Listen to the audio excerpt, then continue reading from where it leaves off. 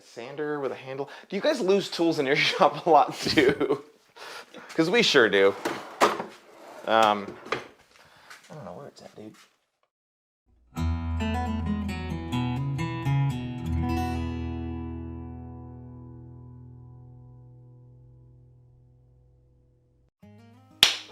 Yeah. All right. Welcome back to Driftwood Guitars. My name is Chris. Matt's behind the camera today, as usual. As you guys can probably tell from the title of this video, I wanted to get you guys started on a whole new series of videos, and I'm actually going to be building a guitar out of a 3,000-year-old piece of Sitka spruce for a good buddy of mine. But Chris, how is the guitar 3,000 years old if you haven't even built it yet? So, some of you guys may have heard of this wood. This will actually be my third guitar I've built with this.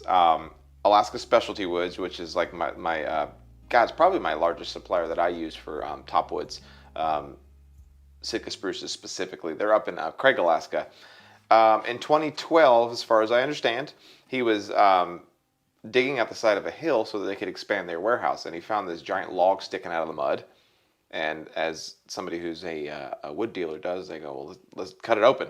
And he sliced the log open and saw that it was this crazy gray color. Knowing that it was Sitka spruce, went, okay, something's weird here. They sent it off to be carbon tested at a lab and found out that it's 2,850 years old, according to its carbon dating, and that the tree itself, when it fell, was 250 years old. So that puts it at, when the tree was growing, it was 1100 BC, which is absolutely mind-blowing. Wow. And that the gray color that you see inside the wood actually is finely ground up granite and silt from the hillside as it was being churned by the glacier. So it's just an incredibly cool piece of wood. There's only one log of it in the world, and it's just super cool. Brent Cole up there at Alaska Specialty Woods has, I think he has a story on his website talking about it. I'm going to put some photos in this video so you guys can see when he was digging it out and slicing it open. It has this cool certificate showing that it's carbon dating, which is a really cool thing. So I don't obviously do a whole lot of these. I know Santa Cruz Guitars has built a few guitars with this wood. Like I said, this will be my third one. I've only finished one, and it was my top 1-2 favorite guitars I've ever built. Just incredible sounding, ridiculous sounding. I don't know what magic happened when it was stuck on the side of that mud, but I do know that the guitars that I've built with this are just ridiculous. The cool thing too is that because I've built with this particular piece of wood, it's literally from the same log. So I'm going to be able to kind of look at my notes and know what made that guitar really great. I've got all the brace wood, not just the top, but he sends me a billet of wood along with this that I'm going to be using for brace wood. It's going to match. So that's going to be super cool. The back and sides of this guitar are going to be made out of Gaboon ebony, which I know is an odd choice, is a weird choice. It's not unheard of. It's just not something you see very often. So my buddy Will picked out this for his back and side set. It's got a coat of shellac on it, so it's a little shiny, but you get an idea of what it looks like. And I think this paired with this ancient Sitka is just going to be killer looking. The ancient Sitka has a very like a silvery gray. Sometimes it catches even greens and purples in the light once it has lacquer on it. And we're going to be doing it in this body size, which this is my Grand Session. It is a 16 1/4 inch lower bout, 5 inches deep. It's a very large guitar. It's my largest, and it's every single guitar that I've built, I think for the last 4 or 5 years, has been a Grand Session. It's based off of the Taylor, like Grand Auditorium and their Grand Symphony. If you were to split the difference, it's kind of in between those two. I've shaped it a little bit differently, brought the waist in just a little bit. My favorite guitar, and so I think that's kind of part of the reason everybody likes it, but plus it's like I kind of talk people into it. So I'm super excited about this guitar build. We're going to be using this piece of mahogany here on the workbench as its neck, and yeah, you can really see it there, right? It's kind of almost got, I think a lot of times people call this like a bee's wing figuring. So that's going to be super I don't killer. see that even a little bit, but okay. So the idea of this video series is that Matt and I have been kind of stirring ideas around, like, okay, what are we going to do a video on? What are we going to show you guys because once again, I want this to be a channel where it's educational. It teaches you guys how to do things kind of in an informal way. But I want to make this a channel where you guys can learn. And so why not build an entire guitar from the ground up, from start to finish, and do a video series for the whole thing? And what cooler way to do it than for a buddy of mine, Will, who's a local musician, who's getting this guitar, and using it with some of the most special wood that I've ever built with. There's probably less than 50 guitars in the world that are ever going to be built with this wood. So I think that's super cool. Well, that's not entirely true. You just have to wait another 3,000 years for it. That's right, exactly. So what I want to do is I'm going to go ahead in this video, I'm going to join this top, show you guys how I joint my tops, and then in the following episode, we're going to start moving down the line of production, and I'll take it over to the CNC machine. I'll thickness it in the drum sander first, and we'll put it in the CNC machine, and I'll have it cut my rosette and shape it and all that stuff. And we'll just keep the progress going. So this will be episode 1 of, I don't know, God, I can't imagine how many episodes this is going to take. But if you want to come along for this ride, please make sure you hit the subscribe button. You can hit the bell so that you'll be notified whenever I put up another video. And but we're not done yet today. I'm gonna join this top so you guys can see how I do that. I think we got that. Let's try to hold it in. Okay. Oh, didn't see you there. So what is this, by the way? What is this? This is my notes book, my journal book, I guess. We'll touch on this later more in depth, but for anybody who is getting into building or kind of wondering why they're not able to kind of get to that next level of building, I know you've heard it 100 times, but you have to keep notes. If you don't keep notes, then you're not going to know why one guitar sounds good versus the other. It's a guessing game, but there's so many steps involved with building a guitar that it's really easy to forget, oh yeah, I did that one thing, or I made this one brace a little bit different than I normally do, or the top was slightly thinner than the other one. So I just pulled this down because, like I said in the beginning of the video, I've built a guitar with great success sonically out of this particular piece of wood before, so I can look back at my notes and see exactly what I did with it. See how thick I made the top, how tall I made the braces, how thick they were, how much deflection I had inside them. So this is going to be one of those cool opportunities for me to be able to almost just do a cut and paste as far as how I voice the guitar. Obviously, I'm going to let this particular piece of wood tell me where it's happy too. If it needs to have slight variations in thicknesses, I will do that. So I was just kind of looking on here and just seeing what my thickness was. My final thickness on my old guitar that I built out of this was 2.8 to 2.84 millimeters. So I was just kind of seeing what that was. So with that, before we get moving on this top, I can measure it and see where we're starting at this one. And right now we're at 4.65, so we've got plenty of meat on the bone. I think the way that I joint my plates is a little bit different than a lot of people. I don't have like the cool jig where you put your planer down on its side. I do it like kind of in a more minimalist kind of way, which I think is going to be cool for a lot of people who may be watching this, who you're wanting to build your first guitar and think, I don't have the tools to do this. So the first consideration always is, this is one of these few steps where Matt actually knows how to do this too, because I've taught Matt how to join plates for doing our drop tops on our electrics, which is super cool. On a guitar like this, I want to catch that blonde sapwood down the middle. I just think it's a cool look. I'll bring this once again back over here just for visual reference. I want to join this top so that we catch that. So you got to work around it. Other considerations on this are going to be these little pinholes that we have inside of it. There's a little mark here. So this first step is really just kind of looking at it, deciding which side's going to be the front, which side's going to be the inside. Well, and this is sort of the artistic side of it, right? Yeah, I mean, it's absolutely. Your discretion, right? So these marks, a lot of times when you get your woods, are going to have chalk lines on it from the person you bought it from. I think this side looks better. What I'm looking at is these cool little lines here. I like these dark streaks here.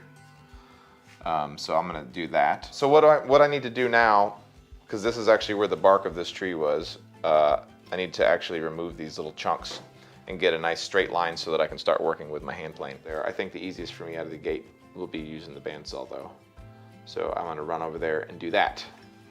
being very careful because this is once again a $2,200 piece of wood. Wow. There's a, you know, normally if this was just like regular old Sitka, it's like, well, you know, if I mess up, I'll just order a new one. But not only is it expensive, but I feel like a duty to getting it right. I just said duty. Let's see.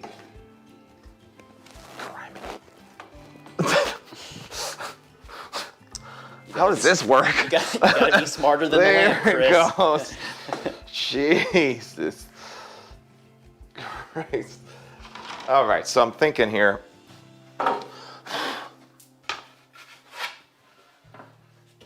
I'm just trying to come up with a way to do this. I don't know how much of this will keep. So what kind of, you looking with an experienced eye right now, what kind of problems are you trying to solve before they arise? So the first thing that I'm doing is this board is slightly narrower at this end than it is on this end. So what I'm actually going to do is I'm going to flip it and use what I'm going to be my joining end. I'm going to flip it to this side, and I'm just going to run this thing so that I can make my board parallel. So that when I go to flip it and actually cut my straight line on this end, that I'm actually going to get a true parallel straight cut. Let me grab my hearing protection real quick and we'll fire this thing up. All right, so now that I got my hearing protection, I'm going to stack both of them. We're going to cut everything that we do here. I'm going to do them at the same time because I want them to be perfect mirrors of one another. So like I said, what I'm doing is I'm bringing this in so that it starts right at the width of the narrowest end of this with the side that I want to keep towards the fence.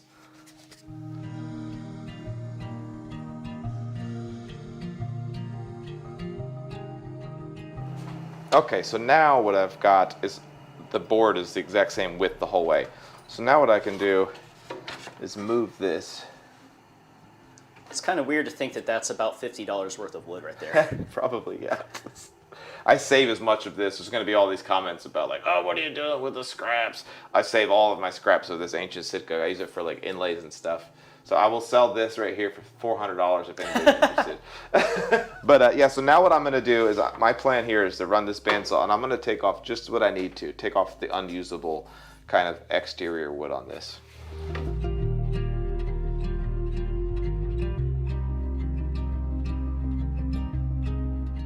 Boom. So I wasn't able to save as much of that blonde wood as I was on the original. On the guitar, you know, that's hanging on the wall. That's got a really nice look to it.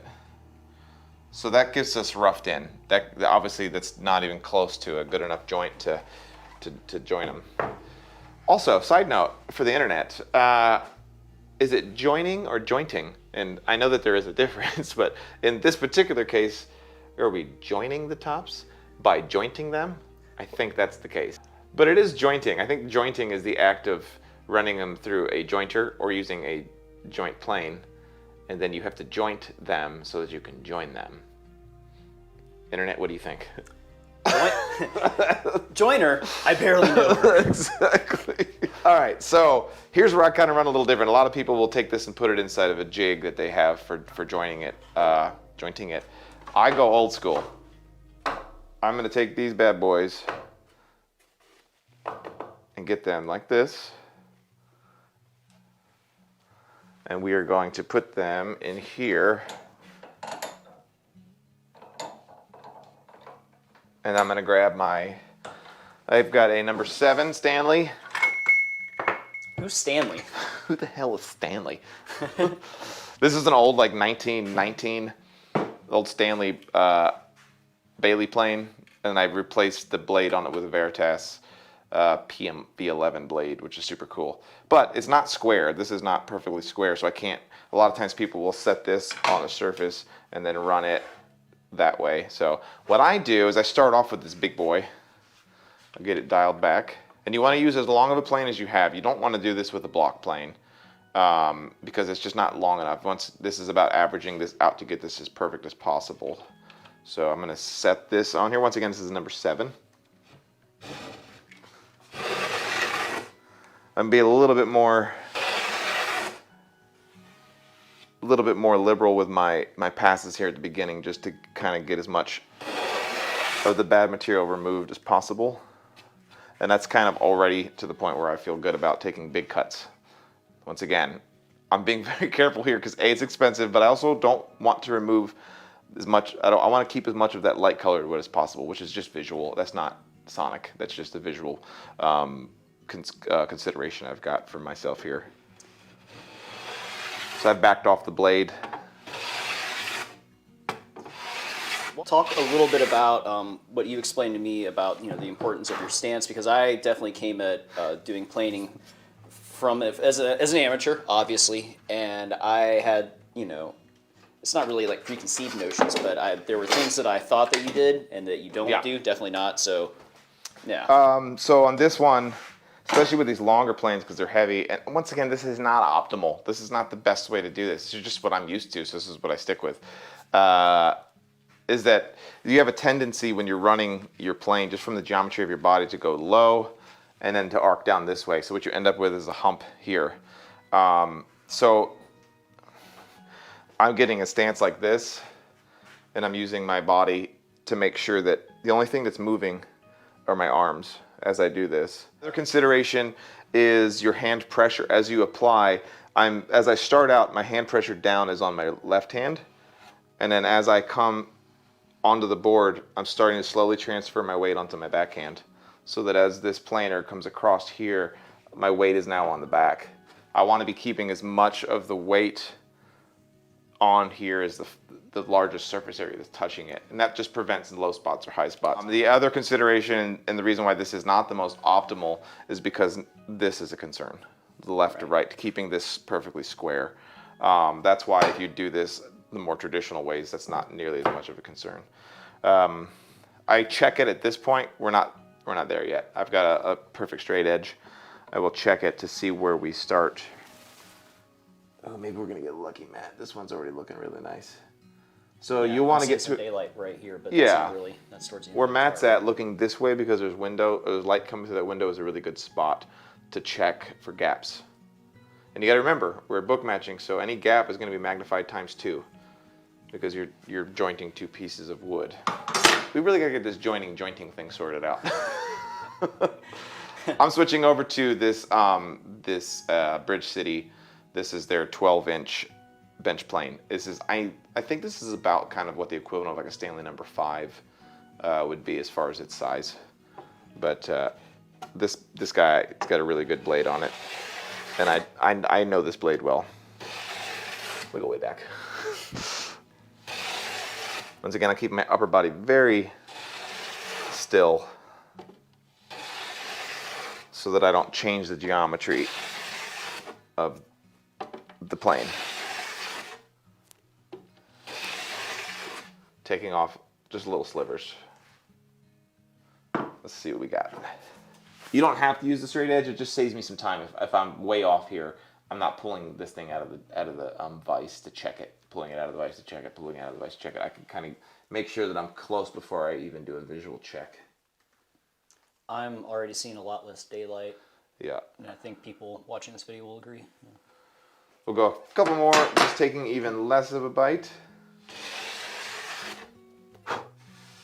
This stuff is really brittle, so it's a little hard to cut really cleanly on there, but I think we've got it. So what I'm going to do now, we'll come back over here, make sure that we're on a flat surface, and we're going to check this for fitment.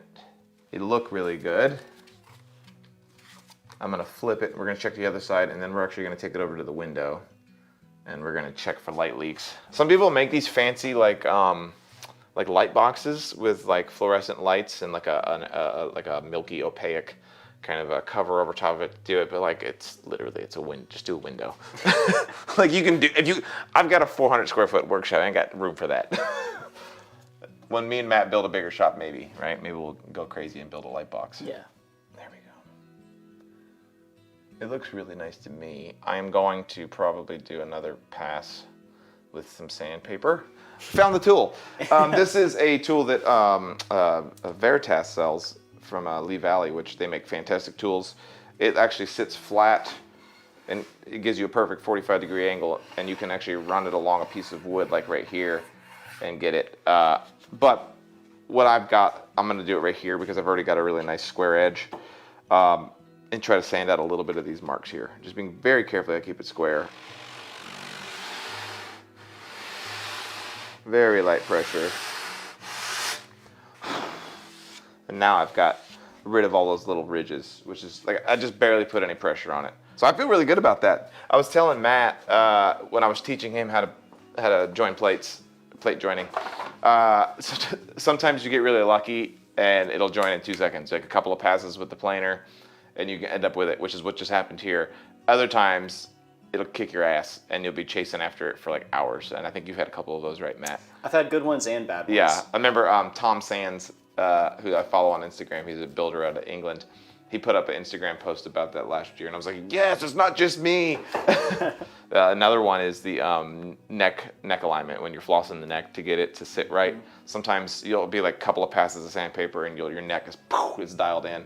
I have spent like full days drenched in sweat trying to get a neck to line up correctly. But so what I'm going to do is grab my plate joining jig that I got from LMI, and I'll show you how I do it with that. Yep. We have our finest vintage of LMI's Luthier's glue. And this is what I use pretty much for all my stuff. There's some guys that use Hide glue. There's some guys that will use Tight Bond yellow glue. This stuff I've been using for years. Absolutely love it. That's a whole separate debate. You want to piss off people, talk about like Hide glue doesn't make a difference or it does make a difference. Pick a fight with us in the comments. Come on, that's right. I'm using this with great success. I have built guitar on insistence of people I'm building them for who were like, you gotta do it out of Hide glue, and I did, and there's no difference. It's more work, and it smells. There's no difference. There's a lot of other hills you can die on to make a good sounding guitar other than the glue, I think. Is there an and seek glue too? A what?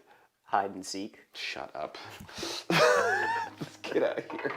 Okay, so everything's good. We've checked to make sure that the joint is perfect between the two. So now I'm just going to do my glue up. And like everything, less is more. You don't have to coat this thing in 600 pounds of glue. Come in here, Matt. You can see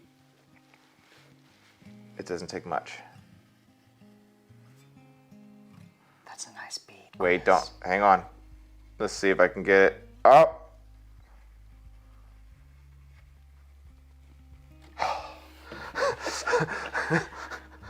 Doesn't take much. I felt like a golf presenter there for a second. And he's on the green. Okay, so that's lined up. That feels good. We're gonna get this on top. And now we're gonna take the lines, not the ropes. And I'm gonna push down on top.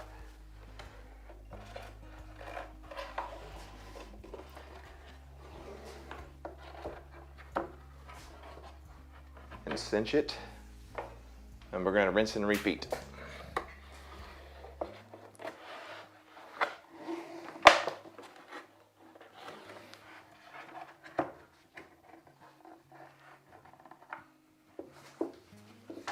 And you can find plans for these plate joining jigs online all day too, so you could certainly make one of these yourself.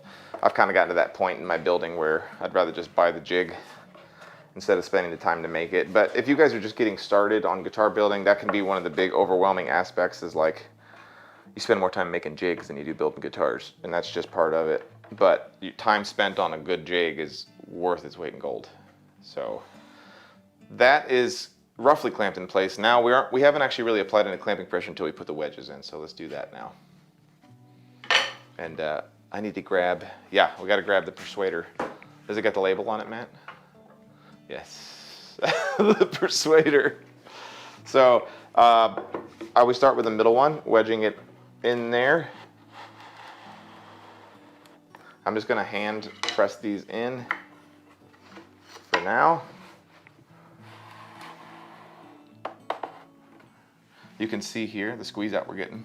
And see, I didn't put very much glue, and I'm sure there's going to be comments, oh, you didn't put enough glue in there. But it doesn't take much. It just doesn't. And in fact, on a top plate like this, man, I really don't want the glue to get in the way of the joint. I want the wood to be touching the wood. Let me smack this here.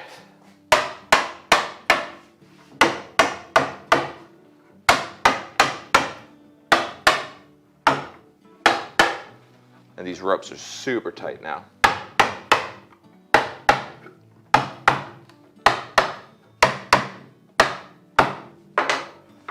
yeah, it's like you can play upright bass on here now. The cool thing about this is I used to do this on my workbench with like the nails and stuff, but now it's like this is ready to go. I can go stuck this in a corner if I want to. If I had like, if I'm in a big busy project, I'll put some painter's tape on here with a Sharpie and I'll write the time on it so you can, so I'll know like in an hour and 15 minutes I can pull it out and move on with my day. But that's it. We've gotten started on the guitar. So that's day one, step one of building this guitar. And the next video that we do is going to be thicknessing it and putting the rosette in and showing you how I go about doing that. So once again, it's going to be a long video series. Matt, I'm going to be teaching Matt. You guys are hopefully going to be learning. And we will continue with the 3,000-year-old guitar build video series probably for the whole summer, I would assume. And make sure you hit that subscribe button. It means a lot. Make sure you contribute in the comment section. That means a lot. I try to get back with just about everybody who's got questions, comments, concerns. Yeah. That's it, man. You guys have a good one. Here is Good morning. Good Happy morrow. Monday. Happy Monday.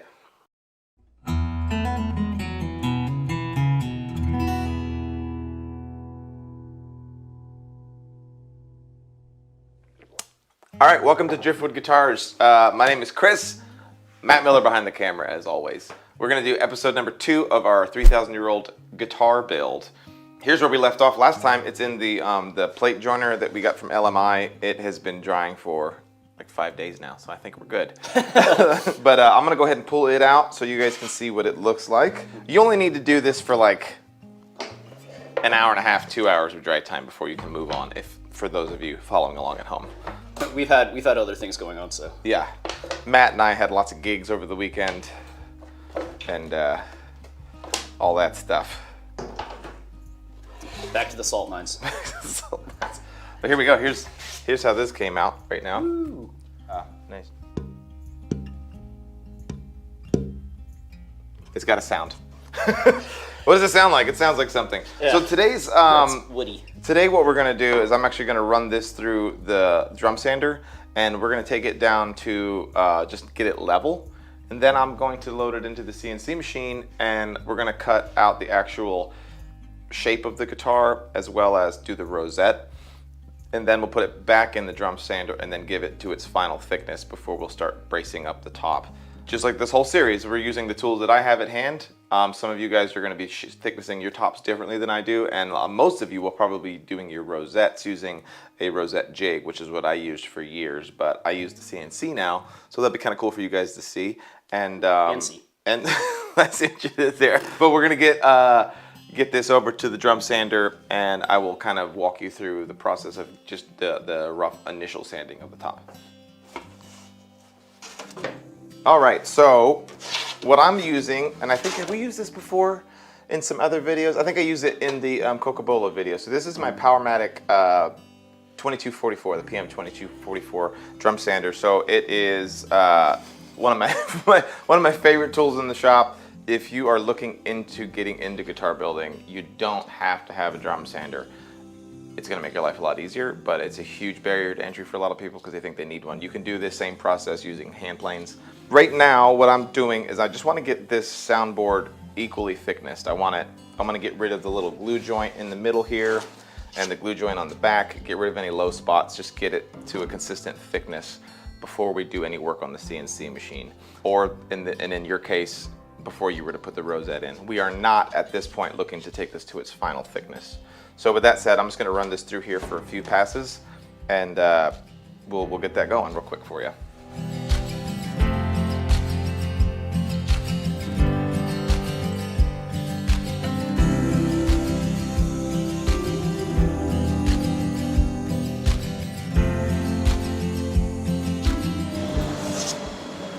All right, let's come over here. You get to stand right there, yeah. Okay, so that process, once again, was just about getting this thing even. Matt was asking while we were doing it, like, do we need the calipers? And we do not need them for that step. Now what we have is just a perfectly smooth surface on this side and a smooth surface on this side. What that'll do now is reveal to you like what the wood's actually gonna look like. Especially sometimes your boards are like really roughly sawn, so you really can't tell what the grain looks like. So at this point, now I can really sit here and go, which side do I want to be the outside? So this is when you want to take your time to do that. They're almost identical. I think I'm gonna do this side. So we'll make this side the outside, and you can see, so with my journal that I had from my previous build with the same wood, we took the top 2.8 millimeters. I think we're probably north of 3 still. Yeah, we're at 3.8 millimeters right now. So I've got a millimeter of extra material still left on here. You know, it's still got a good sound. I don't do a whole lot of work on how the guitar sounds at this point, but so what we'll do now at this point is I'm going to get the CNC machine all fired up, pull up the program that we need to, and I'll walk you guys through the process that I use to do that. So yeah, we'll move over there and do that.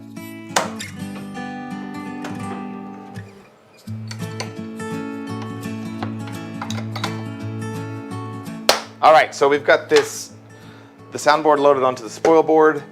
I've got my file loaded up in G-code, and I am going to run it, and we're going to cut out the sound hole first.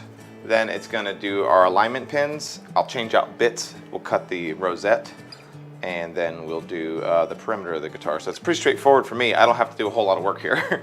I did all the work on the programming end, and I've been using this file for a while. We're going to let it rip.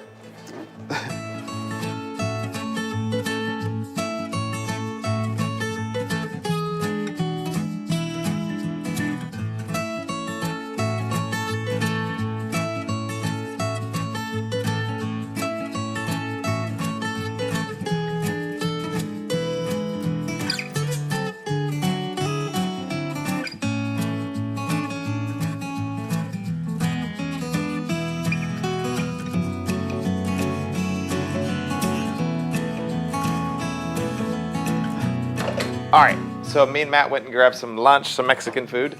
Before we left, something that I did was inside the rosette channels that we've cut, I actually laid in some lacquer. You can use shellac or lacquer. But when you go to do this with this Zip Flex, I use this Zip Flex flexible abalone shell by Advanced Shell Technology inside my rosettes. It just makes it a lot faster. Plus, I don't have to use very much purfling. One of the issues that you can come up with sometimes is that it seeps a little bit of color for some reason into the wood. It's probably not an issue with the ancient Sitka because it's gray, but with light colored wood sometimes you can see it. In order to prevent that, you can seal it with shellac or lacquer, so that's what we did before we went to lunch. Matt's dying.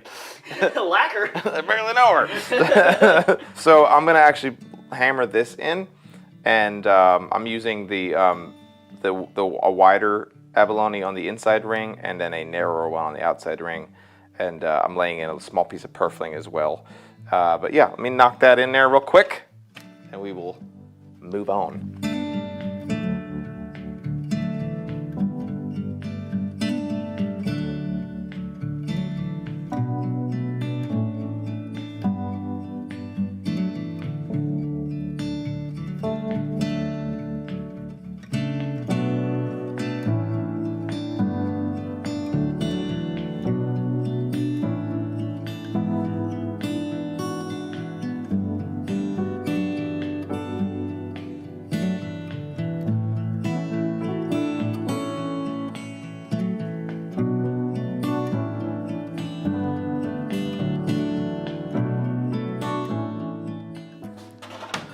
Okay, so remember this is 3.8 millimeters thick, this top, so it's way thicker than we need it to be.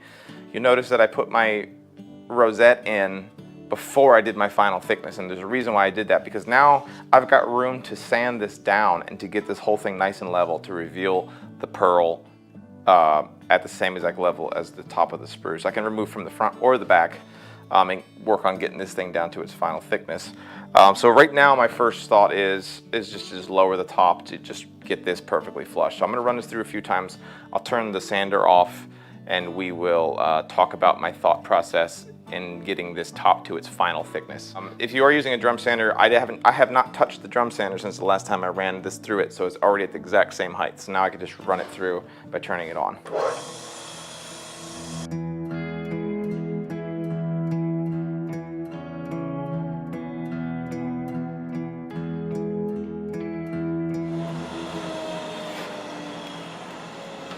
All right, So it's a little bit dull just because it's just been freshly sanded, but you can really see how that abalone is going to pop now. It's nice and level. This whole surface is completely flush. And because my top is already too thick, give me room to be able to remove material. So now what I'm going to do is I'm going to start removing material from the back side. And as I mentioned earlier, I know based off of the other guitar that I've built with this exact same piece of wood, which is not normally the case, that I need to get this to about 2.8 millimeters thick. The other way that I would do that if this is not a piece of wood that I already am familiar with, sorry, let me grab my micrometer, is by taking notes and having a general idea of if it's Sitka spruce, is it Adirondack spruce, or whatever it is it redwood. You'd have a general ballpark of when you really need to start paying attention. But for me, I watched a DVD years ago with Kevin Ryan on how to like voice a guitar, and it was something that really kind of opened it up for me as far as it became more of a tactile thing. So for me, it's a sense of how does the wood feel, and what I'm looking for is this. I do this little snappy thing, and I'm listening for and feeling for a little bit of a sheet metal, kind of a little bit of a metallic kind of almost like it's a saw sound and feel. This guitar's top feels incredibly stiff still. It's not there. It also feels too stiff to me this way, and that's something that you can only gain with experience. If this is your first guitar, your second guitar, third guitar, you just aren't gonna know. There's just no shortcuts. It's something that you just have to do. Like, and me teaching Matt how to build these guitars, it's just gonna take time. And it's nice for him because he can run it through the drum sander and then bring it over to me and say, hey, are we there yet? The other thing that I can use is I can know by just measuring as 3.4 millimeters or 134 thousandths too thick. I just know that that's too thick. So I'm gonna run this through a few more times, flipping it over now, doing just the back. I'm really happy with this, with how this looks and how flat it is. So I don't want to take off any more off the top. So we're gonna turn this drum sander on, just slowly start taking it down. I got about 0.5 millimeter to take off here.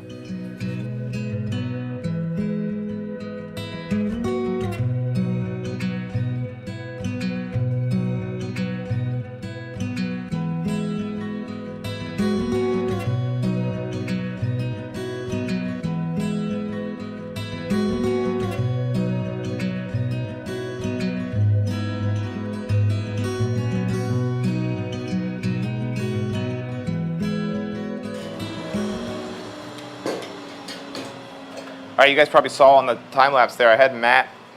This is your first time me doing that, right? Yeah. I mean, that I've actually kind of had time to show you. Yeah. Just giving Matt like a good feel for it, showing him. So it's like this, grabbing the sides by the flats of your hand on the lower bout and just giving it a pop. You can see I'm not really moving that much, but it's like I don't know, Matt's microphone died, so you should be able to hear what I'm saying, but. Yeah, no, it's like there's a reverberation or there's a springiness to it that it feels like, it feels energetic. I think that's the word I'm looking for. And it was like 1/10 of a millimeter I shaved off between it feeling not energetic and energetic. It's just such a thing. So when you are taking your tops, if you've got a target thickness, say it's 110 thousandths, which I know is a very common one, 115 thousandths, all the way to 90 thousandths if you're using Imperial, that you'll see a lot of times on the Luthier's forums. Before you get there, like if you're at 120 thousandths, you need to really slow down. And now you're taking off the tiniest little passes if you're using a drum sander. If you're using a hand plane, same thing. You want to slow down before you get to your target thickness, because you want to now start listening to what the wood is telling you. I know that always sounds like snake oil, but it really does give you feedback. It'll tell you when it's happy. If you accidentally feel like you've gone a little too thin, you can make up for that. By putting on thicker braces, by putting on a thicker bridge plate. If you go too thick, if you feel uncomfortable and you want to leave this a little bit thicker, then you can use lighter bracing. You can kind of equalize it in different ways with one another. But let's see what we ended. I honestly didn't even measure, but 2.8 to 2.85 millimeters was my last ancient Sitka guitar that I finished that came out incredible sounding. So this one is at 2.88 and 2.75, and it's perfect because it's thinner on the bass side than it is on the treble side, which is to me a more desirable effect because you have less tension on the bass side and more tension on the treble side. So even that's the 1/10 of a millimeter is going to make a difference. So I'm super happy with this. I call that fully thickened. So I'm gonna come over here, I'm gonna show you what this looks like with some mineral spirits wiped on it. The other thing to think about too is that you're still, as you build this guitar, you're gonna be doing many sanding operations. You know, you're gonna brace up the top, you're gonna voice the top, and then you're gonna glue it to the sides and glue the back on, and then you're gonna do several processes between now and the finish where you sand the whole guitar. So you're still gonna take off a little bit more material on this. Something to think about. Actually, I'm gonna use naphtha on this just because it dries quicker. You want to use naphtha or mineral spirits to wipe it down to make sure your rosette is really good, because it'll reveal any. This does not do a good job of revealing the color of this ancient Sitka, but it makes it almost look green. I'll tilt it up so you can see better. It actually looks pretty cool. So I think we'll call that done, right? We were going to start a new thing that we wanted to do, right? We had a dumb name for it, and we're sticking with it. We wanted to pose a question in our videos, so we're going to call it the sounding board question of the day. And so my question for you guys as builders, or yeah, just as builders, because you have to have the experience here, is how do you go about knowing when the top is ready for bracing? How do you go about knowing that the top is thick enough or thin enough to start doing the bracing process? I'd love to hear what you use as your gauge of when it's ready. It'll also help out a lot of budding builders to have a better understanding of how they can approach this process other than just using my technique. So I hope you guys have enjoyed the video. This is episode number 2. We're going to be doing episode number 3 very shortly, which we will be doing gluing on the bridge plate and I guess beginning to cut up the brace wood and gluing that on. I hope you guys have enjoyed this episode. Please like and subscribe. Like I said, we're going to be shooting videos all summer long, and hit the bell notification so you get a ding every time that we put a video up. And what else, Matt? Measure kadunk, and we'll see you guys next time. David, you ready? I'm rolling now. Oh, hello. Didn't see you there. Stupid. Stupid.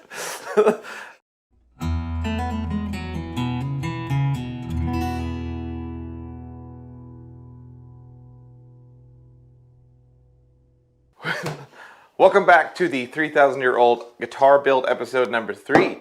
My name's Chris. We got Matt behind the camera as always. Where did we leave off, Matt? We so far we have joined the top and thickness the top and put the rosette in and cut the sound hole out. So what we're at now is the point where we're going to begin the process of putting the bracing on here, and that's what this episode's going to be. And so the first thing that we need to do is put the bridge plate on this guitar.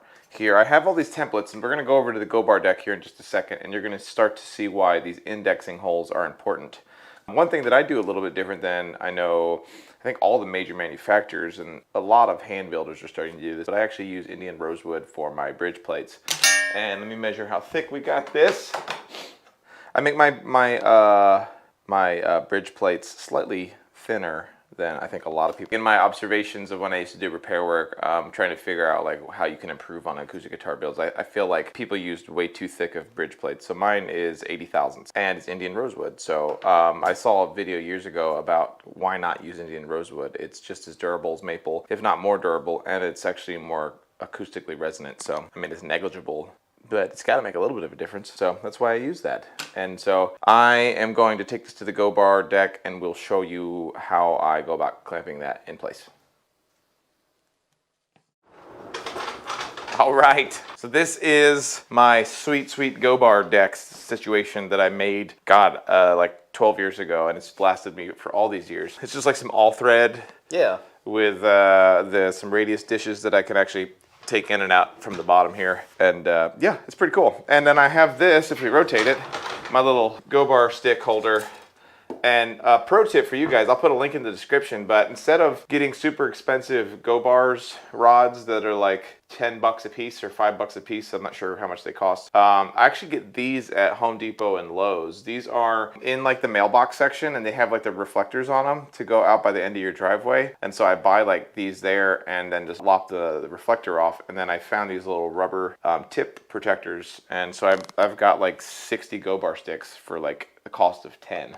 So I'll show you guys how I do that too. But let me show you a little bit about this indexing system. I've never really had a way until I got the CNC machine to kind of figure out how to more accurately reproduce my guitars, so I might have to actually drill these holes. Come to think of it. Hang on. We'll fix it in post. Yeah. It's fine, it's fine. Oh, this is good. They're gonna fit. Cool, cool, cool, cool. Nice. All right, so what I have done is on the CNC machine, the reason why I use a CNC machine to cut my top shape out is because I needed to put these holes in. These holes are used throughout the shop as ways to index everything that I do so that I can get accurate placements for my bracing for my bridge plate so that the top sits on the sides in a very specific way. You can see, let me show you this on my molds as well. I've got the same exact index pins and they're the exact same location throughout this whole process. So this is the very first time we're going to use them. So here's how this works. Inside my go bar deck, those pins go, then these go.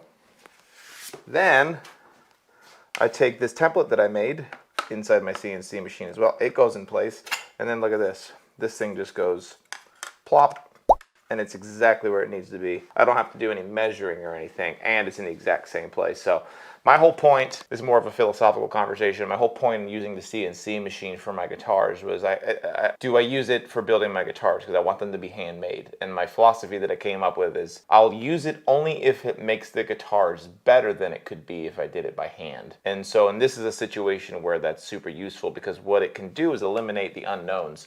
If I know that my braces are in the exact same location on every single guitar, that's just one variable that I can eliminate for the reason why one guitar might sound different than the next. So in just like in any scientific experiment, as many controls as you can have, the better. And so that's how I see this whole process. And this indexing situation is what really helps with that. What I'm going to do is pull that bridge plate back off. I'm going to put some glue on it and we're going to slap it down, and while it is drying, we're going to move over and start processing our brace material. LMI instrument glue is what we're going to use for this whole process. Nothing fancy there. We'll put a link in the old description there for you. If you guys haven't used this, it's awesome. A lot of people are like, oh, it's the same thing as Tight Bond, but it's really not. It actually dries a lot more crystal-like in its sound and finished product, and it's also fully disassemblable. Disassemblable. Like I said, you missed the process on me. I cut these bridge plates out on the CNC machine so that they'll fit inside this pocket perfectly. I'm gonna slap her on. Yeah, so I know my old way of doing this used to be that I would have to take like another acrylic template and trace with a pencil all of where the braces went and the bridge plate and everything. But this is just, now I just stick it on there and I don't have to think about it. I don't use cawls on it or anything. I just clamp away. Probably get a little squeeze out, which is fine. We'll clean that up once this dries. But just like everything, this will this will clamp up for about an hour. If you do not have a go bar deck and you're on a budget and you're building, you can actually kind of make your own go bar deck by if you have a space on your workbench with a cabinet above it, you can actually make your go bars shorter and actually use your upper cabinet as a way to kind of have a place to clamp things. So little pro tip there. You can even have super long go bars and go all the way to the ceiling if you want as well. That's something else that you can use if you don't have a full-on go bar deck. But I think I probably have collectively like 40 bucks into this entire go bar deck if you don't count the radius dish. So yeah, that is good to go. Okay, now that we've got the bridge plate gluing, we're going to talk about the braces. What's really cool about that ancient Sitka wood is that when you order it, they send you wood from the exact same tree, which is really nice. It's not very often that you know that your top wood and the brace wood are from the same tree. So that's really nice for me because I can kind of come in here and pick out what I want. The beautiful thing for this is it's perfect. This is I don't know if Matt can show you how perfectly quarter sawn this is. I mean absolutely dead ass. Wow. And it has no run out.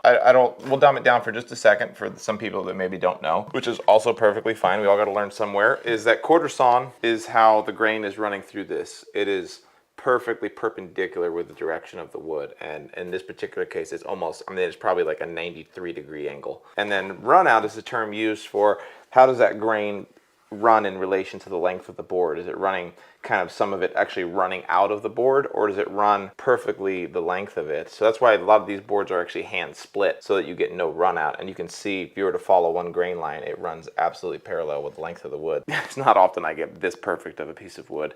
So we're going to use this piece to do my X braces, to do fan braces, my tone bars, and my transverse brace.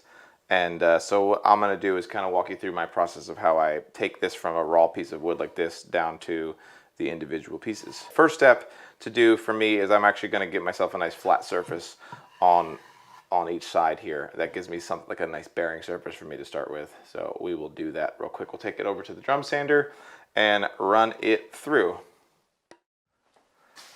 All right, the old trusty Powermatic drum sander that you guys have seen in other videos. But the first step that I'm going to do on getting this board down is just running it through, getting this nice and flat on the front and on the back. And then I'm going to take my number 7 hand plane and just put a nice joint straight edge on here. And then we'll be ready to go over to the bandsaw and get this thing out. So we're just going to give this thing probably 4 or 5 passes through here and see what happens.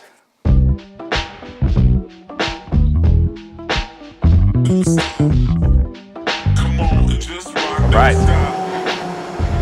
So I'm sure you can see the really nice grain that you can see inside this wood now. I mean, it's like, you can super see how nice and even the grain is with no run out. And so it's smooth on both sides. I'm gonna take it over to the vise real quick and we'll just get a nice level end on this side real fast.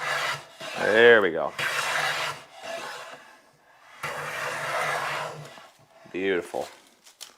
That's what we're looking for. And so you can really tell, anybody who's been woodworking for a while, man, there's like 0 run out in that. That's just perfect. Ah, that makes me so happy. And on here, it's like just silky. Beautiful. All my X brace and my tone bars are 8 millimeters wide. So what I'll do is we're gonna go over to the bandsaw and cut them at like 10 millimeters, maybe, well, 9. And then we're gonna run back over to the drum sander and final thickness them to the 8. So yeah, we'll do that real quick.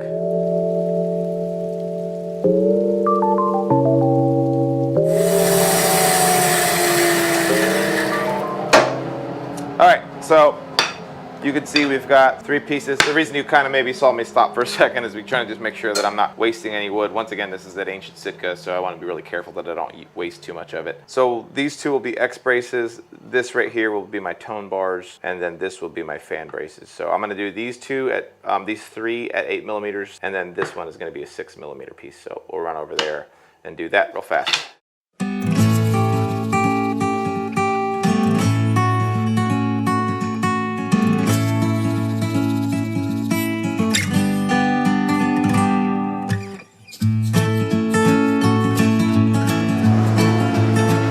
Alright, so what we've got is basically 8 millimeters, 7.9, 7.9, and I'm fine with that. And then this fan brace one's going to be right around 6. Yeah, right on the dinger there, 6 millimeters. So those are processed. I want to check the thickness of these. So I do 8 millimeters wide on my main braces, and then the tallest braces are at 1/2 inch, which is like 12.1 millimeters. I just figured that out off the top of my head. Don't act like you're not impressed.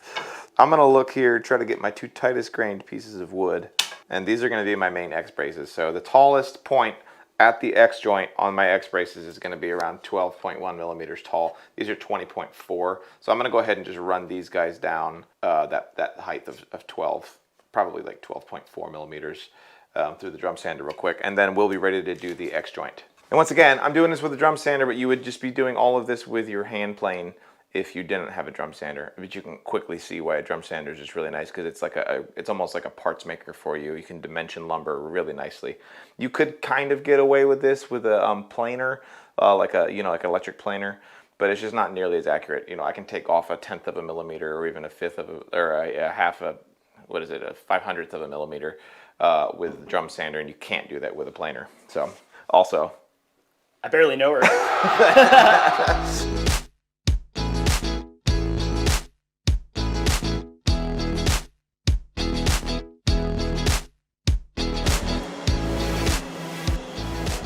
It occurred to me while I was running these through is that Will, who's getting this guitar, is a full-time working musician.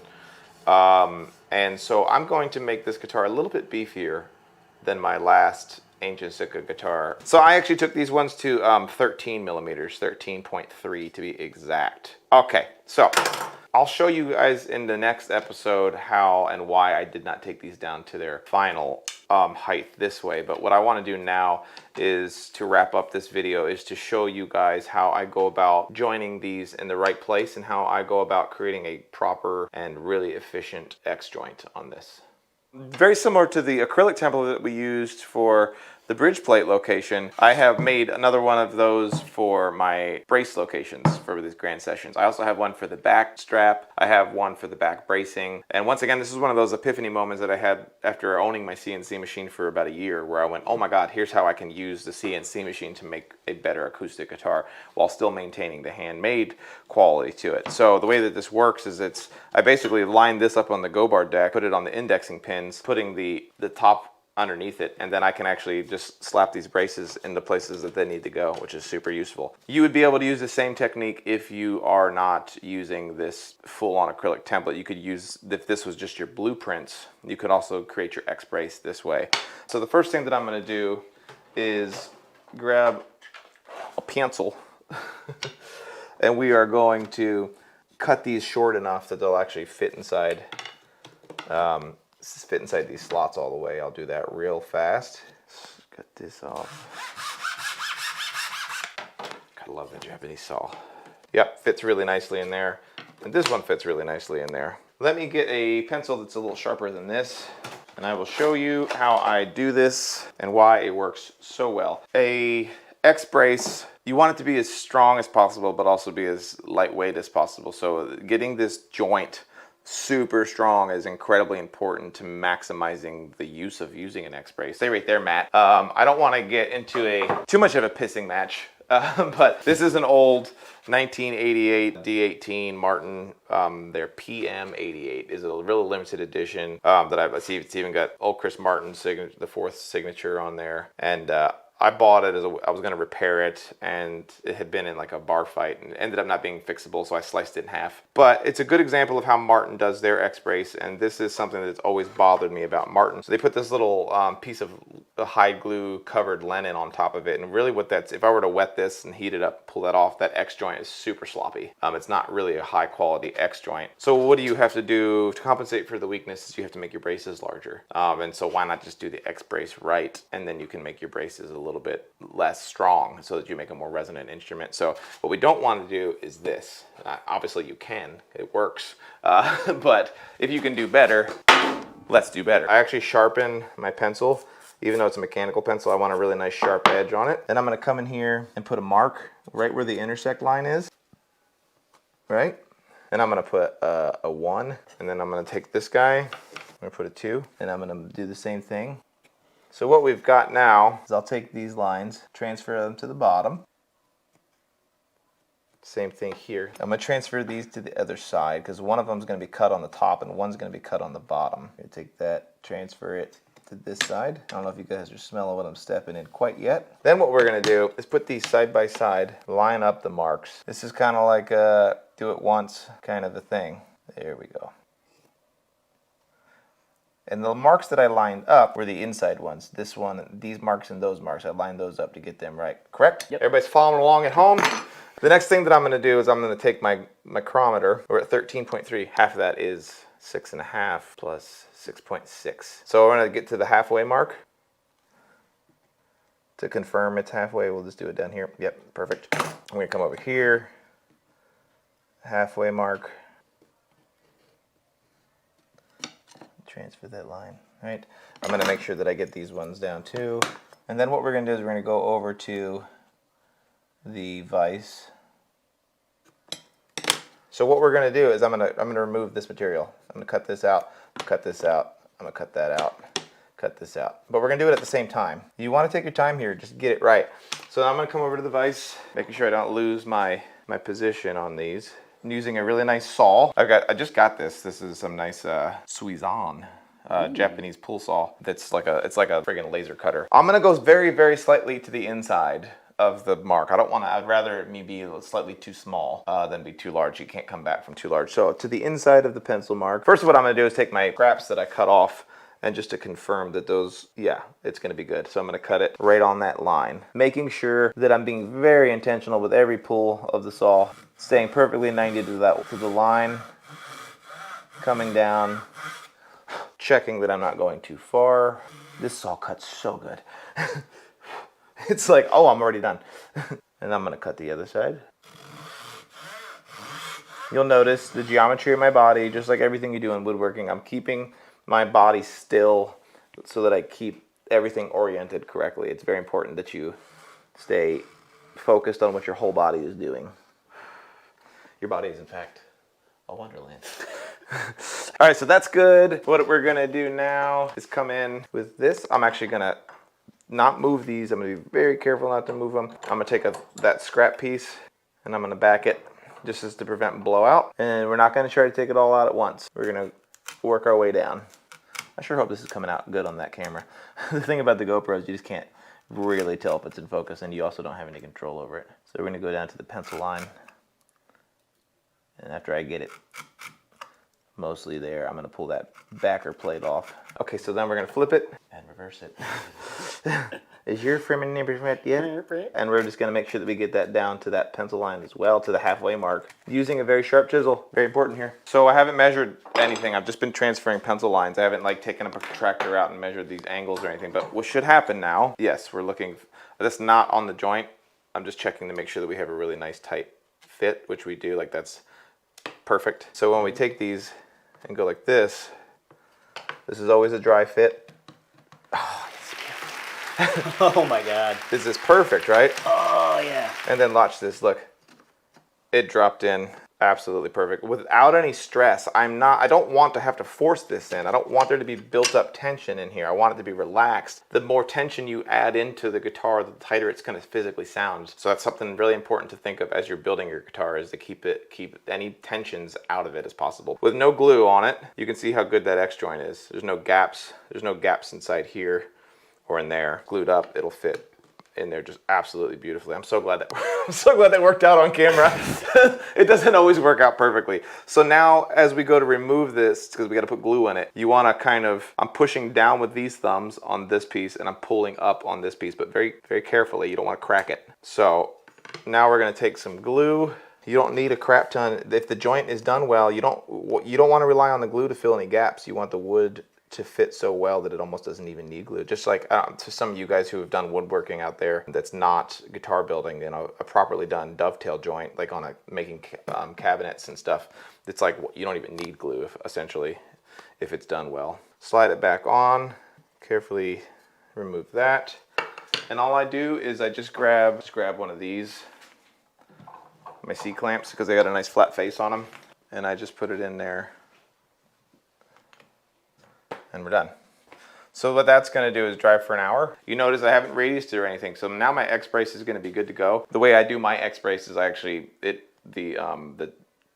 bridge plate actually is tucked up underneath it, and all my braces are tucked underneath each other. They're locked in. And so the process is a little bit more complex than just butting them up against each other. I'll show you how I do that, and then the video after that, we're actually going to voice the guitar and start to give this thing a sound. So that's episode 3 of the 3,000-year-old guitar. I hope you guys are enjoying this. And as always, comment, let us know how you guys do it. Like, subscribe, hit the bell icon so that you get notified. We are so appreciating the wonderful community of builders and guitar players that we're getting in the comment section. It's been really awesome. Let us know how Matt can do better.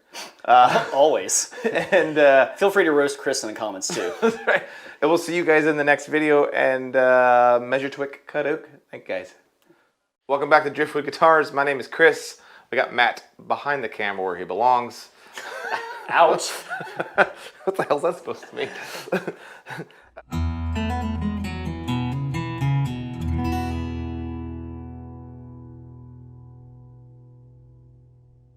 Yes, this is episode 4 of the 3,000-year-old Driftwood Guitar. We do thank you guys for following along and subscribing so that you can keep up with this build. As you remember in the last episode, we glued on the bridge plate, and we did that oh so sexy glue up of the X brace.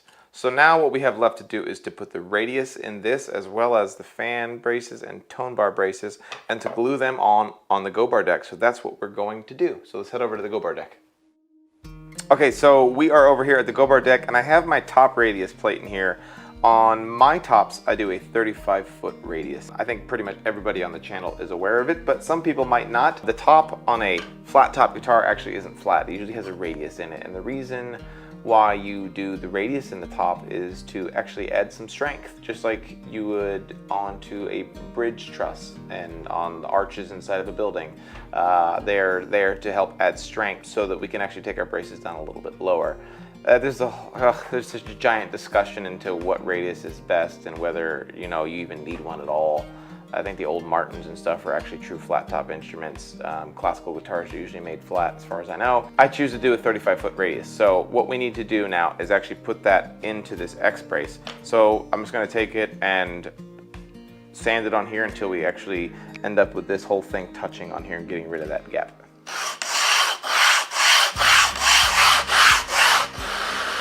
Something that I wanted to mention when you do this is that you don't push down in the middle.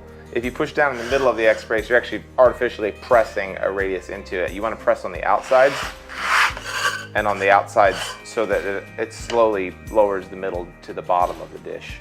It's easy to get a false radius if you push in the middle. Yeah, and then right at the very end, I'll give it a nice very light pressure in the middle until we sand it down and it's perfectly smooth. And I've got a nice radius on it that matches my dish. The next step that we'll do is bring the top over here, place it on here so that we can start marking out where my other braces are going to go in relation to this X brace. Something that is going to be a cool way of showing you another reason why these indexing pins are so cool is how I actually will notch out my X brace to fit over my bridge plate. I actually tuck my bridge plate underneath my X brace, so just to give you a visual of what that's going to be like, as opposed to it just butting up against it like a lot of the manufactured guitars. This one actually sits on top of it, and the bridge plate goes up underneath it. And the reason that I do that is so that in theory we'll get better transfer of sound and energy into the X braces. Now the downside to it is you can never replace that bridge plate. I think that's why a lot of the manufacturers don't do this, is because then you can never replace that bridge plate if it were to get messed up. And we will get to that later because I use unslotted bridge pins as well. I just think that there's a reason why they always go bad. That's because they're not doing it right in the first place. So I like to stir up controversy. So what we do is I put that onto the index pins, right? Then we're gonna put this template on. And I'm going to actually, in order to locate where we need to notch this X brace out to fit over the bridge plate, I'm gonna put it upside down inside of here. Oh, look at that gloriousness. Then, using the template that we use to locate the bridge plate, we're gonna set that on top of there. I think you might be able to see what I'm doing now, right? And this is gonna tell us exactly where we need to notch it. Just for good measure, we'll flip it, make sure that it looks happy in both directions. Yep, perfect. Okay, so can you see the pencil lines? Yep. Cool. So let's go back over to the main workbench and we will notch that and get that to fit where it needs to. Okay, so we've got the actual bottoms of where the bridge plate's going to overlap, but we need to transfer to the sides of them the thickness of the bridge plate itself, which was 80 thousandths. So what we'll do is get it there, do a little line,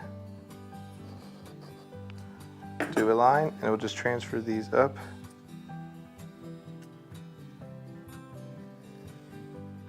And so we're going to remove this material that's inside there. I think you can see that, right? Mm-hmm. So we'll put this in the vise and actually just chisel that out by hand. You don't want to use any power tools or anything here. Using a nice sharp chisel.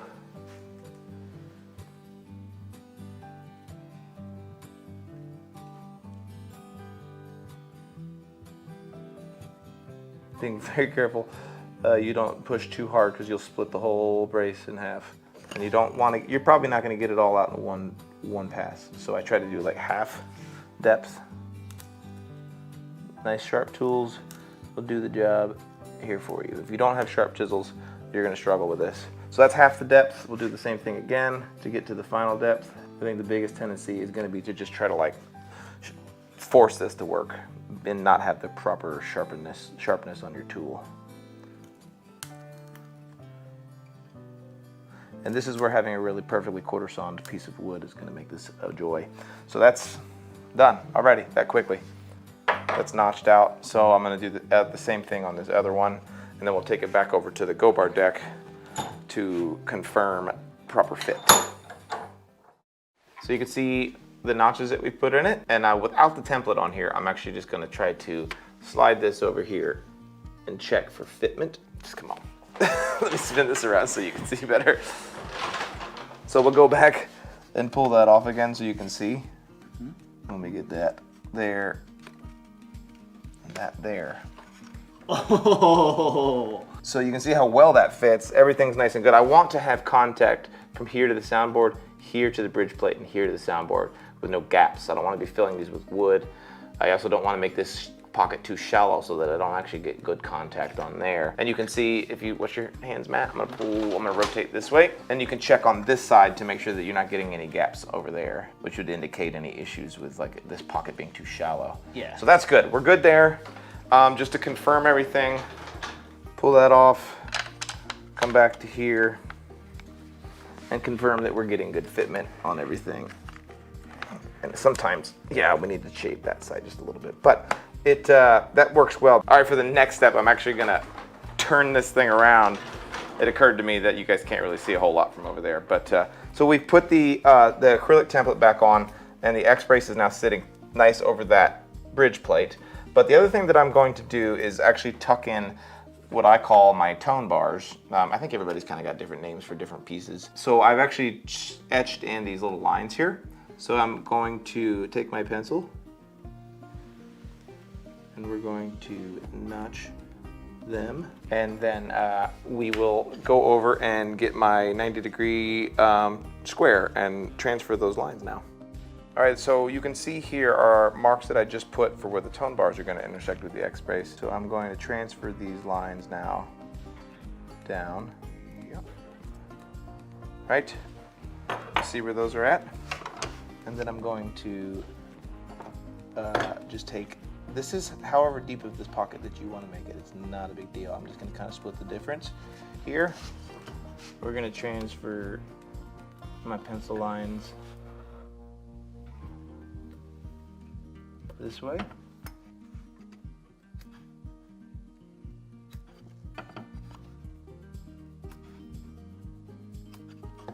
We see what we're doing, right? And then I'm gonna get my micrometer. I like to do about 2 1/4, 2 1/2-ish for these pockets. It's not a big deal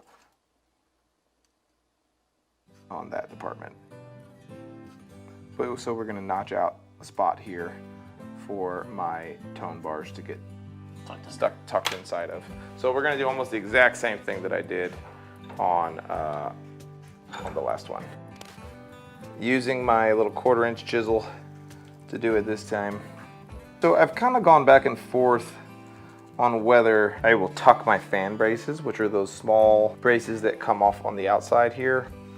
And I've started recently to not tuck those. Those braces, just kind of based off of the way my brain is working on the theory, are more or less there for preventing cracking and to add just a little bit of stiffness to the sides. They're not actually doing a whole lot tonally, I don't believe, if you're not making them too big. I think a lot of times people make them way too big and they actually damper tone. So I am not gonna tuck those. I'm just gonna tuck these tone bars and the bridge plate are gonna be the ones that I'm concerned with here. Well, and you got to think too, like I'm constantly experimenting and trying different things, and as you build more guitars, you'll just start to kind of like try to imagine what is going on. Why does this guitar sound good? Why does this guitar sound not as good? And maybe how am I orienting these braces, or shaving this brace, or scalloping that one, or making this one taller or thinner?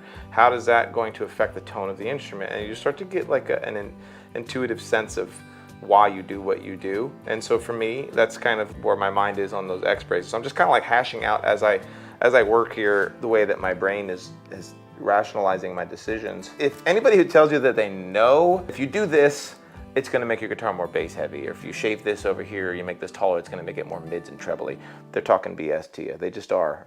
This is a whole lot of just an intuitive understanding of how it works and a whole bunch of guessing and using your years of experience to make you a better builder and making the guitar sound better. It's not that you don't know, it's not a complete guess, it's just a really, really educated guess. And so, but there is no magic to it, there is no rules to it, I guess is what I'm trying to say. I can't think of a better way to describe it than that. If there was a way to go like, oh, well, if you make this brace 14 millimeters tall at this location, it'll give you the most bass possible. That's just not a thing. I kind of wish it was, but I'm also glad that it's not. which by very definition is why having a handmade guitar is better, because I actually can voice this guitar to be as musical as this piece of wood will let me. So yeah, I've got my notches for my tone bars in place now. So we will go back over there and I'll show you the visuals on that. Okay, so now we've got not just our bridge plate notches, but our tone bar notches, and I just want to show you guys a visual of how that's going to work.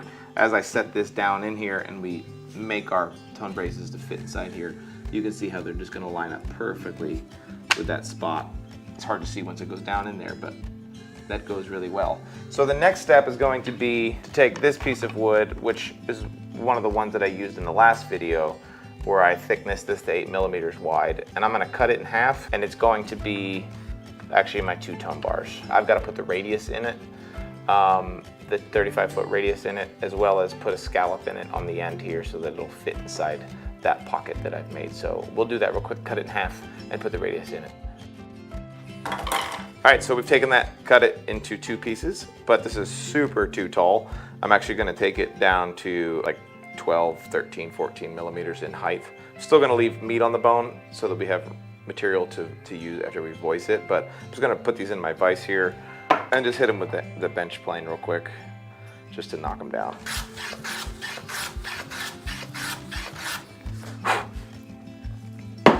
Okay. Okay, so the next thing that I'm gonna do is go back over to the go bar deck. I'm gonna put the 35-foot radius in here, and then I'm gonna show you how I'm gonna scallop the ends of these so that they'll tuck underneath very nicely, and then we'll glue everything down. All right, so we're gonna do the same thing here. On the X braces, this wasn't as big concern, but on these it is.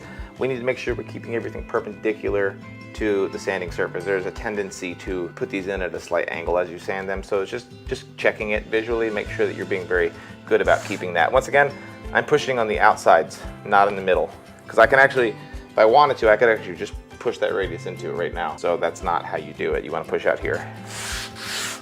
And I find that by doing both of them at the same time, it makes it easier not to get that weird angle on them. And that's it. You can do pencil, just draw pencil lines on the bottom here just to give you a visual of making sure that you're getting it, you know, fully sanded. But you can tell. Really wish you guys could smell this from here. That's the weirdest smell, doesn't it, Matt? Yeah. But so the last step that we need to do is, I got this whole sandwich like ready to go here. So we need to do 2 things. Now that we've got the radius in, I need to put this angle on here. This, I think it's about a 22-degree angle, just happens to be that. We need to transfer that into this, and then I need to put a scallop on the end of it, down to 2.5 millimeters, so that it'll fit in. So I'm gonna run over to the edge sander real fast. We're gonna sand that angle in, and then we're gonna go to the spindle sander, and we're gonna put the scallop in it. So we'll do that. I've got the 21-degree angle in here, which I was able to confirm using a protractor over there. So we've got that. These are our angles. So the next step is going to be making sure that we know which side is the bottom and which side is the top. This is the top. I'm just going to come in here.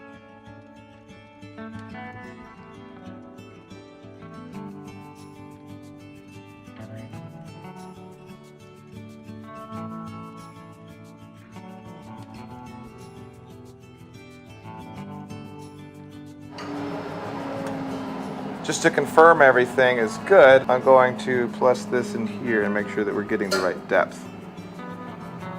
So that's good. Same thing here. I'm gonna make sure that that is good. That was actually a little shallow, but it should be fine. So now we'll go over and kind of do the full assembly here, and I'll dry fit everything and show you how it all works. All right, just to show you guys how this all works, we'll do a dry fit on here, showing you once again this fitting over the bridge plate. This one goes here, and this one goes here. Yep. And they tuck underneath. Everything is copacetic. So I know it's kind of hard to see with everything going on there, but once we put all the glue in and everything, this will be good. We'll pop this off and everything will be notched in. The rule that I've mentioned it many times too, is you always want to do a dry test fit on everything You'd hate to get the glue on it and then realize, crap, it doesn't fit. So you saw me do the dry fit. What we'll do now is just apply some of this LMI glue, not too much, just enough, and we will actually clamp these down. Making sure, first what I do is I apply the glue to the bottom of the brace, and then I'm going to worry about getting it down inside the pockets that we've made. So we'll get that here, a little here, make sure that we get enough. All right, I feel good about that. So I'll do the X brace first. Little last minute decision there. I actually am going to be putting a wooden cap on top of this X brace that we'll do at the very end. So I'm putting a little clamping caul right there so that I don't dent the wood. The rest of it, I don't care if I dent the wood because we're gonna actually voice it. So let me just clamp this X brace in place. I'm probably not. Yeah, I'll do the whole thing. We'll get the whole thing on there. I probably put a brace or a go bar like every 1.5 inches.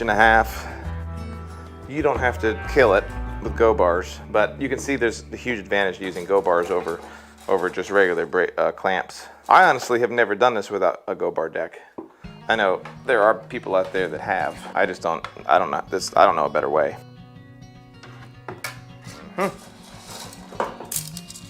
We're getting the perfect amount of squeeze out here, not much. You don't want to have a whole bunch of glue to clean up afterwards. Just enough that like you can visually go, okay, I'm confident that we have the proper amount of glue. Glue can also kill the sound of the guitar, too much of it. So now we will do the 2 fan braces. I do the top one first. A little bit, I don't need to do much glue here because there's already some when I added it down in there. Pressing it in. And then when I do my go bar, I'm actually going to do it so that it applies pressure that way. So that it really presses it up against that X brace. So you can kind of get a sense, to me and Matt were talking off camera about like kind of why the factories don't do all this, the notching of the braces into one another, how they're interlocked. It's very time consuming. Although I was on the phone with a gentleman from Martin Guitars a couple of weeks ago. A friend of mine's getting his Martin certification. We were talking about bracing, and I guess Martin actually does this they call it tucking the braces on their vintage series guitars, the ones with the torfied tops, like their 1942 Authentics and stuff like that. They're actually doing this same technique on their braces. They're still using a untucked bridge plate that's made out of maple. But I thought that was interesting. I didn't know that they were doing that. And he said those are also the only guitars that they make where they still are hand voicing the braces. The rest, every other guitar that they make now is the braces are pre-shaped before they glue them on, which is it's a thing, I guess. No shade. No shade, just commentary. So yeah, that was pretty quick on how we went about doing that, and now we have the bulk of my braces on this guitar. I am going to glue the fan braces in off camera before we shoot our next episode. It's not really, there's nothing to be seen there other than me just kind of doing the technique that we already saw. Difference is those braces are just going to butt up against the X braces. They're not going to tuck into it. After that, I have to do a little bit of, we're going to do a conversation about my transverse brace and how I do that, my thought process on it. I do that a lot different than most builders. I do it the way that Irvin Samaji does his after reading his book. And yeah, I hope you guys are enjoying the video series. We'll see you in the next video. Remember, what is it, Matt? Measure Twick, Kaduk. Have you ever wondered what a transverse brace is? Have you ever wondered what it does? I think that we can build it stronger, better, faster, and stronger. Wait, I already said that. Why is it shaped like that? I'm gonna show you why I make my transverse braces look like this. Welcome to episode 5 of the Ancient Sitka Guitar Build series. Today's episode is gonna be a little bit more in-depth. I wanna do more of an explainer on what we're doing and why we're doing it. Because today we're doing the transverse brace, which on this old Martin guitar, we're gonna use as a way to explain the way that it has been done.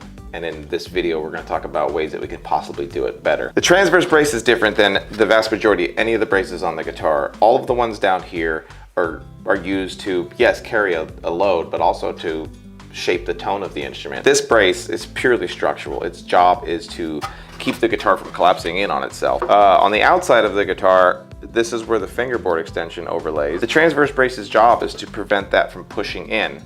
which is part of the reason why older guitars tend to need neck resets. It's also part of the whole geometry of how the neck block fits inside there. About 8 years ago, I read a book that really changed the way that I thought about this brace. It was explained to think about this transverse brace the way that you think about a load-carrying beam on the roof of a house. If you had this big, beautiful architectural timber that ran across the peak of an A-frame home, can you imagine if you were doing that, and at the very end where that beam ties into the wall of the house, you scalloped it and you made it as thin as possible? That doesn't make a whole lot of sense because that beam is designed to carry a load. But for some reason we do that on our transverse braces on our guitar. Almost everybody does it. It makes you kind of go, yeah, that doesn't make a whole lot of sense. So what I have done in the years since is completely change the way that I do it, almost by doing the actual opposite. So in this video, I want to show you how we can do this better. This is a piece of wood. I kind of pre-size these, dimension them, and put them in a workbench over there for whenever I'm ready to do transverse braces. This is a piece of ancient Sitka from my last build. It is already dimensioned to 13 millimeters thick by 22 millimeters tall. My thought process, as opposed to scalloping the ends, is we're actually going to make the ends of this transverse brace the strongest at the end. So we're going to make it taller. It's only going to be a 1/2 inch tall in the middle and 3/4 of an inch tall, almost an inch tall on the parts where it ties into the side. And the reason that I do that is so that I can actually have these ends tied into the sides of my guitar, because it's going to make it the strongest. And also my thought process on this is that I want to make a termination point. If this is where the transverse brace is, and down here is the guitar top that's making all of the sound, I don't want to waste energy in this area. I don't want this part of the guitar top to try to vibrate, because that's wasted energy. It's not making any actual contribution to the tone of the instrument. So I want to concentrate all the sound of the guitar in the lower part of the soundboard. So that's just kind of where my mind is on that. I don't know if we can see on the video the pencil lines that we have drawn. I've got my center line and the section that I want to cut out on here. So we're just going to come to the bandsaw, cut that out, and then we're going to go to the spindle sander and smooth it out. Just get it dimensioned to where I feel like I'm happy. Okay, so what we have now is the transverse brace in its final dimension. I actually don't do any parabolic shaping. I hear people use that term too on this particular brace. You can see, I think, how drastically different it is than what was used like in the standard model. Instead of coming down, we're actually coming up. Instead of coming down, we're actually coming up. And so what's going to happen, this is going to glue on right here.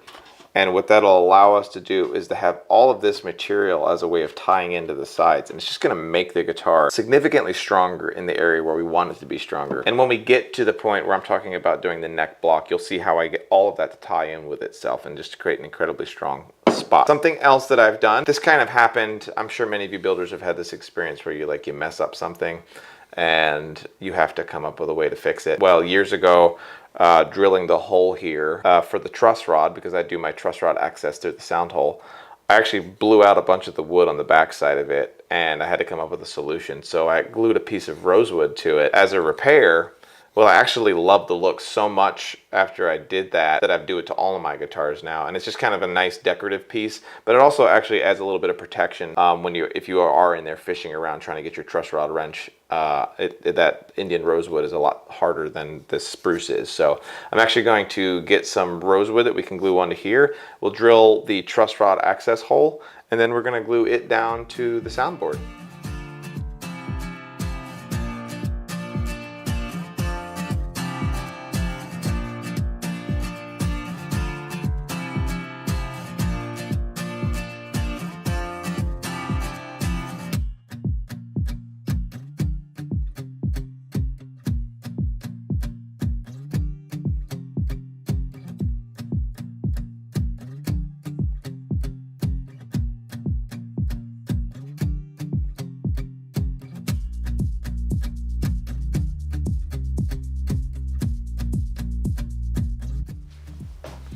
Okay, you can see that I have just finished gluing the decorative plate onto the transverse brace. The last thing that we have to do is to drill the access hole for the truss rod, and pretty self-explanatory. We're going to find the center of this entire transverse brace and drill that hole. I tend to use just a very slightly larger drill bit than the size of the actual Allen wrench is going to be. That way you have a little bit of wiggle room inside there. So we're going to head over to the drill press and pop that in real quick.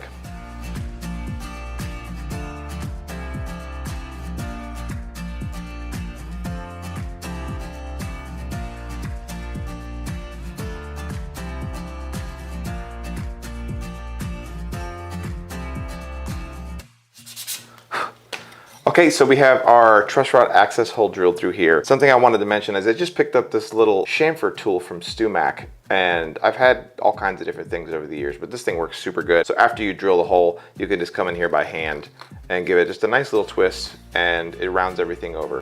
The finished product is right here. I don't particularly have too much, I'm not married to specific distances here. I just want, like I said, I want it to be built up on the end. The next step that we're gonna do is glue it to the top. I did wanna mention before we head over to the go bar deck is that this is one of these braces that is not going to be radiused. We're not putting the 35-foot radius on this brace. We want this to be flat because remember, above this is where our fingerboard extension is gonna go. So we are doming the top except for everything above the transverse brace. So it's gonna be flat. So the last thing that I did was I came over to my smoothest thing that I have in the workshop. It's a piece of granite, but for you it might be a table saw surface. And you're gonna wanna get this thing sanded perfectly flat. So we're gonna head over to the go bar deck and glue it down.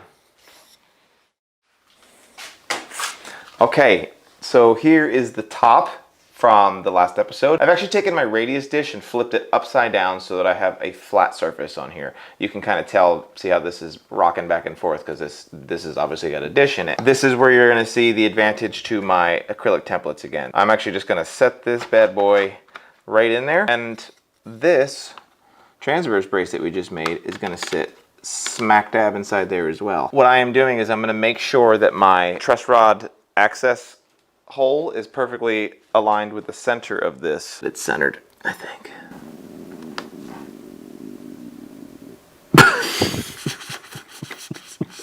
I think it's lunchtime, Chris. I'm so hungry. It's almost lunchtime. Almost lunchtime. Okay, so we've got that centered.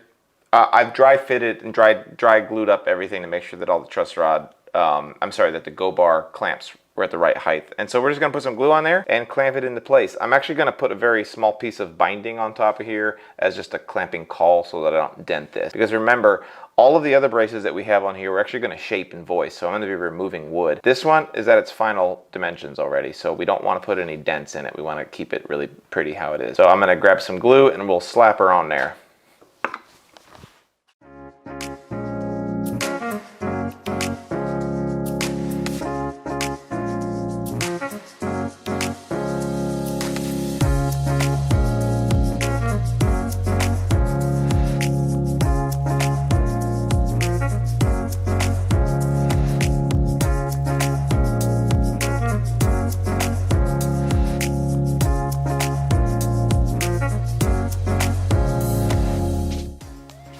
All right, so that about does it for the transverse brace glue up. We still have just a couple more pieces that we need to glue on. We'll go back to the Martin top to show you. I need to do the sound hole reinforcements, and we're also gonna do the, what I call the fan braces on the Ancient Sitka top. I will probably just do those off camera.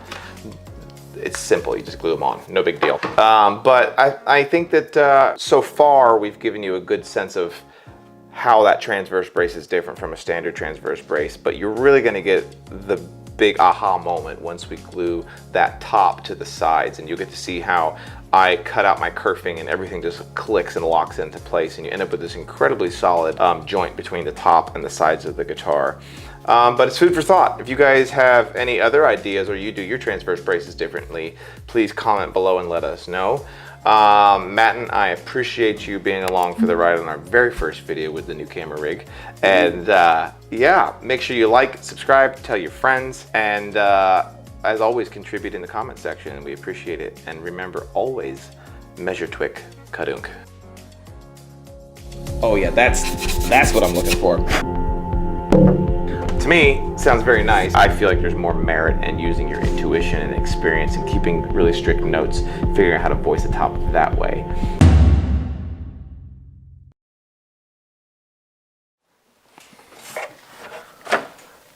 One of the biggest questions that I get when I tell people that I build guitars is, what's the difference between a handmade guitar and a factory-made guitar? And to me, the biggest difference is how we go about giving the guitar its voice. In the previous episode, we glued the braces onto the 3,000-year-old guitar. And in today's episode, we're going to take those braces and shape them and help bring out the tonal qualities that that wood wants to have. And that process is called voicing the guitar top. So that's what we're going to do.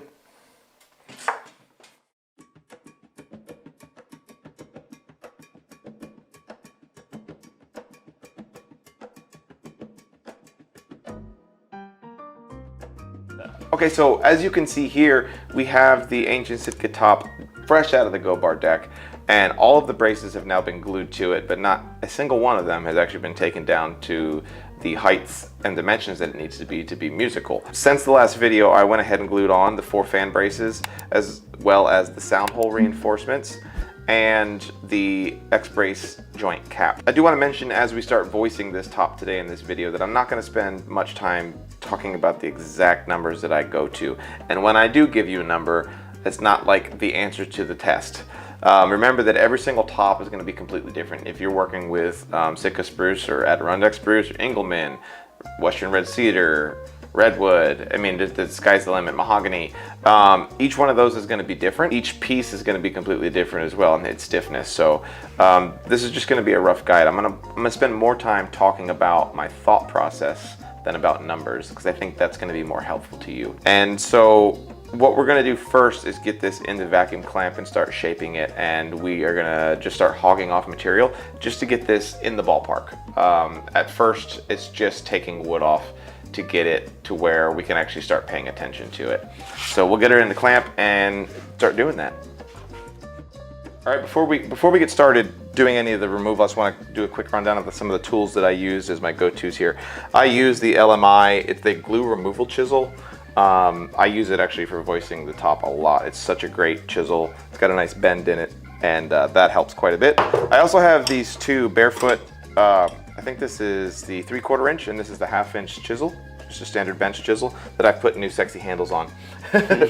And I use a Bridge City tiny little pocket apron plane and the Ibex thumb plane, which is super useful as well. The last thing that you always want to have handy is obviously a micrometer, because that is how we're going to know what our dimensions are. The first thing that I'm going to do is take this cap that I've put on the X-brace and just get it down to a more reasonable height, because obviously it's a bit on the proud side. And we can just start knocking it off here. This one had some height on it, did you hear that? Yeah, it had some leap. So you want to be careful that you don't go too low. So once I'm about halfway there, I'll switch over to the hand plane here. And I don't even really measure this. I guess if I was to guess, this is probably about 3 millimeters, 1/16 of an inch, as far as how much meat I'm leaving on this cap. This cap is very important. If you guys aren't capping your X-braces, you should. Remember how in the previous video, I think in episode 2, we actually did the X-brace joint. And the very last thing you can do to make it incredibly strong is to cap it as well. So now it's got 1 joint, a 2nd joint, and then a cap on top, so that everything's fully locked in with itself. Once again, allowing you to actually take your braces down that much lower, because the brace wood itself is strong. So the next step that I'm going to do is actually take down these 2 tone bars and just get them much lower. According to my last ancient Sitka guitar, my tone bars, the highest that they ever were was 8.8 millimeters. So these probably are quite a bit higher than that right now. Let's see, probably like 13. These are 13 millimeters high right now. So before I do any shaping on them, I'm just going to go ahead and knock them down, get them closer to that 9 millimeter mark.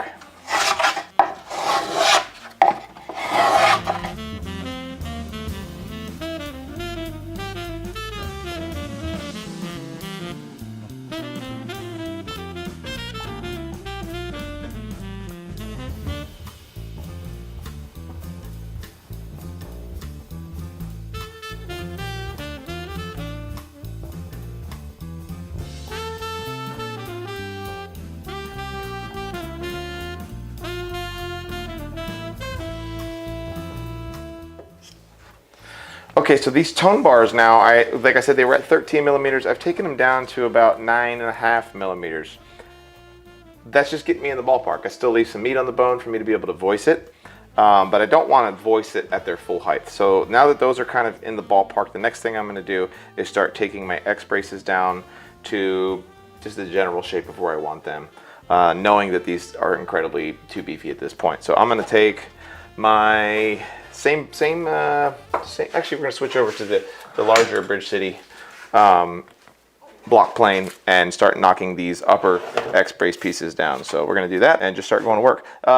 Remember to always be using as sharp of planes and chisels as you can here. One slip and you will gouge your guitar top. It's not the end of the world usually, and you can get past it, but cleanliness is important on the inside as well as the outside. Both as people and as guitars. Adjust this. It's a very satisfying sound. Yeah. Okay, so we've gotten this one down. It's just that what I've done is just kind of generated a nice angle shaving off the edge of the X-brace cap all the way down to here to roughly probably 4 millimeters here. In the end, I'm going to take this down to about 2 millimeters where it ties in with the sides. But for now, once again, we just want to kind of get things in the ballpark so that we can really start paying attention. So I'm going to flip this and do the other side.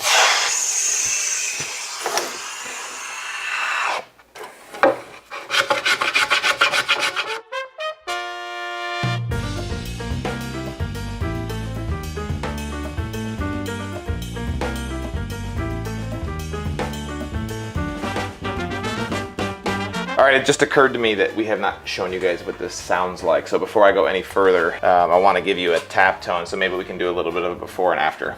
I don't put a whole bunch of merit into the actual tonal frequency that I'm getting out of here, but we have just slightly shaped the upper X braces as well as just brought these tone bars down just a little bit, but this top is still incredibly not voiced.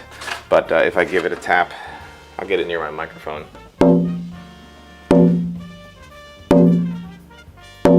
So I give you a sense of what we're starting off as, and we'll start to hear how that top opens up. It becomes more responsive and more resonant. Some people like to tune to a certain frequency and get into all that stuff. That's just not how I build. I think everybody's got their own style. So we are going to knock down these fan braces, very similar to the way that we knocked down the cap for the X brace. So let me knock those out real fast.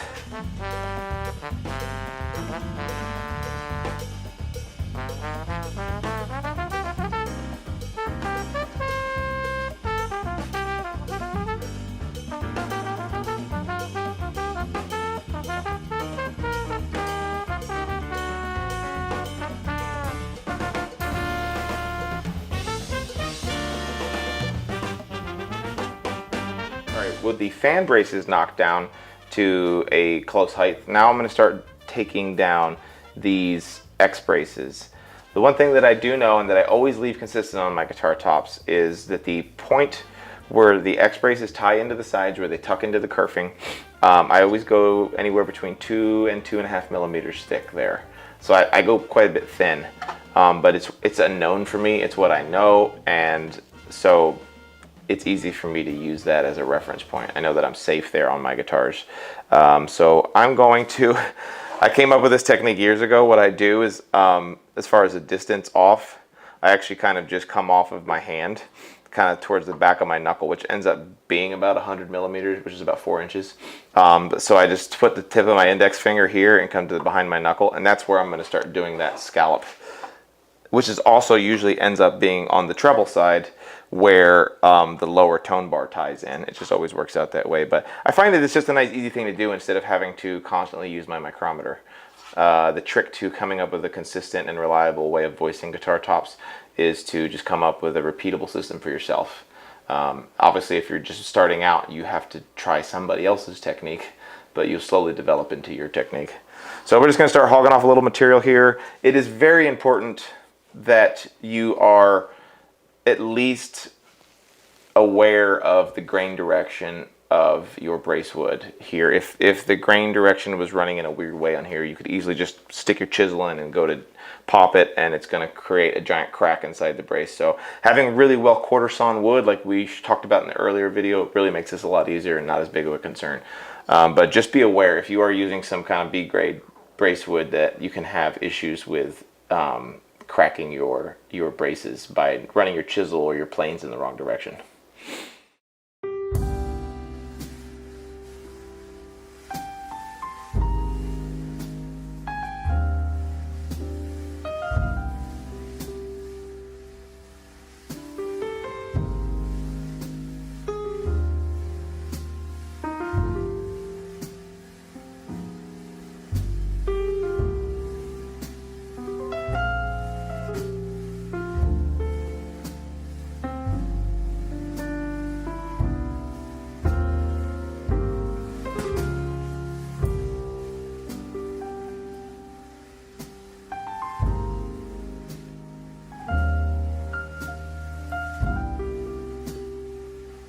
All right, so come down here and I want to show you this. This is what I was talking about as far as knowing grain direction. As I was bringing my chisel in to scallop this off, you can start to see where these cracks are, and they're wanting to migrate down. So instead of just keeping the push my chisel through, I'm actually going to spin this around. Let's see. Hang on. We're actually going to spin it around and come at it from the other direction, because that's going to keep it from splitting out. So it's paying attention to what the wood wants to do. That is the name of the game here. See, it's splitting in an upwards direction on this side. So don't go too crazy with your chisel, because you can really screw the pooch. And see how by going on this side, we're going to prevent it. We're going to kind of meet it in the middle here to prevent that crack from getting any worse. So I just wanted to point that out as I was kind of hogging out material here.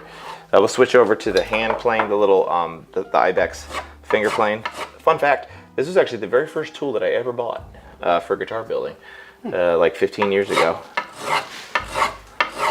So you'll understand this if you've worked with wood enough, but on this lower section, I'm actually going to go this way, but as I'm carving it out this way, I'm actually going to come downhill. And that's not, it's just with the wood, how the grain inside the wood is running. That's something that you have to pay attention to if you're using chisels and planes. So watch, I'll spin her around again. It's just such a satisfying sound. The other thing of note here on this particular guitar top is that I'm doing an arm bevel on this guitar. So instead of the lobe for this tone bar, or for this X brace being here, I'm actually going to kick it back about an inch, because now there's a arm bevel here. So using the finger plane just to get this thing knocked down a little bit. Once again, I'm not considering this voicing the top yet. We are just hogging out material here.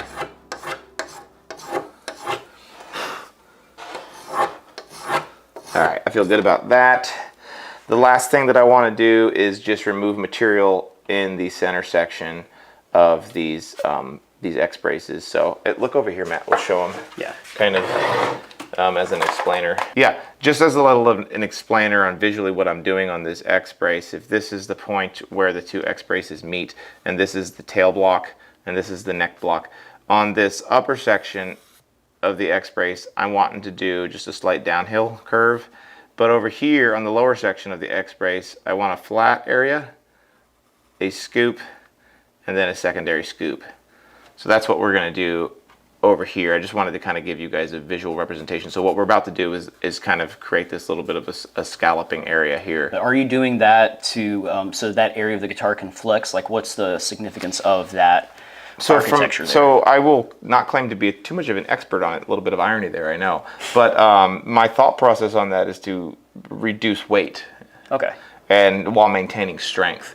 So I know that you want to put these lobes in the place of the guitar top where it is least going to affect the tone of the guitar.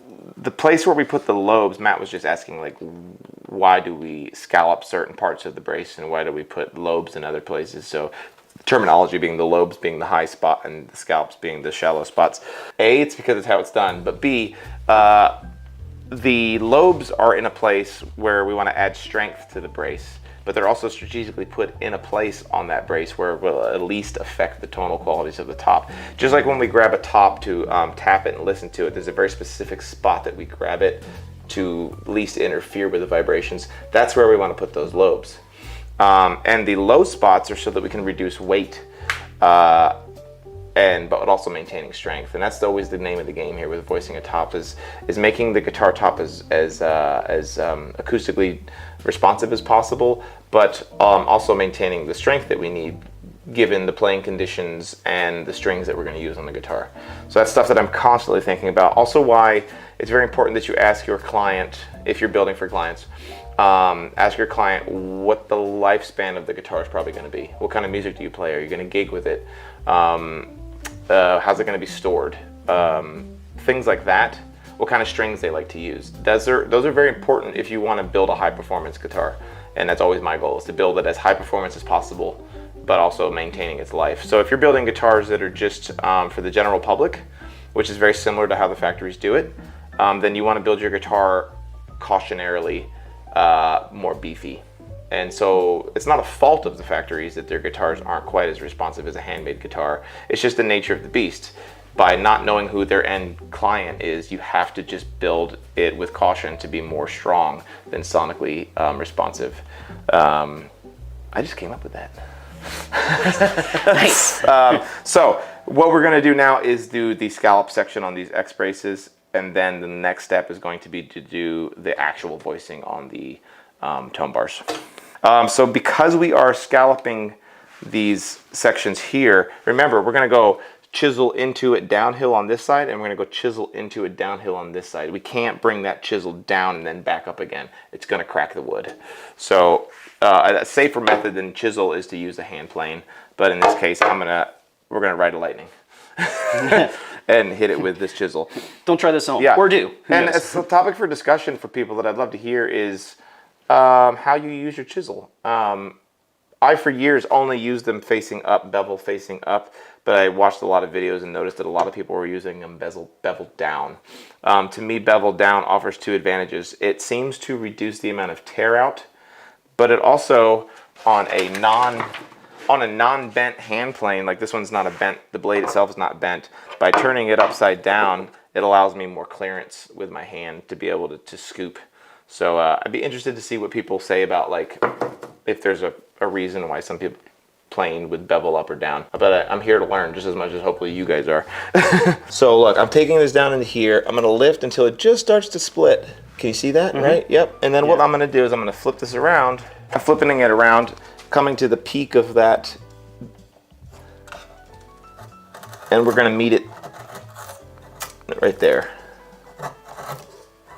And that is how you do that without splitting it, because otherwise you are going to be split city. So then I can switch over to my thumb plane. Remember, the planes are going to be much less likely to create tear out and cracks and stuff.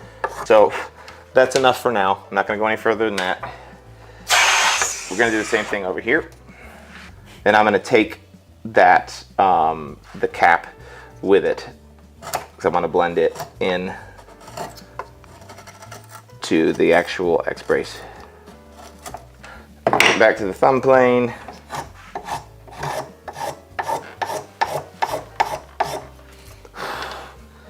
Alright.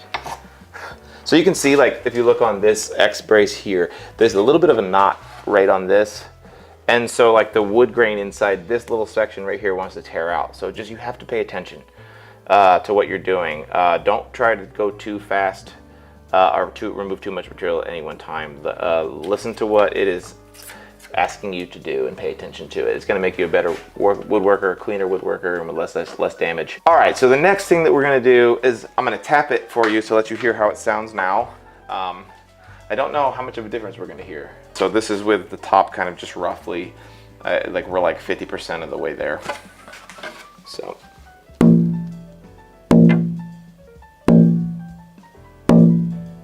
I think that it is starting to have a bit more of a voice.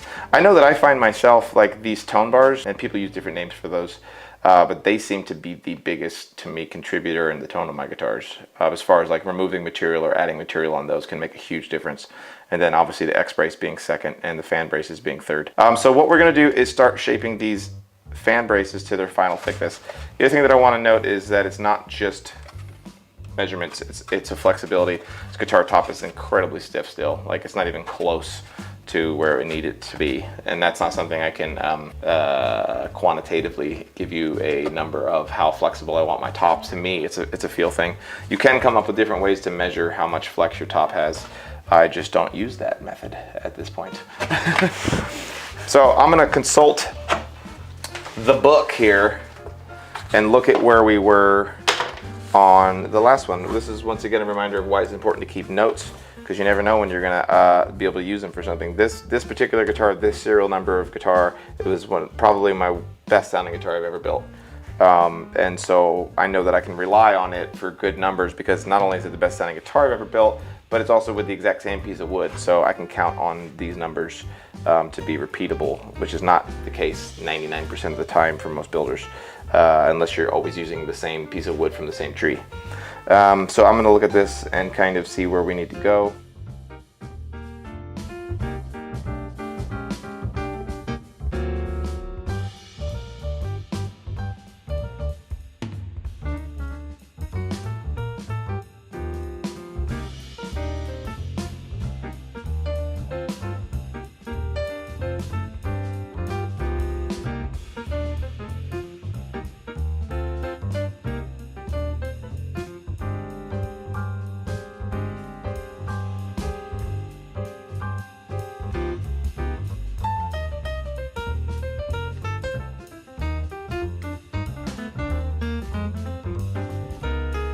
All right, like I had mentioned, I want to talk about my thought process more than just the numbers, and I'm not even really going to do too much talking about the numbers, but something that I have started to do in the last few years is actually treat my lower tone bar differently than my upper tone bar.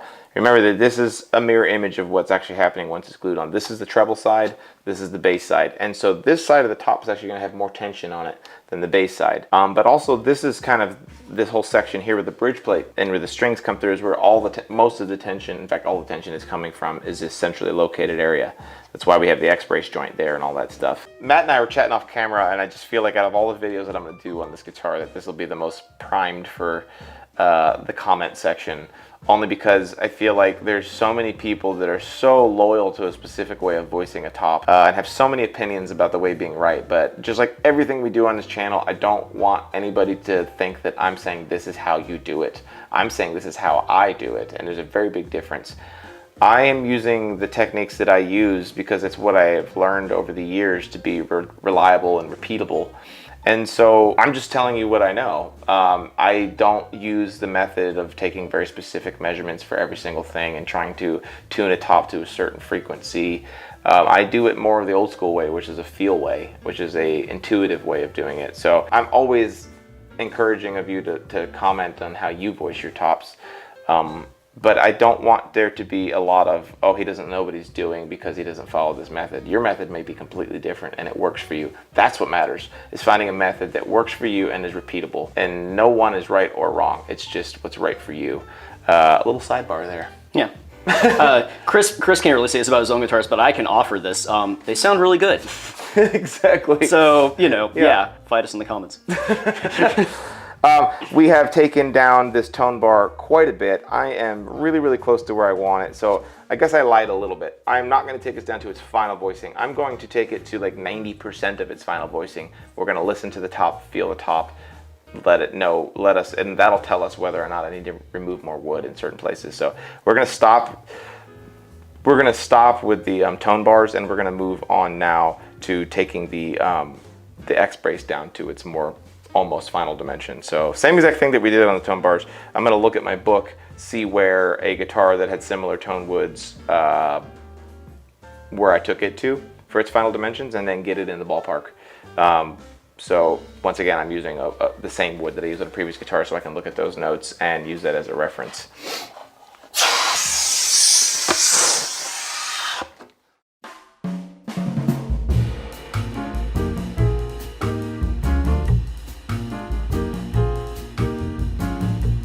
So the X-brace now has been taking the lower X-brace. I have taken it down to what I consider it's just about there. I'm still going to hit it with some sandpaper and do the parabolic. I think people have used the word parabolic, where basically I take the brace and I actually put a pyramid cut into it. I don't remember what that's called. I'm losing my name for that right now.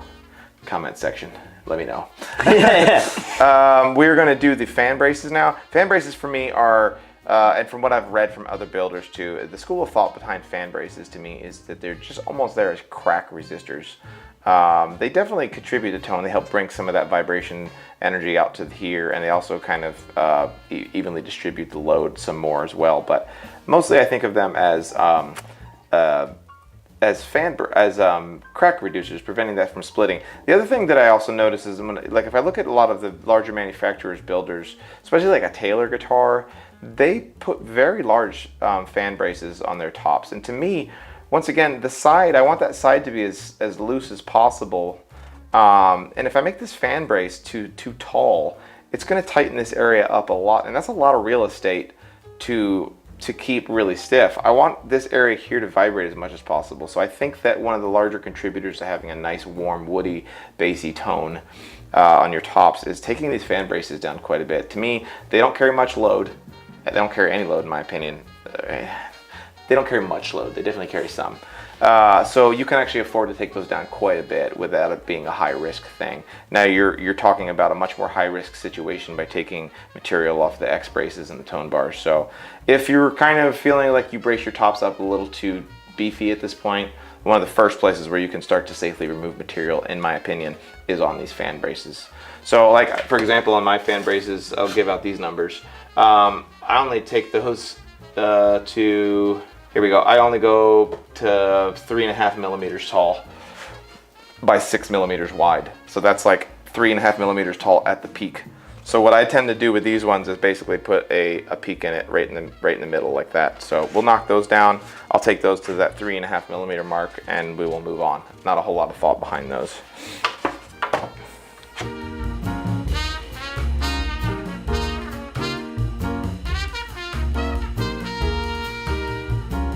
This is a good way of me explaining to you how I go about doing all of these. How I even do these ones. I take this full thing down to 3.5 millimeters, so it's flat, 3.5 millimeters all the way across. Then I'm going to scallop it on this side and scallop it on this side, and I can use that middle peak. If I don't take off any material in the middle, then I know that that's 3.5 millimeters tall. And I kind of follow that same process here. When I was doing my X brace, whatever, I want my target height to be here before I start really kind of just letting the wood tell me what it wants. I'm gonna knock it down to that height and then use that peak as my reference. So that's just kind of the way that I do it. So these two are at 3.5 millimeters high. So I'm gonna split the difference and come in here and just knock it down using a very sharp chisel. If you don't have the vacuum clamp, then you should just be doing this with just by clamping it to your workbench very nicely. But you'll see here, I think a lot of you guys will be like, really? That's all you're doing for a fan brace? I have been doing this for almost 100 guitars and have not had a single issue with tops bowing too much. So for those of you who are like, that's too thin, I promise you that it's not. I'm only at about a millimeter here at the joint where it meets the body. Going back to the previous video where we talked about how I interlock and tuck all my braces, and there was comments about why that's a dumb idea or a good idea. The fact that I have all my braces tucked in with themselves allows me to take my braces down that much lower because there's strength in the joints. That's just my theory on that. So we're gonna take this side of the fan braces, we're gonna scallop it down until it's completely flush with the top. So you do need to be very careful with your chisel that you don't gouge your top. This is just a skill that takes a while to develop. If you wanna do it with a chisel, you can see how quickly I can get it knocked down.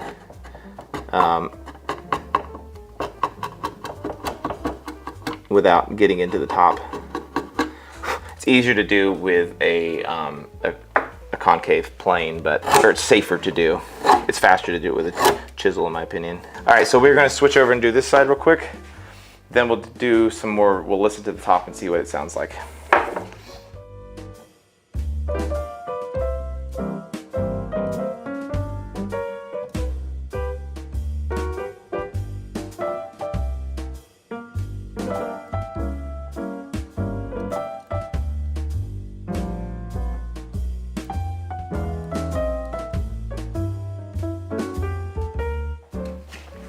All right, so now that I've got this where I'm pretty happy with it, the next thing that I'm gonna do before I decide whether we're done is I'm gonna take some sandpaper and just smooth out the tops of these things, really feel, really pay attention, and listen to the guitar and see if it's where I want it. Kind of bounce it against my journal to see, is it close to where those other guitars are, and kind of just take into account where those guitars were, how did they sound, what is this piece of wood telling me, is it happy, is it not, and just deciding. This is just where then intuition starts to kick in.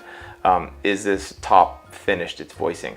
There's also going to be, and I haven't mentioned this up until now, there's going to be an opportunity to refine the voicing on this once we glue the top to the side. So once it's glued down, I have another opportunity and a more accurate opportunity to finish its voicing. So I do want to leave just a little bit of extra material on there. I'd rather err on the side of caution, should I say, by leaving a little bit of extra material on there so that I can remove it once the top is glued down. So we'll just hit these with some sandpaper and move along.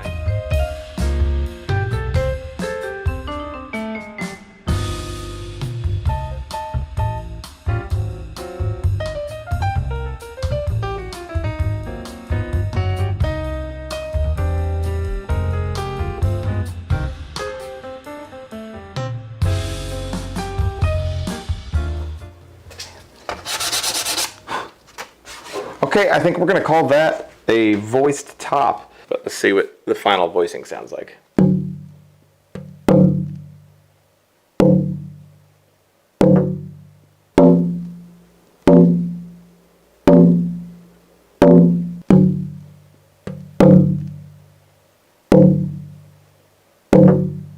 something that I often find as a point of discussion on the interwebs is the topic of free plate voicing, which is tapping this out and trying to get information from it. I say that all that changes because I can try to voice this as scientifically as possible now, but the moment I glue it to the sides, it's going to completely change its frequency. The moment that I put finish on it, it's going to change once again, and then I'm going to glue a bridge on it, and it's going to change significantly once again.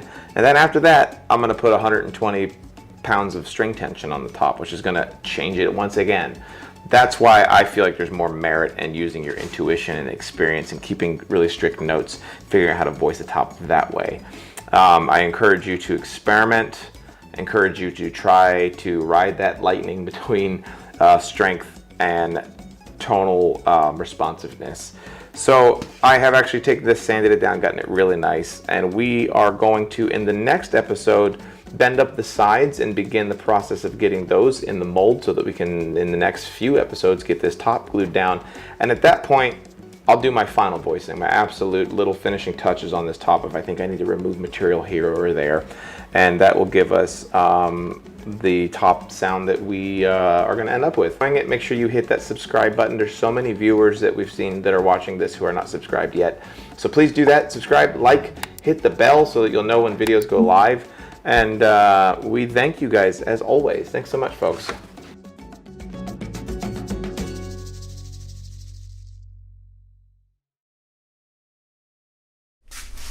If you're anything like me, you find yourself thinking about guitars and how they're constructed all the time. And to that end, my wife and I bought my son these little magnets, and they call them rattlesnake eggs. They're a simple little toy that's just designed to be like kind of slung together and make a little fun noise. And like most dads, I found myself constantly messing with them, just kind of like dozing off, watching TV. I even like was driving in my car with them in my hands one day. And what I noticed was that there's actually a really cool physics principle that that this is doing, and it's called the conservation of energy, which basically, in layman's terms, is the idea that energy in an isolated system remains constant, but if you have a system that is not isolated, you have a drop-off in the amount of energy inside of it because it's being wasted on other things. And so, to that end, let's imagine for just a second that this lower magnet is the sides of the guitar and that this upper magnet is the soundboard. If I introduce a vibration into this, and I'm very loosely gripping what I'm considering the sides, watch how much this vibrates. A lot of the energy is being wasted in this experiment by the sides. And once again, now let's imagine I tightly grip the sides.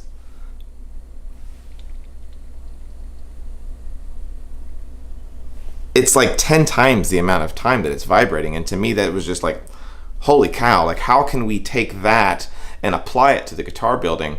So I did a little bit of research, and I found out that there's actually a way that I can go about making my sides in a much better way, and I'm going to show that to you guys here.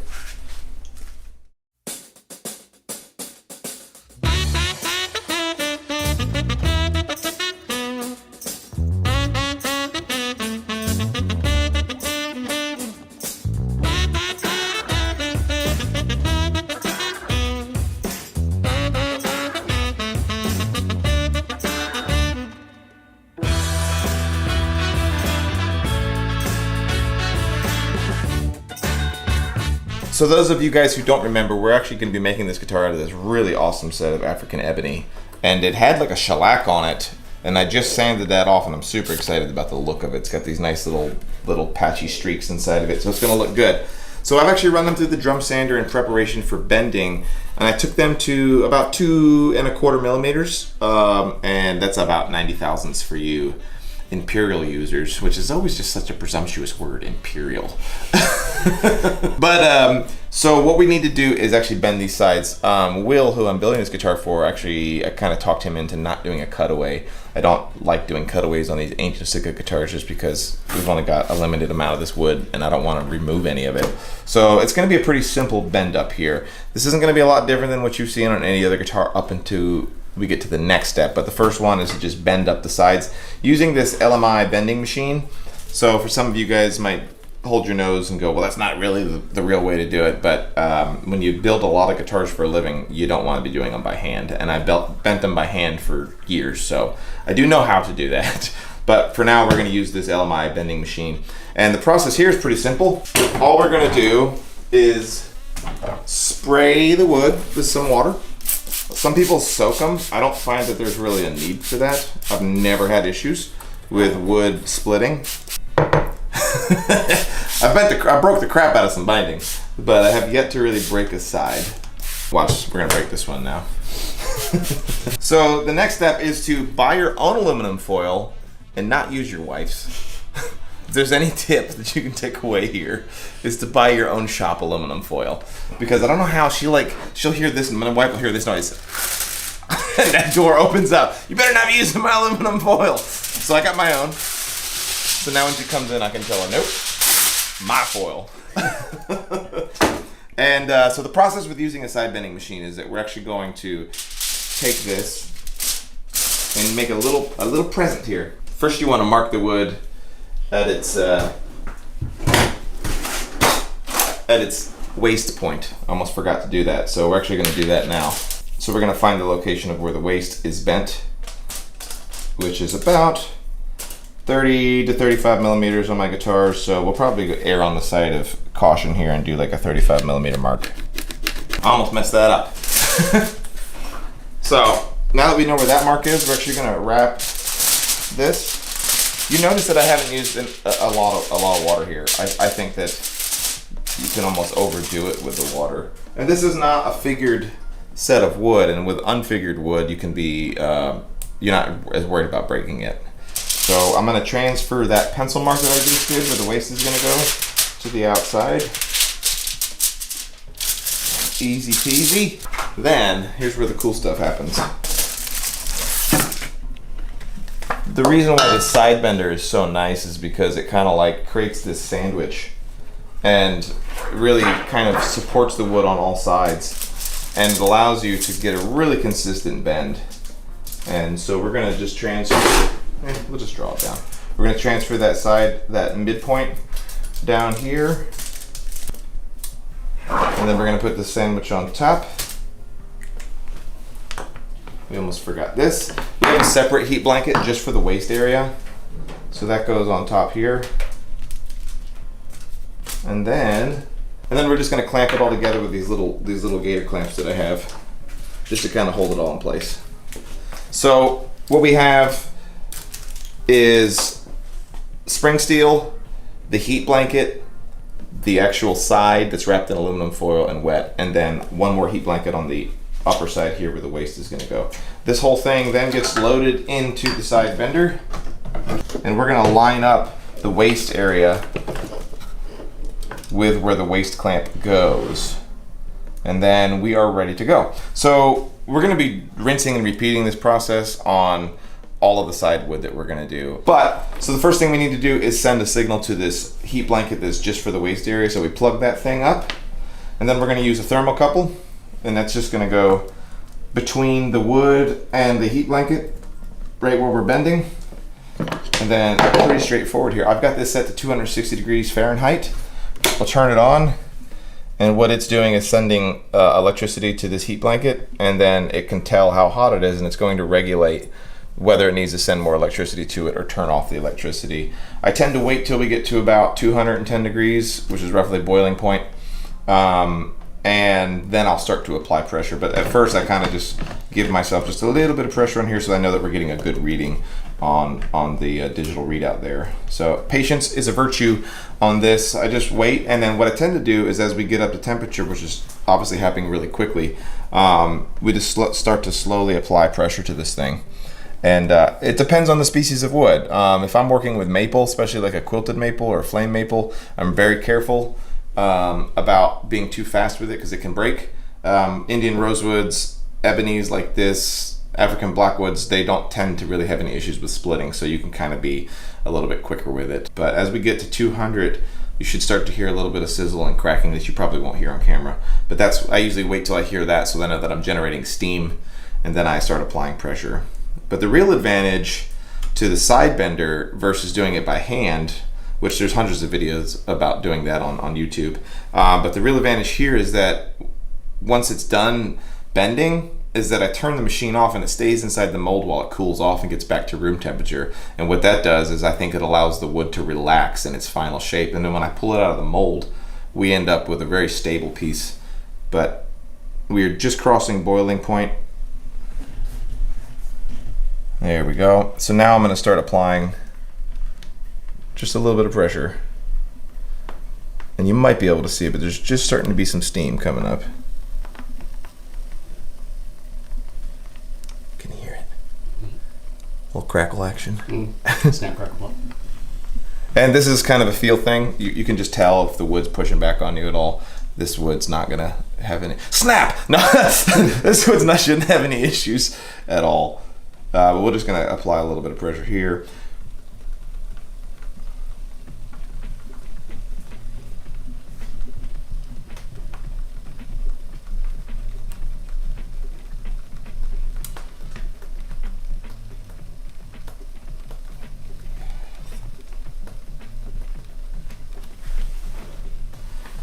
Let it rest for a second, and we'll keep bending.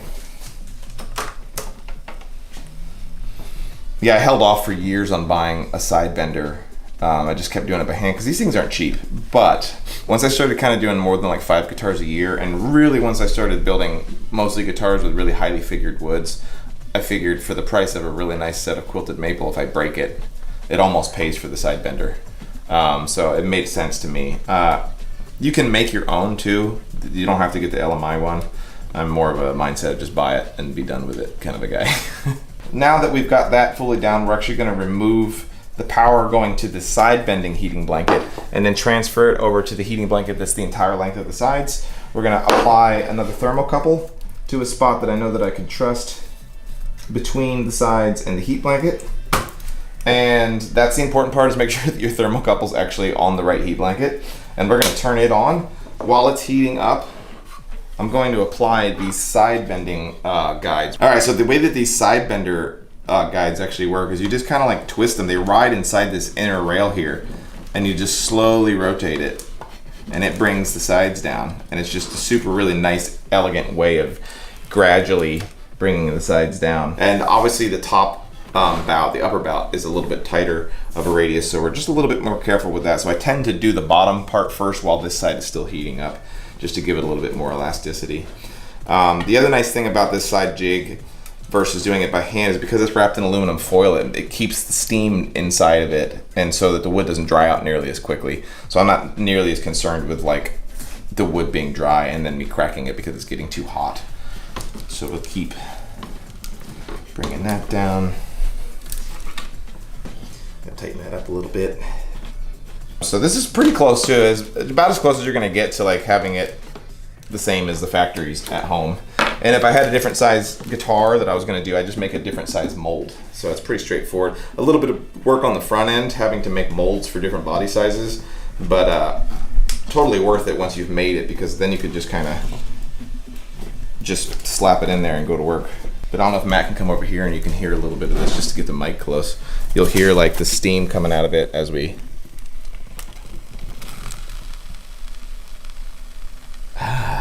like a barbecued steak.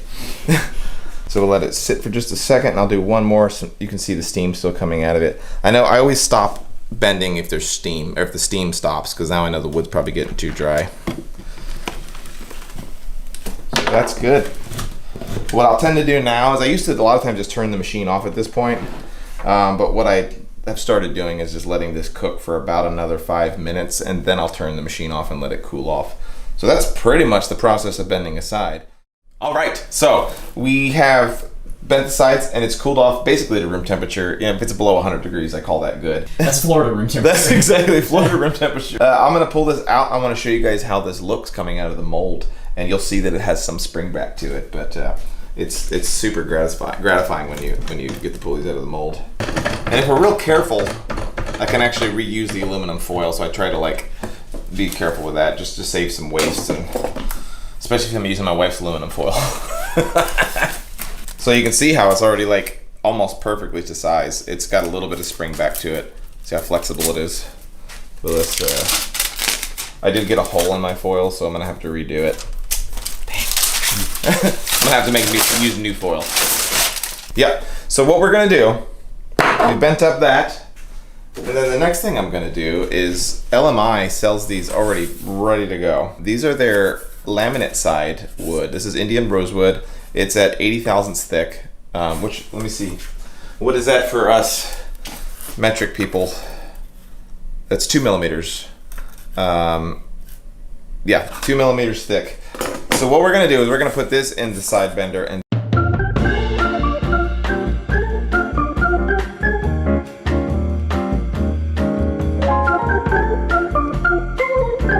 okay, so now that we have that Indian rosewood all bent up, you can see how it's gonna fit together nicely with the exterior wood.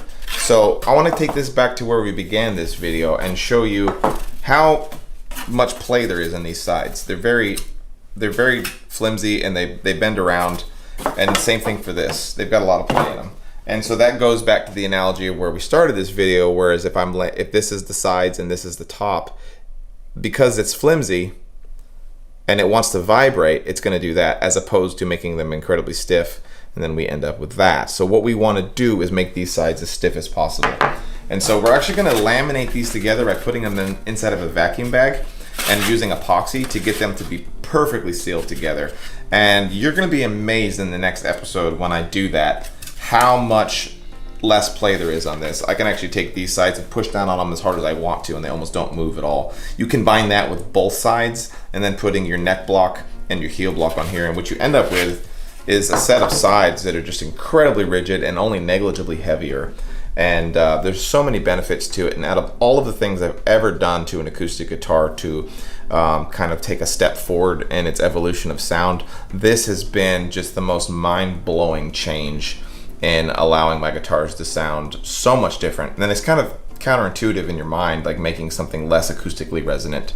How can we make the guitar sound better? What we're gonna do is end this video here, because the next step is a little bit more involved and we don't wanna make this too long. So in the next video, we're actually gonna put these in the bag and run you through that process and show you the finished product of how the sides look before we actually create the whole rim of the guitar. And I hope you've enjoyed this, and I hope we've got your brain thinking a lot about how conservation of energy is a concept that we can apply to acoustic guitar building. And we'll see you in the next episode. Make sure that you do hit that like button and you subscribe, especially hit the bell if you're enjoying the journey of this 3,000-year-old guitar. And we'll see you in the next episode, guys. Thanks.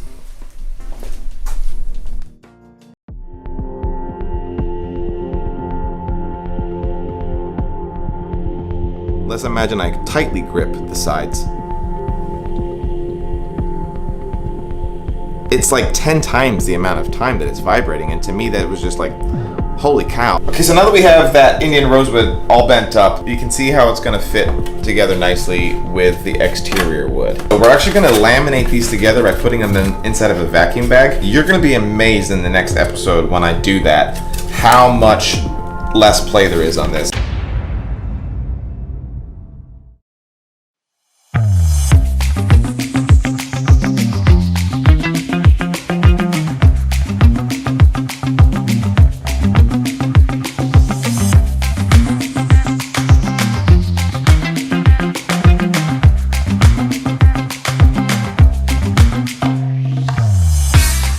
Folks, welcome to episode number 8 of the 3,000-year-old guitar build. As you saw in the previous episode, we went ahead and bent up the sides. We discussed the concept of conservation of energy, and here we are. We're gonna put all of that to its test. And I'm gonna go ahead and pull these out. These have just sat overnight like this, just to kind of help them maintain their shape. And we have our Indian rosewood laminate piece, which is, we remember, is 80 thousandths, so 2 millimeters thick. And then we have our ebony side, which is our exterior piece, which is a full thickness, 2¼ millimeter thick side that we have bent up. So what we're gonna do today is we're actually gonna put these things in a vacuum bag, which I have one of my old vacuum bags sitting here.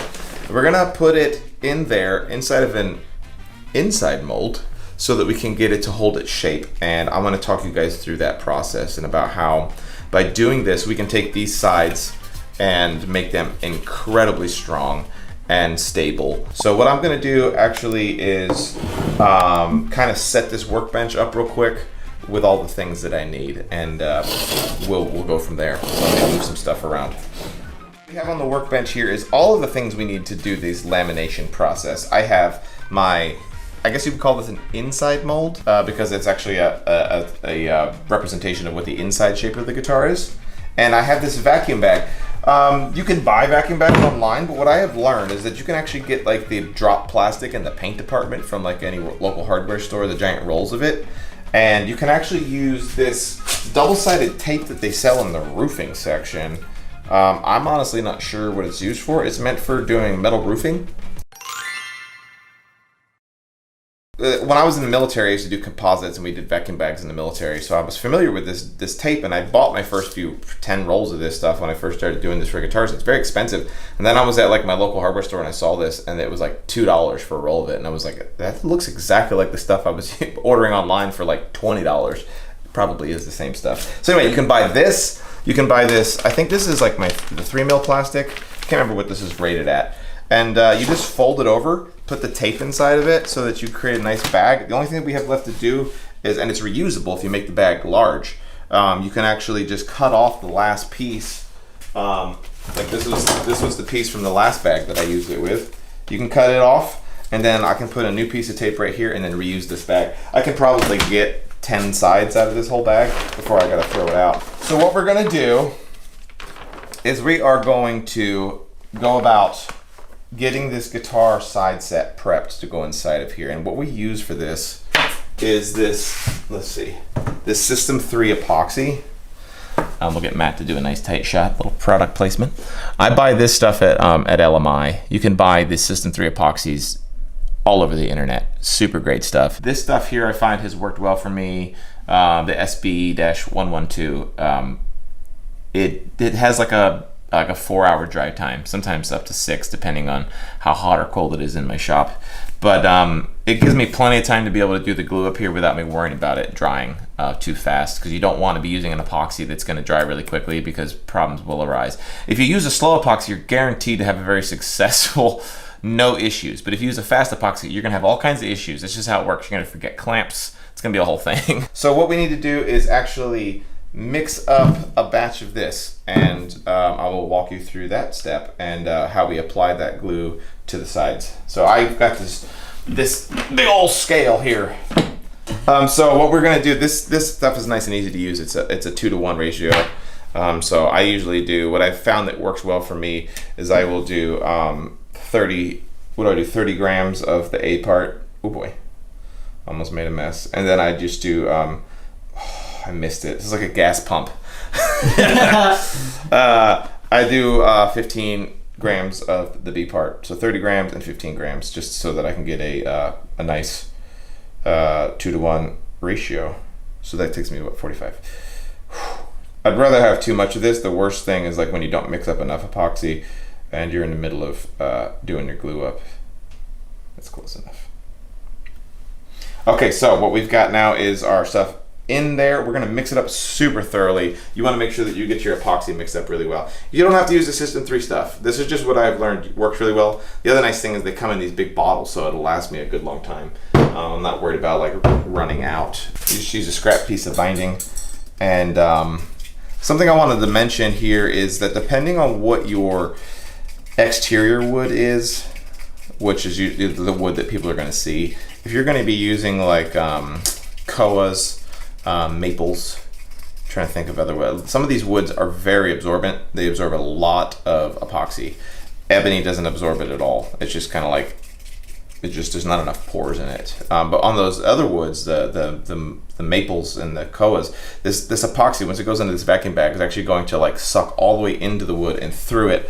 It'll actually come all the way out through the other side of this. So what I do on those cases, I actually put a silica thickener in the epoxy, and I kind of mix up a little bit more epoxy. I have to use a little bit more there because obviously the wood's hungry. And it prefers a diet of epoxy. Gluten-free, of course. Right, yeah. Non-GMO. But I will add just a little bit of thickener to this.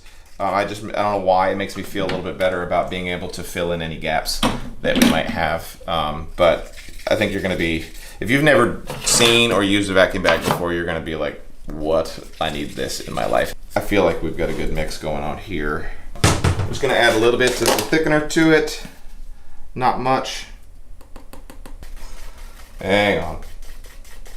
Okay, so we've got the epoxy mixed up with a little bit of thickener in there. Mix the flavor. Then what I do is I actually kind of just I do my outside one first, and I'm actually just gonna come in here and I'm just gonna slather on some epoxy. You wanna be careful here. This could turn into a really, really big mess. Using the little spreaders that I talked about in my how to prep a guitar for finish video, I will put a link to this in the description. And you guys can get this there, but this is actually meant for scraping the bowls of like KitchenAid mixers, but they're silicone and they work so good for guitar building. They work way better than the Bondo brand ones you get at AutoZone. But what I'm looking for here is I'm just kind of trying to float this. I'm not trying to scrape the epoxy off, obviously. I just want like a little micro layer on there. Just getting it on the whole thing, all the way to the edges. It's just like any other glue up here. You don't want to put so much glue that it's just this giant mess of epoxy that you've got to clean up afterwards. But you want to make sure you have enough that you don't have any gaps where there's no glue. So that's kind of use your best judgment there. So that feels good. We will stick some on here. On this one, I don't worry nearly as much. You can see, look how much more this is absorbing it already. And I just kind of want to get this on here in the center area. So the goal here is to just apply enough to this Indian rosewood inside piece, just to kind of get it so that you get good glue joint contact between the two. I did a little heavy on that one. A little heavy of a pour. So I think that we're good to go here. So once again, not using an epoxy that's too quick is going to allow me to not be in too much of a hurry here, which is key. You don't want to be rushing this. You want to make sure that you've got the time to get it right.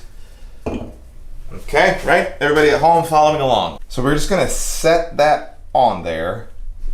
And then what we're going to do is make sure that we've got it lined up so that we don't have like too much of they're not like unaligned. So get them nice and kind of lined up. And then we're going to carefully get this inside the vacuum bag. We want to be careful with the vacuum bag that we don't get any holes in it. So like I'm not going to slide this in because this mold is pretty heavy. I'm actually going to lift it up to get it in there. Being very careful. If you get a hole in your vacuum bag, boy, oh, that'll ruin your afternoon. The last thing I need to do is make sure that this is on the inside because this is important for creating the vacuum bag. And then I need to apply that last piece of tape that I took off from the last one. So I'm just going to slap some new tape just on this leading edge. And we will be ready to clamp this bad boy up. This is a very satisfying process. I know that on paper this can maybe seem a little bit overwhelming, like I can't do that or I don't have the tools for that, but it's actually a very simple process. I will probably go ahead and put a link in the description to a website that is really useful for this. It's called Fiberglass. They sell a lot of equipment for doing vacuum bagging, the vacuum pumps and all that stuff, and it'll be a good little site for you to go to if you're interested in getting into vacuum bagging. You can use that vacuum bagging for a lot of other steps too. Vacuum clamps, if you buy one, or the vacuum pump can be used for using as a vacuum clamp, like I've shown in previous videos, and you can also use it for using vacuum clamps on your bridge plates, which is a super useful tool. So if you are kind of an intermediate builder and you're interested in having like that next tool fix, vacuum pump is where you should be thinking, in my opinion. Before you close out your bag, kind of just do a quick mental inventory, make sure you've got everything you need inside there. I haven't shown this. This is the vacuum coupler that we're going to use on here. There's the inside piece, which is that little metal puck that I stuck inside there. So you need to make sure you've got everything ready to go. We are going to seal this bag up. I just stretch it out so I don't get any pleats in it, like a nice pair of khakis. I have my vacuum pump actually installed out in my shed, so we don't have to hear it. This is my vacuum line. What we're going to do here is just get it ready. I have a hole in this bag from my last bag that I made. There we go. So the way this works is we've got this little coupler plate on the inside, and there's a hole in it, and we're just going to line them up. There we go. So the trick, because I'm not going to be able to talk too well when I do this, is that you want to make sure you push down in the waist to get it nice and seated and that you don't have any sort of bag tucked up underneath the side. So when I clamp this up and it starts evacuating the air, I just want to make sure I've got all that kind of going. So we're pulling a vacuum. As this is going and getting closer, I just want to make sure that we are not all wonky. Make sure everything's kind of nice and lined up.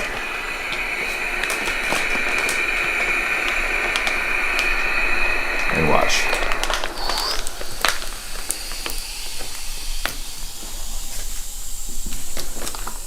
Checking that everything looks pretty decent.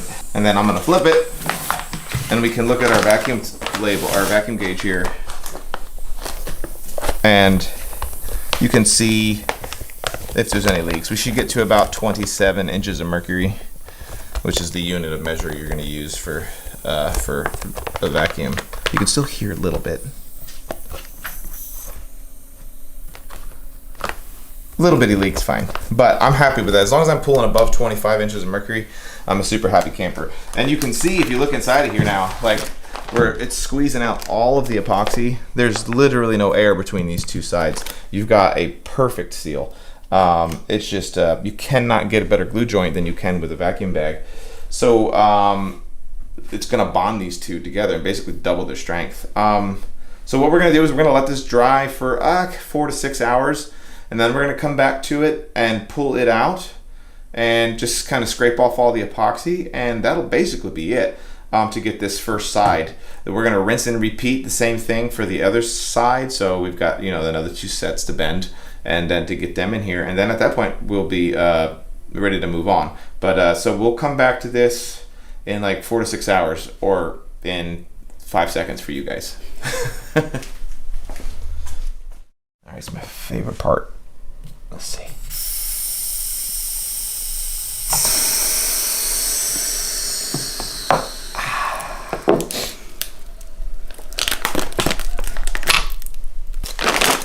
And then all we do is cut this bag open and get to see what she looks like.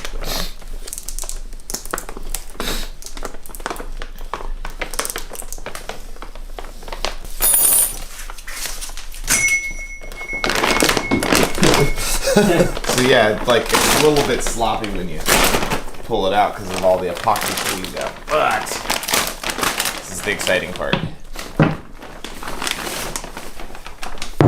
And that is what we're shooting for. But yeah, man, let me see. Let's get. A lot of times, what you need to do is pry it off without breaking it. So let's see what we can get here. This part can be a little sketchy sounding.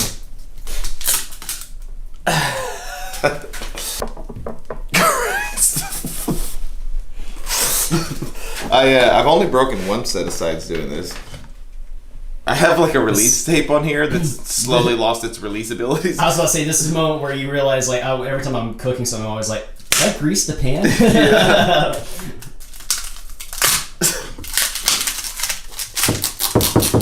Yeah, buddy. So there we have it. That's what we're shooting for right there. Of course, it's very sloppy right now, and we're gonna clean that up. That is literally what we're shooting for, but it is absolutely perfect as far as how stiff it is. And the really cool part is how well this thing fits inside the mold now. So I'll show you that here in a minute once we scrape all this off. But what we're gonna do is put this inside the outside mold as well as the inside mold and just scrape all this epoxy off and prep this side for its assembly onto the neck block and the heel block. So yeah, I'll go grab that now and we'll talk our way through that. Okay, so we moved the vacuum bag out of the way, and what we're gonna do is actually take the exact same mold that I used inside the vacuum bag and just put it in my old trusty vise here. And this mold here is actually a pretty simple concept if you are wanting to learn how to do vacuum bagging on your own. I took my the outside mold that I have for my guitars, and I created this inside mold just by laminating a whole bunch of plywood together, minus the thickness of the material of the sides. So for these, because I'm laminating two 2mm sides, I shrink it down by 4mm. And then the cool thing is, I'll show you this just as a kind of a gee whiz, is instead of making a secondary mold when I do guitars that have a cutaway, I just have this kind of in there like that so that I can do cutaway guitars. And then what I use as a release agent, which clearly didn't work super well in that last one because it needs to be replaced, is I just use packing tape. Packing tape works super good as a release agent on here. So yeah, you just have to replace it like every 10 guitars because it starts to kind of lose its Teflon ability.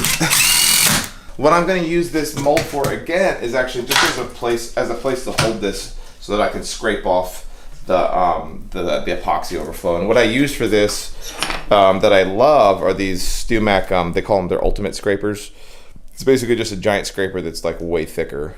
If you guys don't have some of these, get them. They're super awesome. They hold an edge much longer than a card scraper. All right, so before I get to scraping, what we're gonna do is just, like I said, put this on top of here. And just to hold it in place, I'm just putting a standard quick clamp on there, and that's just gonna keep it from sliding around so that I can do this. And just reorient this so that I can kind of get my best grip on it.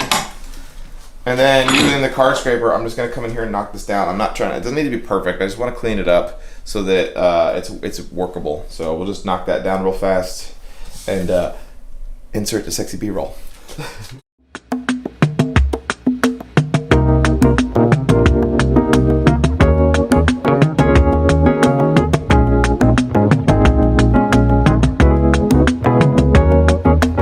Okay, I've got the outside of this side scraped. So now we need to do the inside, and in order to make it so that we have something that supports it while we scrape it, what I tend to do is to use one of my guitar molds, and I'm actually just gonna split it in half. I need to do a video on how I do my side molds because I'm super stoked about my design that I have here. We will flip these and just pop the inserts into it and then slap this thing inside of the clamps here. This goes like this, and then we can pop this right here. You can see how good it fits. So all I'll do is just clamp this in place, just to keep it from moving around. Another trick to it as well is to be using this StewMac mini grinder. If you guys if you're using these ultimate scrapers, get this little mini grinder, or if you have a bench grinder. I just don't happen to have a full-size bench grinder in my shop, so just keeping this thing nice and sharp is key. So we'll go back to it and get this thing fully scraped off and looking much cleaner.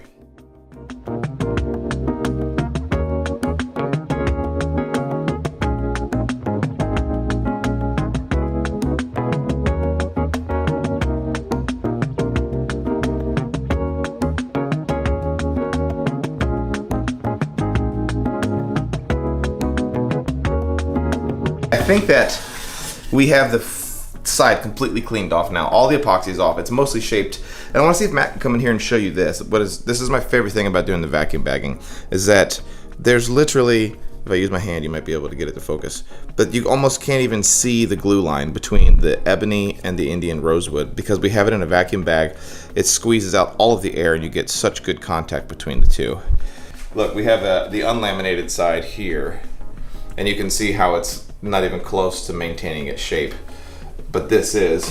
And if we take this and we set it on top of here, which is what we want the actual shape of it to be, look, I mean, it's almost perfect. And that goes into something I mentioned in an earlier video about how we don't want any of the wood in our guitar sprung. We want it all to be relaxed, because if any of the wood in the guitar has got internal forces pressing on it, then that's going to take away and damper some of the vibrations in the top. So if we did an unlaminated side, that's part of it, right? Because look, it doesn't fit inside here, right? So it's going to have to be put in this mold and squeezed in and then built that way so that pressure is going to be released, which is part of why I think the guitars kind of break in. That break-in period is the wood just relaxing over time. So this, I think, is going to eliminate some of that need for a break-in period.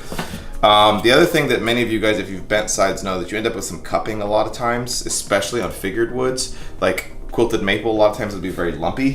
By doing these laminate sides like this, I'm already at the point where this thing is basically completely flat. So yes, there was a lot of work in the process I just did by scraping off of the epoxy, but now there's a lot of work that I won't have to do in doing the leveling of my sides. I'm also going to, in a future video, I don't use the standard slotted kerfing. I'm going to use solid mahogany for my kerfing. So that's one more thing that I'm doing on these sides that's just going to make them that much stronger. And then the third thing that I think that really helps out by doing laminate sides is that the torsional bending here of this is almost impossible to do compared to this. So when you have a neck block on here, that you strengthen this whole upper box area of the guitar, and I think that it's going to really help with not requiring any neck resets in the future, because everything's just that much more stable. But yeah, I don't know, it's really difficult for me to kind of show you here, and once this full thing is assembled, you'll really see it. But the amount of pressure that's required to get this thing to flex, I'm pushing down almost as hard as I can right there. Just to get it to do that. Whereas this is like, I barely put any pressure on it, and it's just floppy all over the place. And like I said, this is a full thickness side. This is 2.25 millimeters. It's about where I would normally do my sides before. This right here is not going to now take away from the sounds of the top. I started doing this about 20 guitars ago, and I can't explain to you how much of a leap forward it was sonically for my guitars. The explosiveness of the note coming out of the guitar is incredible. The full range of the instrument now comes out. I have very balanced bass, mids, and highs. You can watch some of my clips from earlier videos where I would do some sound samples of my guitars, and you'll kind of hear what I'm talking about. And I just never in a million years thought that like sides, changing the way I did my sides would contribute that much to making a better sounding guitar. And also, if you own Chris's 59th guitar, sorry about your luck. Exactly. Exactly. No doubt. I'm trying to think. Oh yeah, the Tiger guitar that I've been playing inside the workbench concerts one is the last guitar that I ever did without laminate sides. Actually, it sounds great. It's a great sounding guitar. But if you go back and you watch the final assembly and string up of an acoustic guitar video from like a year ago of mine, and it's a quilted maple and cedar topped guitar that a lot of people are commenting on. It's incredible sounding. Well, that's a laminate side guitar, so go listen to that. I'll put a link, a little card above my head here, so you can find a link to that, and you'll get to hear what these laminate sides can do for a guitar. It's just ridiculous. If you have a vacuum bag or a vacuum pump, that's the only thing that you're going to be required to do this. But you should have one anyway, because they're super useful in the shop. But I hope this video gave you a good little bit of an explainer of not only how I bend my sides, but kind of my thought process on why I laminate them. And make sure that you like and you subscribe. We're going to do affiliate links in the bottom of this video like we always do. Just be aware that if you click on those links and you buy anything inside there, Matt and I get a little cut of that, and that helps kind of grease our wheels and allows us to keep making these videos for you guys. So something to consider. And we'll see you in the next video, where we are going to be finishing the assembly of the sides of the guitar, doing the head block and the tail block. And I think we'll see you guys in the next one. We'll see you. All right, welcome to Driftwood Guitars. My name is Chris. We got Matt behind the camera, back where he belongs.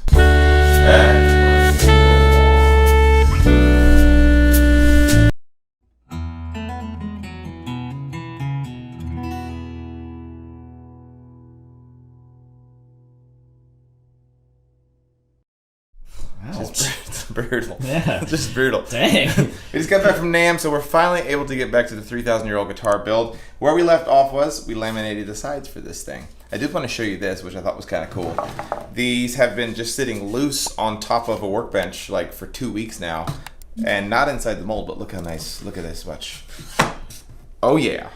Look how good that fits. And like, if that's not a laminated side, that would, that wouldn't have happened. So it's just a fun little thing. But what we need to do to move this guitar down the line is we need to make the neck block and the heel block. And so what we have is just some Spanish cedar here. And we are going to glue on this neck, the fingerboard extension plate. And we are going to round them over to fit on side of here. So what I wanted to show you that's kind of cool about the how and the why and the WTF that everybody's been asking about the Transverse Brace. So we talked about the Transverse Brace in a couple episodes ago, and people kept talking about, well, you know, how's it going to tie in, and all these other questions that they had. But what's cool is now I can finally show you what's going to happen once we glue that fingerboard extension on. This whole thing actually is pretty much going to lock in with the Transverse Brace and give us access through the truss rod through here. So we have really going to have this area much more supported than locked in, especially with the rim of the guitar fully attached to it. So that's kind of where my mind's at on that whole thing. And what we need to do is head over to the edge sander, but first, shameless plug, we got shirts in. we just got our title caster shirts in. Super cool. This is the one in coral. And on the back, it's got the old Driftwood Guitars logo, which is super neat. And these are available in black, in this coral color, and I think a couple other colors. Our store is actually linked below. And Matt and I are going to get the rest of the shirts, I think tomorrow. What's today? Today's Tuesday? Yeah, tomorrow we're going to get the rest of our the shirts that are available so we can show you what they look like. But those of you that have bought shirts, we do appreciate it. It's a good way of supporting what we do here. And yes, now we can move over to the edge sander. Okay, over at the edge sander, we are now going to be able to put the 45-degree angle in here and here. It's not really something that's necessary. It's just something that I do aesthetically. It looks really nice. It saves a little bit of weight. Some people just round them over with a router bit. And you can do the step that I'm about to do here with a router bit, or you could use a table saw. You could even use a hand plane, but I just happen to use the edge sander most of the time. So we're just actually going to put this on here, knock a 45 into it, and flip it around, do the same thing on the other side. So we'll do that real quick.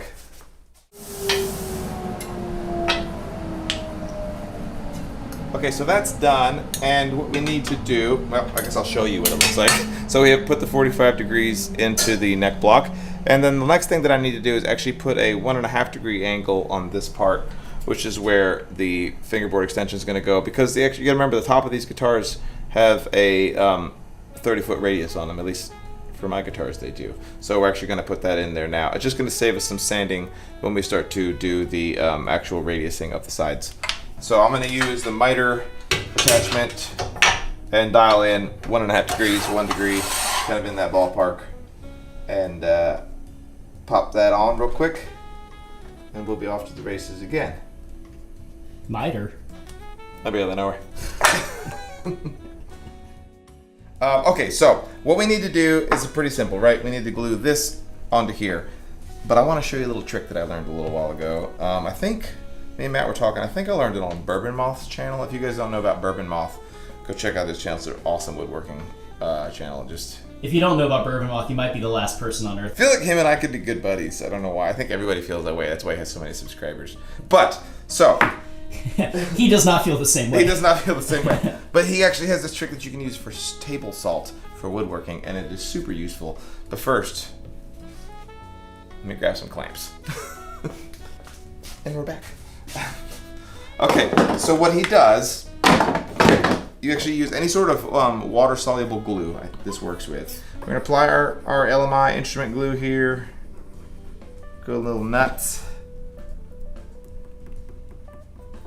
Stick that there. Okay, now normally what I would have done is now put this wooden plate here and try to clamp it down, but if any of you have spent any time woodworking, you know how that story ends. You go to clamp it down, it's going to slide all over the place, and you'll be cussing the whole time. So what you can do is just get a little salt. Like I mentioned earlier about the aluminum foil, get your own salt. Don't use your wife's or your significant other's salt. Get your own salt. Pro tip. So then you take your salt, you sprinkle it on there very lightly to taste. And and then you actually can just stick this on here and we will begin clamping. But what the salt does is it actually presses into the wood and keeps this from sliding around, and it is a total and utter game changer. You don't want to use very much of it because you don't want it to affect the integrity of the wood joint. So it's just enough. Just enough. Like I said, just a flavor. Clamp her down. And this thing didn't budge. Didn't move one molecule. One last little clamp. There we go. Just one last little clamp. Cool. All right, so what we're gonna do is we're gonna let this dry for like 45 minutes and we'll be back with you in about 2 seconds.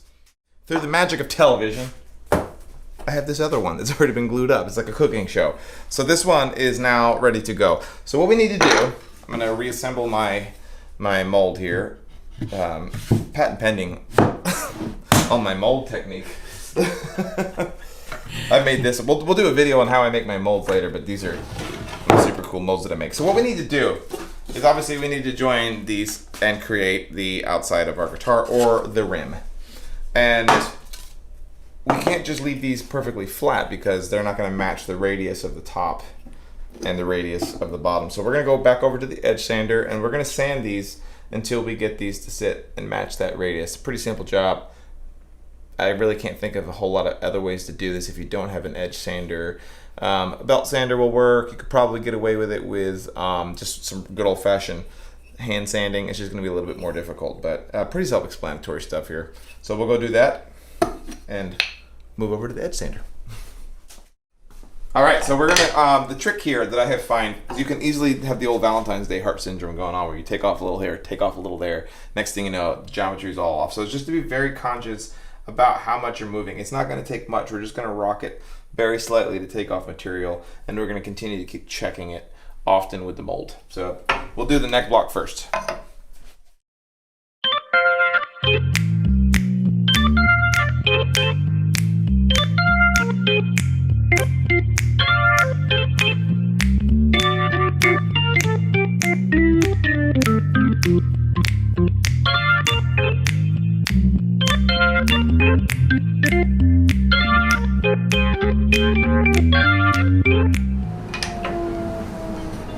Cool. All right, so I think you should be able to see it pretty good here. For the tail block here, it's damn near close. It doesn't have to be absolutely perfect because you got to remember that you're gonna have the thickness of the sides hovering there.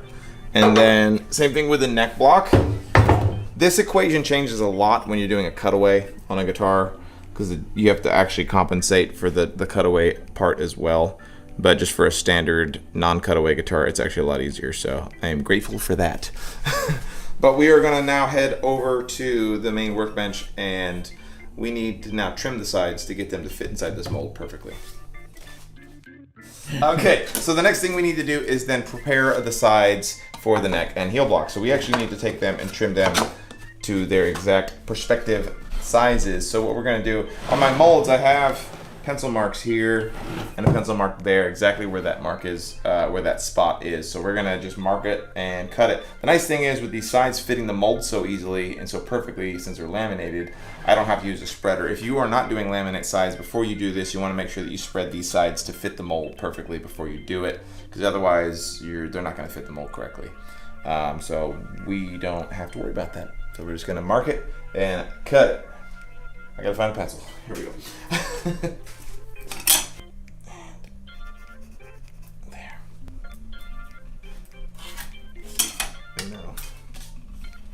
I used to like put this in the vise to do this part, but it was really easy to screw up. So I actually started doing it like this by just clamping it to my workbench. Once again, 40 ways to skin the cat. You can do this with a bandsaw. I don't have the cojones for that because all it takes is just for it to grab it and to destroy the wood. So I do that, and then I just use a nice Japanese pull saw, and it's that simple.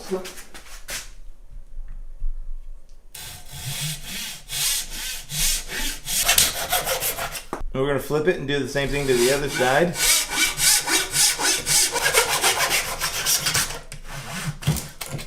Bang. So that's easy. One day when I have a nicer workbench, I'm gonna have to get used to not abusing it so much, but for now. So what we're gonna do is we're just gonna rinse and repeat on the other side real quick. Pretty self-explanatory. All right, so now that we have the sides all trimmed up, they should, in theory, fit inside the mold perfectly. You want them to be really tight. That is the trick. You don't want to have a whole lot of slop in there because it says you have to make up for it later with clamps and cauls and all that stuff. So we will put this in here just to confirm fit. Make sure everything is happy and copacetic. Snap! Let's see.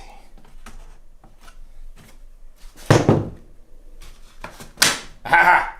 That was actually perfect. So that fits nicely. Once you put the spreaders in here and you get it all going. Actually, let's just show you.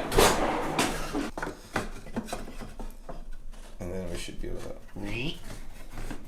put that in there. And so we still got to add all the kerfing and everything, but now we actually have a nice spot for us to be able to put that and to put this. So we're gonna pull this back out of the mold real quick.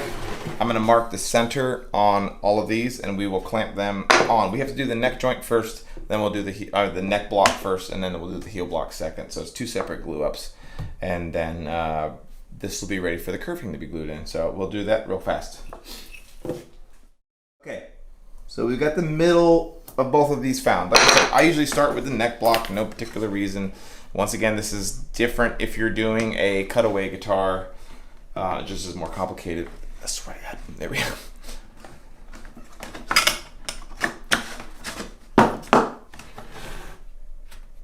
Wait for it, folks.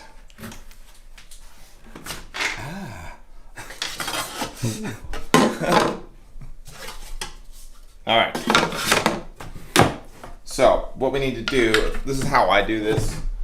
I've never actually changed up the way that I do this for years and years and years. I actually just put a piece of wood on the end of my workbench here. In this case, just a chunk of some flame maple. Clamp her down. And then we're actually going to use this as just a space for us to be able to do the actual glue up right here and right here. So I have little clamping cauls that I'll use. And it's pretty straightforward. I put a little salt on it, just like we did with the other one, just to keep it from sliding around, because that was always the hardest thing for me to do, is to be able to do this without it just turning into a slippery mess and having issues all over the place. So I'm going to sprinkle my salt to here. We are going to grab some of our clamping cauls. We're going to grab some of these.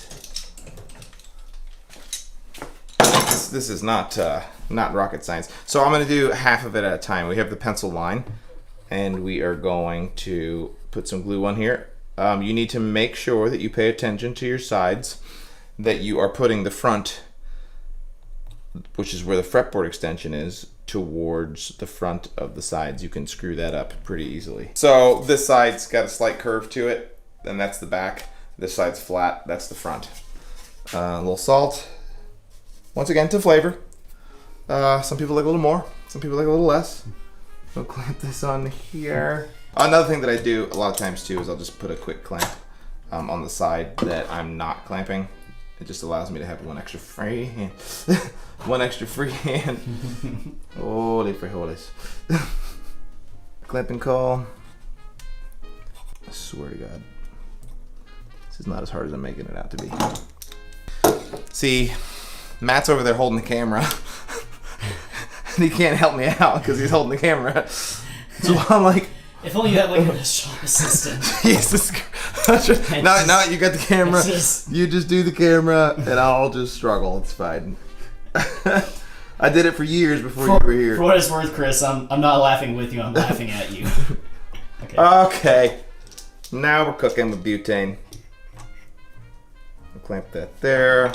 I'm not clamping these super tight right now. I always try to follow like you do the lug nuts on your car. You're not gonna crank it all down at once. And then once I have kind of all four of these in place, then I'll start really cinching them down. But you can see why the salt really helps out a lot right there, because that kept me from having too much struggles at all with slipping. So I definitely highly recommend it. I've been doing it for a few years now, and I've never had any issues with structural integrity because of the salt. I think that it dissolves in the glue, and you know, I think if you use too much, obviously, not only does it ruin the joint, but it tastes like crap. I just put one extra one just to really clamp it down right there. Just checking for some squeeze out, and now we'll see how this is holding up. Sometimes this thing does want to have fall off, see, oof. Hang on. I think it might have the clamps. I'm gonna put that one off real quick. You see what it's on the lift the whole thing. See, that's not good. Mm-hmm. Really? Man, why is it? Really?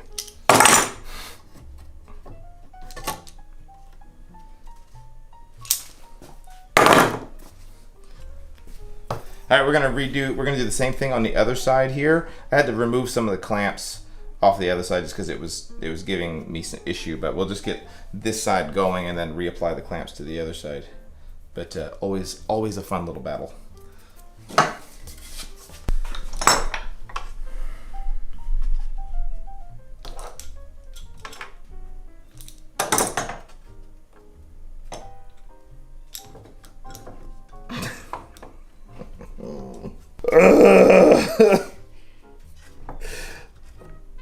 Oh my God. So the struggle is real.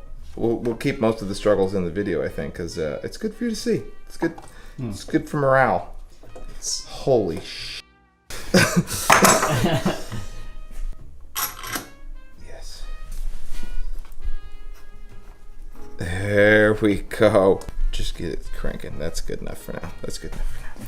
All right, so you may, I don't know how we're gonna edit this in post, but we're having a little bit of struggles because of having to do this by myself. And Matt had to give me a hand. But yes, so now we're back on track. Just continuing to glue these up and getting them all in place. And we're gonna let this dry for 45 minutes, an hour, and we will then be able to just flip this. And we're gonna rinse and repeat the whole process on the other side and do the heel block. Nothing magical, nothing different there. Same stuff, different story. You just wanna make sure that you get really good glue joint here, because you gotta remember this is kind of where the rubber hits the road. Your neck joint is super important to the structural integrity of the guitar. So take your time with it, really think it out. Just like a lot of the other glue up steps that I've talked about in the past with guitar building, you wanna do a dry test first. That always helps. It allows you to kind of make sure you've got your clamps in the right space, make sure if you need any clamping calls, you're gonna have those. It would suck to get in the middle of this and to have the oh crap moment that Matt and I just had. But that's part of it. But yeah, just you can save yourself quite a bit of trouble by dry testing all these glue ups. So that'd be my piece of advice to give you. Yeah, so just clamp these up and then we'll come back when we pull this out and when we go over to the tail block. All right. Super cool. So we've got almost no squeeze out on here, so it's absolutely perfect. Just gonna grab a little chisel. We'll knock off a little bit of squeeze out we have, and then we're gonna move over to gluing on the tail block.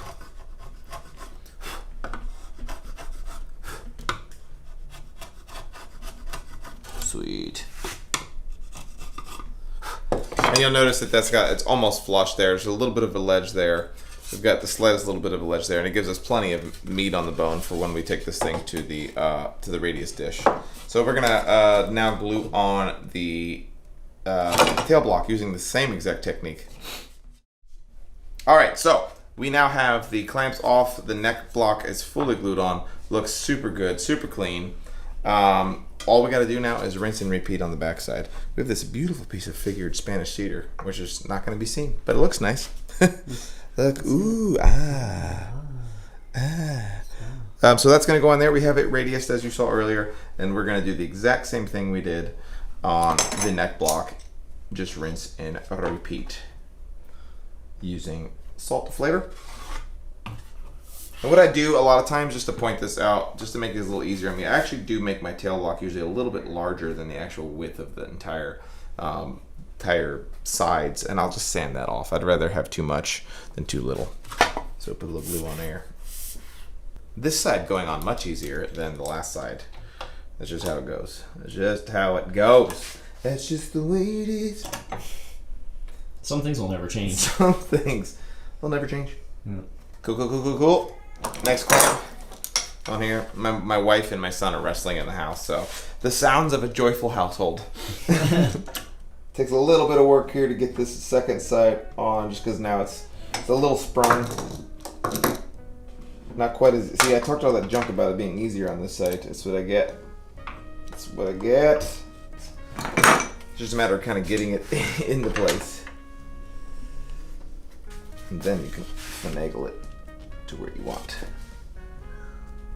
All right. So my son's, because we work from home, so my son, like I said, my son and my wife are wrestling in the house, squealing, but he's got like a loose tooth, and it's about to fall out, and he's all excited. I keep telling him I'm gonna tie a string around it and tie the other end of the string to the bandsaw blade and crank it on, and he's like, sounds good. We were talking about hooking this tooth up to the CNC machine and just like moving the y-axis.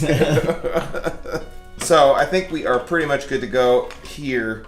I'm just gonna check for good squeeze out here in a second.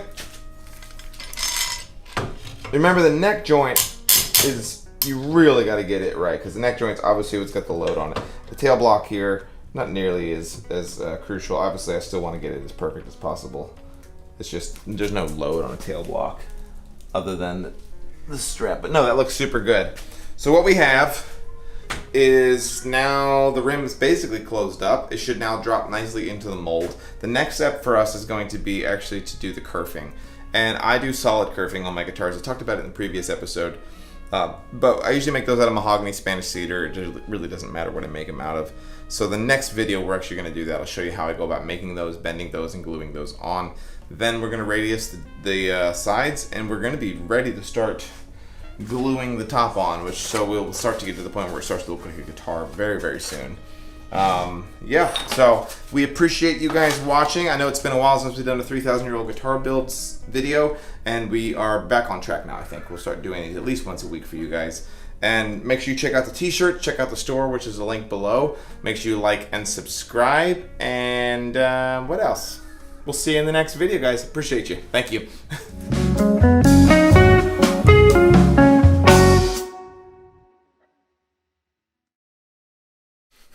Best time of your life.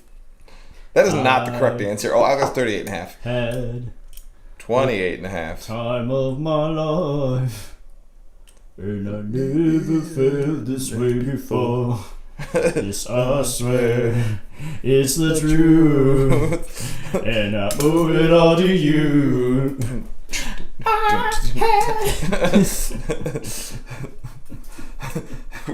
We're just the actual worst.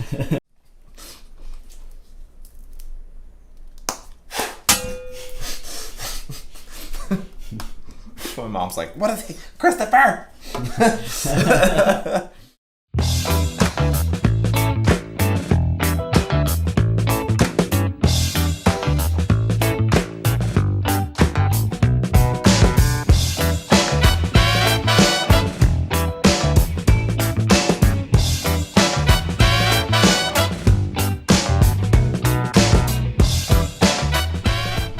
All right, folks, welcome back to Driftwood Guitars. My name is Chris. Behind the camera is Matt, as always.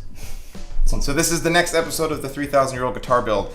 In the previous episode, we glued on the tail block and the neck block, and you can finally see I'm literally pushing down as hard as I can on this thing, and it barely moves. So we have achieved the result that we want, but the best part is we're not done yet. The sides and the rim of this guitar are actually going to become significantly even stronger. And what we're gonna do in this episode is begin the process of putting an arm bevel on the guitar. For those of you who don't know what that is, I think most people do, but what it is this bevel section that we put on the lower bout where your right hand goes across the lower bout of the guitar. And I started doing them on my guitars, gosh, probably 5 years ago. I actually got the DVD by Kent Everett on how to do a guitar traditional arm bevel, and I believe that he does it the Kevin Ryan style as well. There's lots of different types of arm bevels, but this is the Kent Everett style of doing it, and it's a pretty complicated process. So if you guys are watching this video because you want to learn how to do an arm bevel, we are going to make a separate playlist that is just specifically the arm bevel portion of this guitar, because this is a longer video series on how to build a 3,000-year-old guitar. So join us for that one from episode 1 if you're here for just the arm bevel, and vice versa. So what we need to do is move this out of the way, and we'll go about talking about how we're gonna make this. All right, so luckily for me, I have a CNC machine. And I've been able to make what is my, I don't even know what you call this, my backer for the arm bevel on my CNC machine. But I did want to kind of give you a quick rundown of how you would go about doing this if you didn't have a CNC machine where you can pre-make these, because that's how the vast majority of you guys are going to be doing this. So let me grab a piece of wood. All right, normally what I make my arm bevel out of, the actual backer piece, is a piece of basswood. I do recommend using basswood or mahogany because it's very lightweight. We want to make this bevel without hindering the weight of the guitar as much as possible. I don't have any scrap basswood, all I have is this piece, but I'm going to show you how to do this using this piece of alder, but it's the same thing. What you will do is you'll get yourself a basswood body blank from LMI or anywhere online. Once you have bent up the sides of your guitar and you have them fully closed up, you would actually put this in the spreaders. All right, so the way that we're going to do this is to make this piece out of this blank to look like this, is we're actually going to set that hole guitar rim on here, spread out, fully seated towards the outside of this rim. And we are going to take a pencil and trace that perimeter all the way to the tail block. I'm gonna do a line right where the tail block goes, and I'm gonna do a line right where the center of the waist goes. Do it again just for good measure. Perfect. And you will then pull it off. This is the center of the waist here. I don't know how much we can see. And this is where the tail block starts. The next thing that I'll do is use my dial calipers. This is where it's up to you to determine how large you want your arm bevel to be. So what I like to do on my guitars is I make this at its full width, 1 inch. By the time that I add my Abalone trim and my Purfling and all that stuff, it ends up being about a 3/4 inch bevel. So what I'll actually do is find the center point, kind of just using my eyeball here with my dial calipers, and I'm gonna mark out 1 inch.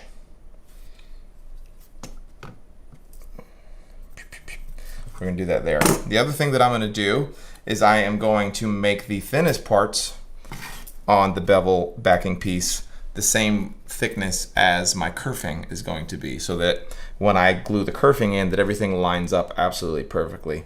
I think that's pretty easy to understand. So I'm just gonna, like I said, I'm just gonna give you guys a quick idea of how to do this at home.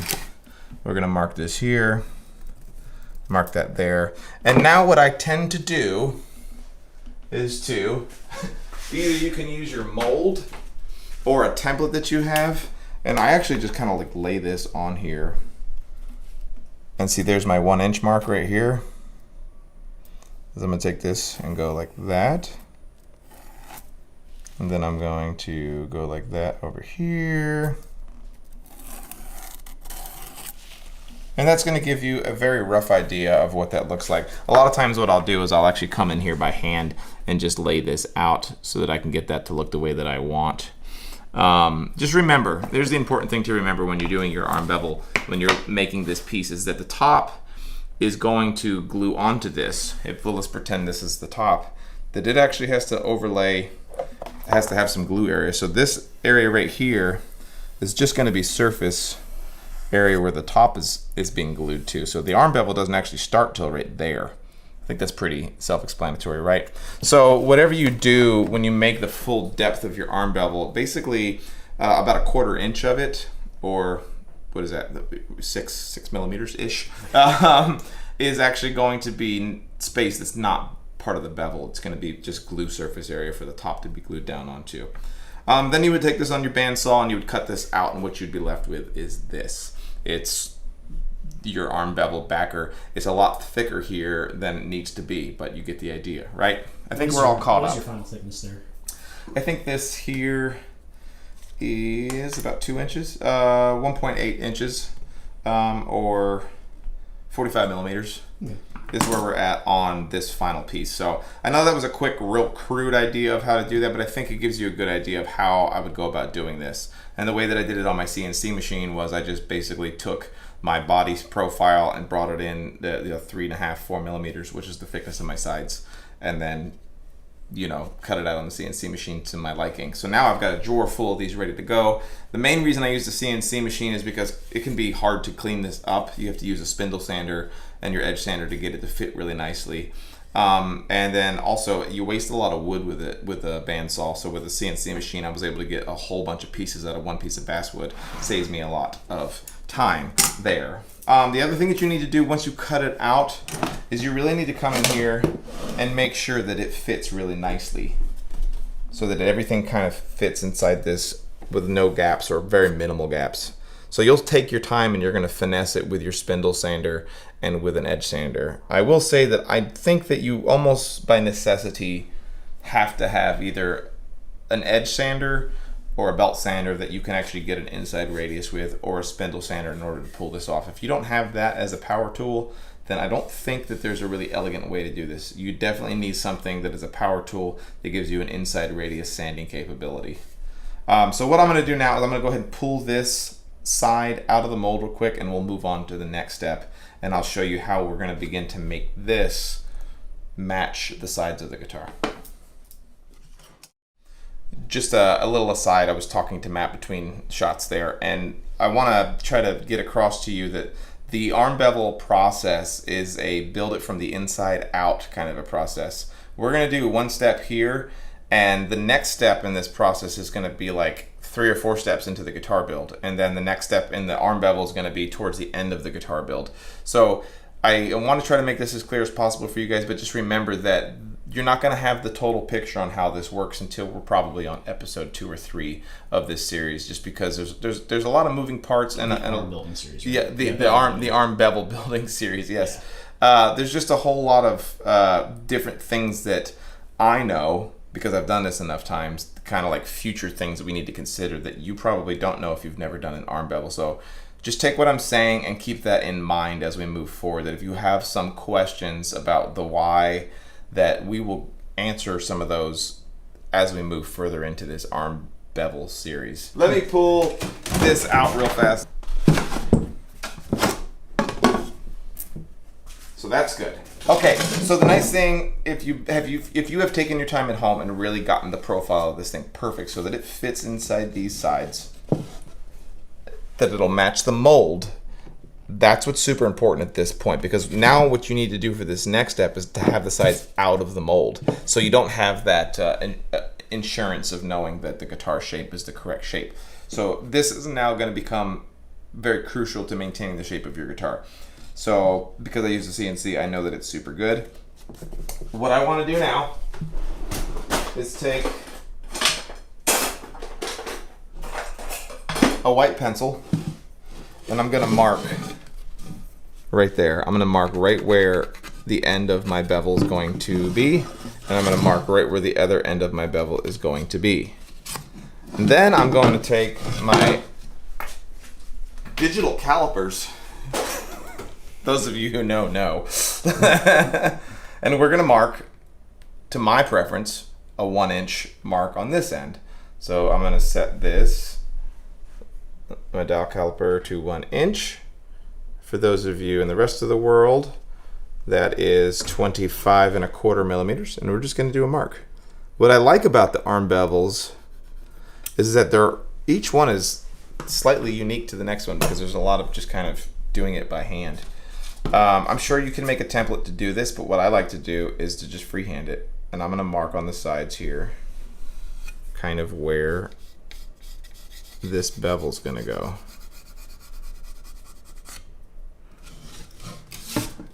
And we're gonna. I find that the deepest point should be right about there, right where your arm goes. So just know that that's kind of where you want to aim for as far as the deepest point of your bevel.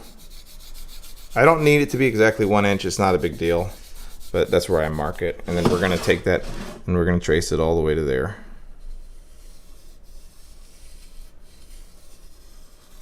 Right, following along, smell what I'm stepping in. All right. The biggest issue that I think you'll probably have if you do this for the first time is just not getting it to look right. It's a good arm bevel should almost just melt into the binding. So it's important that you just really take your time and look at it and make sure that it flows really nicely into where the binding is. The trick is obviously there's no binding on this yet, so you can't visualize where that is. But just remember that your binding is going to be here, right? Sorry, it's hard to do. And that you just need to make sure that it's going to melt really nicely into that so that it becomes very natural. So if we go back to this previous one, especially when you look at it from the side profile, it just looks really nice. There's not like this giant curve in it suddenly where the bevel starts. It just looks very nice and elegant. Same thing with the front. I remember the first 2 or 3 that I made, they were just very abrupt would be the right word, I think, on how those came out. So it takes practice. Your first bevel is probably not going to be perfect, but just like everything in guitar building, that seems to be the case, right? So let's just back up just a little bit. Remember what we're doing. We've taken our time to make this, and for you playing at home, it will have taken you a lot longer to make this than it was in this video, but I don't need to bore you with those details. I think that's pretty self-explanatory. And then we're gonna lay that in there, and we're gonna mark where we want that bevel to actually be. So what we need to do now is we need to remove all this material. I have tried this a whole bunch of different ways, but I think the way that I'm going to show you now is, I think, probably the quickest to do it. So what we're going to do is go over to the spindle sander, and we're going to knock out some of this material. Okay, so what I have learned in order to make this work is that, well, I think the first few times I did it, I just tried to chisel this section out, obviously going downhill with my chisel so that I don't get a bunch of tear out. Then it occurred to me that if I take my spindle sander, I can just create a nice cutout section here and then hit my chisel and match it. If you don't understand what I'm saying, you will see in just a second. So we're gonna take my spindle sander and I'm just gonna make a nice cutout section right here. I promise you this feels so weird. As you do your arm bevel, everything suddenly starts to look really lopsided and really ugly. So don't be panicked. It's gonna look and feel really weird, but it'll come together in the end.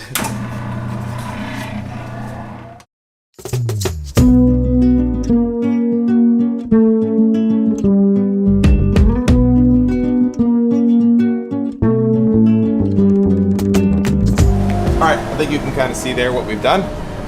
I've notched this out. I'm not being super picky with my 1-inch mark. I just want to get it close. So now we're going to head over to the workbench and I will show you how we go about really knocking all the rest of this out. Alright, so I'm going to put this in the vise. You're not going to be able to see it from the side that Matt's on, but the pencil line is over here. We're going to clamp this in, and then you're going to take a nice sharp chisel, and what we're going to do is fall downhill into that section there. Nice thing is you can really just go to work. But please, for the love of God, make sure that you're always going downhill into the cutout section. If you tried to take this chisel and go up here, you're going to tear this whole side to pieces. So just remember, downhill.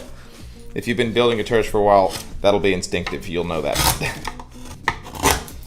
There's an advantage here to my laminate sides as well. You can see how I'm not having to really be too gentle with her. Being careful that I don't stab myself. I'm going to flip it. Then we'll go downhill to the other side.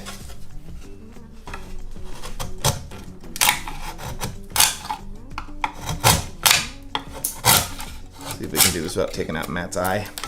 Thanks.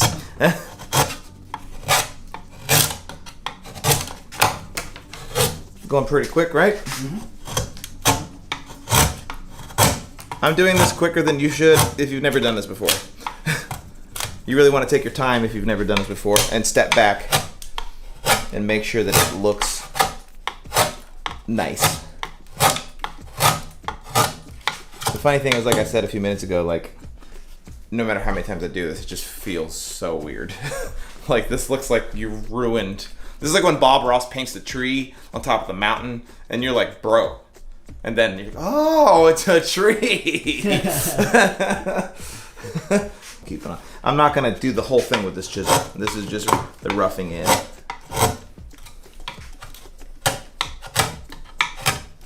We are about there, I think. Right? How we looking, Matt? Yes. So that's good. So what I'm going to do now is I'm going to switch over to a palm plane. You don't have to have one of these. These are going to be some sort of concave or convex. Convex, right, Matt? Concave is whenever it's like shaped like a cave, like inward. So if it's, depending on which angle you look at, I guess it's curved in. Yeah. Either way. Yeah. These are awesome. These little fun planes. I have this small one that I use a lot. These are Ibex. This is Ibex. This is large one. And then this one I got from LMI. I can't remember what it is. But the nice thing about these ones is that they allow you to come in here and scoop out. You can't really do that with a flat palm plane. So we'll come in here and use that now. Always downhill. So I think technically the blade is convex, but the material it's removing is concave. That's exactly what I think. I think this is a convex hand plane. Okay. Let's believe. Yeah. I'm sure you'll let us know in the comment section. You always seem to. So the thing about this area here, where you start your binding, or where you start your bevel, you actually have to take off more material than you think, because once again, you have to remember that your binding is, you know, a 1/4 inch or 6 millimeters tall here. So you're not actually going to see that part of the bevel starting until like way over here. So you got to, excuse me, you have to take off, you actually have to take off more material than you think that you do in order for it to look right. That's looking very nice. I'm gonna switch this over to the other side. And then I have one more trick up my sleeve to show you how I go about making this super smooth. Once again, noticing that because I have laminate sides, I can put this in a vise and really crank it down, and as soon as I pull it out of here, it's going to spring right back to where it needs to be. You're seeing the advantages, I think, hopefully. Yes, that looks really nice. That looks very nice. So, I'm going to get some sandpaper real quick, and we're going to smooth this out. If you don't do this at home, you should. When you go to level the sides of your guitar, you can see over here, right, Matt? Mm-hmm. When I do that leveling, I use spring steel with sandpaper stuck to it. That's how I do that. I think that if you don't do that, you should be as well, because it allows you to get these contours matched. But it also works really well over here for this step, because what you can do is you can have your sandpaper on here. Let me grab a little bit more coarse. What's nice is once you glue some sandpaper to it, you can use hook and loop sandpaper, and it just sticks right to it. But what it allows you to do is to come in here and sand into this and basically create the radius of it with your spring steel, which is really nice. So the trick here is to really, you want to get this to the point where if you were to not look at it, you don't feel any lumps or waves in it, because that becomes your witness line right here at the bottom. If that line's not perfectly smooth, you're going to see it when you go to finish this arm bevel. Especially, this one's actually a little bit easier to hide mistakes because it has that abalone trim on it. But if you're doing just a natural wooden veneer on it, you're gonna see any sort of little waviness to it. So take your time on this step and make sure that you get this thing nice and smooth. And you also want it to be perpendicular 90 degrees to the side. You don't want any sort of slop in it. You don't want to round it over.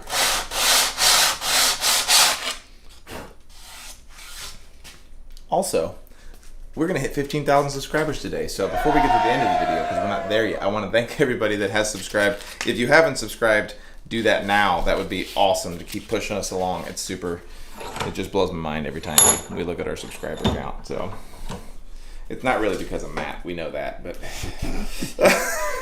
it's in spite of, actually.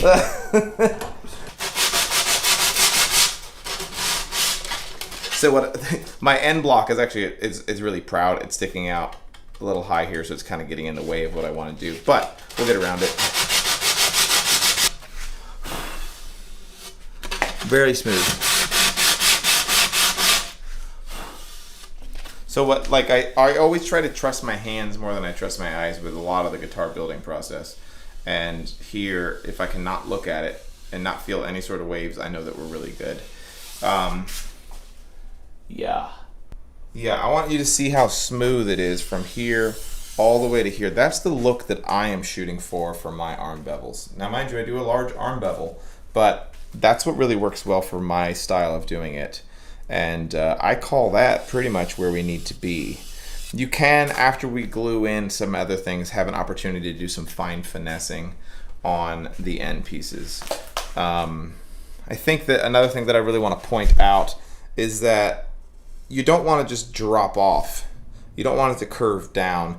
I want it to kind of scoop this way, like very gradually, like a French curve. But remember, this whole process is very to taste. It's whatever you want, it's whatever your client wants. I have some clients who like, man, I only want a tiny arm bevel. Or some clients will want the angle of it to be more shallow this way, or they're going to want it to be more shallow this way, which is what's cool about this whole thing. You can just change how far you go this way or how far you go this way to change that angle. My angle is roughly 45 degrees. It just works really well. So there's a lot of wiggle room here to do it how you want. So I think the only thing that I'm seeing is I might go a little bit more right here, just down a little bit, take off a little bit.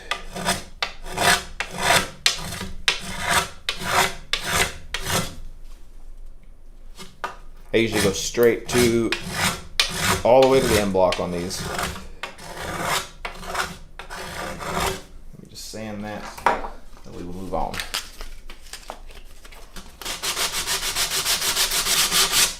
Okay, so I'm gonna pull this out of the vise. Next thing we need to do is grab some clamps. And we are going to now temporarily clamp this thing on. I'm gonna clamp it on so that it sticks up a little proud. You wouldn't want to clamp it on flush, because remember, we still need to radius this whole top and do all those things on the radius dish to make all this line up. So we want to leave some extra meat on the bone here for sanding. So I'm gonna make sure I push this firmly against the end block. So we're gonna clamp that first one onto the end block here, and then we are going to come over here and clamp it nice and tightly to the waist area. You see how much taller this one is? This one's sitting up really high. Not a problem. Let's see, then I'm gonna take a pencil. We are gonna trace this. Trace this line here, right? And we're gonna pull this off.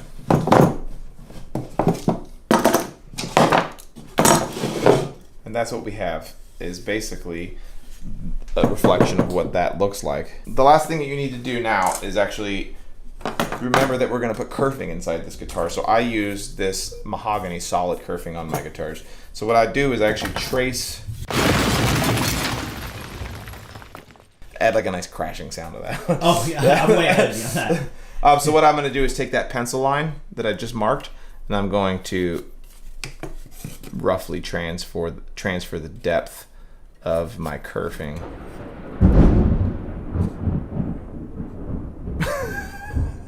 The Lord has spoken. And we're gonna transfer that all the way around here, just to give you a line. Because remember, that's basically gonna be our glue up area. That's gonna be the area that you don't see, that is surface area for the glue to stick to. That's why we do this, for those of you that maybe you're like, well, what's the point? And then we're gonna just transfer this around here. Transfer this over to here. Yeah, that looks good. So that's gonna be our cut line. So what I'm gonna do now is I'm gonna run over to my super dull bandsaw and cut this off. And then we will go over to the edge sander and smooth it out. And then what we'll be left with is this backer piece ready to be glued onto the guitar. So we'll do that over here now. All right, so you want to be really careful here that you don't let this thing catch and tear it out of your hand, but we are just going to cut it just to the outside of that pencil line. All right, so you can see how it looks like a beaver did that, because my blade is duller than a butter knife. But then what we're going to do is we're going to head over to the edge sander and just smooth all of this out so that it looks really nice, and you'll get the idea. So now we're going to take this to the edge sander and do this. Some of it's going to be blind, but you're just going to check our work as we go. Cool. I think you get the idea there, right? Very nice. It doesn't have to be exact. It just has to be in the ballpark. But looks really nice and smooth. So now we can head over to the rim and show you how I go about gluing this thing on. Okay, so the nice thing now is that we have that mark across the top here. So the way that we're going to do this when we go to glue this on is, once again, not in the mold, because we need to be able to access this whole lip here.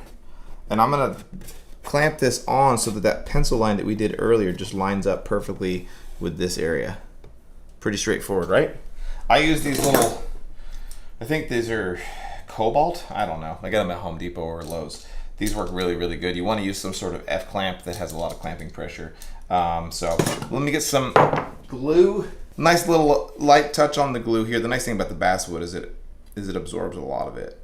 We're going to put that on here. This is very similar to how you're going to go about gluing your kerfing in on your guitar. Right? Let me see what we got. Mm-hmm. Now, I usually start down here. I try not to let it touch over here because I don't want to get glue everywhere until I get it kind of roughly aligned. I'm going to get my first clamp on. Very lightly clamping here, just very lightly. I have a couple of F clamps that I've actually put an inside radius on. It just really helps with this part here. And the reason I do that is just so it doesn't leave any marks. Take it very lightly. We have a little bit of a gap here. This is all things that are going to be tightened up as we go. So I'm doing one here in the middle. Just pull it all together. Making sure everything's looking. So what happened here is there's a little gap here now. So now I just want to make sure that we pull it all to where it needs to be. before we get to cranking. All right, so now we're just gonna work our way around, making sure that this pencil line is roughly where we want it. All right, so I go about every 1.5 to 2 inches here, only because I'm running slightly lower on clamps. My CNC machine keeps eating clamps, like that one. I don't know if you can see. It's slowly cannibalizing all the clamps. I'm not clamping these super hard still. I want to make sure that I get everything where I need it first before I really commit to it. All right, so now I'm gonna start giving it a little bit more pressure here. Working my way around. Put one here on the end. Really get it going. I'm out of those. So on the end here, I'm just gonna put like a traditional clamp on it. Looks really good.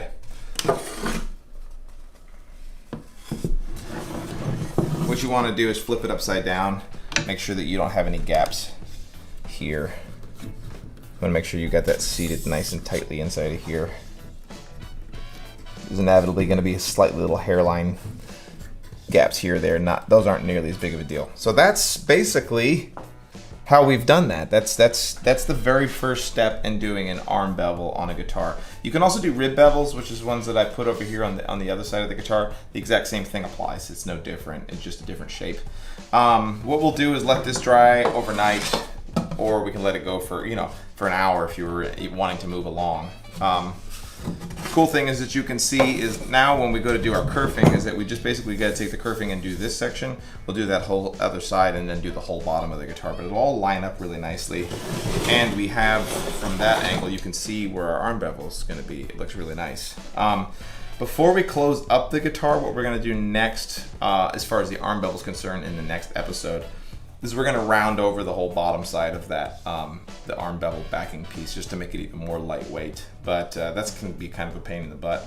But yeah, I think that'll give you a good explainer on how to at least get started on the arm bevel on your guitar.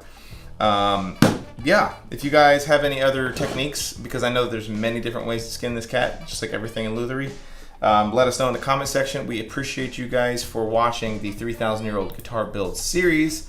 And if you guys just came here to see the arm bevel part of this series, we appreciate it. But check out the whole build series here, because we got a cool thing going on. And there'll be a separate playlist specifically for the arm bevel as well as the 3,000-year-old. Thank you again to everybody who has bought t-shirts. Those are super awesome. I don't have one on today. They're all dirty. I gotta wash some more. Yeah, man. And once again, 15,000 subscribers. We went from 2 to 15,000 in like 100 days, and thank you to everybody who's been a part of that. It's super awesome. You guys have just been such a great community of people, and we thank you. If you're not a subscriber, make sure you do that now. Like and subscribe, and we'll see you in the next episode, folks. Thanks.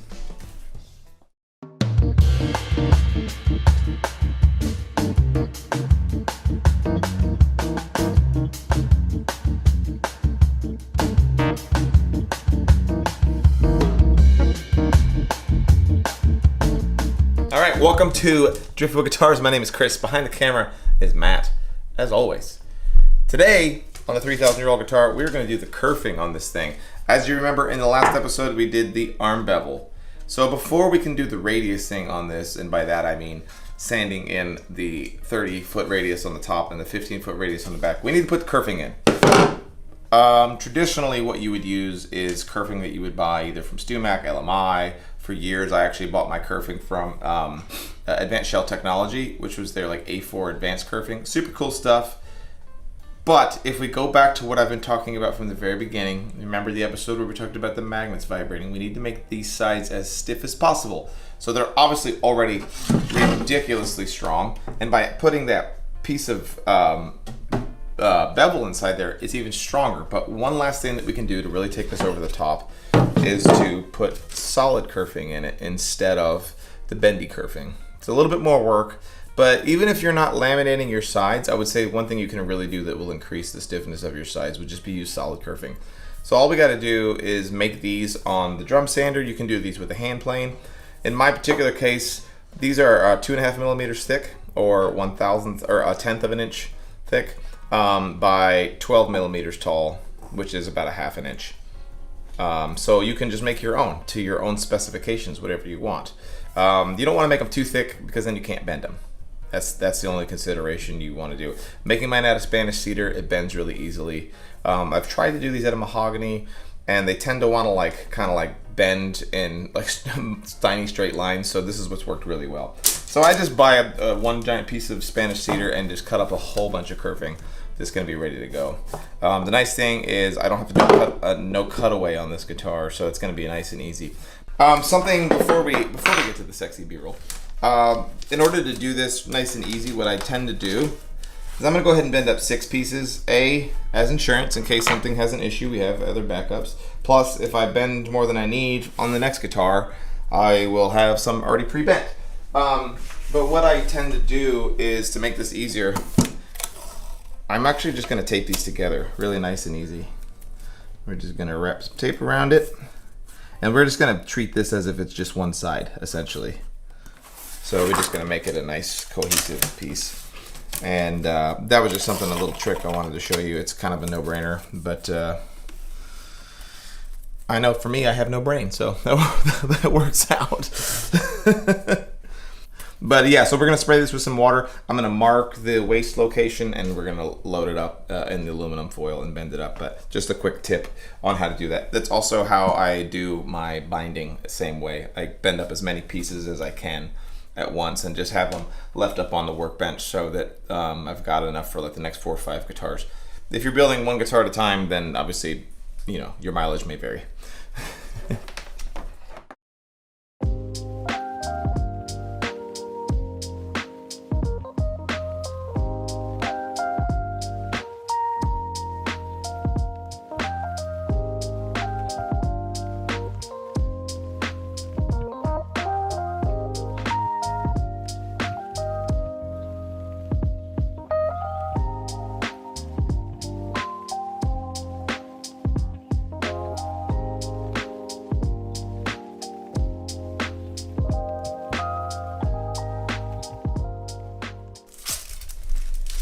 Okay, we got the sides just out of the bender.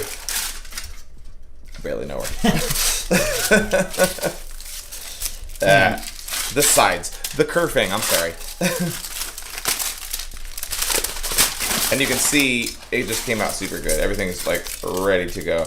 The trick here versus doing binding or sides is that it is obviously quite a bit thicker. We were dealing with a 2.5 millimeter thick piece of wood. So you just got to be a little bit slower when you're bending the waist area because it can crack or basically like kink. But so what we're left with is I have 6 pieces of kerfing ready to go. There we go, let me do that first. Yeah. I very easily could have done like, I think probably up to 8 or even 10 pieces of kerfing in one bend. So if you've got future projects that are going to be the same body size, think ahead and bend them. And once again, it's also just a nice insurance policy. If you break them, you've got other ones ready to go. So yeah, we're just going to pull this tape off real quick, and then we are going to get the sides loaded into the to the mold, and we'll be off to the races.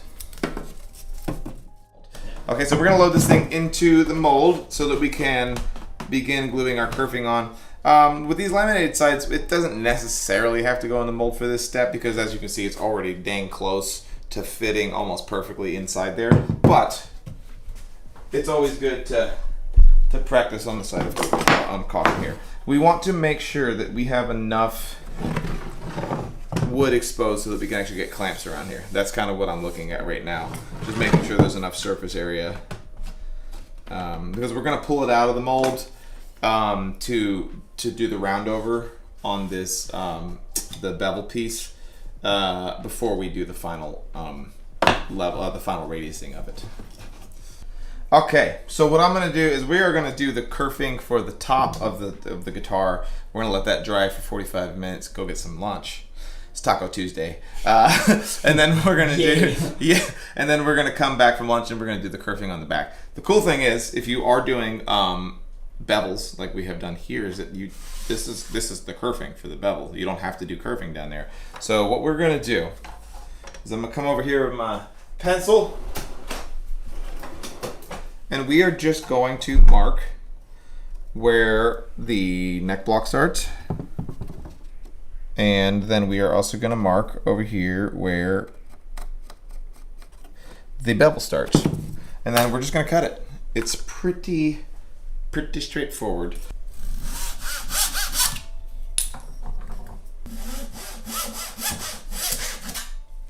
Okay, so I cut that a little too long, which is fine. It'd rather be too long than too short. So I just need to trim it up just a little bit more. So I need to cut off about 2 millimeters here. When you're doing this, just to save you some wood, if you're gonna cut the kerfing, I recommend using a handsaw just because it's safer without damaging anything. Cut it a little bit too long and then work your way down. You can either use the saw to trim it to its final length, or you can like use an edge sander or something like that. Yes. Oop, oop, oop, oop. Yep. There we go. Should be a really nice tight fit. Yes. All right, I'm not gonna glue that in just yet. We're gonna go ahead and get the other side trimmed. And this side is gonna be how we're gonna do the rest of the guitar. That side obviously is a little different because it's got the arm bevel in it. So the way I do this is I'm gonna line up the waist area first. These are the clamps that I use. I just actually bought more of them. There's a bunch of brands. I got this at Lowe's. You're gonna pay like 40 cents a clamp for them. These are the neon yellow or green ones are from years ago, and I slowly have lost most of them, so I went out and bought the rest of these. But these are really good because they have a lot of clamping pressure. If you're gonna do the solid kerfing, just your traditional like clothesline pins are just not strong enough. So you need something a little bit beefier, and I highly recommend these. Plus, I find uses for these things all the time in the shop. So we'll put a link in the description below for an Amazon affiliate link on those. So we're just gonna clamp this in place right here at the waist, just to make sure that we got a nice tight fit. Now, I can take my pencil and mark the intersection point for the neck block, as well as for the heel block.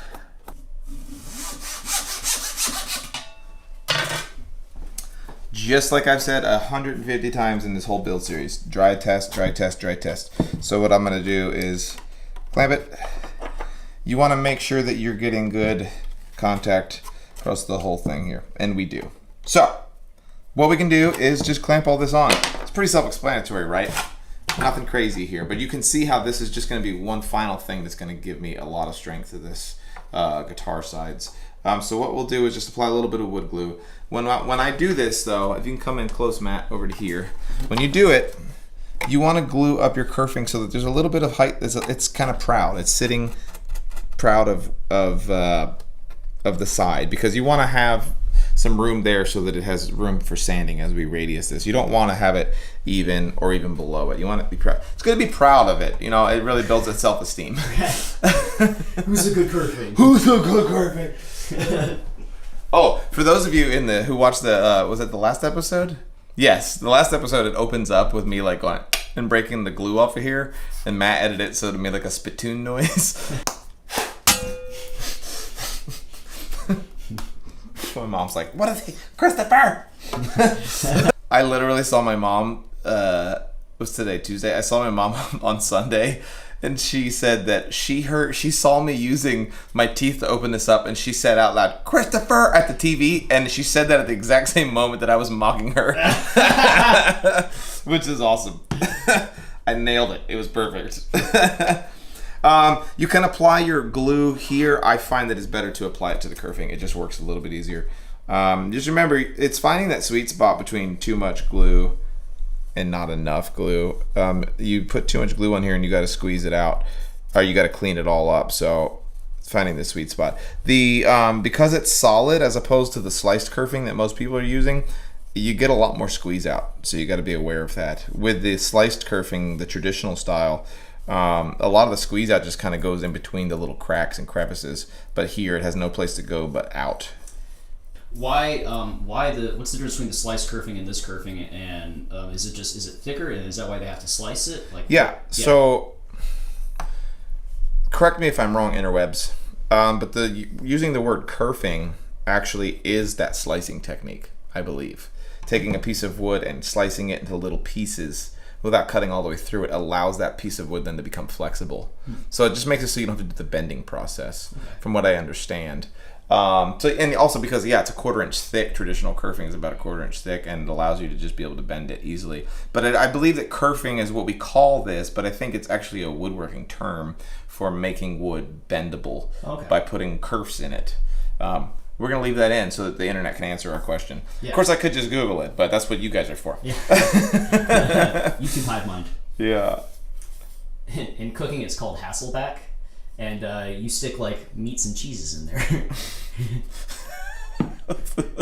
All right, so in order to keep a bunch of glue from sliding all over the place, the way I do this is I make contact here at the heel, I make contact here at the neck, and then I push in. And it allows me to kind of like pull this away from the sides and then slide it into place and then press it up against here. Because otherwise, if you just slide it down, you're going to squeegee out all the glue. So I'm going to start here in the middle again. I always find that starting with the waist is best. We're going to go about 1 millimeter to 2 millimeters proud. Ah, these new clamps, fresh clamps, dude. They got like nice strength to them. Got that new clamp smell. Get that new clamp smell. Yeah, we're just going to work our way around here. So here it's not quite clamping hard enough. So what I do, I tend to use these guys as like a supplemental if I need to, just to give me a little bit more clamping pressure where I need it. Just to have them kind of ready to go, especially if you're doing cutaways. If you have a cutaway guitar with solid kerfing, I definitely recommend you're going to need some sort of stronger clamps than just these. Just going to be prepared, is what I'm getting at. Something that you can do, and I'm not doing it in this video just for time's sake, is you can actually go ahead and start to radius your sides. You can roughly radius your sides, which is actually the next step, before you glue the kerfing on. So you can kind of get them most of the way there, then glue your kerfing on, and then do the last of your sanding. It just saves you a little bit of time. I wanted to show you guys like the full process here. It's going to require a little bit more work on my end, but you know, that's what we're here for. That's what we're here for. Okay, we got the treble side done, and we're just going to do this last little spot of on the side where we do the bevel. And you can see, mind you, here, remember how when I did my bevel, I made sure that these points were the same thickness as my kerfing. So I did want to point that out. That was what I had mentioned, like the end pieces of your bevel backer need to get as thin as whatever your kerfing is. So if you're not doing laminate sides, your kerfing is going to be thicker. So make the end points of your bevel thicker. I think that's a good way of showing you what I talked about there. Some of this stuff is hard to like describe. I'm like, how do you how do you describe this? You know what's cool, as a little anecdotal thing, is that I've been building guitars for like 15 years now, and it wasn't until I brought in an apprentice years ago that I started to do teaching. But the real thing is like now that I'm doing the YouTuber thing, is you start to like have to like figure out why do you do things the way that you do, because I need to describe them, and it makes you question, oh yeah, I just do that because of whatever reason. Like I learned it from some article I read on the internet, or you know, some guy taught me. But it certainly keeps me like honest. Bless you. It certainly like keeps me honest, and most of you guys have done a good job of kind of like threading that needle between like just kind of like pointing out when I'm making mistakes, all of the micrometer dial caliper situation, and just some of the stuff that I do here, and it's been cool. I think that doing this YouTube thing has actually made me a better builder, because I've learned a lot just from the comment section, which is cool.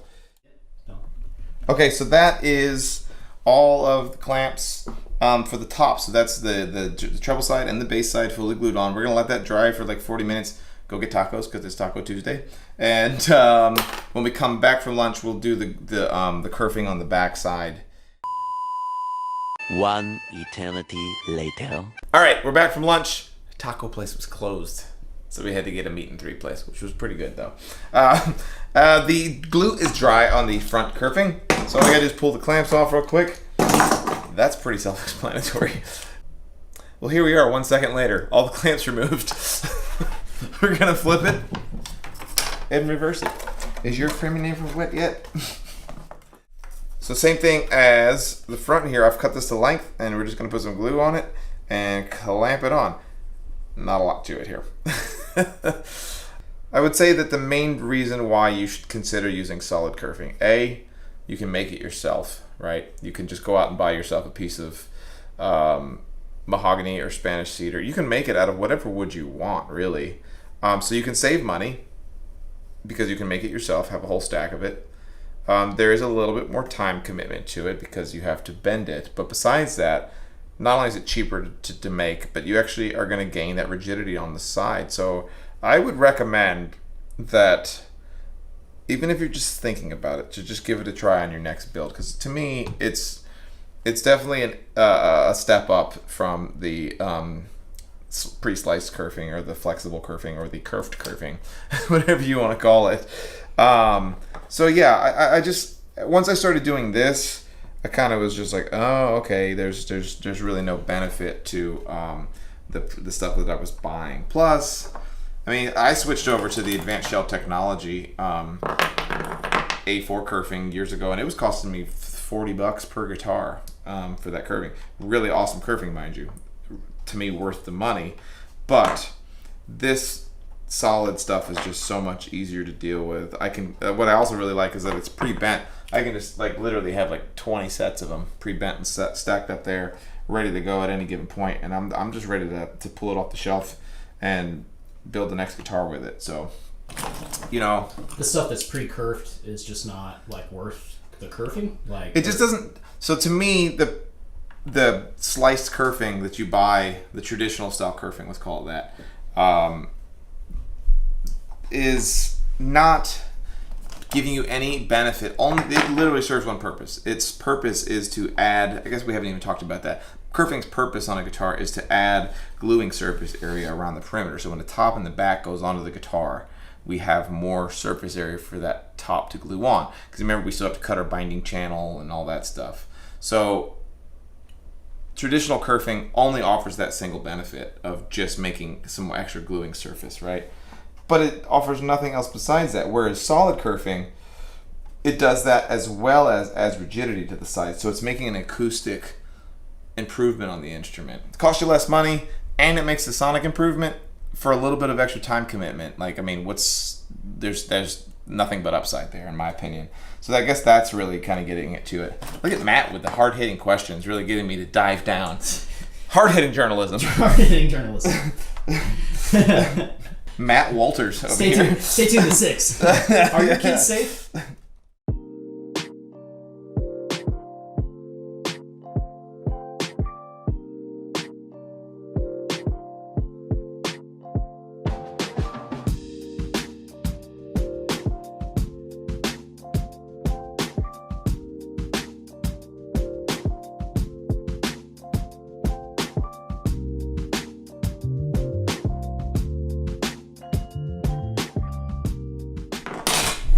So that gives us our full clamp on of all the kerfing on this guitar, and the next step is to actually do the radiusing of it.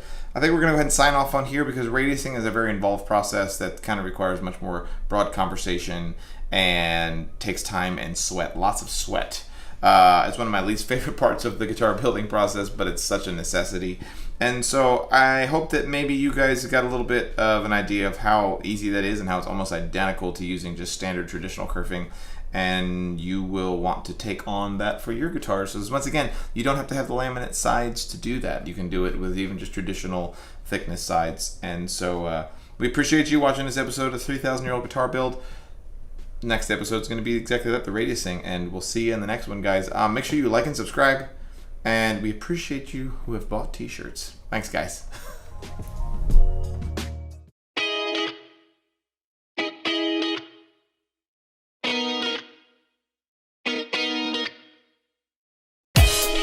Oh, hello. Didn't see you there.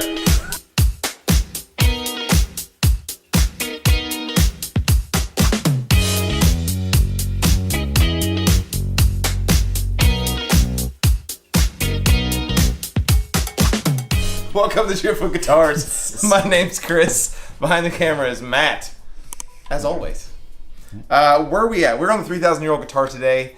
And what we did in the last episode was we put the kerfing in, and the episode before that we did the arm bevel. So what we have left to do is one of my least favorite parts of the guitar build, and that is radiusing the back and radiusing the top so that it can accept the back and the top. For those of you who maybe don't know, I think most people in the audience do, but for those of you that don't, that the back on an acoustic guitar has actually got a little bit of a dome to it, and the top actually does too, in most cases. There are some people that build on completely flat. Charlie. Charlie. There's one piece that he wants in particular. What are you getting? Yeah. Okay. Yeah. So those of you that don't know, the back on an acoustic guitar actually has a radius to it, and in my case, I do a 15-foot radius, which is a good way to visualize what that looks like. Would be to take a 15-foot in diameter beach ball and drop it in the sand, and what you would have is a radius that looks like the radius dish that we have here. And on the top of the acoustic guitar, in my particular case, I put a 30-foot radius on it. So the top has what would be the equivalent of a 30-foot beach ball dropped into the sand. It's a very slight dish. The reason why we do this, A, is because that's how I've always done it. I know how to tune my guitars correctly based off of that radius.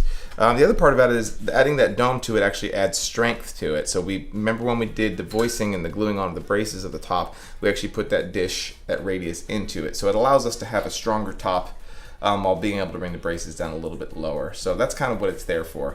So what we need to do today is actually, a lot of people call this driving the bus, is we're going to take this whole body inside the rim and we're just going to take this thing back and forth and put that radiusing into the back. I usually do the back first and then I do the top.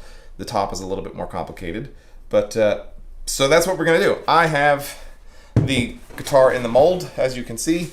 This is kind of, at this point, it should be in the mold and kind of in the mold until it's ready to come out fully closed up. At this point, it shouldn't be moved around at all. This is a 15-foot radius dish, and I've actually got it screwed down to my workbench. One of these days, I'm actually going to build a machine that will spin this for me. There's people who make those, and it makes this job a lot easier. But for me, I get to suck it up buttercup and do this thing. So here's how I go about doing this. You can see it's not even close to flat yet. I will actually put some weight on here a lot of the times just to make this job a little bit easier. And I need to make sure that we're fully fixed in place before we get too nuts. And we're just gonna start taking this thing and just going like that until I'm dripping with sweat in all my places. All the places. Should do it. I am going to put my hearing protection on, not because this is loud, but because it's like nails on a chalkboard. Matt will also put his hearing protection on, so the camera's gonna get a little wobbly. Yeah. And then we're gonna fire this thing up. Bring on the suck. What's that? So bring on the suck. Yeah. So yeah, we just kind of, I get to a nice place where I can get my knees bent nice and good. Just going here for going at it.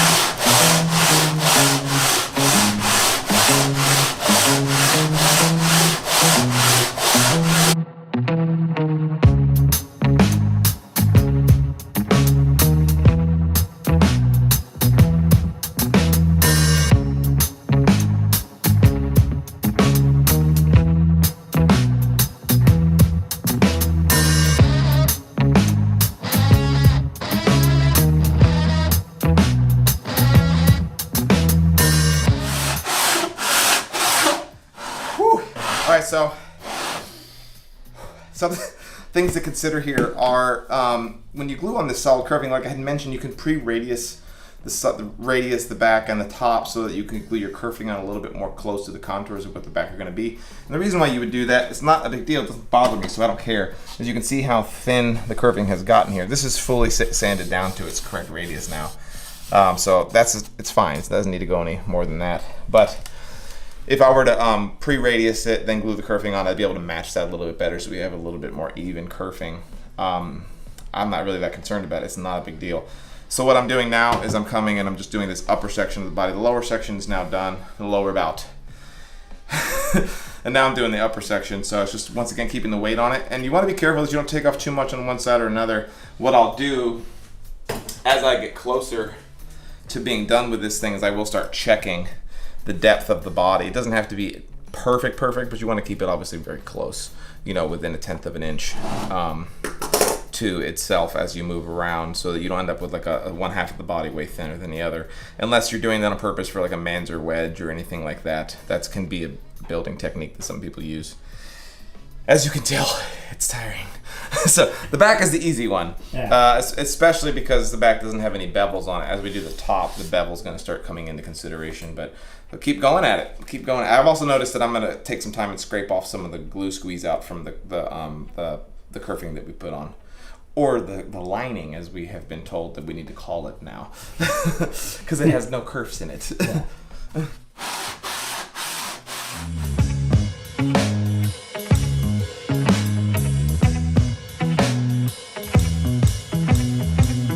Okay, so I think I got it mostly there, but before I get it absolutely perfect, I'm gonna pull this spreader out because I'm noticing more glue squeeze out than I thought. So before you arch your radius this completely perfectly, you do want to make sure that you are getting all of the squeeze out done first, because I have to pull the mold spreader out in order to do the scraping off of the glue. That's why. So I hope that's pretty self-explanatory, right? Yeah. You don't want to radius it until it's in its place and you're not going to move it anymore. It's not going to move much here, but I do want to give it just a little bit of a cleanup. Okay, so Matt turned the camera off for a minute while I just cleaned off some of that glue around the kerfing, and it occurred to me that I need to actually do the radiusing on the back side of this arm bevel before I put the spreader back in, because once again, like I said, if we're going to put the spreader in, we need to make sure that that's the last time that we pull it in or out. So what I'm going to do is I've just cleaned up all the squeeze out glue, and then I'm actually going to take some sandpaper and clean off the insides of the lining that I put in, and then we're actually going to go through and shape down the arm bevel foundation that we've already put into the guitar. Then we'll be ready to put the spreader back in and be able to radius the top. And at that point, this will be a completed rim and ready to go for us to glue the top onto it. So, and once again, it's important that you keep your linings really nice and clean, because remember, the sound hole, when it goes on here, you're going to be able to see, especially on the lower kerfing, you're really going to be able to see down into that. And if there's any squeeze outs and stuff like that, it's just going to be ugly.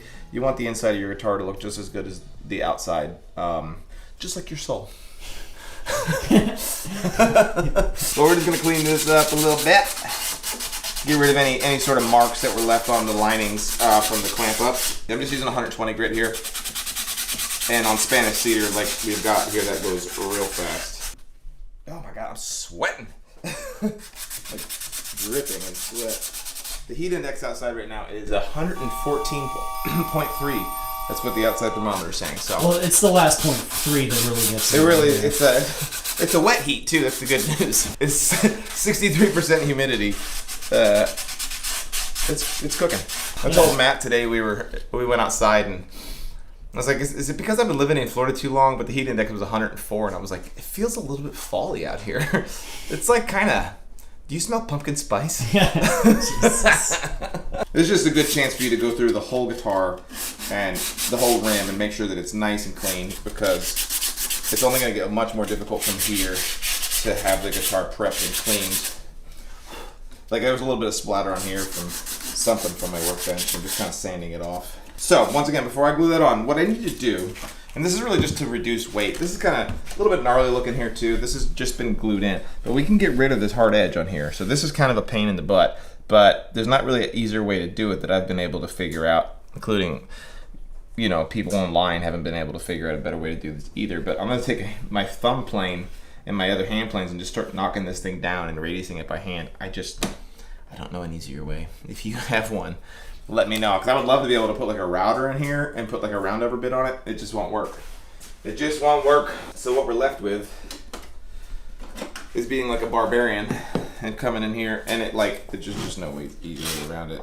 Because like half the time you're going with the grain, other half the time you're going against the grain, and it becomes this really fun balancing act of trying to not give up on the hobby altogether. It's actually not too bad. Another reason why using basswood is really nice, because it just goes really fast to get this knocked down. Sometimes you get these and they're like, the grain direction on the actual bevel piece is so in a weird spot that it's almost impossible to do this. Here we go, it's gone.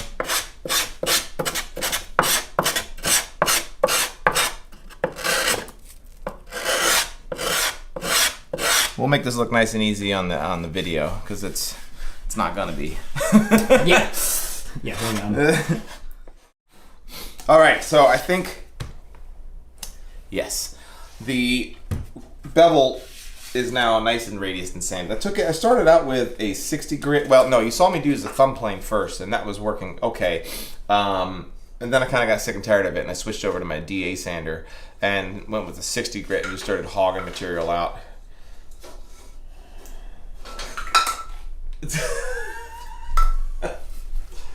So started hogging material out with the 60 grit and took that to 100 grit with a DA sander, and then switched over to it by hand, and then I just took it down to 180 because it's basswood. It went nice and quick, and it looks really good now, I think. And you can see, it really, you don't have to do that. I was telling Matt, like, this is kind of an unnecessary step, but it matters in how the guitar looks and sounds. Not sounds, it matters on how it looks on the inside, and that matters. And it also ties in very perfectly now with the kerfing that's on the top section here, as you can see. So that's a perfect transition all the way to here. And so that's good. These linings are nice and sanded, so what we can do now is we can put the spreader back in and make sure that it doesn't need any touch-ups on the back, so we'll probably just give it a couple of passes again on the back just to make sure that radius is nice and smooth. And then we're actually going to switch over and do the top with 30-foot radius. So let me put that in, and I'm actually going to get the dust collector and suck all this sawdust off, because the sandpaper becomes pretty ineffective when it's packed with sawdust. So we'll do that real fast. Okay, now we're back to where we started out. I got a little ahead of myself premature on the front end of this video. But now we are where we started off. The back is nice and radius. It's got no gaps here whenever we get it to that point. No gaps here. It looks really good. So now we've got that nice 15-foot radius on the back. You can kind of just see it, right, as we catch it there. And that's what you want. You want that nice, clean look where it gets tapered towards the top of where the neck is. I think for me, a tell on a really amateur guitar a lot of the times is that really chunky look where it's just a perfect rectangle the whole time. It doesn't get any narrower at the top. So that's something to think about as you do this. But so once again, we put the kerfing on, we sanded, what you would want to do, because we did it in a little weird order here, you'd want to, if you're doing a bevel, before you radius it, you want to go ahead and radius the inside of the bevel, clean off any sort of glue out and smooth out the linings, then do your radiusing. So our back is finished now. So what we can do is we can remove this 15-foot radius, and I'll switch over and put my 30-foot radius on here, and we're going to do the radiusing of the top. And there's a little bit more involved there, but I think that, right, Matt? Matt's never done this before, so you feel like you got how we do this? Yeah, put the wang jangler on the spang fangler. Yeah, and you want to turn the do towards the hickey. You do some weird, turn the do towards the hickey, do some funny dance moves. Let me think, I might need to get a whiteboard for this. Yes.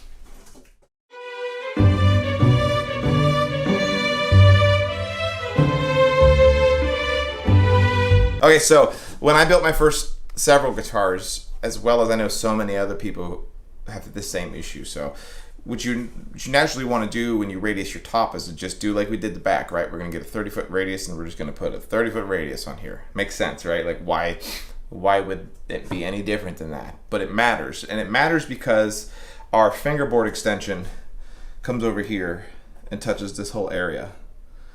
And if you were paying attention when we glued the top together, when we did this, you'll remember that we did not put a radius on the transverse brace, the ever so controversial transverse brace. It was totally flat right there. And there's a reason why, and you're going to start to see that come together here. And the reason why is, so let's pretend that this is that guitar body, right? We're going to draw two of them. Here's our back. Here's where the end pin goes. Here's where the neck is.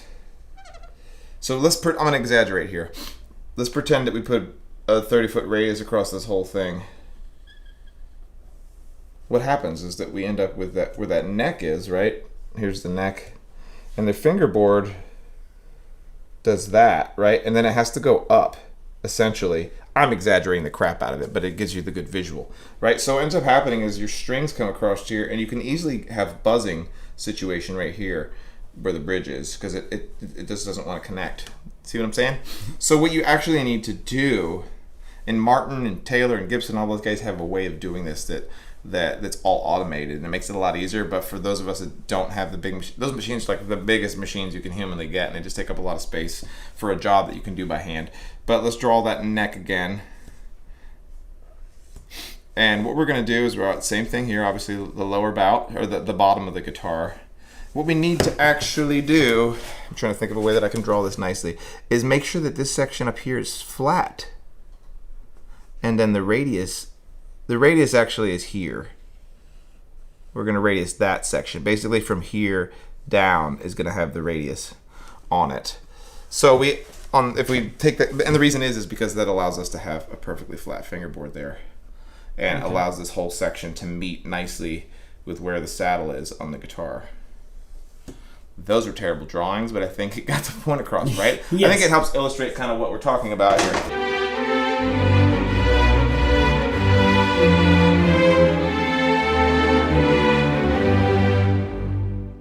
So let's take that ugly drawing and transfer it over to here. What are we going to do?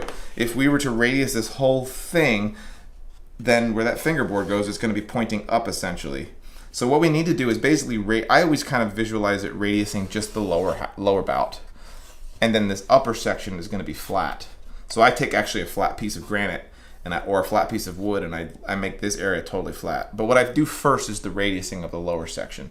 It was when I started doing that the geometry of my guitars really started to dial in a lot better. You'll hear like the 14th fret hump and other terminology used for it, and I think that's always an issue.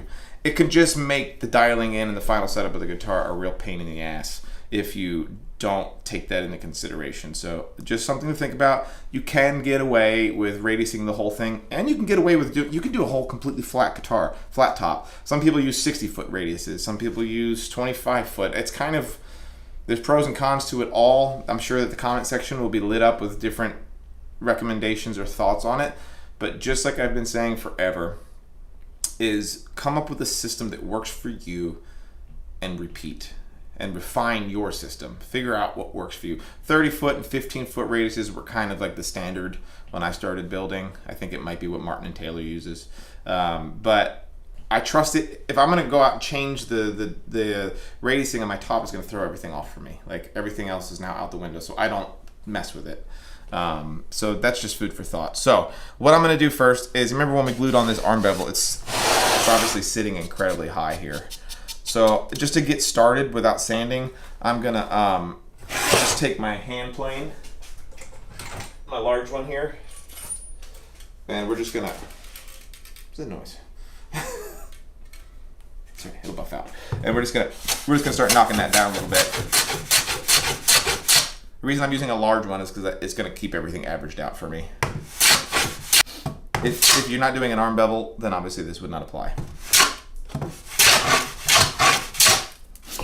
Okay, that just saved us a little bit of time. That's the only reason why I do that.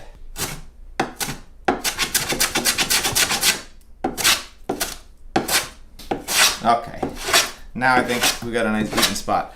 Don't go too far on that step. If you're doing arm bevels at home, don't get too crazy with this hand plane, because you go too low and you create all kinds of problems. And my biggest thing is you're gonna have a tendency to want to start knocking this down, putting that 45-degree angle on this bevel now. Do not do that. If there's anything, don't put a bevel on it until I tell you to, if you're following along at home. If you put a bevel on there too soon, you're gonna get yourself in a real big pickle when it comes to gluing on all your bindings and purflings and all that stuff. It's not even worth trying to explain. You'll see it when we get to that point. So just don't knock that down yet. All right, so now that sits nicely in here because we've already matched the radius, right? So we're sitting good. This thing's not gonna want to slide around because it matches that radius. So what I do is I take like some sandpaper like I have here. Well, hang on. I'm gonna knock these down just a little bit. You'll see why in a minute. All right, so what I tend to do is I'll take some of my old sandpaper that has the, specifically the stuff that has the hook and loop back on it. Or, actually better yet, I'll take some of my sandpaper that has the slick back on it, and I'll set it right here, and it's gonna not slide around too much because it's adhesive on one side, or because it's gritty on one side. And then I will take my 30-foot radius, and I set it on top. And the reason why I've got that on there, that piece of sandpaper, is to protect that upper section. Remember, I don't want to be sanding it. So it's just going to act as keeping this sandpaper from touching. But it is touching on this lower section. So I'm going to take it, I'm basically going to pivot from this section right here, and I'm going to go back and forth like this. And hopefully, yes, that shouldn't be touching. If it touches a little bit, that's fine. But you just want to keep checking to make sure that you're not sanding too much off at all on this upper bout section of the guitar. And I'm just going to be working on the lower section here. It should be, yeah, typical. It's a lot higher up on the bevel side, so.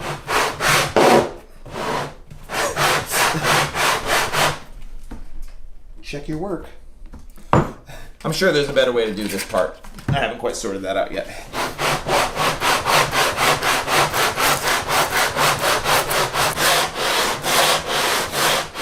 Okay. It's good times. It's good times, folks. So, what we have, I hope you can see it, is right around here. Let me grab a white pencil so you guys can see what I'm seeing at. Well, I'll just point to it. So what you can kind of see right here, starting right here, is basically where the sanding started. And you can see how we got our kerfing, our laminate piece, and our outer piece. It comes all the way around, and it does the same thing all the way to right around here. So our radius is right around from here all the way down. So this whole thing should fall away very gradually, very, very gradually. Oh man. We're gonna hit this with a dust collector real fast, and then we'll spin this thing. Actually, you know what, screw it. We're not gonna do a dust collector yet because it's just gonna be a problem.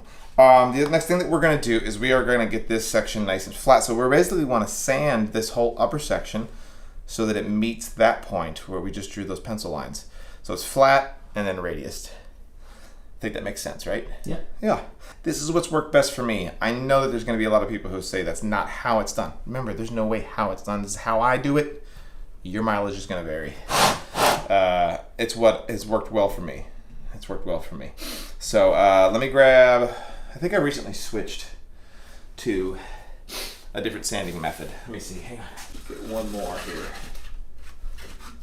I was going to show you guys how I do this. I actually lost the other one, but somebody gave me all these engineered bamboo boards. The really cool thing about them is they're really great for making things with on the CNC machine, but they're dead flat. Like, absolutely. These are like, I've had these for 2 years, and they've been sitting in the shop, and they're just perfectly flat. So the reason why I point that out is because I can use adhesive back sandpaper and then use it as a big sanding block. So I just do that. I take that, we did that short video a couple of weeks ago, the YouTube short, where I told you to go out and buy the Klingspor 5-pound box of sandpaper, or the 15-pound box. This is what you get, really good adhesive back sandpaper. So I'm just gonna make a new one, and I'm just gonna stack it up, and we will be off to the races. All right, so I got 60 grit on here. I did want to point out that you can't really do this with plywood.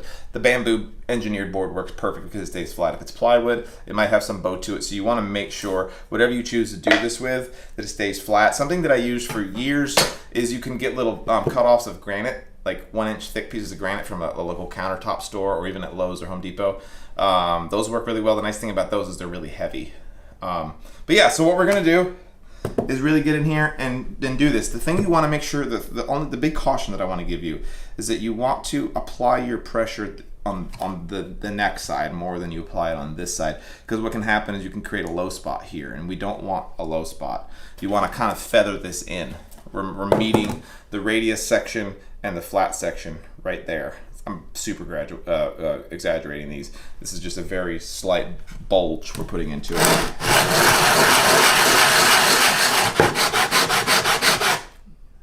I just gotta get this side a little lower. It's a little high because of the bevel. So this side's already basically completely flat. Also want to use a straight edge to make sure that you're not getting a giant bulge in the middle. So it's a little high right now. So we'll make sure that we get that nice and flat.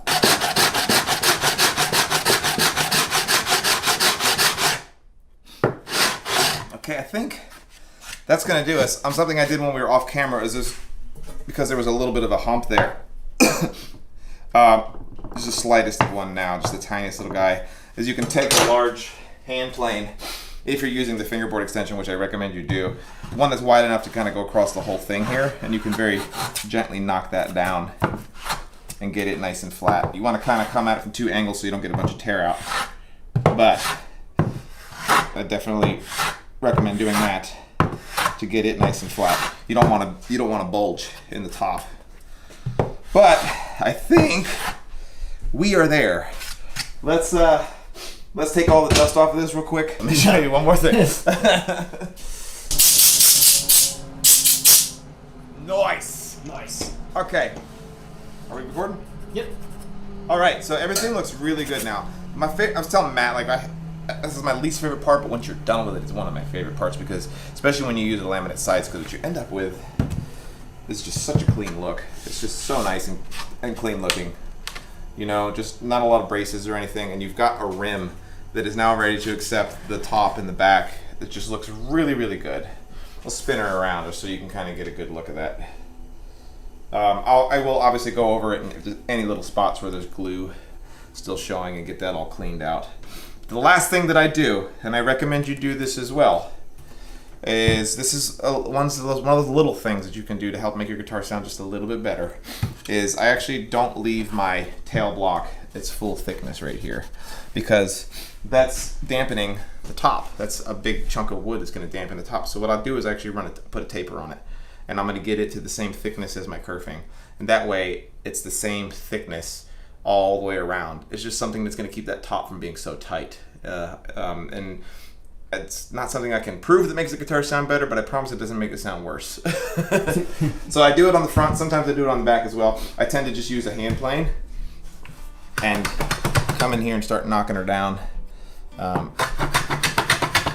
You can use a 45-degree router bit if you want to. This is just as quick if you're quick with it. Being careful, you're kind of going this way and that way so you don't get a bunch of tear out. Let me switch hand planes real quick. My little dude. It's looking way better. So, we've got that knocked down. Then I take this little piece of sandpaper here. I always have like random pieces of wood with sandpaper stuck to them.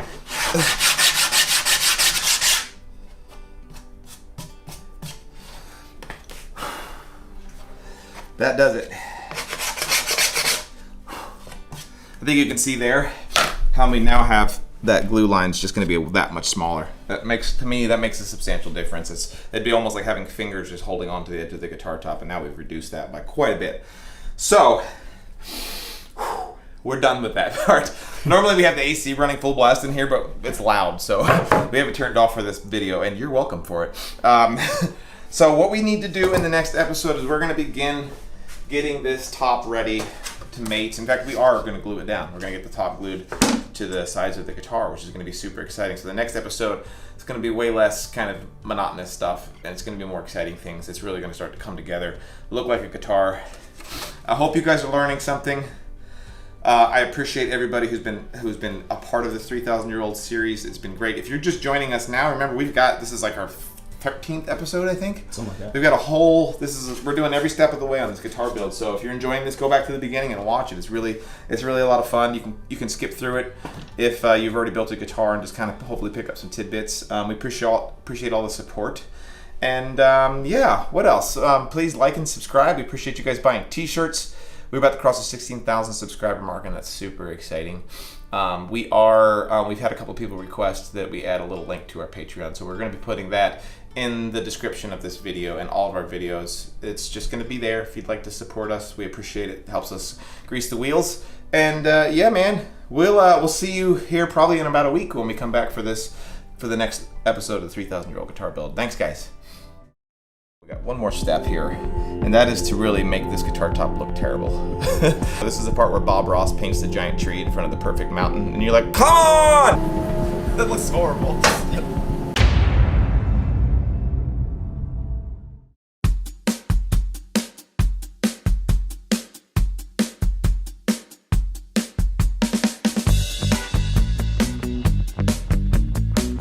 Alright folks, welcome back to Driftwood Guitars. My name is Chris. Behind the camera is Matt, as always. They almost messed up. Yeah. As you remember in the last episode, what we did was we radiused the top and the back, and we got the sides completely prepped and ready to go. And today is a very exciting day because what we get to do is finally get to glue the top down, which is very, very exciting. And once it's glued down, we'll actually do the final voicing. But so today's going to be a little bit of an explainer into how to make this work with the arm bevel as well. So for those of you that are following this just for the arm bevel information, welcome. And for everybody else, welcome as well. If you're here for anything else, you're not welcome. Exactly. So what we're gonna do first is obviously it won't fit because this giant transverse brace is in the way. So the very first thing that we need to do is trim this to get the transverse brace to fit. But this is where those alignment pins that I have, the indexing pins that I have set up, are really gonna start coming into play. And you'll see at home why those really are a big advantage for me, and if you don't have them, I'll explain to you how you can kind of work around not having them. So I'm gonna go get some alignment pins and we will get started on getting this top to at least fit inside the rim. All right, so what I use for this first step is my longer alignment dowels. If you're doing this at home, you can use wooden 1/4-inch dowels to do your alignment. And the reason I use them is because right now we're gonna be needing all that extra clearance. So we're gonna slide this thing right over my dowels. So let's think about what my dowels are doing and what you can do at home if you do not have them. The point of these are to place this top correctly from the up and down position, from the left to right, as well as into the right angle. So what you would need to do, if you're not using alignment dowels, I would assume most of you are not, is to carefully get this top in the right position before you do this next step. Because if you don't, what'll end up happening is your all-important bridge plate will not be in the right spot, and that's obviously going to be very, very important for the scale length of your guitar. So I don't have to do that. It becomes, I don't have to think about it at all. I just slap on the alignment pins and I'm good to go. That's where the super big advantage of those is. But if you're not, once again, they'll measure twice, cut once mantra is out the window here. You're gonna do measure 15 times and cut once. Measure twick, kadunk. Exactly. If you know, you know. Yeah, the OGs will know what we mean there. What I'll do with mine is just make sure that we're getting it lined up. So I'm gonna check the center seam. Yep, and it's dead A perfect, and it's perfect there. So what I'm gonna do is this. Then I see the other nice thing is everything stays in place. So it's just super nice. So I'm gonna grab a pencil. I think that people at home understand what I mean, right, Matt? Yeah. Like as far as, yeah. By alignment dowels, yeah. Yeah. Well, Or what you would do if you don't have the alignment dowel. So what's nice for me is I can come in here and you can see right here where my transverse brace is wanting to hit the kerfing. Mm-hmm. So what I'm gonna do is I'm gonna take a pencil and I'm gonna mark where it is. And I'm gonna do the same thing to the other side.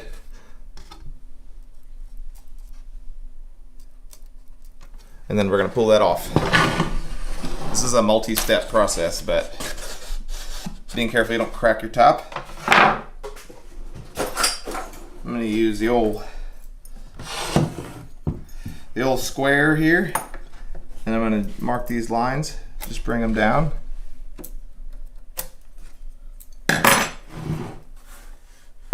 Same thing there. Don't mind as Matt and I have to do a dance today with the camera. And so what we're gonna do is we're gonna cut that out. I'm gonna remove that section. You might be able to get it through there, Matt. We're gonna remove that section with a chisel and a saw. So I'm just gonna carefully notch that. Being careful not to go into the actual sides.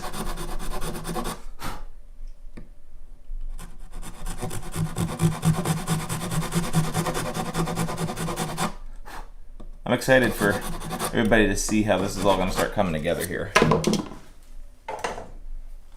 Because now that transverse brace that we talked about a few episodes ago, you'll start to see how everything up to this point is all going to start locking in and start working in concert with each other.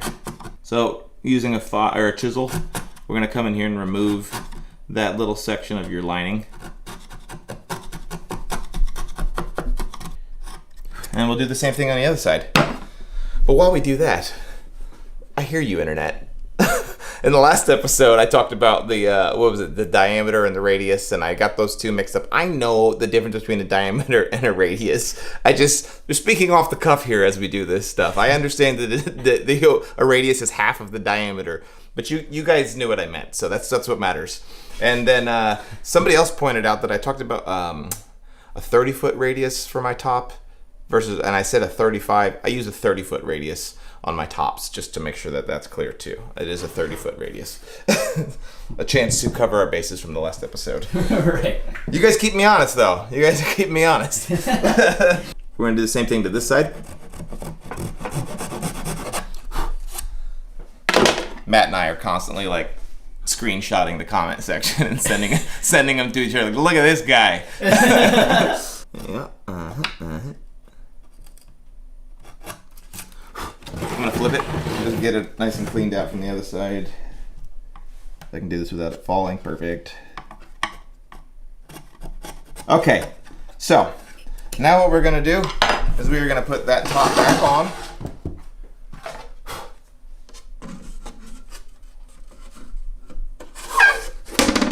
Everything's lined up again, and we're gonna flip it one more time. Let me get my pencil this time again. And what we're gonna do now is we're gonna mark the actual transverse brace. Mark that one there, and we're gonna mark it here. And we're gonna cut that part out. So then what we're gonna do is that a lot of times I actually put this on here upside down just up so that it can be a work holder for me. These alignment pins, man, I'm telling you, I never get tired of how awesome they are. And then what I'm gonna do is I'm gonna take, you can see our pencil lines here that we've marked. And I'm actually gonna take another, something that has a 90-degree on it, which is this. I'm gonna transfer that line this way and that way. And we are going to cut it.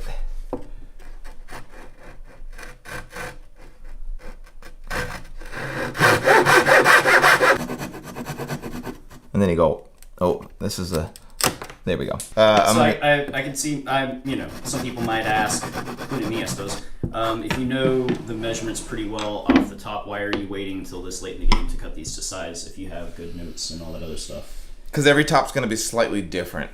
Okay, very slightly different width-wise, just depending on how it bent and everything. So I want this transverse brace to fit very tightly and locked into the sides, and that's why. There's certain things that are just not perfectly repeatable. Right.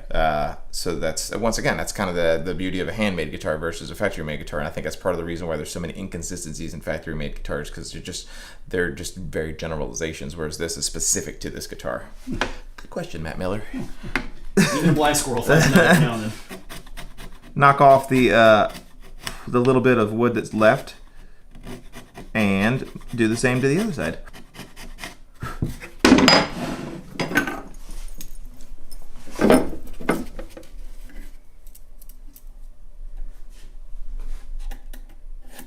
This lighting today is fucking me. Oh, because of the glare? Oh no, it's not the glare. It's just I think there are clouds that keep passing over or something. I don't know, because like it one second back and forth. Yeah, it's just back and forth. Like it's if I have to go in and adjust the exposure or whatever. That's what I'm having to do on the Woodstock video.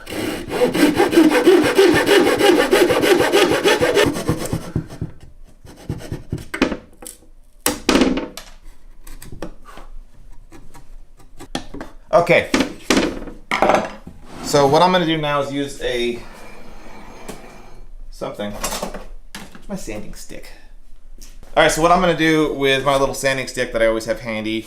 Oh, these are always laying around the house. If you or the shop, if you don't have them, make them. Just use adhesive back sandpaper and glue sandpaper to it. It's like super easy. So because the upper bout of the guitar has a slight radius to it, I'm going to sand just a very slight radius. I'm remembering that we want this to be a very tight fit, so I'm going to err on the side of caution and try not to remove too much material here. Just adding the slightest little radius.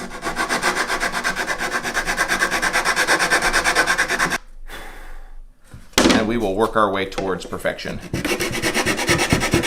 All right, so let's test her out. Let's see how she goes here.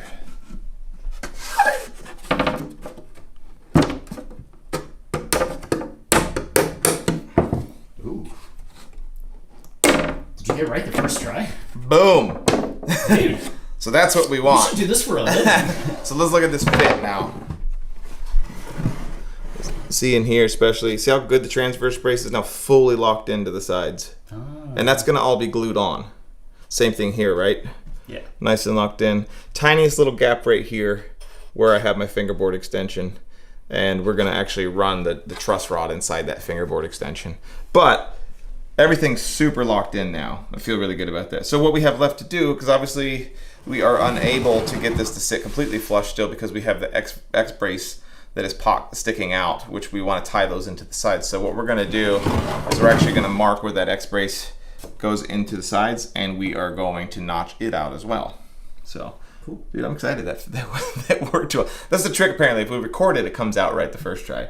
But oh, if you are doing my style of transverse brace now, when you go to remove this top, do not just grab it and try to pull it here, because you're going to break your top. It's just absolutely going to break. So you want to be very careful and push it from the inside via the transverse brace to remove it. How many tops have you broken, Chris? I have not Oh. broken one, but I can see it coming. So what we're going to do now is I'm going to grab my pencil and we are going to mark my X brace exit locations. Same thing here. And it's harder to do these upper ones because the spreader is in the way. So I'm actually going to mark them from here if I can. It's a pain in the butt. Before we move the top. Oof. Very carefully pushing out. This is a nice fit.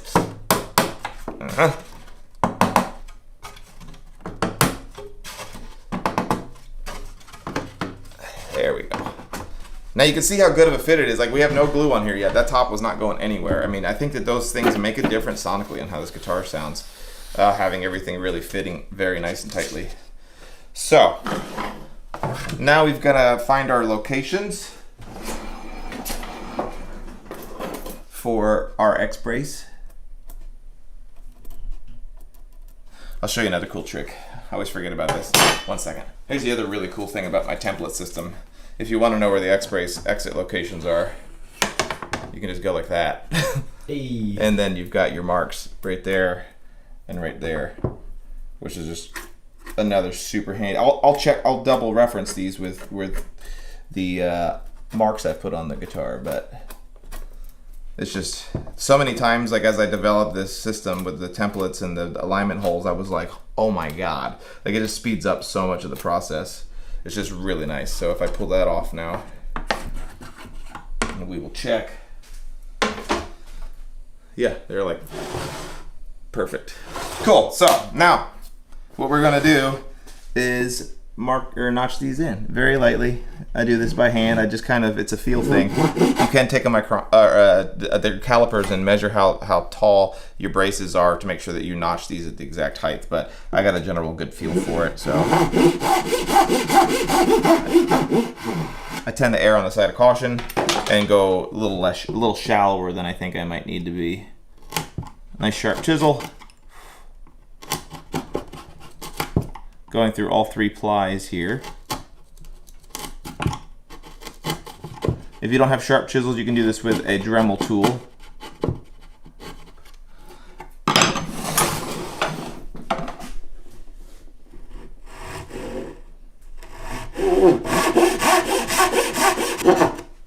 So the reason you're going through all 3 of those plies is because you have binding that will... Binding's going to cover all this up. I'm glad you said that, though. That is a very... Matt made a point there, didn't realize it. But if you go too deep on these spots, on your pockets where your X brace is going to go, if you go too far down, your binding's not going to cover it up.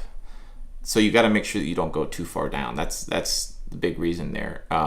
You want a tight fit as well, because it's just going to be a transfer of energy. But yes, your binding's going to cover all this up. And I only do this with the X braces. I don't do this with the transverse brace. I don't go through it with the tone bars or the fan braces. It's just the X brace. You'll see how we get all that fitted here in a second. Why do you only go through the X brace? Because it's the load carrying brace. Okay. And we want it to all be tied and locked in really good. Matt with the big questions today. Yeah, I'm 1,000. Yes. I don't know of any other way to do it other than notching this part. I've never seen somebody not notch them. You don't notch them if you're doing like a fan brace and stuff like that. But and then we're gonna do these ones down here. Let's punch through. And then the same thing here. And if you're doing the bevel like me, let me just transfer this so that I get the angle right. Then you're gonna just cut all the way through here. I used to pocket it out, but it's really not a big deal to cut all the way through.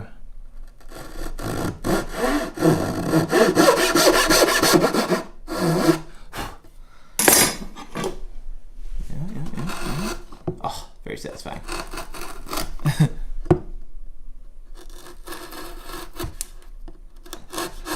That's ASMR right there. So, we should be ready for our first test fit. Yeah. So what we're gonna do now is grab it and drop it down and see how good of a fit we have, not just with the transverse brace, but now how good does all of these things line up, and can we get it completely flush on the rim? So I always push right here at the transverse brace. Sounds scary, doesn't it? It needs a little adjustment, and that one's perfect. So make some adjustments. My slots were a little narrow on two of them, so we're just gonna adjust those real quick. Being mindful always that you don't break your top. You can start to hear it. This last time I pushed it in, it started to sound like a nice drum. Yeah. So what I don't know how well we can see this, Matt, but see it's kind of crushed right there. Yeah. So what that's gonna tell me is on this particular one over here that I need to widen it, and on this one up here, I need to widen it as well. Remember, when you flip it, it's the opposite. Yeah. So Right, on tell you this what one, one's we need right. to knock off some on here, and then on this one, we need to knock off some on here. So you can kind of just read it that way if you want. A lot of times when I need to widen it, I almost just widen it by the kerf of the blade. It's not much at all. Boom. Widen.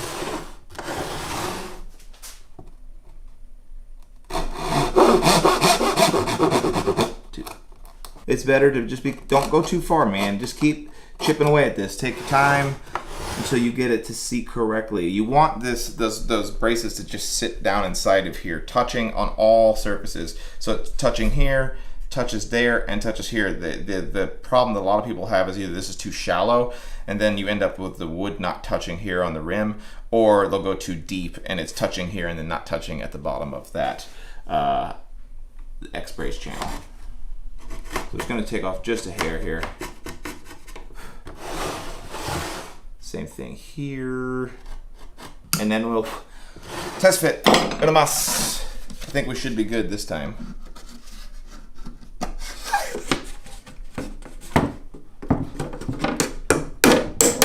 That's scary sounding every time I do it. Yeah. So there's a little pucker factor there. Beautiful.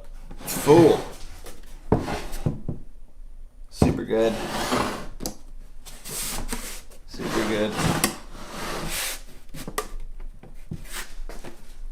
That's super good. Cool. Yeah, and you can see as we notch into here how good everything fits nice. This way? Yeah, there we go. Oh, yeah. Yeah, so you can see how good everything's kind of fitting inside here. That's what we want. Mm-hmm. The glorious shot of that is what we want. Okay, so now if you are not doing an arm bevel, you're pretty much ready to go at this point. You're going to go ahead and glue your top down. But because we're doing an arm bevel, we got one more step here, and that is to really make this guitar top look terrible. This is the part, we mentioned it in the last couple episodes ago, this is the part where Bob Ross paints the giant tree in front of the perfect mountain, and you're like, come on! That's what's about to happen here. We're going to cut this giant chunk out of the side of this top, and it's going to look horrible for now. But, so yes, what we're going to do, if you're doing an arm bevel and you're following at home, we are going to take our pencil and we're going to mark where the arm bevel starts, and we're just going to trace it. That feels good. All right. We're going to pull this off.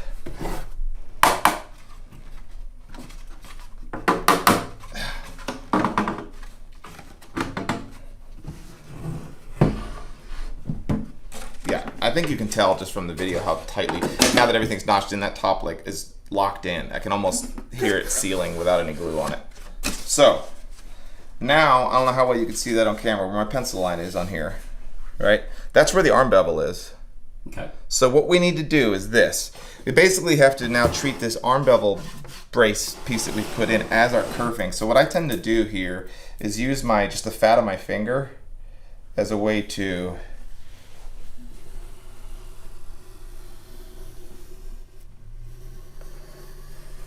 that's what my gluing surface is going to be. So I want to take this top and cut it back so that it matches where this line goes. Follow? Yeah. Good? Yeah. All right. So what I can do now is take my calipers, measure that. You can see it's kind of arbitrary with it. It's about a 1/4 inch-ish.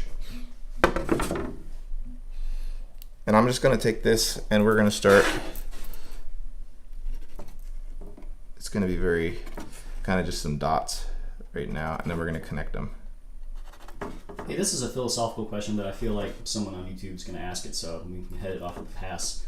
You keep talking about how you want your top to be tight, but you don't. It's not. You want the fitment around the edges to be tight, right? Yeah, not sonically tight. Yeah.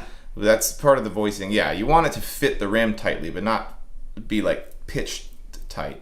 Right. Like a drum head. You want it to be like a drum head, but there's a looseness to it. Yeah. Yeah. And that's exactly it. Like, it's basically so there's not dampening the top at all, so that the top is free to do its thing. I guess that's kind of the point there. Yeah. All right, so that's a horrible way of answering your question. I've seen some armchair luthiers like, my tops are never tight. Yeah, exactly. All right, I'm just kind of being a little rough around the edges here. I'm just connecting those dots. Nothing crazy, because we're gonna get on there and start sanding this bad boy. And you'll see, like, obviously right now, like some of my braces go a little too far in. We're gonna finesse those once we've got this cut. So the other thing that's gonna happen now too is we're gonna actually remove, this alignment hole, because it's gonna be cut off.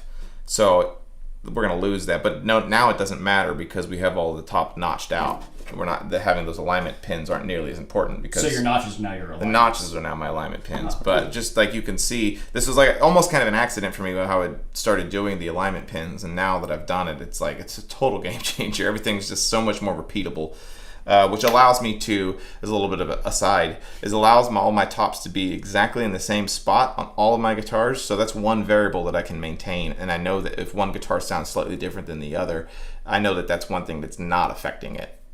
The braces being in a slightly different spot. What are you smiling about? I was saying, like, remember every Sesame Street episode, it was always brought to you by, like, a letter? Oh, yeah. Remember, like, today's episode brought to you by Alignment Dowels. Exactly. So we're going to get gnarly here, and we're going to cut close to this off with my bandsaw. And remind folks, it's a resaw blade, and it's dull. So I don't need, I know it's old and it's dull. But yeah, so I'm going to cut most of this off. I'm going to be proud of that line. I don't want to get close because we're going to do the finessing on the edge sander and the spindle sander. So let's go cut that off real fast. All right, here we go.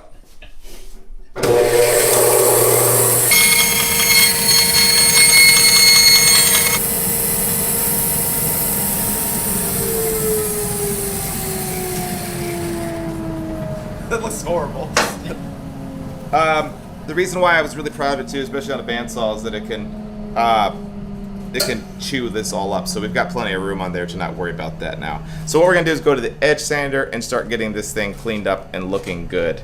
Yeah, this always freaks me out. Look at that. Look how lopsided it is. No matter what I do, how many times I do this, it's like, oof. All right, so we're only going to be able to get from like here all the way around, but we're going to go ahead and do that now. Just like everything we've done so far, is we're not going to go all the way to where we think we need to at first. We want to ease up to the line.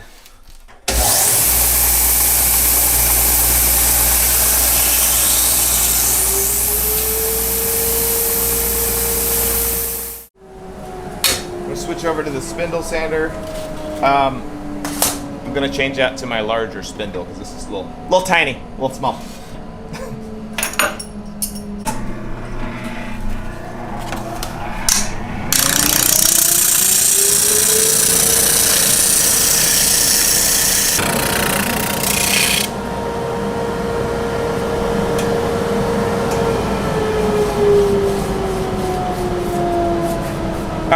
go over to the workbench.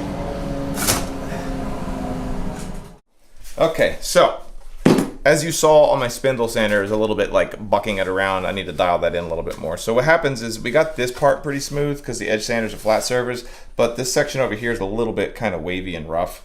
So what I'm gonna do is do that part by hand using that spring steel and sandpaper technique. So I'm gonna put it on my vacuum clamp real quick, and we will kind of finesse it there before we test it. Once again, you can see how very odd it looks now. So let's get that sander going.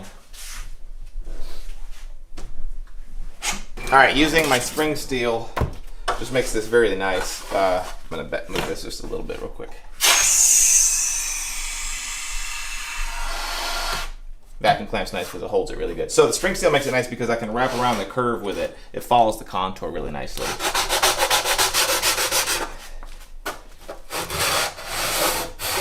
So this part is very important that you get this super smooth because you don't know this yet if you've never done an arm bevel, but this is the part that your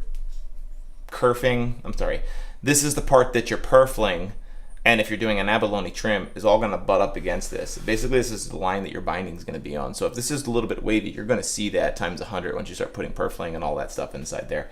So you need to get it very, very smooth. That's why the sandpaper technique seems to work best for me. And I'll come in here and do the waist area kind of like this.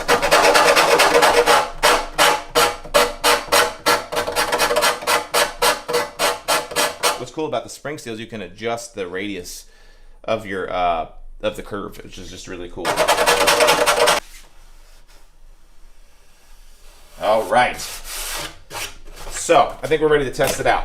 All right, so what we're gonna do now is place this back on here again, and once again we've lost that one alignment pin, so we can actually go ahead and remove it probably, because it ain't doing anything. Everything will start to pop in place. Something about the camera's rolling. Oh, that line's like perfect. So everything's lining up very nicely, and I don't know if you can see here, Matt, where my pencil line was. Mm-hmm. See how now we're bringing that straight to that pencil line. The only thing that it's always a little bit of a trick here is to get this section so that it lines up really nicely. It can be just kind of hard. Same thing here too, is getting everything to line up really well down here. I can actually remove some material down here. And the same thing here, we're gonna remove a little bit of material kind of in this area. Just a little bit. Besides that, it's about ready to go on, so I'm just gonna make that tweak. And then we are going to adjust the scallops on our braces that need to be tweaked because of the arm bevel. But it doesn't look nearly as weird now that it's kind of on here like this, right? I mean, it still looks a little odd, but it doesn't look quite as odd. All right, so what we have is the top pretty much ready to go. But what we've ended up doing, because of this all being knocked off, is that these lobes are a little too close to the edge for me. So what we're gonna do is actually adjust these fan braces and adjust the height of this brace here just a little bit, just because we've now made the top smaller on that side. I've anticipated that a little bit when I was voicing the top the first time, but we're just gonna make some slight little adjustment here real quick. Because this, you gotta remember, this side of the top now is gonna be sonically tighter, so it's also gonna be stronger, so we can actually now afford to loosen it up a little bit. It's just little things like that you can consider. This is also the base side of the top, so it doesn't even have as much tension on it. Everybody freaking out about how low my fan braces are, that's fine. I've been doing it for years and it sounds good, and I know that. So you gotta remember, there's just such a tiny little piece of distance here. It's already gonna be very strong. So these braces right here, especially the fan brace, it doesn't need to be strong at all. We don't want any of this to be tucked into this area here, so I just wanna make sure I knock that down a little lower. This is like an intuitive thing that you'll know if you've been working on guitars for a long time, as far as when to stop.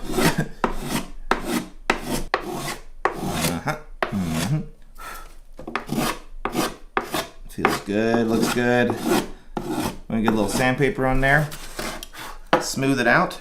Take this guy down a little bit. I like for my my X braces to be about 2 millimeters tall at the seam, at the joint where it meets the body, so I can bring that down just a kiss. It's gonna loosen it up and give me a little bit more bottom end. I hate that I can't give more specific instructions on this part, but like I'm being completely honest when I say that it really is like an intuitive thing that you just get an instinct for when you build guitars a lot. So let me just get some sandpaper and smooth that out real fast.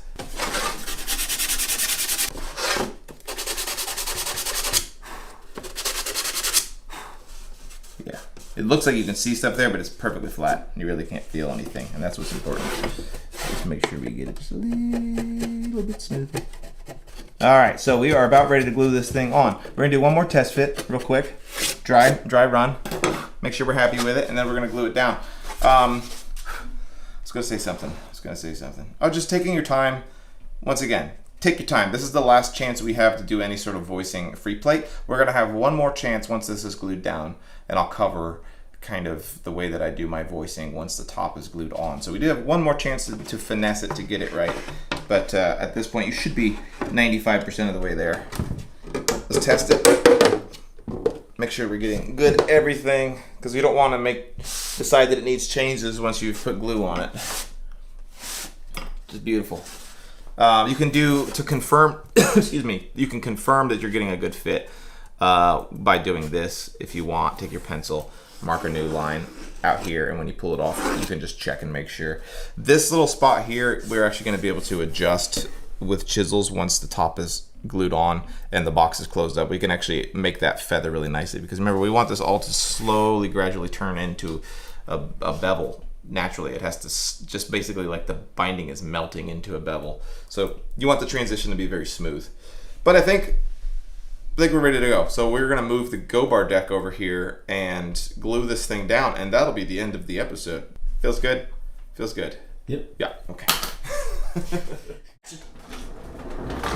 All right, old trusty steed, the go bar deck, back in. So what I have here is the 15-foot radius, because that's what matches our back, because that's what's gonna face down. We're gonna set our top in here, or our body in here, like this. All right, everything's good to go. Before you glue it down, make sure everything is exactly as it needs to be.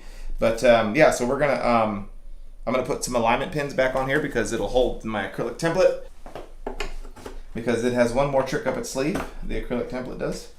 And I'm gonna get some glue. All right, so LMI instrument glue works really good. You can use Type Bond if you'd like, or hide glue if you're an animal. If you're and all the Martin builders. If you want to pretend that your hide glue makes your instrument sound better, then so be it. Ooh, shots fired. I said it. There's a million other ways you can make your guitar sound better other than glue. Nothing crazy here. We don't want to get too much squeeze out. Reminding you that there is going to be binding and everything else as well to really lock this in place if you're worried about not having enough glue here. I mean, you obviously want to have enough, but I'd rather not have a crap ton of squeeze out to find that balance. Getting it down inside the X-brace pockets. We are going to now do the fingerboard extension.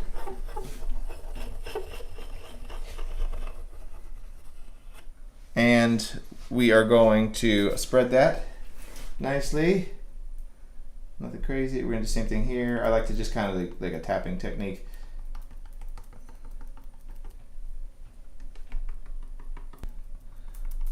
Okay, so and then what we're going to do, the very last thing that I like to do is make sure that we get glue on our transverse brace here so that it'll actually, man, see, it's really gummy glue. So it'll have those contact points glued in as well. Nothing crazy. We don't want a bunch of squeeze out again, but glue nonetheless. We're going to press it down.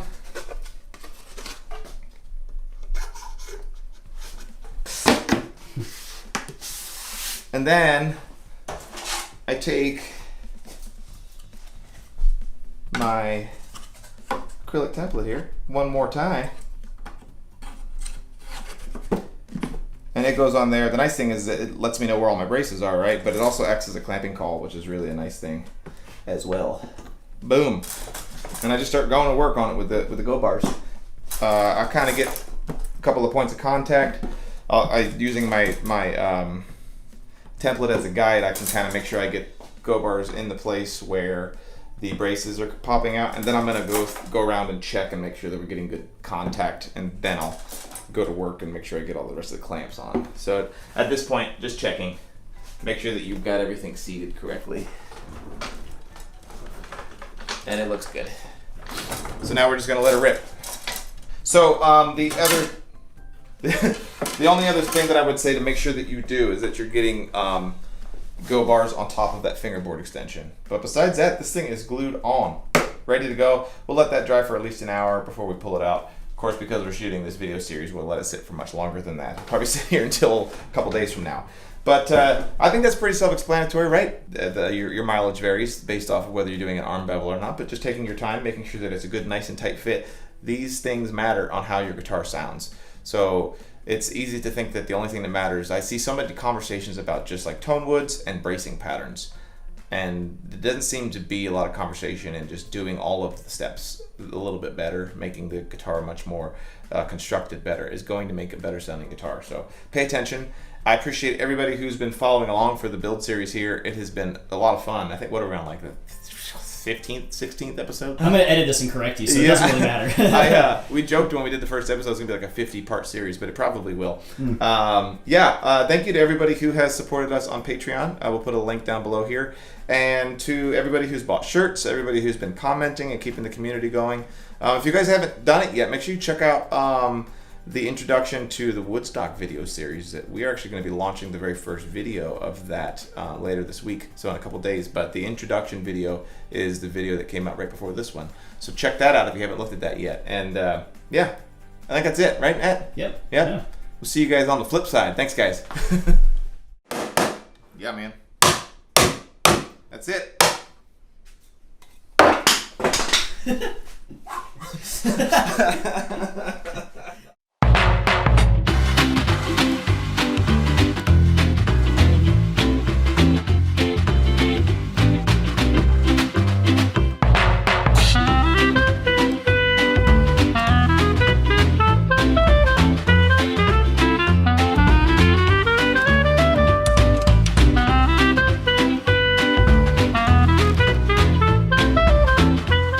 Welcome to Driftwood Guitars. My name is Chris. Behind the camera is Matt, as always.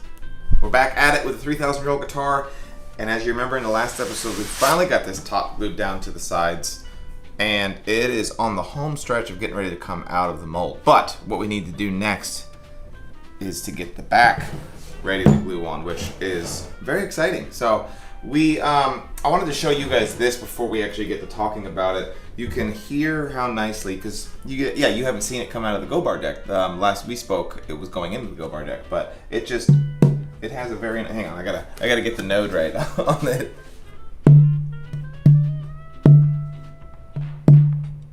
It's got a very nice sound to it. And before we glue the back on, I am gonna take some time and show you how I go about doing the very final, real minute voicing of the top of the guitar. So I just wanted to show you how that sounds. It sounds pretty cool. And it's definitely hitting all the notes that I want it to. So I'm gonna move this out of the way. And we're gonna move on to this. Me and Matt were having a little bit of trouble figuring out what to call this. I'm gonna call this African Ebony. But I want you guys to help me out with that because it's always confused me a little bit. I know we have Gaboon Ebony, we have African Ebony. There's Pale Moon Ebony. I know that's not what this is, but I'm pretty sure that we have African Ebony here. What was it? Our one friends in the other guitar channel. They said that like the best way to know is just to say it wrong. This is really pretty piece of spruce right here. Exactly. The internet just like. Tell us what this is, but no, it is. I'm mostly sure that this is just African Ebony, but it's gonna be really great. I went ahead and sanded it because it made it some slight appearances in previous videos, but when I bought this from the dealer, it actually had shellac all over it. So now that I've sanded that shellac off, you can see how just really nice it is. Super excited about it. It's got a pretty good. If I can find the note. Oh, get that close. Listen to this. Very nice tone to it. So excited about that. But what we need to do is steps very similar to what we did on the top. So I'm actually going to get my joiner plane, and we're gonna level this out and then put it inside the plate joining jig and glue them together. Then we're gonna backstrap it and we're gonna run it on a CNC machine and get it prepped so that we can start bracing it. So I'm gonna put this thing in the clamp and we are going to get this nice and leveled. All right, we got it inside the vise. I know that there are better ways to do this. This is just how I do it these days. I don't have all the cool plate joining jigs that a lot of people do, but you know, whatever. You live your life the way you want. 1/4 mile at a time. Exactly. God. I got the old number 7 Stanley plane here, and we are just going to run this thing across here. I know that I seem like less enthusiastic about this, but you've already seen us do this once. It's just the same thing, but with ebony this time. Another day in the office. That's right.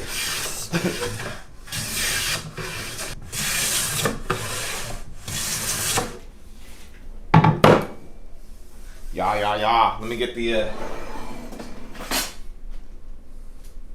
the straight edge here.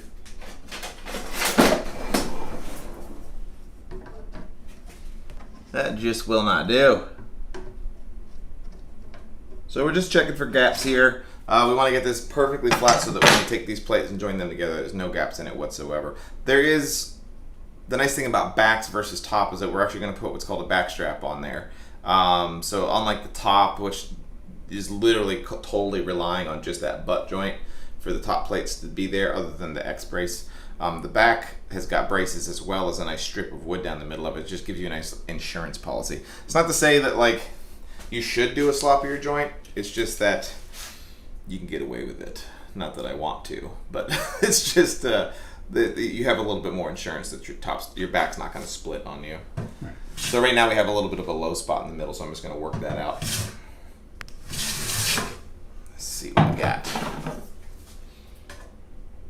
What the heck? Switch out here. Oh, so much better.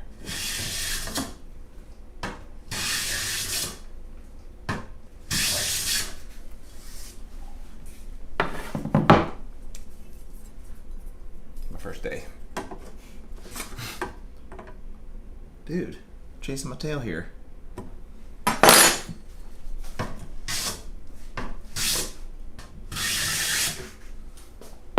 You having some performance issues? Yes, swear to God, it never happens.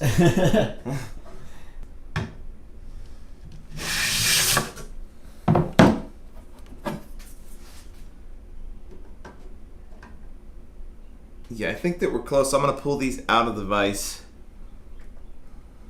and just check and see what kind of joint we're getting on here.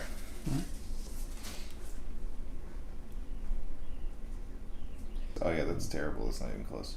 What we're gonna do, because I'm for some reason not getting the sort of gap that I want, and then so far I've only shown you this method of doing the plate joining. I'm gonna move over to my other workbench and I'll show you another way that I can do it that gives me an opportunity to get it a little bit more accurate. So we'll run over there. I'll set that up and explain that way as well.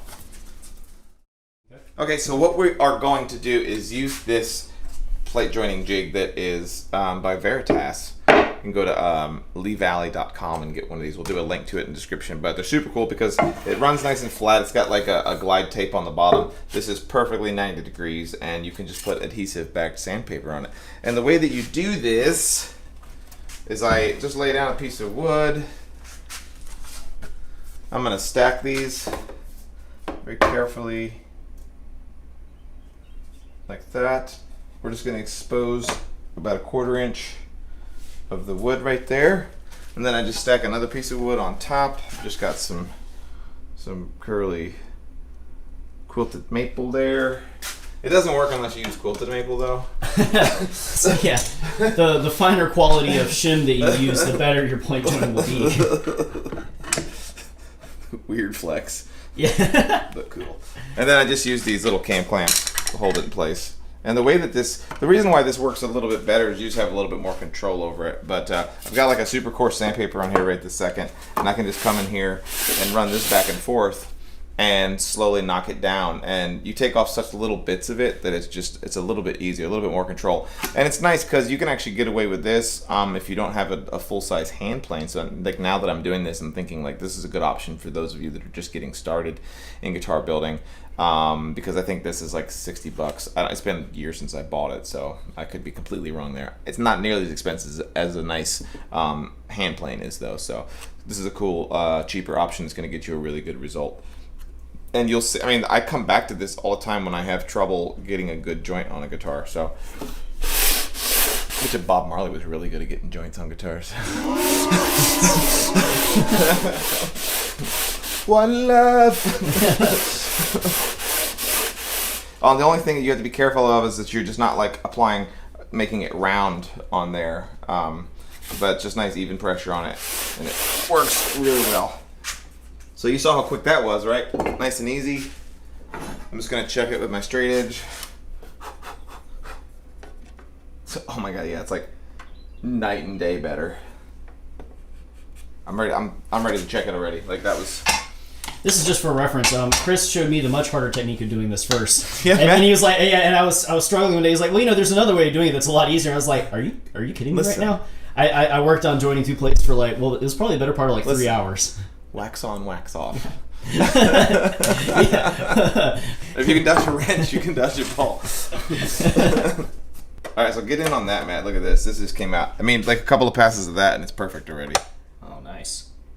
That's so, what we'll do is we will put these in the plate joining jig real fast and join them up. So, I mean, yeah, I think you saw how quickly that was. Now, I got really lucky with how fast that went. It doesn't always go that quickly, but this thing is the move. They make a smaller version of it as well. Well, listen, I'm going to make a montage out of it anyway. Yeah. I'm going to cut it out. But for the record, yeah, it was really fast. Yeah, so we'll run over to the main bench again and join these up. All right. Plate joining jig time. Same thing we saw in the last episode. I know that these things are not the cheapest in the world. They're not crazy expensive. I think they're like $160 for this jig. You can make them yourself for way less. But for the money, time is money, and it's worth it to me to just buy one. Lots of different ways to join your tops and backs, but this is my preferred way. So what we'll do is we will get it set up in here, put some glue on it, and strap it down. Obviously, and I haven't really mentioned it to this point, but I think it's pretty obvious that before you join your plates is to make sure that you're joining the two pieces that are book matched perfectly with one another. Don't just go in it blind, because you can end up with a joint that's like this, and then that's no good. Yeah. Also, terrible book matching. Terrible book matching. Yeah, that book looks terrible. She's a guy, so. So a little LMI instrument glue. Nothing crazy. Ooh. Ooh. Can you make it all the way? Boom. What a nice bead. And that's it. That's all I'm going to put on there. We'll stick this in. Put the plate on top. And then just wrap it with rope. I love that there's certain parts of like the guitar building process that are still just like super old school like this. It's cool. Like you're using rope. Like, yeah. Come on. Lines, but yes. Yes, lines. I'm sorry. Lines. What is it, Matt? Was it lines serve a specific purpose? What was it? Yeah. It's rope until it has like a purpose or a job to do, and then it's a line, technically. Yeah. the philosophy of nylon. Starting a YouTube channel, I've learned more than I've actually taught, I think. Just because everybody's got their little nuggets. Mm-hmm. I like step on landmines all the time, don't even realize it. Yep. And then we just push these in. I mean, it's already got good squeeze out, but now we just push our wedges in and boom, selector. And then we just grab the persuader. Yeah. There it is. The persuader. That's it.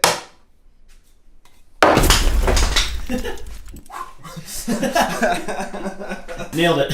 So we're gonna let this dry for about an hour, and we will then take it, run it through the drum sander, and do the CNC machine cutout on it and the back strap. But that's pretty self-explanatory.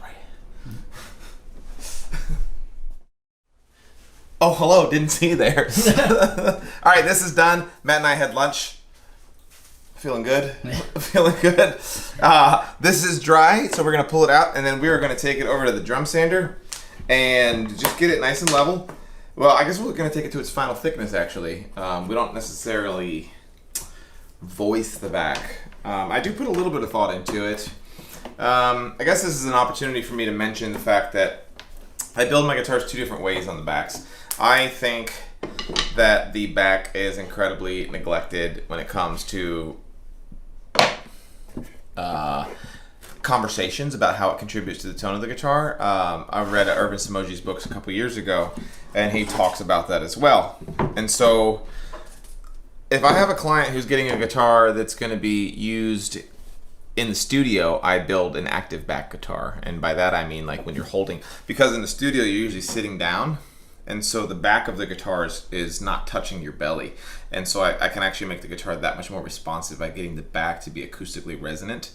The flip side to that is a guitar that's going to be used with a strap most of the time, and then it's resting against your belly, and you're really killing the tone of the back altogether by doing that. And this is a guitar that's that way. Will Thompson, who's getting this guitar, is a full-time musician. This guitar will be used mostly to gig with, and it will be used in the studio too. So I want the back to contribute some, but for the most part, it's not going to be a big contributing factor to the tone of the guitar, other than the actual just species of the wood. So with that said, I'm not going to spend a bunch of time tapping it and really getting the back to be as resonant as possible. So what I say that because we're going to run to the drum sander. I'm going to go and we're actually just going to sand it to a target measurement, a thickness that I always shoot for on my backs, instead of doing like we did on the top where I'm actually feeling for a certain amount of resonance. So there is a slight difference there. So now that that is joined up, we will run it through the drum sander and get it nice and level. So we're going to do that now. All right, so what we're going to do is we're going to run this through to get to about 2.5 millimeters. And right now, let's take the old calipers, and we're at 3.8 millimeters right now. So we got a ways to go. We're just going to chip away at it. I think we have 120 grit sandpaper on here. Feels good? Yeah. And with ebony, it's actually nice, as opposed to like rosewoods and stuff like that. Rosewoods tend to get gummy and tear up your sandpaper, but ebony will run through really nicely without being too much of an issue with gumming. So we could just kind of send it, kind of thought-free.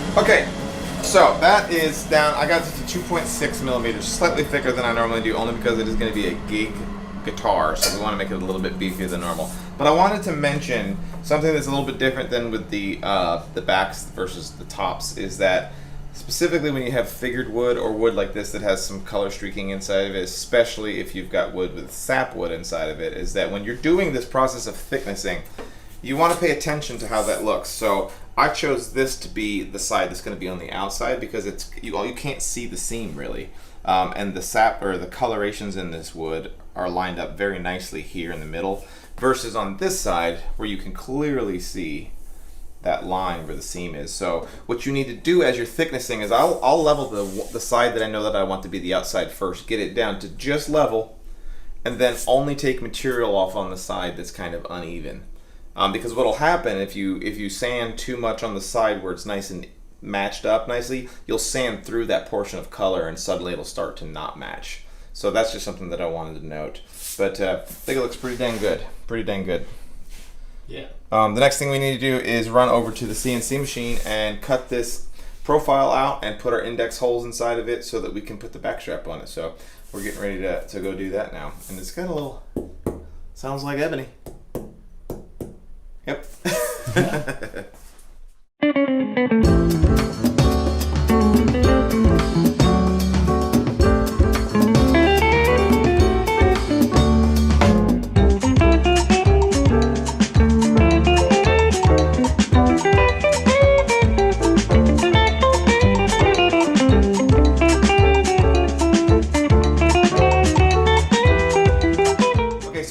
the back loaded into the CNC machine, making sure that it's lined up perfectly in the diagonal position. I've already had an X wide the machine on the center position, so we're just going to clamp it in place and then run the program, and we should be at that point ready to backstrap it. So we also added googly eyes to the spindle, so that's a bonus. He's got it. He needs a nose job.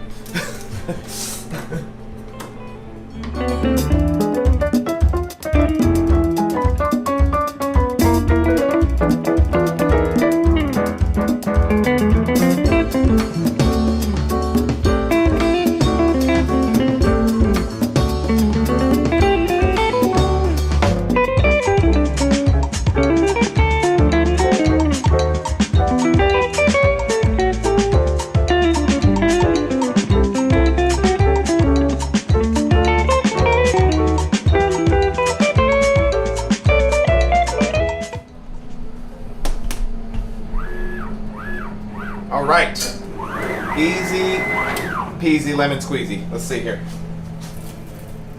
Look at that, boom. We have our back ready to go. So just like we did on the top, you know, I can cut that out by hand on the bandsaw, but it just saves us some time, gives us some accuracy, but most importantly, it gives us our indexing holes as well. That's the key. So what we'll do now is I'm gonna get the Go Bar deck set up, and we're gonna throw the back strap on it, and we will call this an end of the video, but first we need to do that. So let me pull that out and get that set up. And yeah, man, nice and easy. And a lot of times too, just as a note, not the case here because ebony's pretty readily available, at least in the sense for head plates. But if I'm doing like more rare woods, like a Brazilian rosewood or Amazon rosewoods or Cody's, things like that, I will usually try to save some of the cutoffs that I have left over from the back to create my head plate. I'll book match them and do like a really nice book match head plate so that it matches on the front and the back of the headstock. So that's just something to think about. Don't just chuck the scraps from your back, because you can use it on different places on the guitar as well. And then I also use a lot of, this is where a lot of my inlay material comes from as well. I'll save this stuff for inlay stuff. But yeah, I'll get that Go Bar deck and we will move on to the next step. All right, old trusty Go Bar deck again. We have lowered the top down just a little bit, and our index pins are going to be super useful here again as always. So we're going to drop this on, line them up. Then what we do is I've made another template. As you know, I like my templates. This is just a backstrapping template so that I don't have to do any measuring. That's so that we know where it goes, and then this is a clamping call. But then I used to buy all my back straps like through LMI, and then what I realized is I can just get like D-grade Engelmann spruce like from eBay. You can buy like a box of 10 tops for like $50, and then you glue them up like 3 plates at a time, and then slice them on your bandsaw and run through your drum sander, and you can make your own back strapping. You can make them out of mahogany. The trick to the strapping material though is that your grain are running perpendicular to the grain of your back. So I've made these. And what we do is they fit nicely in this slot. They're a little long, so then I just take it and go boop, and I break it off, and it's ready to go. And it's already exactly where we need it to go. And I put this clamp right on top of there, and we're just gonna clamp it down. Super nice and easy. I like my templates. But let me go grab some glue and we'll slap it on there. The trick before you do this is to make sure, obviously, especially on a non-cutaway guitar, making sure that you've got the inside facing up so that you don't accidentally put the back strap on what you wanted to face on the outside. On the cutaway, it's a little easier because you obviously don't want to put that on the wrong side unless suddenly you have a left-handed guitar. But yeah, just a little bit of glue here, and we're gonna clamp her on. So those of you who are not builders, it's interesting, we have so many people who watch this channel who are not builders and don't really have an interest. They're just fascinated by it. You'll notice that this is that thing you see through the sound hole, and the label goes right here. But that's what I was talking about earlier when I was joining this back plate, is that this is like your insurance policy to keep it from splitting.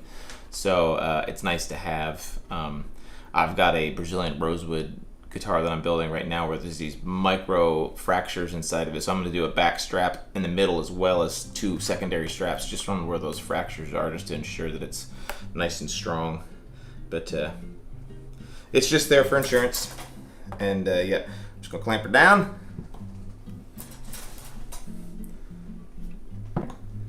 So this is all there's going to be to this episode.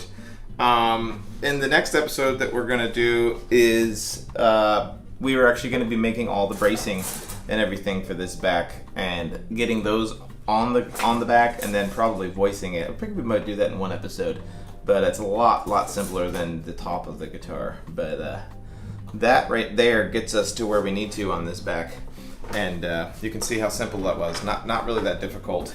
The Go Bar deck is a necessity to get this right as far as clamping is concerned, unless you have like super deep-throated clamps. But yeah, I hope you guys enjoyed this episode of the 3,000-Year-Old Guitar Build.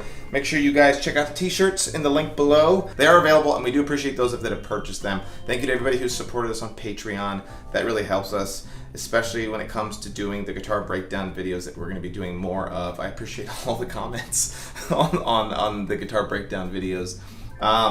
Yeah, we're going to roll out another Woodstock video this week. We're going to do another Matt Builds an Amp video soon. So yeah, we thank everybody so much for being a part of this. We just crossed the 17,000 subscriber mark, and we appreciate it. Thanks to everybody who's liked and subscribed. And we will see y'all in the next one.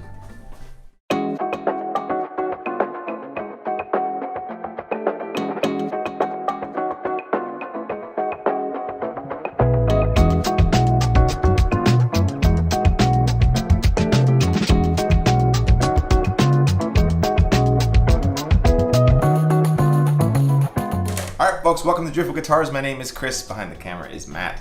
As always, welcome to episode number 462 of the 3,000-Year-Old Guitar Build.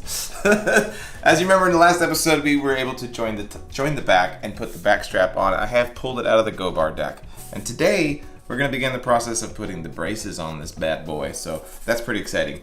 What I've done is I've removed the 15-foot radius dish out of the Go Bar deck and put it over here on the workbench, because it's going to assist us in getting these braces ready to go using my template and index system. So what we need to do out of the gate is we're gonna put this back on the Go Bar deck in the index pins, and we are gonna set my back bracing template on here, which is going to assist us, because as you can see with my layouts that I have on here, it's gonna allow us to be able to notch out this back strap really easily without doing any measuring. So if you're doing this at home, you would just measure this out however you want, however the guitar plans that you're using, or however you feel like doing it, honestly.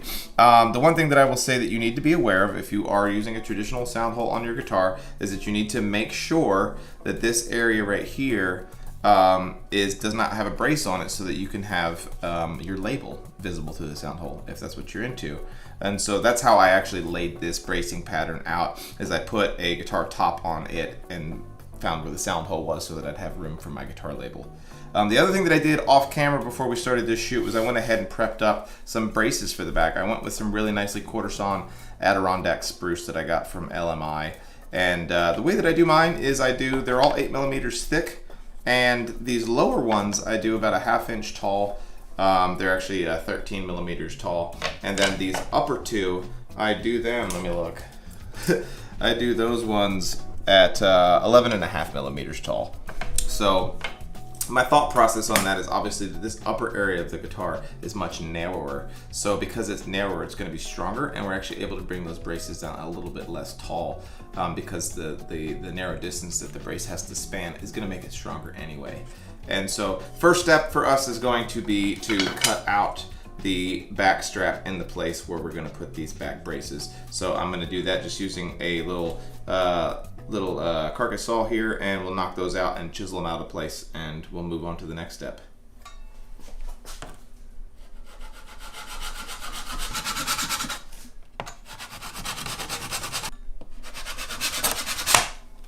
Now that we just got those notched, I just basically use my saw as a marker, and I'll just finish them out with that over here so that I can get these cut through. You can also do this with a chisel if you like, but this is just nice and easy. So we just cut down to the wood. I take a 1/4 inch chisel, and you go, and you pop it off. Nice and easy. I'll clean that up here in a second.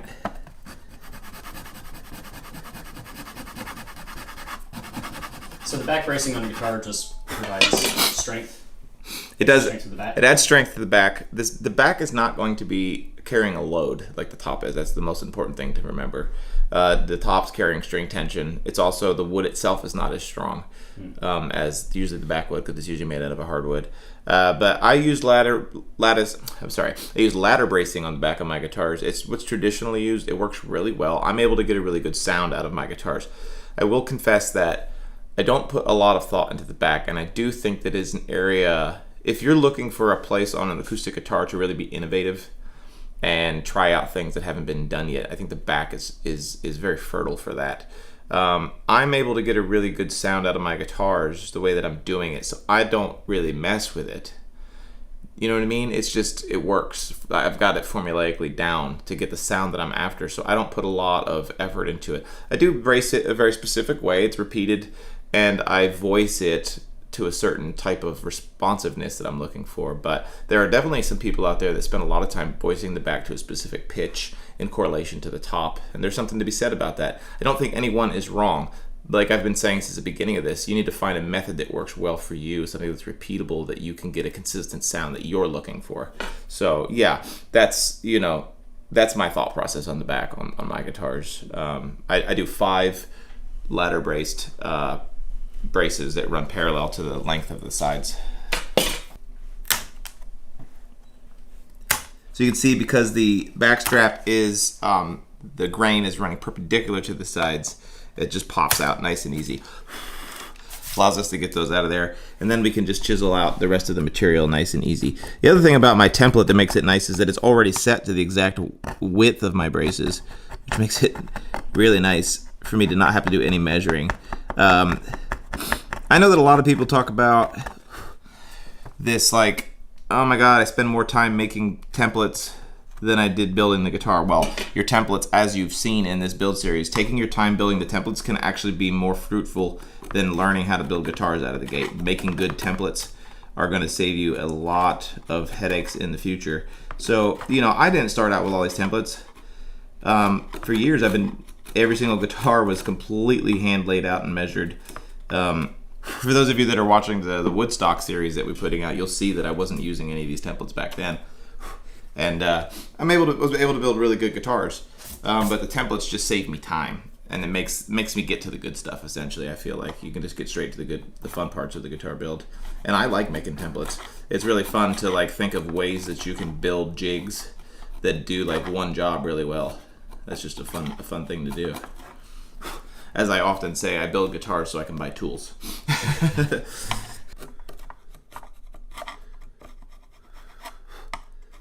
Alrighty. So we'll just check for fitment on these real quick. Really nice. Perfect. Alright, so next thing I'm going to do is put this template back on here, and what we're going to do is cut all these braces to length. So like I said, my taller braces, my 13mm ones, are going to be down here. My less tall ones will be down here. So then I'm going to take a pencil, and we are just going to mark where they need to be cut.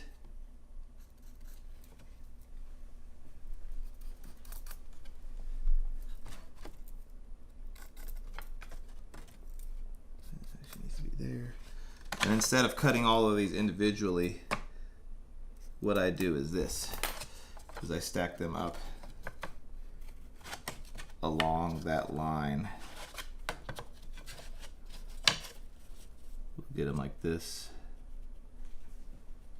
Get that all lined up. I put that in the vise. We'll do it over here so Matt can see it. Nice.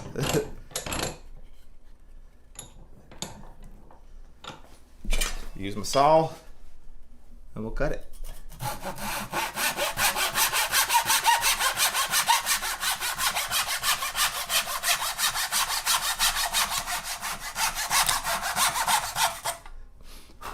I'm gonna put a link to the saw in the description too. That's the Veritas carcass saw. It's so, or no, this is the gent saw, is what this is, the little gent saw. It's like a $50 saw, which seems a lot for a little one like that, but holy cow, it's awesome. We put out the Taylor guitar review yesterday, and you'll see in there when I'm cutting the guitar open, this thing cut right through this giant metal structure on the guitar, like it was made out of wood, which is super nice. But so now let's check this out. Everything's just ready to go back in place. Hang on, I lost my indexing pin. But yeah, so now everything's ready to just slide right back into where it was without me having to do multiple cuts. I was able to get all that done in just one quick cut. So the next thing that we need to do before we're ready to glue these onto the back is to just put that radius, the 15-foot radius into them. So we've seen that in many videos. So, but we're gonna, instead of doing it in the go bar deck, I'll just do it right here on the workbench. And I will not, let me keep these kind of in order. I'm not gonna do them one at a time. Once again, just to save some time, I'm gonna do those two and then these three. And the reason that I do that, instead of doing them individually, hang on, almost cracked the back earlier doing this. The reason I do that is because if you do one of them, you have a tendency to kind of like rock it this way or that way. And if you do multiples at a time, it just gives you more bearing surface and you have less of a tendency to rock it this way or that way. So we can come in here and just go to work on it like that. So we'll do that with all 5 of these braces, and then we will move on to basically gluing them on.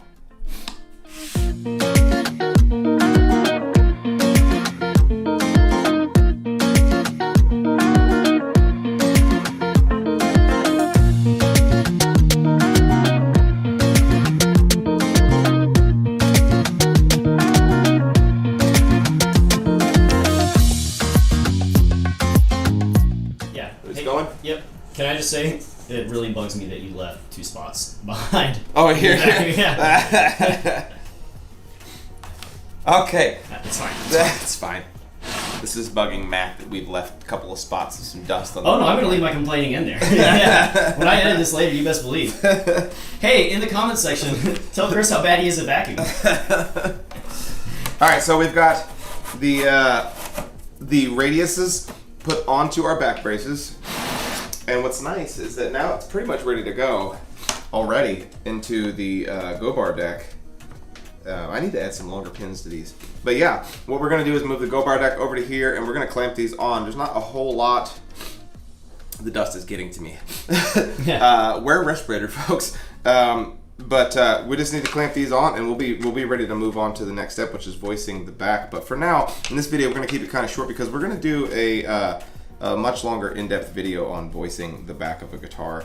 It's a conversation worth having, and I don't want to skip over it too much. So we'll move the go bar deck over here and get these things glued on and have a little bit more conversation about that. And I'm also gonna blow my nose.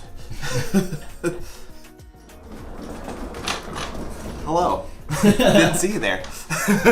Jesus. All right, we've got the back on the go bar deck. We've got some nice indexing pins that are much taller on there. So pretty self-explanatory here, right? We're gonna put our template on the back, if I can get it to go on. And then there's not a lot of thought involved here. I leave my, just like I did on the top, I leave the tops of my braces completely flat so that I can put the go bars on there and not really worry about them putting dents on it at all. Because that, once we shape and start voicing these, it's gonna give us, we're gonna knock off any of those dents. So I'm just gonna grab some glue. Let me make sure we got these in the right spots real quick. Yes. And then I'm gonna grab some glue and we'll start gluing these down real fast.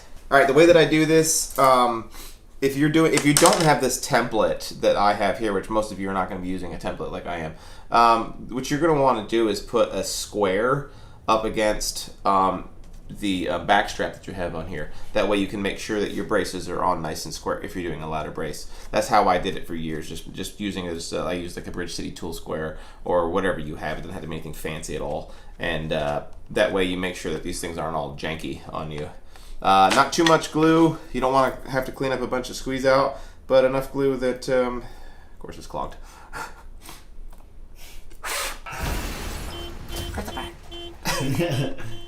There we go. Enough glue that it'll stick. Tastes like nougat. It tastes like Nutella. Was it they use in Australia, Matt? Oh, Vegemite. Vegemite. Yeah. All the Aussies will be commenting now. Yeah. Yeah, it's either Vegemite or if you're from New Zealand, it's Marmite. Uh-huh. And personally, I'm a Marmite man. He's a Marmite man. Yeah, and listen, you know what? I'm ready to accept that. I'm ready to live and die by those comments. Like, hit me up in the comments box. That's a whole thing over there, huh? Can be, yeah. So you saw how I don't know if you saw how that clamp just slipped off and it landed on the template, which is nice. So the template not only guides all my braces in the right spot, but if you do have any slips, it protects the go bar from hitting the wood, which is nice too. But yeah, I'm trying to think. You know, I would say that like things to consider when you're deciding on how many ladder braces, if you're doing ladder bracing, and how tall and thick to do them is how is this guitar going to be used? Is it going to be a studio instrument? Is it going to be a guitar that you're going to be taking to gigs? Is it going to be used for bluegrass? Is it going to be used for fingerstyle? Those things are all considerations that you need to be thinking about as you're doing it. I would say that if it's going to be a guitar that's going to be gigged with a lot, then brace it up a lot beefier, because if it's going to be gigged with, it's going to be used with a guitar strap 99.9% of the time, and that back ain't doing a whole lot sonically to the guitar. So because your belly is going to be, you know, basically muting the back, so you can make it nice and strong. If it's going to be a studio instrument where it's going to be mic'd up all the time, then you can make this back a lot looser, more loosely braced, so that the back actually becomes more resonant. We haven't done a video about it yet, but I was showing Matt yesterday a guitar. We've had some comments about whether the back actually does anything, and it's quite significant. If you're at home and you have a guitar, I take it and strum it, kind of making sure that it's not touching your belly at all, and then take it and press it up against your belly and play that exact same chord. You'll be blown away by how much of a difference the sound of that guitar has. So that's why if you're sitting down using the guitar most of the time, that back becomes much more of a contributor to the tone of the guitar. So you can actually spend more time bracing that back to be more of a contributor to the tone. Whereas, as we have mentioned, this guitar here is going to be used mostly for gigs. Which is good, right? It's good. We like our instruments to be played. Will Thompson's a terrible guitar player, though, so you know. He's a buddy of mine, so we'll see if he comments. This will be a test whether Will's watching our channel or not. Yeah. Oh man.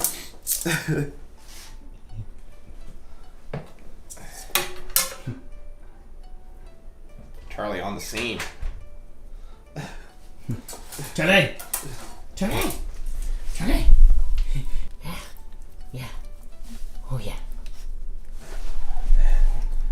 Belly rubs. We love a good belly rub. All right, as we put our last brace on the guitar, I hope that this is pretty self-explanatory for everybody. This is not nearly as rocket science-y as the top bracing. Is. You know, doing it really well obviously is always top priority. Making sure that you get really good tight joints in the braces to the to that back strap, because you are going to see all this through the sound hole. Making sure that you have a spot for your label, so that is nice and visible through the sound hole if you want it to be. And just using high quality woods, you know, like I've got perfectly quarter sawed Adirondack spruce here. You can also use mahogany to brace it up. I tried to stick with something similar to what I'm using on the top. I don't know I guess the main thought process behind that is this humidity changes on the guitar. They're all going to expand and shrink at the same speed. Well, but aesthetically, it kind of matches the color scheme too, right? Yeah, exactly. But yeah, I think we're going to end this video here. I know it's a little short one, but the next video is going to be much more in depth, because we're going to be doing the voicing of the back and getting all that carved and profiled. And then the really exciting news is the episode after that, we're going to close the guitar body up, and we're going to be pulling it out of the mold, which will be a huge, it's always a big step, because now you've got that body you can hold in your hand. But we appreciate everybody who's been following along on the 3,000-year-old guitar build video. The comments are really great. So many people have been saying that they've been interested in guitar building, and this video has inspired them to really get back in the saddle with it. So that's super exciting. Appreciate everybody who has helped us on Patreon. Those go a long way to help us be able to do the guitar breakdown videos. And yeah, man, we'll keep it going. Matt's gonna get off his hiney and start working on the amp build videos here too soon. But we've had a lot of other irons in the fire. Yeah, a little bit. Yeah, guys, we appreciate you. Make sure you like and subscribe, and we'll see you in the next one.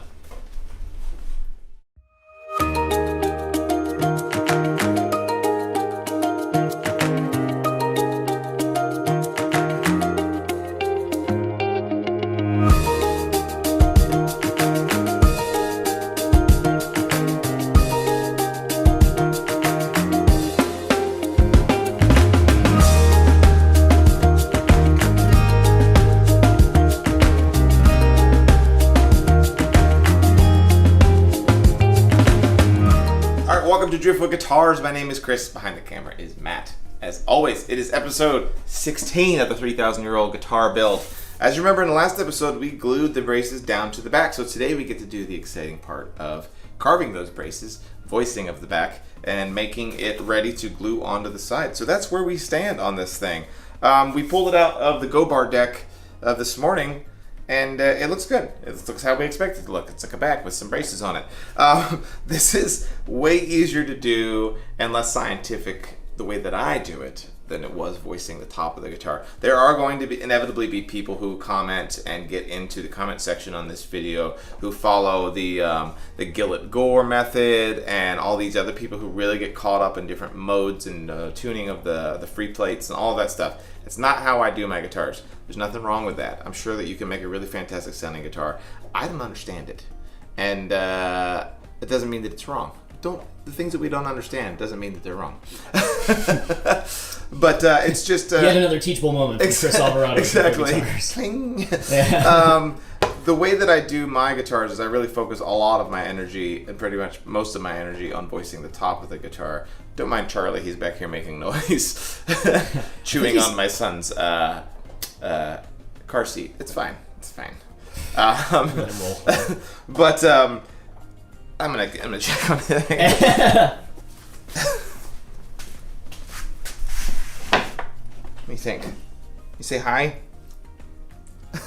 That's a lot. That's a lot. So rewinding. What on the backs of my guitars, I do this ladder bracing technique, and I don't really spend a whole lot of time voicing them to a specific note. There are a lot of people who comment asking about, like, do you voice your back to be a certain frequency in correlation to the frequency that the top is? I do not do that. That's just not the method that I do. So if you are using the Gore-Gillett method or one of the other methods that rely on a lot of like math and frequencies and all that stuff, this is not going to apply. It doesn't mean that it's not right. I get a really, really good sounding guitar using my method, and so I just stick with it. That's the reason why. I definitely try to always improve the sounds of my guitar, but I'm not going to completely fundamentally change how I do my guitars. So what we need to do at this point is I'm going to actually take what are right now very square braces. They're just straight off of the drum sander, and then just they're rectangles at this point. So what we need to do is take these, and we're going to actually take them from square into more of an oval shape. And then I'm actually going to scallop the ends of them so that they'll fit into the sides of the guitar. So that's what we're going to do. Using the old trusty LMI vacuum clamp, we're going to put this thing inside of here, turn it on, and it's very satisfying.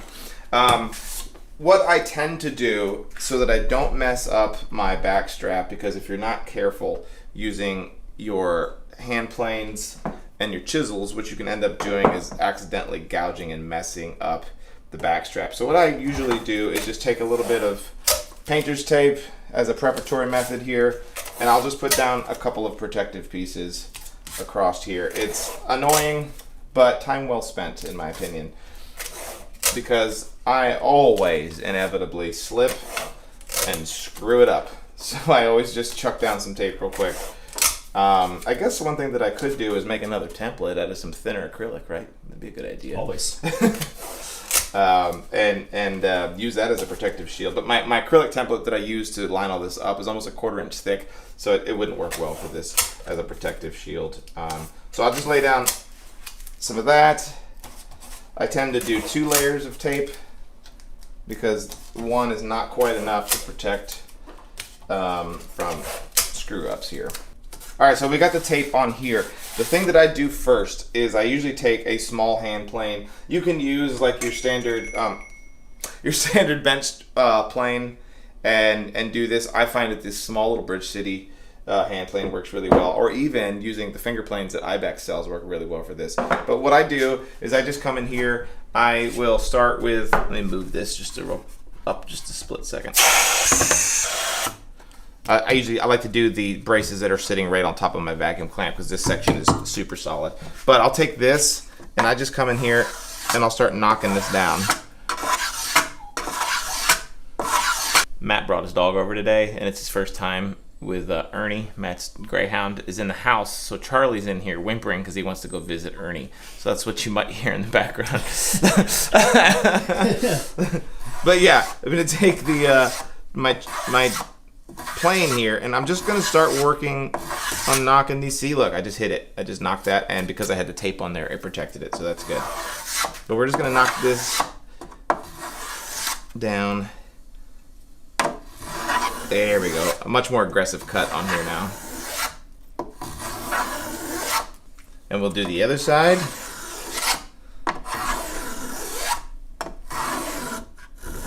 I just hit it again. Tape saving the day.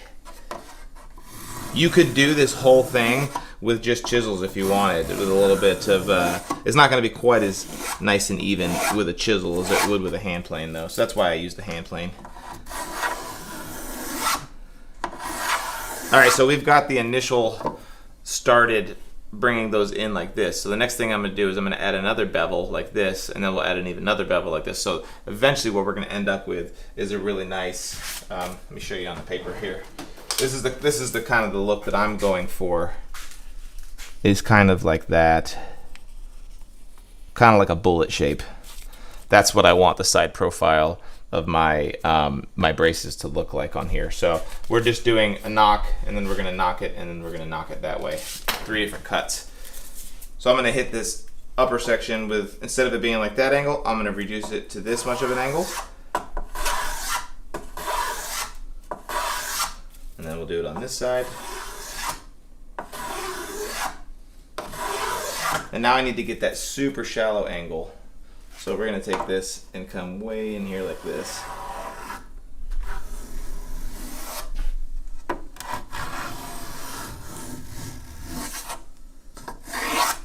I'm trying to not let this hand plane ride on the wood because it'll just put little scratch marks on it. I'll sand most of that out, but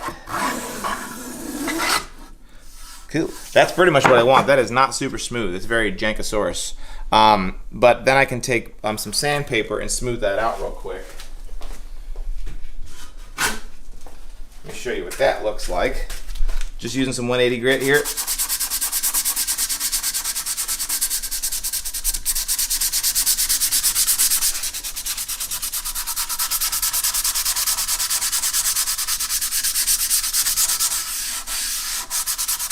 I'm just smoothing this whole thing out. We'll do the same thing to the other side. Getting it very nice and smooth.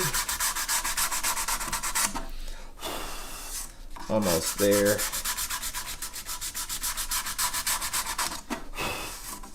Yes.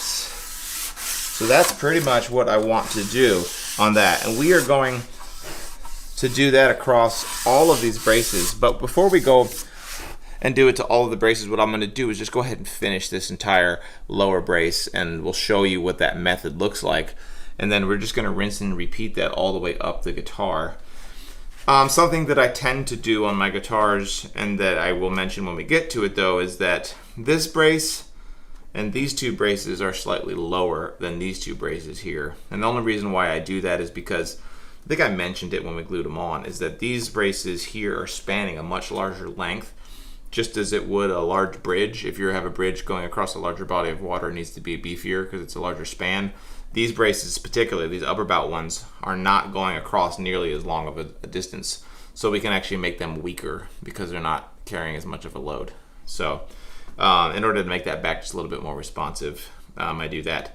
The next thing that I do after I have now shaped these into that kind of more bullet shape, I'm going to scallop the ends of them, because this back, very much like on the top of the guitar, how we made the X brace notch into the sides. I don't know if you guys remember when we did that. These ladder braces on the back, each one of these is going to be cut and notched into the sides of the guitar. So what we need to do is scallop them, and I take them down to about 2.5 millimeters, 2 millimeters ish, at that point where they pocket into the sides of the guitar. So we'll do that. Very similar to how I did the X braces. I don't tend to measure. I just kind of use my hand. I go back to about my first knuckle, and I do it from there, and we'll knock it in. using a sharp chisel. You want to be careful here. If you're not using a high quality cut piece of brace wood, you can have all kinds of weird cross grain going on, and you'll get all kinds of tear out and chips and stuff like that. So just be careful with it. Try to read the grain and make sure that you're not going to snap your braces in half. And then I tend to take my little ibex thumb plane here, and I'll smooth it out a little bit.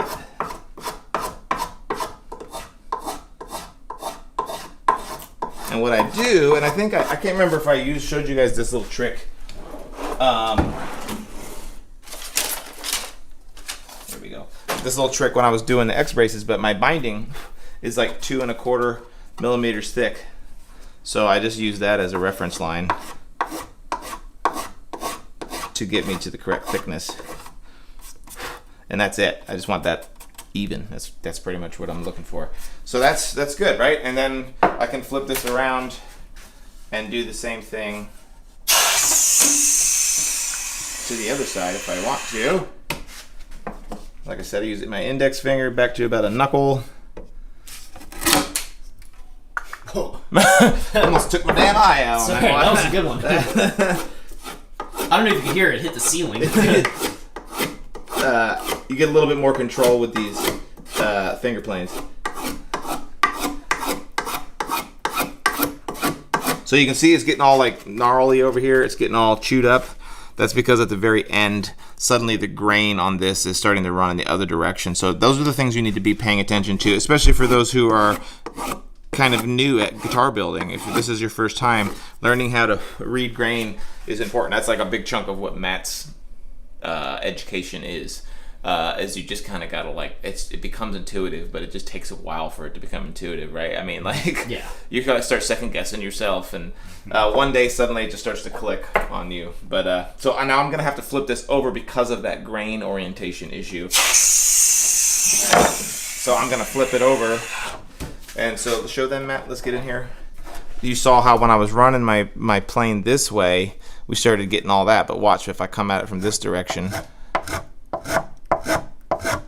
Suddenly it goes away. So those are the things that you need to be aware of. We'll just check it with my binding. And that's good.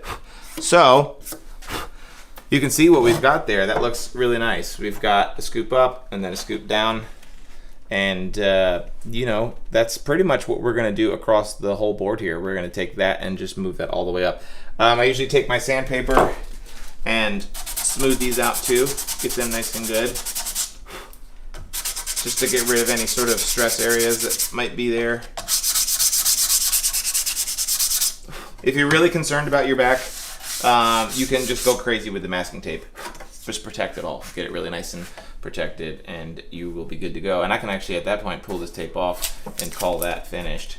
So we're gonna do the same thing and move our way up the fretboard, or up the back of the guitar, and just keep chipping away at it. And if I have some stuff to say, I will say it. But this, as you can see, it's just a lot easier. There's not as much to consider because you don't have you know, 110 to 180 pounds of tension on the back of the guitar like you do on the top. It also is not the primary sound generating surface on the guitar. It does contribute to the tone. There are a couple people who have commented who adamantly disagree with me and say the back has nothing to do with the sound of the guitar, but you know, whatever. What do I know? But yeah, so we're just gonna keep chipping away at it, and I hope that so far we're pretty self-explanatory on this.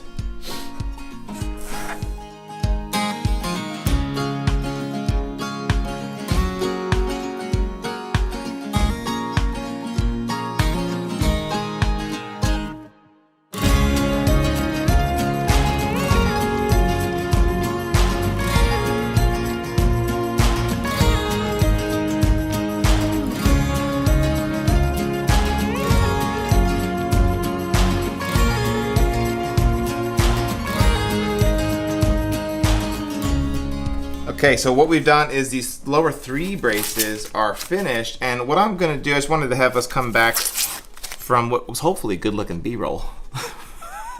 And we are gonna. If Matt did his job.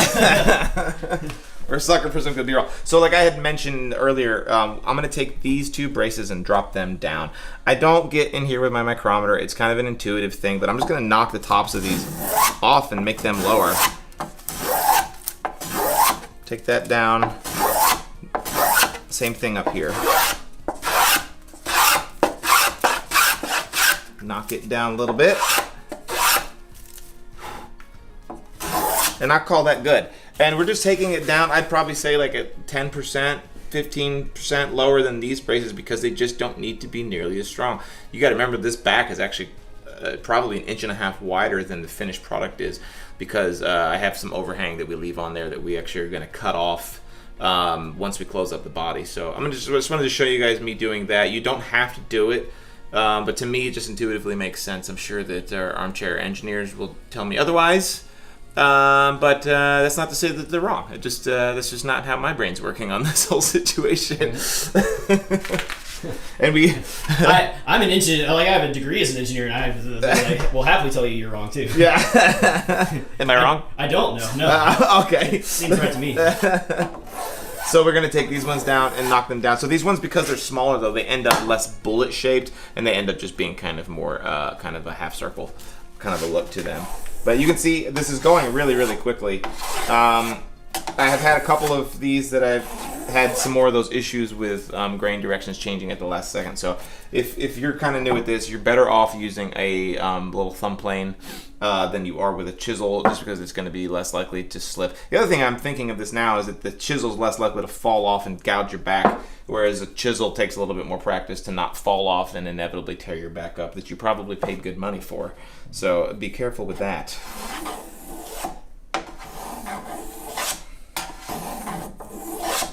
Something I do want to mention while we're in the middle of doing this, if this is your first video that you've watched in a while for us, if you're just following the 3,000-year-old video, me and Matt are doing our first giveaway, and we're going to be doing a giveaway of a kind of a Fender Stratocaster kit guitar that we have an extra of for another project that we're doing with another channel.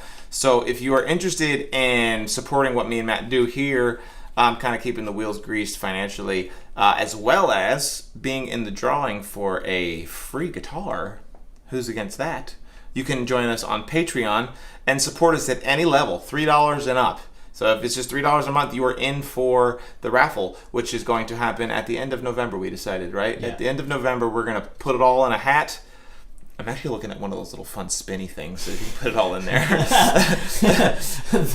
Always the right tool for the job. Always the right tool for the job. So I'm going to get one of those, and we're actually going to do a live video and do a drawing. Somebody's going to get a Strat style guitar with up. We're gonna talk to our patrons and have you guys help us pick pickups for it and colors and kind of the whole thing. It's going to be as close to a driftwood Stratocaster as we can humanly make it, and we're going to mail it straight to you, no questions asked. So if you like what we do here and support it, we do appreciate you guys going to Patreon with a link below and supporting us there. Okay, so we got all the braces done. I have now tapered them all to 2 millimeters on the outside.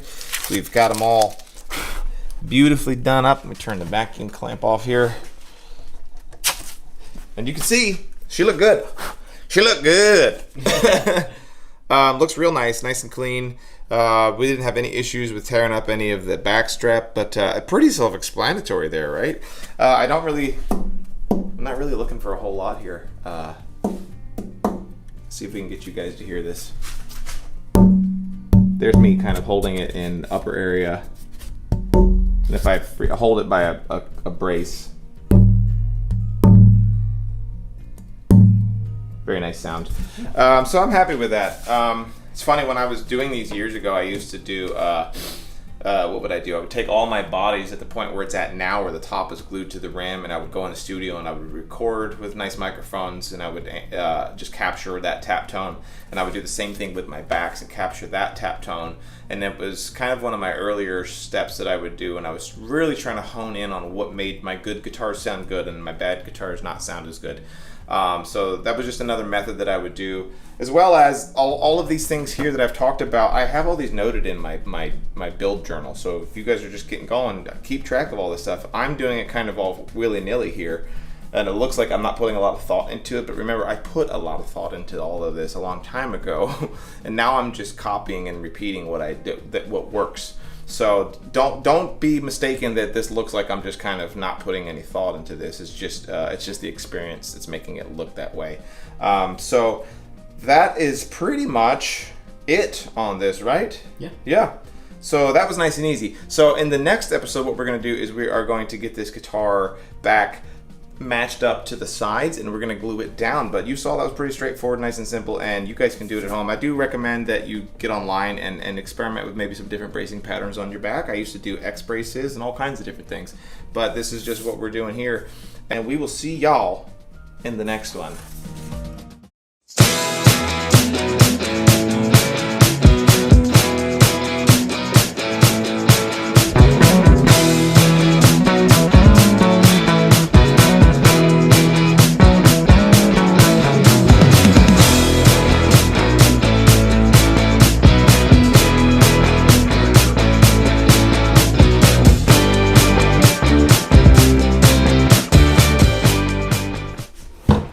Folks, welcome to Drew for Guitars. My name is Chris. Behind the camera is Matt.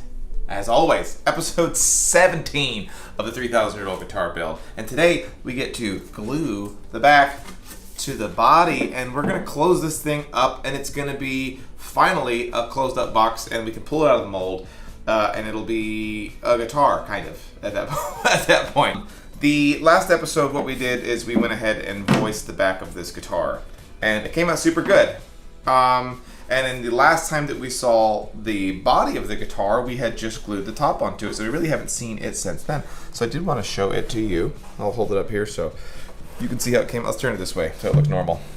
It came out super good. I'm really happy with how it came out. And before we close it up, I do want to mention that this is your last opportunity to voice the guitar. So we spent all that time voicing the top of the guitar in what's called free plate voicing. But now that it's glued onto the guitar, it's changed tone quite a bit. And it's one last opportunity. I've already tested and tapped on this guitar, and it doesn't need any more adjustments. But the Irvin Samoji book talks about this, and it did me really well. And I wanted to point out to you on a way that you can do it on your guitars. So what you can do is once you glue your top on, I do recommend you glue your tops on before you glue your backs on so that you can do this method. What you do is you glue your top on, and by holding it in a place where you don't want to like set it down on your workbench like this, because you'll notice as I rotate this, the different places, you can barely tell, but it changes the tone of the guitar. It changes completely on how it sounds. What I like to do is find a way to hold it like this where it's floating, and then I can take it and I'm going to tap it and I'm going to listen to it. And I'm listening for a certain level of sustain. So the Irvin Samoji way that he does it, I'm giving away his secrets on his books, is what you're going to do is you're going to tap the front of the guitar with your head on this side, and you're going to move your finger and you're going to tap it by moving it around and going like this. And what you're listening for is any dead spots, any spots on that guitar where suddenly it doesn't become as resonant. And what you can do, if you do find that you get to a certain place, man, suddenly it just lost all of its resonant frequency and it just died off a lot quicker. A lot of times if you pay attention to where you're at, you might be right on top of a brace. And a lot of times what that can mean is that brace is a little too thick, and you probably should bring the brace down a little bit. You're obviously going to start to lose some of the resonant frequency of the guitar. I'm probably using that word wrong. You get what I mean. As you get closer to the edge of the guitar does become tighter as you get to the rim. But what you're looking for is just a general uniformity of sound of the guitar as you tap this around. And it's something I'm not going to spend a lot of time here doing because, like I said, I'm already really happy with how this guitar sounds. But you have an opportunity to come in here if you need to with your thumb plane and take off any material that you need to. And in extreme cases, if you find that you feel like it's too loosely braced, you can actually take some scrap bracing material and glue it back on and then reshape some braces. So I wanted to mention that. It's not what this video is going to be about, but it's an opportunity for you to do a little bit of that.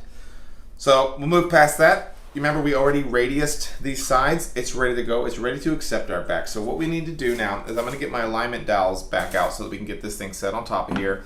And we are going to begin prepping this back and the sides to become one. We're gonna marry them in a holy union, if you will, and close this bad boy up. So let me go grab those alignment pins and I will talk you through this. All right, so got my my dowels. So we're gonna put our dowels in here. As we know, I do these so that we can get everything lined up nice and even. So what we need to do is we're going to slide this on here, and what's going to happen is my back strap is actually going to be overhanging on the tail block and on the neck block. So what I tend to do is I'll take my little cut it in half pencil here, or just about any pencil, and I'm just going to put some lead here on the edges. Actually, it's graphite. It's graphite, I'm sorry. And then I'm going to set this on top of here. Being careful not to break it. Gets a little sketchy. You hear that cracking noise? Is that supposed to happen? Just gonna give it the slightest little push there. Same thing here. I just want to get that pencil to translate, graphite to translate. Let's see if I can do this without breaking it. Hang on. It's a little. There we go. There's not a lot of wiggle room with this one, quite literally. There we go. There it is.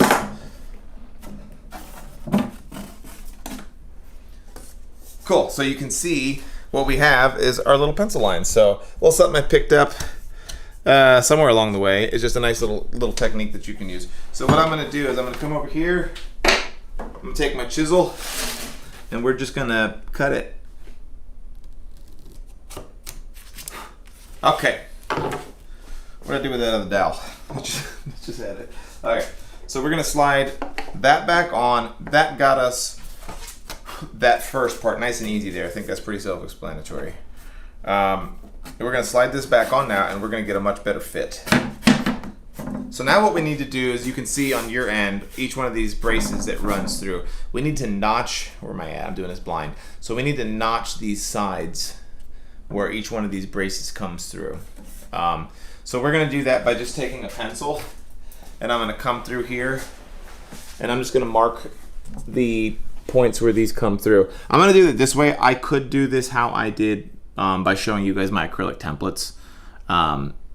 That's, in fact, let me do, I'm gonna mark them here just to show you how you'll do it if you don't use the acrylic templates, and then I'll grab my acrylic template and then do it my way. But you're just gonna come through here, and you're gonna take your pencil and mark all of those exit locations on here, and then you'll do them on the other side, and then you're gonna take a straight edge and just lay it across. You know, you're gonna pull the back off and just lay it across there and mark it. So that's pretty self-explanatory. But because I have my acrylic templates, I'm gonna pull this off. I'm gonna pull this off and show you how I do it my way. Let me go grab that real fast. I'm unprepared. I did it my way. So put this on here, and it's just a thing of beauty, folks. I'm just, in my mind, I'm already roasting you for how many times you say acrylic template, like, because I know, Listen. I know how proud you are of them. Like, People, sorry, what are they made? What they're acrylic. what kind of what are they? What are templates. acrylic templates? Templates, you say? Wow, why have I never heard of this before? Listen, I get emails all the time from people who want my acrylic templates. If I was a better editor, what I do is right now is I just do like a super compilation of every single time you said an acrylic template up to this point. That sounds like a lot of work for a weekday.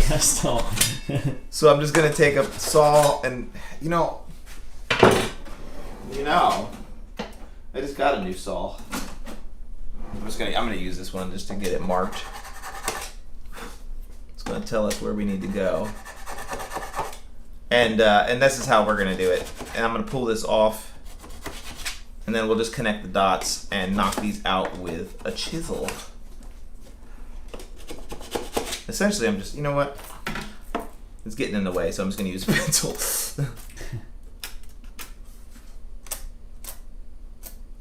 Your templates can't market itself. Listen, we've had enough inquiries. I've had enough inquiries from people who are interested in these templates that I think eventually I'll start selling them for folks, but that is no time soon. I just don't have we don't have the time for that.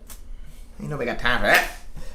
So I'm gonna pull this off now, and then I can take my saw and cut these. So it's important that you don't cut these, just like on the top of the guitar, it's important that you don't cut these slots too deep, because your binding is gonna cover it up.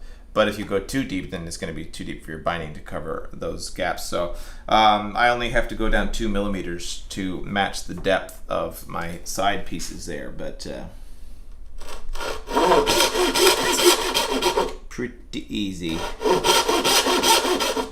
Be careful with these. If you're using one of these Japanese saws, like this is a really thin kerf Japanese saw, it cuts fast.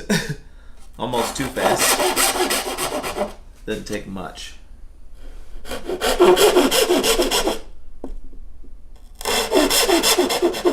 Goodness. Sometimes it surprises me how quickly it goes. So then I take either a 1/4 inch or an 1/8 inch chisel. Let's see if they're wide enough. Yeah, the 1/4 inch chisel will do the job here. And I'm just going to, this ebony is a little hard to knock out here. And get that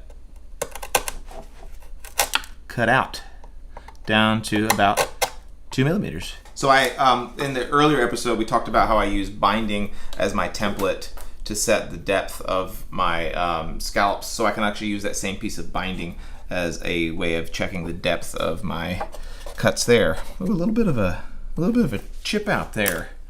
Son of a. She fighting me. This is like 3 hardwoods that I'm having to cut through to get this to go. But we're gonna do that, so that's good. That's nice and deep, and we'll cut the rest of these the same way, just using a chisel to get these cut. If you're using the traditional style kerfing, you just have to be a little careful because they can tear out a little easier than the solid stuff does. And just ease your way into it.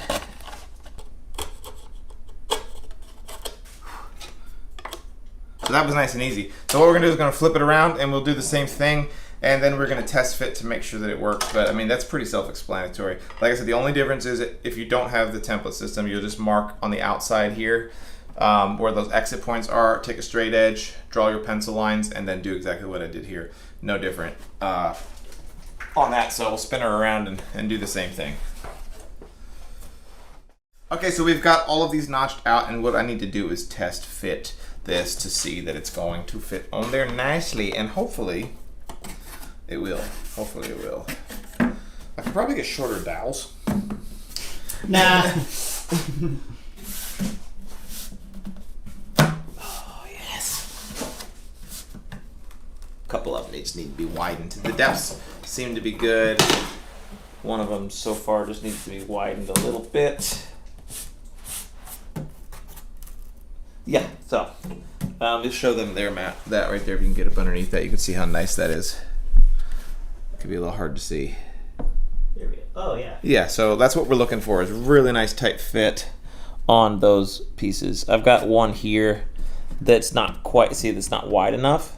Mm-hmm. So I'll adjust that here in a second, but it won't need to be retested. So I'll pull that off. And what I'm going to do in order to know which ones need to be widened is I can actually just use those braces and see if there's any marks on them as witness marks to see if anything needs to be adjusted.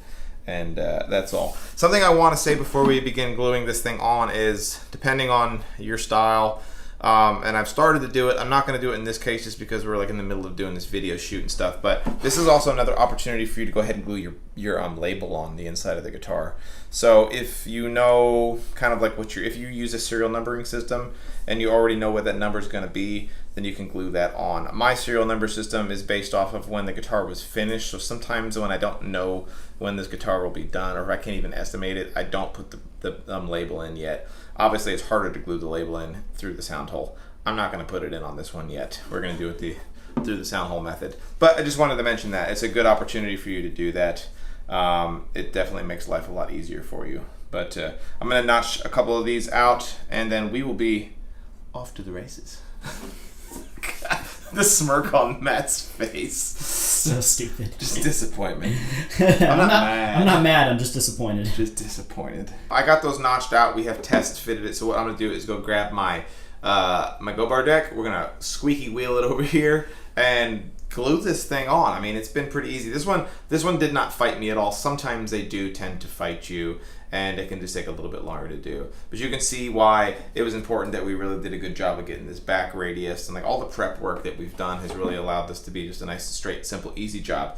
What was I gonna say? Oh, the only other thing that you need to make sure of if you're not using the index system is that when you go to glue this guitar on, that it is properly lined up with the center seam left to right, because it's going to affect where it lines up with like the seam of the neck when the neck comes down, and then obviously where your end graft goes. So make sure you get those lined up really nicely. Those are super important just on a visual standpoint. So, but with that, I'll go grab the Go Bar deck and we will slap this thing on there.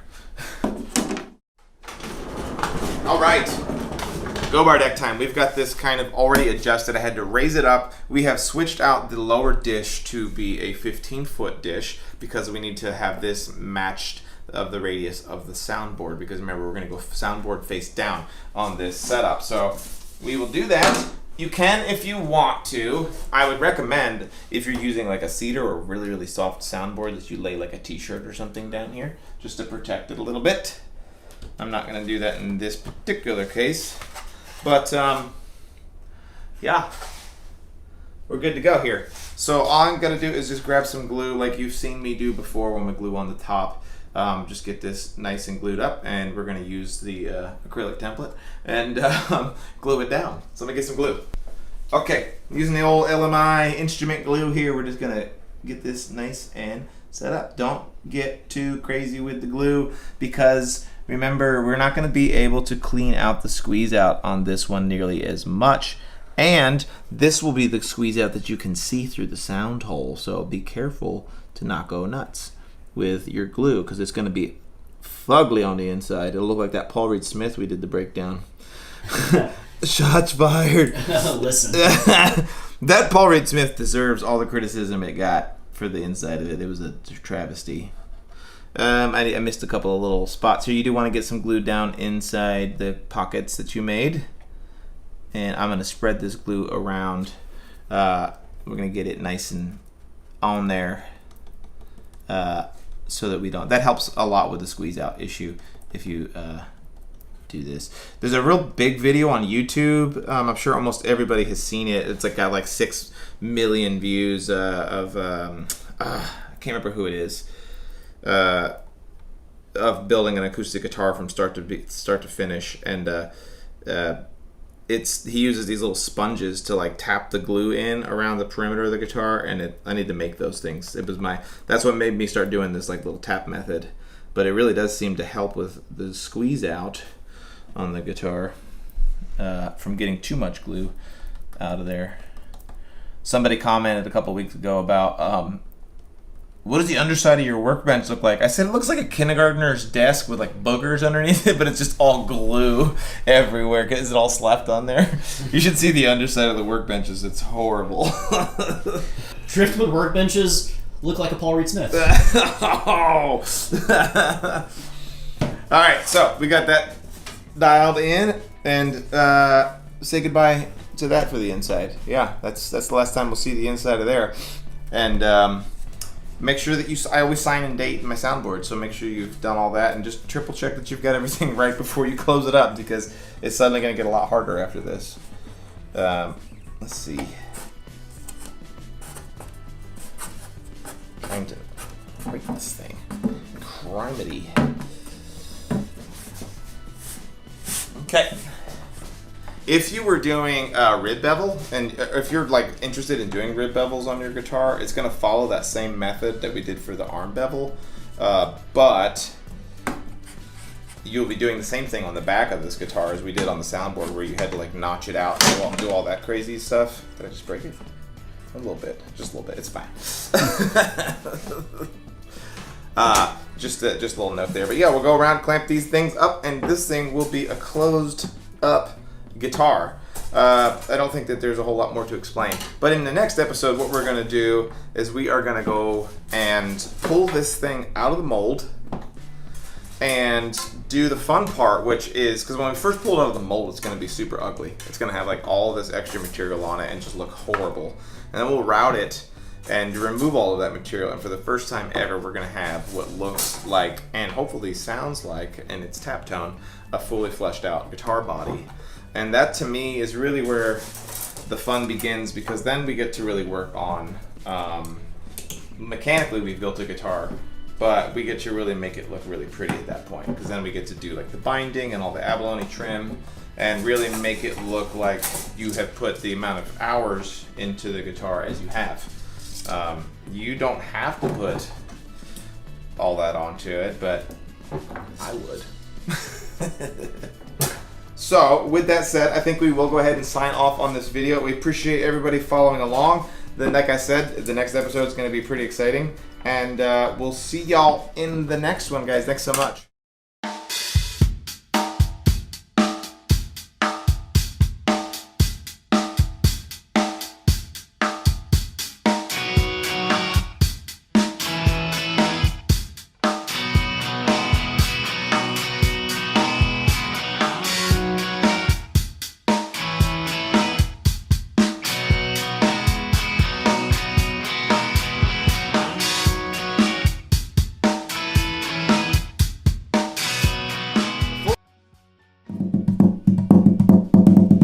Oh, didn't see you there. Welcome to welcome to Dribble Guitars. My name is Chris. Behind the camera is Matt, as always. Welcome to episode 18 of the 3,000-year-old guitar build. Here's where it is. We took it out of the Go Bar deck, and so today we get to do the very exciting thing and make it look like a closed box guitar. So we're gonna pull it out of the mold, and then we are gonna remove all of this overhang wood that's on here, remove all the tabs and everything.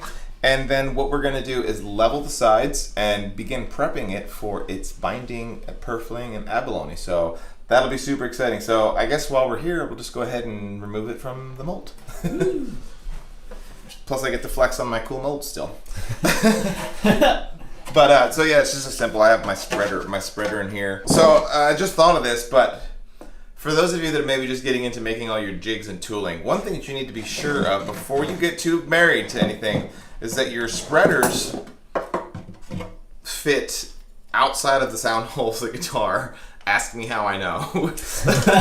So test out when you're making any of your spreaders or anything that they actually will fish out of the guitar after it's all closed up, because I have gotten these stuck in a guitar before and then had to take chisels and like slowly whittle down the wood like through the sound hole to get them out.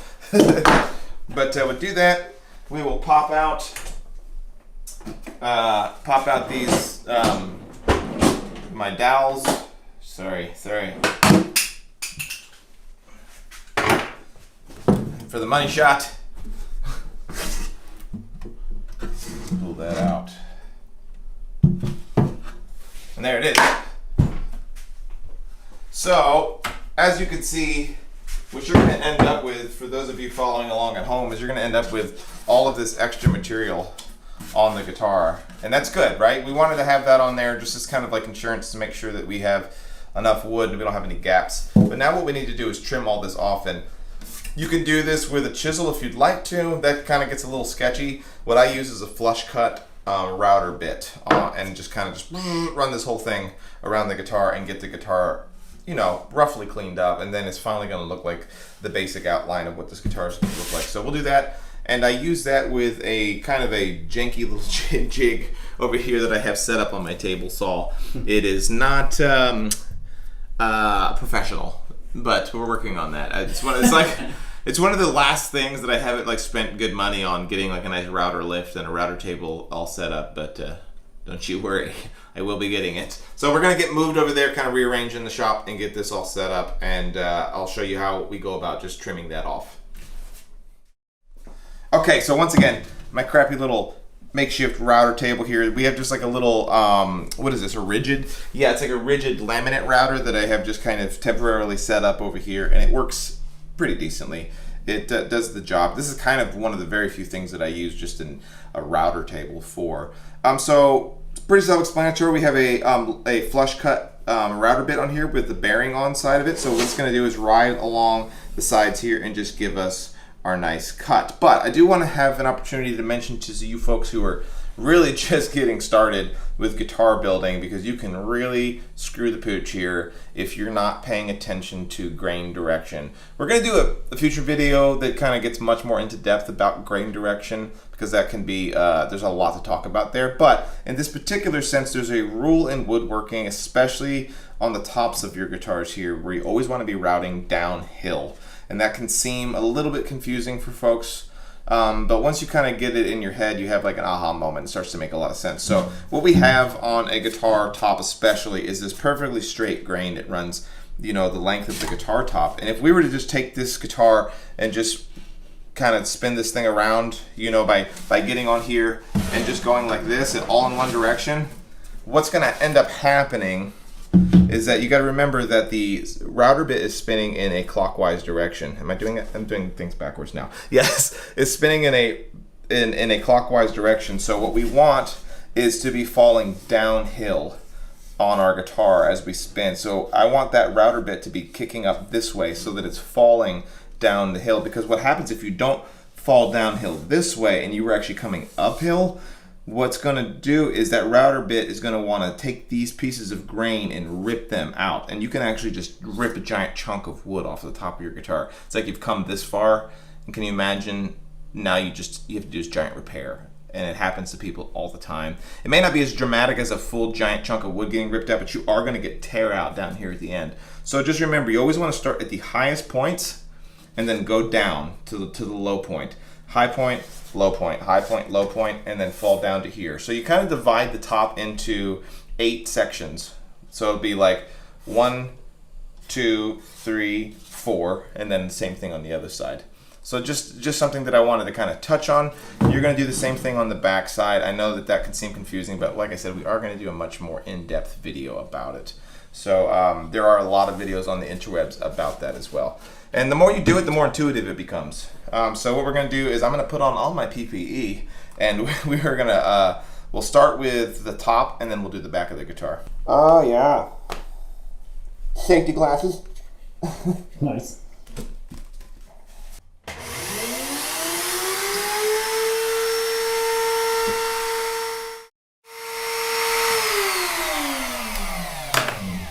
All right.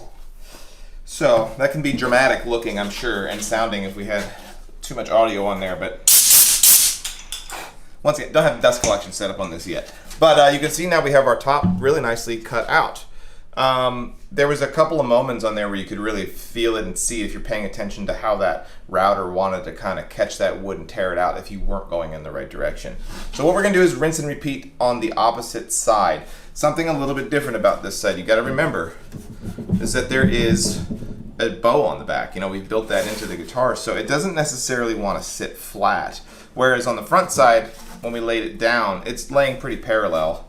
But what we end up on here is it not being perfectly parallel. So that is something, that's the reason why we have binding jigs and all of that stuff to compensate for the back being bowed. So what we're doing here is not quite needing it to be perfectly cut. So we're not going to consider that too much.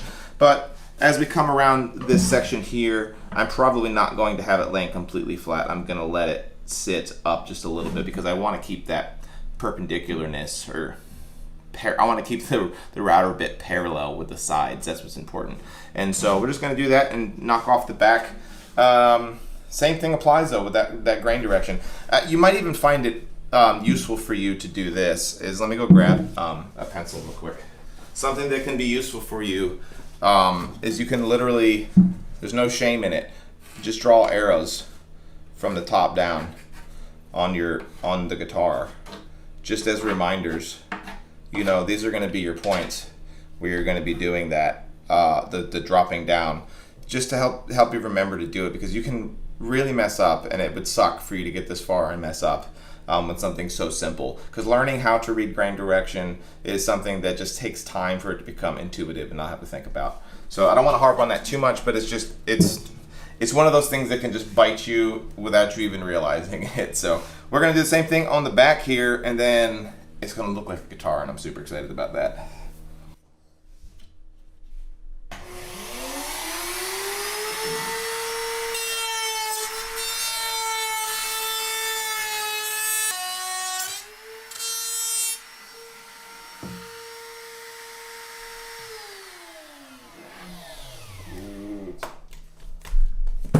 All right.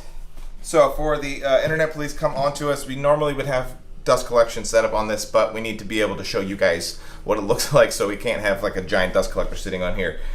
So nobody comment on that.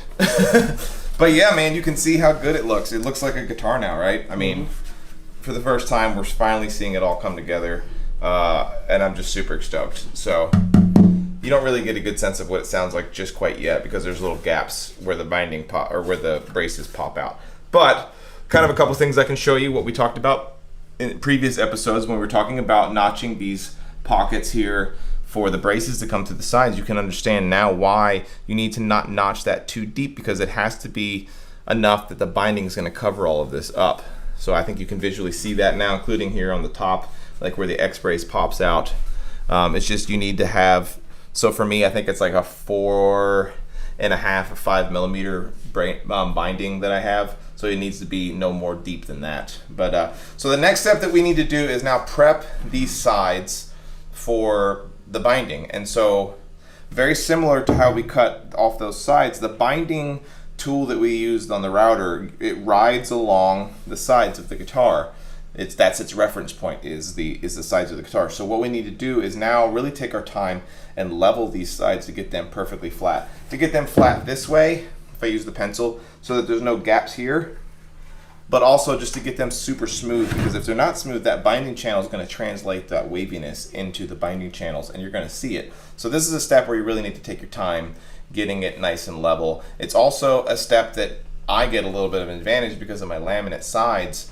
My sides are much smoother now than if I had unlaminated sides, which you end up with a lot of waviness inside of it. So we're going to kind of move over to the vacuum clamp and kind of clean up all this, and then I'll show you how I go about leveling the sides in preparation for doing the binding. But yeah, man, first time ever we get to see what she looks like.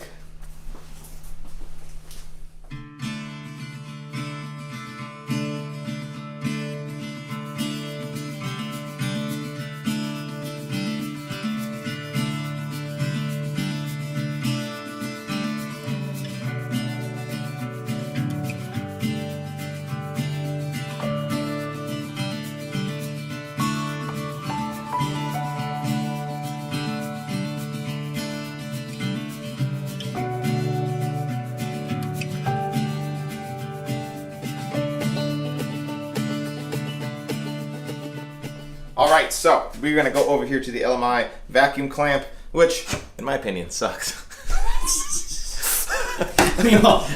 LMI cease and desist. Oh my god! You can see once again, this is really where this vacuum clamp is gonna shine, like so good. This used to be one of my most hated steps on the guitar because it's very sawdusty.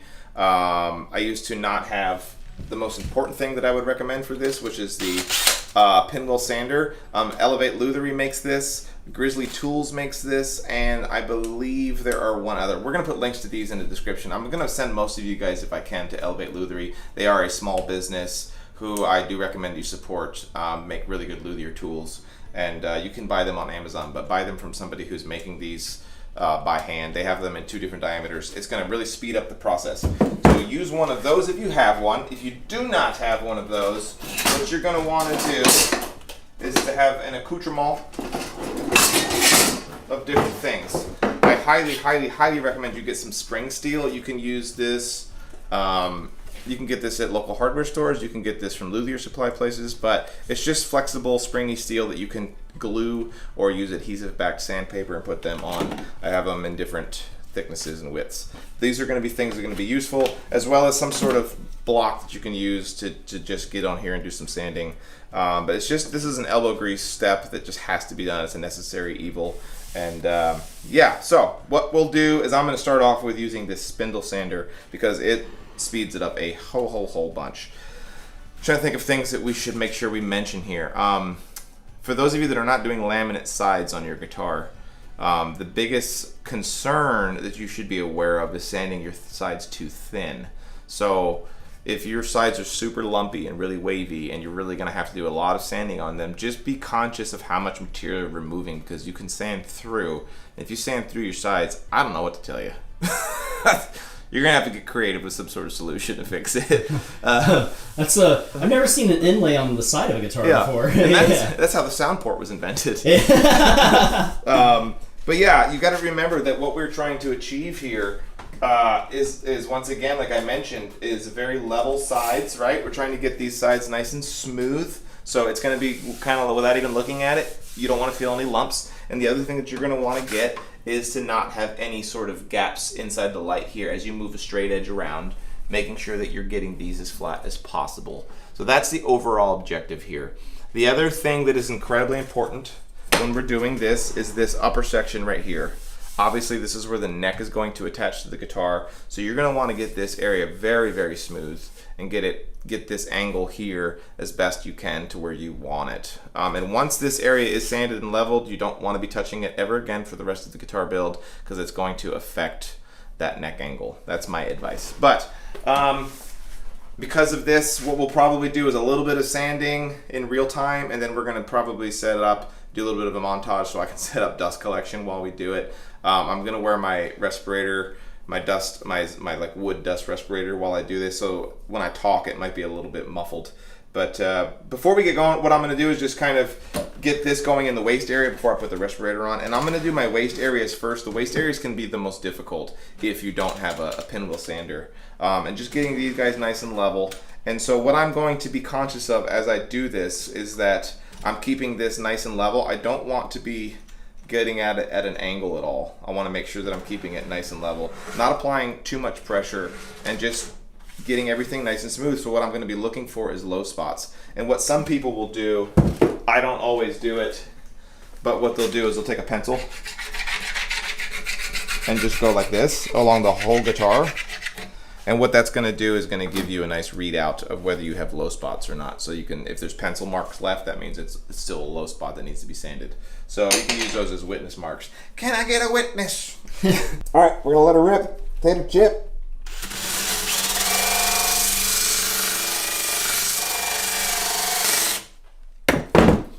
All right, so I wanted to stop real quick so I can show you. You can see that we are sanding all of this off, sanding all of this off, but there are low spots here where that pencil is still showing. So that's where that pencil becomes really handy I can't even really feel that low spot, but the pencil tells me that it is.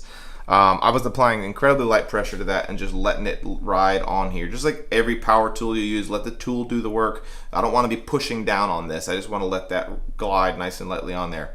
So I'm going to finish this waist area up, and then we will talk about, I'll probably show you how I do like one of the upper bouts or lower bouts with the non-pinwheel sander method, just so that you at home who don't have that sander can do it as well.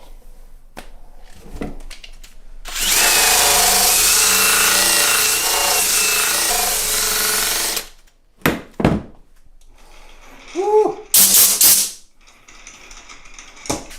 All right, so that's done. That's nice and simple, nice and easy. It looks super good. You can see how fast that was. You were shooting regular speed, right, Matt? Yeah. I mean, collectively, that was maybe 90 seconds for me to do that. If you were not doing that, the trick is you have to use your spring steel and really get in here and try to do this waist area, and it's just super awkward. So you don't have to have this. I think this is like a $150 sander, worth so much more than that as far as time wasted. So definitely recommend that. So what I'm going to do is I'm going to rotate this and show you how I will go about doing this lower bout area with the sander as well as with the scrapers. Obviously card scrapers are super useful. These StewMac Ultimate card scrapers are awesome. So many people have accused me of being like a shill for StewMac. Listen, StewMac's like one of the best games in town. I know their tools are expensive, but I have bought every single tool that we have inside of this shop with my hard-earned money over the course of the last 10 years, other than the Diamond files, which we did a review of months ago. I have bought with my hard-earned money all these tools, so hate if you want to, but like these tools are awesome, so kiss my butt. But a way that you could do this without using this sander is that you can, a lot of times I'll start off with my scraper, doing the same technique that we were doing with the router. We want to always be going downhill, because if I was coming uphill, I'm gonna have issues with the grain direction on the back of the guitar. But you'll start off kind of just falling off and hogging material. Now this is like nice because the ebony just works really well with this. It just does such a nice job. And so you can sit here and do this and get those sides nice and level. It just takes a lot more elbow grease. Obviously doing the same thing with just a traditional card scraper as well. This one's not sharp, so it's not gonna do anything. But you would do that. Now the other thing that you can do as well is using your spring steel. The nice thing about this is these average out all of your high spots and low spots. And you can come in here and do this using different grit sandpapers. And so that's a way to do it. I wanted to show you this real quick. Is that once you glue on any grit sandpaper, you're not necessarily stuck with that. What you can use is hook and loop sandpaper, and then it sticks to the sandpaper on here. So then you can use, say like this is probably 60 grit, then I can take this 150 or 180 grit and set it on there and then do this, and then it works. So you're not stuck with whatever grit sandpaper is on the spring steel. So just a nice little shop hack there. And you can see how quickly that's going. It's going pretty good. It depends on the wood you're using. Maples and stuff like that, they sand pretty quickly. Ebonies like this are a little hard, but you can see how good it looks. This does not work quite as well as the spindle sander does at getting that perfectly straight edge, but I don't know if we can get Matt in there to see that. That's what you're looking for, is like no gap. You want that nice and flat. So what we're gonna do is just kind of maybe get some dust collection set up and do some B-roll because it's getting dusty in here and my boogers are turning black. And we will just kind of finish this up. I think that I mostly got that set for explaining what we're doing here, right? Yeah. There's not a lot more to it. It's just it just sucks. It's a lot of work, a lot of elbow grease, elbow sawdust. But yeah, we'll take your time. The one thing that I can't convey here because we're trying to keep this video short is how much time we're putting into this. I'll probably collectively put about 45 minutes. When I was just getting going, this was almost a full day job. Take your time. Do it right, really make sure that you're getting it flat, because remember that any mistakes or any issues that you have here are going to show up when you do your binding, and they're going to show up when you go to do your gloss finish. Really, that's the big one that people don't seem to think about. You apply a gloss finish to this and your sides are all wavy, it's going to pick up in the reflection of that finish. So just take it and do it right here. So with that, we will do some sexy B-roll for you.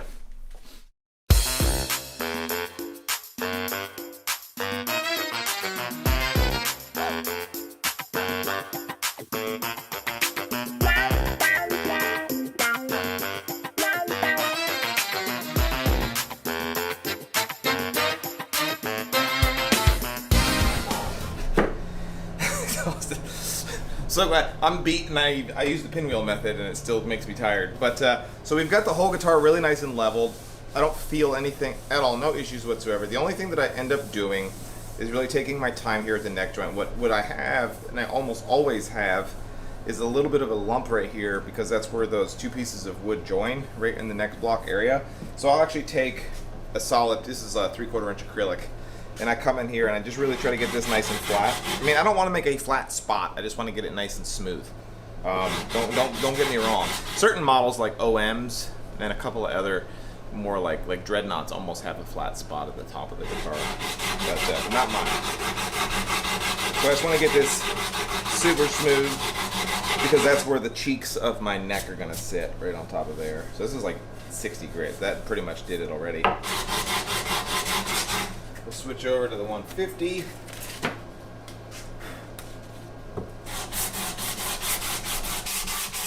All right. Perfect. Let me blow this off real quick.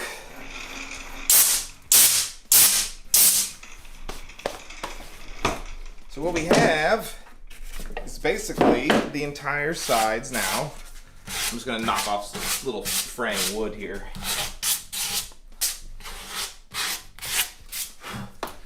Pull this off.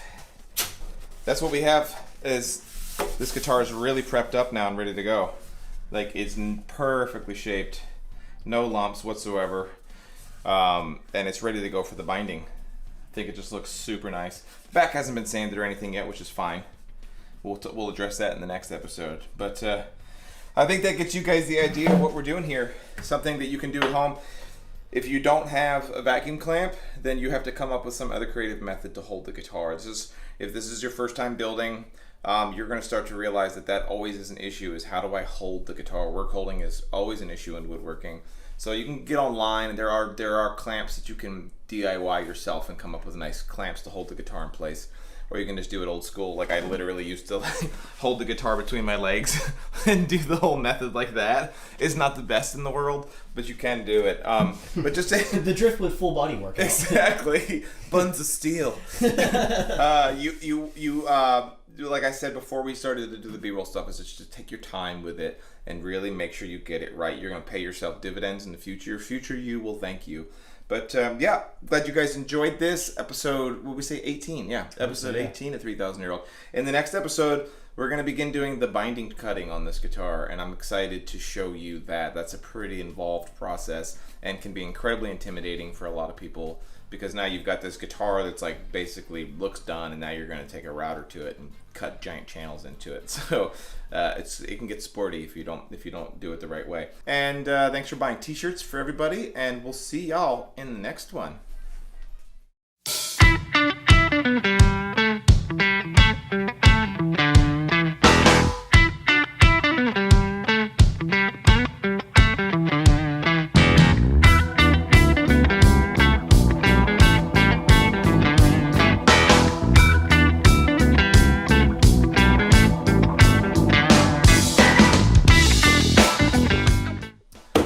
Alright folks, welcome to Driftwood Guitars. My name is Chris. Behind the camera is Matt, as always. And we are moving right along with our 3,000-year-old guitar build.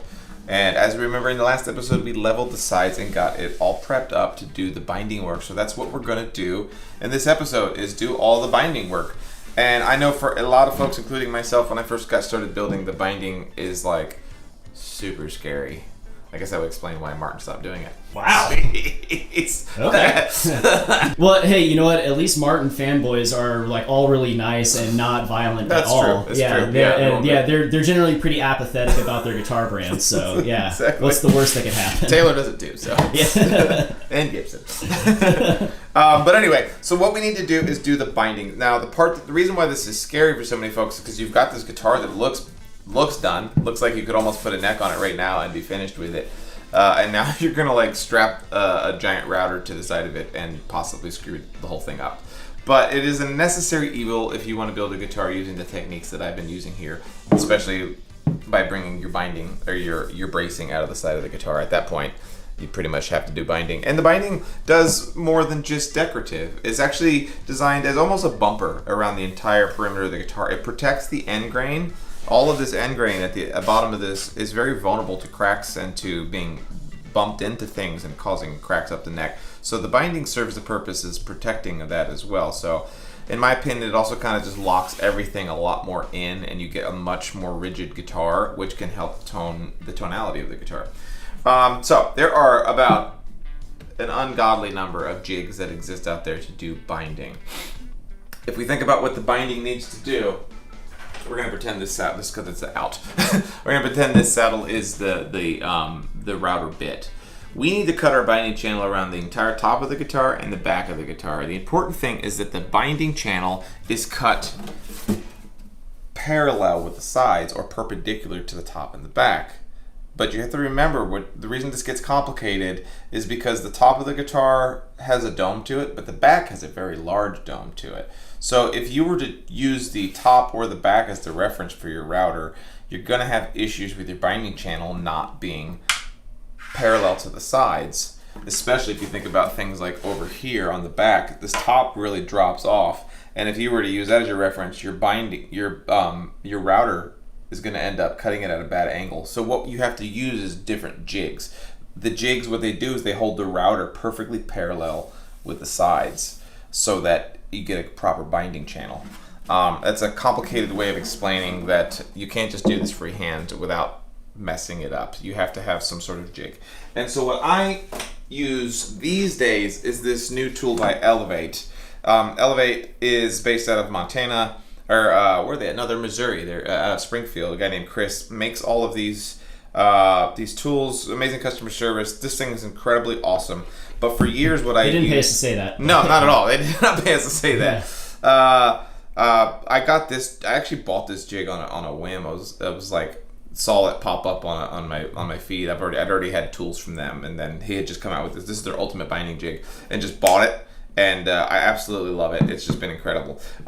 It is a little bit more of an advanced jig. This can be, I would not recommend this for somebody who's just getting started because it is sporty for the uninitiated as far as like the ability to mess up. Look, there's a fly on me.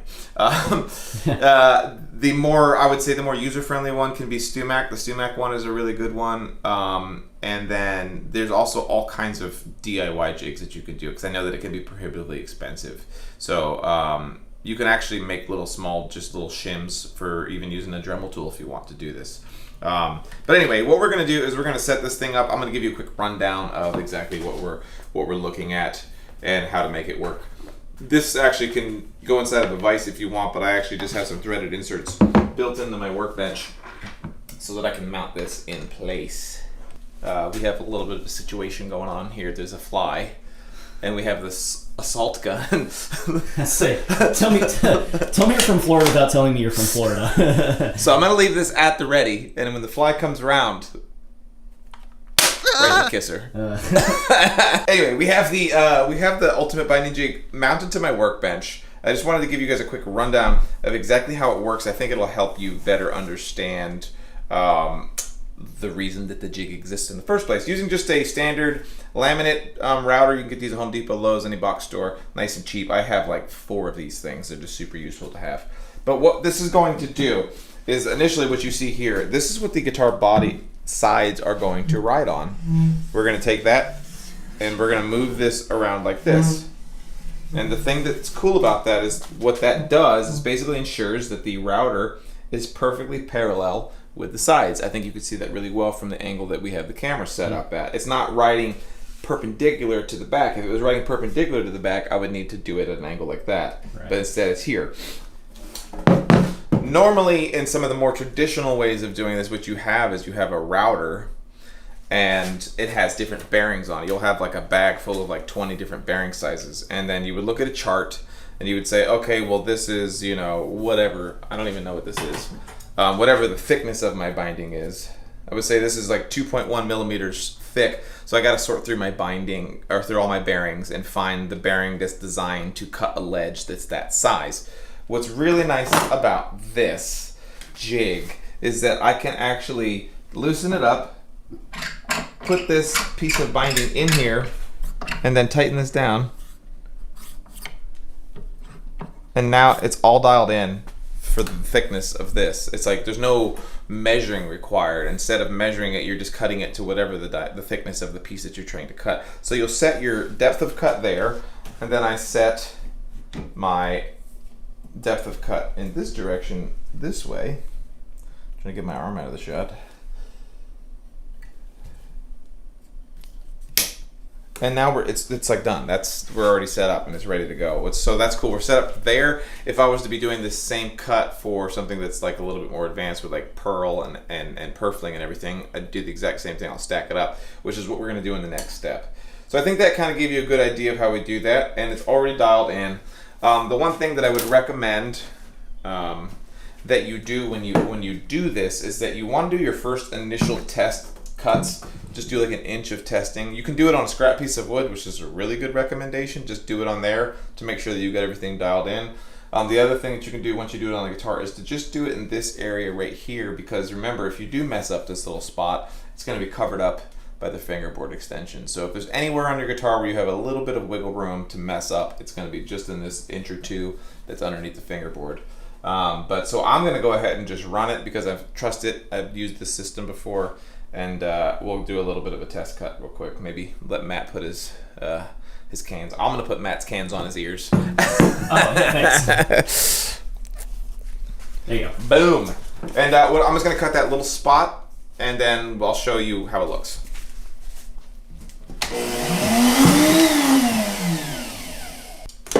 We'll need you. There's a fly right there. Where's he at? On the blinds. One shot, one kill. Boom! Hey! Yeah. I love how you're doing that with like what's about to be a $20,000 guitar basically behind you. Like, It's a professional outfit we're running around here. no screwing around, man. We'll put a link in the description for the assault gun. Seriously. They totally paid us to say that. No, just kidding. No, they didn't. So that's gonna cut that one little spot. I digress.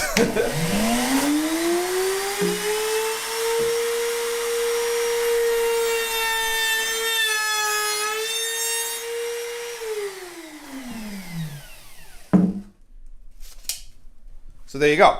We have a spot. I'm just gonna break off a little piece here. And you can see it fits in there very nicely.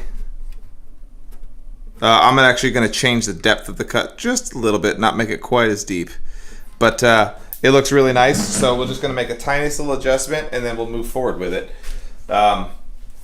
Nothing major, but you can see why that's a good spot to do your tests, because if you're gonna have issues, you can just make a little adjustment. Tighten that up. And now what we're going to do is we're going to do the whole perimeter of the guitar. We're going to follow that same method that we did when we were cleaning off the sides of the guitar, making sure that we're always cutting downhill. I know that there were some really good recommendations for folks about doing a spiral cut bit so that we don't get any tear out. Well, this bit that's here is just a straight cut, so we don't have the luxury of that. So once again, we're always going to try to fall downhill, starting with the peaks, coming down, and just being aware of that, especially on the top of the guitar. So that's what we gonna do.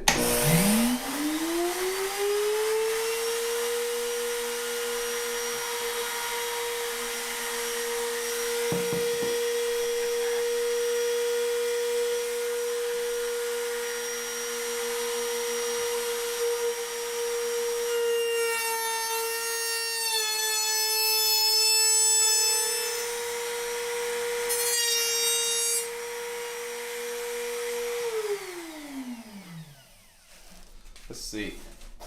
I think we can see pretty well there. Our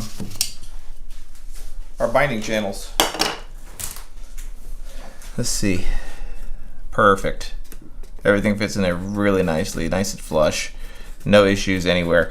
The only thing that I would say that you're going to make sure of if you're using this technique with this is that you're getting really good bearing. A lot of times you'll see me, I'll make my initial pass, and then I'll actually come through and I'll do the whole thing again. So what I'll do before I fully finish this up is just go through the front and the back of the guitar, even though I've already cut the channels, just to make sure that they're nice and smooth. There's no lumps inside of them. If you are doing the arm bevel or the rib bevel, you need to be very careful as you come, no matter what binding jig you're using, as you come around to the section where the bevel is, that you don't fall off like that onto the part of the bevel, because it can mess up your transition. So as you come to those sections, just be very careful. You're going to, I don't know if we can get Matt in there, you're going to get your bevel, your binding to just kind of fall off into that. And we're going to hand cut in the transition that's on there. So what we'll do is I'll spin it around and we'll do the back side. Nothing different there. Pretty straightforward.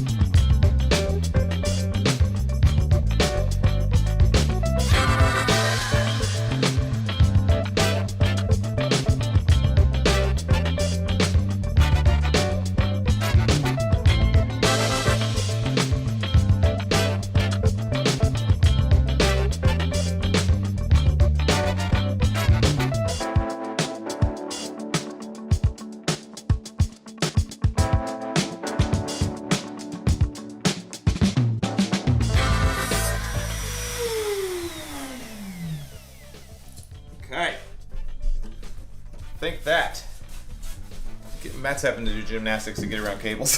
I think that gets us done on the front and the back. Just gonna check it one more time. Perfect. I'll spin her around here just to check this as well. Beautiful. The nice thing for if you're making your own binding, if you do happen to like cut a channel too deep, you can just make some new binding that matches the channel. That can make it a little bit of some free space there. So that would be if you're doing just binding, you're done. Bada bing. Now I want to add purfling and pearl to this guitar. I think we're gonna do just purfling on the back, and then on the front we're gonna do the abalone trim, the pearl all around the front. So it'll be two slightly different operations. But once again, just pointing to how cool this binding jig is. All I've got to do is take what I want for my purfling. I think on the back what we'll do is just a white, black, white, so that we get quite a bit of a little pop of color on there. So all I got to do to reset my depth of cut is to stack these. And let me see here, just super intuitive. Sometimes I forget which way to turn the knob, but Righty tighty. except it's upside down, so it all gets checked. So that's good. You gotta make the L's with your hands. That's right. That's good to go. Pull that out.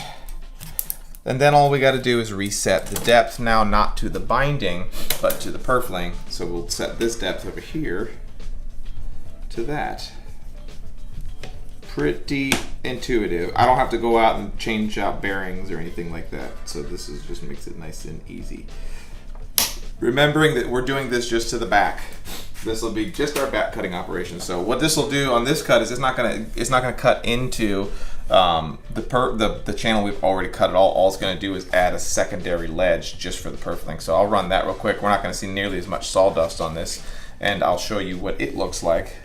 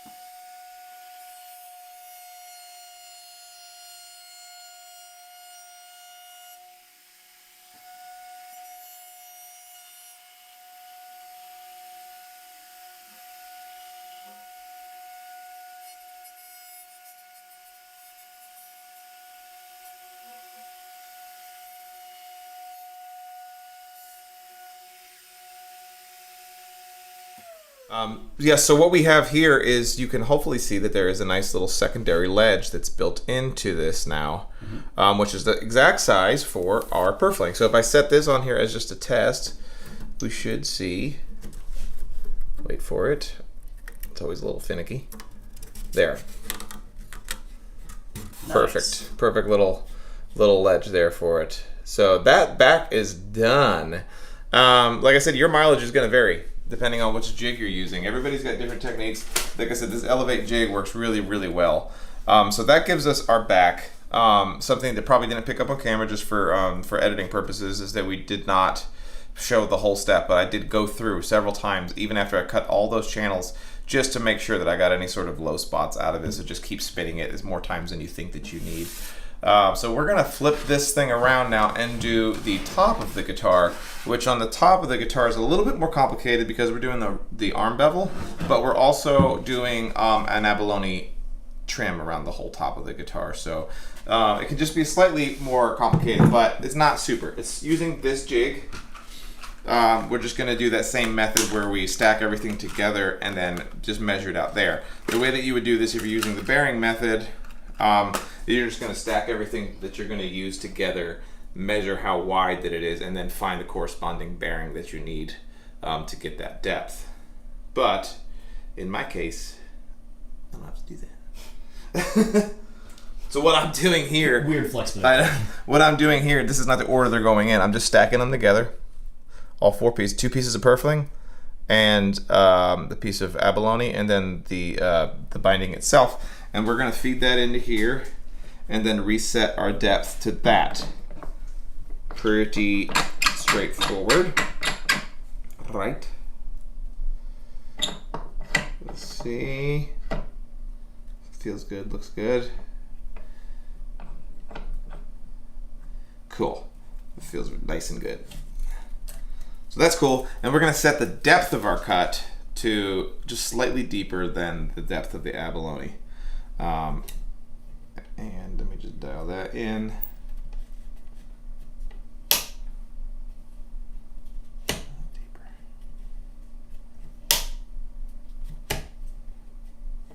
Okay, looks good, feels good.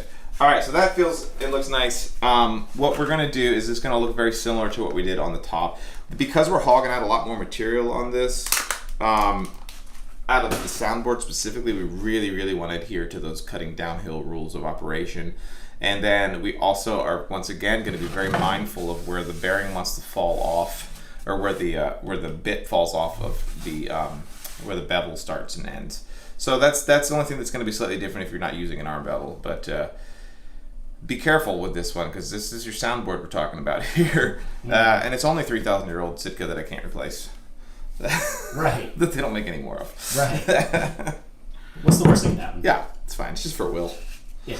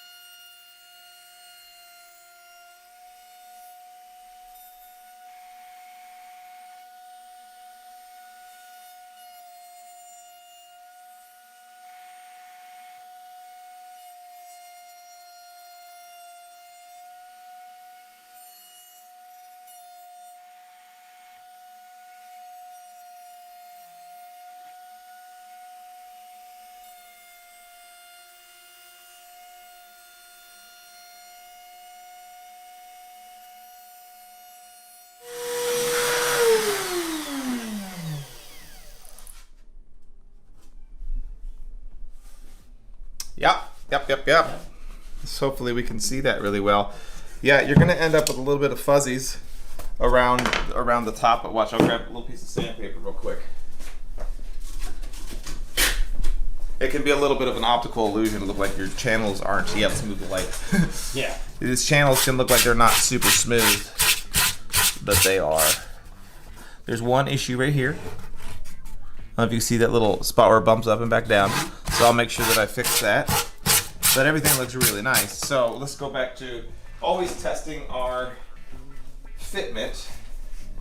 If I come over to this little spot here, we'll put our binding in. This is always this spot is always a good place to test because it's pretty flat in this area.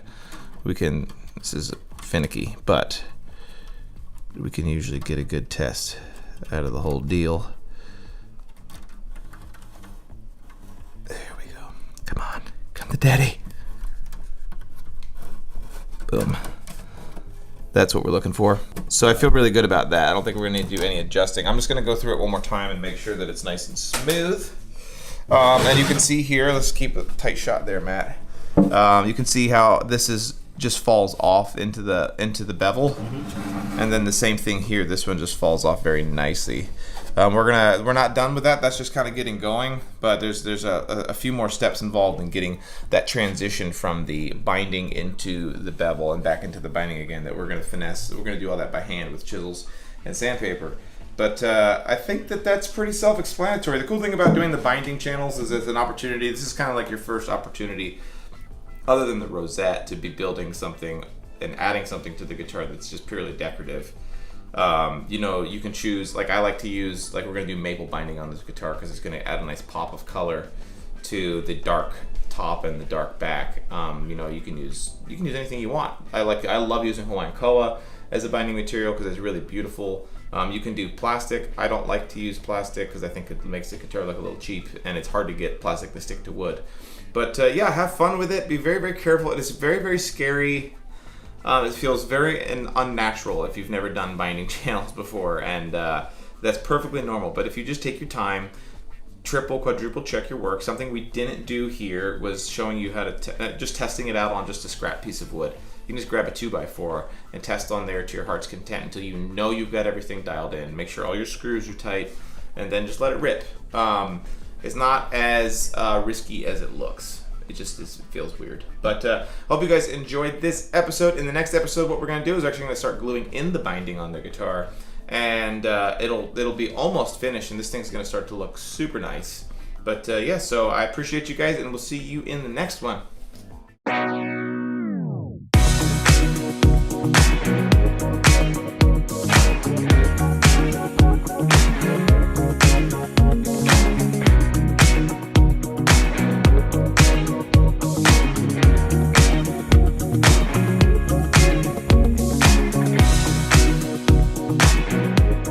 Welcome to Driftwood Guitars. My name is Chris. Behind the camera, as always, is Matt.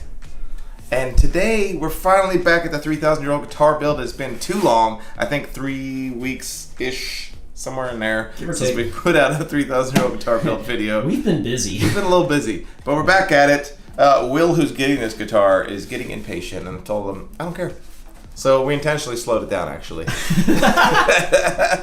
No, but in the last video, what we did is we cut the binding channels for this guitar, front and the back. It's looking really, really good. But today we're actually going to start gluing in said binding, so that's super exciting.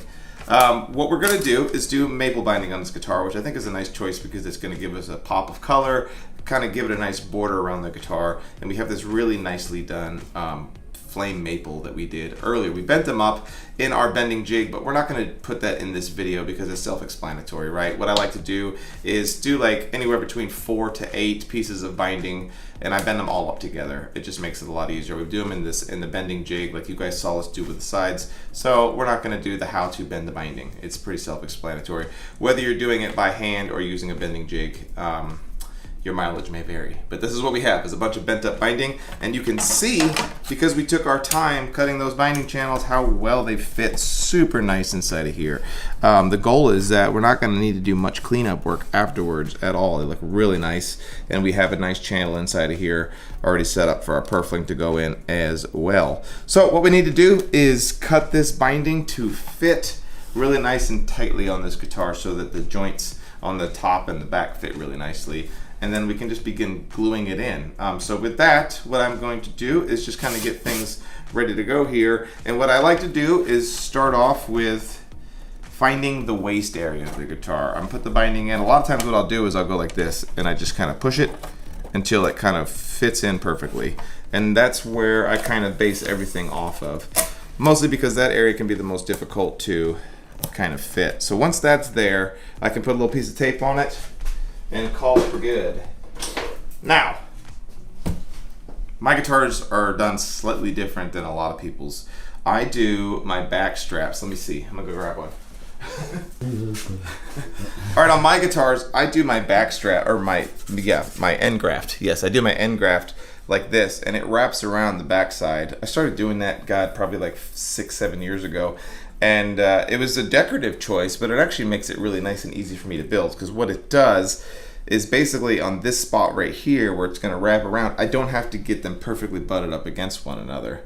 So depending on how you're doing your end graft, you might have to do yours slightly differently, but I did want to point that out. So on the front of the guitar, I do need to get them to butt up perfectly because we end up with a visible joint right there. But on the back, we don't. So with that said, let me move this out of the way. With that said, when we do my guitar here, what I'm going to be concerned about is getting this spot up here near the neck joint dead perfect, but the one down here at the bottom of the guitar just needs to be in the ballpark. So it kind of is really nice for me. And then the opposite occurs on the front side where the bottom one needs to be perfect, but the top one doesn't because of the neck joint. It just it was a kind of a happy accident for me. Kind of allows me to be able to have a little bit more flexibility with my joints. So what we do is we tape that in right there in this spot, and I'm going to find the center line of this guitar back which is right there. Mark it, and then I'm gonna push on here nice and firm, making sure there's no slack in it. Bring it around, and right here is the center line. Sorry, I know I need to consider the fact that Matt is shooting video. I'm gonna put. It's okay to be rusty, dude. It's We're gonna put a mark there, but remember, we don't need to cut it to that line. I'm actually gonna be able to cut it kind of with a little bit of a gap right there. Nothing too crazy. So what we'll do is we can now pull this off. I'm gonna grab some snippies. And on this bottom one, because we don't really give a crap, I'm just gonna cut it. No big deal. We're gonna move it out of the way. Now this one, on the other hand, we need to get right. We need to get it really nicely done. So what I'm gonna do is I'm gonna cut it so that there's still some material there. And then we're gonna go over to my edge sander and get this lined up perfectly. It's just something that I started doing years ago instead of trying to get this right with a chisel, because one way to do it is to use a chisel and get this cut perfectly. But I found out that with my edge sander, it actually works a lot better and just doesn't have any issues with tear out. So what we're gonna do is run over there real fast. All right, so what I do with my edge sanders, I come over here, I use my miter gauge that I have on here set to 90 degrees, and without even turning the machine on, I can just come over here and do this to the pencil line. And just like that, we have a perfect 90-degree joint that we've put on here, and it was that easy. I used to spend all this time with my chisel trying to get this thing cut just right, and then you'd end up with chip outs and all this stuff. Started using it with this edge sander. In fact, right out of the gate when I got this edge sander, that was one of the biggest things that I use it for. I can do 45-degree angles and do all kinds of just fine little finesses to all my miter joints for my binding. So if you do have either an edge sander or just a belt sander that's on a stationary platform, think about using it this way, and it just makes your life so much easier. So we'll head over and see how this fits now. All right, so now what we have is a piece of binding that just fits in here super nice. I did the wrong side. Hang on, nothing to see here. Hang on. Okay, so what we end up with now is a piece of binding that fits in here super good, but most importantly, it's gonna line up dead perfect with where we need it to fit.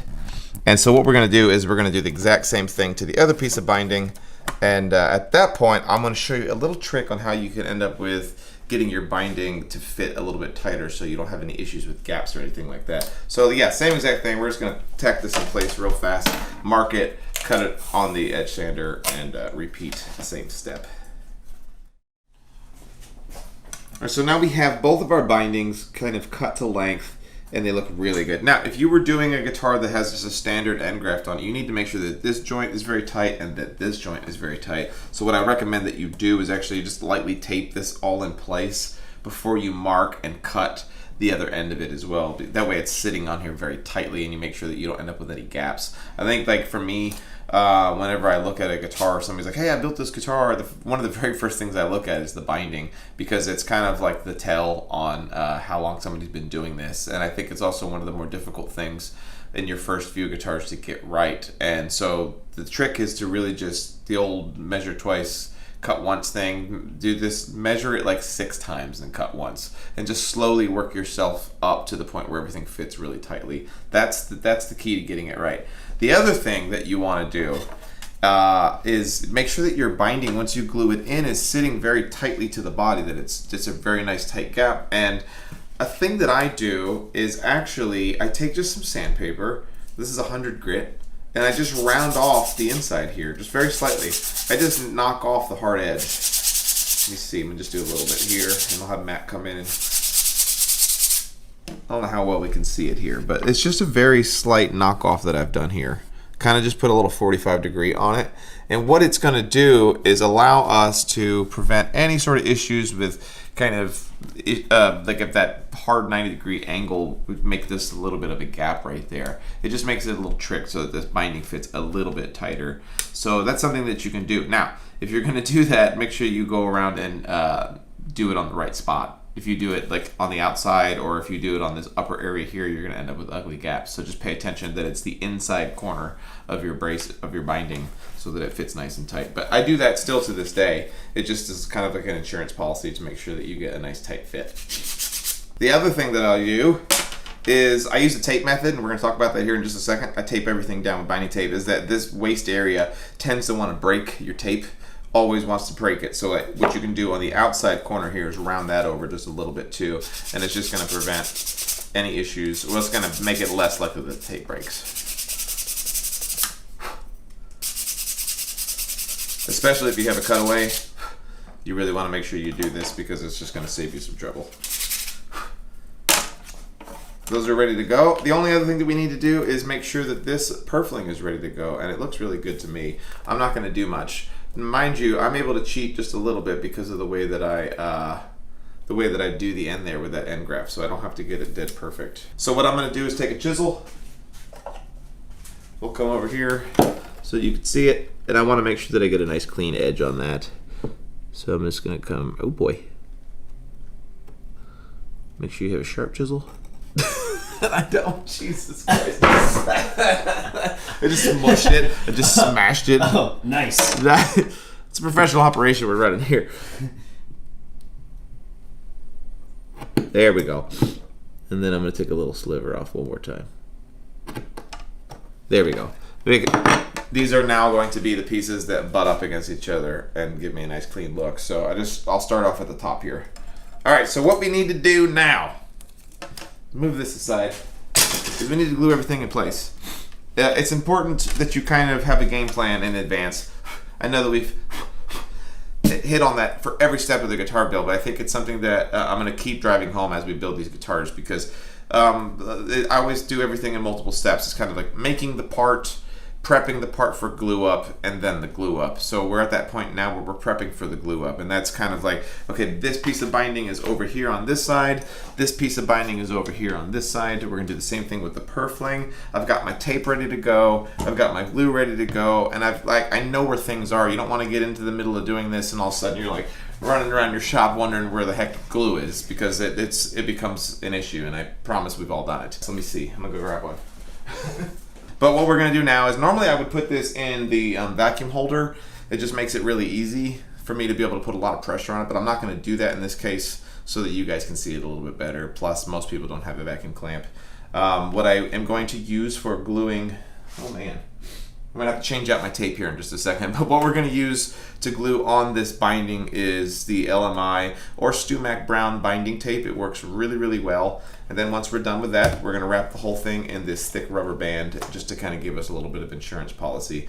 There's so many different ways you can do this. Some people will use rope. There's people who will use clamps, different types of tape. But for me, I've been using this brown binding tape for years, and it just works really well. So let me go grab some fresh tape because we're gonna run out here in a second. All right, I've reloaded this new tape on here, and it gives me an opportunity to talk about this particular product.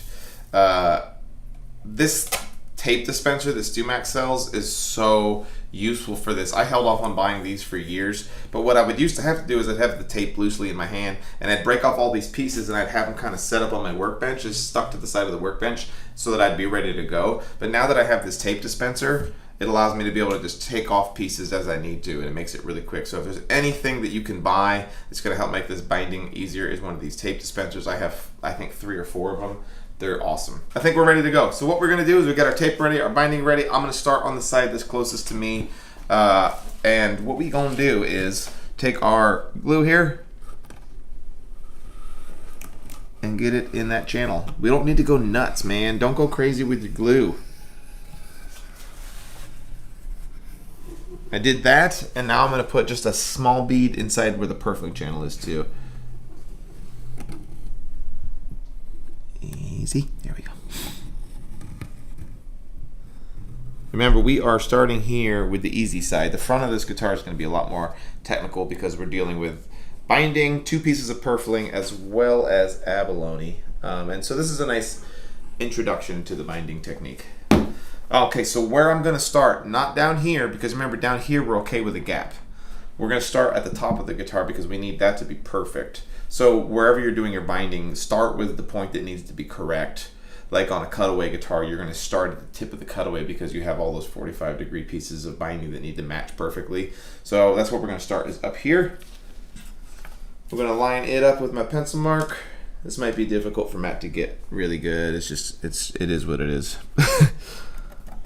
I've got those in place. I'm going to take a piece of tape right now, and I'm just going to kind of like use it as a placeholder. It's not really a clamp at this point. It's just kind of like a third hand. And then I'm just going to put a piece of tape right over here as well. Nothing crazy. And that seems good right now. So we're going to call that good. The rest of this is just going to hang off. Now I'm going to take my tape. This is going to be an actual clamp. And I'm just applying equal pressure both down and this way at the same time and just getting everything in place. It's not super complicated.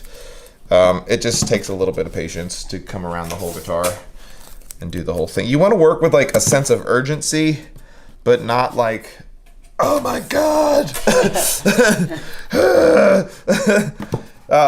You know, you have about probably 15 minutes of working time with this this LMI glue or just white glue. If you're doing hide glue, good luck. Like that, you do have a much tighter working time with hide glue. Paying attention that as you're doing, I like to leave little gaps. So sometimes I see people that just overlap the tape like this, but the issue with when you overlap tape like this is you're not gonna be able to see if you have any issues. So by leaving small gaps between each piece of tape, it allows me to see if there's any gaps or anything like that. Just constantly checking to make sure that you're keeping that nice and tight. And as we get to the waist area, the tape might break on me, which is kind of a common thing. That's why we did that sanding right there to round it over. Oh, see, look, it's doing great. You can see how good this tape dispenser is working. It just allows me to be able to get in here and just quickly grab a piece of tape and move on. And then we're gonna come around.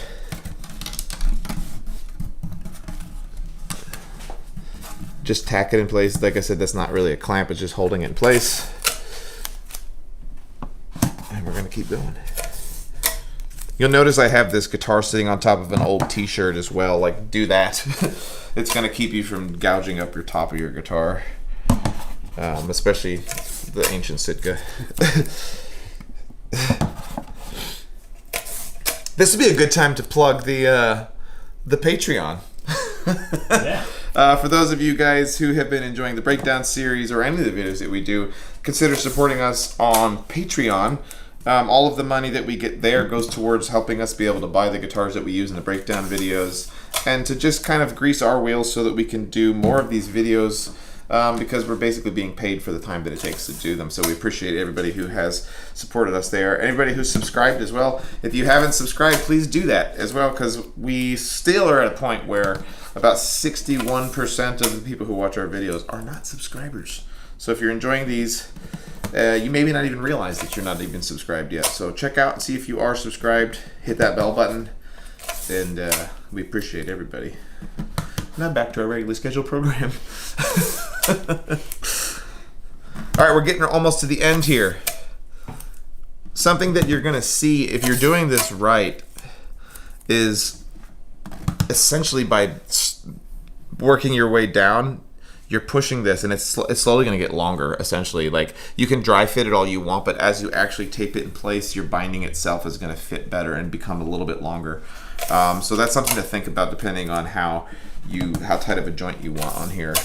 Well, and that's why you start at the top again, right? Exactly. That's why you start at the top and you just work yourself around. So what happens here for me is I end up with this piece of Purfling that's extra long. Because we're okay with the gap right here, I just break it off. It's no big deal. Now this technique is going to be similar to how we're going to do the front side of the guitar as well. But that's what's nice about the way that I do my end graft is it just gives me a little bit of wiggle room here. It's where I don't have to make everything perfect. So we're going to spin this thing around while that glue is still wet because I want to wrap my rubber bands around it while both sides are wet. Sometimes like on the top of the guitar, it takes me so long to get everything in place like the Abalone that I'll just do one side, wrap the rubber bands around it, let it dry for an hour, and then do the other side. It just depends on how much working time I have. But with this, it's nice and easy. So we're once again gonna apply some glue.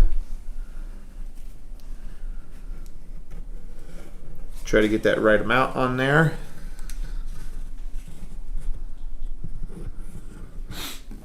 We're gonna do a little bit in the purfling channel again.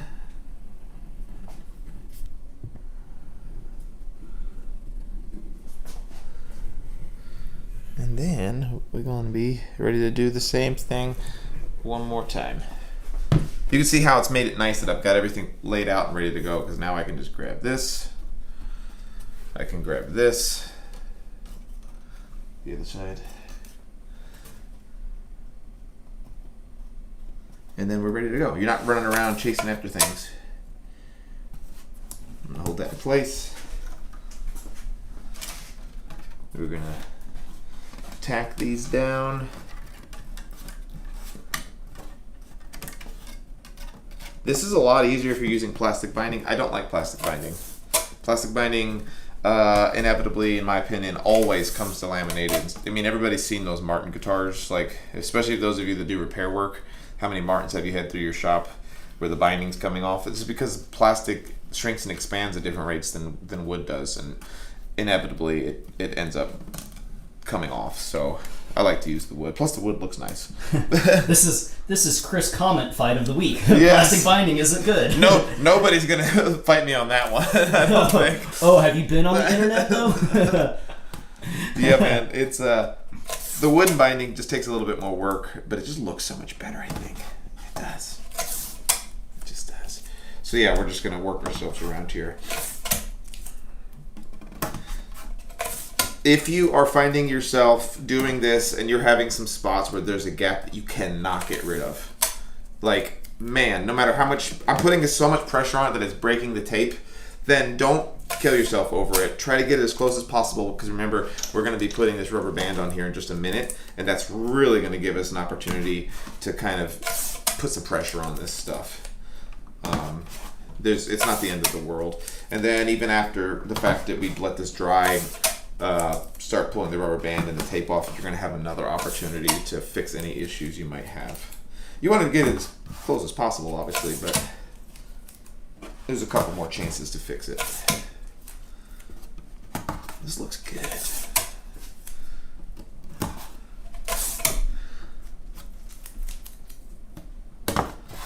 And I make all my own binding now. We did a video a long time ago, I think, right when we first started doing this channel, about how to make your own binding. And it makes it nice because with the wooden binding, it can be, if you're ordering it, sometimes they don't match each other very well. So if you make your own binding, it's nice because you know that they're going to match really nicely.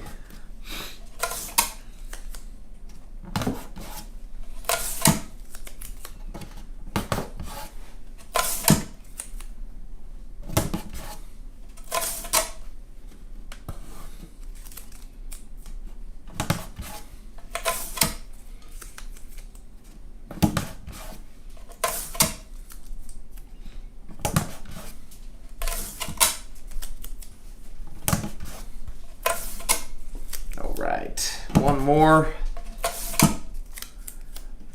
Okay, while this tape is still, while the glue is still wet, what we're gonna do now is put our tape on, or our bind.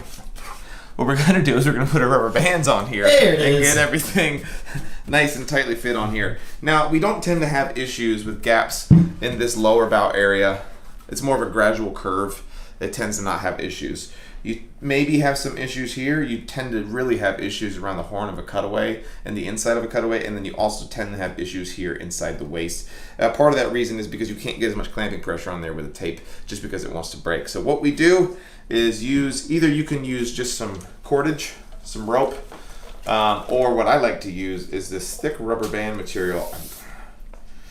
I think I got this at StewMac. We'll put a link to it in the description. I'm pretty sure I bought this at StewMac years ago. I actually have 2 pieces of this rubber band that I've actually just kind of tied together. And what we'll do, since we're not using my clamp right now, is I'm going to hang the end of the body off of here real quick. Make me nervous. And I'm going to grab an end,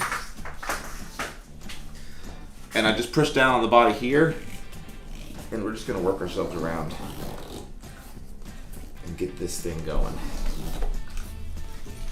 But the cool thing about the rubber band is you can kind of adjust pressure to where you want it. and just kind of work yourself around to the places that need the extra clamping force. We're only going to need one on this guitar, I think.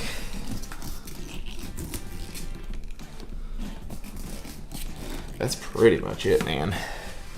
I tend to just put a little knot right here, and then I'll just take a clamp and put it in place. Most guitars, though, that have like more complex curvatures and stuff like that, I end up using at least 2 sets of rubber bands on there.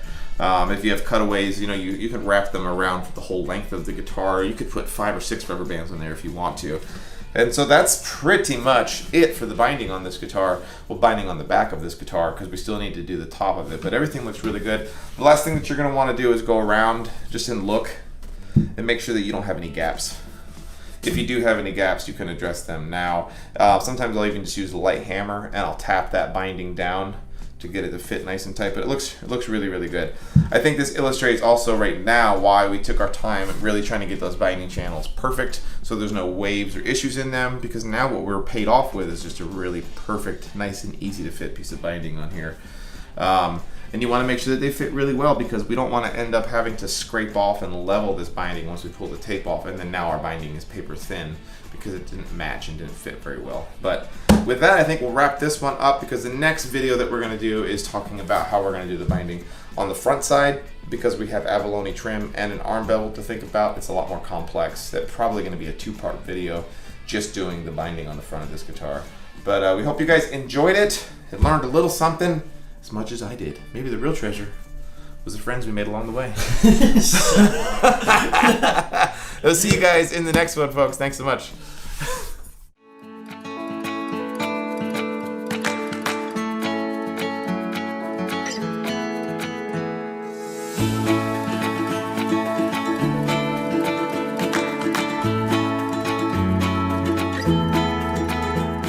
Welcome to Driftwood Guitars. My name is Chris. Behind the camera is Matt, as always, and we're finally back after 6 to 8 weeks of not shooting regular videos. And it has killed us to not shoot videos all the time, but it's also been kind of nice to not have to shoot videos.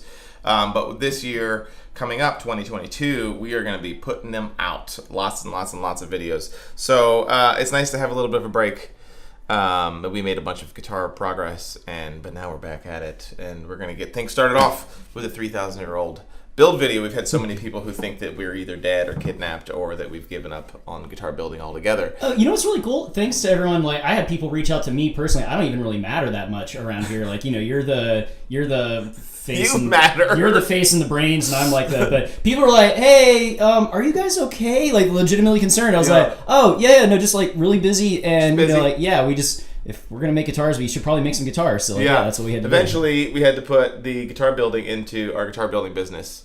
I think we've learned some things. We've sorted out a little bit of a schedule so that we can shoot regularly and still get guitar work done. Workflow. We have so many videos getting ready to come down the pipeline for you guys. Some really cool new series. And then also finishing up old series too, like this 3,000-year-old one. Matt is still going to finish the amp build video. Yeah, he is. It's just there's only so much time in the day. The prophets foretold the day when our young hero would reemerge, ready to build the amp again. But so we're gonna kick off we're not really kicking off the new year, but it's close to the new year. We're gonna kick off. Coming back to the YouTubes with getting the next step done on the 3,000-year-old build series, so I'm excited about that. I think the glue is probably dry. Can never be too sure with these things. This has now been in this condition for at least 6 weeks. I think probably. Did that make any of you guys nervous watching it almost fall off the table there? Yeah, it's been in the tape and the rubber bands for quite some time now. But we'll quickly take all this tape off, and then I'll show you guys where we are. All right, we got the tape off. It looks really nice. I love how this white binding just really contrasts super hard against the ebony back and sides on here. So normally, if you're not doing an arm bevel, you're just going to rinse and repeat that same process on the front side. If you're adding abalone to it, there's a little bit of an addition to that. But in our case, we're not only are we adding abalone, but we're also doing the arm bevel. And I know that we left so many of you guys hanging. I kept getting messages from folks who were like, so like, bro, I'm right where you are on a 3,000-year-old build, but I can't move forward until you move forward. So Thanks for being patient. Thanks for being patient. Yeah. All right. So me and Matt talked about what we wanted to shoot in this episode, and I think that what we're going to focus on is kind of the beginning process of building up this arm bevel side. I think I had mentioned early in the process of doing this arm bevel that it's kind of like a process of doing it from the inside out. And so now we're getting to the part where we're going to begin turning this into an actual bevel. But we have to build it up just a little bit more. We got to do two things. The first thing that we need to do is, because we hand shaped this section here and this section here, and the rest of this is all cut on the router using the binding jig, what we end up with is a really quick drop off into the bevel, and we also end up with a quick turn here into the bevel. So what I tend to do is to take some sandpaper and a sanding stick, and we're going to smooth those out just to make the transition a lot smoother. To me, a really good, either you do arm bevels so that like they're intentionally very abrupt and it looks pretty good, or you do them so that they're very, very smooth transitions. And I prefer the smooth transition look from, I want it to look like the binding has actually melted. So don't try to do a little of each because it won't look good. So what we'll do is just get my little sanding stick. It's nothing fancy. It's literally a stick with some sandpaper on it. Well, slow down. I think that maybe, can we get this on camera at all? Can we see how much of a transition that is right there? It's right where the corner of this is poking, where the corner is. Do you see it at all? I don't know. But all we're going to do is I'm going to take this and we're just going to blend it a little bit. I don't know how good any of this comes out on camera, but I think we get the idea. That's not terrible.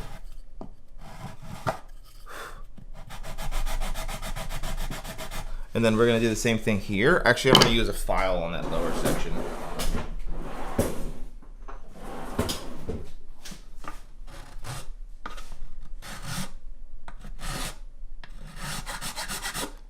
So why'd you switch from the sandpaper to the file? Because this is ebony and it's it would take forever for that. Plus, this is going to be more precise. So you can really see here what we're trying to do. We want to make that just drop off into the bevel very smooth. Gotcha. All of these things that if you forget to do them now, suddenly will become very evident once we do the very last step, which is applying the veneer to the bevel.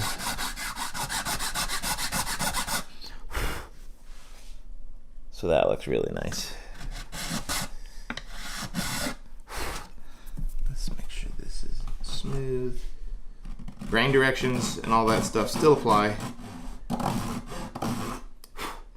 That looks good. It looks really nice. This one looks really good. It might need just a little bit. Let me get my... It's so hard to see this on camera, I'm sure of it. But there's a spot right here where this bevel is kind of coming out this way and this one's coming out this way, so there's a slight peak right here, and then right here is the peak of where those two meet. So I just need to smooth those out a little bit, and just like I said, to ease that transition. There's no easy way to do this on camera.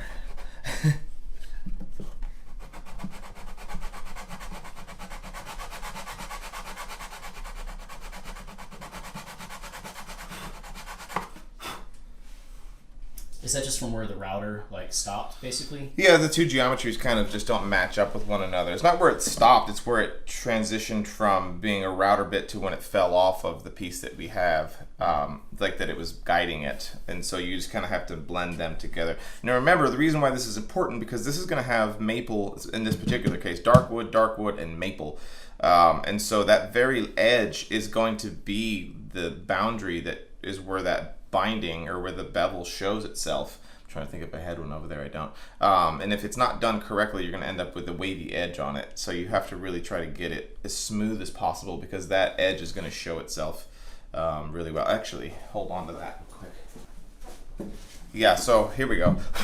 If that edge isn't done correctly, that's what's going to show up right here, and you're going to end up with a wavy side to it. Oh, okay. Yeah, same thing here. This becomes the definitive edge. See how this transitions very smoothly from a nice radius and then back into this inside radius. And if you didn't carefully do that, you'd end up with a little bit of a bump right there. Same thing here. See how smoothly that just begins to drop off? If you didn't do that right here, you'd have a really hard drop off, like an angle. So that's kind of what we're doing. Some of these things on the arm bevels are tough for me to describe because like I know how they'll affect the finished result if you don't do them right. But so I'm gonna do my best to try to to show you what I'm doing and why. Okay, let me just see that one there. So the inside one here can be kind of difficult to get smooth. So what I tend to do is actually use a small chisel. I'll take this.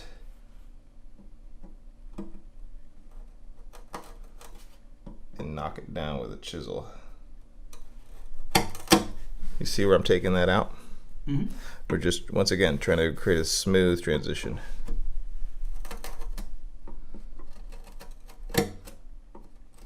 Now, the guitar that I just showed you as an example has pearl abalone on it, which can hide some of that, but that looks really good. I think we can hopefully see that there. That's a nice smooth drop off. Yeah.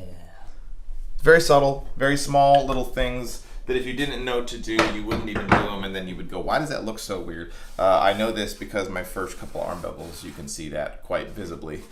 So, next thing, and this only applies to people who have been following like literally how I build my guitars, because I do my sides laminate. They are double the thickness. Me and Matt, do you get down with the thickness? So what happens is if we were to apply our binding to this, because they're so thick, this ledge is too tall for this. See, now there's a giant gap.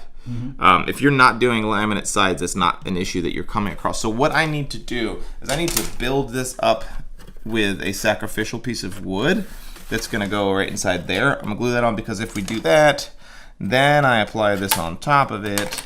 Look, now we're back to the correct thickness. It's nice and flush.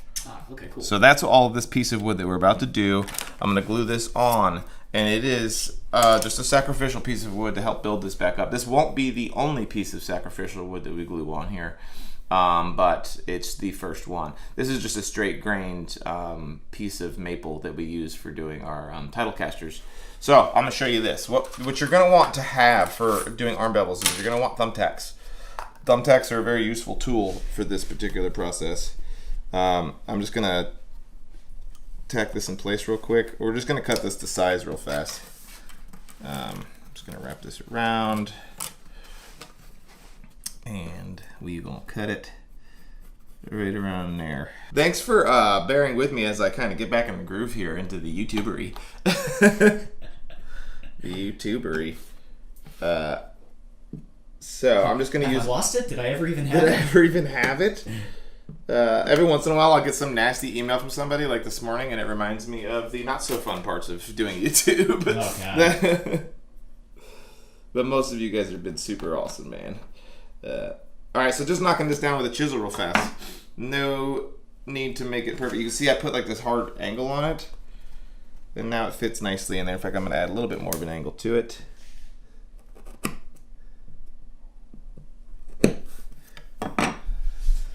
That'll go right there.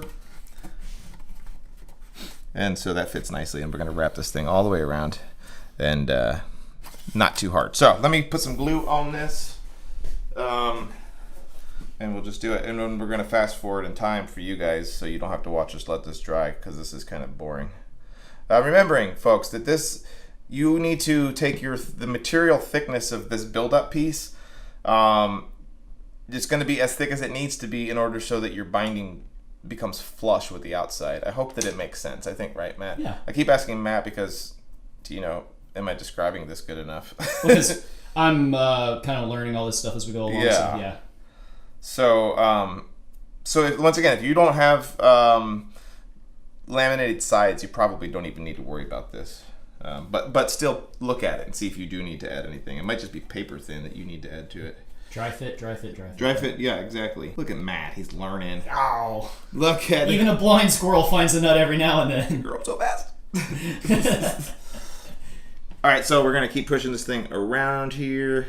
The thumbtacks work really good in this basswood. If you're using some sort of backing material for your bevel that's not basswood, it can be kind of hard to do. But you're actually going to use the flat part on your thumbtack as the kind of the clamp.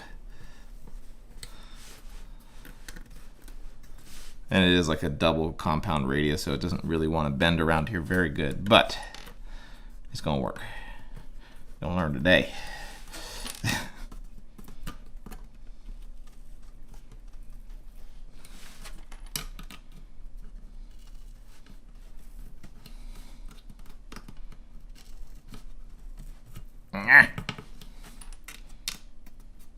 Look at that. Look at it.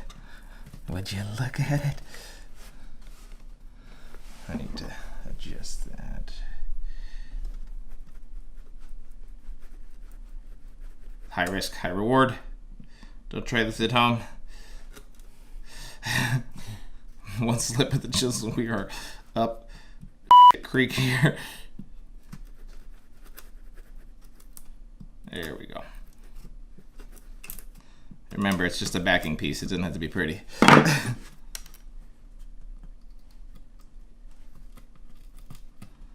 There we go.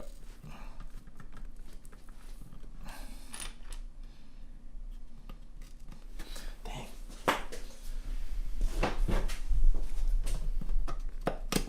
There we go. That's what I wanted.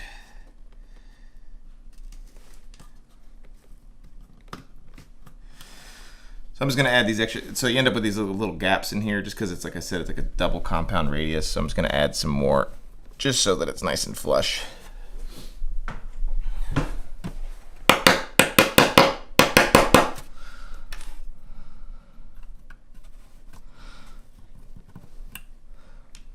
Once you start using thumbtacks for this stuff, man, you start to realize like these things are super useful around the shop too for doing clamp ups.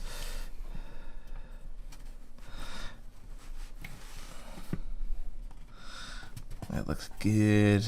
I just need to make that nice and tight right there. See how it's not sitting flush? So I'm gonna push it up like this.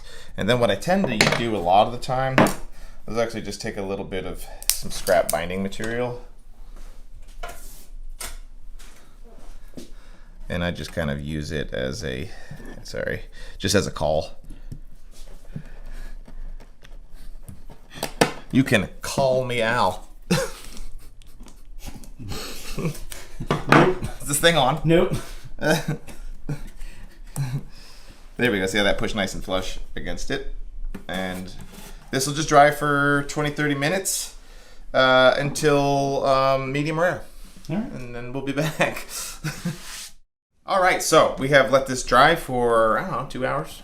Why not? Like I said, you only gotta let it dry for just a few minutes at home. Well, 30 minutes. I wouldn't go less than that if you're using wood glue. Listen, I make things up as I go. I was about to say, you're giving very irresponsible advice here, but okay. Because this is the reason I'm kind of being lackadaisical with dry time there is just because this is like I said, it's just a build-up sacrificial piece of wood, so it doesn't gotta be perfect. So we've got that in place. I feel happy with it. It's sitting there very nicely. So let's show the folks what we've got there. Right, it looks good. Looks good. Most importantly, now when I lay this on here, it's gonna sit flush. Okay, so as you can see, the next step is to glue the binding on, but how do we get this binding to blend into the bevel, right? That's where the real mystery is. That's where, like, how do we do this and make it all work? So what we need to do right now is kind of get this thing lined up in place, and we're actually gonna thin out this piece of binding by quite a bit. We're gonna make it much thinner because we need to be able to bend it down and around this bevel. So that's where the real trick here is. So what I'm gonna do is we're gonna kind of tack it in place. Like I said with my binding, always I try to start at the waist. So I'm gonna tack this kind of here in the waist area. And what we're gonna do is get a pencil and we're gonna start marking it right here. And we're gonna wrap this thing around just very lightly here to right there is where our bevel ends. So we're gonna kind of scoop it there. Now what we're gonna do, pull this off, You can do this with a hand plane if you want, but I'm gonna do it with my spindle sander. I'm actually gonna take all this material here.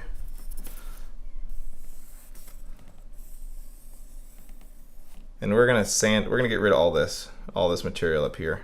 So we're gonna make it much narrower, and you will see why here in just a second. So I'm gonna go to spindle sander. Shop is dirty over there, but we work for a living here.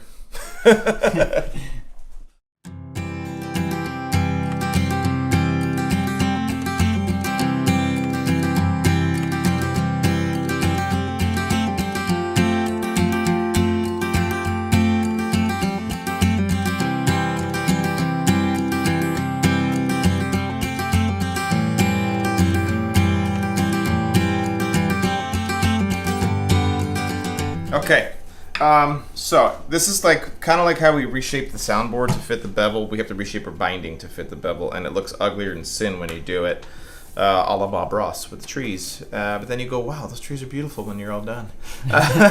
So as you can see, it's much narrower here, much narrower. Focus. Yeah, there it is.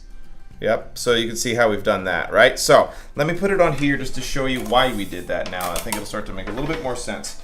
So I'm gonna tack this in place right at the waist again. Everything up into the bevel is just like normal. We're just gonna glue that binding in like we did on the back. It's nice and flat here, right? We're gonna have a shelf for our abalone. Let me just tack on one more piece.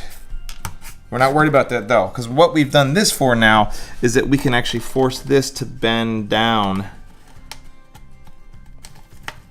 and sit and match that contour. See how it nicely fits? I smell like we painting what I'm priming. Mm-hmm. And then this will come around. We're just dry fitting real quick. This isn't the glue up.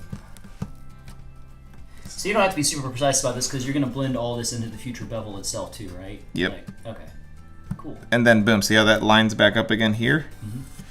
But we do want this maple to butt all the way up very flush against here. Yeah. But this is all going to be, all the binding that we've put in here, in a couple of steps from now, we're going to knock all this back down again to 45 degrees to be the actual bevel. And then the veneer is going to get glued on top of that.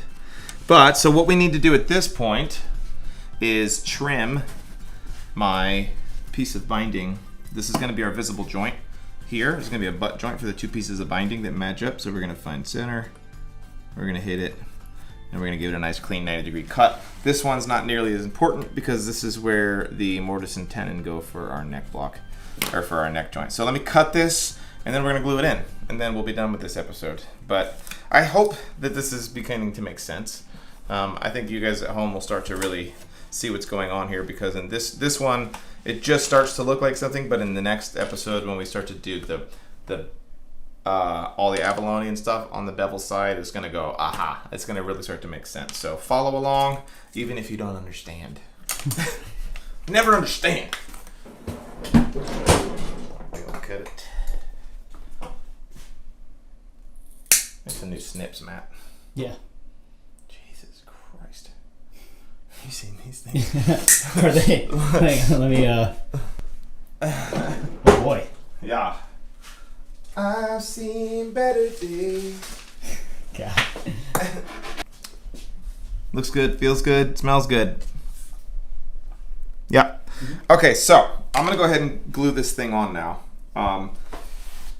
This is very similar to what you just saw me do with the dry fit, just with a little bit of glue. Now, I have not done my my abalone and everything up here. So we're gonna be very gentle with our glue up. We don't want to get any glue in this area. I know this is a little unorthodox. Those of you that have done this at home before know that normally when you do all your pearl, like in one of the previous episodes, we'll put a link to that up here on how to install pearl on a guitar. You normally would do your binding, your purfling, and your Teflon strip all at the same time. This has got a lot more moving parts to it, so we're gonna not put any of that in at this moment. We're gonna do that in the next episode. So just being very careful with our glue not to go too nuts with it so that it doesn't squeeze up into what is going to be our abalone channel. Getting this nice down in that corner. Feels good, smells good, looks good. All right, so because this is the one joint that needs to be perfect, we're gonna start there. You always start on your binding where the visible joint is gonna be. All right, that's sitting very nice. So now we're gonna move over to our section where we can begin doing our, what are these called? Thumbtacks. Really, this first band is usually the hardest. Nice, good squeeze out. I like to do it, I like to start them kind of like this and then bend them in. It gives you really good pressure down on the binding.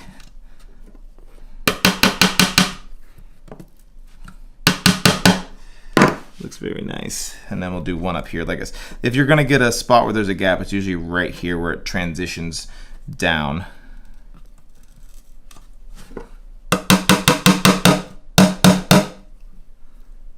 Looks very nice. Little tape. I'm gonna space these out pretty good right this second until I know how many thumbtacks I have so I don't run out.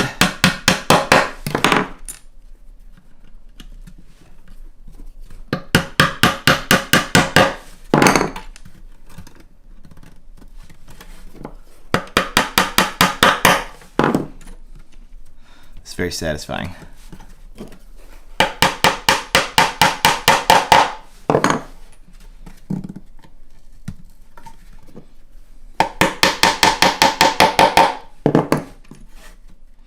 I think that there's different ways that people are doing this. This is just the way that I learned. So, you know, don't at me.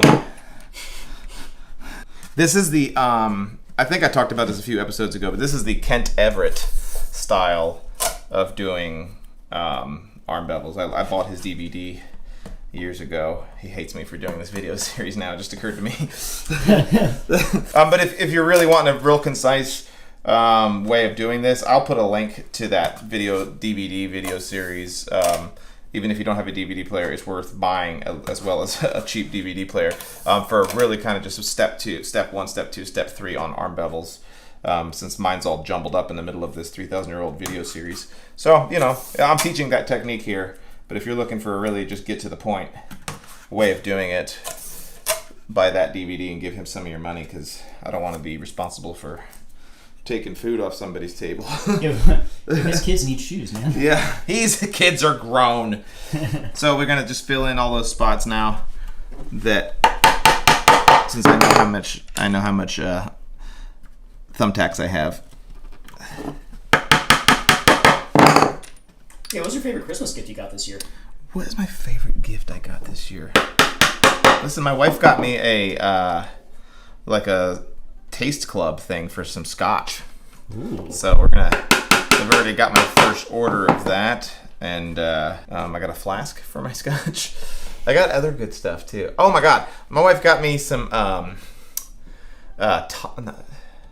is it Tommy John? Yeah, Tommy John PJs, and I've heard the ads for these Tommy John underwear and PJs like on XM radio, and I'm like, yeah. She got me a pair. I literally giggled when I put them on. They're so comfortable. So like, if Tommy John wants to sponsor some of our videos, that would be amazing. But this is not a sponsored video. Just go buy some Tommy John PJs, and you will be in PJ heaven.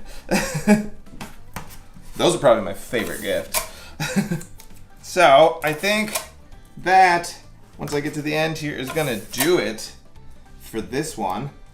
We'll just make sure everything looks good, and we're not gonna do the rubber band method on this one. I've always had issues with them kind of messing up this joint area here, so this looks really good to me, and I'm super excited to be back. I know Matt is too. We're really, really happy to be back shooting videos for you guys. Hope everybody had a good Christmas and that you're following along on the build. Thanks, guys. Or whatever you celebrate. Yeah. Yeah, you know, and Happy New Year. That was... Wow, what was that face? I had a sneeze coming. Dude, do you think I'm not going to like zoom in on that and make you look like a total idiot?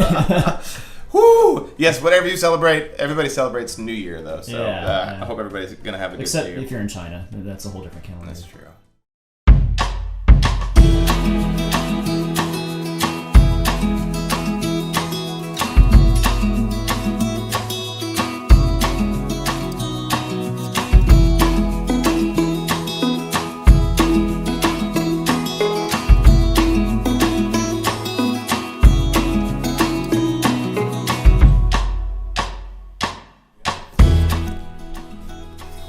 Welcome back to another episode of the 3,000-Year-Old Guitar. Today, we're actually going to mostly finish up the arm bevel.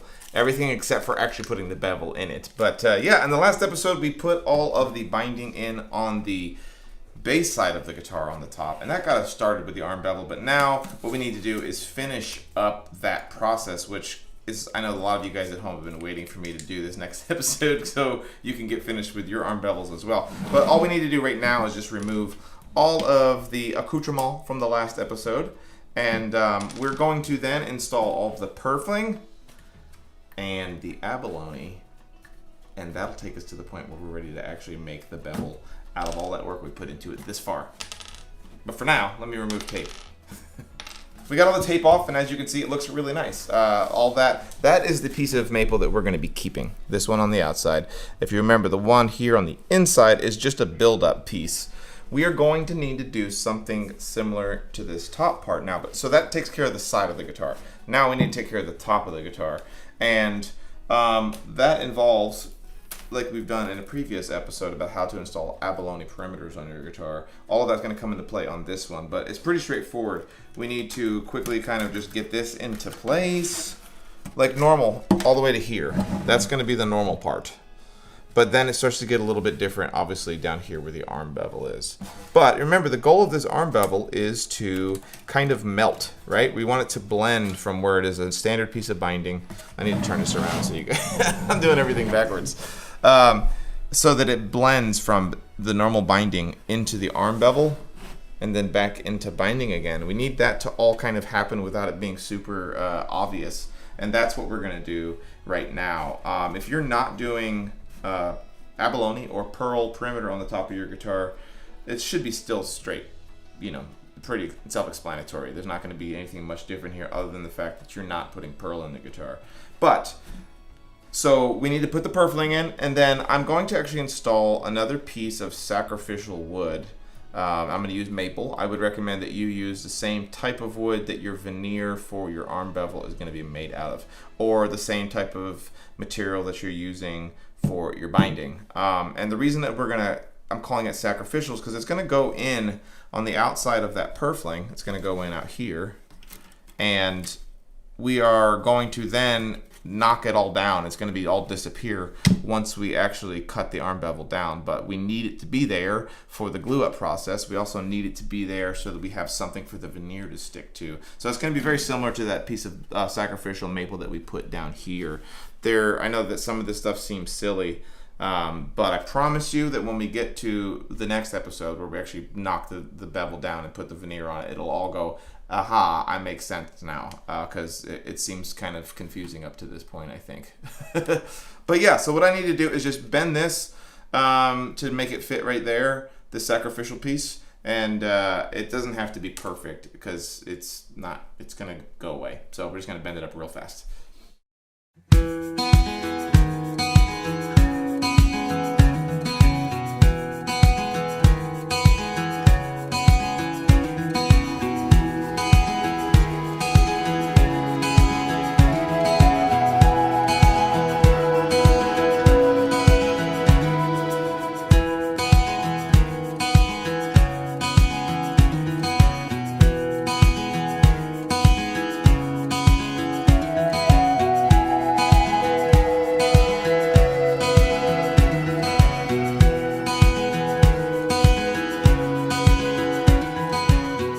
Okay, so we've got that piece of maple bent. You saw me break it. Hopefully Matt left that in the edit. If not, I broke this because I wasn't paying attention. But yes, a trick to make this a little bit easier is you don't need to make this as tall as the original binding that you use on your guitar, because it's not going to be as tall. So if you're having a hard time bending your binding, just make it a little bit not as tall and it'll bend a lot easier. So what we need to do, I do most of this with super glue at this point just because it's a lot easier. But we put our black, white, black purfling inside of here. And I'm going to now put this Teflon strip in. And I guess I should assume that most of you have not seen my video on how to install abalone on the perimeter of a guitar, because you may not have. But for some of you that wonder how it's done, the magic of it is with this Teflon strip. This is a 63 thousandths or 64 thousandths Abalone strips that I get from Advanced Shell Technology. Also the same company as Kevin Ryan guitars, so it's a really high quality product. But these are straight strips, and you can see there's probably a dozen of them right here. But they are 64 thousandths wide. And we're actually going to hammer those into a slot that we make around the whole guitar. So you use straight strips to do bends. I know that seems kind of weird, but what we need to do is make a channel for that abalone to go into first. So they sell Teflon strips that correspond with the thickness of your abalone. So I bought a 64 thousandths thick piece of Teflon, and we are going to now set that inside of, look at how beautiful that was. It was like made for television. But it fits perfectly, right? Because we've took all of this into consideration when we cut our binding channels and all of those things. And now it's all coming together to give us a nice, you can see especially like over here, a very nice tight fit. So once we glue this in, the glue dries, we'll pull the Teflon strip out and we have a perfect channel for our abalone to go inside of. So that's pretty self-explanatory. But this right here, the sacrificial piece, I think will start to make more sense as we come around here, because look, we'll get Matt to come in here. Obviously, as now we come, but look, we don't have anything to hold any of this in place, right? It's just free floating. So that's where, we gotta make, look, our Teflon's twisting, hang on. There we go, be careful that it doesn't twist.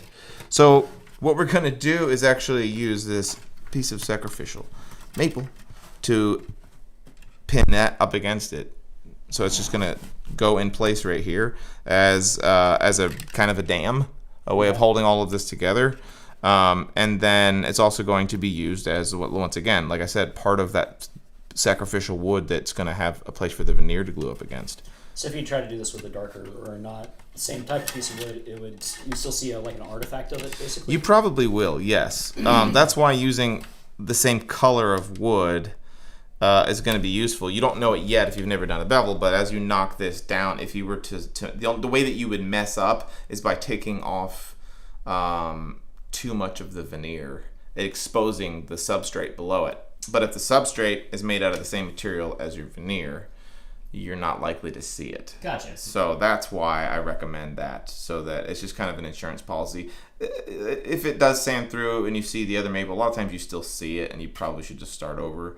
But sometimes you get lucky, and if you sand through, you can get away with just, it's good. You don't notice it. Cool. Okay. One thing I'm going to do though is you can see how much higher, see how tall that is? Yeah. That's super tall. So I'm gonna knock this piece of maple down just to make my glue up process a little bit easier. But let me do that real fast, and then we're gonna actually get this glued in and wait for it to dry.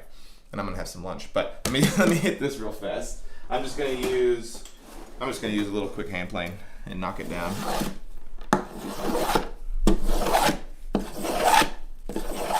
Okay, I've thicknessed that piece of maple, and we are trying to now finagle it in here. I know some of you guys have commented that you like it when you see me struggle, because it shows that we're all human. And I'm having a little bit of a struggle bus situation here. A little bit of a gap right here in this waist area, because what's happening is my binding is actually kind of angling out a little bit right here. So I'm filling this gap with the piece of sacrificial wood, which is fine. It's not really, this isn't like a cover up situation, because all of this is going to be part of our bevel. But I wanted to show you, and then I broke the binding. So we're just kind of struggling, and I thought some of you might like to see it. But you can see now we've kind of fixed quite a bit of that. And as we glue it all, as we glue all this in, it should go away quite a bit. Okay. It's hard to see, I know. But yeah, that's the sacrificial wood, and that's the original binding. But we're going to knock that down. So no biggie. NBD. NBD. What does that stand for, Christopher? I don't know what it stands for. No, I'm just kidding. Matt. You don't text. Yeah, Matt and my wife filled me in on what the meaning of a song was yesterday, and I'm still shook. Wait, which song was this? What was it? Watermelon Sugar? Oh, right. Yeah, if you know, you know. If you know, you know. What we're if doing. If you don't know, just ask Google. That's right. Have your parents explain it to you. What we're doing is working around with the maple and with the Purfling. We're just going. We're just working here. I sometimes use wood glue, I sometimes use super glue, and today I just decided we're going to use super glue so that we don't have to pause our production. And so we're going to start to run into another issue down here again when we get to the part where it starts to meet back up with the original binding. So let's go ahead and what we're going to do is tuck in that purfling into the original binding. Right there. And then we can work on getting this tightened up. I'm gonna actually come back to this spot over here with my thumbtacks and just make sure everything's where I want it. Make sure everything's nice and tight. The main thing that you need to be looking for at this point is that everything is pushed up very tightly up against the original soundboard. And it does look that way to me. Now, which is obviously a bonus. Let's see. So what I'm gonna do is I'm gonna cut my cut the sacrificial piece right there. I'm actually just gonna break it, ain't no thing. And then the rest of it's just gonna be held on with tape. So we're good to go there. Sweet. I think that hopefully you can see, I'm just holding this in place now, that nice transition, that bend. When you step back and look at the guitar, you can see how it should look like there's almost a smaller guitar inside the larger guitar. It's really nice and smooth. If you're having at this point weird like shapes or the transition from like the waist area to the arm bevel looks like an off ramp to on a freeway, then take your time, pull all this stuff back off and really try to feather all of this back in. You want smooth transitions on your arm bevels. Like so many things with guitar building, I think most beginners leave everything too chunky. And the tell on on an amateur arm bevel is always that the transitions aren't smooth. So take your time, get those right. I know I see photos of like my first 2 or 3 arm bevels and they just don't look good. But I'm gonna grab this real quick. Once again, I'm gonna grab, so this is matching pretty much. You can see how nice and good all of this works. Everything looks very nice. Nice and smooth, all the way down to the original binding. So I think that this kind of illustrates really well what we're doing. So that sacrificial piece of maple that we've put in is just underneath this spot right here. And the veneer goes all the way to the edge of the black, white, black. In this particular case, is black, white, black purfling. So if that wasn't there, then there'd be an air gap underneath this piece of veneer. So that's why it's important that it's there. Same thing down here. All of that wood that we've built up on that is up underneath this as sacrificial pieces. And then in this general area is where that original basswood is that we glued into the guitar. Oh, okay. So it's like you gotta just pack it full of stuff so that you have room for your veneer to go on. But I promise you this is all gonna start to make more sense once we knock that down. Okie dokie. What we're gonna do is I'm gonna super glue this main section in that we've already got really fast with some trusty number 10. It's top shelf. And I would recommend for you at home, if you've got the time, just use wood glue here. Take some trusty, instrument glue or some tight bond and do this with that. But because we're shooting a video and I've used super glue before, it's fine. But we're gonna use the number 10 StewMac super glue here because it's very watery, as it were. Get that in there. This will not stick to the Teflon. That's literally the point of the Teflon. We're gonna come on the inside purfling. I'm gonna come all the way around and just get that in place.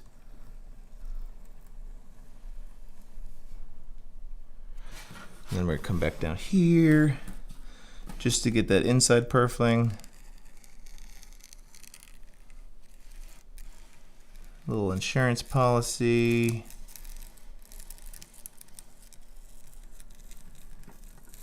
One more pass. Then we'll hit it with some accelerant. Oh, that's my eyes. Yeah, man. I don't know what this stuff is. Here we go. This is AG Adhesive Guru. I guess that's what AG stands for. We just started getting this on Amazon. I think I got a 2-pack of these for like $16. Mm-hmm. Totally the way to fly. Pro tip. Okay, so that is in. So now what we're going to do is we're going to start doing the outside here. Normally I would use tape across here to get all this to stay in place, but because we're using super glue, I can just do it with my fingers real fast, being careful to only glue the best skin to the guitar.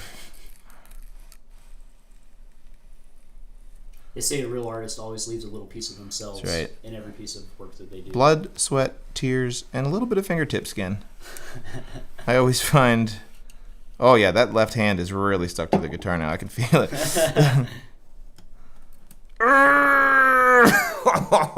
There we go. There we go. Nice. Woo! All right, so that's good. What we're gonna do is now take a little bit of time over here. Try to find something. I'll just use this.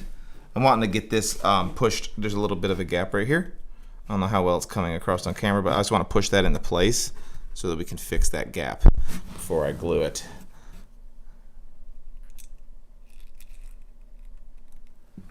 Push it in. Matt's no help. All he's just going to do is stand there and hold the camera. Well,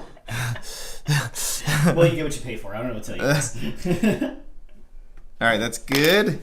We're gonna do the same thing around this waist area. Just push in nice and good. Get that all nice and saturated. And then we're gonna come around and just get the rest of that in place. Yo. Okay.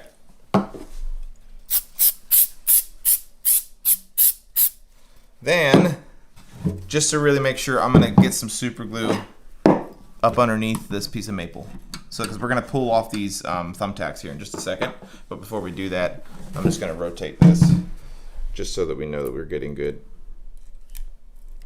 penetration. You're thinking it. I'll let you guys fill in the blanks. It's fine. We're all adults here. Well, some of us are. Yeah. My wife would disagree. Yeah. Yep. I think that's going to do it. Now what we can do is hopefully move this out of the way.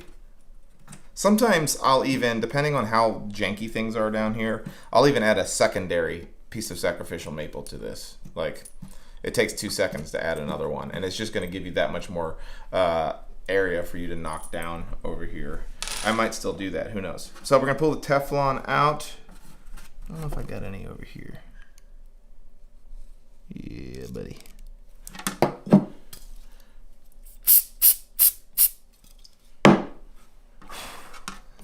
See, boom. Now we've got that perfect 64 thousandths of an inch gap on there. It's looking nice. Really nice. Before we move on, I'm going to take my sander and we're just going to knock all this down real quick. I'm also going to take a nice sharp chisel and I'm going to cut that piece of, I've got all this loose stuff down here. I'm going to cut it to where we need it. And this happens to be a nice sharp chisel, apparently. Yeah, on this part, make sure your chisel's sharp because if you screw it up, you're going to just smush it and it's going to look like a pile of dog crap. There.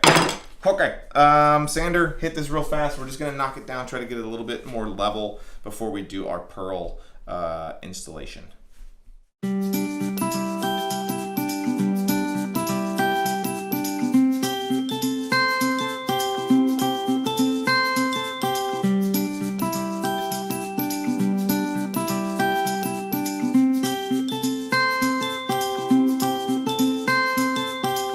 Okay, this is nice and smooth now. I just do want to point out, just for those of you that are really getting started, as I was doing that sanding, I don't know if we're going to keep it in the video or not, but when you're sanding this, make sure that you keep the angle of your sander just ever so slightly towards the outside. We don't want to accidentally start sanding into the surface of the top of the guitar, and then that's a whole thing you're going to have to chase down. You're then at that point affecting the thickness of your top, which is affecting the tone of your top. All of those things. So just be a little bit careful as we do that. Now, we can do our pearl installation. I guess if you're not doing pearl, you'd be done at this point. You'd be ready to move on to doing the binding and the purfling on the treble side of the guitar. I can't think of anything else that you would need to do. Yeah, if you're doing just purfling. Pat yourself on the back. Yeah, pat yourself on the back, have a nice cup of tea, and move on to the treble side. I will say, I've talked about this advanced shell technology straight pearl before. A lot of people know about Zip Flex, which is their flexible pearl. Really awesome stuff. I have used it many a time. In fact, I do use it, as you saw in this series, for the Rosette. But for my perimeters, I always use the straight stuff. This stuff is, depending on the thickness and the color and everything, it's about $5 per piece. You need 12 of them to do the perimeter of a standard like OM, Dreadnought, all of those things. So, you know, it's not cheap, but oh my God, it looks so much nicer. This stuff is very uniform all the way through it. There's nothing as good as this stuff on the market, in my opinion. So if you're doing high quality work, or if you're building something for yourself and you want like the best, get this advanced shell technology. Looking for that endorsement, ASD. All right, so Optivisors, robots in disguise. Pop that on there. The trick to this, if you haven't watched the other installing Abalone video that I made, the trick to it is to be very gentle. Don't get crazy with it. You're going to break it first. Hold on, almost there. Yes, we got it to the starting point now. We're going to just very lightly tap this into place, and then we're going to work this piece into there.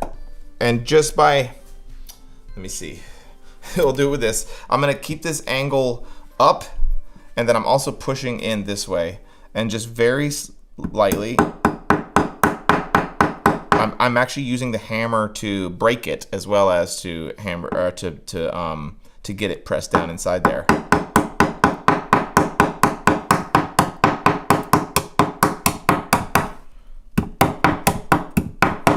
And that's one piece in. That looked really easy, right?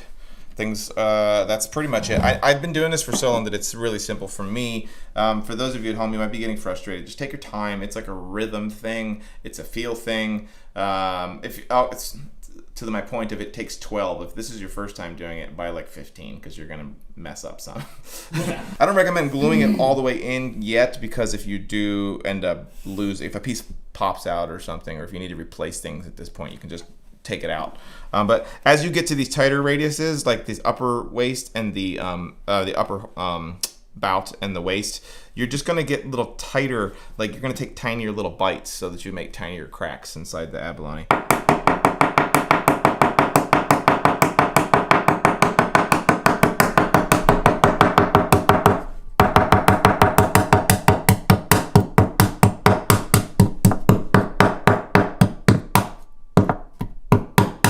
So it's getting really tight. It's being squeezed by the purfling here, so you just gotta take your time.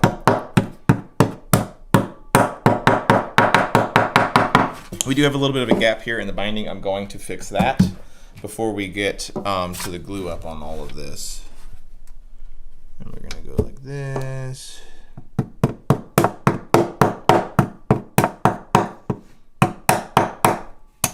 Okay. So something's gonna happen here as we get to this general area over here. There's the gap. Bring that up here, Matt. Sorry. The gap in the. I'm trying to think of a better way to explain this. The pocket, the ledge that we've made on this main area of the guitar is set to the depth of this abalone.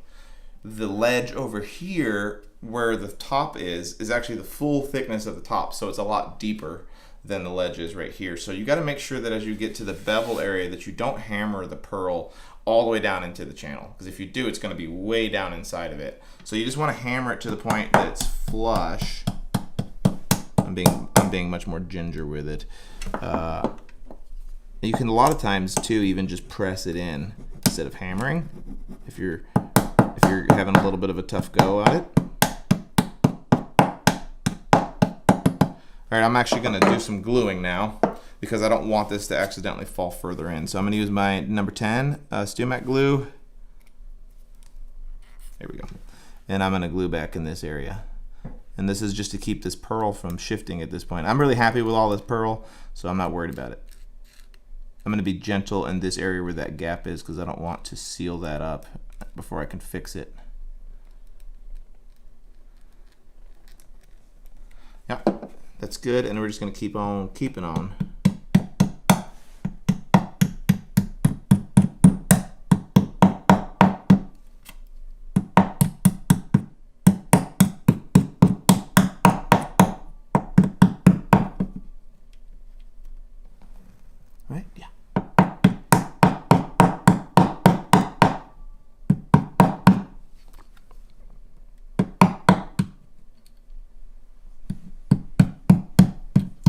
Boy, there's a lot of pressure with the camera on, man.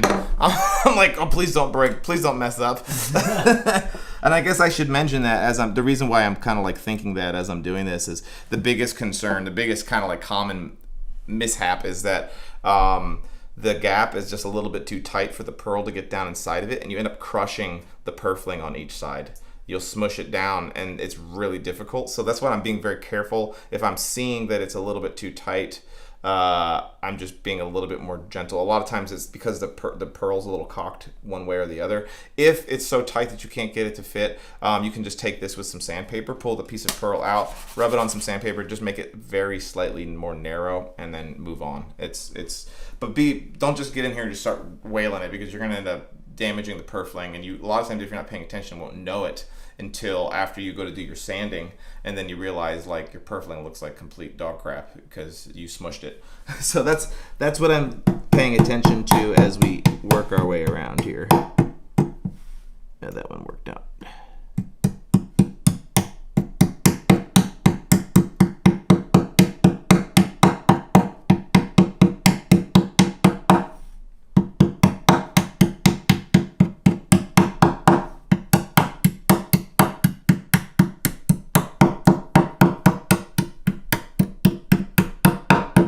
That one went in good. Another thing, if you are using this advanced shell technology stuff, there is a top and a bottom.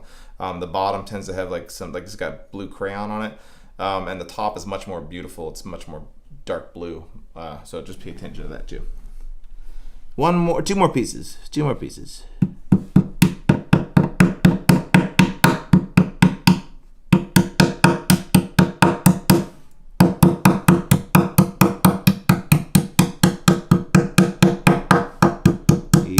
Easy. There we go.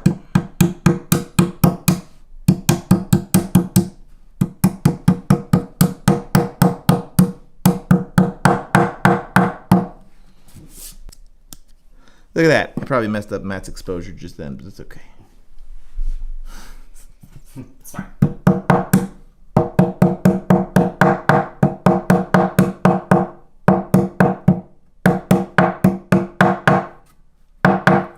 Okay, cool. So I'm just going to hit this with the number 10, lock it in place, and move on. I'm going to hit it with some sandpaper after that, and we'll take a look at what we've got, and I'll show you some quick little tricks on how to fix some issues that you might have. I always flood this with number 10 first, or your brand's corresponding name for their most thin super glue.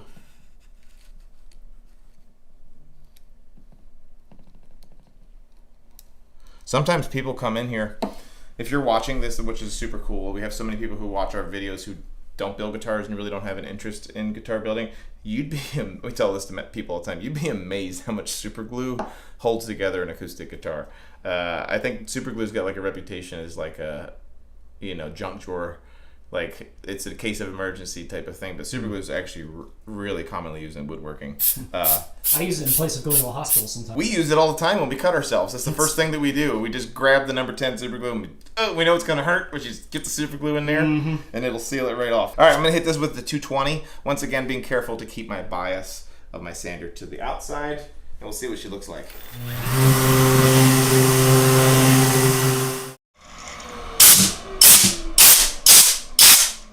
Okay, so I said I was going to mention some little fixes. When you do abalone on your guitar, you're going to end up inevitably with spots like here where it's a little low. Let me see if I can't I'll use this just so you can hear it. It's falling off into the cavity there. Same thing here, and like other parts are completely flush. But what you'll do is use number 20 or number 30, your medium or your thick super glue, depending on your brand. And then after we've got that number 10 in there, we'll then just flood it with a thicker glue just down the middle of that cavity, and we're going to fill it. And that gap still needs to be fixed that we're looking at there. I ain't trying to hide nothing. Yeah, I'm off the rails here. And we're gonna do the same thing down here. Now over here where the bevel is, it's not nearly as big of a deal because we're gonna knock a lot of that down. It's gonna start to radius and fall off there, but you know, it's not the end of the world. Also, this is where it doesn't feel like it, but at this point we're kind of starting to prep for the finish work that we're gonna be doing on this guitar, because filling this with super glue just means that that's not stuff that you're gonna have to address later on. But if you do have spots, like I have a spot right here, and I've just hit it with glue, but it's pretty low right there. The pearl goes down quite a bit. You can get away with a little bit of that and filling it with a thicker glue. Once that glue is dry and sanded level, you don't see it. You'll never notice that that's an issue, because it's not an issue really. But we're at this point just treating this super glue as a leveler, and that's about it. And that should do it. We'll hit it. If you're going to use accelerant at this point, don't just get in there and spray it really heavy. I always recommend that you get a little further away. I don't know why this works, but when you're further away from it and you just kind of missed it, it won't dry instantaneously, because if it dries instantaneously, a lot of you guys probably have experienced this, it goes white. And you don't want that, because then you're going to have white blotches all over the top of the guitar. You want it to cure, but you don't want it to cure in an instant. Now, the only other thing that I can see here is that we have that slight gap that's right there. All I'm going to do is take something, a hammer or something, and press up against it really hard, hit it with a number 10 super glue, and get it to pull nice and tight to fill that gap. Sometimes you get gaps like that. No big deal. So that kind of wraps us up for what we need to do to get the arm bevel. Now is pretty much ready to actually become a bevel, believe it or not. We're just going to do the next episode will just be kind of a quick Cliff's Notes to the bass side of the guitar, or the treble side of the guitar, because we've already covered it on this side for the most part, just without the arm bevel. And then we'll show you that big important step on how to knock this thing down. It's going to be a longer episode because there's a lot of ins and outs, what have yous and whatnots. But I know that you guys are all here for it. We've had so many really great people reach out to me saying that they're following along at home to do with their first arm bevel, and I'm excited that you guys are excited as well. But yeah, I'm excited about this. I think it looks really nice. I have not sanded that level yet, so it's a little gloppy with the super glue, but I want to wait for that glue to dry really nicely. But yeah, we will see y'all in the next one. Thanks, guys.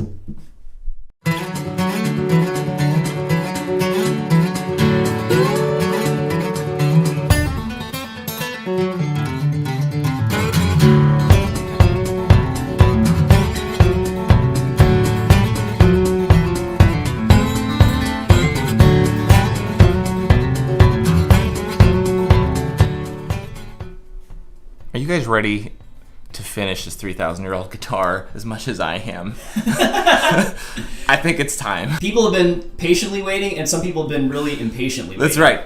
So today, we have made a vow to get this thing finished. It won't be finished today. It won't be finished today. Yeah, but we are going to move this thing down the line quite significantly here in the next few weeks. So what we have to do on this guitar now is finally knock this bevel down and turn it into, I don't know, a bevel. So that's what we're going to do in today's episode.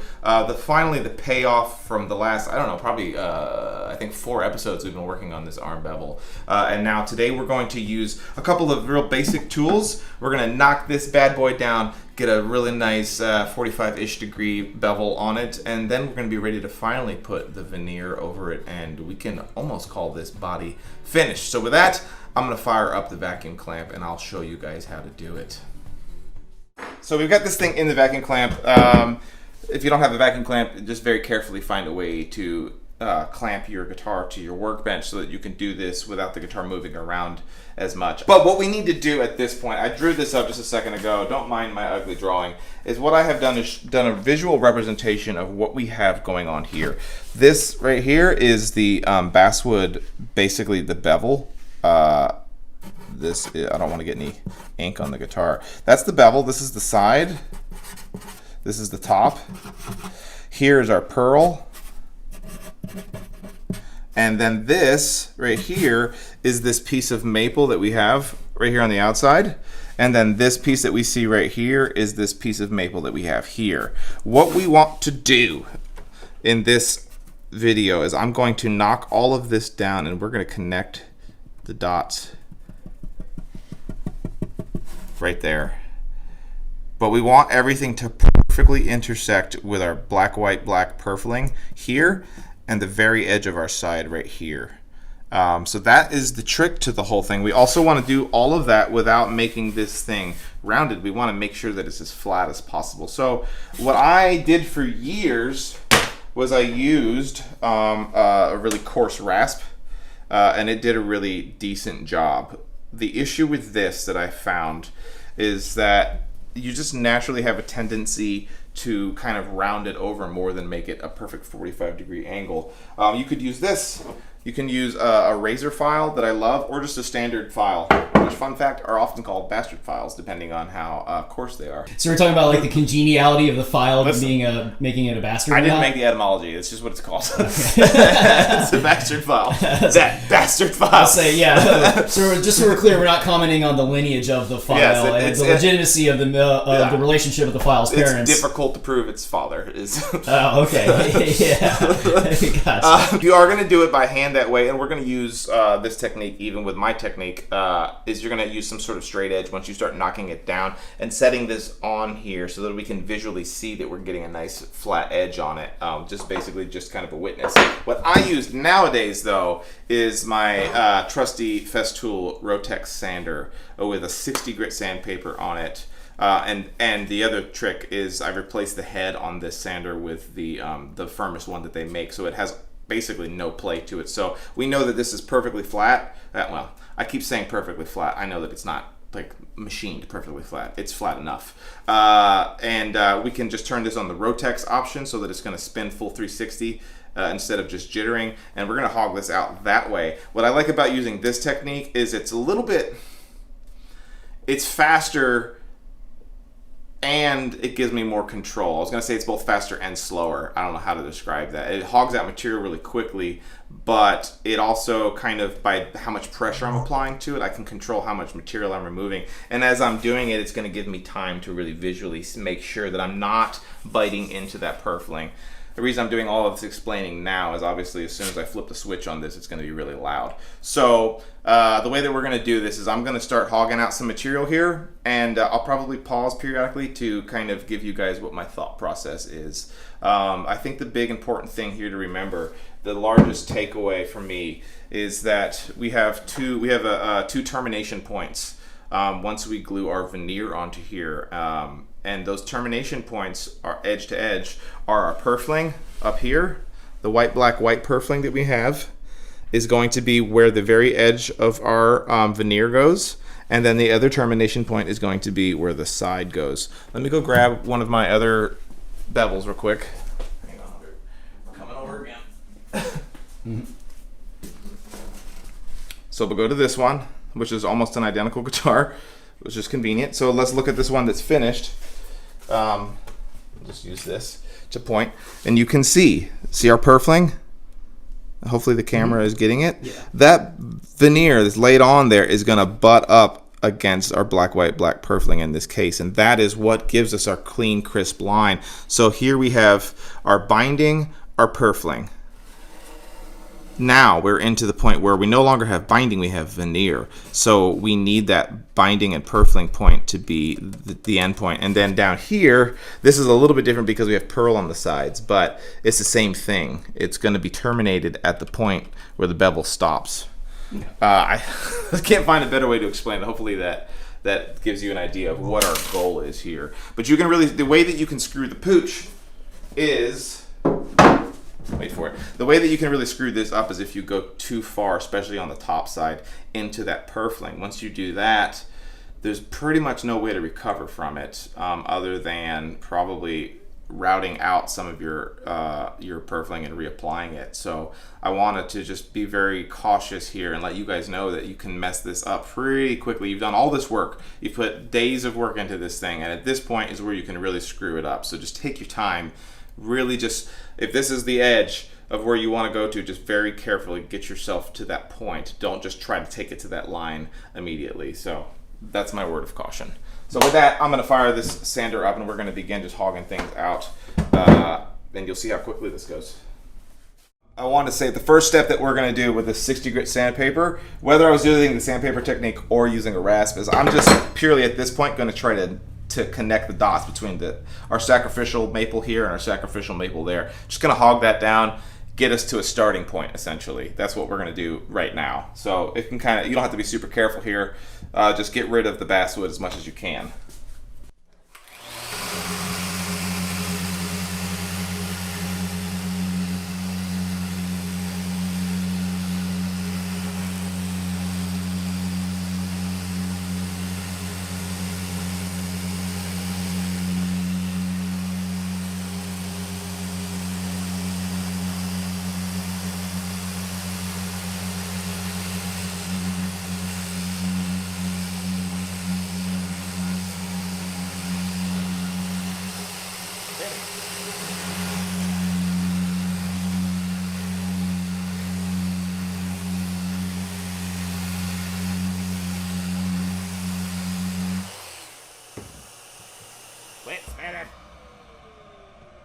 There we go.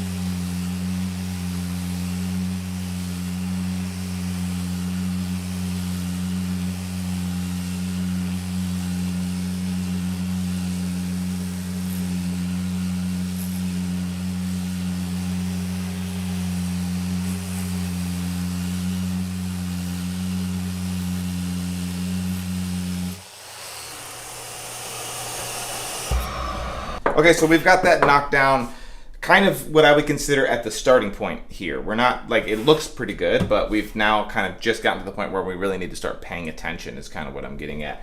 Can I say, were you using the sacrificial pieces of wood there? Were you using this as like, when is this? Because I heard you clip those every now and then. Yep, you're basically using them as like a bumper guide, you know, for this initial step. This is like phase one of knocking this bevel into place. It's just getting your sander or your, you know, if I'm using a rasp, it's the same thing. We're just coming in here, and I would be very careful to just kind of touch the two sacrificial pieces of binding. Once those are connected, we know that we've got a good starting point. I should be able to put, put this on here, and it's not rounded over. Now, I want to caution you guys at home who are possibly trying to do this with just kind of like your hardware store DA sander that don't have replaceable heads on them, is that you probably have a softer foam head on here than I have here. And if you do that, it's going to naturally want to put more of an arc inside of this instead of just a nice straight edge. So there is something to be said about these Festool sanders, because like I said, I'm able to put a firm sanding face or head or whatever you want to call it on here, which makes sure that this is nice and flat. So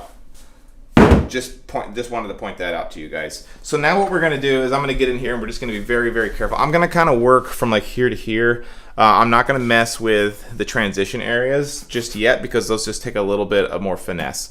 So I'm just gonna keep knocking these things down. Once again, I'm gonna be paying attention to this top part that we don't go into the purfling. I want to get just to the edge of my purfling, like this is a white, black, white, so just to the outside white line of purfling, and then the same thing down here. And we're just going to very carefully knock it down to it looks pretty dang good. And with this, you're not going to be able to tell, but what I'm actually doing is I'm regulating the amount of pressure I'm applying to it so that I can say, oh, and I'll take out more material here versus less material here. I'll release the pressure that I have on it.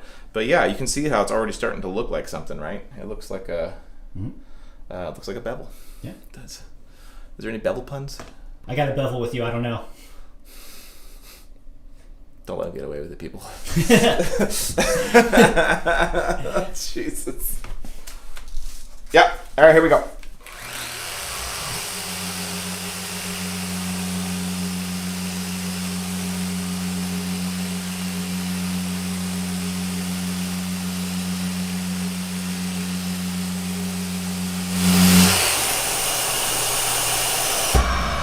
Hey, what's your angle?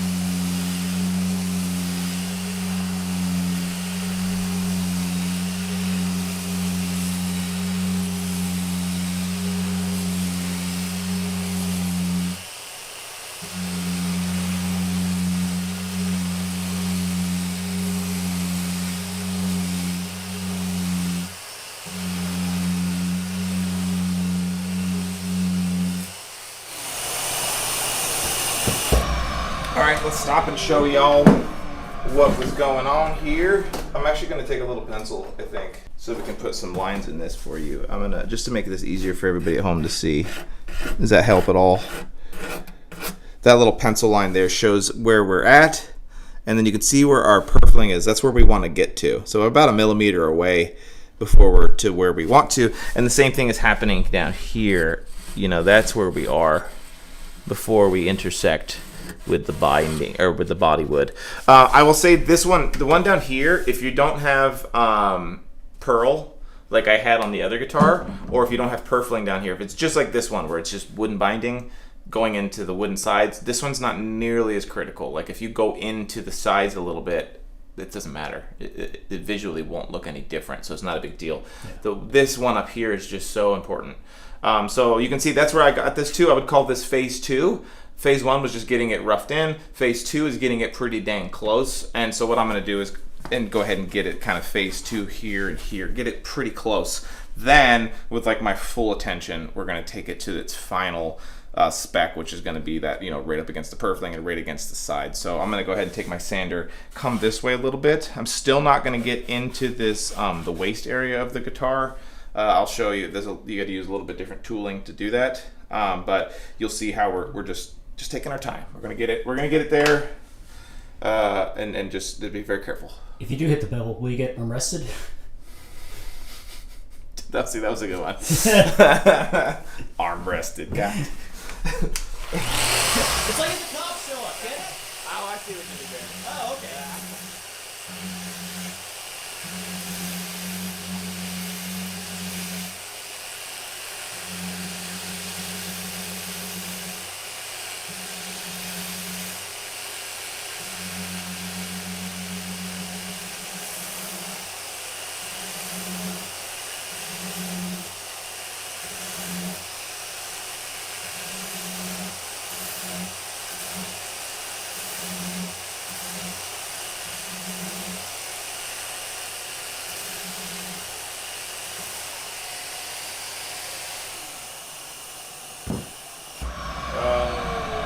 I need to get this sanded down. I need to get this binding so that it's perfectly flush. It's not, still a little proud. So I'm gonna sand this down real quick just to get it flush with the sides.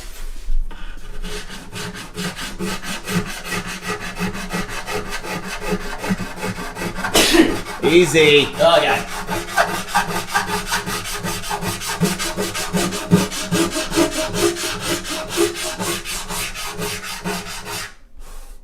I love these razor files. Oh, they're so joyous to use. Where'd you get that one from? Stimex. Oh, okay. Listen, it's not that we're like Stimex fanboys. It's just like they make good stuff. So Yeah. deal with it. Okay, so this is a common situation that we have down here. Is that we have all this, like there's not, to me, enough of a foundation there for us when we glue the veneer onto it to stick to. We have all this. So what we can do is, I know that this can seem a little bit like janky, for lack of better words, but I'm gonna take some scrap binding and we're gonna cut it to fit inside there and super glue it in place, and then we're just gonna knock it down. It just because we need something as like a backer board for our veneer to stick to. That's just how you do this. You just gotta build it up so that the veneer has something to stick to. I know that it's just like random scrap pieces of wood glued in there, but it's truly what you need to do. I've never found a better way to do it. So we're gonna do that. I'm gonna dig through my drawer here, find some scraps. We'll just jam it in there. I think that a lot of you at home will probably run into the same situation. But you can see the rest of our backer scrap wood is really filling in nicely. It's really nice, sitting perfect. We have one spot where I did exactly, yeah, right here. This is exactly, see that I sanded it right to the edge of our purfling. Mm-hmm. And that's you don't want to go any further than that.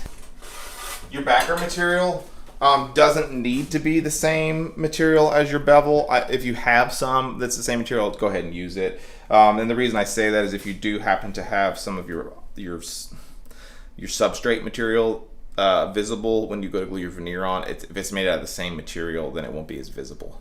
Okay, so see what we've done here is it just kind of fits in there nicely, and we're just gonna slap it in place with some super glue and move on with our day. This is not rocket surgery.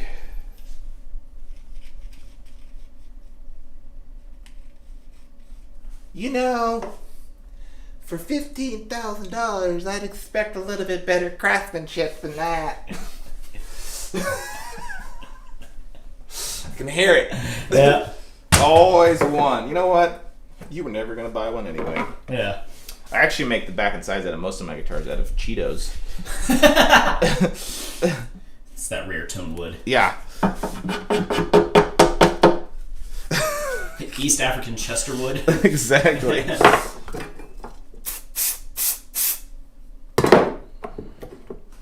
Yeah, buddy. Just get this in place, and then we're gonna get back in there with our sander and get this nice and smoothed out. Liberal on the accelerator application. Always. Always. I'm gonna go ahead and just knock down that there. So this reminds me as I do this, don't follow your natural tendency to just take a chisel when you have all this still sticking out and just hogging this down with your chisel. And the reason I caution you against that is A, all it takes is one slip and you've gone into the top of your guitar or the side of your guitar. But more likely to happen, especially if you're using basswood for your bevel, is because we're coming around at a radius like this, is the grain direction changes so much that you're really highly likely to get a big tear out. And then you're gonna end up with a low spot in your bevel. So there's a reason why after probably doing 40 bevels that I have settled on sandpaper, because the sandpaper, while slower, is safer. It's not going to have any sort of issues with tear out. So yeah, I'm going to we're just going to start hogging that back out again. You'll see how it's all nice and smooth again. Oh my God, I got super glue in the bottom of my shoe and my foot was stuck to the floor.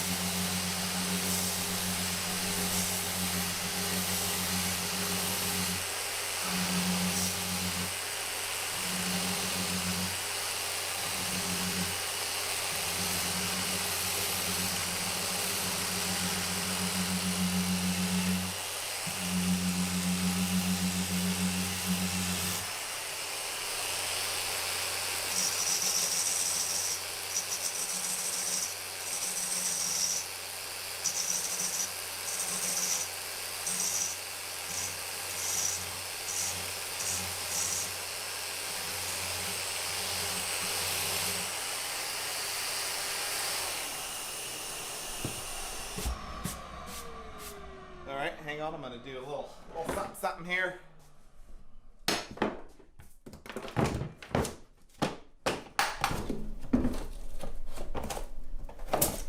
I'm gonna switch over to a 220, and I'm just gonna hit the top here. And I'm just doing that so that we can get a really nice crisp line between the bevel and the top of the guitar. Real quick.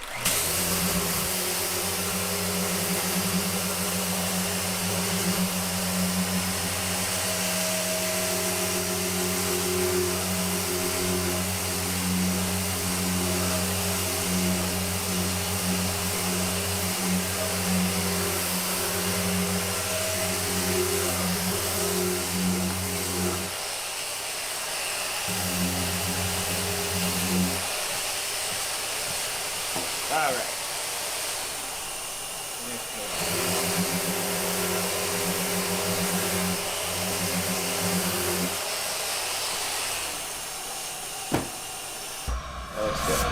Okay, so we're gonna do the same thing over here. We just kind of ran out of like backer material, so I'm just gonna jam some more maple inside there so that we have a spot for that to go onto. No, NBD.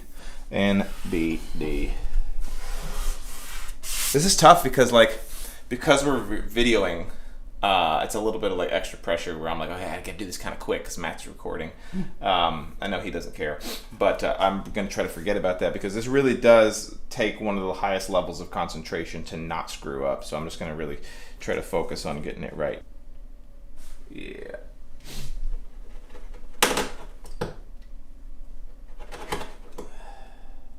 Okay, see how that works really nicely? You do is you just kind of cut like an arbitrary angle into it that you feel like is right, and then you can just take this and go first try. You see that? Wow. I done broke that. Oh my. So we'll not do that. Nothing to see here. Nothing to see here. Not a little number 10 super glue won't fix. Yeah. Crikey. It'll buff out. It's fine. It's fine. Seriously, the number 10 super glue will fix it. Yeah. All that's held in with super glue in the first place. Look, even an experienced builder like myself, I don't know whether that'll make the video, but I'm inclined to keep it. I'm inclined to keep it too. Yeah. Nothing to see here, people. Lessons have been learned already. Don't apply too much pressure. Yeah. Also wear a respirator.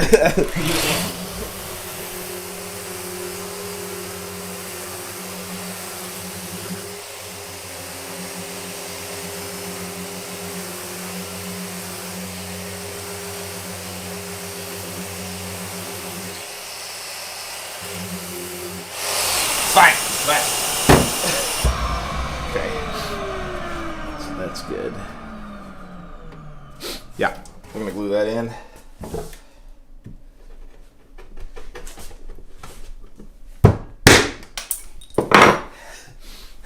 Nothing to see here, people. Jesus Christ. We always talk about how we're just gonna take a day and like sharpen all the tools, you know. Yeah. Might be one of those coming up soon. Yeah.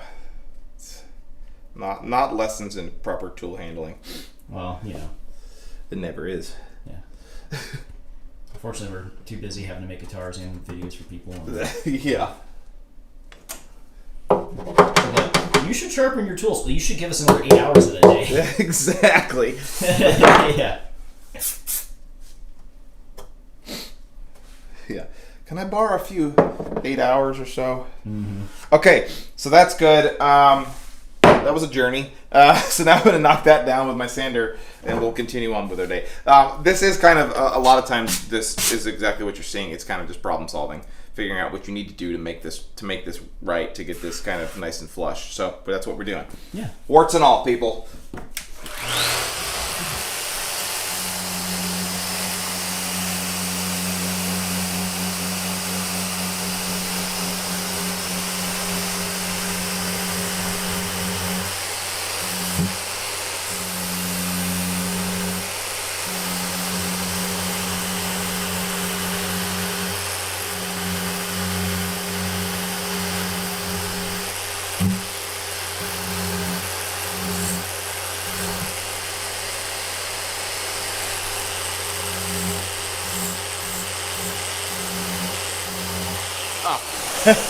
I've got my fine sandpaper on here still. I'm like, why is this going so slow? Oh yeah. Remember that this is like at a 45, and then as we get closer to the sides, it's kind of straightening out. So be aware of that. This is not just like a steady angle the whole time. So there's a little bit of a challenge getting all that dialed in. I should wear a respirator. Nah.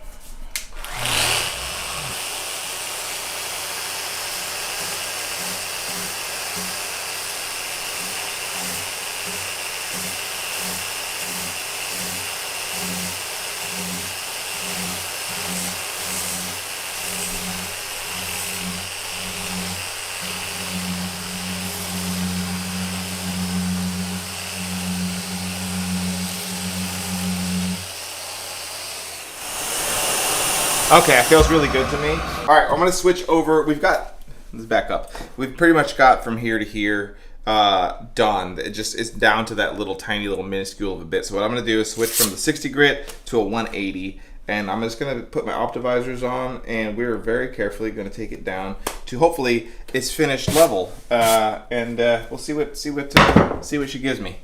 I did take a little whiff of my allergy medicine. So we'll be sniffling a little less too. We do it because we care. We do it because we care. That's right. Matt's like, you want to go take some of your allergy medicine? It's my nice way of being like, hey, bro, like, Matt's love language. quit sniffling, dude. Sound like would you say I sound like Scarface? Yeah. All right, so now we're getting down to it. So I'm just going to really take my time. I'm paying most of my attention to the top part here, and we're just going to take it to the purfling. Say take it to the limit one more time. One more time, like Don Henley. Not right, Don Henley. Is this the one that you? It's Don Henley. Yeah. Yeah. Go good.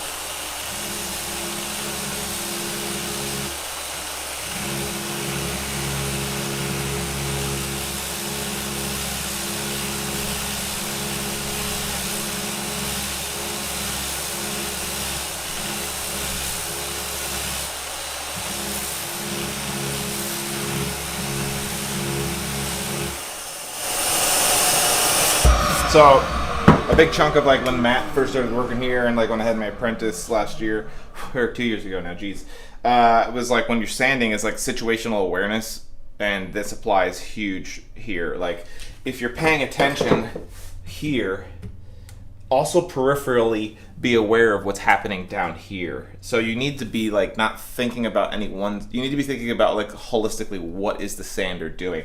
And mind you, I'm talking about a sander here. If you're doing this with files, the same thing applies. Just because you're paying attention to one spot, don't forget that this stuff down here matters as well. So just think about that. The other thing that I wanted to point out specifically for people who are doing this with a sander is that if you're trying to get this edge up here to intersect, don't just move your sander up at an angle like this. Make sure that you're still getting full purchase, full contact from edge to edge on here, because if you were to start kind of angling your sander more this way just to get that down, you're going to end up rounding over your bevel, which is, you might think is not a big deal, but in the next step, when we actually go to glue the veneer on, you'll see that it becomes, well, you won't see here because I'm not doing it, but if you do that, it would create issues when you go to glue your veneer on.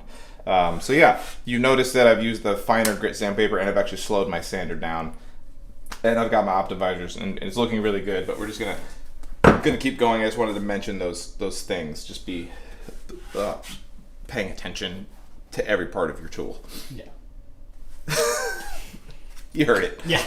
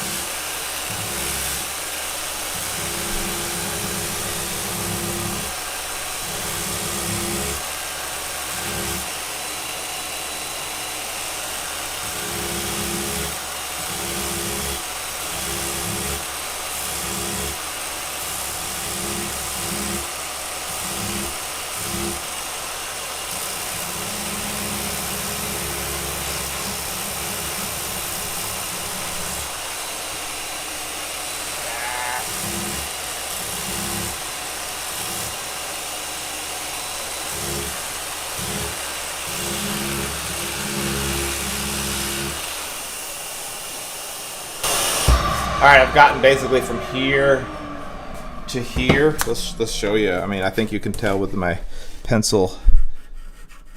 Look, see, we're like right on it. I know that it's probably very difficult to see. I don't want to put too much pencil on it to mess it up. But we've got it right on the edge. So what I'm going to do is start shifting my focus a little bit further down here to get this line perfect. Like I said, this one here, let's show, I went a little far on this one spot. Let's see. Oh, right there. Can you see that I went into the side? Totally fine in this particular situation because I don't have any pearl or anything like that down there. So we are just, you're fine to do that down there. You would be in a world of hurt if you did that up here, but down here, it's totally fine. So we're gonna take that and just keep working our way over here. I know Matt and I were talking, we had a tendency to kind of like skip over a lot of this, but a lot of people do comment and say like, hey, we want to see Chris do it because that's how, you know, that's how we figure it out too. So we're leaving a little bit more of the meat and taters in this video, I think, for folks at home. So hopefully this is making sense to you guys, but it's hard to see because I'm dealing with things on such a small scale here, but it's sure looking good. Yeah.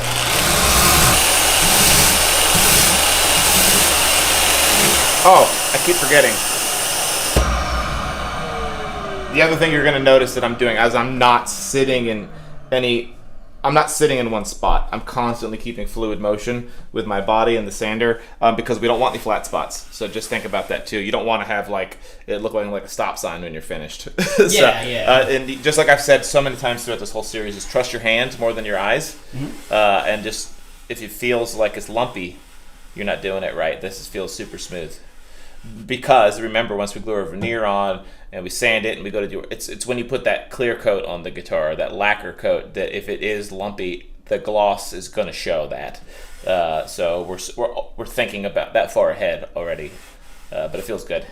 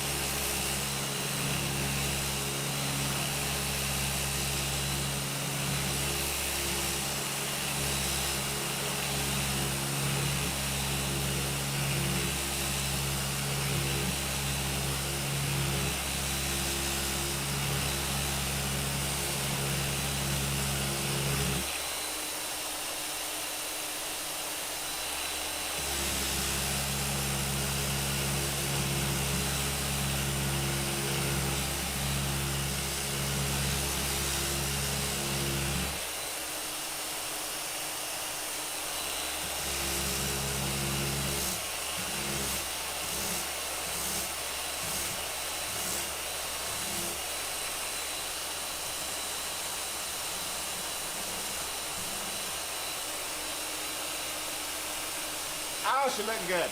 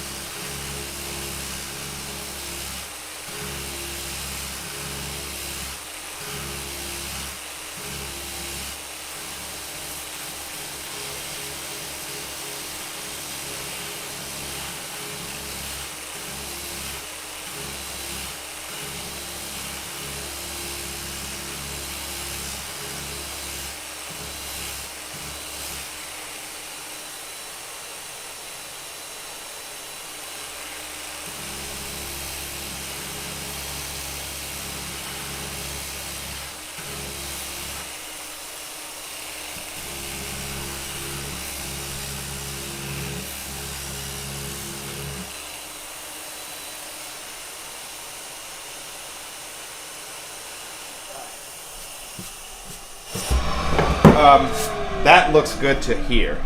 Everything's good from here to here, like pretty much ready to go for the veneer. I still have a lot of work to do in this area, so I'm going to switch to that part. I do want to mention one little thing, because I know people are going to mess up, and I want to show you have a little bit of an opportunity to recover. If you do sand into your purfling up here, say you go into it, within a limited amount of like if you don't go into it too far, you can recover a little bit.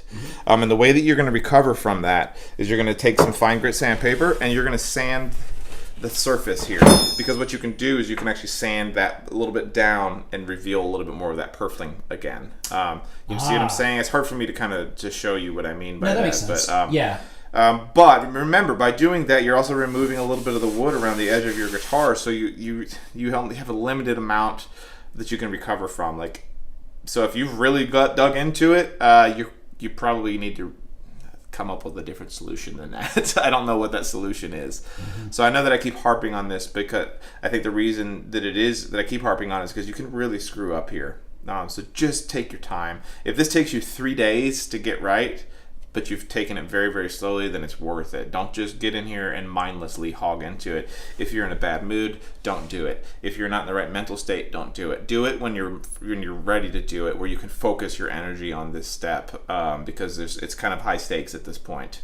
I would probably say out of all of the parts of the guitar build up until this point, this is kind of the part where you really need to be wholly focused on this part of the build. But it looks really, really good up to this point. So what we're going to do is the waist area of the guitar. Let me get behind you real quick, Matt. Sorry.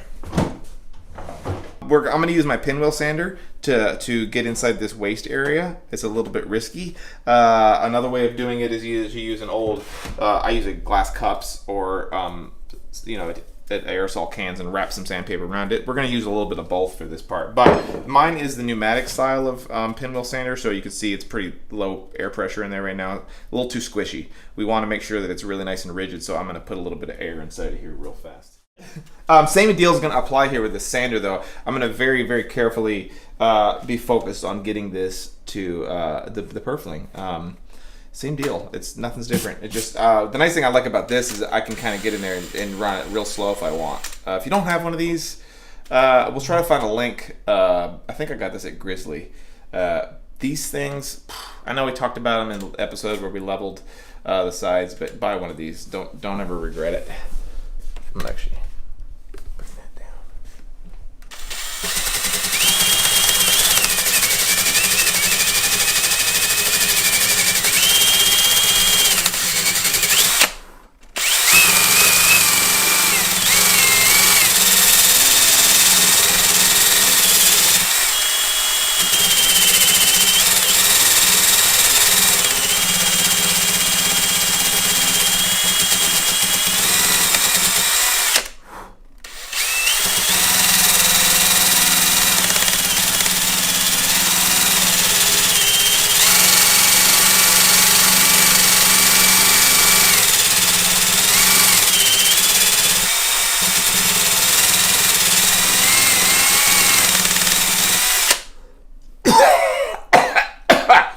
Wear a mask, people. Jesus. You're gonna get so many comments, and I don't even feel a little bit sorry for That's you. all right. That's okay.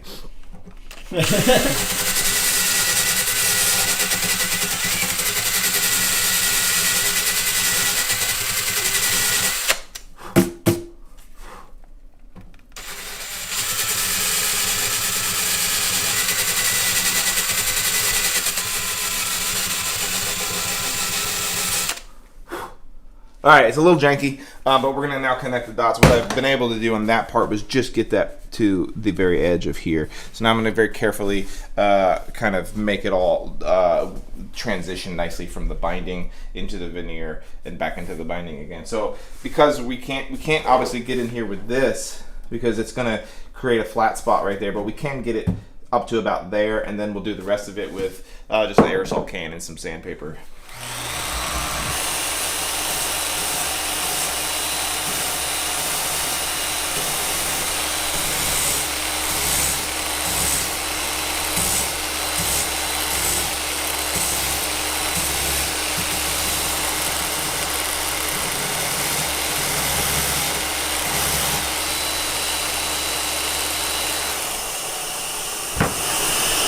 I feel like the binding isn't true to the sides here. It's a little proud, so I'm just gonna take this and just come in a little bit and get it nice and flat.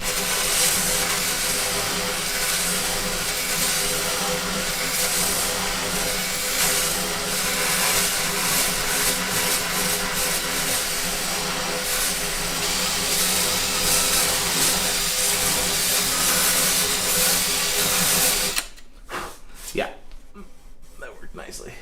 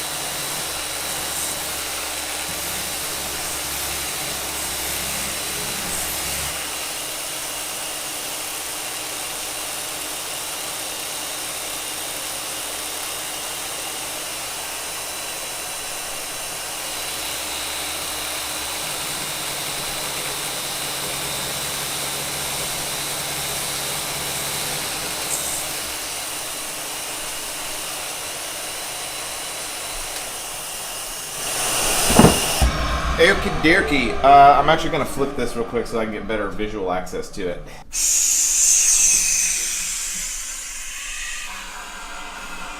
guess I should close the valve.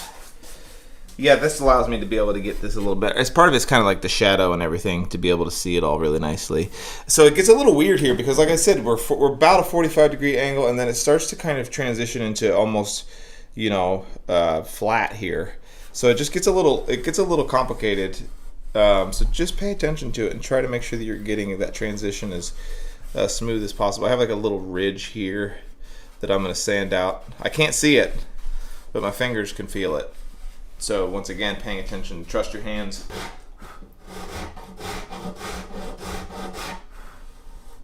Yeah, queen.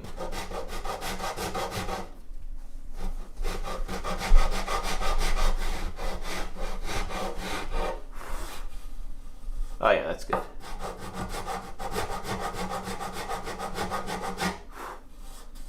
For those of you that have watched the StuMac video series that me and Matt were in, we talked so much about prep work. This is very similar to that. Like, this is taking your time here so that when we go to glue this veneer on, that we know that it's going to be right the first time. So just take your time, man. I can't say it enough. Get this right. Let me get some sandpaper.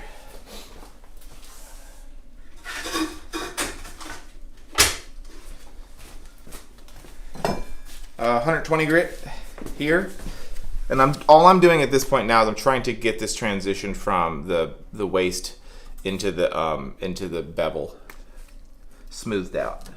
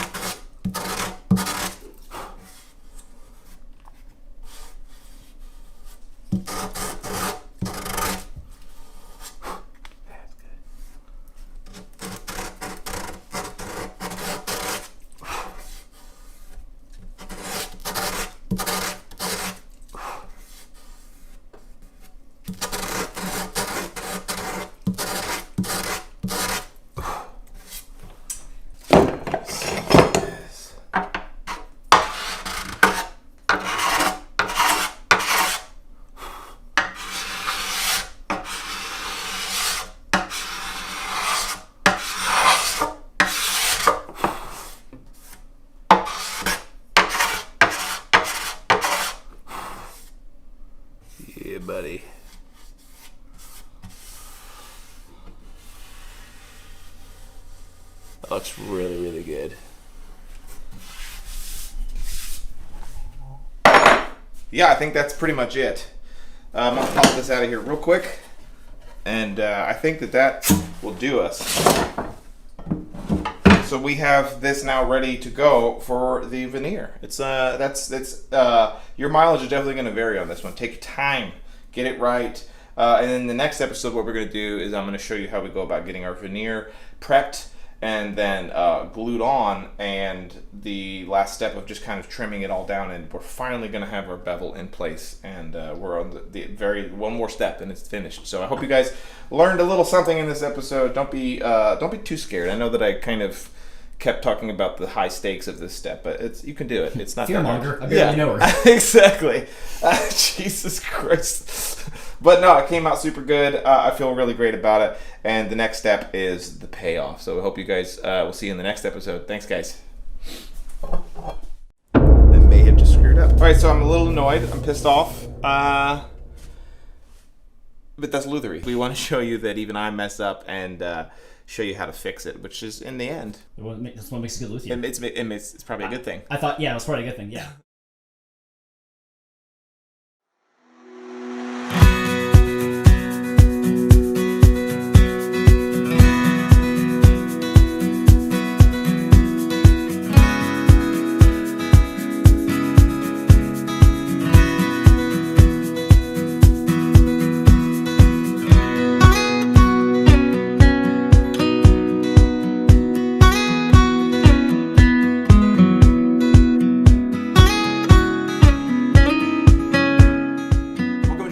My name's Chris, behind the camera.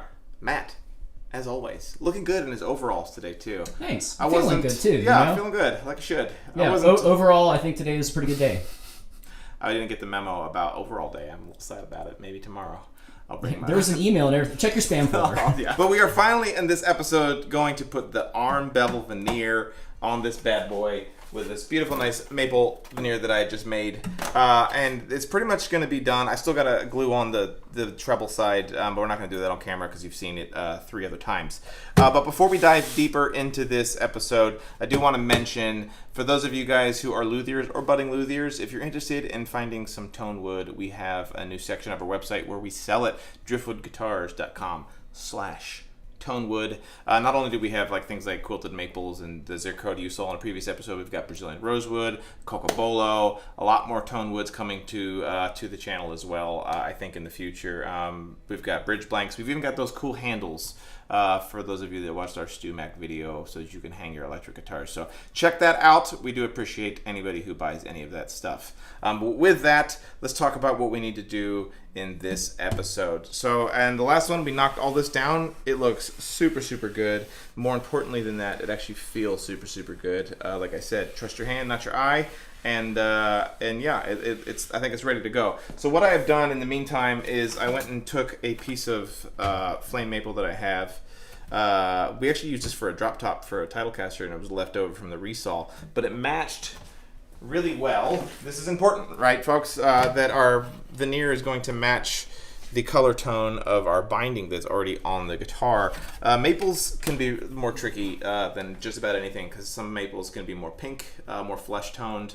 Some of them can be almost a sugar white, and you can get all the way into the browns with maple. So you want to make sure that the veneer that you're going to use matches the binding that's on the guitar. So in my particular case, I have a drum sander, so I make my own veneers, which makes it really nice. If you are purchasing your veneers, I would buy several different pieces just so that you can kind of kind of hold them up against your binding and make sure that they match. If you're doing things like a maple, if you're using things like an ebony binding, then that's pretty easy to color match. Rosewoods are a lot easier. Maple's definitely one of the more difficult ones to do, so of note for you guys. So what we need to do is now get this piece of wood stuck on here and blended perfectly so that you can't tell that it's a veneer, which can be tricky. So the first thing that we need to do is figure out how much of this wood we're gonna need to overlay on that. And obviously tracing this compound radius can be difficult, but this is where the little trick I learned back when I used to do sheet metal in the Air Force, it pays off here. What I like to do is to just take some painter's tape, and we are going to rest this on here. very carefully. Some of you may be onto what I'm doing already, but other ones of you are going to see this and go, holy cow, why didn't I think of that? Because it's really, I use this process throughout the shop all the time. We're going to lay this on here. I'm wasting a lot of tape here, aren't I? Yeah. I think it grows on trees. I know. We go through some tape. We do. Here at the old Driftwood guitars. There we go. All right. It always wants to get a little bit more tight and sprung here in the middle, which is a good indicator of what the veneer is going to want to do as well. So what we can do, that looks really good. I take a fresh razor blade and I'm going to carefully cut this whole thing out along the edges. Another thing that you can do if you don't want to do it this way, you can actually just take a pencil and rub it on here, and it's going to reveal the outline of that. I like this method a little bit better. I'm going to very, very carefully with a brand new razor blade. Being careful not to tear the tape. And or gouge the top of your guitar. Which, this is also a very good practice example to make sure that this looks all really good. See? So check that out. It's revealed exactly what we wanted, which is really nice. Just the purfling is visible, right? Mm-hmm. So I think that's a good, this is showing you what we're going to be doing with our veneer. And if this looks really, really wrong right now, it's a good opportunity for you to get in there and fix it with, you know, some more finessing with your sandpaper or your rasps. That's how you say it, plural. This one can be a little bit more complicated to cut. Remember, this doesn't have to be perfect, people.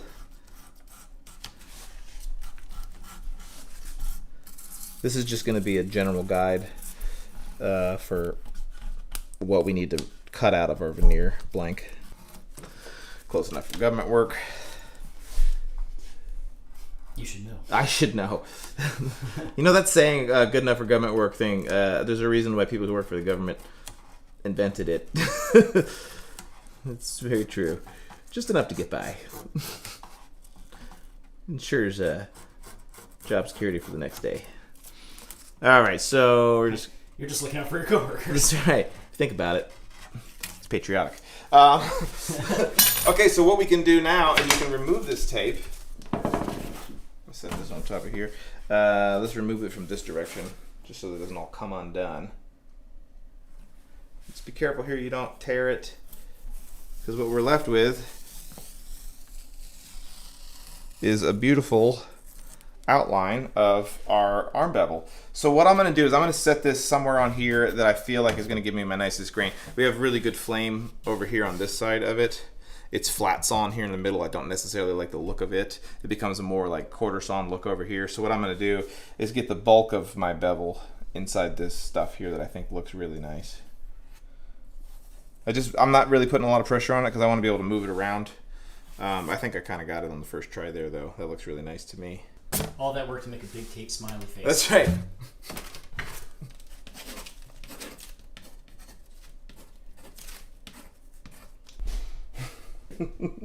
That's terrifying.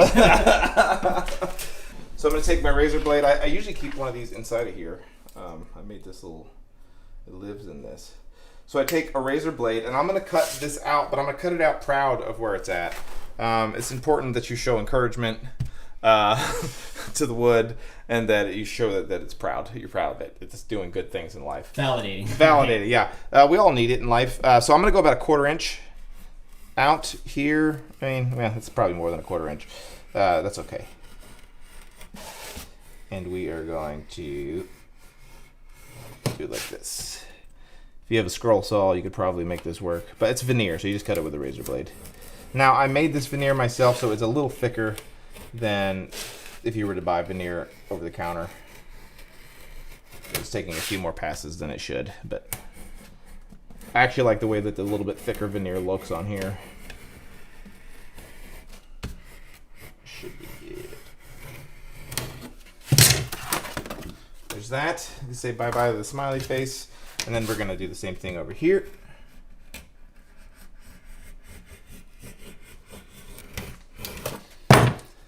Boom. You got this, Travis. him wait for it.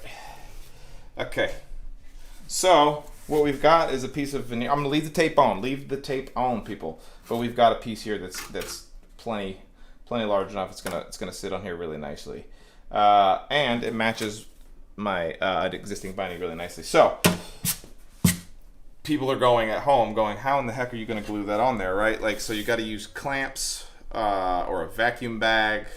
Or what? Like, how are we gonna do this? Matt knows, he's seen me do it before, right? He knows. So I watched, once again, all of what I'm doing here, this Arm Bevel, is the Kent Everett way of doing it. I got his DVD set probably 10 years ago.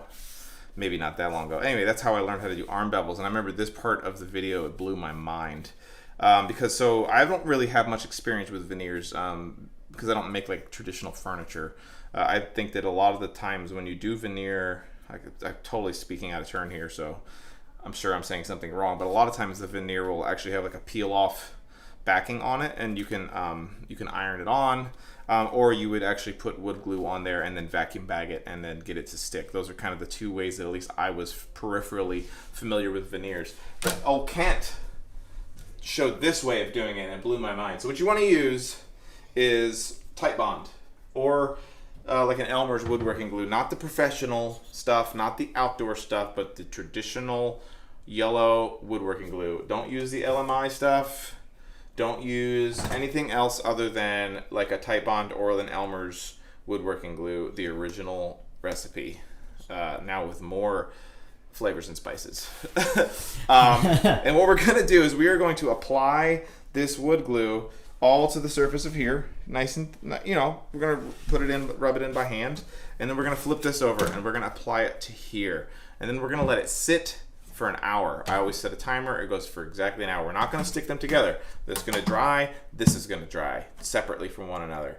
And then I'm gonna take a household iron, and the moment you take that iron and you touch it to here, it instantly cures the glue and sticks it to it. It's absolutely the most magical thing ever, and I love it. It's like such a satisfying second to peeling off the plastic off of an electronic device. Only second to that. We do love that. We do love that. Oh. So what we'll do is we'll just go ahead and apply this on here, and we'll let her rip, tater chip. All right. So we're just gonna apply this wood glue to the surface of here. I just got this scrap piece of koa.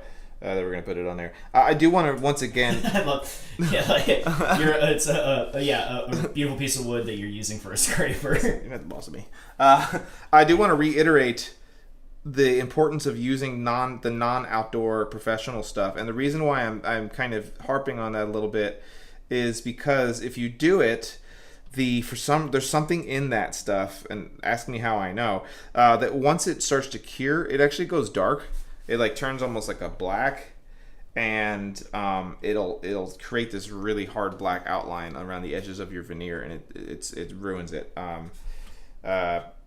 And it doesn't stick as much as this stuff does when you use the iron technique. I don't know why. Just do as I say. I've learned that lesson for you. I was like in a pinch, and I was like, oh, I'll just use this. This is fine, and I ended up messing it all up. So the trick here, and I don't think I'm going to use the spreader actually, is just getting this really nice and flat. You don't want this to be lumpy. Edge to edge, making sure that it's really good. And we're going to do the same thing here. I'm gonna use it on here. We're gonna get that nice and slathered on here. If you're using really thin veneers, be careful with this because it's gonna want to curl up on you because you're introducing water essentially with the glue. So just be aware of that. If you set it aside somewhere to dry, it might want to curl up on itself, as one is to do. Okay, that's pretty much it for right this second. What we're gonna do through the magic of television is come back in an hour and be ready to go. But yeah, make sure that's on there nice and good. Like I said, this one's not gonna curl up on me, but if this was a thinner one, it would want to fold in and then it sticks to itself, so be careful with that. We will put this aside. We will insert a SpongeBob SquarePants 1 hour later and be right back with you guys. Honestly, that sounds like a lot of work. I'm probably just gonna do a hard cut. Okay, sure. All right, so the magic of television, we're back. It's been exactly an hour, and I do want to know exactly an hour. This is one of those things that I actually stick strictly to. A few times I've tried to pull the trigger a little too early, like at the 45-minute mark. Didn't work very well, and I waited too long a few times, and that didn't work very well either. So it seems like the 1 hour mark is the sweet spot. So we have dry glue on the face of this. We've got dry glue on the face of this. But what I like to do is take a little bit of sandpaper and just very lightly knock down, because you inevitably get little like fuzzies. So we're just gonna knock those down very, very lightly. That's about it. That was literally about it. Same thing here.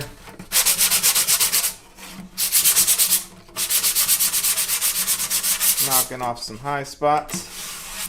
Looks good, feels good. And we have our iron heating up over here. I'm gonna go ahead and pull our tape off. We don't need that because that'll be a sticky mess.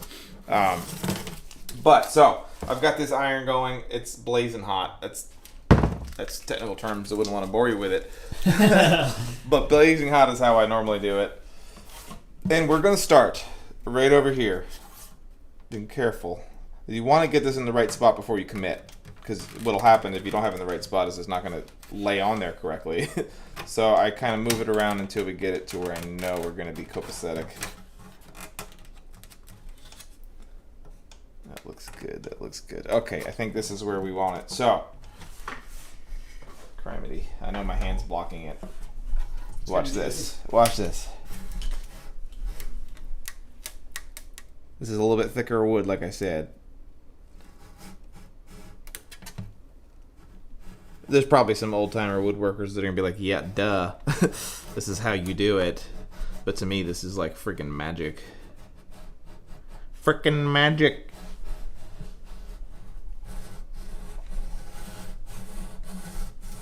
Okay, so that's sticking. We're just gonna work ourselves around here.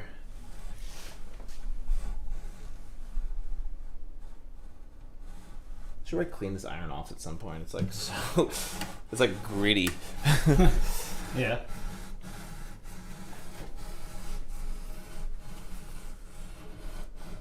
This can be very, very finicky, so just take your time. This is, I guess that's the overarching message, right? Through this whole process, is take your dang time. Get it right.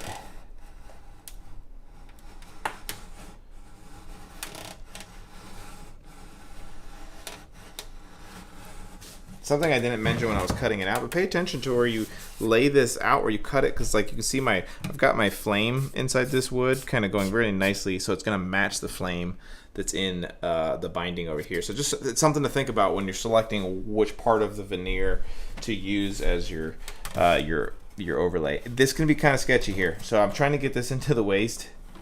Don't crack it. Yeah, but it's coming around.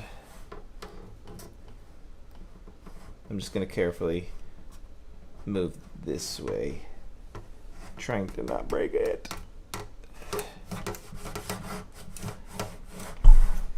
If you sprayed water on this side, would it hold it in? I'm scared. I ain't doing it. It'll work. It'll go. I'm going to stop right around there. And I'm going to concentrate on this.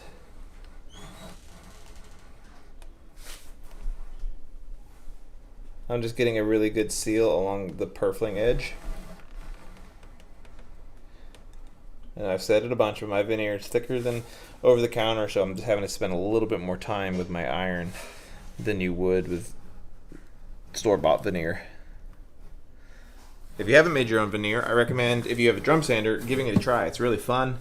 And like I said, you're going to get a better match. So in a previous video, we talked about making your own binding. So you can start making your own binding and then making your veneers out of that same exact wood, and you'll get a perfect match. Okay, so I think we're good enough for right now. What I want to do next is the part where you can really start getting this all tied together. So a lot of the pressure that's being built up in this area is just because there's so much extra wood that's not needed. So what we need to do is start removing some of that wood. Okay. For the uninitiated, I would recommend doing most of this next step with sanding sticks versus a chisel or a hand plane. The issue with the chisel is because we're going around at a radius like this, and because, remember on our flat piece of veneer, this thing was curved like a banana, as the grain changes direction inside this thing quite a few times, and you can really get bad tear out and mess up. Basically, as you go to shave this down, it'll go and just rip out a giant chunk of your veneer. So you just really want to be careful. You kind of eliminate that scariness if you do this with a coarse bit of sandpaper stuck on something straight like this, and you could just sand it down. You can also use, if you're using the same technique that I had, your sander with like a 60 grit, and just knock it down that way very slowly and carefully. So it's just, there's a couple of ways to do it. Some of them can be a little bit more fast. See, look, suddenly the grain changes directions right there. Well, no, it's gonna let me do it somewhat. But yeah, there you go. See, now it wants to crack as we come through this way. So that's the kind of thing that can happen. I'm fine. It's not into it there, but it's fine over here. We're actually on the end grain almost. It's just a lot of pressure you're putting on the wood by doing it this way. So you can alleviate a lot of it just by sticking with sandpaper. That's what I'm actually going to do, because I don't want to screw this up on camera. A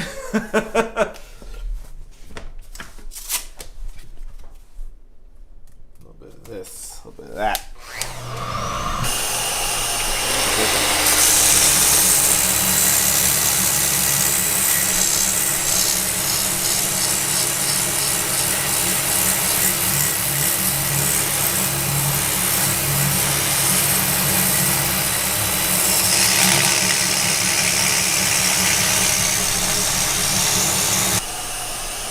Fix our issue here real quick.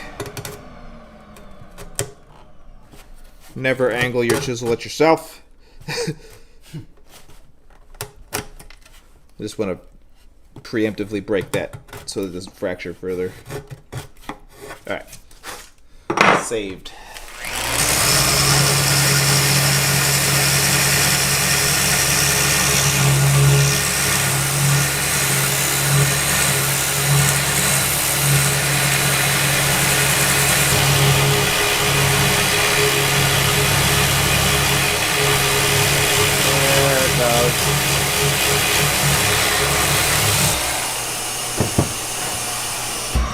I'm going to switch over to a little bit finer sandpaper to do this top part. You can see it goes a lot slower that way than it would with a chisel, but it's safer. We're way less likely to have any issues that way.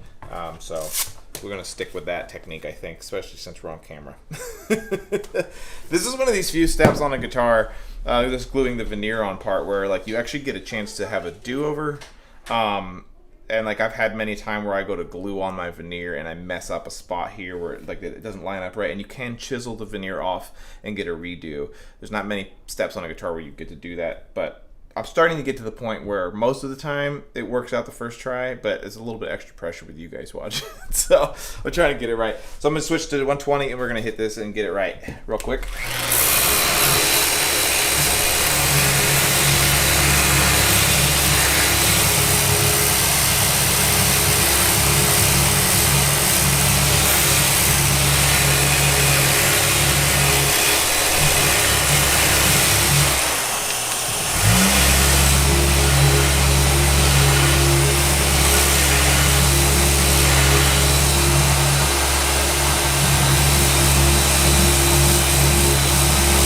The old payoff.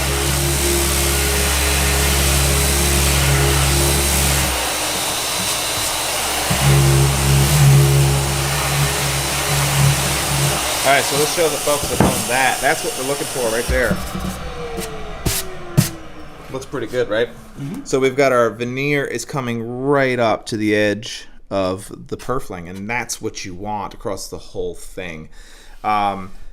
So that's why we're taking our time getting it right, because we have to get those to intersect correctly. Being very careful as we're sanding and we're chiseling that we're not going to break or tear this veneer. It's really easy to screw that part of it up.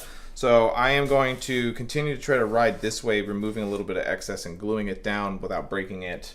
It's a mood, as the kids say. Just very carefully applying pressure, and we should be able to get in here now. Get that dust out of there if you have any dust. There we go. A little bit of heat, never hurt nobody. Well, says the people who are burned. He's hurt a lot of people. Yeah. Say, why don't you touch an iron then? But you can see how good this glue works, man. It's just freaking awesome. All of this extra material that's out here, though, it's really wanting to make it a lot of extra pressure on it. So I'm trying to remove it. I'm actually going to slide in here and come this way real quick. That's the safe direction for our grain. See, it's not sticking yet. It's still got a ways. So if I can relieve some of this pressure on it, it should stick better.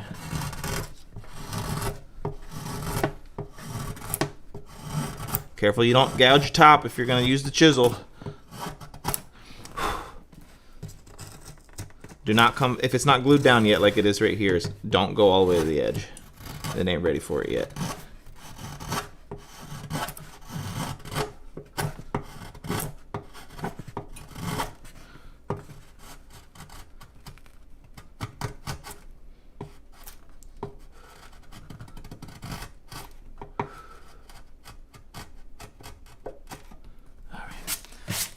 There. Okay, I'm gonna switch right with you, Matt. All right.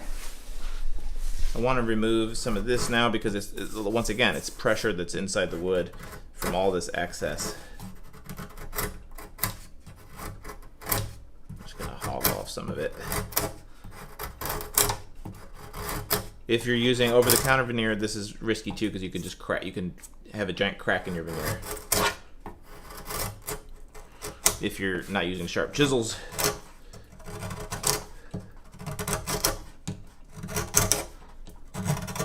Yeah, there's all that pressure.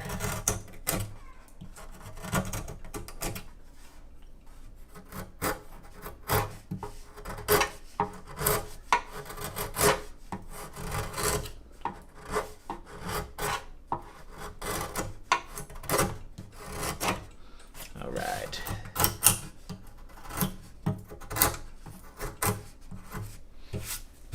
It's just, we're getting there. It's just a process. It is what it is. So I'm gonna really try to get this glued in. This can always be one of the harder spots, obviously, to get to stick. Sometimes, sorry.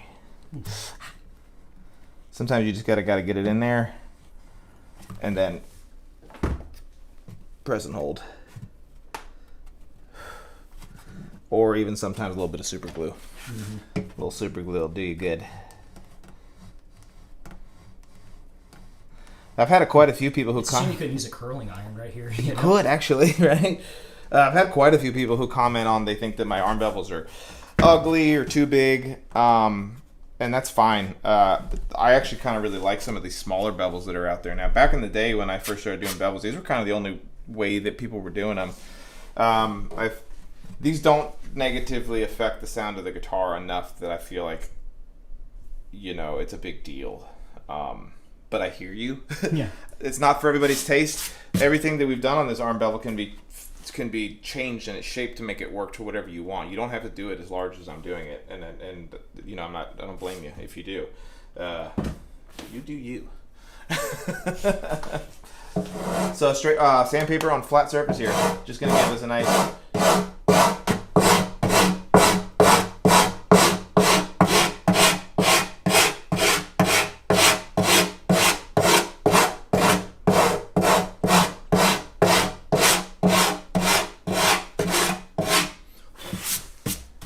Good.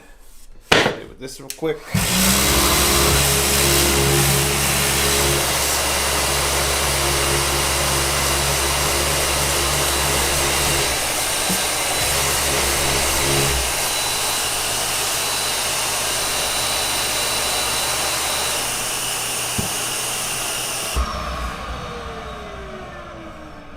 Just a little more heat in one little spot, and then we can focus our energies on the underside. It probably took, I think, probably 7 or 8 bevels before I did my first one that I got it on the first try. This is like finished work. It's The reason why this tends to not work on the first try is because you don't actually have the bevel that we cut into it perfectly flat, or it's not lined up really nicely with this purfling. That's why that is so important. So once again, let's go ahead and give them a nice pan of that mat, of where everything lines up. That's everything. Getting all that to line up so that it looks blended smoothly. I want this to look like binding, not like a veneer. And I hope that at home, if you're watching this series, that it's starting to make sense on like why we did all the steps that we did on the front end. And so all we need to do now is I'm going to turn this on its side on the vacuum clamp, and then we're going to blend this part, and then we'll work on getting these two transition points, and it should be good. It should be. There's only a small chance of screwing up left. Love that. Hold my beer.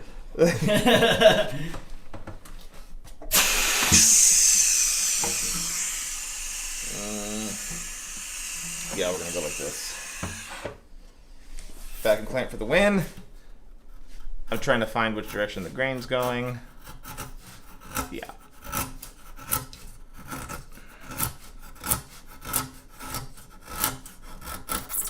Now it's going good. Just be aware of that. You can see how the grain goes one way on this side and it goes another way on this side. I don't want to put too much pressure on it.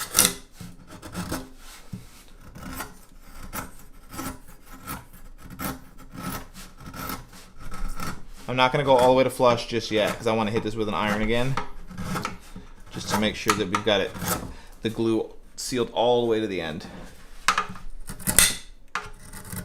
Sounded worse than it was. We'll work on that.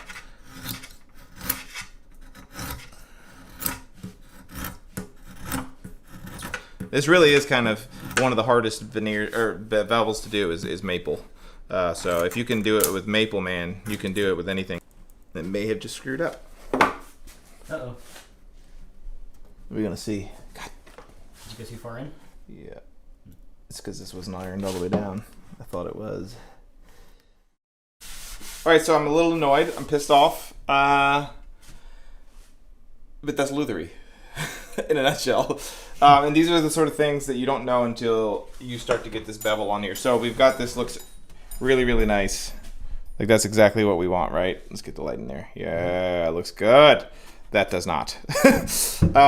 So that last chip off happened because I'm kind of frustrated. But what was happening before then is this right here was starting to show. It's more yellow here, obviously because it's got this dried yellow glue on it. And if we were to sand, we could get that smooth. But we don't want this binding to be revealed until right around here. And I believe that the reason why this is happening on this one is because it's a little round. I really need to get it perfectly flat. And I also think that my veneer is a little too thick. So what we're gonna need to do, we also had a situation over here too, same thing. I've actually never had this happen before. And that tells me that I think that what once again we have is a situation with our veneer being too thick. So I'm gonna end up having to take all this veneer off. Pissed off? Yes, because we're hoping to get this episode in the bag, if I'm being honest with you. But I think this is a really good opportunity for you guys at home to see that, like, even me, I've been doing this for 15 years. This is probably like my 30th arm bevel. This happens. And if it happens to me, it's probably going to happen to you. But the good news is there's actually a way of fixing all of this. It's going to require some work. And I believe that there's probably at least 50% of you at home who maybe are brave enough to try this arm bevel on your guitars who have come across the same problem and are going to need to fix yours as well. So I want to burn this guitar to the ground right now, and that's pretty typical of luthery, but we want to show you that even I mess up and show you how to fix it, which is in the end. That's what makes a good luthier. It's probably a good thing. I thought, yeah, it was probably a good thing, yeah. I thought a good luthier was made by really, really nice tools. I know, I was told wrong. Yeah, I was told wrong. But we will do that, and before we get into it, just to give you a quick little teaser, what could have been? It came out really nice. A little black staining in there from the ebony dust, but that's all going to go away. All right, so to be continued, right? TBD. Wait, to be continued. TBC. TBC. All right. Yeah. What is it?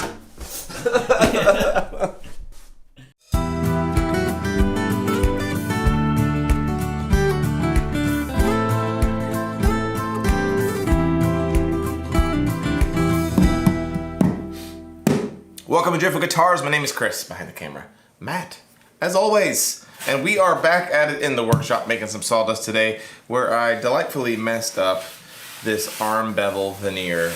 And so what we need to do today is remove it and start over. I went ahead and made a new veneer. This one, way better than the last one. I think that my problem mostly was because that veneer that I made for this particular one that got messed up was too thick and it wasn't conforming the way that I needed it to. So I'm gonna show you really quickly how I remove this veneer. I'm not gonna spend too much time on it because it's pretty straightforward, and then I'll show you how I'm going to make sure that it's even better this time, and then we're gonna reapply the new veneer. So stick with me as we move this over to the vacuum clamp.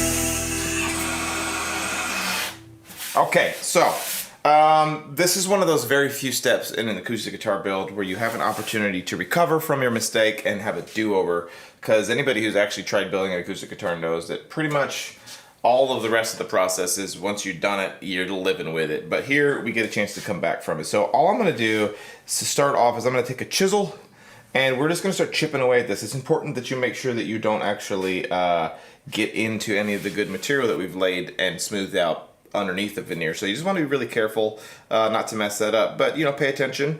We'll do that, and then we're going to take a sander and then get all the glue and everything taken off of it as well. I'm actually going to find one of these spots where it messed up. Yes.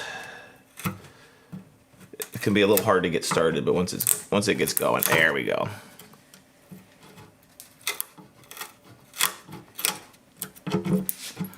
It's amazing how well that glue holds.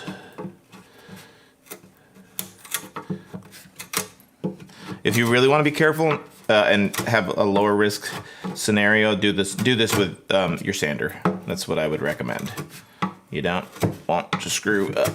I need to sharpen my chisel. That's what I need to do.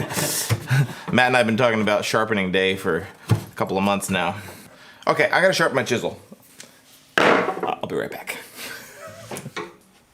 All right, we gave her a little sharpen, and it's way better now. So yeah, we're just gonna hog away here. Try not to kill my hand with my chisel.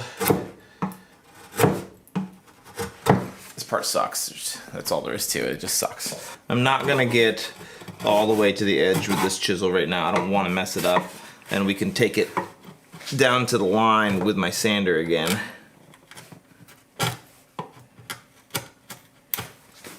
Come on.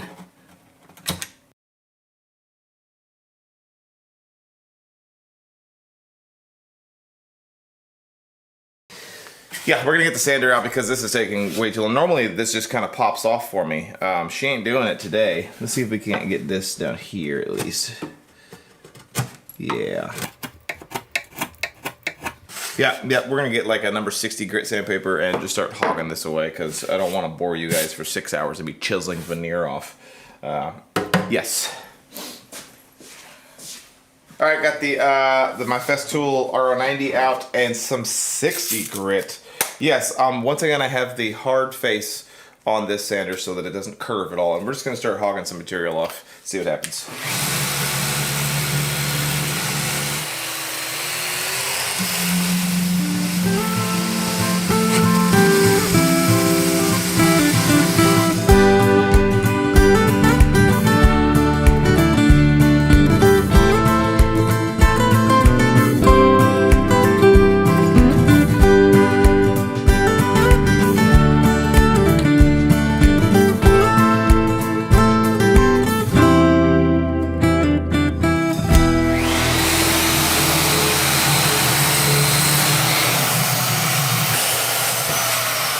Okay, so I have now sanded this to the point where I don't want to sand anymore, and you can see what we have left is a little bit of the veneer still left, and then it's yellow because what we have there is that that wood glue that's still on here and it's dry.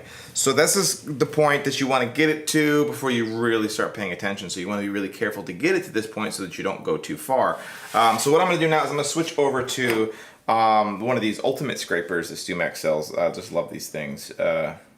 Or just a regular scraper. You could use a file, you could use a chisel, but we're just gonna take this here and I'm gonna drag this across here. And with the reason I switch with this is because A, it's gonna stay perfectly straight. We're not gonna end up rounding this over, but also it's going to scrape off the veneer and the glue if I'm really careful with it. Yes. That literally couldn't work better.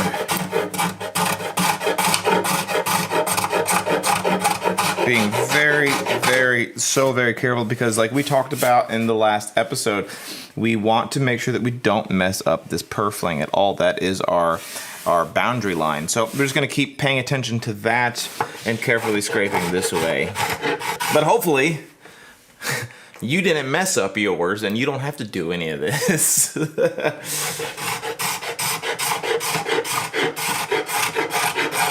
What I noticed as far as like, obviously part of fixing any repair or fixing any problem on a guitar is realizing like what you did wrong. And I am pretty positive that what happened was this area from like here to here is not perfectly flat. Like this is, if I lay my my scraper here, it's perfectly flat. Let's see if Matt can get that, right? Can you get that? There's no light gaps? Yeah. But as we come over here, I can rock. And so, yeah, especially right here. This is where it started to delaminate and not lay down for me, is it's really curved. Hell, I can use the curved end here. That's what happened. And the same thing happened down here as it just started to get rounded over. So that illustrates my point on why you really want to make sure that you get this perfectly flat. So I'm going to focus this main section here, just removing the glue and getting it clean again. But then over here and over here, I'm going to work on kind of shaping it better so that we don't have the same issue on this layup.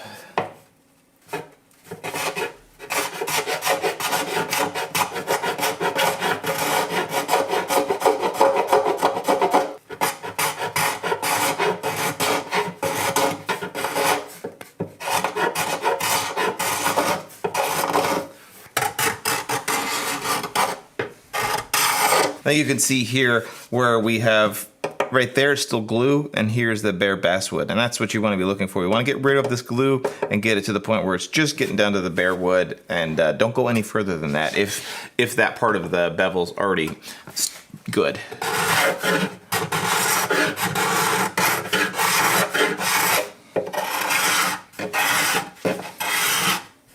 And as we get closer to the finish line, we're going to switch over to less and less aggressive tooling.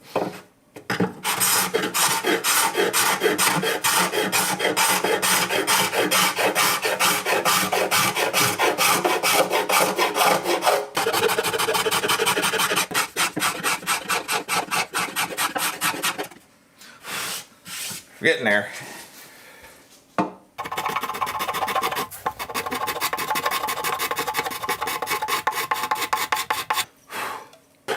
And you'll notice how I'm taking off more down here than I am up here. That's because I think that illustrates well that I'm applying more pressure down here than I am up here because I want to be very, very careful of my purfling. And now that, so the reason I say that is because I'm getting now over to the purfling side. So I'm changing where my head's at to face just the purfling so I can make sure that I'm not getting into it with my scraper.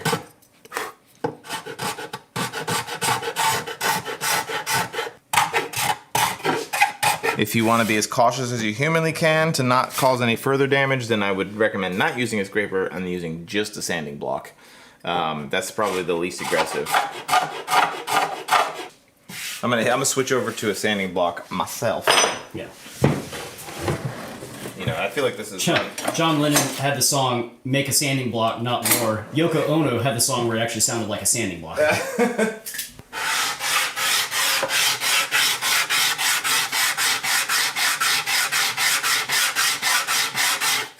Yeah, I can feel it as I'm sanding here. Like watch my the angle of my sanding block, and as I come around, see how it quickly becomes more, what's the word, vertical.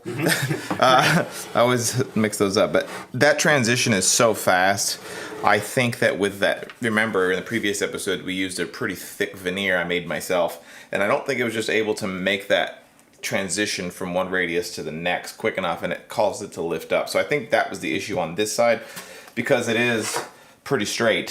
That's not the issue. So we had two separate issues here that kind of caused this. So hopefully we can fix it. Only once in my time of doing veneers like this have I had to do 2 do-overs. So who knows? Maybe this will be the second time I'll need to do 2 do-overs. But the nice thing about when you do mess up and you have to redo it is that you pretty much kind of get an opportunity to work out the little of the kinks that you had left. In many ways, it's a good thing that I messed up. I did it for you guys. The Driftwood School of Luthery, we show you how to mess up and how to recover from it. And then we pass the savings on to you, That's right. the consumer. I'm taking my time down here because this is obviously where our issue was, so I want it to be right.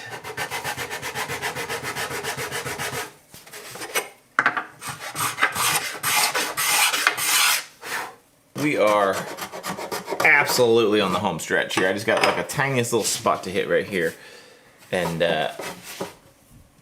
we're gonna be done. This is definitely where my issue was last time. It's just not, it wasn't flat by any means. It was rounded over like all get out. All right, so what I'm gonna do, and I'm in a weird spot, right? What I'm gonna do is I am going to take a few moments as soon as we turn the camera off in a second and just really go over this, make sure that it's absolutely perfect, that there's no issues. But right now, just my quick impressions are that we're right where we wanna be. You know, we've gotten rid of all of the glue. There's just a tiny little bit of glue here and there that's, I don't want to scrape back any further. I think those are actually low spots. Then the next thing I'm gonna do is go ahead and trace my veneer like we did in the previous episode, and go ahead and do my glue layup on here, and we're gonna let that dry for an hour. We're gonna do an abbreviated version of that in this video because once again, we did cover it in its entirety in the previous episode, which we'll put a link to up here. But yeah, so we're gonna cut the camera for just a second. We'll do that. And I'll show you the Cliff's Notes of how we're gonna get this new veneer laid up and ready to go onto this guitar.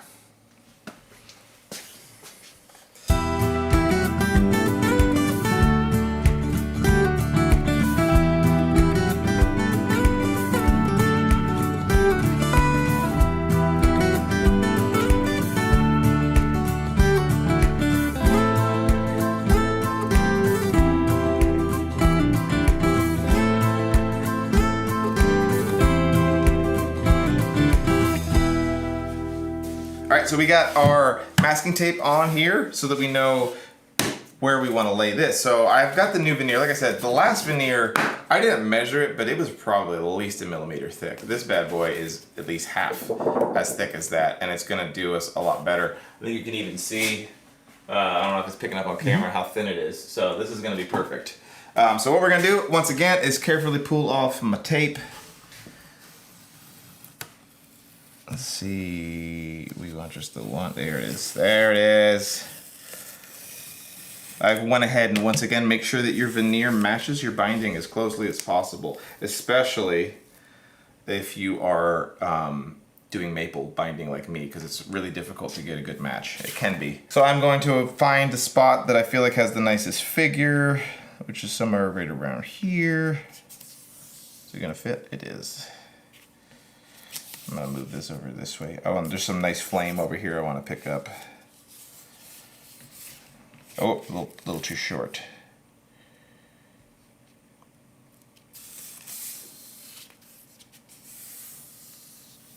There we go. Okay, so what I need to do is we're just gonna cut this out real quick with my razor blade, and we are going to apply our glue. Yeah. That's way easier than last time. Once again, cut it proud of the actual size so that you have some room to work with. About 1/4 of an inch or 6 millimeters for those of you in the civilized world. What's that supposed to mean? Okay. Jesus. Okay, so we have our bevel veneer laid up. So all I'm gonna do is we're gonna apply some, what do we have? We have Tite Bond? Yes. We're gonna apply some Tite Bond wood glue. Hitting on it again, do not use the professional Tite Bond or the outdoor Tite Bond, or if you're using the Elmer variant. For some reason, those ones don't work with this technique. They put some additive in them. So you wanna use the original recipe, just like your KFC chicken. And you're gonna apply a nice thin layer here, a nice thin layer here, and you're gonna set these aside for 1 hour on the dinger. Don't glue them up yet, and then we're gonna actually try to iron this on after it. But before we cut to that, I do want to mention that we have a whole bunch of new tone woods on the website. So make sure you guys go check out driftwoodguitars.com/tonewood, where we have, what do we got, Matt? We got all kinds of really awesome cherry, some figured cherry. We've got some flame maple. We've got Brazilian rosewood. Yep. I think we still have a piece of zirconi left over. Brazilian rosewood, fret blanks, bridge blanks, all of the things on there. And many of those items are at a discounted rate now, so check that out. One of our goals with the tone wood section on our website is to curate a collection of tone woods on there for not just high-end builders, but for those of you that have been following this channel for a while who are interested in building a guitar for the first time. So we are trying to get more and more woods on there that are beautiful, and also really good tone woods, but most importantly, at a good price. So make sure you check out some of the new wares that we have on there. I think you'll be surprised at the price points on many of them. And yeah, with that, we'll get this thing prepped up to be glued on. Okay, so I have my Tite Bond glue on here, nice and thin, nice and smooth on the bevel as well as the veneer. So we're gonna set these aside for 60 seconds or 1 hour. For those of you, yeah, 60 minutes or 1 hour. I'm just saving you that comment section because even though you know how many minutes are in an hour. That's right. Yeah. Yeah. For those of you on the metric scale, that's 1 hour. And we're then gonna iron this thing on, and I'm pretty sure it should work this time. So now we eat lunch, right? Yeah. It's lunchtime. Smoking the gun. Okay, it has been an hour. Matt had lunch, I had lunch, I had some salad, a little Southwest salad, and some coffee ice cream. Breakfast of champions. But we've let this dry. This is totally dry. I just hit it with a little bit of 220, very, very lightly to knock off any dust. Same thing here. Looks super good. So what I need to do is grab my iron real fast. It take a couple seconds to heat up. And then, we're gonna make it work this time, right? You guys are with me, right? It's gonna work this time. God knows, I hope so. We got our iron, we've heated it up. A good test to see if it's hot enough is that it does that. Get yourself a shop iron. I say it every time. Get yourself a shop iron. Many uses. Okay, so we are going to get this bad boy glued on here. The trick to getting this right before you get married to it is to dry fit, dry fit, dry fit. Because if you don't put it at the right spot, you might end up like having this off, and then down here it's not going to be in the right spot. So make sure that you are for sure that it's in the right spot before you commit to anything. All right, so now moving it, we're going to take this and we're just going to get it tacked. I'm feeling good about this one, Matt. Don't jinx it. I'm feeling good about it. I'm going to say it out loud. Swear to God, if you jinx this. Remember, folks, if I mess up, this is Matt's fault. We had somebody, since I'm just ironing now, we had somebody comment on a recent video that basically that Matt has been a horrible addition because now we tell too many jokes, right? Wasn't that something along the lines of that? Oh, my hats are stupid. Yeah. And this is from a grown man who said all this, by the way. My hats are stupid, and that nobody wants to hear us talk. They just want me to shut up and color, essentially. A little bit of a cracky crack there, but it's good. This is gonna work, folks. Okay, so for those of you from the last episode, welcome. We are finally back to where we were in the last episode. What we're gonna do is I'm gonna start off with my chisel, and we're gonna carefully see which direction this grain is running in, and it's that way. So maybe we'll switch again with a little mat. I'm gonna cover a lot of the things that I covered in the last one now, since we're kind of caught back up.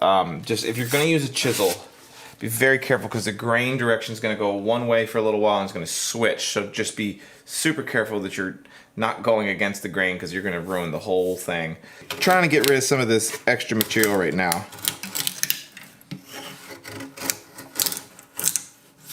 It's funny, in the last episode, so many comments were like how nervous I'm making them with the chisel next to this ancient Sitka. And like, when I'm doing it, it's like I feel in control, like there's no issues. But watching the video, I was like, oh my God. That is jarring to watch. Suck a butt, I got it.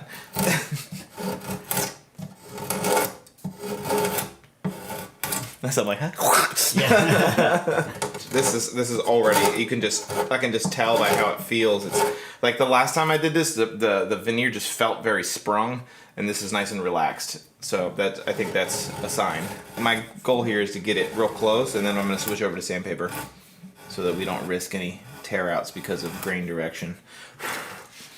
So it's like this general area where the grain direction kind of changes.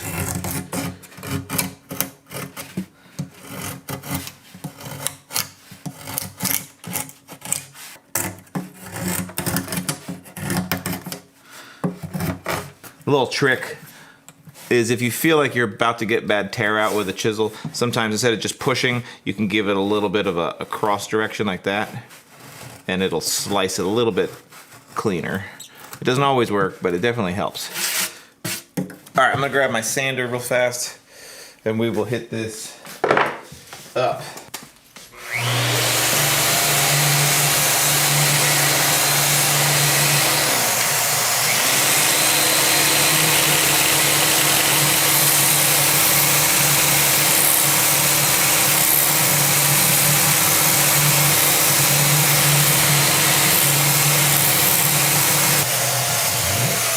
You'll notice that I kind of held on to this while I was sanding it. I don't want that to catch and tear it. Same thing down here is the reason why I kind of stopped right here. I don't want it to tear. So I'm gonna break it just to get rid of the excess. Grain's running this way. So supporting it with my hand, come on. We can kind of chip away at it just so I can get it with that sander again. Hit that with the sander.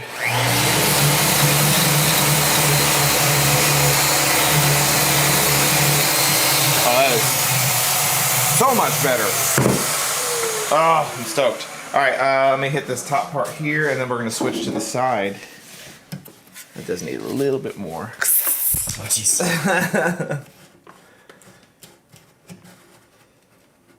A little bit more glue here. Well, I think I talked about it in the last one, but it's hard to get this inside radius, so a lot of times I'll heat it up, and then I just, while it's still really hot, it helps if you have calluses on your thumbs. What's that smell? Anybody else hungry for steak? We're gonna break it, supporting it where I want it to break, and then very gently. Yeah, queen. All right, there's that.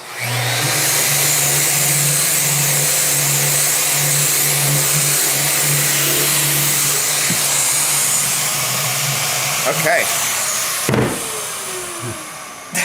We are doing better on this one than the last one already. So I'm gonna rotate this and then we're gonna knock this side down. And I think it's gonna work this time. I just burnt my hand on the damn iron. Same thing, we're gonna try to find the grain direction, which I can see it right here. This is the spot where it transitions. Actually, before I go any further, I wanna make sure, because I know that I got that glued really good along this edge. I'm gonna do the same thing and make sure we're getting good heat all the way to the edge of the veneer. It only took us a month to shoot the next episode. Told you we were gonna knock this thing out for you guys.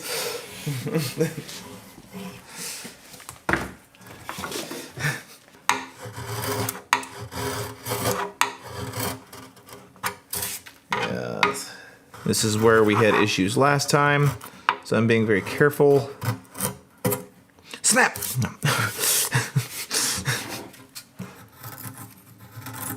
Before I get into that, we're gonna get the rest of it. Yeah. There's where the puckering happens. So right here where the grain changes directions, you can see where it's flat right here. I'm gonna hit that mostly with sandpaper because it is not going to let me do it without a fight. So before I do this side, we'll go ahead and hit this up with the sander.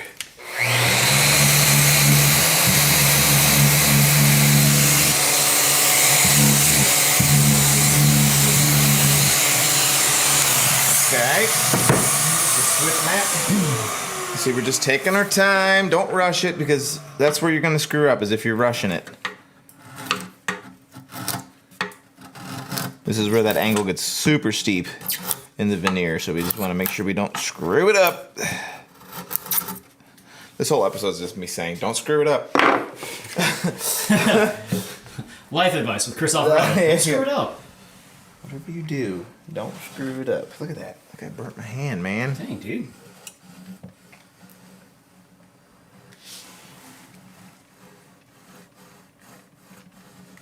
So steep of an angle here, man. She's fighting me.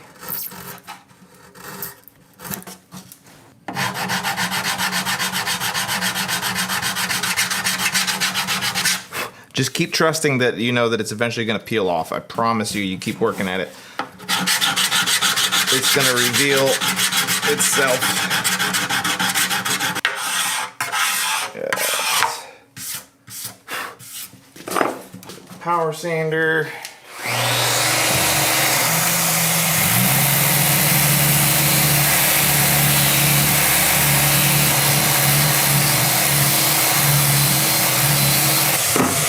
Switch over to my scraper, get rid of some of this glue. And super important that if you're going to use a scraper that you pay attention to the grain direction. It still matters with the scraper. Otherwise, if you were to come this way, it'll catch a chunk of it and tear it out, and then you're up a creek. Freshy, and we're going to get the inside radius, and I think it's going to work.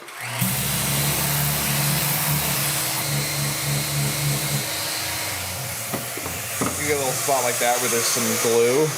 Ain't no thing. Take it right off of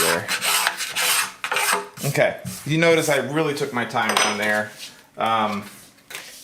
That's the big thing, man. I really think that was another factor in the last one. Is just being in a hurry because I'm on camera, you know. So what I'm gonna do is we are going Performance anxiety? Yeah, I swear to God, it's never happened. So now we just need to get this, and this is typically the hardest spot to get. It's just hard because it's hard to get the iron in there, right? There's a lot of reasons why this sucks. I need to get my spindle sander so that I can get it in there real quick. If you don't have a pinwheel sander, A, you're wrong. B, like I said, you could probably wrap some sandpaper around a can and do it with that. That's a great technique. Or using, a half round file and things like that. Sandpaper for the win, though.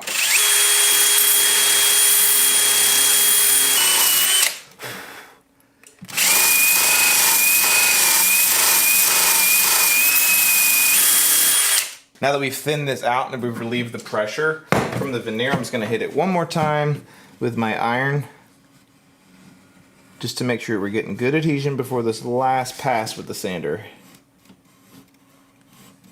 But I think we fixed it, Matt. Yeah. You did great, Matt. Oh. You get what you pay for. I love the concerned messages we get sometimes. They're like, you can make a lot of jokes about Matt not getting paid. He's getting paid, right? Yes. No. Chris, sometimes whenever I'm changing the radiator here at the shop, Chris makes sure to throw me an extra muffin. Yeah. It's the same thing.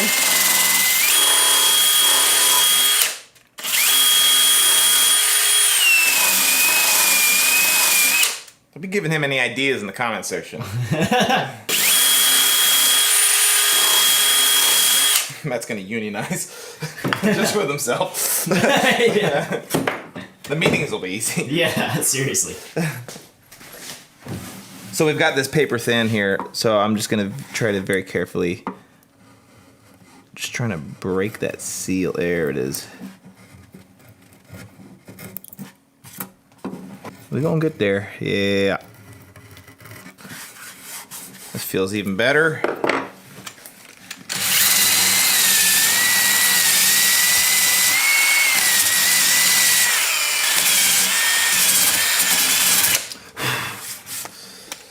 Okay. I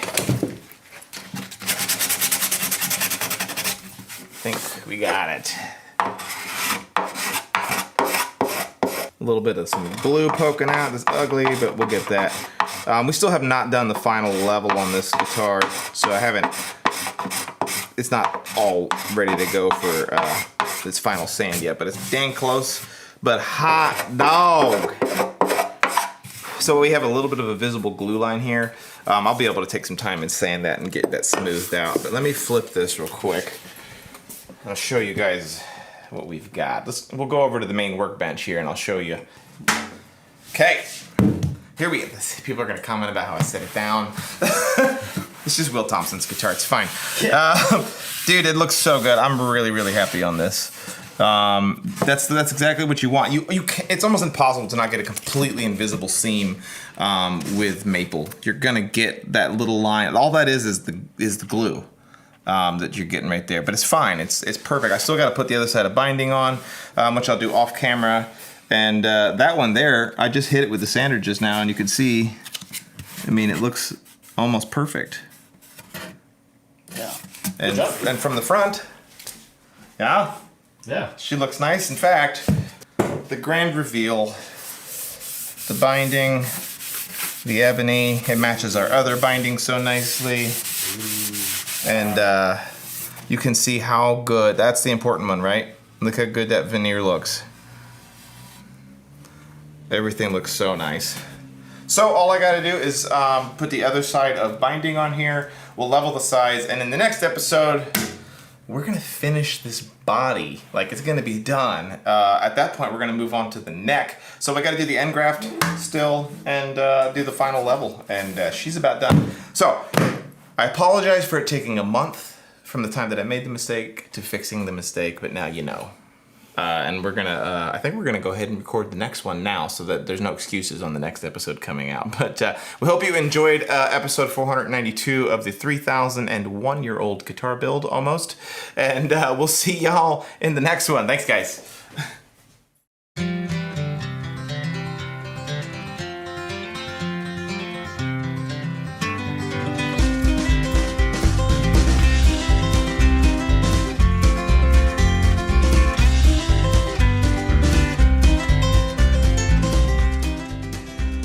Welcome to Drift Guitars. My name is Chris. Behind the camera is Matt.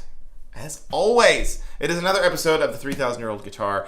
As many people have commented, we are up to 3,001-year-old now at this point, but that's all right. It's fine. It's fine. Guitars take time, and this one's from my buddy Will, and he doesn't deserve to have it anyway, so we're just going to do it even slower.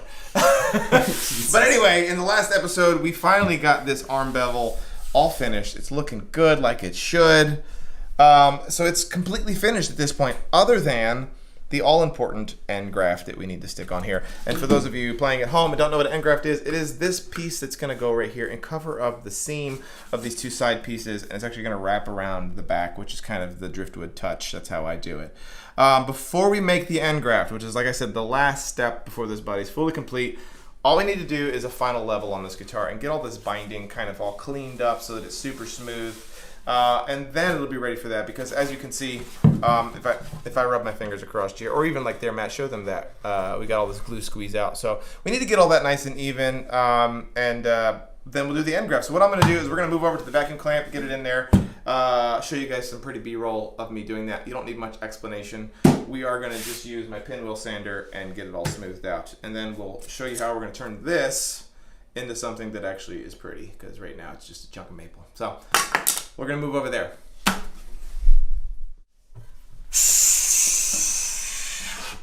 All right, like I said, we just need to get this level. I've got the old trusty rolling pin sander out, and we're just gonna get these knocked down. I don't wanna take off pretty much any material off of the actual ebony that's on here, because it's already super good. Just getting these guys smoothed down.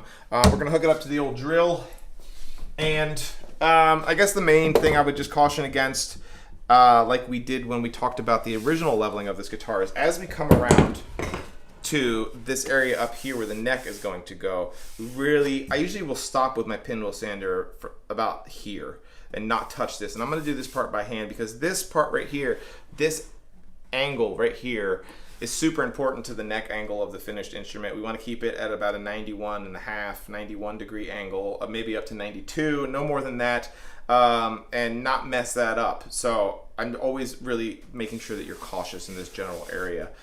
because the next episode of this guitar after we finish this one is actually going to be cutting in our mortise and tenon joint on the guitar. So that's really the only thing I can think of before we kind of get cranking that I would say just be really careful of. Your mileage is going to vary. If you're using plastic binding, this is going to go super fast. If you're using wood binding like I am, it's going to go slower. If you're using like an ebony binding or a really hard wood like that, that's going to vary as well.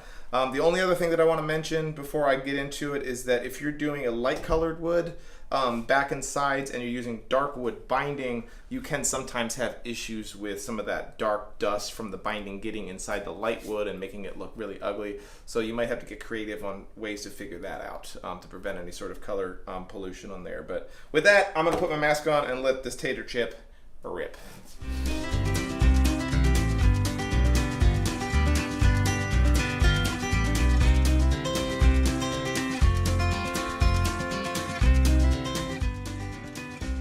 Okay, we have that sanded. It looks really good. And while I was doing this, I was thinking to myself, I was watching another YouTube channel the other day. Somebody I've been watching for years. And it occurred to me, I'm not subscribed to them. And I was blown away. How am I not subscribed to them? It also occurs to me that 60% of the people who watch this channel are not subscribed. So right here, like in this spot, like right there, if you look, there's this giant red button that says subscribe. If you watch this channel and feel like you get a value out of it, please hit that subscribe button. It helps us in so many ways, whether it's us to be able to make a living doing this or to help us get people who sponsor these videos and get to go on cool trips and give you guys more information. So make sure you hit that subscribe button. It means the world to us. So now that we got that out of the way, we can actually show you how to finish off this level job.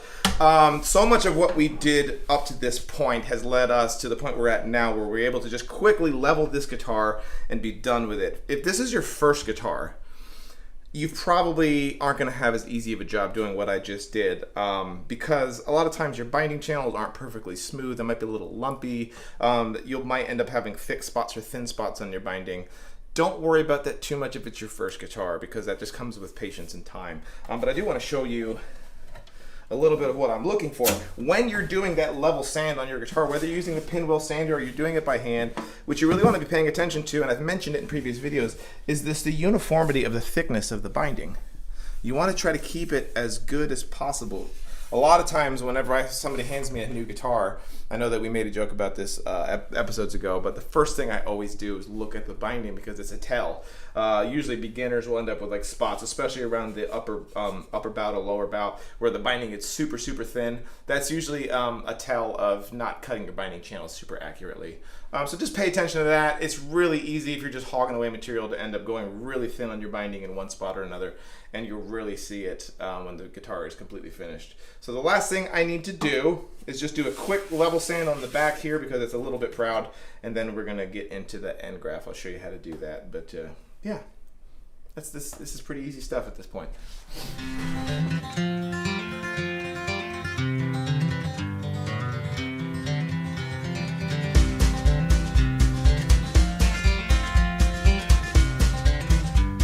Okay, so I got the back sanded down. Before we move on to the end graft, I do want to mention, because I'm always trying to help you guys out at home, I don't need it on this guitar because it's already super smooth. But just like when we originally leveled the sides, get yourself a piece of spring steel. I think I got this at LMI years ago. It's a piece that is meant for bending sides as a support.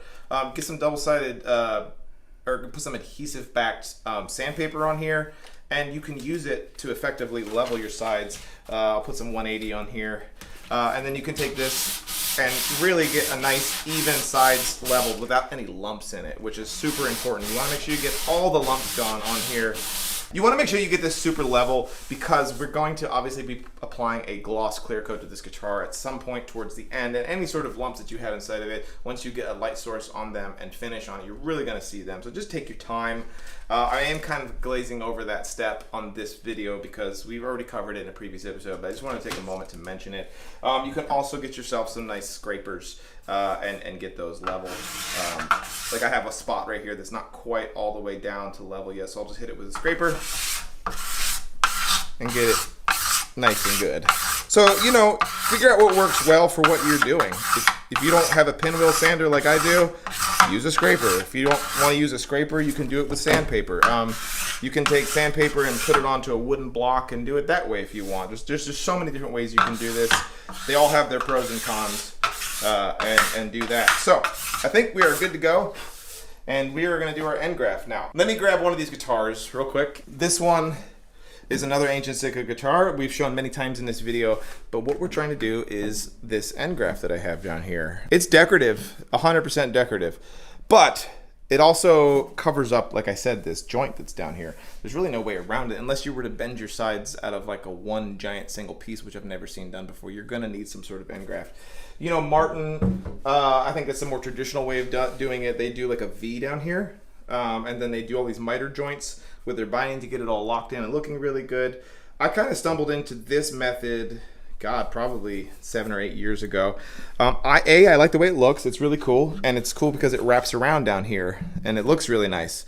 But it's so much easier than the Martin way too, so it's kind of like a twofer. So you'll notice because of the wraparound thing, I've done something with this guitar that you may not have noticed before, but on the top of the guitar, I've actually got these butted up against each other. It's all gross looking now because there's black dust inside of it. So you're gonna visually be able to see that joint, but down here, it doesn't line up. That's because I'm gonna be covering up with this end graft. And it also makes building the guitar easier because I'm not spending a bunch of wasted time trying to get this butt joint perfect on the binding because it's going to get covered up anyway. So I think the reason I did it in the first place was some sort of issue like that where the joint wasn't super good. Everything that's ever been invented on an acoustic guitar is because somebody messed up and tried to cover it up, I promise you. So what we're going to do is I found myself a piece of maple. There we go. I found myself a piece of maple that's actually very close match to the existing binding that's on here. It's got some good flame inside of it. So we're gonna cut it and we're gonna make the end graft, and I'll show you how I do that. It is probably 2 millimeters thick. Yeah, we're just gonna go from there. So what I'm gonna do is just take my 180 grit here and I'm just gonna give myself a nice clean edge, something nice and flat. I just need it. Cool, looks good, feels good, smells good. What we're gonna do now is I'm gonna just grab my calipers and I'm gonna come up with a distance that I feel like looks good. Let's call it 0.7 of an inch. For those of you in metric land, 17.5 millimeters. And I'm gonna slap this bad boy on here and I'm just gonna mark a line. That's all we're gonna do, we're marking a line. And I'm gonna take this over to the bandsaw and I'm gonna carefully cut that out, just proud of that line, and then I'm going to take my sandpaper and I'm going to get it perfectly smooth so the 0.7 of an inch strip the whole way. So that'll be what the next strip is. Come up with a design that you like, that you think is super cool. If you want to follow my way, do that as well. I don't have a freaking patent on it. But yeah, that's what we're going to do. We're going to go ahead and cut this because the next step after that, I'm actually going to bind this whole piece of end graft with some pearl because I think it looks nice, just like the guitar that I showed you a few minutes ago. Once again, you don't have to do that either. On some of my lower trimmed guitars, I don't do that pearl trim on there. But yeah, so you can see I'm just going to cut along that line. I'm going to cut just on the outside of it.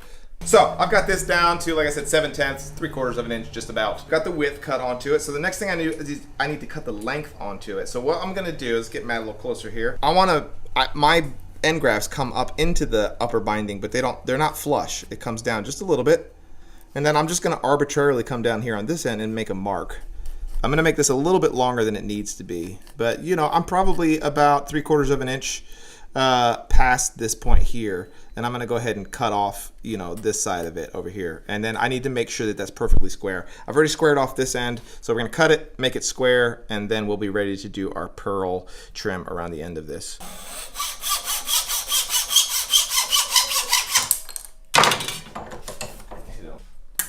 We've got the end graft made. I've got it sanded down. It's looking good, feeling good, smelling good. It's at the right size. So what I'm going to do, at this point, you could just route out a pocket and put this thing in, but I like to make it look a little bit prettier on my guitar. So what we're going to do is I'm just going to glue on some Abalone shell that I have here.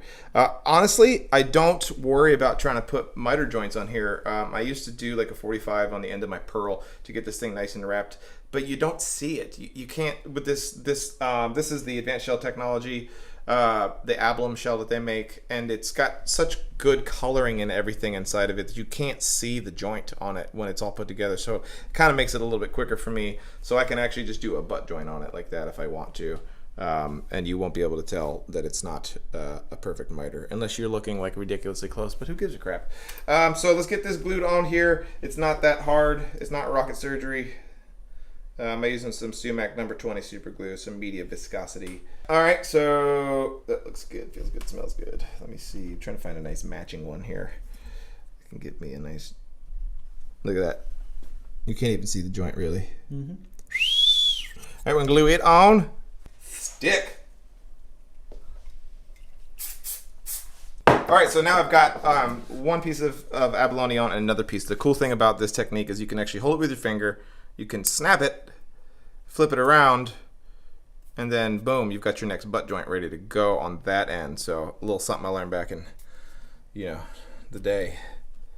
Yeah, so I'm gonna glue that piece on. What I like to do so that I know how far to put my glue is I'm actually going to just put a little pencil mark right there. And then I can take my super glue and just apply it here. Boom. Make sure you do color side up because there is a side that's not nearly as pretty. Bada bing. Oh, my fingers are so stuck to this one. There we go. Oh, there it is. Good God. Yeah. A good artist always leaves a little bit of himself in his Yeah, work. there's a whole bunch of my DNA on these guitars. There's a lot of finger skin. Yeah, in the future, if they ever want to prove authenticity on my guitars, they'll just be like, well, check for his skin on the guitar. The other two side pieces are just they're gonna go proud as well. Let me get it on there. This is so bad. And we're gonna break this one a little bit proud. We're gonna flip it and we're gonna get this side glued on, and then I'll show you how we'll prep it for the last little step here, and we'll be done already. Alright, it's only been 8 hours and we're already done.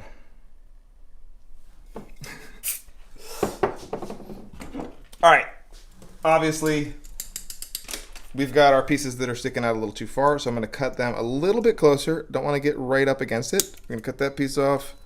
We're gonna cut this piece off, and then we're gonna cut this piece off. So now I can take my sandpaper, nice and level. We'll get that sanded nice and level there. Still not quite there yet. Yeah, looks good. Looks good. You can be very careful on this side. You don't want to break the pearl. So we're just gonna sand it nice and smooth to flush. So now I can just take a little piece of this and then glue it on right there, and we'll do that one more time with the clipping and the sanding, and we will be good. It looks really sloppy right now. I know those of you playing at home, especially those that don't build guitars, will see this and be like, really? That looks a little sloppy. But much like the American treasure Bob Ross, this happy tree is gonna look really good. It's gonna look really good. So that's our end graft in very rough form. I haven't sanded it down smooth to make it look really nice and uniform yet, but I think what I'm actually gonna do now is I'm gonna run it through my drum sander just to get it at a nice even uniform thickness. Once I run it through the sander and it pops out the other side, we'll show you guys how it actually looks really nice. And then all we're gonna need to do is actually inlay it into the guitar, and we're gonna be on the home stretch. Before I get into that last little step, I do wanna mention to you guys, if you are following along with this, or following along with this build has made you go, I want to build a guitar myself. We've mentioned it in some past videos, but Matt and I have actually curated a collection of tone woods on the website at drewfootguitars.com/tonewoods, and we have some really fantastic tone woods on there that are not super expensive. We obviously have some Brazilian rosewood and zirconia and things like that, but what we have some highly figured cherry and some flame maple, and we have some Sitka spruce as well. Options for those of you at home who are looking to get into building, looking for wood that's not going to break the bank, but actually looks really nice as well, and will obviously, most importantly, sound really good. So check out the website, drewfootguitars.com/tonewood, and buy some of the wood. We'll mail it to you guys directly from our workshop here. We cut it ourselves, we dried it ourselves. I guarantee you that it's going to make a fantastic guitar, and you're going to come in way under budget. So yeah, do that. All right, fresh off the drum sander. What do you think? What do you think? Looking pretty good, right? Yeah, man. Okay, now here's what we got to do. We've got to get this obviously inlaid. Have we done? We haven't done any actual videos, I don't think, on this channel of any inlay work. I don't believe, right? No, this is our first like inlay. It's not hard, it's just a rectangle, but it's still an inlay nonetheless. So you're gonna get the general idea of how to do those. What we need to do first is find the center point on this piece of end graft. So we're gonna do that here with our little calipers. I usually mark the underside of it, is the easier way to do this. I'm not gonna do this on the guitar. So many people comment, listen here, we need to talk about this for a sec. People are always commenting when I'm like leaning on a guitar. Well, if that was my guitar, I would never take it to that man again because he leans out. I'm not putting my whole weight on the guitar. I'm just putting a little, like I'm barely leaning on it right now. So relax, people, relax. Because we've marked the underside, on this end, I'm actually gonna bring that mark just around. So we're at a point where we can see it. And we're gonna line that up with the gap. And then on this side, I'm actually gonna come underneath and I'm gonna line my mark up with the center seam of the wood, which is right there. I'm not really worried about lining up with that because we're gonna cut that part off. So, once again, just get this up in here. Line this up with the center seam, which you're not gonna be able to see on camera. And then we're gonna begin to mark where we need to do the inlay. What I like to do is either use a scribe or a razor blade, and very carefully, you can just lightly tack this on with some super glue if you'd like. I'm not gonna do that in this particular case, but just being very careful not to make this thing move. We're gonna scribe a line here. Be very careful on this side that you don't fall off and tear anything up. But we're just very carefully marking, and this is African ebony, so it is super, super hard. If you're doing this with maple or anything soft like that, it's not going to take much pressure. Very lightly marking here. And then we're going to very carefully come around this side and mark right here.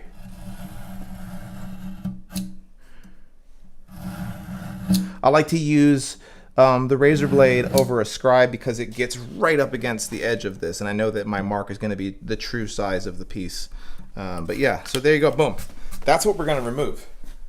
So what we need to now do is, I have done this a couple different ways. I've either done it by hand. I'm not going to do it by hand on this guitar because once again, it's ebony and it's going to be a pain in the butt. If you're using a softer wood, you could do this with just a chisel if you'd like. Nice sharp chisel, and taking your time. But so what we're going to do is I'm going to set up my Fordham tool, and we're just going to route out a pocket here very lightly, kind of the rough pocket, and then I'm going to use a chisel and we're going to get the edges of it nice and clean. But yeah, let me do that real quick. I've got my Fordham tool here. We've got a 1/8 inch bit inside of it. I have set the depth to this. This is all using the, for those of you that are going to ask, this is the this is the StewMac Dremel tool router base, which gotta have it. It's amazing. We did a tool giveaway of one of these probably like 4 months ago. Must have. This is the Fordham tool, which is this giant, it's basically a giant Dremel tool with a full-size motor over here with a flex shaft over here. But a Dremel tool will get you there. You set the depth to this to the exact same depth as our end graft, which is just basic. This is inlay work 101. No big deal here. But yeah, so we're just gonna start routing this out very carefully. I'm gonna put my optimizers on. I usually start in the middle. I'll route a channel up the middle and then slowly start working my way around and getting it wider and wider.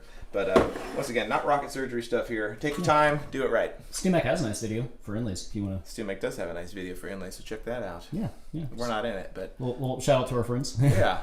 Shout out to Susan if she's watching this. Yeah.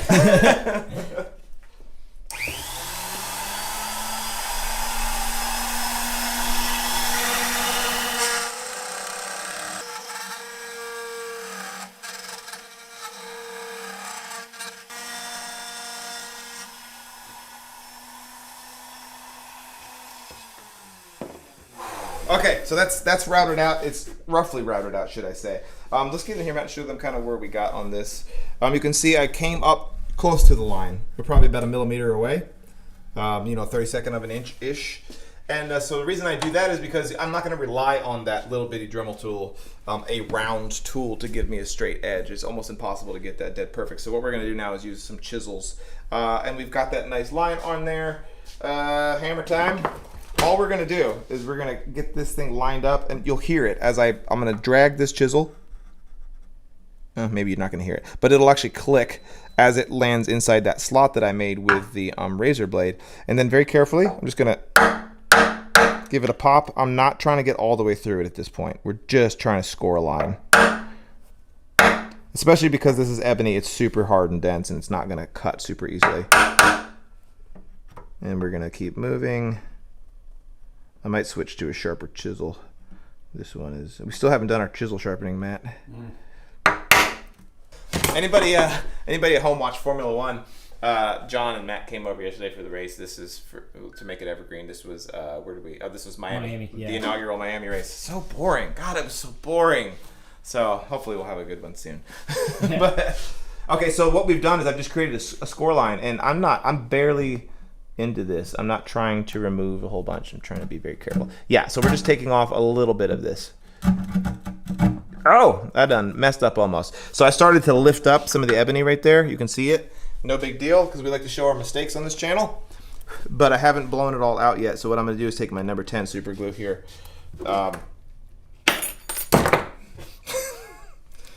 And we're just going to flood this spot real quick with some super glue just to get that back down. No big deal. I'm going to push down on it with my chisel. I'm going to hit it with this. It'll buff out. That's fine. It's fine. It's nothing to see here, folks. We'll get that sanded down and looking really good here in a minute. But clearly we're not ready for prime time quite yet. Ooh, she's still a little wet. All right, now we're ready to go.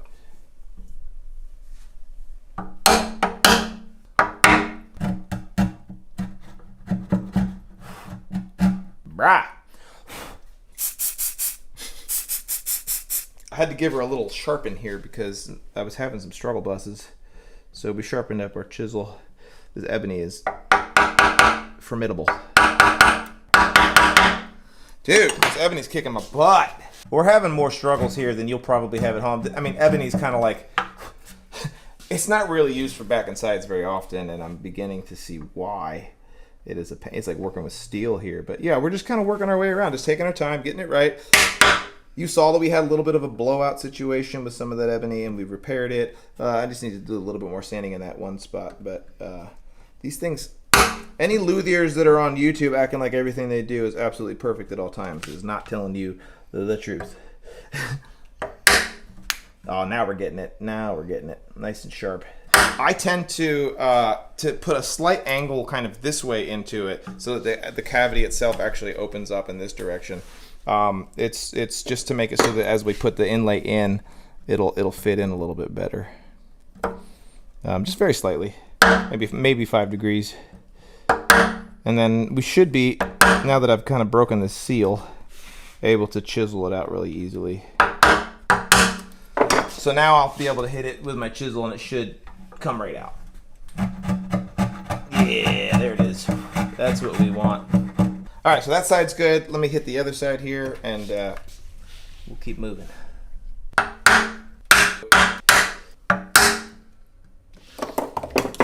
So that's good. Ooh, I just spit all over. I'm just gonna chisel out the other side. Need to do one more pass with the hammer. So that is super good. So now what we need to do is I'm just gonna, like I said, just chisel this part out, and then we're gonna get up into the maple. So the thing about the maple, okay, so the thing about this maple is that there's not a lot of bridge of wood kind of holding it all together at this point because we've made it really thin. So just be very careful with your chisel. Don't push up into this direction because you're gonna blow out that whole piece. But the maple is obviously a lot softer than the ebony. So what you can do is you can get in here without the hammer. If you want to use a hammer, you can, but with a sharp chisel, you can just give it a wiggle. Just a wiggle. Happy little wiggle, as Bob Ross would say. And then same thing here. I know my head and my body is probably all in the shot, but that's okay. And then the same thing here, just a little bit of a wiggle. That thing's always in the shot. Very light hit with the hammer. Working our way around. I didn't think this was going to be this complicated, but this has turned into quite the... Okay, I'm feeling pretty good about this. This is looking really nice. Let's get a good shot of what we've got so far. So, everything should be down to where it needs to be. I need to find the end that I marked over here. Look at that. That's exactly where my hammer go. Very lightly.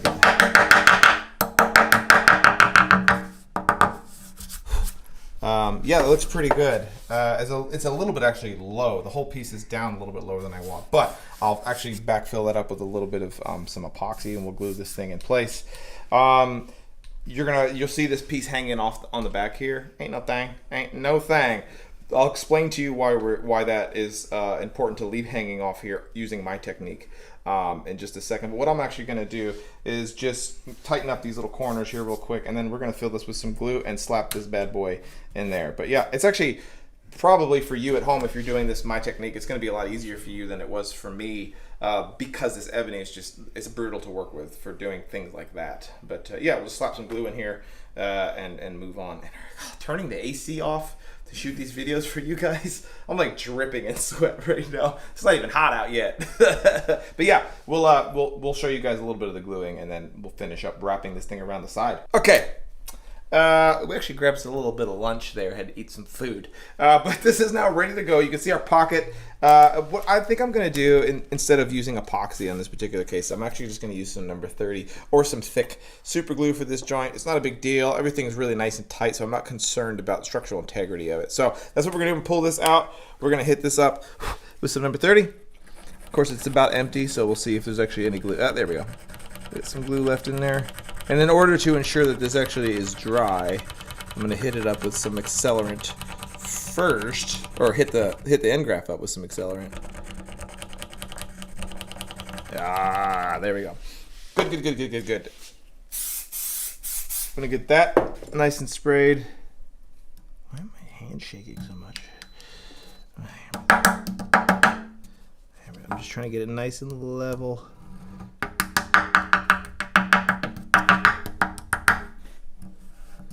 Yes.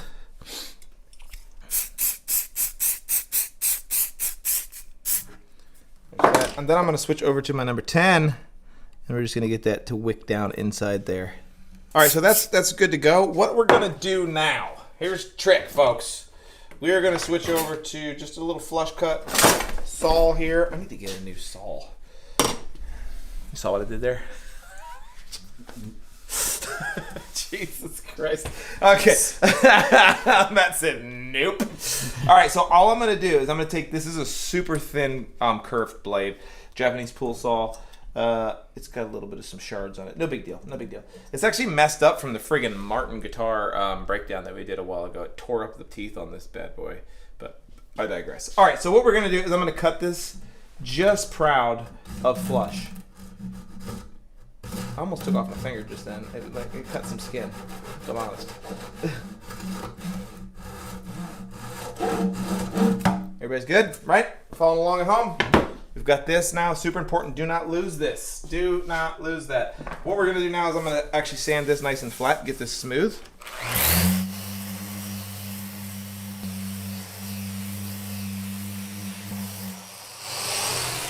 Alright, so that's actually really good. Super smooth. I can't feel any bumps with it whatsoever. It looks good, feels good, smells good. Obviously, I'm not making it absolutely dead perfect yet. We're going to get all that prepped up before we do our finish on the guitar. But now we need to do the part real quick where it actually bends over the side, and that's where this part's going to be important. So what I need to do is flip this over so that we can actually see that side.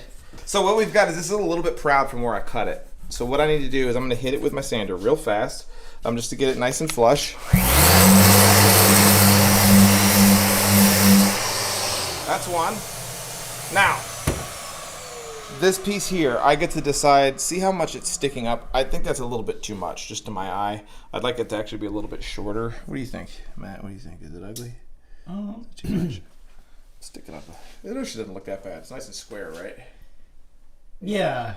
This is a personal choice. You can decide here how much wraparound do you want. I'm just going to take it over to my sander real quick. I want to get a perfect 90 degree. I'm probably going to cut off that much right there. No big deal. Whatever, cut off whatever you want to make it look good. So I'm going to do that real fast, and then I'm going to show you how we're actually going to put a miter on the existing piece that's already been inlaid. And then we're going to cut out a pocket right there, and then this thing's going to be done. It's not super hard. but it looks good. Okay, so what we need to do is I'm going to take some super glue, and we are very carefully going to tack this thing on exactly where I want it. So what I'm looking for, and obviously this hasn't been mitered and everything yet. You can see all the end grain, but we're going to line it up perfectly with the existing pearl on here. So I'm just going to take some number 20, stick it on it very lightly, and then we're going to tack this guy in place real fast, making sure that you get everything lined up correct. Right? Looks good. And then you're gonna check for just for general square. So she's nice and tacked on, looks good. Visually you want to make sure that it's you know, parallel with the grain on the end of your guitar. That's something that you just need to look at to just check. You really don't measure it, it's just something you look at. Now, we've got a little bit, because the bottom of this guitar is not perfectly flat, I'm just gonna take a little bit of sandpaper here. We're just gonna round it just to match the contour. Ain't no thing. Looks good. So now I'm going to take another razor blade, and we are going to trace the outline of this one really quick. Very carefully. You don't want to make a giant scratch in your guitar. Jeez, this thing needs to be tightened down, huh?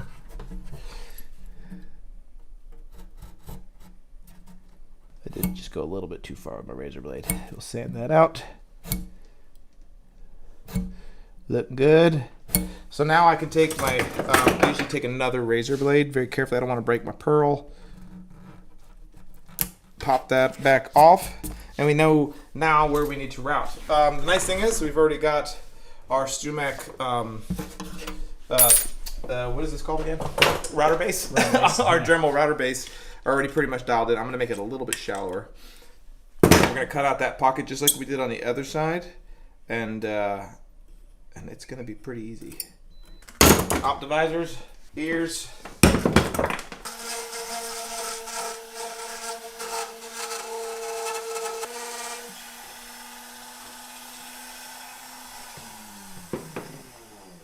All right, so we've done what we need to do on that as far as the router is concerned. But what we're going to do is we're going to edge up. We're going to line this thing up like a good haircut along the edges here to get it right. I need to get a smaller chisel.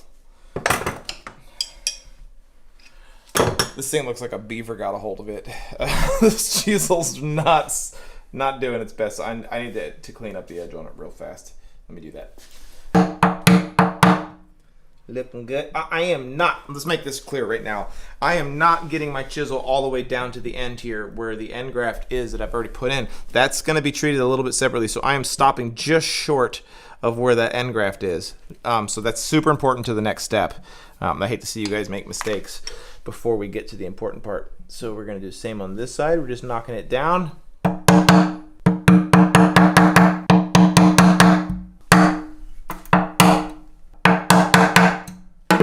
What we still need to do is the miter joint to get it wrapped around so that it actually looks like one solid piece, so that it's kind of melted is the look that we're going for, right? So that fits in there nicely, but that's obviously not going to work right there. So what I like to do is, where's my sanding stick at? Matthew, there it is. There it is.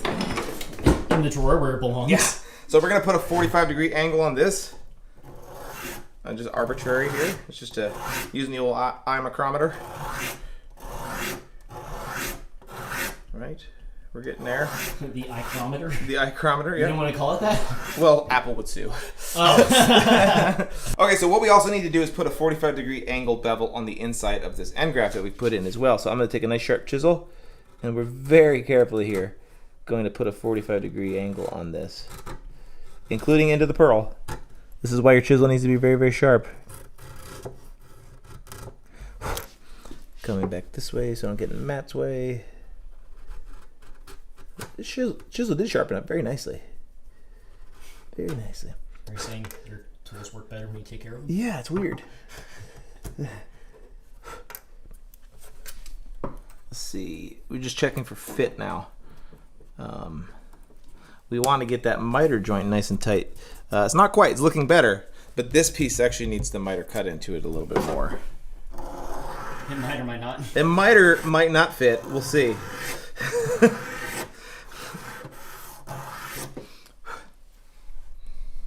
It's just a stupid joke. This is why we're looking for job openings. What am I seeing? I'm seeing a little bit of it. You can't fire me. Your wife already fired me 3 times. Exactly. Oh yeah, I see it. I see it. You really want to take your time with this one, just like everything, obviously. But if you mess this up, you're gonna have to make a new one, and it won't match perfectly from the end graft. That's what's nice about making this out of one piece of wood. You really want it to look like it's melted around the corner. It's so close. Just a little bit more.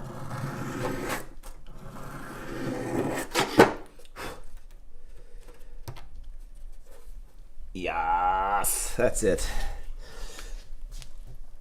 And I'm gonna push down on it nice and good with some glue. But yeah, we'll put some thick super glue. See, okay, there you go. All right, I'm gonna hit it with some some sandpaper real fast, and you're gonna be impressed. Let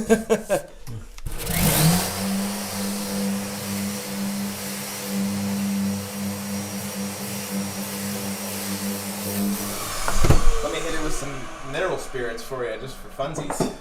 You ready? Yeah. You good? Yeah. That's looking pretty good, right? Yeah. I can get the camera focused. Yeah, I'll pull it off of here real quick, actually. Show you what it looks like. There it is. Yeah, dude. Looks good, right? That's great. Obviously, we've still got our, our final sanding before we do finish work and all of that stuff, but it's good for now. A little bit of that ebony dust is down inside the maple, but I'm super happy with it. So, yeah, I am super stoked on how this looks. This guitar body is now actually structurally, other than cutting the mortise and tenon joint on the upper area here, it's completely finished. It's good to go. And I'm super excited to be moving on with my life and getting onto the neck of this guitar. I hope you guys have enjoyed this video. For those of you that have been paying attention, you may have seen that I have been looking over here a little bit. And we do have a new team member. John and I have been buddies for years. John is now working. So show John. Let's get John on camera real quick. How's it going, everybody? He's new to the YouTubery. Been a consumer for years. Yes. But we'll get him on camera a little bit more. But we're excited to have John running the CNC machine and hopefully doing some guitar building as well. Yeah. What else, Matt? Anything? Check out the Tonewood stuff on the website. Make sure you guys do that. Please like and subscribe. Subscribe right there. There's the button. Hit it. And yeah, we'll see you guys in the next episode where we get this move on to the neck, which I'm super excited about. So we'll see you guys in the next one. Thanks.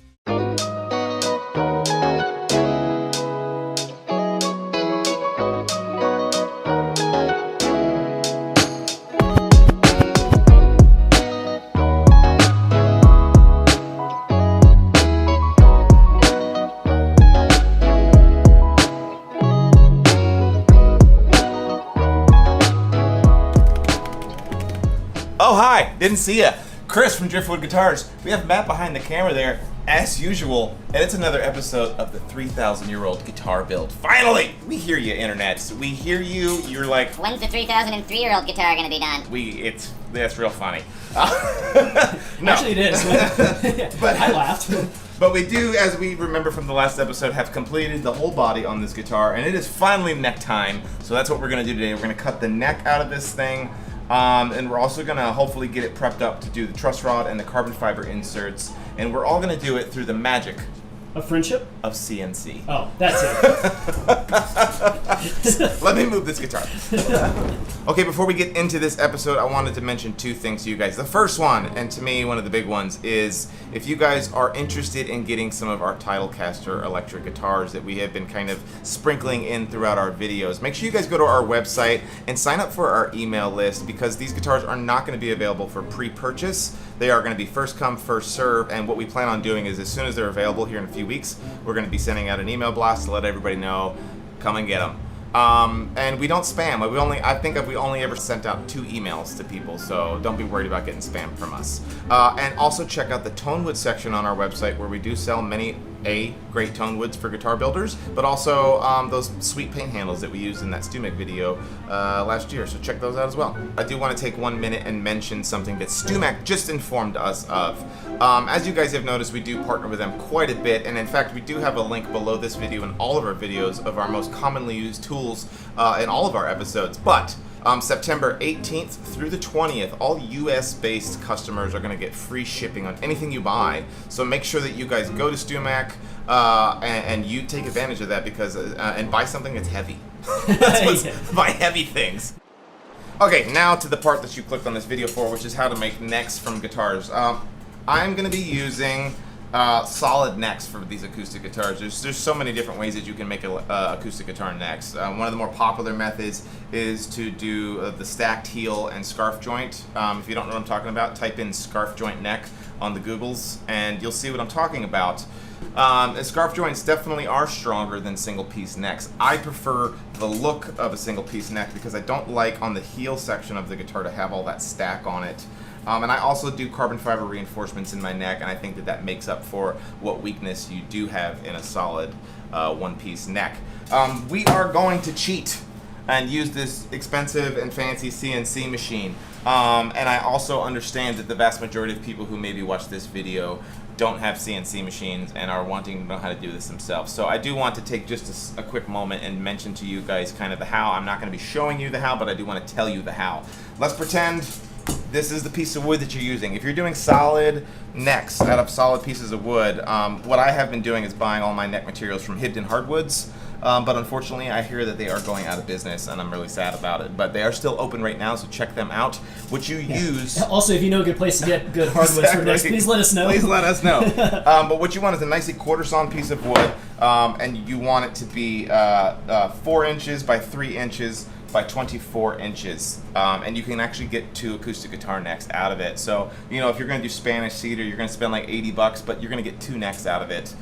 So you're only paying $40 a neck, and that's really cool. What you're gonna then do is, if we get Matt to show up here, this is a representation of what you want, how you can lay your necks out inside that block of wood to get 2 necks out of it. And then you're gonna take this carefully measured out and draw on the side of your neck, and you're gonna go over to your bandsaw and you're gonna slice the necks out pretty rough. They're not gonna be perfect. And at that point, what you really need to do is take your time either with an edge sander or hand planes and get your the surface where your fingerboard's going to go incredibly smooth, and then thickness the neck using a plethora of different tools. What I used for years was the Wagner safety planer. I'll put a link to that in this video as well, even though it's not going to be featured in it. StuMac sells it. It's a wonderful tool. If you have a drill press, you can use it basically as a cheap planer, and it works really, really well.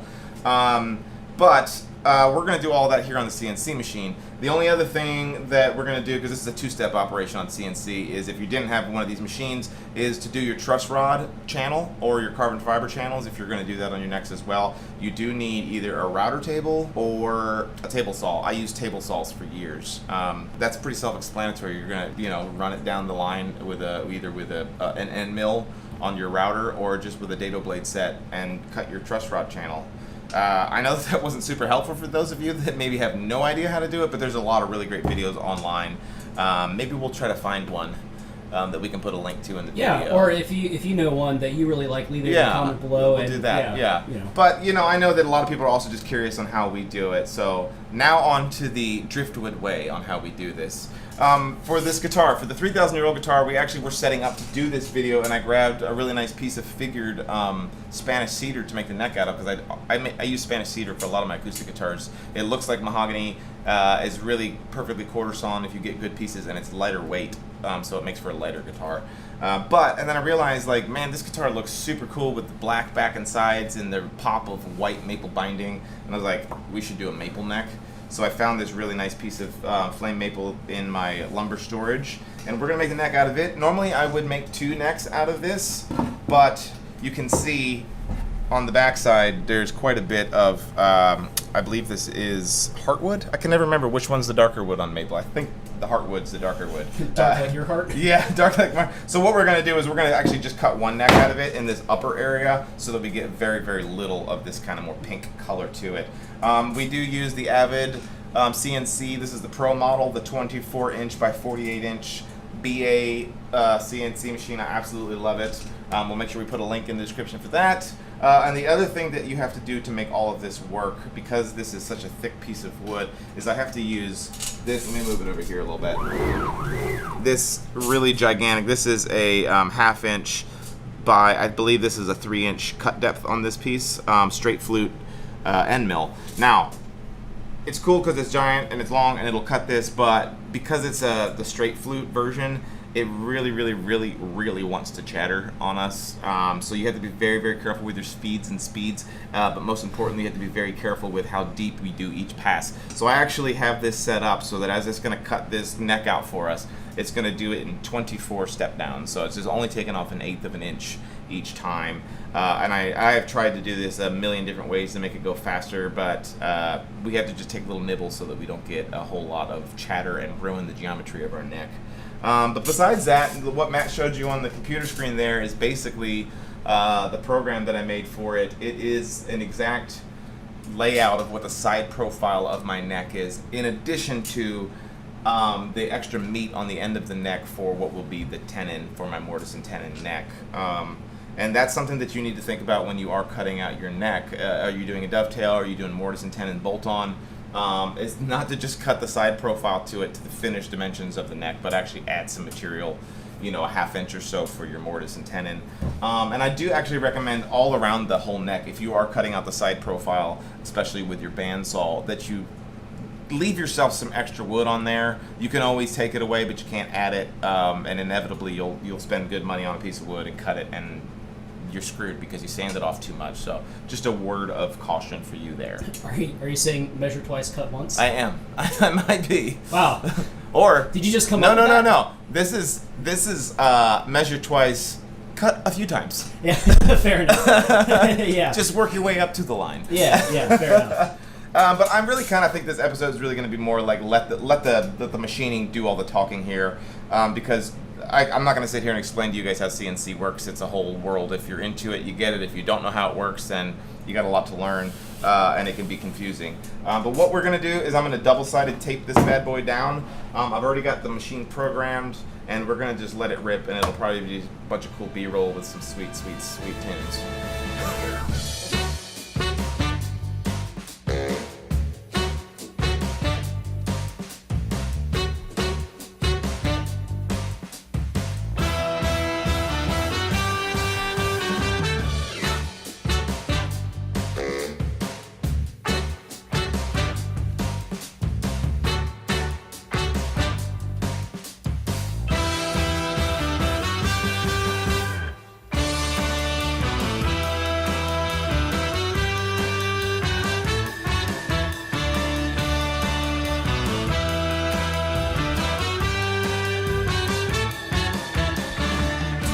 Okay, so we have our neck cut out. I just have to get it off of here now. Oh my god, I'm moving the whole CNC machine. Let me get a screwdriver real quick. So I messed up on my programming a little bit. It was supposed to do 24 passes, but it actually is only doing, it did it in 12, so we had a little more chatter than I really like to have. There it is! Okay. It's Japanese too. No, it's not. No, it's not. Okay, so a couple things that I messed up on, but are not a big deal, is that it didn't cut all the way through, and that's fine. We're gonna pop it out the backside. But you can see that just started to hit right here, but missed this. But it's maybe 1/2 millimeter off. So I'm actually just gonna take this over to the edge sander and clean it up. But you guys get the idea, really, right? What we did there versus what you would have done on a bandsaw. You would have just cut it proud of that actual dimensions with your bandsaw, and then had to do all the rest of the cleanup work with sanding. You know, this took 22 minutes for this to cut on the CNC machine, and what that bought us was accuracy, and now all I gotta do is very minimal sanding cleanup on this, and it's pretty much gonna be exactly to spec for what we need. But we do have another cut that we need to do on the CNC machine with it. So let me take this over to the edge sander and clean it up real quick. All right, so back from the edge sander expedition, we got this thing all cleaned up. That looks pretty nice. A little bit of a low spot right here, but it's not a big deal at all because our truss rod channel is going to go right there, so no big deal. This is what your neck at home should look like if you're following along. We've actually got enough. I've got enough meat on the bones here still. Like, this is actually going to be the edge of my neck, and this whole section over here is going to be what's going to be my tenon. I've got this scarfed out right here because I do backstrap the backs of my headstocks, which we will get to in this guitar build very shortly. And this thickness here is the exact same thickness that I want the maximum thickness of my neck to be once I start carving it out. But obviously it is way too wide right now.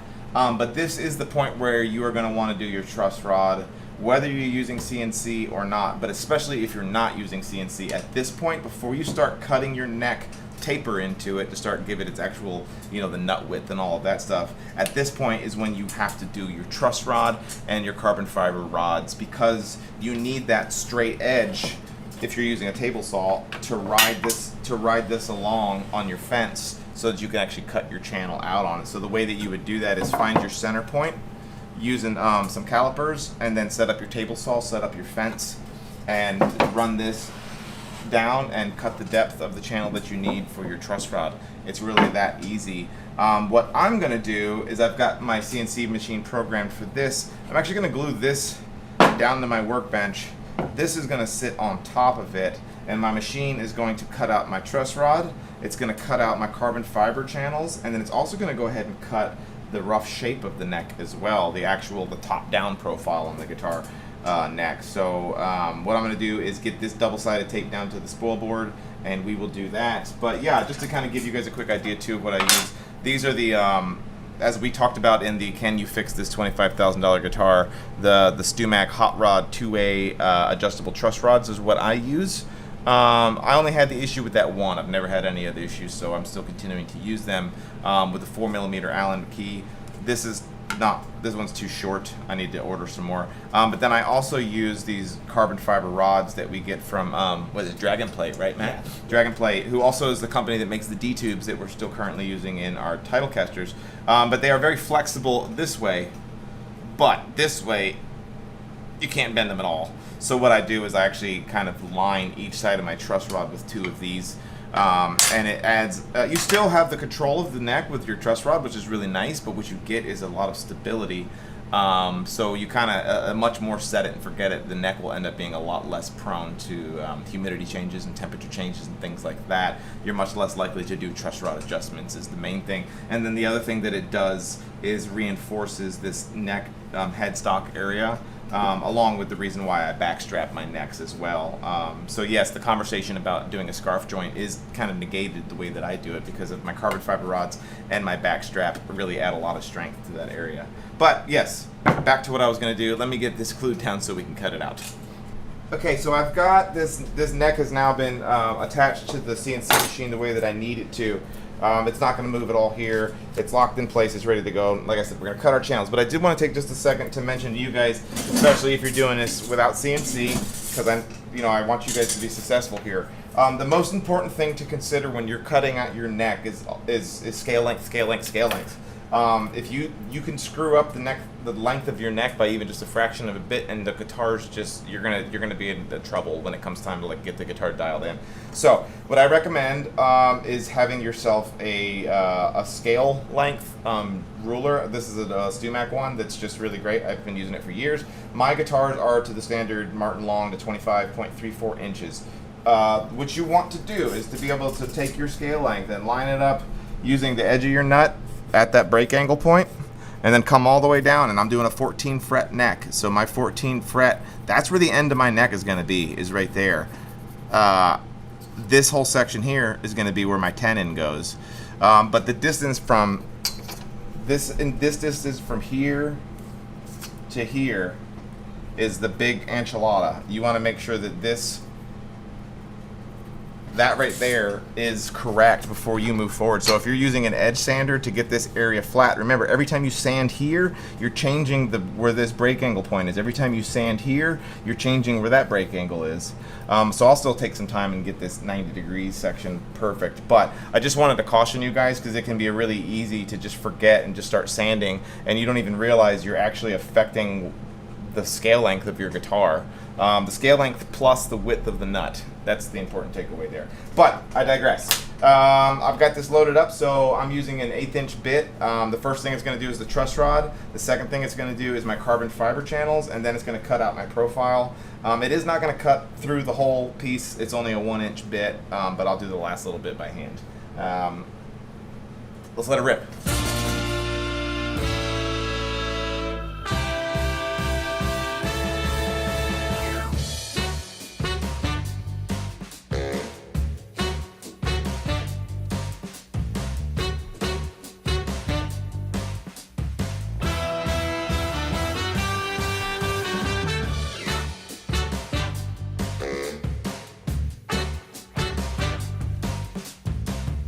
Right, we got her cut. She's looking good. I haven't done this in a while, so it's a little scary. You know, with the CNC machine, you have to just like push a button and pray. Pray that you've thought of everything. And sometimes it's like nice because you're like, oh, I've cut this many times and I haven't touched the program, so you're pretty confident. So that felt good, but it's still been a while. But so what we did, yes, everything looks super good. I actually found the correct size truss rod too. Everything fits really nicely inside here. I love being able to do this with the CNC too, that doesn't come all the way out to the other side, because you guys have seen how I do my truss rods through the sound hole. And then we've also got nice perfect little spots. We're gonna epoxy these carbon fiber rods in place as well. So obviously, like I said, that little the 1/8 inch bit did not cut all the way through, so I'm gonna show you real quick how I just cut this out by hand, and that'll be pretty much enough for this one. But let me just knock this out real quick. Okay, we are just gonna make sure that we're getting at a nice 90-degree angle down here, just to lop it off. I'm just gonna use a Japanese pool saw to get this thing out of here. What was it we talked about, John? We said t-shirts. We were talking about a t-shirt idea. All saws should be pool saws. Yes, we're gonna. What about a t-shirt that just says like, yeah, all saws should be pool saws. Driftwood guitars. We should get a bandsaw. Yes. Yeah, right?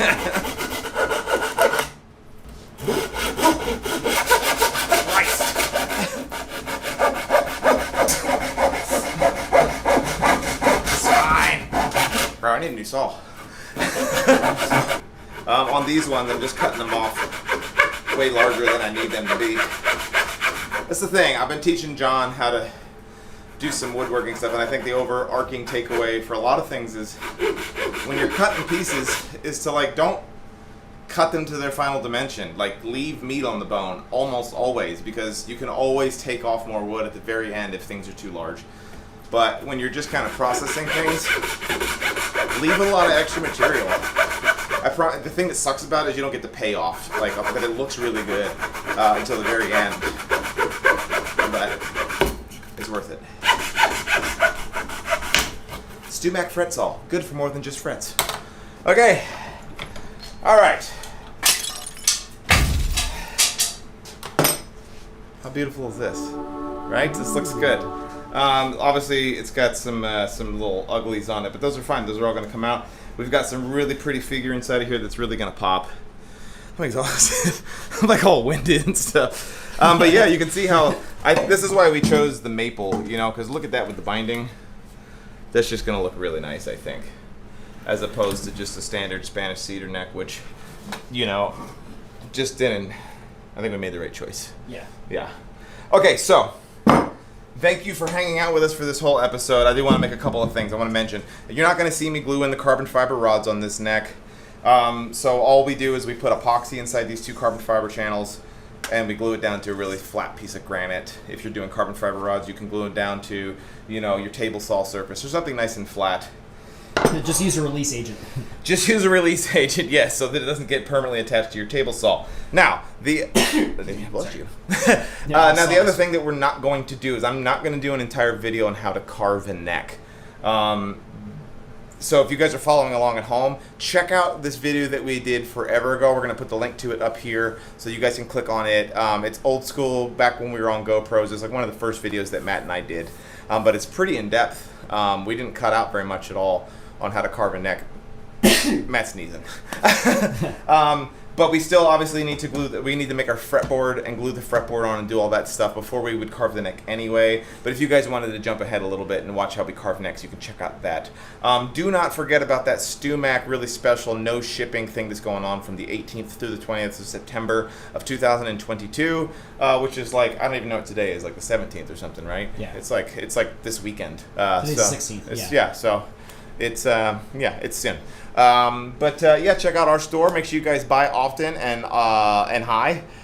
We do appreciate that. Thank you guys so much for bearing with us. Now that we're back in the shop, we got it. We're back to guitar making and making sawdust. So much so that we've been neglecting making videos, but we're gonna make sure we get this 3,000-year-old guitar built. And we'll see y'all in the next one, guys.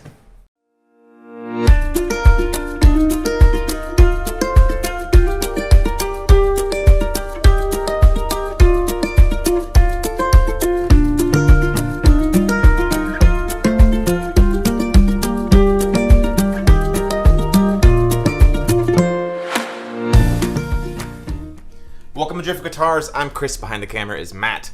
As always, and it's another episode of the 3,000-year-old guitar for you guys.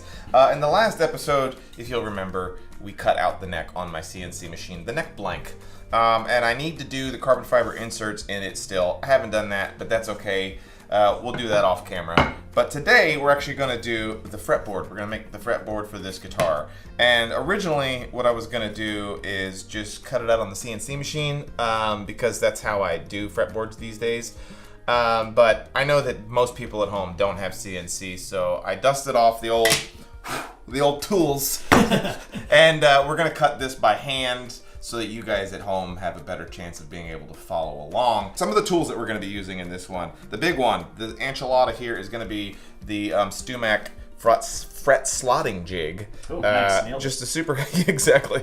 Just a really cool jig that I bought years and years ago. In fact, if you were to buy one today, they look a little bit different, and they're actually better. There's been improvements on these things, so really great tool. I'm going to be using the fret slotting saw, the Japanese pull saw that they make, which is really great. It is the big thing about this saw versus a lot of the other Japanese pull saws you might find on the market is this one actually is curved at 0.023 inches, which is the exact width of the tang on a fret. So that's important. You got to make sure you have the right fret saw.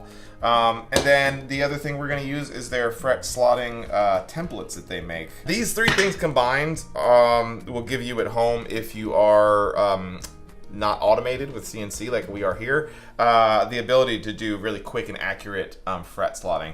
The other way to do it is if you had these fret slotting templates as well as the fret slotting blade that they make that Stumac sells. A couple other companies sell it as well, but it's a blade that goes inside your table saw that is at that right curve too, that 0.023 inches. And then you can do the same thing that we're doing here with a table saw for about the same amount of money. We are going to have links to all of these products inside of the description below, so check those out. And we are an affiliate of Stumac, so any bit that you guys buy using those links gives us a little bit of kickback, and we appreciate that. Okay, the really cool thing about this fret slotting jig, what I absolutely love about it is basically it's just kind of like a modified miter box, if you've ever used a miter box for general woodworking, in the sense that it actually locks in your wood at a perfect 90-degree angle from where the saw is going to go. This saw goes inside of here. I'll have Matt get a little bit closer. Oh boy, I got to adjust all the settings on this thing. There we go. The saw goes in here, and it keeps it at a perfect 90-degree angle. The other cool thing about this is it's got these ball bearing guides on it, and I can adjust these screws here and raise or lower the ball bearings, and so I can actually adjust the depth of my cut by raising or lowering those. So and it also has these holes inside of it, so what I can do with those is actually screw it down to my workbench, which is really nice. The other thing that this jig does, and basically how it works, is I don't know if Matt can get in there, is there's this little bitty tang right here. Basically the way that this tang works is it locks into all of these little notches along here, and we're going to glue the fretboard down onto this jig, and then I'll show you kind of how this works. It goes in, you cut your slot, you move it to the next slot, you cut your next slot.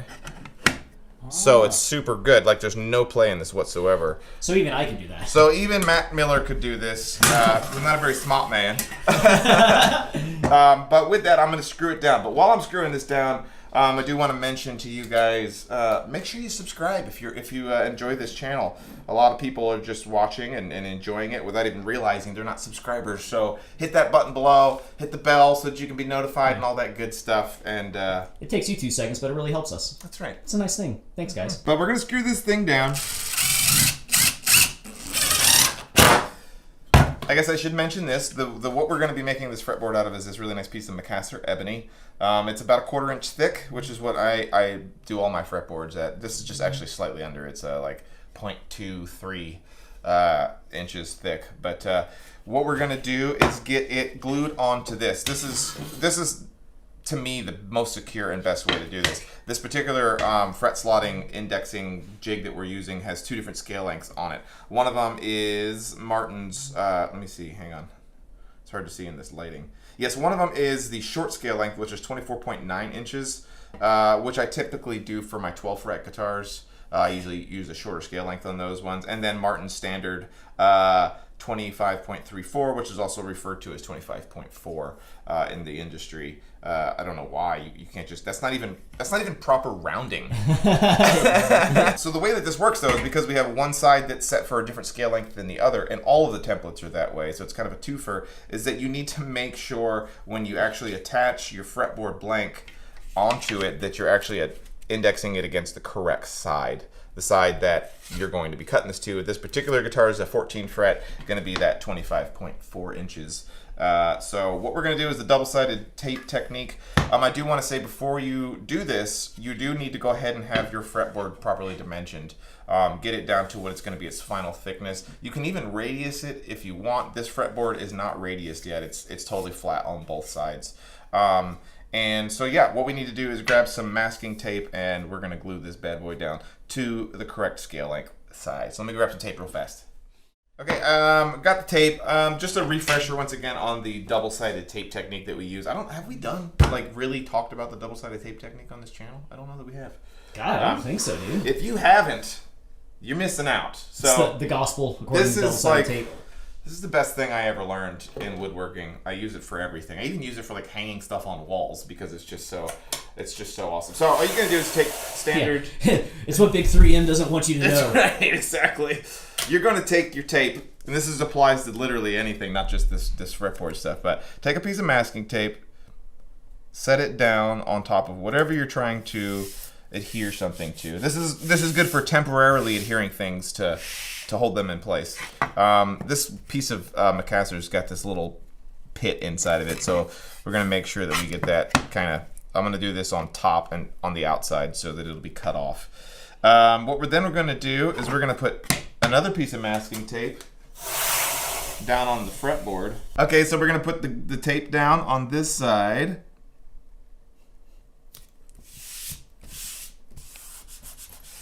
Let me get some super glue. And then what we're gonna do is we're gonna put some super glue on it.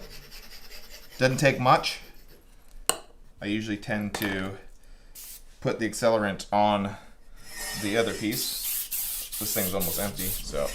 Then we're gonna set this on top of it, making sure that I get it butted up against the edge perfectly. Oh no, I think I just screwed up. This whole thing might need to be redone, Matt. Hang on. We're gonna find out. Oh no, we're gonna be good. Sweet.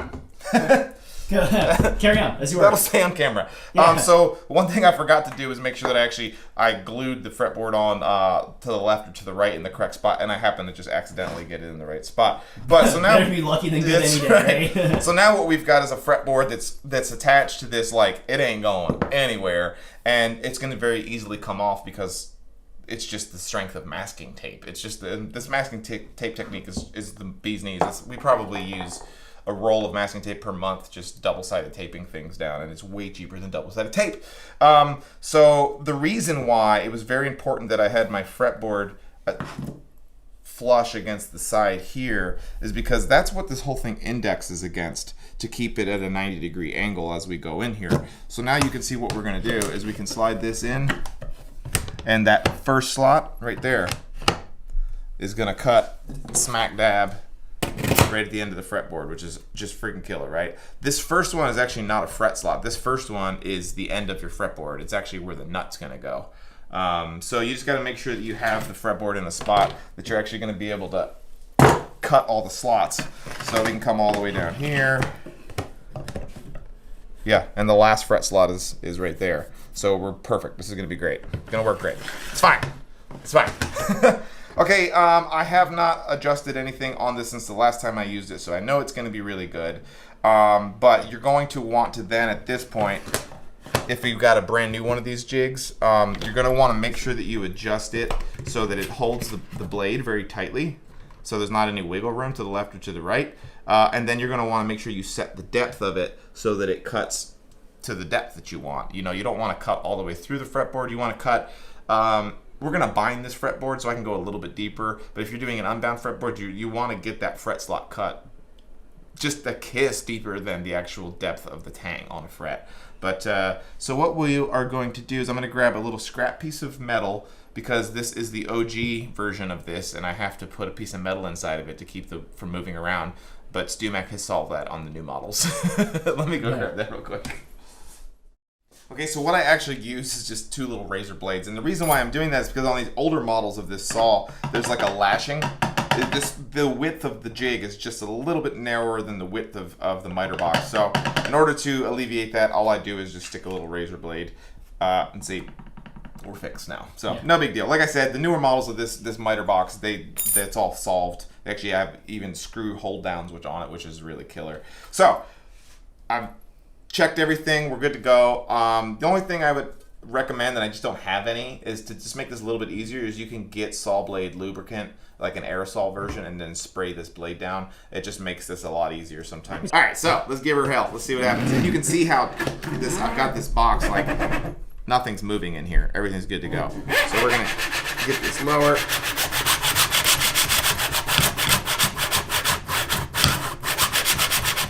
And that's it. Bada bing. God, I might need to make a small adjustment. Yeah, we're gonna need to make a small adjustment on that. What's happening is these are too pulled in this way, and it's really it's pinching the saw blade. Yeah, so I'm gonna need to make a quick adjustment on this just to make it so that it's not pinching the blade as hard. A nice way to do this is to put the saw blade in it, and then make the adjustment so that it's Really actually accurate. Yeah, words. Adjustments made. First slot cut. Let's see how much, if it feels better. Yeah, okay, cool. The nice thing is it's pretty much foolproof. I can't imagine a way you can mess this up, but I'm sure I can come up with something. Yeah. Give us time. So that's our first slot cut. Perfect, right? Looking good. Like it should. Yeah. That's, like I said, this isn't the first fret slot. This is the nut. This is the beginning of what will be the beginning of the fretboard. So now we've cut that one right there. Just move to the next one. Click. I put my razor blade back in here, and this should cut better. Yeah, that's way better.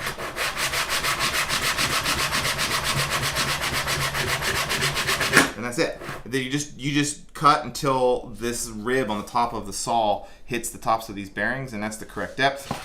And then you move on to the next one. Rinse, lather, and repeat, huh? That's right, man. And it's like, considering you're doing it all by hand, I can do this whole thing in like 3 minutes, which is killer. Yeah.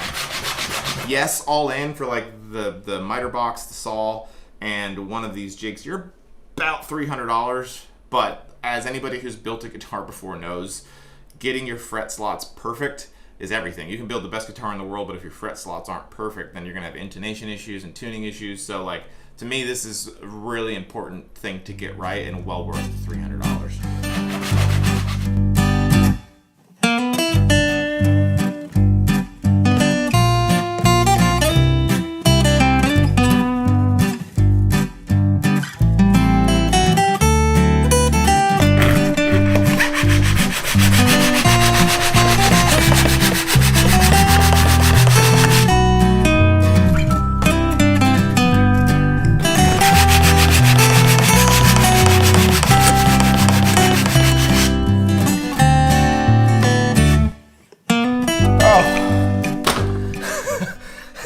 Exhausted.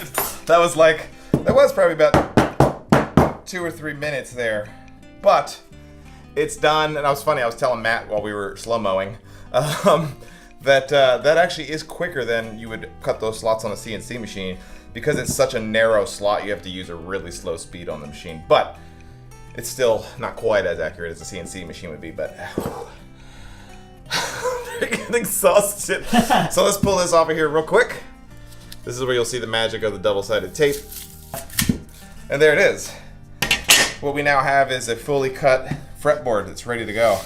And that just, back in the day when I first started doing guitar building, I used to have to use calipers, and I would lay out my fret slots with a caliper, which is just fraught with, ability to mess up.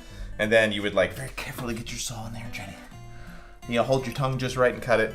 This jig makes fast work of it. It's super easy. And with that, we have a fretboard that is now ready for its final shaping into the shape of the neck. And then because we're gonna bind this, we actually need to do that as well. But that's for the next episode. We hope you guys enjoyed this one, and we will bind this fretboard on the next one. So we'll see y'all then.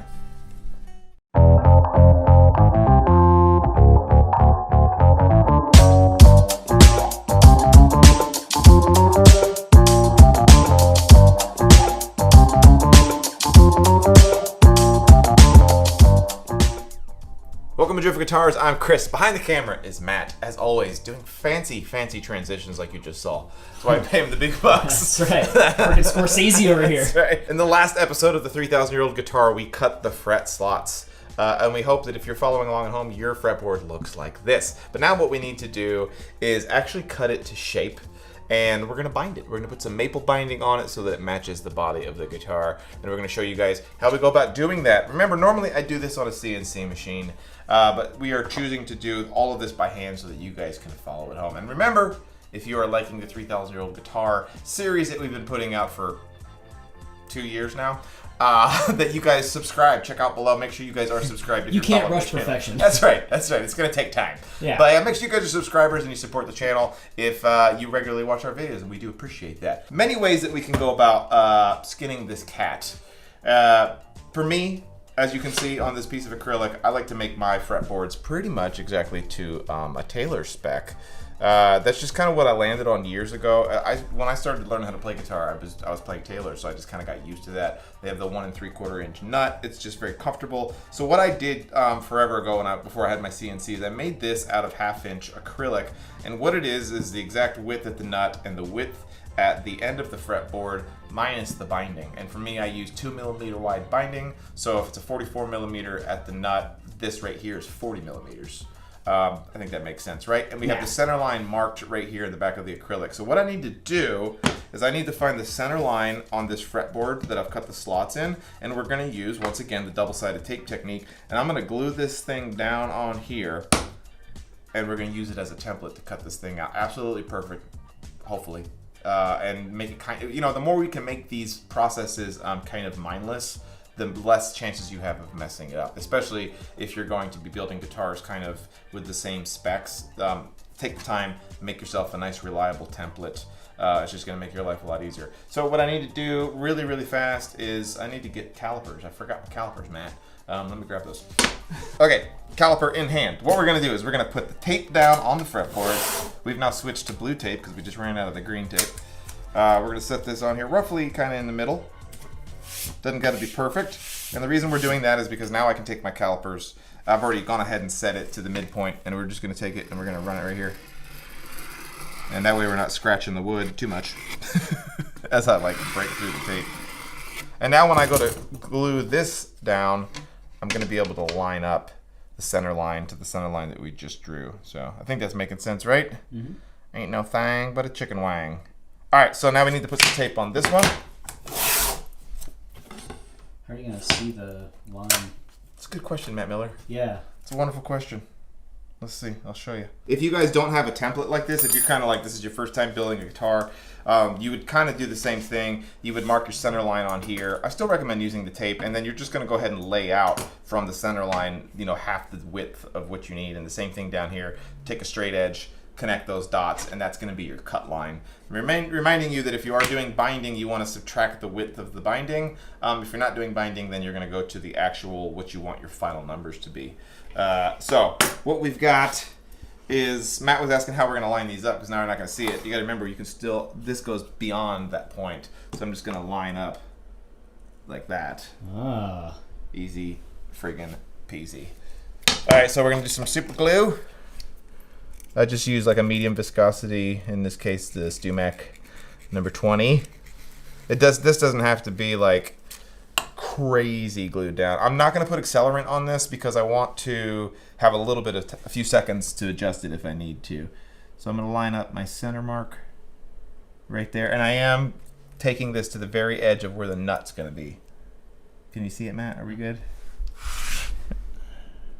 Hopefully it's coming out. Right? Mm-hmm. And then before I set it all the way down, we're just gonna carefully line that up. Make sure that we're good there. Okay, I feel good about it.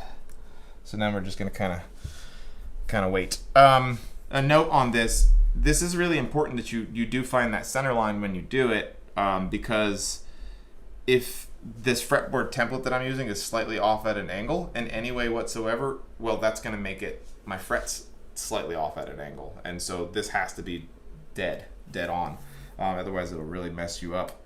And fret slots can be really frustrating because you can make a tiny mistake somewhere along the way and not realize it until you put strings on the guitar, which is at the very end, and then you're gonna be like, man, why is this guitar just, it's all kinds of, I'm having tuning issues, and I say this because I know my first few guitars, I had major issues with fret slots not being perfect, and I had to do like a crazy compensated nut, and then I had to do a crazy compensated saddle, and it was like never amazing. It was always just like, it was good until you get to like the 5th fret, and you know, so so take your time, get this right, figure out a way that you can get accuracy within your budget. I think that that's kind of the way to do it, because accuracy gets expensive. So what we're going to do now is a couple things I could do. I could just mark this if I wanted to, go to the bandsaw and rough cut it, and then take it over to my edge sander and then sand all the way to the line. And there's a reason why I double-sided taped this to this, because what I'm going to do is actually put the flush cut bit on our router, and I'm just going to let it rip on that and make my life a lot easier. So I'm going to do it backwards. I don't want to change, we don't want to switch sides of the table here, so I'm actually going to reach across the table and do it. So let me throw my bit in here real quick, and then we'll let this thing rip real fast. And poof, just like that, we have our flush cut bit inside of our router lift over here. This is a spiral cut one, which is going to work really, really well on this. So it depends on what, if you're doing this with a router.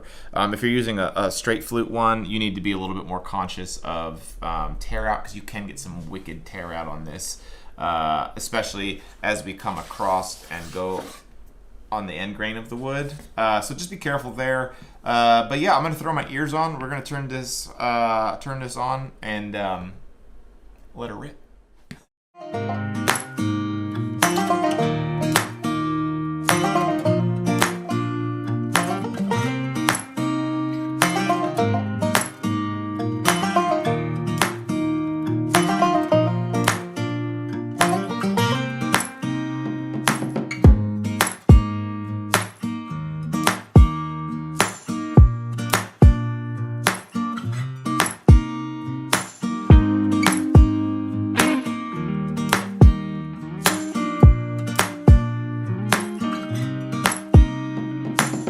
Okay, so we have our fretboard cut to size.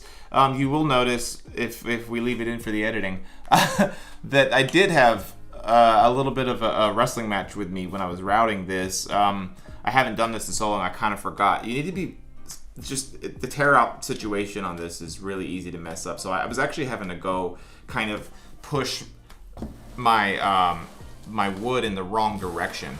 But I was having to do that just so that I didn't get really bad tear out. So just be aware of that. Don't just freaking get in there and just push your fretboard into the router bit, because it's so like well quarter sawn, and because there's a slight taper to this, it's very easy if you're going this direction against the taper, you're gonna blow out something and ruin the whole piece. But we were able to prevent that. Let's see. Boom. We have a fretboard that is absolutely perfect at this point. The sides of these could probably use just a slight little touch up with some sandpaper just to get them absolutely smooth, but they look really, really nice. I don't know if you could see that. Just the slightest little chatter marks maybe. But really cool thing too is what we have is a fretboard that now is ready to accept our binding. See how it's 2 millimeters narrower on each side, which is perfect. So we can kind of go ahead and get this ready to go for fretboard binding, which is super cool. But what I think I'm going to do before we do that is I'm going to just put this in a vise real quick and just make sure that I got it nice and smooth, and we'll grab some binding. The only other thing that I really need to make sure that is sorted is when I cut these fretboards out is I make them too long. So I'm going to bring one of my grand sessions over here real quick and show you how to go about measuring that real fast. Okay, so what we do on my guitars on these grand sessions, and this one in particular, it is a 14 fret neck, which for those of you that don't know, 14th fret means that the neck meets the body at the 14th fret. So instead of me just kind of like holding this on here, because we have not cut the mortise and tenon on the neck yet, what I'm going to do is count to 14. 1, 2, 3, 4, 5, 6, 7, 8, 9, 10, 11, 12, 13, 14. I always do it twice. 1, 2, 3, 4, 5, 6, 7, 8, 9, 10, 11, 12, 13, 14. So I'm going to line up the 14th fret with the edge of the body. And you can see, if I left this where it's at, it kind of overhangs over the sound hole a little bit. So what I tend to do in this one is I'm probably going to go ahead and cut it like right around there. Probably be where I cut it, because that'll give me the opportunity to let, by the time I put the binding on, I'll get a clean edge on here.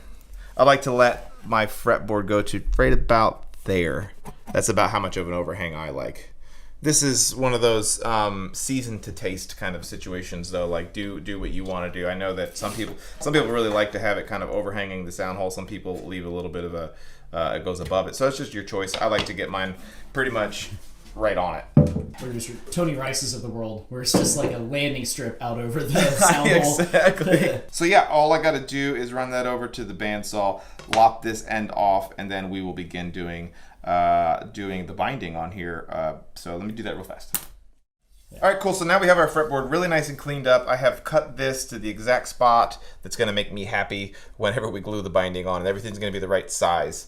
The next thing that we are going to do is to put our binding on. I went over and looked at the guitar that we're building, the 3,000-year-old, and found some binding that's going to match it. Remember, if you're doing wooden binding, that even if you're using the same species, they can be drastically different than one another, especially like maple binding. Holy mother. There's been times where like you're not paying attention, you throw some maple binding on, and like it's like a super pink version of a maple versus another one that's really a light colored. So make sure that you do color match all your stuff. So this is nice and figured, but what we're going to do is get this glued on to both sides of this fretboard. What I do is I just cut it proud. It's important that you encourage your fretboards. I also try to find the side that's got the most figuring in it, because we want that to be super pretty. Another thing I do is that the most figured piece of binding I put on the bass side of the guitar, because that's the side that the player's going to see. Cut it a little proud here, and then we're going to cut it a little proud here.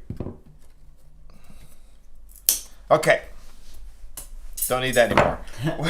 What I do is I use my edge sander, because it's more accurate. You're not going to get any tear outs. You can also do this with a chisel if you've got some mad chisel skills and you have a really, really sharp chisel.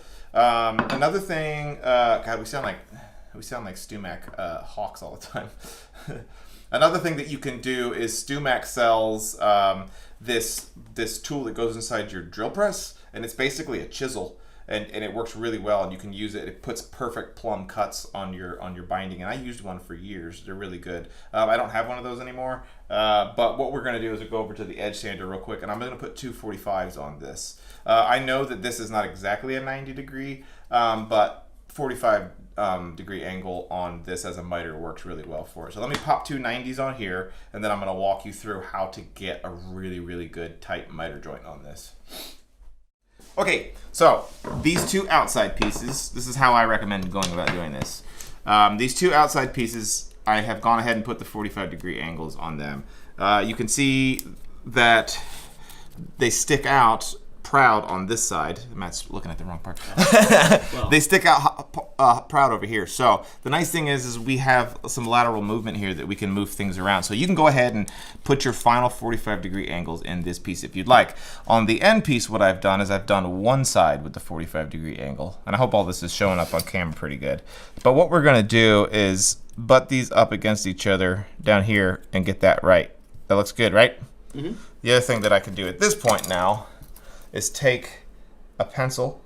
I tend to try to put a sharp edge on it. Yeah. So that it's at an angle. And then I can come over here. I know I'm on the wrong side, Matt. I'm sorry. And we're just going to hit that right there. Okay. So to back up one more time. So you're going to butt these 2 up against each other so you know that this side is perfect. Mm-hmm.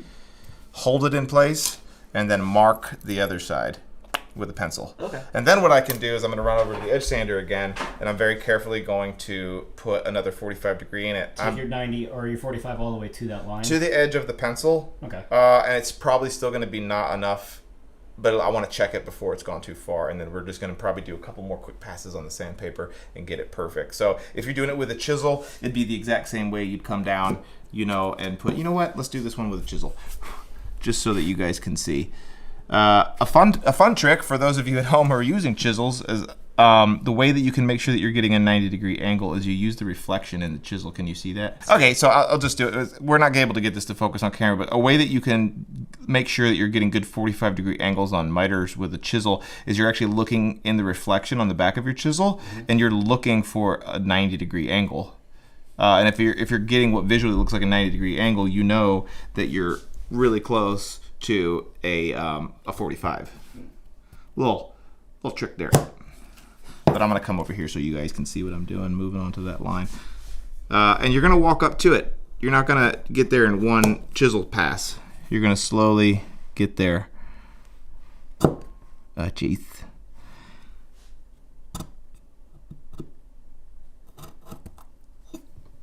It's really close, right?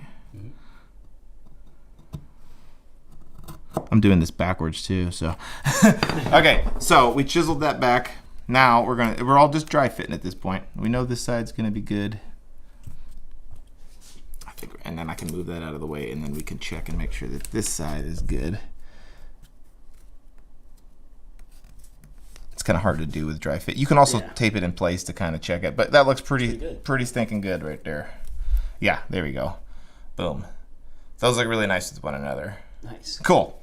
So now for the last little process here.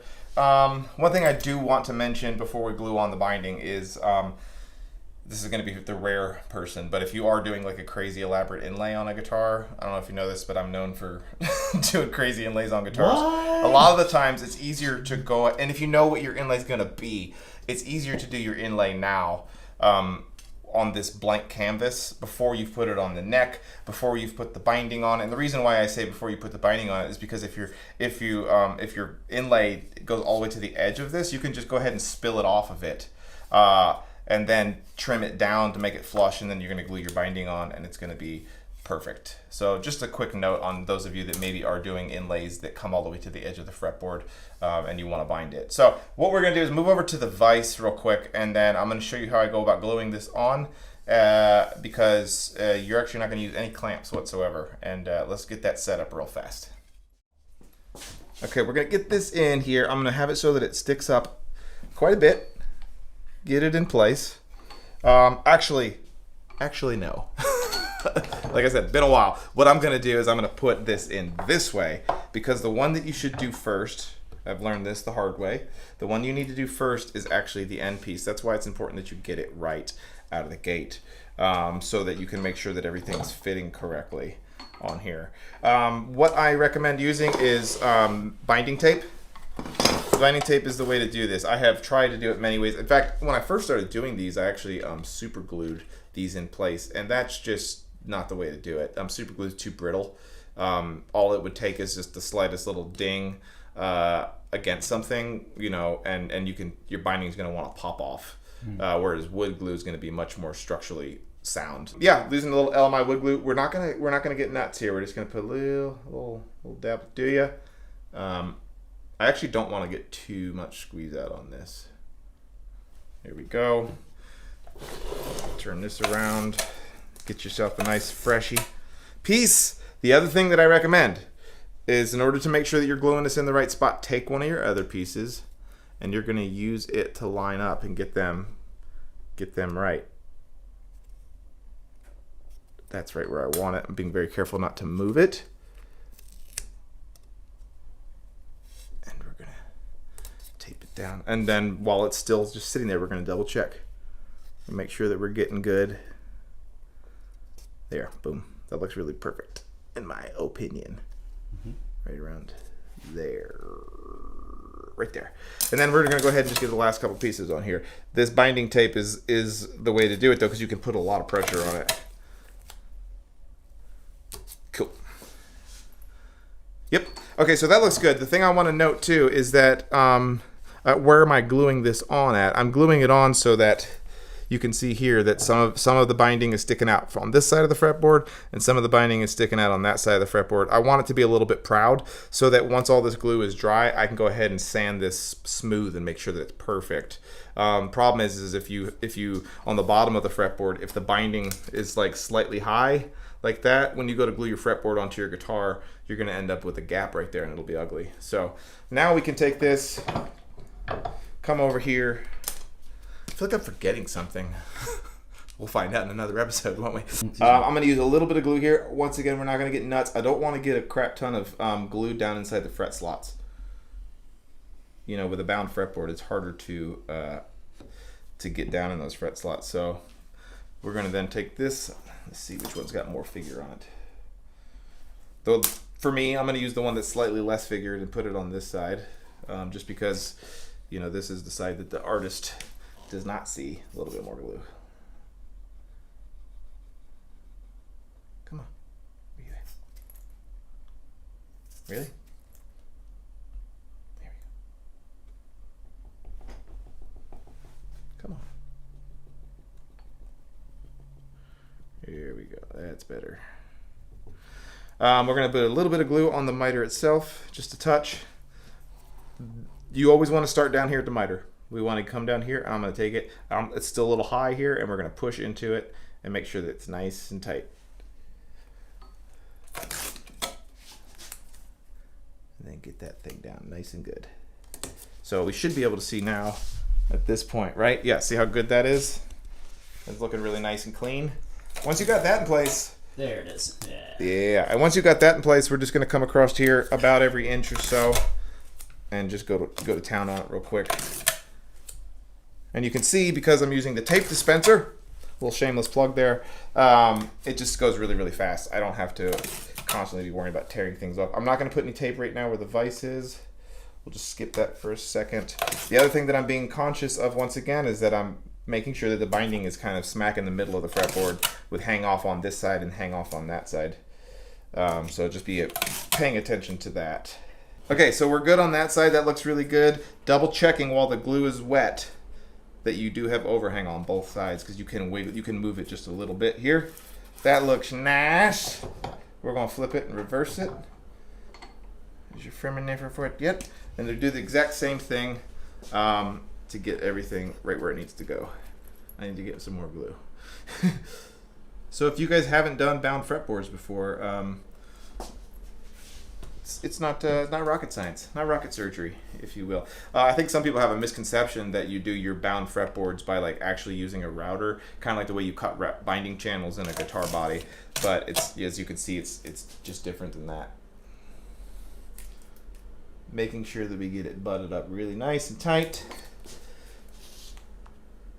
That looks good. The top side looks really nice. The bottom side looks, it's got the slightest of gaps.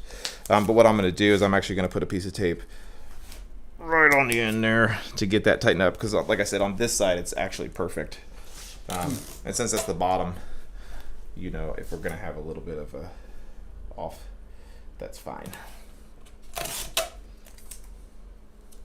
Something else I was going to say too is if you wanted to do pearl as well, like a pearl bound fretboard, like I have done on a lot of my guitars, this one just doesn't happen to have pearl on it, is before you put your binding on, I would then set up my router table to cut a rabbit channel right down there, the width and the depth of my pearl. I put my pearl in with super glue, and then I would put my binding over that. So that's kind of, I hope that makes sense. I'll be that guy in the room. What's a rabbit channel? A rabbit channel. Well, it's like a TV station that mostly airs things about rabbits. Oh, okay, cool. No, a rabbit is like, if we're looking at the side profile of the fretboard, or the end of it, it'd be little pockets like that. Okay, yeah. And so our binding would go here. Right. And then that's where our pearl goes, is inside here. You know, it's funny, whenever you say that, I look at that and I totally think of a rabbit. I don't make up the names, okay? That was sarcasm. But yeah, so that's what you would do if you're going to do pearl on your fretboard. You can't just make up stuff, okay? Exactly. Chris Alvarado, you can't just make up words. Somebody's going to be like, well, actually. Yeah. But what we have now is a bound fretboard that is pretty much kind of structurally done at this point. Once this is dry, the last thing that I need to do is then run it through my drum sander. And if you don't have a drum sander, you could use a hand plane, and you're just going to take the top of this flush to there, and especially being very, very careful on the backside to get this absolutely flat so that when you glue it to your fretboard, it's good to go. And the other thing that I would do before I glue this down to my neck, which we'll talk about in the next episode, is I would actually go about radiusing this to my desired radius. But with that, I think that we are ready to be done with this episode.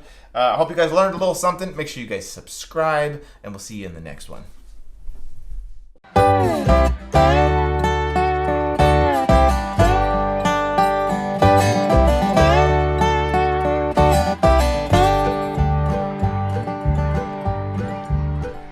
Welcome to Driftwood Guitars. My name is Chris. Behind the camera is Matt, as always, and we're back with another 3,000-year-old guitar build, and we're finally ready to get this neck actually fitted to the body.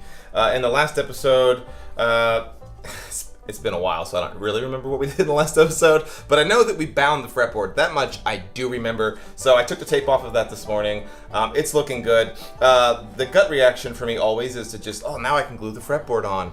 Right before I get ready to glue it on, I always remember, crap, I have to cut the mortise and tenon first. And there's more to cutting the mortise and tenon than just that process. It also is the very important process of what's called setting the neck, which is the process of getting the neck angle correct in this direction as well as in this direction, so that when we finally do kind of put the strings on this guitar, that everything lines up geometrically correct. So that's what we're gonna do in this video. Okay, in order to facilitate the mortise and tenon cutting on the guitar, there's two ways, there's actually many ways to go about doing this. The way that I did it for years was this homemade acrylic jig using double-sided tape, and it was sketch fest. It kind of, the results were not reliable, to say the least. So about a year ago, Matt and I picked up this mortise and tenon jig from Elevate Lutherie, and it is absolutely amazing. It's one of those tools that I should have bought years ago and just kind of held off on, and now it's like I'll never live without this thing. It costs about $230, which if you do this recreationally might seem kind of expensive, but if you do more than a guitar a year, buy this thing and never look back. As you can see, it's kind of an all-in-one kind of a deal here. We've got, wait for it, the mortise side. Yes, the mortise is cut on this side, which is going to fit on the body and allow us to cut that part out. And then this is the tenon side. And then you put a router, either a handheld router on the top, or in our case, we're gonna use a router table. And this side cuts the neck. And then loosening these screws here, we can actually slide this back and forth to adjust the size of the mortise and tenon. And it guarantees that both the mortise and tenon are gonna match in size as well. The other thing that's really cool is this whole section here angles to match the angle of the neck. So in our case, we have about what is it? Either you want to use, 88.5 degrees, or I do a 1.5 degree kickback on my necks. So we can actually set this thing on here, and it matches that angle absolutely perfectly on here. The other cool thing that it does, just to give you the quick and dirty of it, is you can use this as a center line alignment. And you also have a hole here, which allows you, which I can't find, but there's an alignment pin that I can sit inside of here that will line up perfectly with my truss rod channel, that guarantees that when I clamp this onto here, that everything is lined up perfectly. So it really does kind of take all the guesswork out of cutting your mortise and tenon. And if you've ever tried to cut a mortise and tenon and slipped with your router and you ruined the whole neck, you know that buying this one time is totally worth it. Before I clamp the neck to the mortise and tenon jig, I did want to show you guys a little trick that I use so that I know how deep to cut the mortise and tenon. I'm going to use the StewMac fret gauge for this guitar, set to the scale length that this guitar is actually going to be at. Set it on here to where the nut is going to go, where the headstock angle breaks, which is right there. And then I'm going to come down here and mark it at the 14th fret, and that's how deep my tenon's gonna go, because on this guitar the body and the neck are going to join at the 14th fret. So I almost forgot to do that before I clamped it on, and that's gonna tell me how deep I want to set my mortise and tenon jig to. So now I can get this bad boy clamped on here, which is just a process of getting it lined up perfectly on the center and clamping it in place. It's super easy. That's basically it. I'm just gonna use 2 F-clamps just to hold it in place. And here's the cool thing. Yeah, so you can see how this guy is our bearing is gonna ride right along here. So when we're done, this underneath this is gonna be the wood is not gonna be cut, and then we're gonna remove all the material around here. And then it'll be the opposite over here when we cut the body. So yeah, so what I need to do now is I'm gonna raise up my router that I have set up with hopefully the right bit right now. And you do not need a router lift and a router table to do this. You can do all of this with a handheld router. This is just a little bit easier. I've been, up until two guitars ago, I did it all by hand that way. I recommend this way better. Cool. All right, so I've got it set. All I need to do is make sure that it's high enough that the bearing on the bottom of the router is touching along the guide. So you can see that it is just high enough to be touching the metal of the guide. And then, see, if I put it here, it's going to just now begin taking off material. The important lesson here for you, if you're just getting into woodworking or you're just getting into guitar building, don't go full depth the first cut. Just don't do it. You're gonna end up blowing out wood everywhere, and you're gonna take chunks of material out, and you're gonna ruin the whole thing. So just nibble at it, take little bits. 1/8 inch, 1/4 inch, kind of in that department. That's how much material you want to remove per time. So we'll fire this thing up, and I'll get my first cut going, and then we're going to continue to set that depth deeper and deeper until we hit the correct depth on this thing. So I'm going to get my ears on, and we'll let it rip.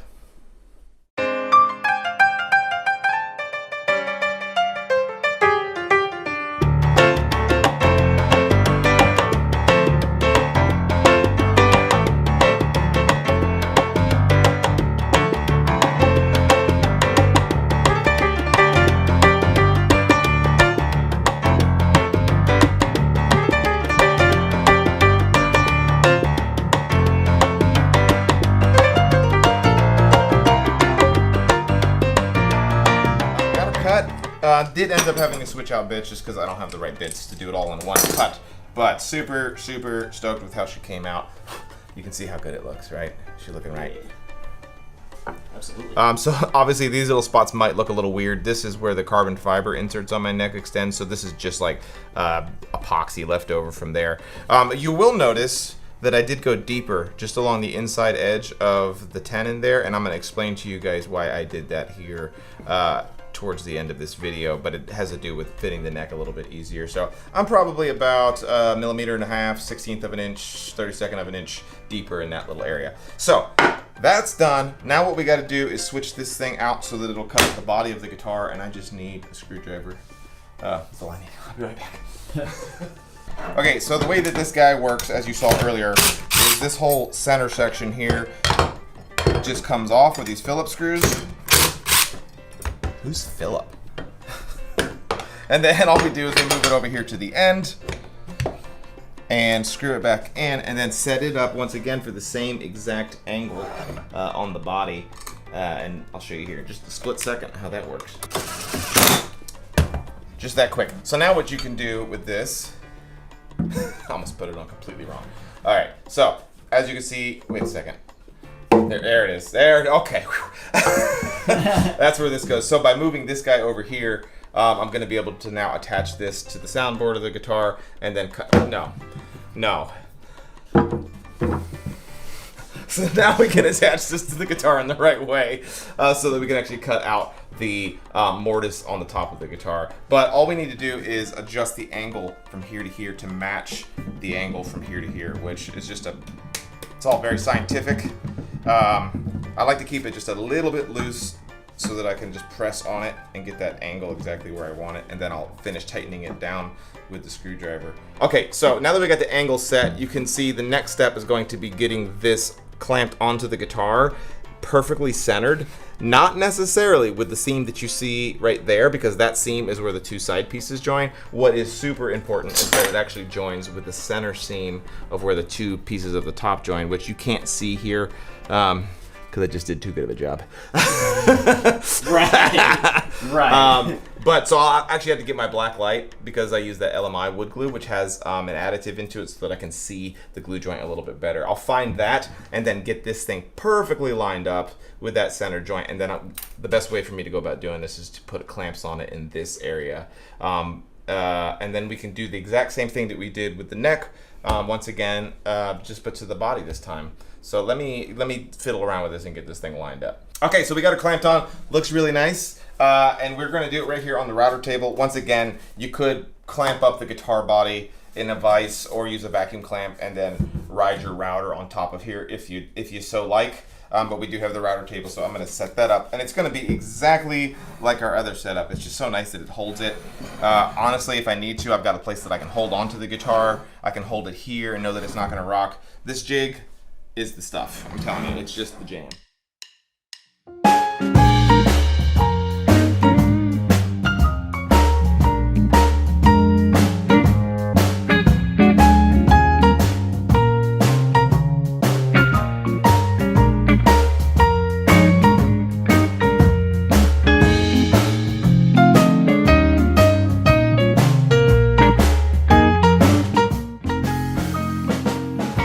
Okay, got that.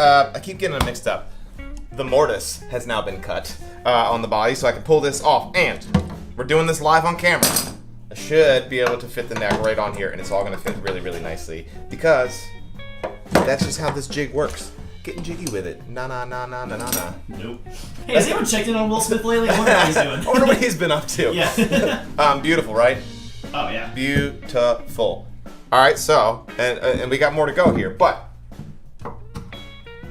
look at that. You just love to see it, ladies and gentlemen. You just love, and look, it's a tight fit.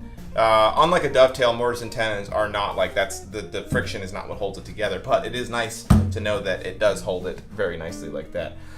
So that does get our neck fitted to this guitar. Well, no, that does get our mortise and tenon joint cut, but it definitely still leaves off the fitting of the neck. So we have a ways to go to get to the point where we can actually add our nuts and bolts to this and get it all kind of cinched together permanently. So in the next episode, because that is a lengthy process, we are going to go through the process of fitting this neck correctly, getting all the angles dialed in. But I think that'll do it for this one. We're going to put links to that mortise and tenon jig down below. Make sure you guys support Elevate Luthery. The company is awesome. They make a bunch of different jigs, and they just really all kick butt. So yeah, we'll see y'all in the next one. Thanks, guys. You got to get a different What do you want from me? I'm just messing. You, what do you think? Scorsese? Get out of here. One more time. Yeah.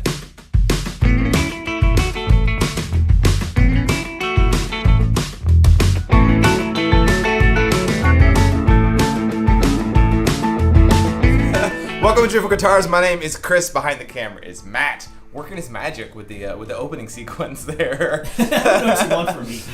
In the last episode, you get what you pay for. Exactly. In the last episode, we showed you guys how we went about cutting the tenon and mortise for this guitar.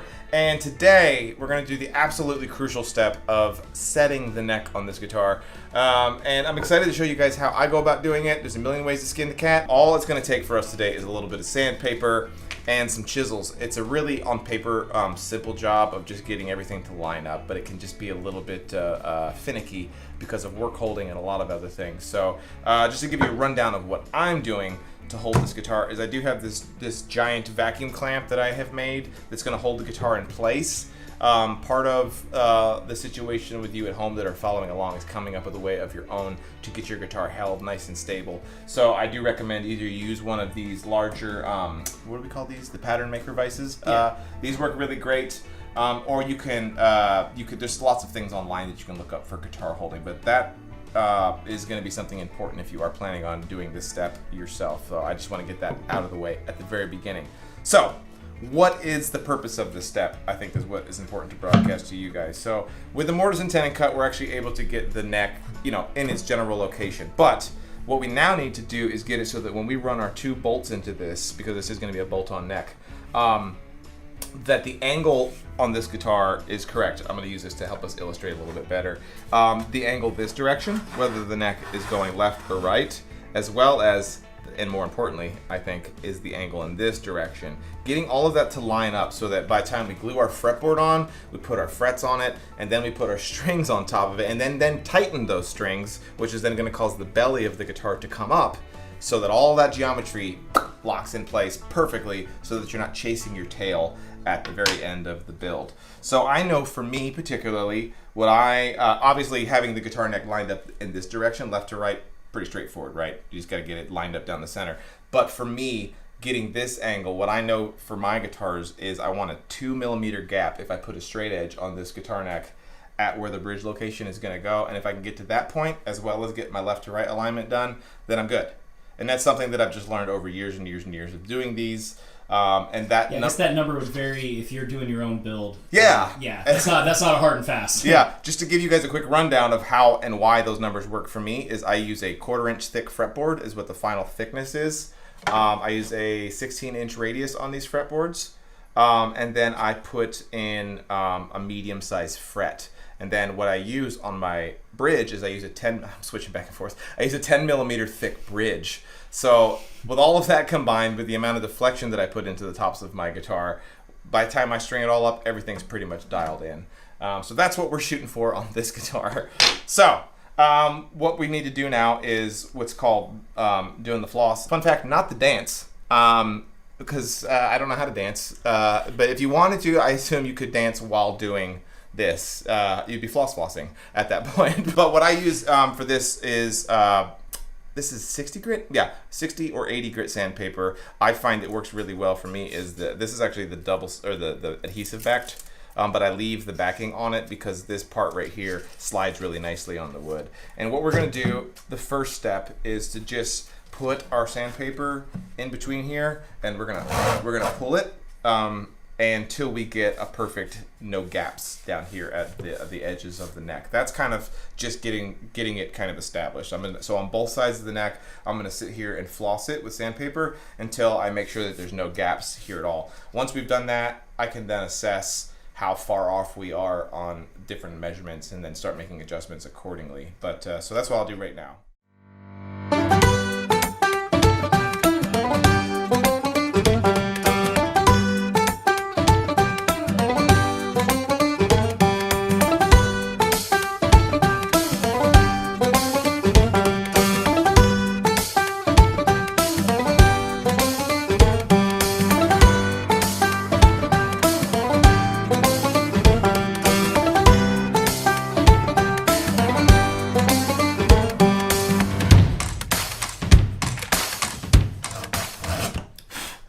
Okay, I'm gonna pull this off the clamp so that I can check everything here.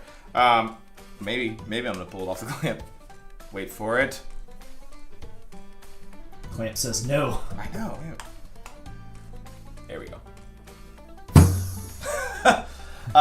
So I've got this thing roughly flossed, and I want to get Matt in here to show you guys how nice and tight that looks. Is it working? Holy exposure, Batman. All right. Can we see? Yeah, I can see now. Okay, cool. Yeah. So you guys can see here how good and tight this joint is right here. That looks really good.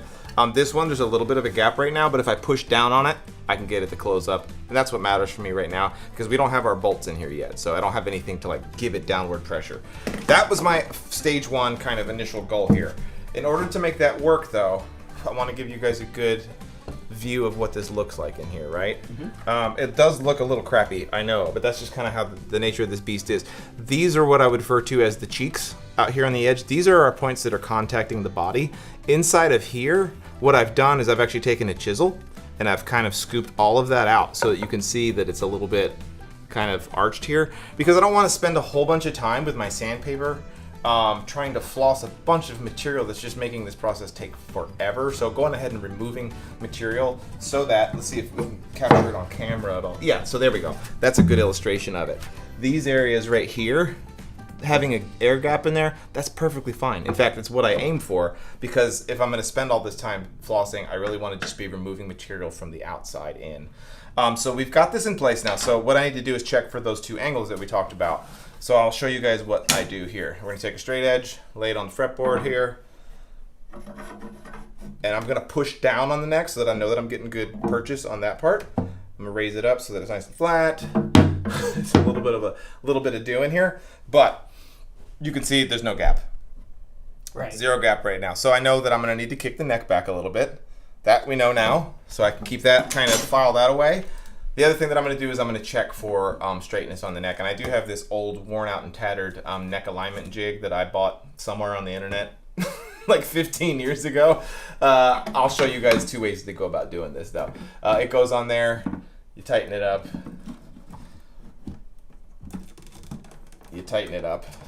and then what I can do is see the center line. I want that center line obviously to line up dead center with where my binding joints. The really cool thing about this jig is that if you're taking a reading from all the way down at the end of your guitar, you know that it's going to be perfect where the bridge goes. If you don't have this, the way to go about doing this is I put a little piece of masking tape down here. I'll take my straight edge and basically ride it along here. I have a longer straight edge that I would do this with. I take a pencil line and mark here, and I would mark on this side where that line is. And then what you would do is you take your calipers and you're looking for equal distance between those 2 points. It's a little bit of doing, and it sucks. You go back and forth. So what I do recommend is you go online and try to find yourself. I'll try to do the work for you and find this neck alignment jig for you and put a link down below so that you guys can just buy it. So now I know that the neck is a little bit too far that way, and I need more of a gap this way. So we need to kick it back, and I'm gonna exaggerate, but I also need to make sure that this neck is angled a little bit this way. Remember, Matt's the engineer here. I'm just the dumb guitar builder. But the math on a situation like this, the tiniest little bit of material removed here is going to kick this headstock back a lot because of just the distances that we're talking about. And then you're also going to magnify that distance all the way over here at the bridge location. So just because I'm 2 millimeters off down here, that's not going to take much at all. And the same thing with here, removing the material from one cheek. So if it's too far this way, that means that I need to remove material from the same side. I need to remove material from this side so that the neck kicks back this way. But I only need to remove just a little bit. Now, one more thing that I want to point out is because of the tight fit of this mortise and tenon, if I raise this up, you can see that it's not going to allow me to move very much because the tenon itself is banging into the sidewall. So if you can't get it to go where I need it to go, what I'll actually have to do is remove just a little bit of material from the tenon itself. So what I'm going to do right now is you need to pick one. Are you going to focus on getting it aligned left to right, or are you going to focus on getting it aligned forward and backward? What I like to do is to focus on getting it aligned left to right first, and then worry about the angle that kicks it back. So I'll do that now. I'm going to slowly remove material off of this side and then check my work, and then do it again and check my work until it's dead center.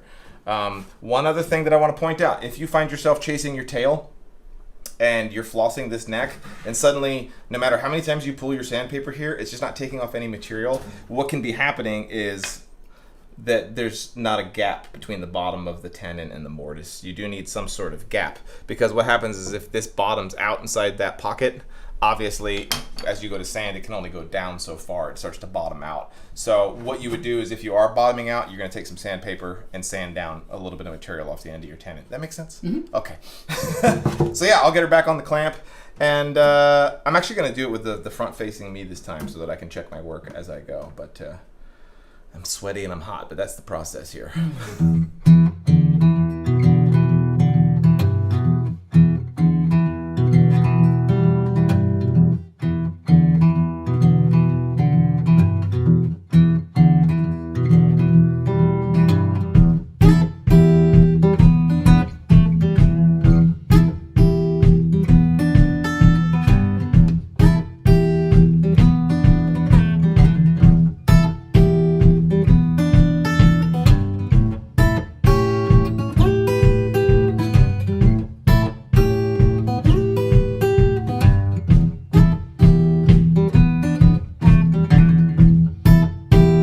So a little bit more sanding, not much at all, got us to where we needed to. This is taking a little longer than it would if you're using kind of more of the traditional mahogany Spanish cedar neck. Maple necks, they suck.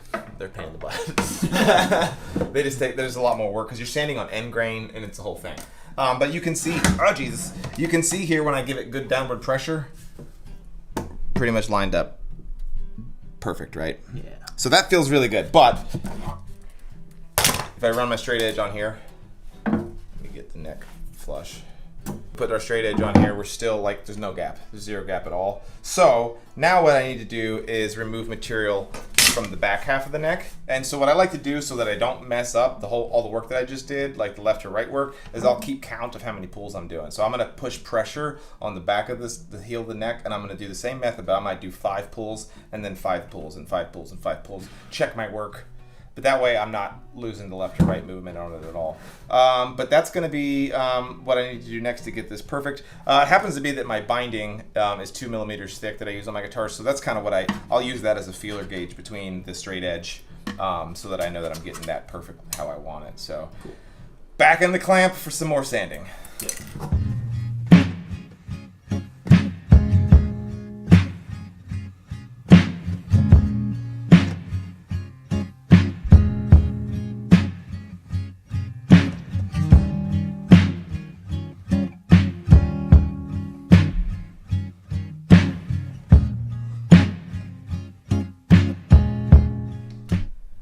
Okay. Matt just said I called my shots. I think we're there. Did some more pulling. I ended up needing to, and I want to point this out to you guys. I ended up needing to remove a little bit more material off. I'm sorry, Matt. Remove a little bit more material off the center section, because what was happening is as I was getting more and more pulled, getting the neck angle to kick back here, it was bottoming out on this back spot, so I couldn't do it. So once again, if you're having trouble, if you're setting a neck and you're finding that it's just not it's not getting to where I need it to, check and see if you're having anywhere that's bumping into something and it's not working. So I'm gonna push down good on here. We'll put make sure that this is nice and flush with the front of the guitar. Right there. We'll get our straight edge. We'll set it on here. So there we go. There's our gap, roughly in the bridge location. I'm not gonna take the time to sit out and measure it all. We're so close to getting that thing exactly where we want it. So we saw how close that was. It is so close. I can probably do a couple more pulls of my paper, but I'm also going to check my left-right alignment, make sure I haven't messed that up at all, and it's still perfect right where I want it. So yeah, I think I am just going to give this 1 or 2 more pulls till I get it right, because I don't want to be getting in the ballpark. We want to make sure that we get it right. So just a couple more pulls and we'll check right back in. All right, just a couple more pulls. Let's see what kind of gap we're working with here. And I think we're pretty much there. Oh yeah, look at that. You just love to see it. That's what I'm shooting for. Once again, that's what I'm shooting for based off of the geometry on my guitars. If you're just getting going, you need to kind of do the math of how thick is your fretboard, how tall your fret's going to be, and then how tall is your bridge. Remembering that when this is all said and done, once you glue your fretboard on and you get the frets on it, the goal is to have a straight edge sit on top of all of that, and then the very tip of that straight edge should intersect with the very top of your bridge. So that's kind of the finishing point. So you need to do the math backwards to figure out what this gap needs to be on top of just the neck itself, if that makes sense to you guys. But the next step on this, and that we're not going to do on camera because it's pretty self-explanatory, is I'm going to put some threaded inserts into the bottom of this tenon, and then we're going to line those up with 2 holes that I'm going to drill right here so that we can get this neck actually attached to this guitar. And at that point, we're ready to finally glue the fretboard onto this thing, and it's going to look like an actual guitar, and I'm super excited about that. We're getting to the last few steps of the physical construction of this guitar, and we appreciate everybody that's followed along. Make sure that you guys do like and subscribe, and we'll see y'all in the next one. All right, you ready? Yeah. You're not gonna do a cool intro? You're not gonna do... I don't know, you busted my balls about it so bad last time. Exactly. No, we're just going in dry. Man. All Just, right. no foreplay, no artistic, nothing. We're just doing You're it. not gonna treat me special or anything. No, no. Okay. All right, here we go.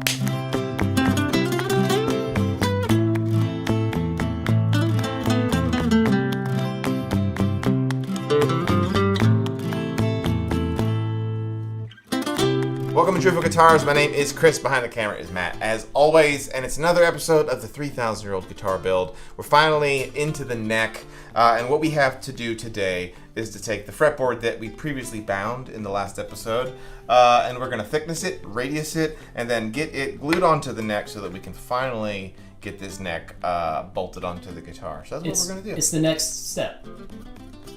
See what you did there. Hey, don't fret it. As I always like to do with all of our videos, is to kind of show you what I'm going to do, but also help out those of you who don't have all the same tooling that we have to achieve hopefully the same result. So what I'm going to do at this point is we're going to run this through the drum sander. Nice and easy on my end, but I know that most folks don't have drum sanders because it's such an expensive tool. So if you have been doing exactly like us at home, you've got the same thing that we have here, which is a fretboard that has the binding on it, but the binding is proud on this side and it's proud on this side. So what we need to do is get it level, particularly level on the bottom side, because that's obviously, we need to have no gaps once we glue this down. If you don't get it perfectly flat, you're gonna end up with a seam there that's visible, and nobody wants that. So what I would recommend that you do is use some hand planes. Some small hand planes would work really well to come across here and carefully take this down. In fact, let me just grab one real quick. So yes, by using a hand plane, you can come in here and take this down until it gets nice and smooth. We're using figured maple for our binding, so it can be really easy to accidentally chip this out and cause issues there, which is the reason why I like using the drum sander in this particular case. But yeah, you could do that. You could also use sandpaper stuck perfectly flat down and then run this across here like that. What I would not recommend is using some sort of DA electric sander, which is a lot of people's going to be their gut, to just come in here and sand this down. If you do that, you're going to slowly and very gently roll the edges here, and you're going to have a gap between the fretboard and the neck. So with that, what I'm going to do is we'll go through and I will run this through the drum sander, being very careful not to make it any thinner. We just want to get the binding flush, and that's it. We interrupt these messages to tell you guys a little bit about some of the products we sell on our website. As always, we have these awesome paint handles that are literally as they sound. These are designed to be able to screw onto the body of your guitar, so if you're refinishing at home, you can do that so much easier. And then we just started making these. We're calling these the fret caddy, I guess. And what this will do is allow you guys a space to hold all your frets when you're doing refrets on guitars, your bridge pins, and then this really fun little magnetic parts holder. And it just kind of makes it less likely that you're going to lose some of your stuff. These items. It's a nice way to have some drivel guitars on your bench too. Hey, these Call now. If you order within the next 5 minutes, you'll get 2 of them. You'll get 2 if you order 2. Yeah. But yeah, check those out. We do have the link for these down below. Okay, coming off the drum sander here, you can see what we've got is this is all perfectly flush here, which is the goal, because I'll show you how nice and tight everything looks. You apply a little pressure to it and you have no gaps there. That's what you're shooting for, no gaps. Okay, so the next thing that we need to do is put a radius on said fretboard. And just like I was talking about how I do it versus what you can do at home, we are going to use a very new method that Matt and I just started doing probably in the last month. We have these router bits that we bought online. We'll put a link to it down below so that you guys can see them. I found them, and they are designed to go ahead and use a router table to be able to put the radius into these fretboards, which makes really fast work of it. Not quite as simple as we thought to use, and we've had to make jigs to make it work. So I think most folks at home are going to be doing this the old school way. What a lot of y'all folks at home are going to be using is radius sanding blocks. This is one that we've got the wonderful folks over at Skyscraper Guitars actually gave us, and these things have been absolutely awesome. Very similar to the ones that StewMac sells and LMI and all the other guys. You can get these the cheap Chinese ones off of eBay. The Skyscraper guys are really awesome, so go support them. Small business out of Colorado. Very stylish in the orange too. Yes, love the orange. It's always a thing. It's going to be up to you, depending on which guitar you're building, whether you're doing an electric or an acoustic, to come up with what size radius you want to put on your fretboard.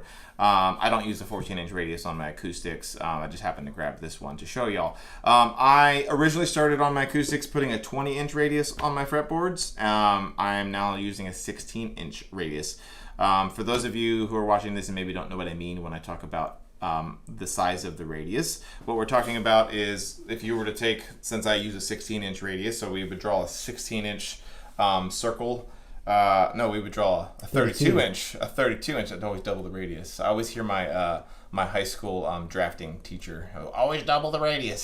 So what we mean when I talk about a 16-inch radius, if you were to draw a 32-inch circle here, that is what this tiny little slight radius is on this. And then what we need to do is then get that radius on the fretboard. It's a personal preference thing. Acoustics tend to have a much softer radius than electric guitars. I would say like a common radius on an acoustic guitar would be like a 20-inch or a 16-inch. Classical guitars have flat fretboards, so you don't radius those ones at all for a true classical guitar, versus electric guitars, which they can get down really tight. You're talking about 6-inch, 7-inch radiuses on the fretboards, or they'll do a compound radius where it'll be 7-inch radius here and a 12-inch radius on the end, and it slowly, gradually changes.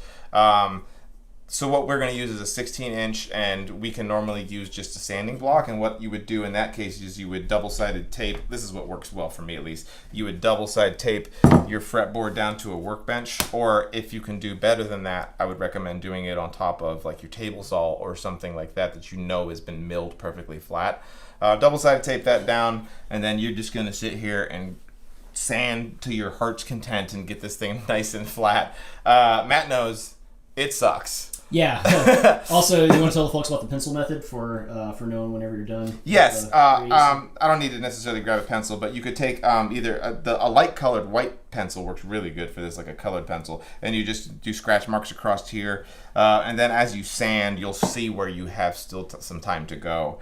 So you'll have spots in the middle that still need some work, which is going to tell you that you're going to require some more sanding. But what we are going to do is we're going to use this awesome router bit that we have here. Raise it up, and then just quickly, hopefully, cut this thing out really fast, and then all that's going to be required is just a little bit of touch up with some sandpaper.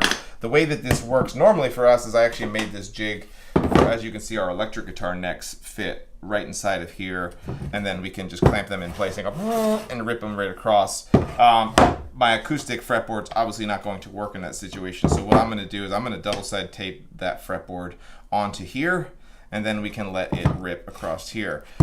If you are using a router table like this, if you happen to buy the bits that we're using here, one thing I'm going to note, you don't want to just glue this on in any way. You want to make sure that it's perfectly horizontal. You don't want to have it like that. You want to make sure that it is following a nice center line right down the middle of the neck in order for this to work. Okay, got the fretboard double-sided taped onto here, looking good, feeling good. The other thing that I did, and I'm doing all this just kind of not exact by taking measurements, but is to get the top end of the cutting blade there right at about the halfway mark. That's going to be the other thing that you want to make sure you do with this particular type of router bit. But yeah, so you can see the gradual radius that's on here. Like I said, that's a 16-inch bit, so we should be ready to fire in the hole now. So let's just see what happens.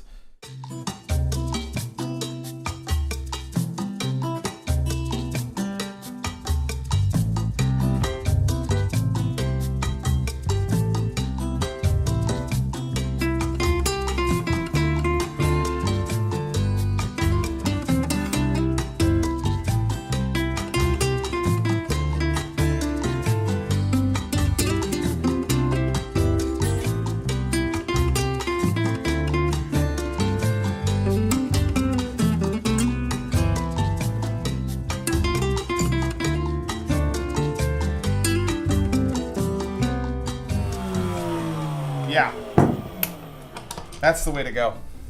But yeah, so Matt and I, God, we're only like 5 or 6 guitars in. No, this first batch of the electrics that we just did, this is the last batch. Like, so we've only done this like 6 or 7 times, this new router table method. But man, look at that. It's probably not going to pick up on camera how we've already got the rough radius in there, right? Good. Looks good, right? Yeah. So this fretboard still needs probably just a little bit of sanding on it, and so I'll hit this really, really fast. I probably actually shouldn't have removed this. And then it's ready to glue on. You're going to get the exact same results if you're doing this by hand. This just saves you so much time and sweat from having to do it the other way. So yeah, I'll just hit this with some sandpaper real fast just to get it smoothed up, and then we're going to be ready to glue it onto the neck of the guitar. All right, so you guys, I did it off camera. I just decided that you didn't need to see it because sanding is sanding. We've got this thing absolutely perfect now. No sort of ridges on it at all. It just looks super good. And at this point, it's time to glue this thing onto the neck. I did want to hit on some people that are going to go, well, why don't you radius it once you glue it to the guitar, like once you glue it down to the neck of the guitar? Problem is that the neck is going to have either a back bow or a forward bow on it, and then it's not going to allow you to be able to get this thing perfectly smoothed down truly. So that's why I think it's better to go ahead and radius your fretboard while it's glued down to something that you know is totally flat.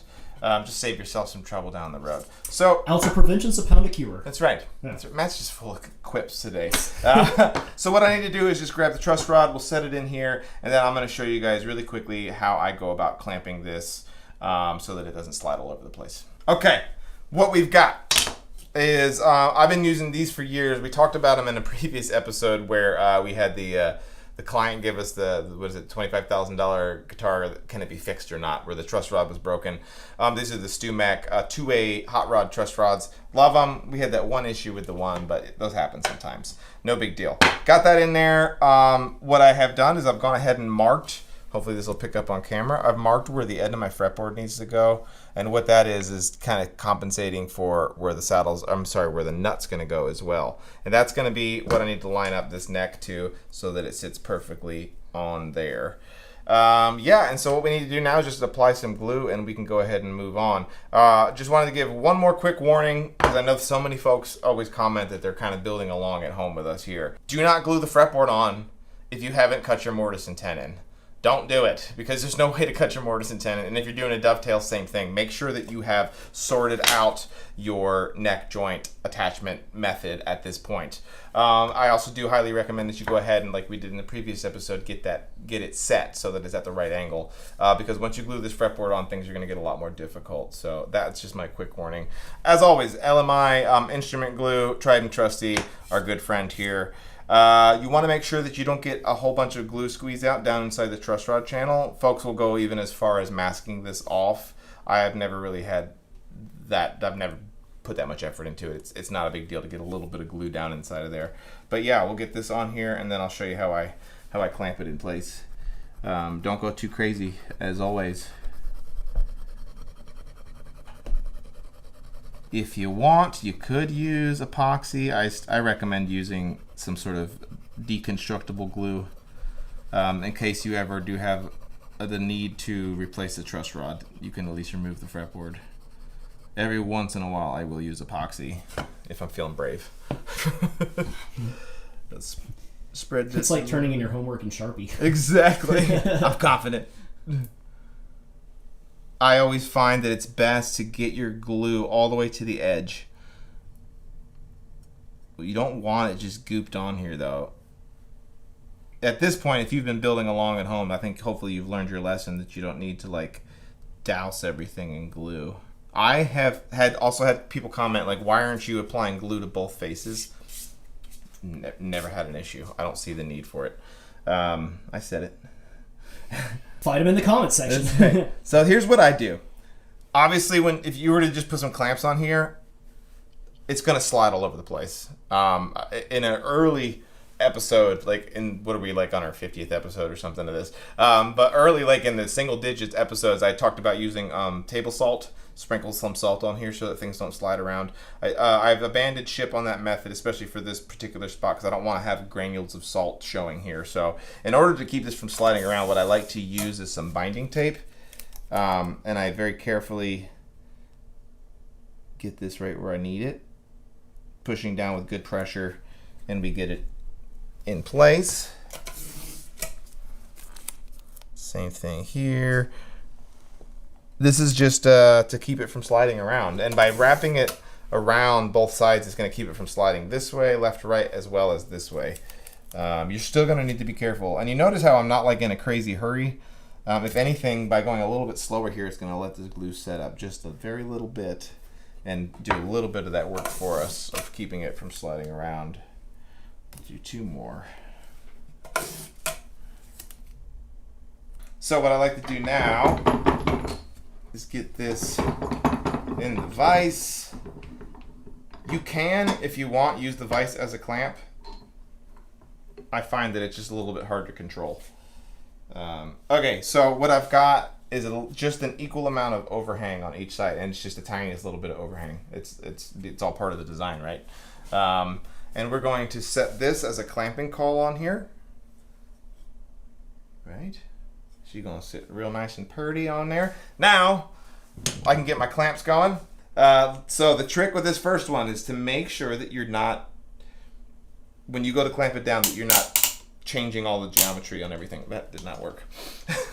Change clamps. You don't want this to slide all over the place when you get this first one on here. So just paying close attention for this first clamp. And what I find is to not go nuts. Just get it started, right? We don't need to get it completely clamped on for the first clamp. This is a good general rule for all clamping, honestly. It's kind of like tightening the bolts on anything you do with automotive stuff. You know, you don't want to tighten them all down at the same time. You want to slowly crank them up. All right, so now before I go and really start cranking down on this thing, I want to double check everything. Make sure that we haven't slid, and it has slid just a very little bit that way. And you can kind of like adjust how you have the clamps on if you need to apply pressure one way or the other to help get it to where you need it to go. There you go. But yeah, you see how, I mean, you just got to check. Don't just like make assumptions that everything hasn't moved on you, because it can happen quickly. Next thing you know, you're chasing your tail. And then what happens is all that work we did in the previous episode where we got everything lined up is kind of out the window, and you're going to have to like redo it all. Never too many clamps. If your spouse is asking why you need more clamps, it's just a fact of life. That's it. Looks good to me. So that's pretty much how I go about getting the fretboard onto the neck of a guitar. And at this point, we're ready to rock and roll and get our inserts in so that we can get the neck bolted on, and then we're going to start focusing our attention on the headstock, get the headstock overlay and the back strap on it. But I hope you guys learned a little something in this one, and we're getting close to the finish line, so keep sticking with us. More episodes to come, and make sure you check out those links down below for some of the tools that we're offering, and we'll see you guys in the next one.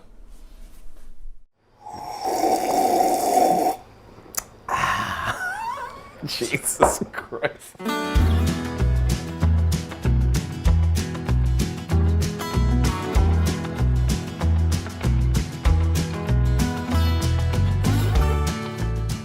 Welcome to Driftwood Guitars. My name is Chris. Behind the camera is Matt, as always. And let's start off by addressing the elephant in the room, which is this beautiful mane of hair that I've got going on. I'm growing it out. I asked Matt if I should do something with it. He said, you know what, just leave it. So that's what we're doing. It's a continuity error from the last episode. Yeah, that tells you how long it's been, right?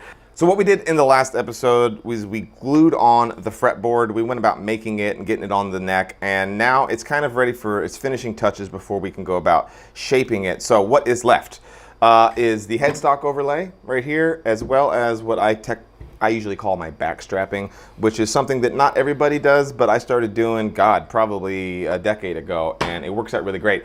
To show you an example of what it is that we're doing, on a finished neck, this is what I like the back of my headstocks to look like.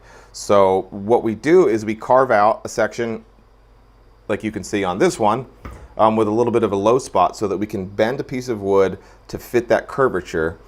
Which seems weird, but once you start carving the neck and you peel all of this away, that low spot goes away, and it turns into this super smooth look. And the reason that we do that is so that, as you can see from the side here, this whole headstock to neck transition area is sandwiched between two pieces of wood. We've also got the carbon fiber reinforcements in here, and what it does is it makes so this whole headstock does not pull a Gibson and just snap off on you, and it just is super, super strong. Plus, I really like how it visually ties in the back and sides of the guitar with the back of the headstock, and it just looks super, super nice. So that's what we're going to do today. So the first thing that we need to do is get a piece of this African blackwood, which I know is not the same species as the back and sides on that guitar, but it looks absolutely identical, so we're just going to use it. We need to bend up that one little section to match this area right here and get it glued on. So that's what we're going to do first.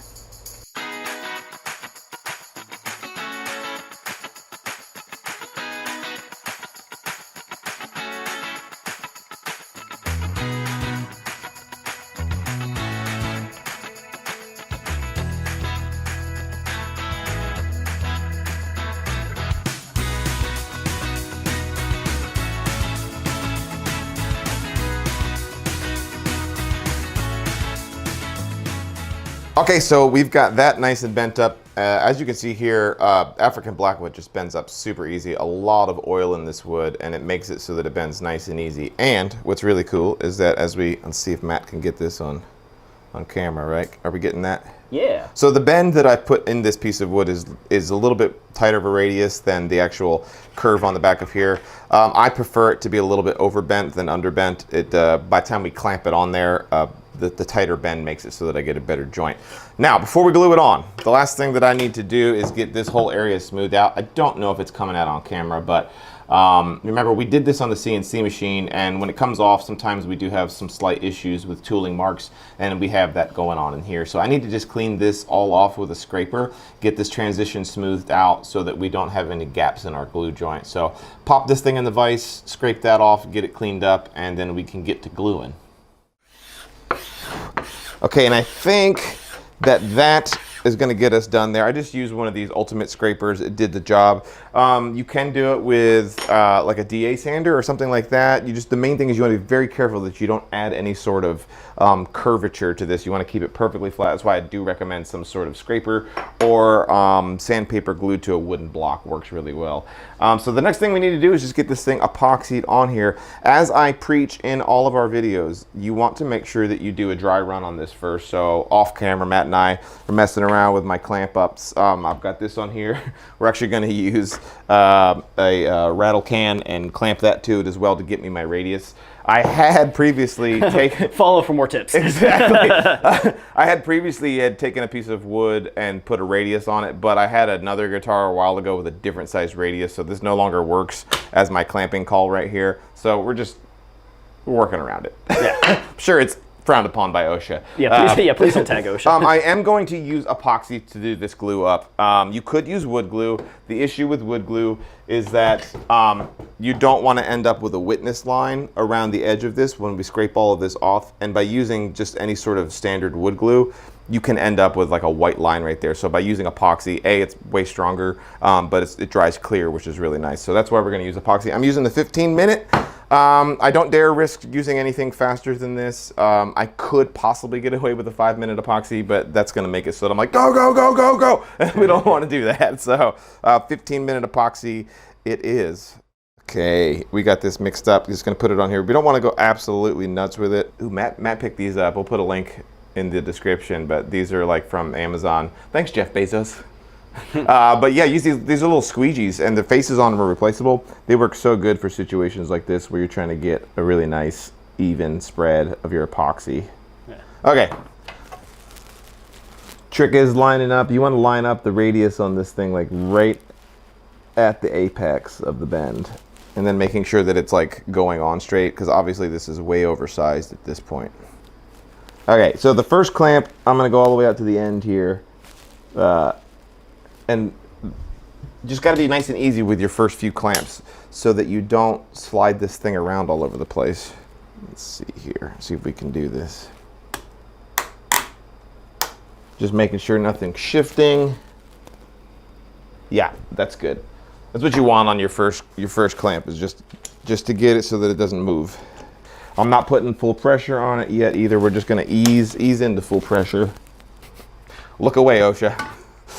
We're gonna need different clamps.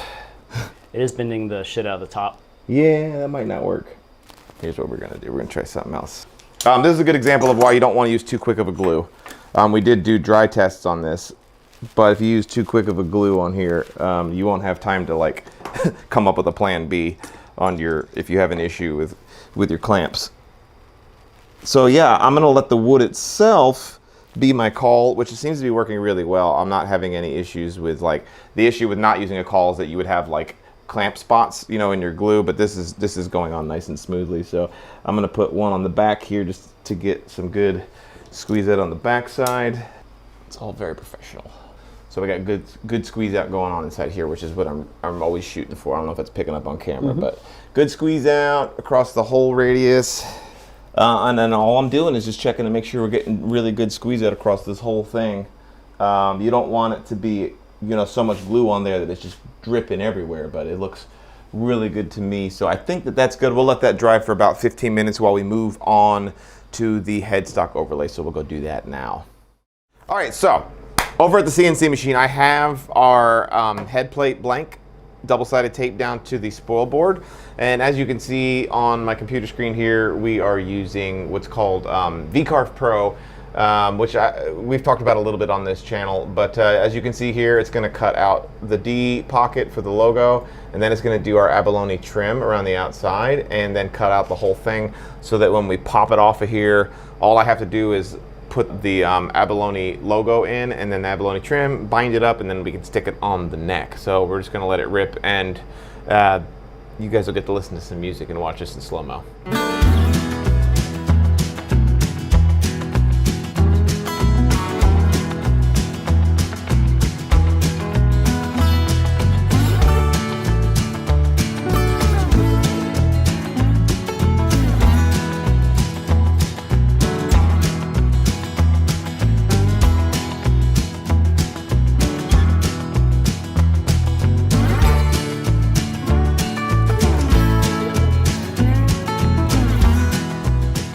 So she's been cut out. We can go ahead and pull that part off and then pop off the actual overlay. And I'll show you guys what we've got here.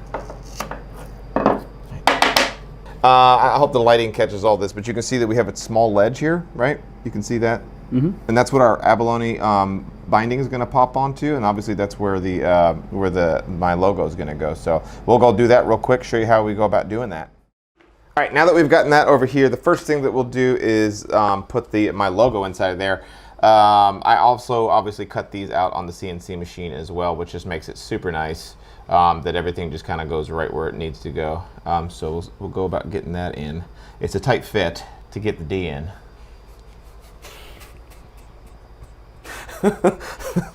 So what I like to do, you could try to hit this with a hammer and get it to go on, but it's going to crack all to bits. So what I do is I get it right on top of where I need it to go. Very, very carefully set something on top. And through the magic of editing, it looks like I got that in on the first try, but it broke into a bunch of pieces when I did that. So we've got it in now, sitting in there perfectly. What I'll do now is I'll flood it with some number 10. Not crazy. We don't want to have a bunch of cleanup to do here, but just some number 10 down in there, and that's about it. You can spray this with a little bit of accelerant if you want. There we go. You don't want to get too much on it so that you don't get it to turn white on you, because otherwise, if it does that, then it can be sometimes visible. So just a little bit of accelerant. So let me, we'll just keep moving on with our lives instead of trying to clean that up. What we need to do now, if you are doing a headstock like this and you don't want to do abalone trim around it or any binding on it, at this point, you just glue it onto the guitar. But with abalone binding as well as maple binding, we need to do that now. For years, I thought that you had to do like the binding on the headstock, kind of like you do on the guitar after you've glued the headstock on. That's when you do it. But I watched some luthiers who knew way better than me at the time, and they all did it beforehand, and that's when I was like, aha, now I get it. And it makes a lot more sense this way. As always in our videos, we use this advanced shell technology, straight abalone strips. These are the same people that make the Zip Flex, the bendable abalone shell. We'll make sure we get a link in the description as well. But this stuff is just, I just love this stuff. This is the 47 thousandths, so it's like their second to narrowest stuff, and it just works super, super good. So what we'll do is get this put onto that ledge that we made on the CNC machine, because it's cut, as you can see, like to the exact same depth and width as the abalone.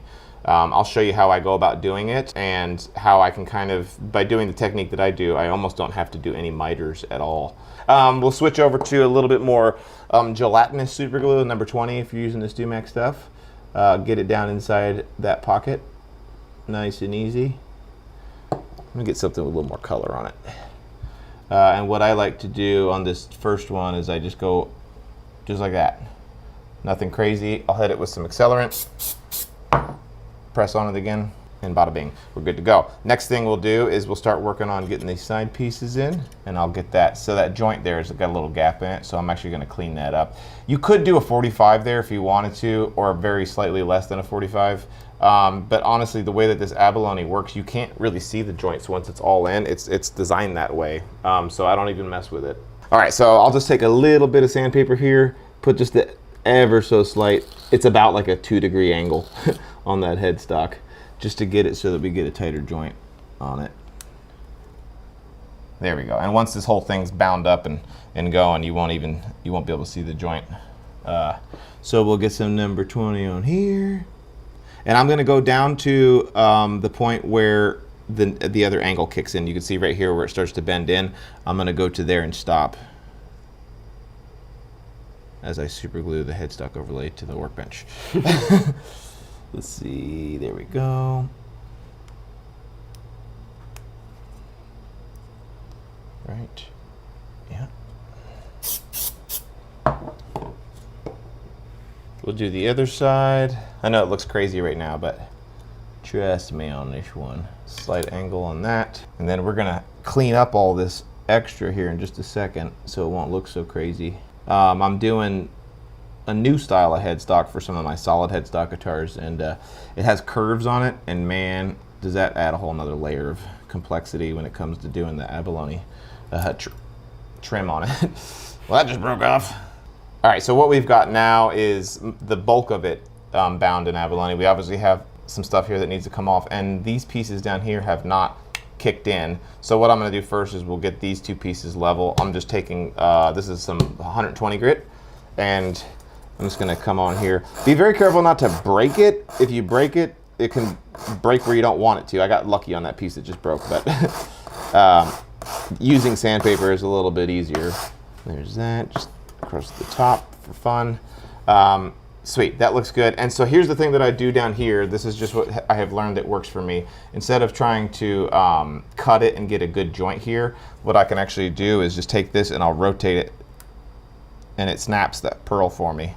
And then I can push in on it, and once I sand down on this whole thing, that whole bend becomes invisible, just like the other one. And we can do the same thing here as well, where it bends and comes around. You see, especially on that one, you can see like it's perfect. It's right inside the pearl, and the purple. And then when I sand this here in a second, it'll all go away. But I'll break that piece off, just give it a little gap there, and then fish some of my super glue down in there, and then get that to go back to where I want it.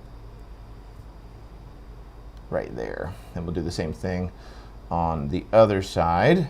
I know this seems like super imprecise, but it's the nature of this abalone. You just can't see any of the joints inside, any of the gaps in any of the pieces, so it just makes it easier to just go a little crazy with it. All right, so these last little pieces here, I'm just gonna grab a couple of pieces that are a little longer. We'll put some 20 there. Put a piece right there. Looks good, feels good. We'll do the same thing here. I am trying to make sure I'm getting pieces that match pretty decently, but it doesn't have to be perfect. A little bit there.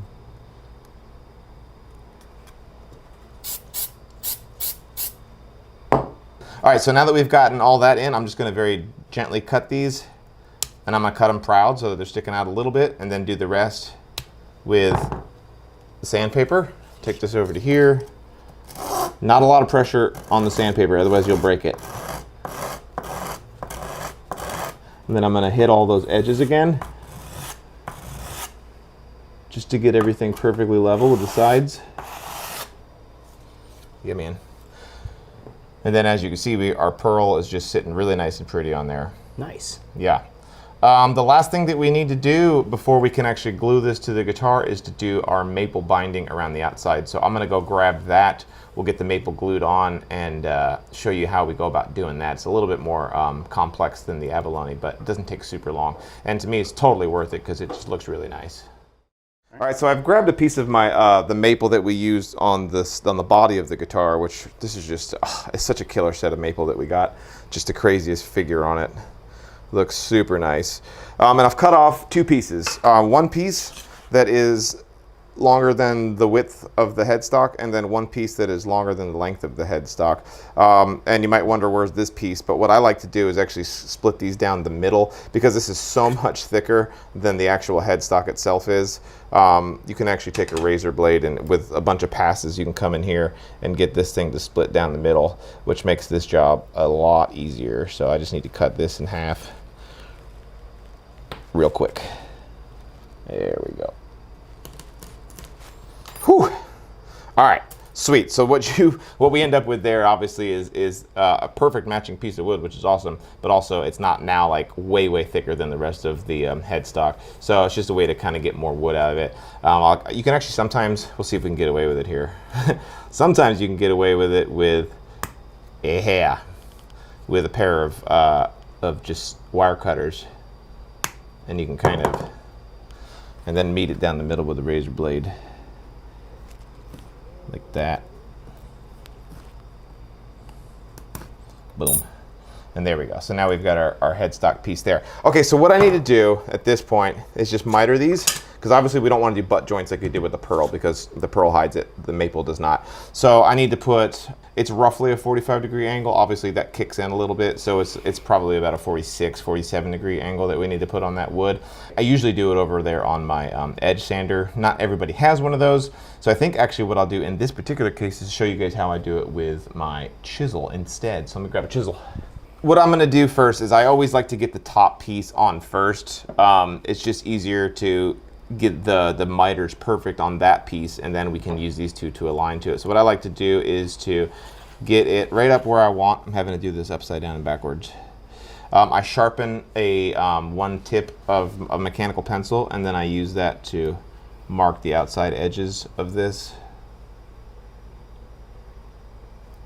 Then what I can do, so we've got our marks here, is I take my chisel, a nice sharp chisel, and we're gonna work ourselves over to that pencil line. You guys can't see it necessarily, but what I want to see if Matt can try to get on camera here is what I use, and I've mentioned this in previous videos, is you can use the reflection on the back of your chisel to tell whether or not you've got a good angle or not. So by putting it on here, can you get that at all, Matt? Yeah, kind of. So what you do is you move it around until you get yourself a nice 90-degree angle look to it. Is that showing up? Yeah. Yeah, so that's what I'm going to use as my guide here until I walk myself up to that line, that pencil line that we've put on it. And you notice I didn't just go for it out of the gate. You don't want to just try to cut to that line first try, because it's going to end poorly. Even if you have a super sharp chisel like this one, it won't do it. So by walking up to it, you can see we've gotten rid of our pencil line.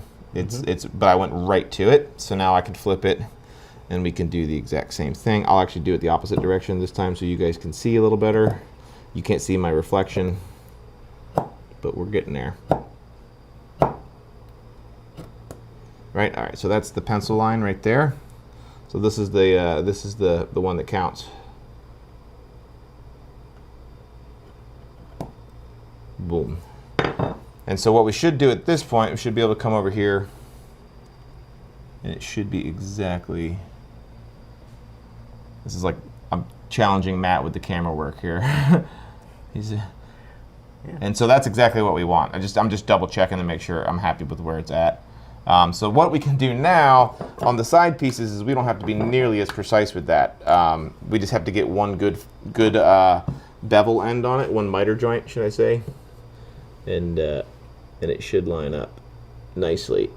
Yep. So what I do at this point is I'm going to check and make sure these two, the longer pieces, are the ones that I can change the angle on to get the good miters on. So I'm going to get this where I want it to go, and then I'm going to press this up against it and make sure that we have ourselves a nice tight miter joint.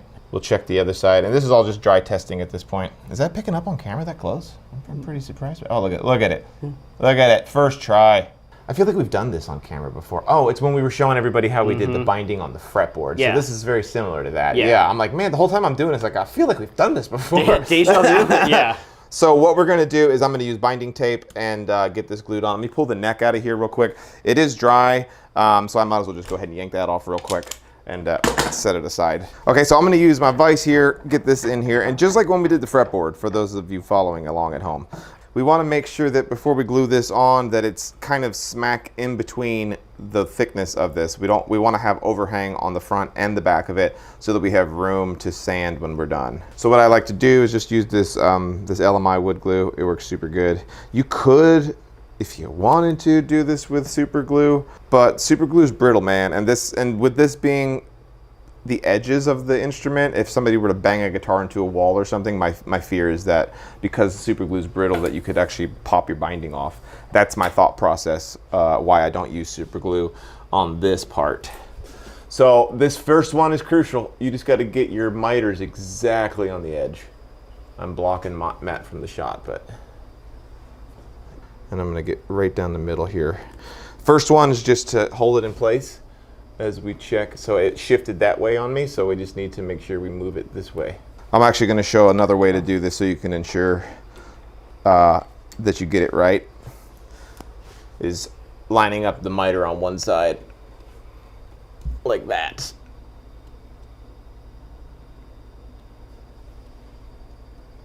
And then pressing down with your tape. And then you'll double check before you really get the clamping that it's right where you want it. A little more tape. Before we move on, just double checking that we are getting overhangs on both sides, on the front and the back. That looks good. Switch it over to its side. I need a little more over here. Yes. We'll do some glue across. I'm going to do glue on the whole thing. Nothing crazy. You don't want to have so much squeeze out that you got to spend forever cleaning it up. I guess that maple will make that bend right there. It will. Don't tell him to lead, man. No. Yeah, I will though. It'll go around the bend. Sorry. So I like to do it where I'm not covering up the miter joint when I'm putting the tape on, just so that I can make sure that we're getting a good no gaps or anything there. I'm gonna go right to the end of right before the break happens, right here. Then what I like to do is basically break it. You hear just a tiny little crack right there. Put it back in here.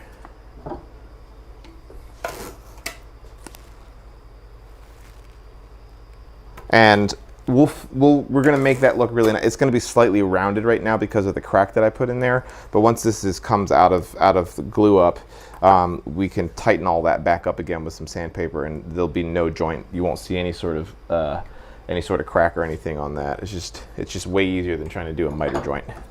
Flip it, some glue, rinse and repeat. And we'll do the same thing here, where we just break it. And that side didn't really want to break, which is fine. So we will just bend it down with the tape. Okay, everything's in. While it's still got a little bit of play to it, I'm just going to check and make sure that we're getting, that it's, once again, sticking out a little proud on both sides. And we'll let that sit for about 40 minutes and run it through the drum sander, and it'll be ready to glue onto the guitar. Okay, we've got the glue dry, kind of. We had lunch. I had pizza. Matt had some curry, and here we are. I'm just going to pull this off so we can see what she looks like. Run it through the sander and get this thing glued on. I'm excited. This is like the exciting part, right? You do all that work, you pull the tape off, and it actually looks really nice. Smoke them if you got them. Smoke them if you got them. See, she's looking really nice at this point. Obviously, we've got shmoo here and shmoo around the edges that we need to get rid of. What I like to do is actually get this so that it's perfectly flat on the back. Get rid of the maple from being proud. Get this flat, and then I'll run it through the drum sander so that as we come through that, it'll come out and be absolutely perfectly flat, and you'll see what the finished result looks like.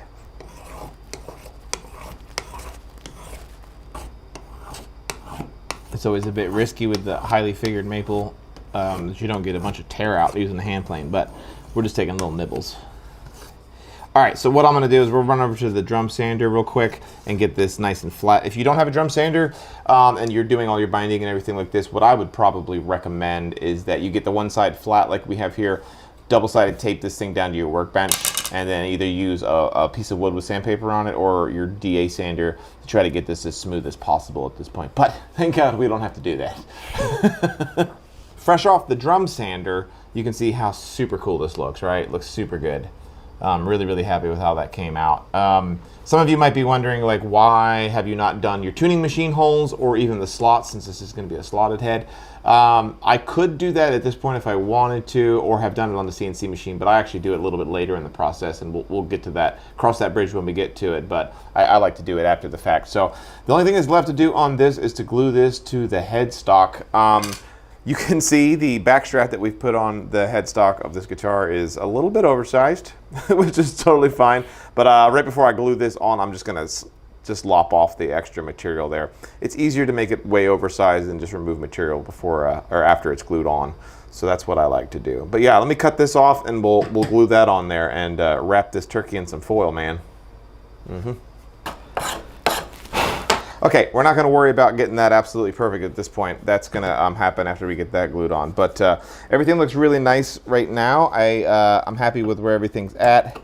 The next thing that we need to do is get this thing glued on. One thing that I did off of camera that I did want to mention was I did put a 15-degree angle on the leading edge of this headstock overlay so that when it goes on there, we have a nice spot for our nut to go. So something to think about. If you want to do it the way Martin does it on some of their guitars, you would leave that as a 90-degree and angle the nut. So it's just something to think about before you glue that on. But you can see how perfectly this thing is looking, right? It just wants to sit on there absolutely flush, really, really nicely. And that's because we're using the CNC machine. If you're not using CNC, the best way to go about doing this, it would be to keep your headstock a little bit bigger than you need it to be, glue your headstock overlay on, and then bring your headstock to match the same size as that. So hopefully that clears up a little bit of confusion that might be there. What I like to do sometimes is to put a nut blank inside of here as I glue this on, just so that I know that I have it exactly where I want it. I actually just grabbed a spare nut that I had off of an old Breedlove. As long as it's going to be the same width as what the nut that you're going to be using on your guitar, it's totally fine. For the face of the headstock, you can get away with just using wood glue, and that's what we are going to use here. We don't want to get too crazy with it. I'll spread that out here in a second. I like to put her in the vise. If you have your tuning peg holes already drilled, you could use those as alignment pins if you'd like. There's a lot of different ways you can go about doing this to keep it from sliding around. I'm going to do it the stubborn way and not have any alignment pins whatsoever and just chase after my own tail. Because this video is not so instructional, it's more cautionary. Exactly. There's two ways to teach. This is a cautionary tale. Yeah. It's funny, like a lot of times in these YouTube videos, I do things a little bit differently than I do like when I'm not on camera. And yeah, I would probably be using alignment pins, but it's too late now. All right, and so instead of having alignment pins, what I'll use is some binding tape. And we're gonna use that to kind of get this headstock to live right where I want it to, so it doesn't slide around once we do apply clamping pressure to it. That looks and feels really good to me. Before I put clamping pressure on, I want to make sure that I've got a really nice tight joint on the nut here. Once again, the nut is just acting as a spacer for us at this point. I want to make sure that I don't have any overhang, and if I do, it's ever so slight and that it's nice and even around the whole guitar. The headstock, I always make a little oversized in this direction, so it is good to go. So now all I got to do is clamp this bad boy down. Just get yourself something nice and flat as a clamping caul to put on top of here. I like to get it just about to where the nut is, but I don't actually get it butted up against it because I want to make sure that I can still see, make sure that we don't have any gaps inside of there. Then we are just going to start applying some pressure. You're going to feel a slight pressure. All right, and now I'm going to check my work. Put one more clamp on it, man. And that is it. And dismount at that point. Everything looks really good. The judges give it. The landing. Yeah. We will reveal to you how this looks in the next episode, but that kind of gets us through the last of the major construction on the neck of the guitar. The only thing else that we need to add is the heel cap to the back of the neck, but in the next episode, we're actually going to go about carving this thing, or at least showing you guys how I go about doing it. Yeah, let us know if you guys think that anything I did was absolutely ridiculous, if you have better ways to do them, but I hope you guys learned something in this and can apply them to your build, and I promise you, we're going to get the next episode out very, very soon for you. So make sure you do like and subscribe, and we'll see you in the next one. I don't know, this is going to be a video. Hang on. I was going to like, watch this. You ready? Ready? Like, what are those? Welcome to Joyful Guitars. My name is Chris. Behind the camera is Matt. As always, and in today's episode, we are going to carve the neck of the 3,000-year-old guitar, and I'm super stoked about it. We're going to put a link to a video right here, should be popping up right now, that is something that Matt and I shot almost 2 years ago, could be about 2 years ago, yeah, of how to carve a neck on an acoustic guitar, but it was so early on that we've decided that to keep along with the video series of the 3,000-year-old, we might as well actually do the same thing here again. We're not going to use any of my CNC machine or anything like that. We're going to do it all by hand so that you guys at home can follow along. Just wanted to give you guys a quick run through of the tools that we're going to be using here. The big boy is this one here. This is the coarse rasp. This is the workhorse. This is the big boy that does most of the hogging out of the material. I also have the fine as well, and I use that some. If you're looking to buy just one tool, get yourself a coarse rasp. These are the same things, but in a smaller version. They're really good for some of the detailed areas, like the heel of the neck. And then I use the crap out of these as well, and these are the StewMac razor files. These are really good for kind of right towards the tail end when you're almost done. A nice straight edge, and then you're also going to need some sandpaper and a vise to put the neck in. If you've got those things, you can do this. So we'll get this guitar neck loaded up into the vise, and then I'll talk you guys through how I go about carving it. We interrupt this programming to tell you guys a little bit about some of the products that we sell, one of them being this awesome paint handle. For those of you that are maybe respraying a guitar or following along with one of our builds, and you're looking, how can I hold my guitar while I spray it? We have the solution. Check these guys out. We have them in a link down below, as well as our fret caddies that we've started selling. And these are awesome for refrets or just general guitar maintenance. You put your loose frets inside of here, your bridge pins here, and any sort of metallic hardware that you have inside of there, just to help keep your workbench organized. So check those out. We do have links down below, and we'll ship them today.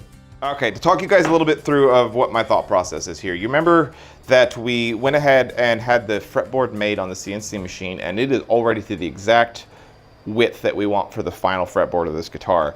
The same thing with our headstock as well. It is exactly the size of what we want our final headstock to be. So now what we're going to do is we're going to take and file all of these things down and use the edges of our fretboard and our headstock as our witness line, as our point of like we're taking it to that line. So that way we can kind of like not have to worry about taking calipers out every 2 seconds and making sure that we're getting the correct widths on the neck and everything.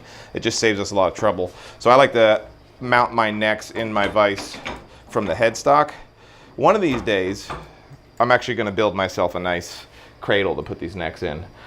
Most guys who do this for a living, like myself, they make a cradle for the neck to go inside of that holds this whole section here as well as the headstock. I haven't made that yet, so we're gonna do it this way.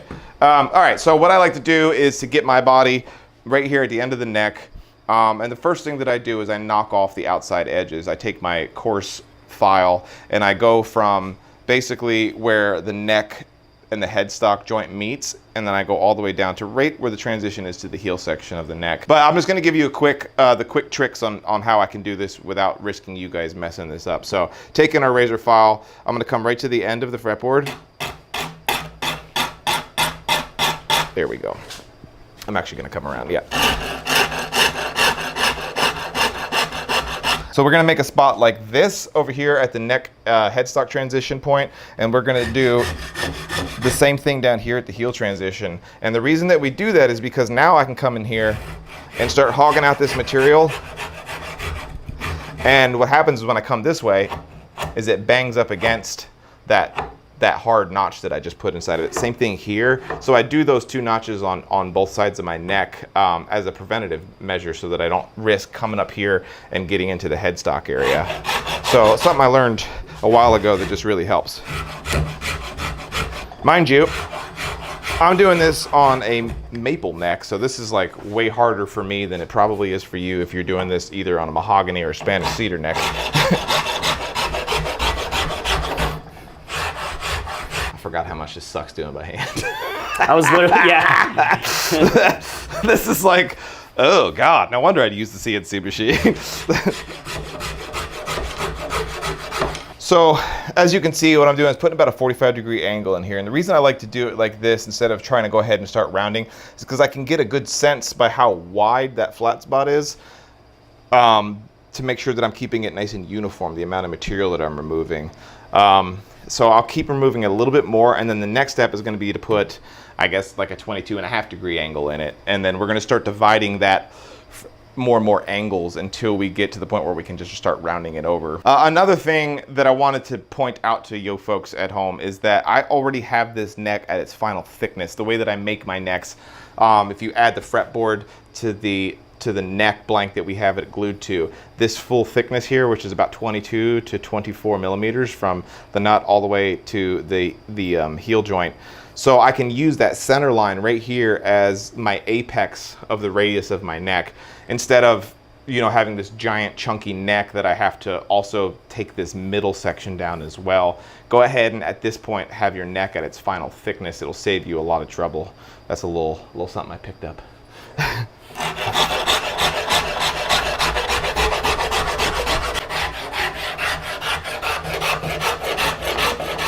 Okay. Freaking exhausted. All right, so now I've got my two roughly 45-degree angles kicked in here. I think Matt getting it really nicely, right? We see how we've got that. The next thing that I'm gonna do is I'm gonna take this 45 and knock it down, cut it in half with about a 22.5-degree angle. So we'll knock it down. That first one is the one that takes the most amount of work, that first angle. So what I'm doing on this next pass is I'm trying to take the flat spot that I'm going to do from here to the very edge of the binding is what I'm going to do at a much shallower angle. So there's that. And then we'll do the same thing with the upper end. I'm going to take that and cut that angle in half right around here. I'm actually going to pull.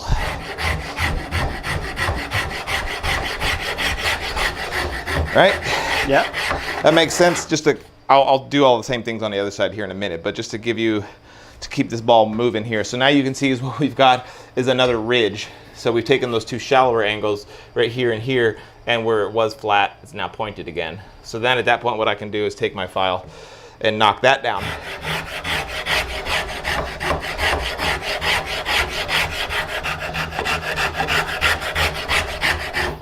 And then so we have flat spots.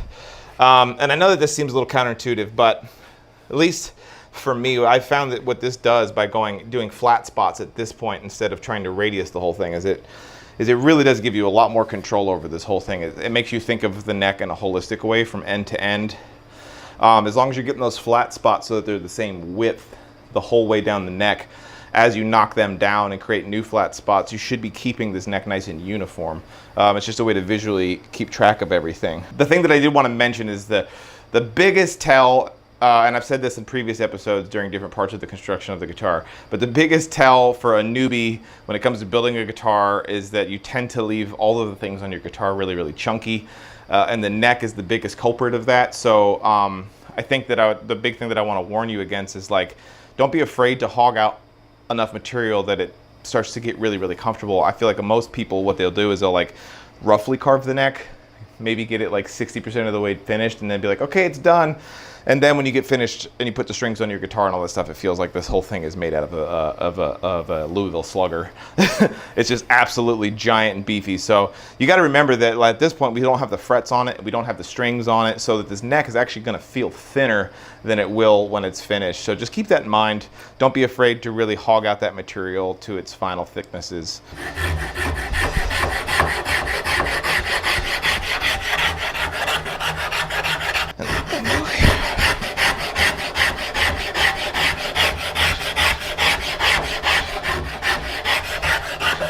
This, I would say, you know, roughed in at this point. It's starting to look really good. You can see that this whole middle section here is still flat. Still needs, I haven't touched it with my file. And the other thing that I've done is I brought this all the way down. I'm just drawing that pencil right on the edge there, right where my binding blends into the wood of the neck. That's the point that I've taken it to. So this is where I start really paying attention. Previous step, really just kind of worried about hogging out material. On this one, we're starting to pay attention.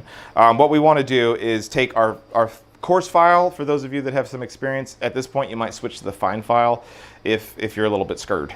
So what we're going to do is I'm going to get Matt in here so you can see a little bit better. We're going to start finessing this angle, and we want to take it all the way to the very edge of the binding on the fretboard. That's exactly where we want to take it. If you don't have a bound fretboard, you're just going to take it to the very edge of your fretboard at this point. But we don't want to go any further. That's the really big kick here. If you go into the binding too much, you're going to end up with this fretboard that becomes really wavy along its edge, and obviously you don't want that. So you can take your file and come in here and just take it to the point where it's just about there. I'm gonna go to like within a millimeter of the edge, about like that. And then we're gonna take this guy to about the midpoint.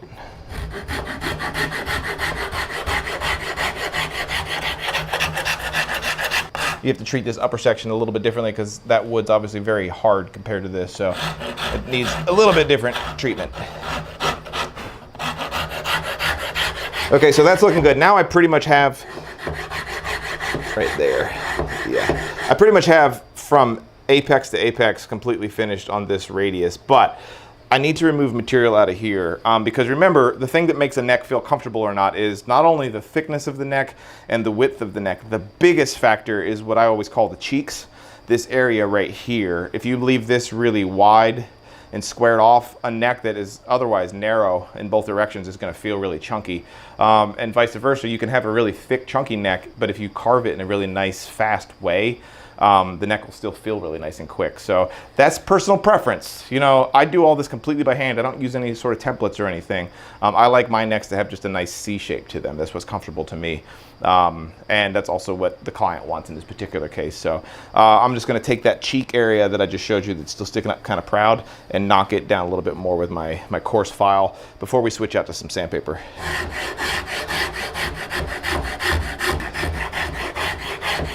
Yeah. I'm gonna call this side pretty much good, as far as good as we're gonna get with this coarse file.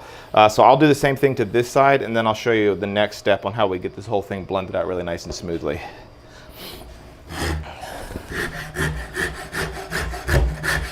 Just wanted to show you guys a little bit of where we stand right now. There we go. That's gonna give you guys a good idea of where we sit. It's pretty round at this point. It's not there yet at all. So the next thing that we need to do is move over to some sandpaper.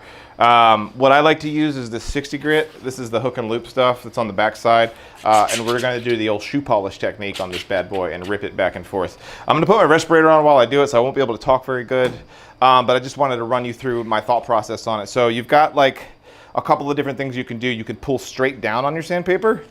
I'm gonna do it backwards so that it's not actually sanding. If you went in this direction, straight down on it, you're getting yourself a nice even sand across the whole thing. If you're wanting to remove area just off of one cheek, then you would move over to more of a direction like that. I'm pulling hard down with this hand. Same thing on this side. So you do have some control over how you're sanding your guitar, just depending on where you're pulling from it. So get yourself a long strip of sandpaper. I've actually used this for like the last several necks of guitars that I've done, and it works really, really great. But 60 grit, that'll get us rough sanded. It won't be our final sand either. But you know, in real time here, we're what, half an hour, 20 minutes in, Matt, right? Give or take. It's not taking super long. And this is a maple neck, so before I get going, I did want to point out, you can just see right there in the middle, it still hasn't been sanded right there. I haven't hit my file there at all. Like, it's nice and smooth, and it might be worth sticking a pencil line right down the middle again, just as a reference, because we don't want to remove much material from that area at all, if any. We just want to kiss it with our sandpaper. Same thing with the edge. We don't want to go into the edge of our fretboard.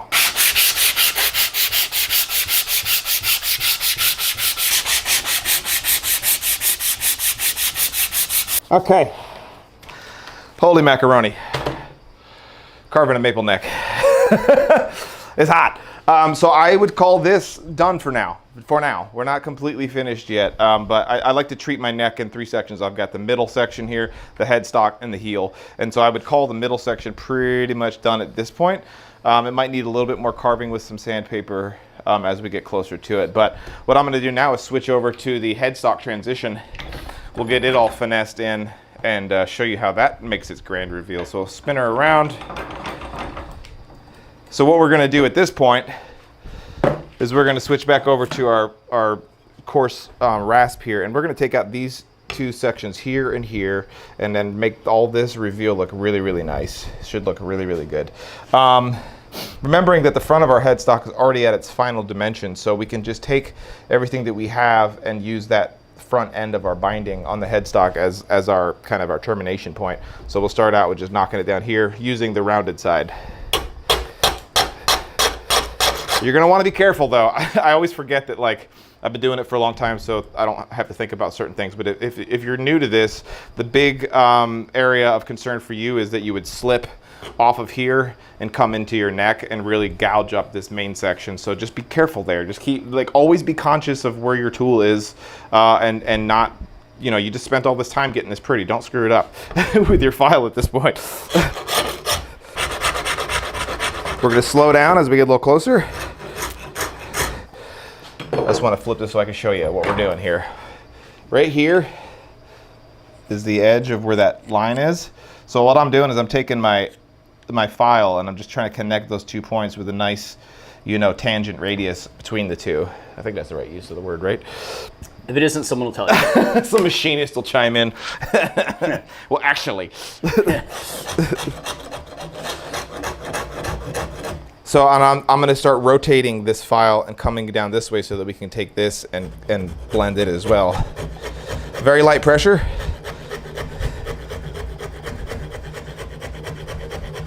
And we're just going to get it roughed in. Same thing here. You'll notice that I'm always doing a downstroke too. Because we have a lamination here, I'm not going to come up this way. If I come up this way, I could cause a bunch of tear out on my back strap.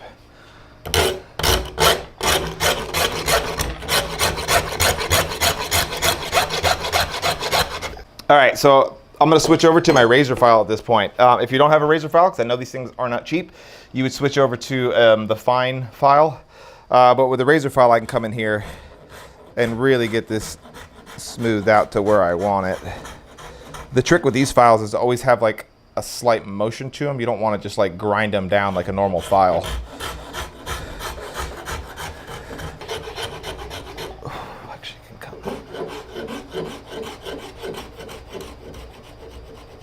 So now what I need to do, because that looks pretty stinking good, it's obviously rough around the edges, is just really focus on this general area right here. As I sand, it's gonna like sometimes make this look like it's going that way or look like it's going that way, or it'll be uneven on one side. So I'm gonna spend some time with my files and my sandpaper working this until it looks nice and uniform before we move on to the heel area.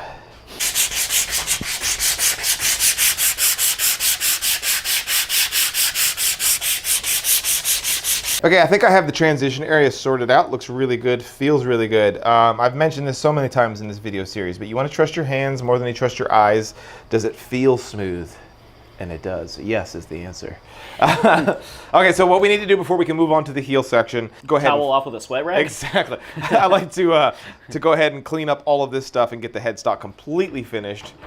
Reminding you folks that it is August in Florida right now, and our shop is air conditioned.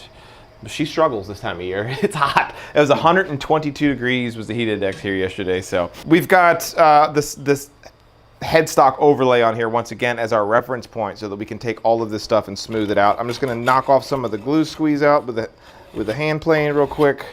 Being very careful not to go into the headstock overlay. That looks really nice. The next thing that I want to do is take a piece of a sanding stick with some sandpaper on it and then knock this down nice and flat. You do not want to do this with a hand file.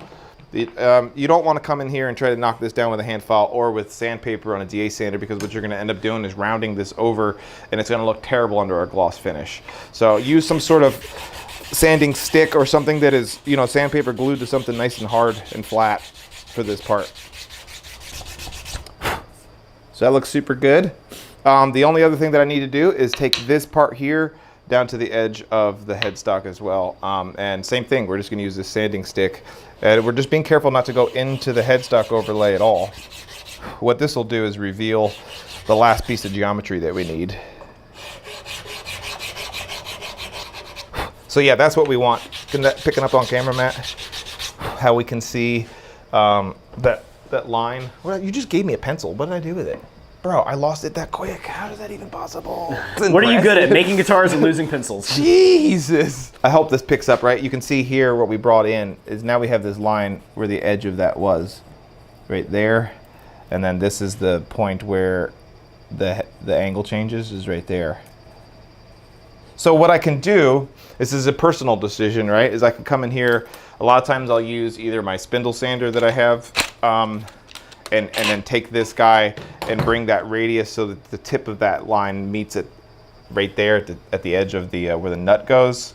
Or you could smooth this whole thing out so there isn't a flat spot right there. It's kind of like, you know, it's your choice to make. It's whatever you want to do. But what I'm going to do is take this and round it over just a kiss. Just to blend it. And bada bing. That's basically it. That feels really good. And we're going to switch out and do the same thing to the other side. But that feels really, really nice and smooth and looks good. We'll do the same thing to the other side, and then the next thing that we need to do after that is trim off that giant piece of wood. Okay, that's looking good. Everything's all trimmed up, looking real nice. This whole upper section of the neck is looking really great, feeling really great. So heel is all that's left. This is the more complicated portion of our programming. I was just telling Matt, but you can make your heel however the heck you want. I like to leave mine really nice and wide. Somebody early on in my building career called this a Spanish style heel. I don't know if that's true.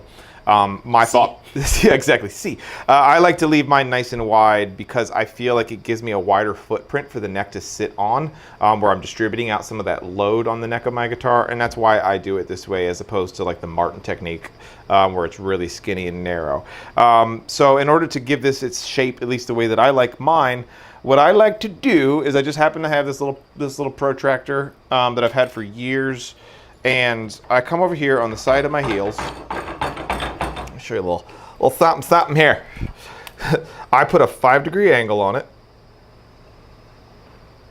I write it right here, and then I take the width, whatever the width is of this piece right here, which I can actually tell you what it is, just so that you'll have it. Right? Is this correct? Yes. I put that part there. The width on that part is 0.55 or stupid metric. 14 millimeters. So I go 14 millimeters here and I do a 5-degree angle, and then I'm going to flip it. I'm going to do the exact same thing.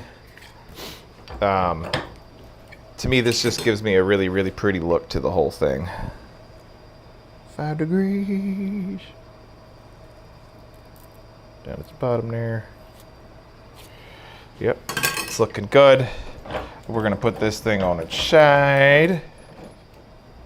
Or I guess not on its side. I'm going to take those dots and I'm going to bring them up.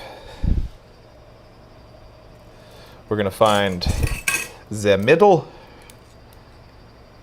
55, so 27 and a half. Look at that math. 27 and a half. That's our midpoint right there. And we're going to connect them bad boys. From there to there. And then from there to there. And that's what that's gonna be like the diamond shape on the end of our neck. Just so you guys know, and this goes back to my conversation I was saying about like just the chunkiness that people have on new necks. This right here, my total thickness on the back of my heel is only gonna be like 21.5 millimeters thick. Or, you know, 0.84 inches. So it's very, very thin here. I feel like most people end up putting this heel section, just looks like giant, looks like a 4x4 strapped to the end of that thing. And you don't need to do that. So what I could do at this point is I can go ahead and just take those pencil lines and hog everything out and make it look really nice if I wanted to. But what I like to do at this point is I actually take a saw and knock these pieces out with a saw just to save myself some trouble. So let me grab my saw real quick. All right, I'm going to take this little Japanese pool saw that I have. It's actually their fret slotting one, and I'm going to cut right on this pencil line. Let me bring this in here, just so I don't have as much chatter. And we're very, very. I'm just going to cut just on the outside of that pencil line. As I destroy my neck.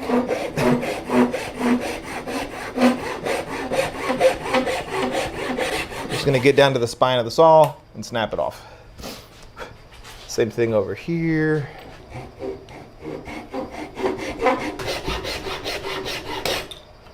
Perfect. That'll work. Ish. There we go. So, you know, main thing there is it just saved us some trouble with all of our tools. So now I can back this guy out. We'll start getting rid of material here. What I like to do is to use, once again, the coarse file here, and I work on these two areas here and here, and just really get those guys as much material removed as possible just to get us started.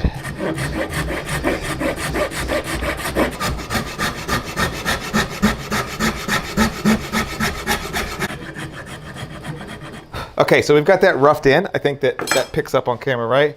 removing mostly just material out of this spot here. We want to make sure that we don't come into this area and that we don't come into this area. So the problem that we start running into is that the radius on the back side of this file starts to get it's too big of a radius to fit inside there. So what you could do is you could switch out to a razor file like this. Razor files aren't super good for hogging out a lot of material though. So I'm gonna switch over to my pinwheel sander, which we'll put a link to this in the description. I understand that most people don't have something like this. So you would probably just stick with as coarse of a file as you have that is rounded to keep trying to hog out this material. But you'll see why I switch out to this right now, because boy, does it save me some trouble. It's going to be the same thing that we kind of like what we did up here at the neck. I'm just going to worry about trying to really focus on removing as much material from this general area as I can. I don't want to remove any material from this middle section. Eventually there's going to be a perfectly untouched line that runs right here, right down the middle of the neck. So I basically want to connect from this pencil line to that pencil line with a nice radius, but that radius also has to scoop out this way. So that's kind of what I'm doing with this.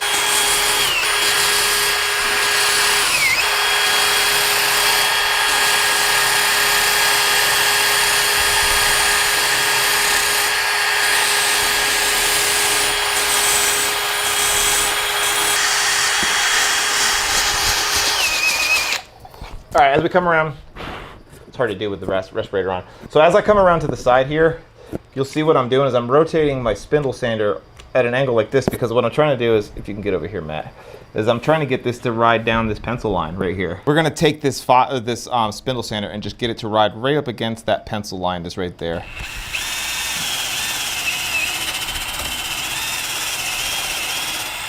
That way we get a nice crisp line. We're not wanting to dig in a bunch of too hard right here with our sander though. There we go. Okay, the next thing that I need to do is then take this whole file, is we're gonna run it straight down here, and I'm just gonna keep it perfectly straight and just come down nice and slow to try to connect that line to that line. See if it works.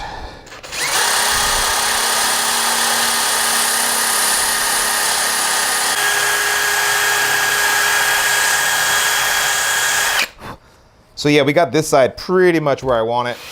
A little bit of a chunk right here that I need to remove, but then we're gonna switch over to this side and try to do the same thing.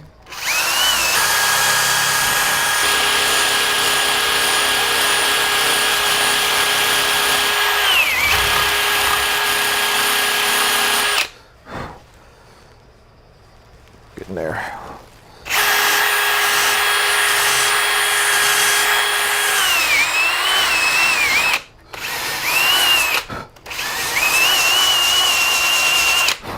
As I do this, I think the main takeaway is that if you're going to carve more than one neck in your life, just buy one of these.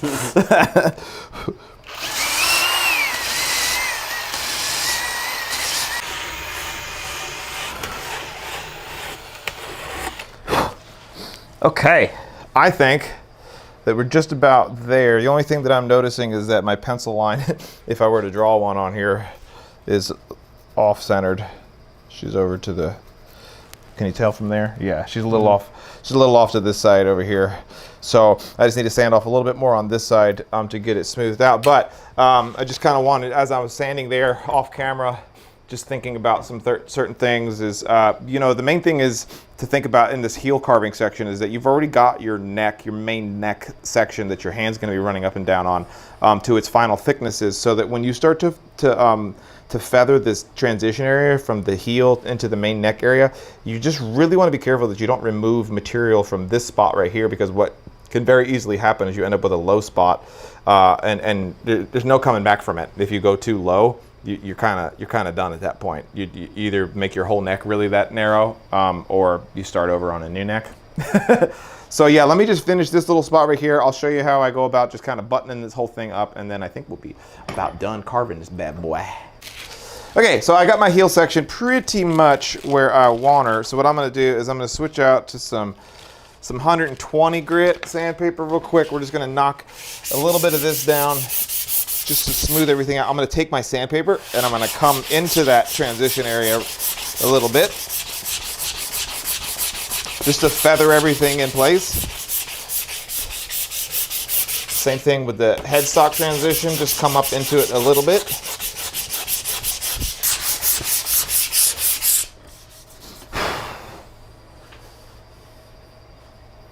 feels good. Feels real nice. Yeah, I think that that's pretty much it. Let's show everybody what we got. You know, you can see down here how, let's see, there we go. You can see better on that side. The nice crisp line that we get. There we go with the lighting on it, right? Nice smooth transitions. Same thing here, nice smooth transitions.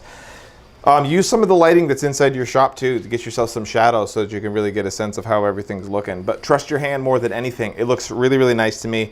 The only thing that's left to do on this neck is, as far as physical construction, is I need to put a heel cap on here, and we need to cut out and drill our tuning machine. And then we're gonna be ready for inlays. But yeah, I think it looks really good, and I hope you guys learned a little something in this video, maybe some tips or tricks that are gonna help you guys carve your neck. Remember, this is a maple neck, so everything that I did here took a lot more work than it should for you if you're using Spanish cedar or mahogany.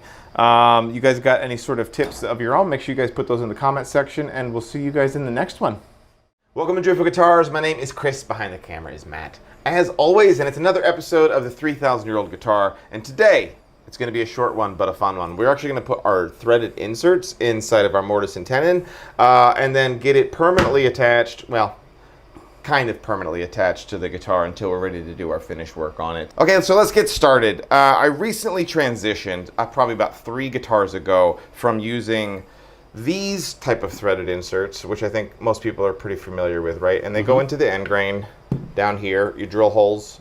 And then these guys would get threaded in as well as epoxied in.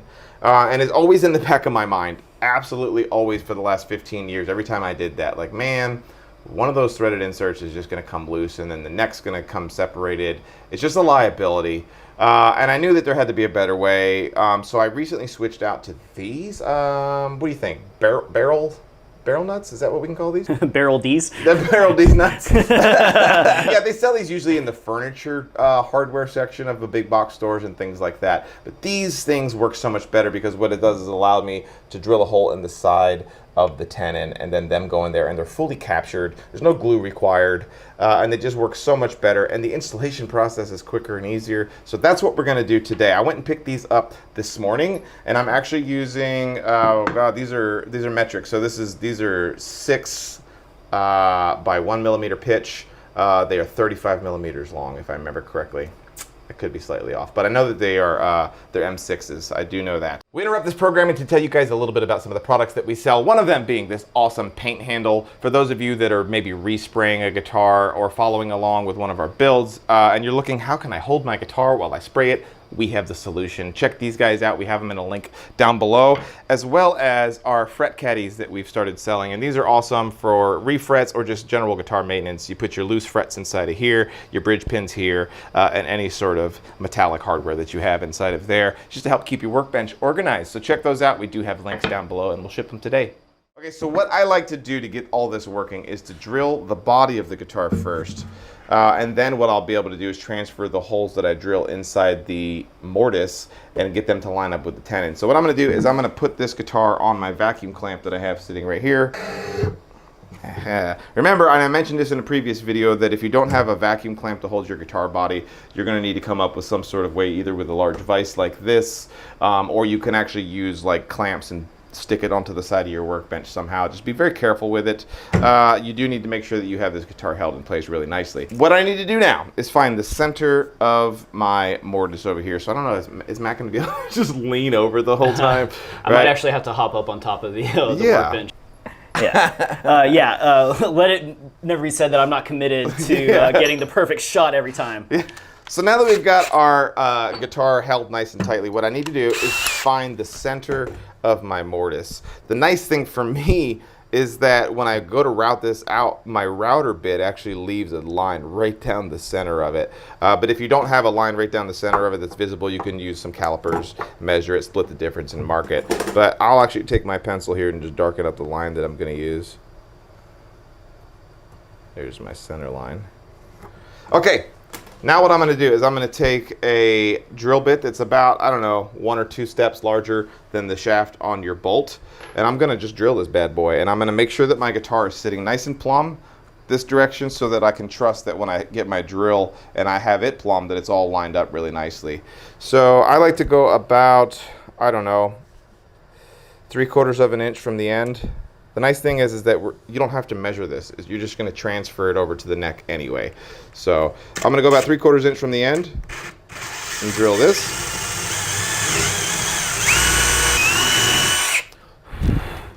And then I'm going to come down probably about, I don't know, 1 1/4 inches from there. And we're going to do our second bolt. Nice technique on the drilling. Yeah, looks really nice, right? Okay, And he then, sticks the landing. that's right. I like to have just a little bit of wiggle room inside my bolt so that I can have a little bit of play on that neck. But the next thing that I need to do is transfer my truss rod, because obviously the way that I do it, the truss rod, I adjust through the sound hole. So I need to actually punch a hole through this section of my neck block so that I can access it through the transverse brace that we did way back in like episode 5 of this series. So what I'm gonna have to do at this point is make a decision, and it always is. It's a two-way street for me. One option is I can actually very, very carefully drill out this hole and then have it come all the way through, or I can take it from the front here and just route a channel out. Let me grab a neck block just so that I can remind you guys of exactly what's going on here in the mechanics. Okay, so this is what one of those neck blocks looks like, if you guys remember from way back then, and it's inside the guitar like this. So what I need to do is either route this spot out right here so that it would be like that, correct? Are we seeing, understanding? Yeah. Right, so that we can take our truss rod wrench and come in through this way, or because it's sitting inside here, as I can drill that. And the problem with drilling is that you have to make sure that your drill bit is completely plumb as you drill through this, so that it punches out right here and doesn't blow out the backside of our neck block. So what I've preferred to do is to use a router. It's just a lot easier and less likely to cause some major catastrophic damage. So what I'm gonna do is flip this vacuum clamp so that we can do that with our router bit real quick. And I guess Matt's gonna have to get off the workbench. It's kind of comfy up here. Okay, I've got this guy flipped on its side, and what I'm gonna do is I'm gonna use a wait for it, a 1/4 inch ball end router bit inside my router here, and I'm gonna route a little channel out like we just talked about. But before I do that, I'm gonna use my busted acrylic template, and I'm gonna set it on my guitar so that I can locate roughly where my transverse brace is, just so, because I don't want to go into the transverse brace. So we don't want to go any further past that point. We're gonna take it and make her look real pretty, real nice. I know that's kind of maybe hard to see. And then I'm going to take another pencil and I'm just going to mark my center line. Right, yeah. And that's going to be roughly the channel that I route out. Okay, so this next part is going to make people clutch pearls, because I do this freehand, folks. I always have done this freehand. Nothing's gone wrong yet. It's been over 100 guitars for me. If you wanted to, you could clamp a straight edge onto here and have it right on against it, but I just haven't ever had any issues. Underneath, this is underneath where the fingerboard extension goes, and I do it by hand. I would recommend that if you're new to woodworking that you don't try to do it freehand. I will say that. This is kind of a expert level. All right, so before I cut this, what I like to mention to folks, if you're doing your truss rod the same way that I do, is that I like to kind of get it right here, and then I just kind of bang it against it real quick so that I can get a mark and know exactly where my truss rod is. And I've done that. I've got this set to a depth that's going to allow that truss rod to have clearance. So at this point, it's just time to let her rip, tater, chip.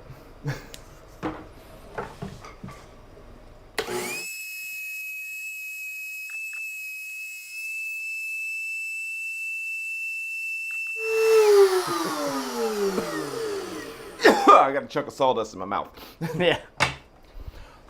So, you saw how easy that was. That came out pretty good. Okay, so we've got our channel made with the router, but it's got a little bit of waves to it here and there just because I did it by hand. So what I'm gonna do is take one of these small razor files, these Stumac ones, and just clean up these edges real quick, just to get it nice and pretty looking.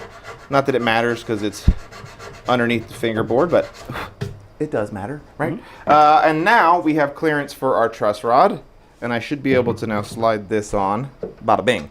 Nice and good. So it looks really nice at this point. All right, so now that we've got this neck able to sit inside of here, what I need to do is transfer these marks where these holes were onto the tenon of the guitar.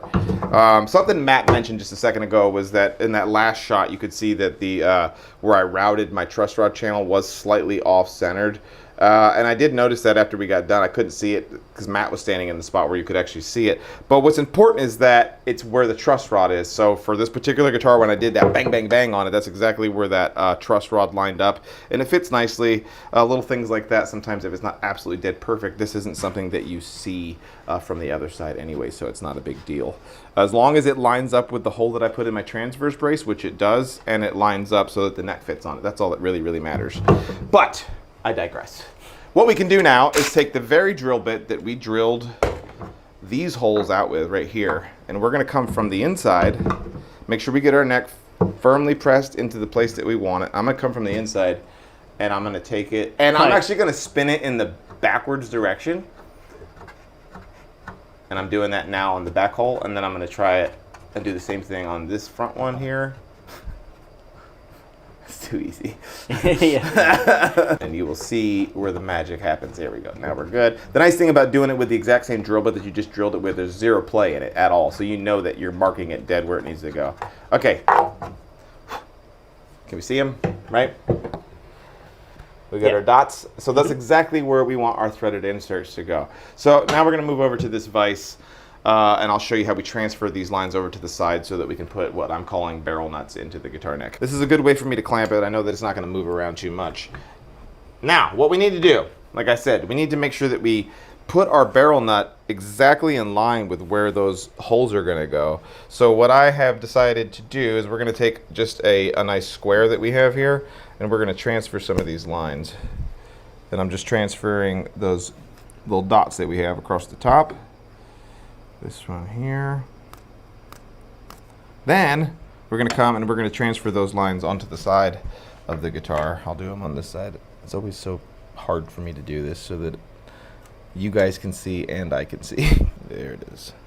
Okay, so we need to drill some holes, and I've already got my drill bit set up. I like to go, so I think this was like, yeah, this is like 9.8 millimeters in diameter, and I'm drilling it out with like a 9.6 millimeter drill bit. So that way these things will fit in there and have a little bit of friction to them, so that they're not just falling out. That's how I like to do it. So what I'm going to do is we're going to move over to the drill press to do this. You could, if you don't have a drill press, you could do it. You know, chuck this bad boy up, and then you would need to drill these this way. There's a lot that can go wrong that way, I feel like. So if you have a drill press or you know somebody with a drill press, just borrow it for this one job. You got to get this part right. So let's move over to the drill press. We'll push those holes through. I have a few little considerations that I want to talk about, and then we'll be have those in. Okay, over at the drill press, like I said, a couple things that we need to consider on this. First of all, I don't want to just drill this thing right out of the gate without changing the angle of my bed. Matt was asking me why I'm doing this. Well, you got to remember our neck's got a taper to it, right? So what I'm going to use is the end of my fretboard and make sure that I get it lined up so that it's perfectly plumb with the drill bit. And once that point is done, I know that it's actually perpendicular to my tenon.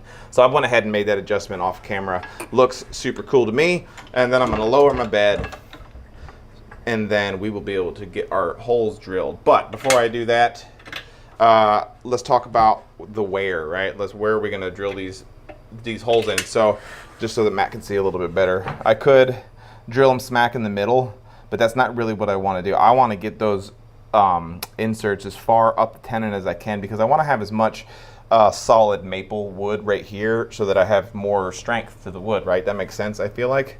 So what I like to do when I do these is get that drill bit as close as I can to the sides of the neck heel. Obviously you don't want that drill bit hitting up against it. If you nick it at all, you're going to have a gap right there, so you don't want to do that. But I get it as close as I can. I would say probably 1 millimeter away from it, and then we're just going to drill through it at that point, right? Yeah, it's looking good. And we're just going to get it right there on our pencil line. Nice light pressure.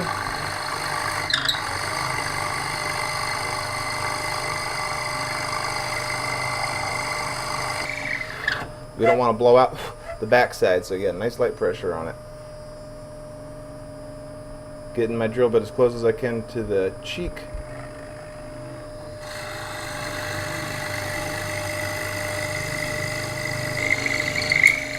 Bada bing. It's looking really nice. So now we'll go over to the vise and we can do our other 2 holes that are going to come in through this side. Okay, so now we still have our marks where we need to drill our holes in the vertical position. And I'm going to use that same drill bit that I used to drill out the body. So it's the exact same size. And we're just going to come here and just drill them nice and plumb. Making sure I'm plumb. This is also why it's nice to use a slightly oversized drill bit, because it does give you a little bit of room in case you're not drilling it absolutely perfectly plumb.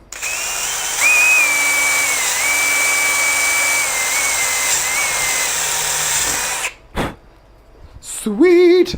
Okay, so that looks super good. The next thing we can do at this point is we're just going to put our threaded inserts exactly where we want them to go. So these should just slide in nice and good now.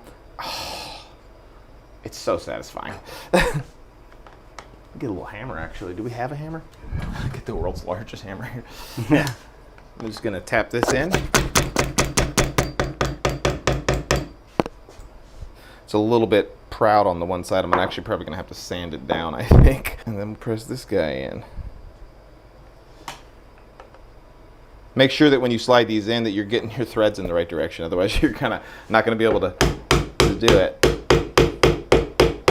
But I think you can see now this method is so much better than the other way, because instead of the screw trying to like rip the threads out, at this point it's locked in place. It's essentially trying to pull down on it like I'm trying to pull down on this screwdriver. And we got ourselves a really nice fit here. And the other cool thing about them is, once again, there's just a little bit of play to it. So I can actually have some slight differences in the angle of our bolt, and it works really nicely. It looks like, let's see if Matt can show that at all.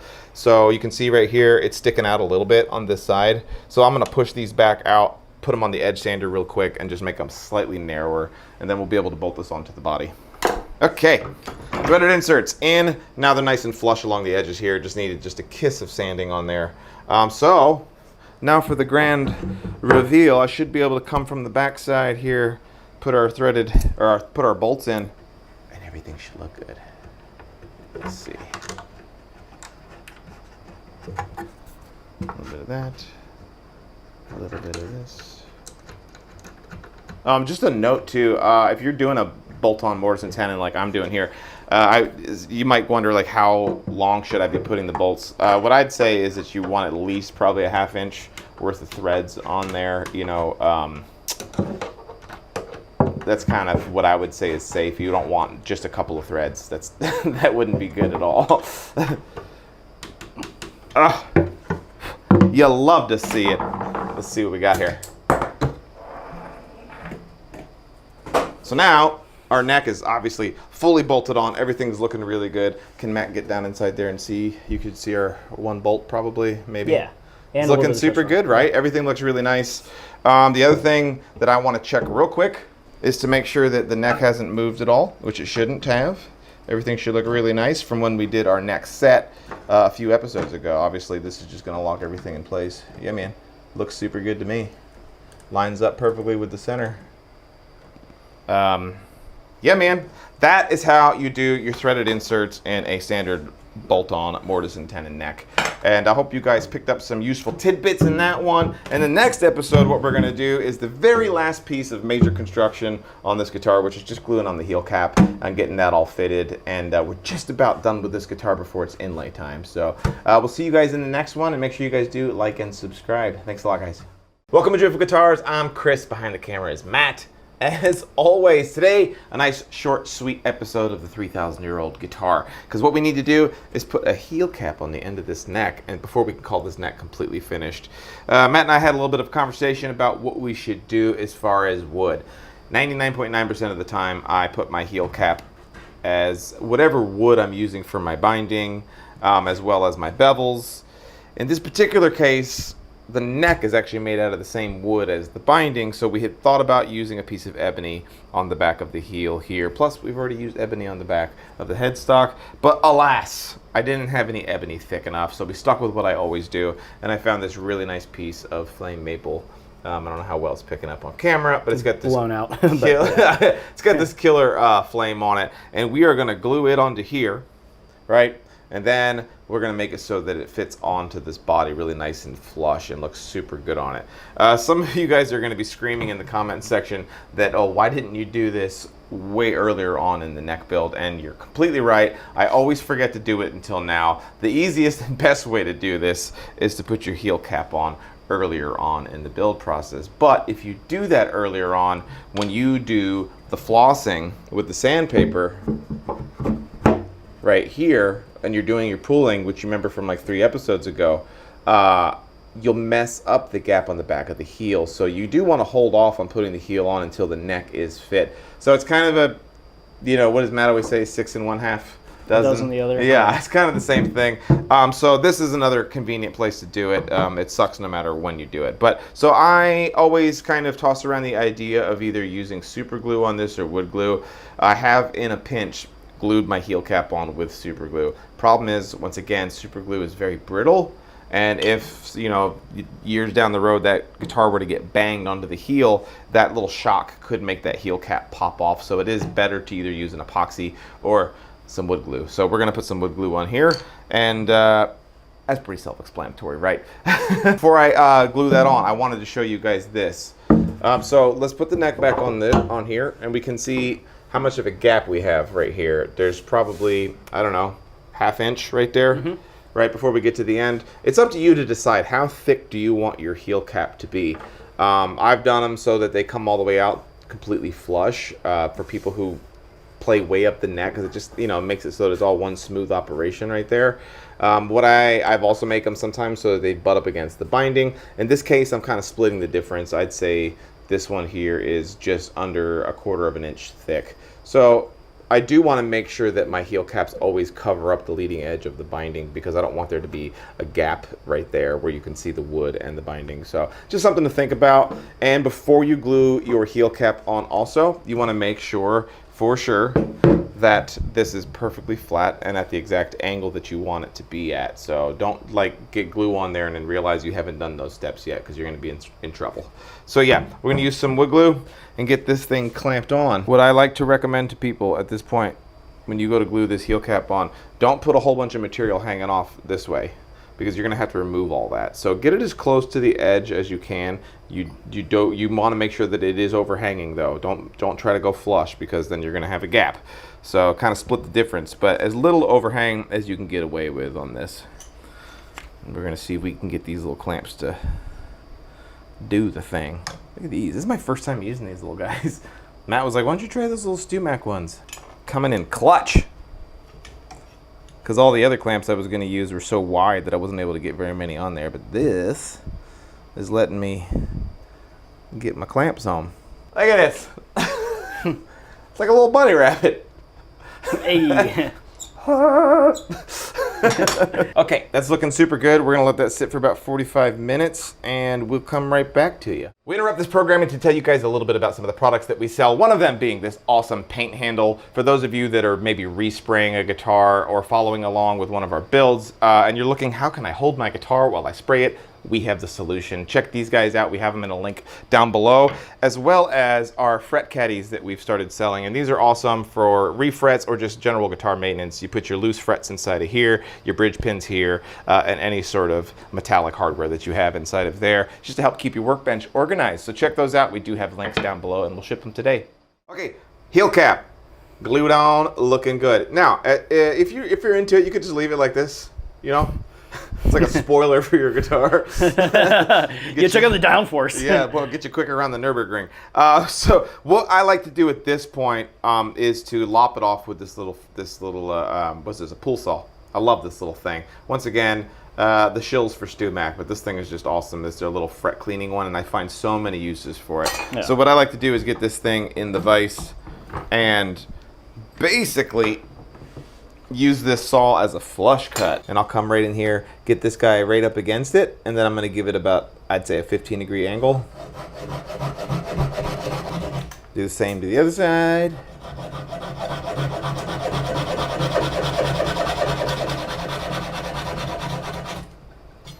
And this is where this little saw shines because it fits super nicely underneath here. So I'm gonna do the same thing on my other 2 straight lines that I have. Just get it butted up against it, give it a little bit of a kickback. Looking good, feeling good. So now we've got it roughed into place, and it actually looks really nice. It's kind of nice because this piece of maple is a lighter color than this one, so we still get a nice pop on it. Something, if you're looking to add a little bit more pop to your heel cap, and this applies to the headstock overlays as well, but I know that LMI sells them, and you can get them online, but they're like little, like, I think 1/2 millimeter thick veneers, and you can get them just black. And a nice way you can make this pop is that you could glue this piece of maple down to the black veneer and then glue that whole assembly onto here, and you'd get this nice black line right between the two to make it pop. So just something to think about. At this point, what I like to do to get all this really cleaned up is to switch over to some sandpaper, and we're gonna take that and just refine all these little angles here and make it look really nice and get it tied in really smooth with the back of the neck. So let me just get a little sanding stick. Okay, sanding sticks. We had to have brought these up at least once, right, in our video series here? Oh yeah. You guys got some scrap wood and some adhesive back sandpaper. Just glue sandpaper to things and you'll find all kinds of uses for it. I think Matt and I have been using the same sanding stick for like 3 years at this point. I think I got like 60 grit on there that's now worn down to 10 or worn down to 400. But yeah, what I like to do is take this and get a little bit more of an angle on it. This is just the aesthetic that I like. So you know your mileage is going to vary on this one. And we're going to take this guy and knock it all down, and I'm going to take that angle until it just kisses the actual neck wood. So that looks really good. And here's how you're going to get this angle transferred over to the other one. I'm going to keep my hand exactly how it is, and I'm just going to come over here, and I'm going to do that one. That way we can kind of be sure that we're going to get the same angle. You could try to do this with a file, but this is where sandpaper is going to shine. I'm just trying to get the spine of it like lined up perfectly with the original spine on the neck. There it is. And then I'm going to take the same thing and do that to both sides.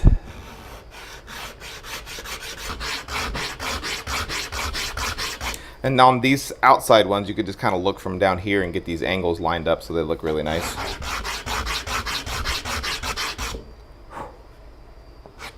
Yes, that looks super good.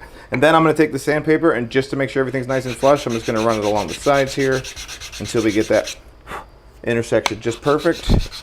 And then we'll do that across all 4 of the faces.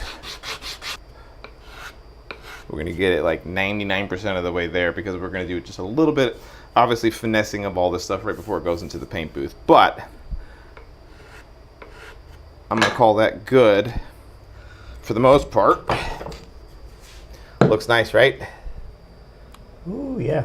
Yeah, that looks great. So it looks nice. That's just the look that I've gotten over the years, right? So we kind of, the heel comes up just a little bit. I find that looks nice and elegant on an acoustic guitar, so it comes down slightly up and then we kick back down here. So the last thing that you got to do, and this is the part that's tricky, obviously up until now, it's pretty self-explanatory.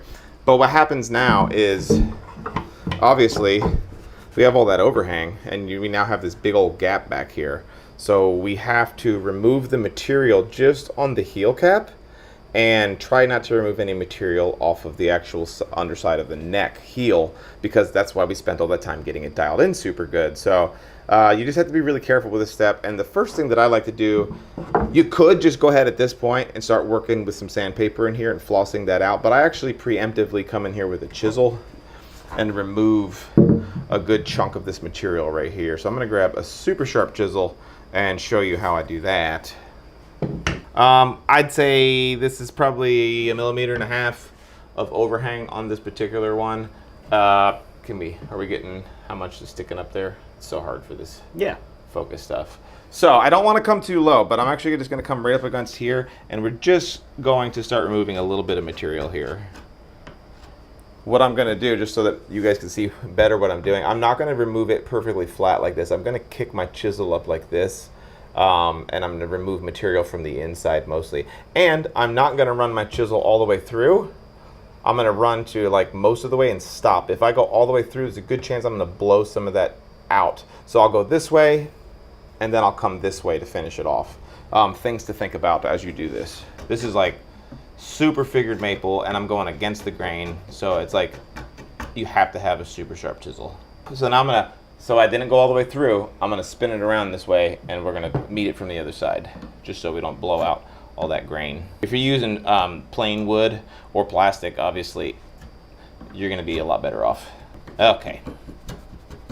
It's getting a little too close for comfort for me, but so I removed a bunch of material there. You can see how much closer it is, at least especially on the inside. It's ramped up. It's all janky looking here, and that's totally fine at this point. So I need to get my vacuum clamp moved over here so that we can floss it with some sandpaper. I'll show you a good way that you can do this without risking too much of damaging the cheeks of your neck real quick. All right, got the neck back on the guitar here. We're just gonna tack it in place ever so lightly with like both bolts, but we want to be able to move the neck around so it doesn't need to be tightened up all the way. This is very similar to when we flossed the neck in the first place. And I've got some 80 grit here.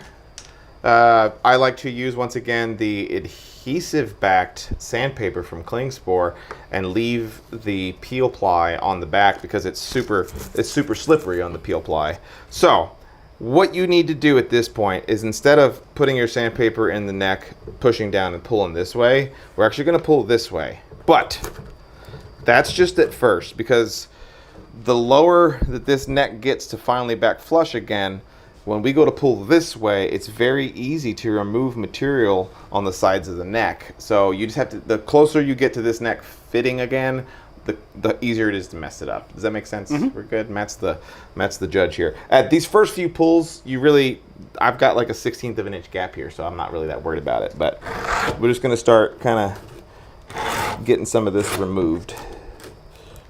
I'm pushing down a good bit on the neck. And I might find that I do it a little bit with the sandpaper and then switch back over to the chisel again. But so that already looks looks, yeah, right? So this is flush. But can we see the gap here, right? Okay, yeah. Yep, so we still have a gap here, even though the back of the heel's looking nice and flush. Yeah, we'll keep pulling here. I'm closer to being flush on this side than I am on this side, so just kind of paying attention. So now I'm gonna push a little harder on this side just to kind of hopefully even that out. If you're doing a plastic heel cap, this is gonna go way quicker. If you want to, you can pull that way, but as long as you're just in the middle. And you're obviously not gonna get super long pulls on it. I'm over here banging into the microphone. You're not going to get super long pulls on it over here.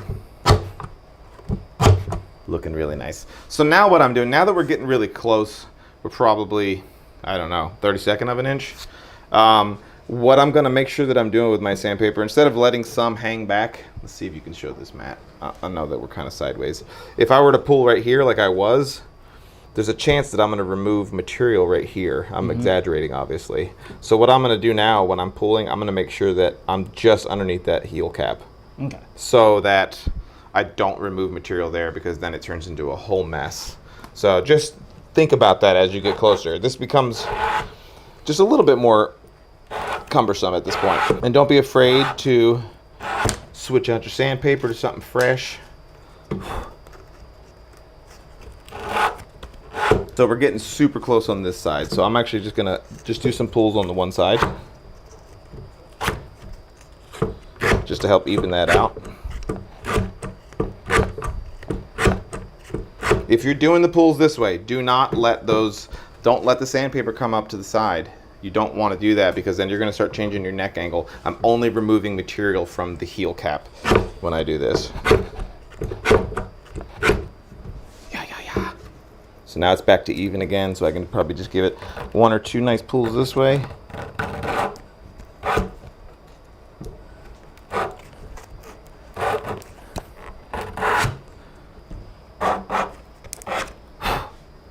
And that basically does it for me. Not too hard.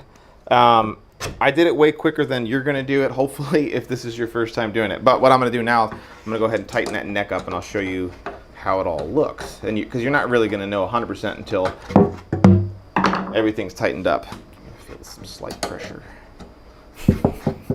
Now turn your head and cough. Exactly. Okay. Let's get her. Right? It's looking really nice, huh?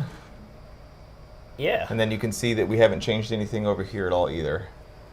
That's the main thing. We don't want to have changed anything at that point. So everything looks good. Just a little bit of some blowouts from the sandpaper that I'll be able to finesse. Yeah, man, that's just about finished. We have one more woodworking thing to do on this guitar, and we're going to do it in the next episode. And that is, we need to slot our headstock and drill our holes for our tuning machines. And at that point, it's inlay time. So we only have, God, Matt, what, like 5 episodes? No more than 10. Yeah, no more than 10 to be completely finished with this guitar. But we hope you guys learned a little something in this one. The last 2 episodes have been nice and short and sweet, but we're going to get back into some heavy stuff very soon. Make sure that you do like and subscribe and check out the links that we have down below, not only for the tools that we use in this video, but as well as some of the tools that we sell on our website that can make guitar building and repair a lot easier. And we'll see you guys in the next one. Welcome to Joyful Guitars. My name's Chris. Behind the camera, it's Matt, as always. And today, just wait for it, folks.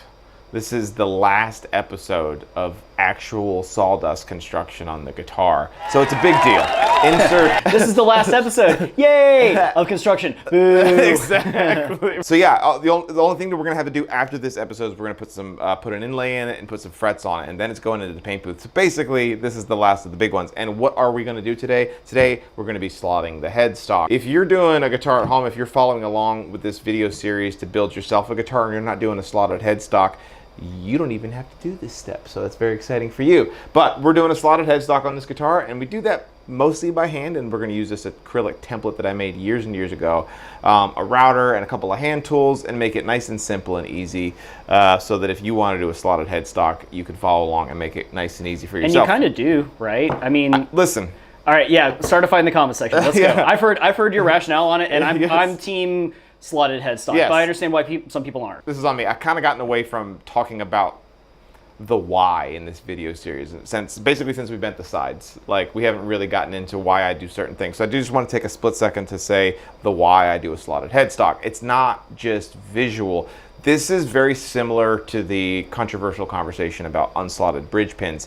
Slotted headstocks was something that all guitars were done with. And it wasn't until looking at Martin again, it's not their fault, it makes so much sense. They realized that if we don't do a slotted headstock, we just drill 6 holes in the headstock and do a different style of tuning machine, that it saves what you'll see in this episode, this entire step. It just drill 6 holes and be done with it. But when you do a slotted headstock, what ends up happening is the strings come across the neck, over the nut, and then they go down into the headstock, so you get even more of a break angle than you would just by the angle of the headstock, which on my guitars is 15 degrees, is about the average, but you're probably closer to a 20 to 22 degree angle by doing a slotted headstock. So, and like we always talk about, what makes an acoustic guitar sound good is a whole bunch of really small things done better. And if we get a better break angle across the nut, we get more pressure on the nut, and it's just that much more of a solid termination point from the nut to the saddle, and it does help with sustain. There's going to be keyboard jockeys who tell me that I'm stupid and I don't know, but once again, they probably just buy their guitars at Guitar Center, so what do they know? Shots fired. Shots fired. So please send all strongly worded emails to Chris at I don't care. Exactly, or to Will Thompson Music. Slotted headstock. What we're going to need to do is obviously put our slots in the headstock on the front side, but before we do that, what you want to do is to drill your tuning machine holes on the side. So the tuning machine, obviously on a slotted headstock, they're mounted to the side of the headstock and not to the back of the headstock. So what we're gonna do is use this really awesome jig that I got from StewMac, I think LMI. Also, as of the time of the recording of this video, I do want to send my condolences to the people who work at LMI. LMI is no longer going to be with us, it looks like, for much longer, just a few more months. Don't buy all the glue yet, because I need to get I need to buy some glue. But they've been around since the beginning of me building guitars, and we've talked about them a lot on here. So I do want to encourage you guys, if there are some things that you need to buy them from LMI here over the course of the next month or two, help those guys out as they close down their business and get this some extra funding. But I think that they also sell some of these slotting jigs as well. But this thing is awesome. What it does is it kind of takes all the guesswork out of me drilling the holes in the side of my headstock. I'll find a center point, and then I just lock this down on it, and then I also have these really awesome drill guides that allow me to be able to drill these holes nice and perpendicular to the side. It just takes all of the guesswork out of it and just makes it nice and simple and repeatable. It's not a cheap tool. If you're doing a one-off guitar don't, you know, take your time and do it without the jig. But if you're going to do more than a few with slotted headstocks, get yourself one of these. They also sell these really awesome jigs. This particular one is for electric guitar, the 6-in-line tuning machines. And somewhere around here, I have the one that does the 3-on-3, which you would need for a standard acoustic guitar. These things are worth their weight in gold. Drilling holes in a headstock for tuning machines is one of those things that people kind of, they've built this awesome guitar, and then it's time to drill the tuning machine holes, and it's really easy to think that it's simple and mindless, and you can totally screw up your headstock. You can screw up how well the tuning machines fit. I did it on my first several guitars. You will probably do it on your first several guitars. So I do recommend that you spend a little bit of money, even if you're doing a solid headstock, and get yourself one of these cheaper jigs. The slotted head ones are a little bit more expensive. It will save you some frustration. What we're gonna do is drill those side holes first. And the reason we do the side holes first on these instead of doing the slot first is because if we don't drill these holes right now, we go ahead and cut our slot out of these two places. When I go to drill the holes here, we're gonna get blowout on the inside of the slot. So this is a way of preventing that blowout, and you get a really crisp line in there. So that's why we drill the holes. But this little jig that I made, you can make one of these out of just about anything. I just had some 1/2-inch acrylic. What I have done is you'll see this mark that I put right here. It's the only template we have that's also bulletproof. Exactly. Literally. I made this on the CNC machine years ago, but my first one I made by hand long before I had a CNC machine. A jig is a jig, right? But what I have done is you'll see there's a little mark right here, and that mark is exactly in the middle of the slot. Not in the middle of the entire headstock, but in the middle of the slot. That's an important thing to remember. So what I can do now is I can set this on top of here, and it's going to be a perfect fit for what size my headstock is. And without, see, I didn't remember everything. I was bragging to Matt that I remembered everything, but I forgot a pencil. He had to run his mouth. Now that we have our pencil, I can set on here and just kind of hold this in place, and I can mark right there on my halfway point. We're just going to transfer that line. I'm going to do the same thing on this side. I also forgot a 90-degree angle. We're going to take that line and we're just going to transfer it down. Same thing on this side, transfer it down.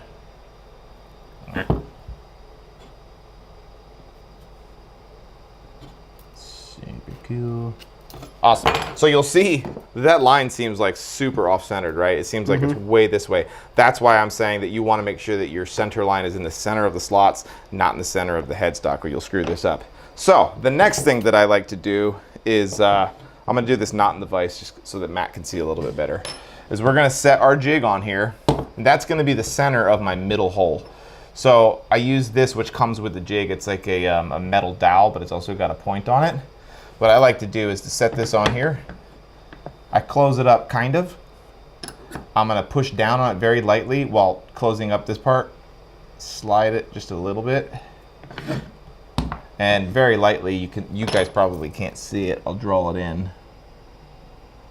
There we go. We've drawn a little line right there. So that spot now is my center spot. I'm going to go ahead and push on it, which is now, it's got a little dent that this will fall into. So then what I can do, set this back on here, very lightly push down on this until it clicks, and it'll fall into that spot. Makes sense, right? Yeah. It's locked into place. So now with this in place, I can then come over to my vise, and I'm going to check and make sure that nothing's shifting, obviously. We want to make sure that we get this nice and accurate.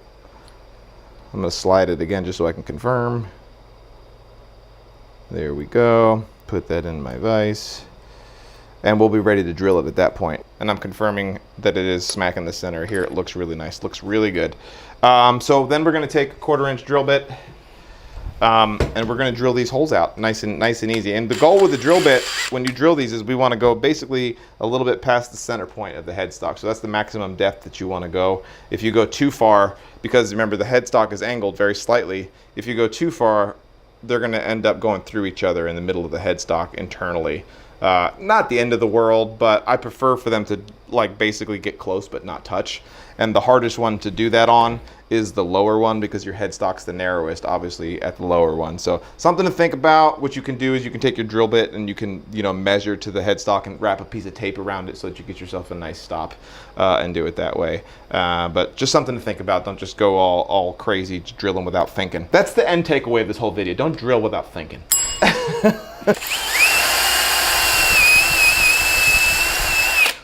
I like to drill a little bit pull out a little bit so you can evacuate some of the wood chips. That way you get yourself a really nice clean hole here. You can't see it, but I have a little tiny, almost invisible Sharpie mark on this drill bit that's telling me where to stop. And then we're gonna do the same thing on the other side. That easy. Okay, we have our 6 holes drilled. Nice right down the center. That jig guarantees that it's smack down the center in this direction. We know that we've got it centered on the center of what will be our slot. Same thing on this side.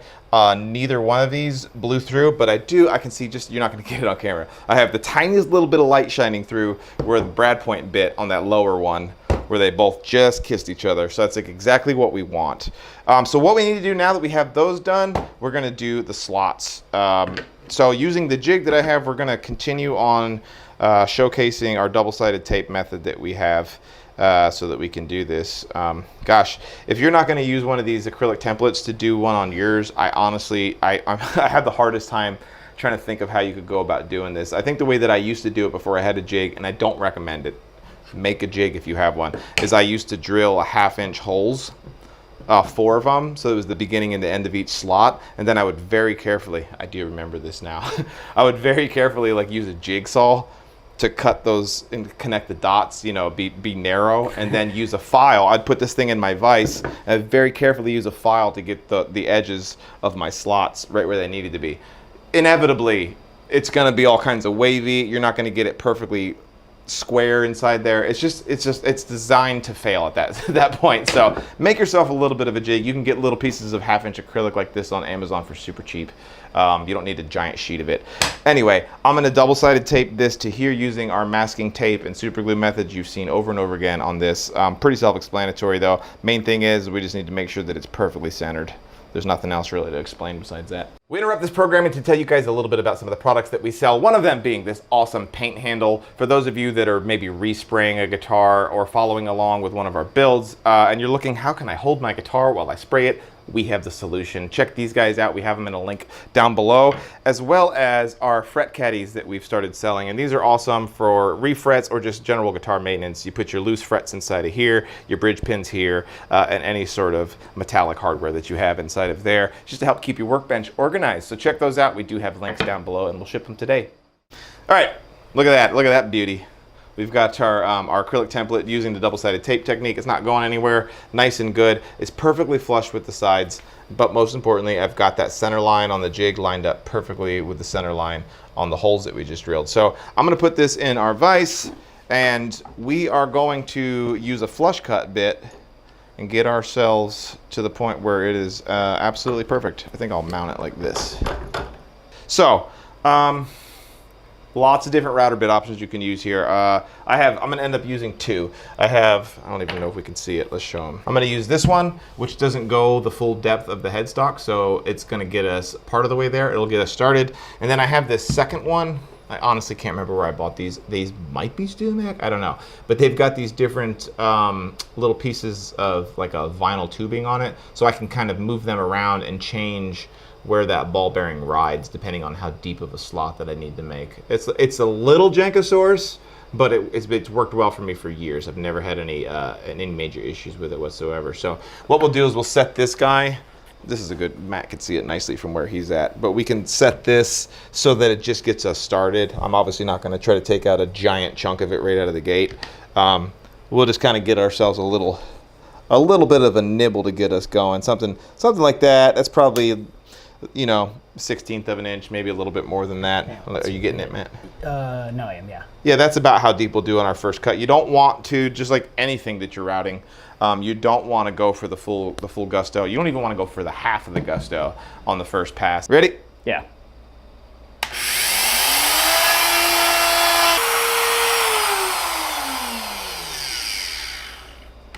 All right, you can see down here, Matt, hopefully show you guys what we've got started.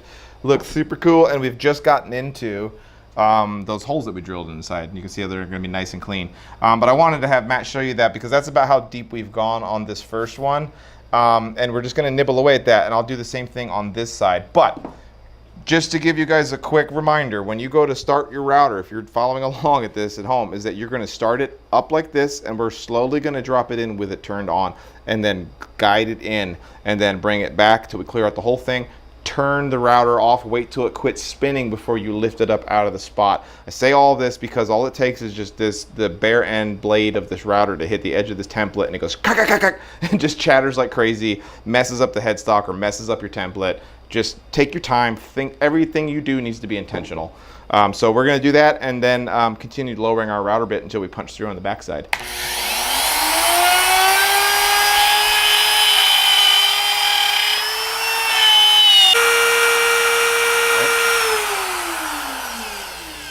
Okay. I think what, Matt, with like 3 or probably 4 passes? Yeah. Got us down the road there, but we should be able to pull this guy off now, maybe. And I can show you guys what it looks like. There we go. Here it comes. There it is. Cool. I'm holding the headstock in my hand. That looks pretty good, right? Yeah. And most importantly, we've got good clean, you can see here, good clean holes coming through the other side. A little bit of like, I don't even know if it's picking up on camera, a little bit of just some slight tear outs on the inside of here. And this is pretty typical too, especially on maple, a little bit of burning inside this lower section here. And there's probably burning up inside here, but we're gonna clean all that out and make it look really good. Okay, so the next thing that we need to do, and the last step that we need to do to finish this all up, besides getting in here with some sandpaper and making it look really, really pretty, is we need to do some ramps in this area. In order for the string to come across the nut and to go down inside the slot here, if we don't have ramps, what ends up happening is it gets in the way. You can, like if this is representing the straight edge of the string, it doesn't have any room to get down, especially on the 2 E strings. So we actually have to put a ramp down in this area. Used to do it for years with a little a round file by hand, and I would just like.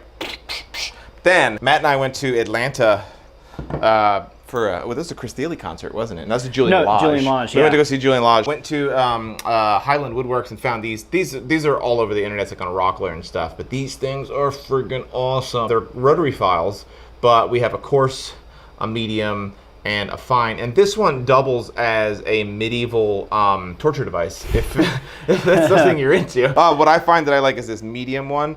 These are diamond coated, so they'll just rip through this wood nice and easy. And then I actually switch over to a traditional rotary file so we can get a nice clean look on it. I just do this inside of a drill bit, and I'll show you how I go about doing that. The first thing that I recommend that you do is get yourself some tape and put it over here on the fretboard. So that you can protect it from getting damaged by the drill if you do end up kind of slipping or missing. Cheap insurance. This binding tape works the best because it's the thickest and the strongest. Using our handy dandy drill, I like to get this, I kind of get on here like this so I can hold the drill nice and steady, and I just slowly work my bit down into here. We're going to take this ramp, and we want to make sure that we stay even with, or I guess parallel with the slot itself. And it's going to come to about right there.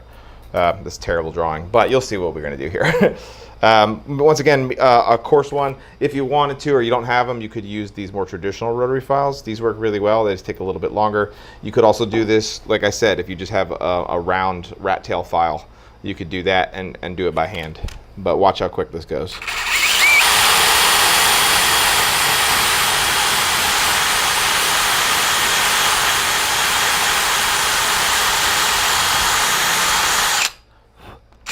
That's how quick that goes. Obviously, we still have a lot to go, but that roughed it in really nice and quick for us. Just to kind of give you guys some mechanical pointers, I like to be right here so that I can make sure that I'm keeping my drill perfectly parallel with the angle that the slot is in. Due to the very nature of the bit spinning, I'm spinning it in a clockwise position. It's gonna want to pull in this direction. So I do have to apply just a little bit of pressure in the opposite direction to keep it from wanting to do that. The big risk is that it wants to start bucking, and if it bucks, you can either rip up your headstock overlay or you can actually widen by accident your slot. So those are just the things to think about. Take your time, think about how you're standing, get yourself in a nice position to do it. I'm gonna switch over just so I can show you guys how we do this one, because it's obviously the same thing on the other side. From this medium over to this fine one. The thing about the fine one, at least for me, is that it's basically the exact width. It's a 1/2 inch. It's the exact width of my slot. So I have to be very, very careful with this so that I don't, as I come in and come into the slot itself, that I don't accidentally widen the fret slot or the slot in the headstock. So we're going to take this and let this fall nicely into the slot that we went ahead and made with the other file. Very light pressure at first so you don't get chatter. You see how it's just slowly going into it? I'm not forcing it, because if you force it, it's going to chatter.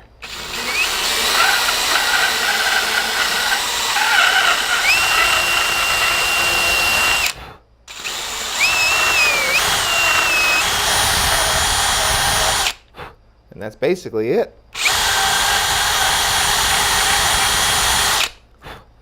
Yeah, there's a little bit of some marks in there, but we can take that down with some sandpaper. What I like to do at this point is I actually take, let me move this just a little bit. I take the 1/4 inch dowel that I used to line everything up with. You could use a 1/4 inch drill bit. I stick it in.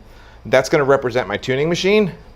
And then I take a straight edge and I set it so that it touches the top of that. And I simulate kind of where the nut's going to go, and I just make sure that I can connect that dot to the top of where the nut's going to go, to show that the string's not going to accidentally bang into this area, because that's the point of the whole thing. That's really, really close, so I'm probably going to come down just a little bit more with my rotary file just to get it to where we want to. But yeah, I think you get the idea, right? There you go. That's looking really nice. What I love about this is that it gives you a contrasting look as well. You bring in, obviously you have your headstock overlay. When you do your ramps, it brings in the color of whatever wood you're using for the neck, and it just looks really nice. And then on top of it, with our guitars, we do the carbon fiber slot reinforcements on the headstock and along the whole neck. And when you do the slots, it reveals just a little bit of that carbon fiber. And it's really cool to be able to point to that, you know, when the guitar's completely finished, and you can see, oh, you can see the carbon fiber reinforcements, and it looks really cool. I'm going to do the same thing to the other side, and I'll show you guys what the finished look looks like. Let me pull the tape off, and we'll show you what it looks like. Super, super cool. I'm happy with that. Obviously, it's got some fuzzies here and there, and those burn marks still in the wood, but you know, that basically gets the job done. For those of you that are screaming at the top of your lungs to your keyboard about all of like the little issues that are still on this, or even on the guitar body where there's like, you know, sanding marks or this or that, like, I'm not going to waste my time doing all that right now, because we're going to spend a full day right before it goes in the paint booth just getting everything super, super dialed. A little piece of, I recommend you do the same thing. Don't waste a bunch of time now. Wait till you get to the end. That came out super good. I'm really happy with it. I hope it all made sense to you.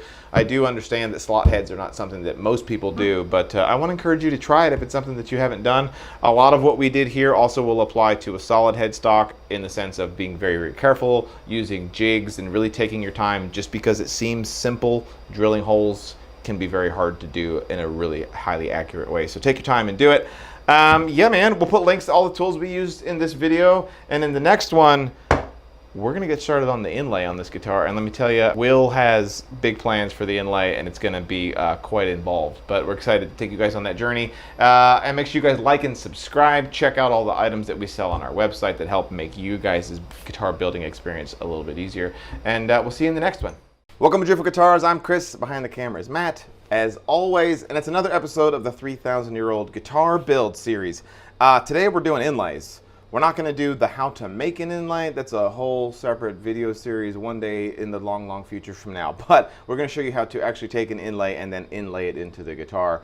We need to do 2 different inlays on this neck today. We're going to do our fret marker inlays going down the fretboard, and then we're also going to be doing 1 inlay on the back of the headstock over here for the client. But the first thing that I want to do is show you guys how to go about kind of just placing your inlays and figuring out how to mark them so that you can actually cut the pocket out. So we'll do that with the fretboard here. What we're going to do on this guitar is we're going to do my basic kind of deluxe style fret markers. I made these on the CNC machine months and months ago, but I've got them all here in my hand. So what I needed to do was find the center line on my fretboard, and I've already done that with these pencil lines that you can probably not see on camera. Actually, they're showing up. Okay, cool. So I've gone ahead and I've marked them. I've marked them only on the frets that we're going to do these on. So on an acoustic guitar, and on pretty much any guitar, it's the fret markers are on 3, 5, 7, 9, 12, 15, 17, 19, and then if you're doing electrics, you've got frets even further down where you do fret markers. So what I'm going to do is I'm just going to set these on here just so that I can make sure that I've got them just in the right order, just in the order of the design that we've cut them out. and then we're going to tack them on with a little bit of super glue so that we can move on to actually tracing them out and getting them exactly where we need them to go. So what I like to use is my number 20. I don't typically find the exact center of between the two frets. I like to use my eyeballs and just do it that way. But what we're going to do is very lightly tack these on, because we do need to pull them back off again without breaking them. That is the important thing to remember. We don't want to go absolutely nuts with this. We just need to tack it. So that's kind of the amount of glue that I'm going to put on there. Hopefully that's showing up on camera. And then I'm going to get right above it with my head, and I'm just going to set it exactly where I want to. I'm not going to use any accelerant because I don't want to make this dry too quick. I want to have time to get it all lined up where I'm happy. So we'll call that good, and we're just going to do the same thing all the way down the fretboard, taking our time to make sure that everything is right on the center and also kind of level. We interrupt this programming to tell you guys a little bit about some of the products that we sell. One of them being this awesome paint handle. For those of you that are maybe respraying a guitar or following along with one of our builds, and you're looking, how can I hold my guitar while I spray it? We have the solution. Check these guys out. We have them in a link down below, as well as our fret caddies that we've started selling. And these are awesome for refrets or just general guitar maintenance. You put your loose frets inside of here, your bridge pins here, and any sort of metallic hardware that you have inside of there, just to help keep your workbench organized. So check those out. We do have links down below, and we'll ship them today. I do recommend that if you're doing fret markers, you triple count. So go down your fretboard and like 3 times, make sure that you actually are doing the correct fret markers. Have you ever? I may or may not have inlaid guitars on the wrong fret markers. Actually, I don't know any guitar builders that haven't done that at least at some point in their career. I've gotten like the 13th fret. I've put a 12th marker fret on a 13th fret a couple times, and then I built an octave mandolin for a buddy of mine for Beholder, and I didn't know that the octave, I guess, there's a fret marker on the 13th fret, not the 12th fret. Oh. And I build this guitar for the client, and he takes delivery of it. And he didn't say anything on delivery day. The next day he texts me. He's like, "Hey, I didn't want to say it, but that's not how it's supposed to go." So I had to fill the hole and fix it. So I learned something that day. Okay, so we've got all those guys in place. So now that they're there, hit them with a little bit of accelerant here just to kind of get them cemented in place. Okay, so what we need to do now before we can actually inlay these into the wood is to mark where they go and then pop them off so that we can route that pocket out. I think that makes sense. It's kind of in general understanding of how inlays work, right? You've got your material, so now we've got to make a pocket for that material to go into so that the whole thing is completely flush. What I like to use is a dental pick. You can get these things on Amazon. They're absolutely like peanuts. You can probably get like a 20 pack for really, really cheap. These things work really, really great for both cleaning teeth. I do Matt's, Matt does mine every Friday. But no, these things work really great for a lot of things. I like to use them because they scratch the wood and they leave a good mark. So instead of showing you guys, 6 different inlays on this guitar, what we're gonna do is I'm gonna flip this over and I'm gonna show you this technique on an inlay that's a little bit more complex. And as you can see, what we've made is a crown inlay to go on the back of this guitar. It represents a lot of things for the client. It's super cool. That inlay has been completely made, and now it's time to get it inlaid. So the process is the same no matter how complex an inlay is, but this back one has some different little nooks and crannies, and I'll have an opportunity to show you guys some different techniques because of that. So it's exactly where we want. We've already gone and done all the measuring. It's already been tacked on. This thing's not moving anywhere. So what we're gonna do is we're gonna take our dental pick, and I like to have a little bit of a burr on the end of it, and this one has that. And I'm just gonna come in here, and we're gonna trace the whole thing. Are you putting a lot of pressure there? Yeah, and I'm doing multiple passes because it's tough to tell whether you're getting a good line until after you've popped it off, and once you've popped it off, it's kind of too late. So I go through and I really make sure. Cheap insurance. Exactly. And that's why I like to have a burr, because it makes a good deep line. If you're doing this over like a softer wood, like a maple or mahogany, you don't have to push nearly as hard. In fact, it can be easy to kind of like get tear out almost. The fibers of the wood will tear, so you just kind of, be careful with that. But I'll flip it around so that I can get at it from different angles.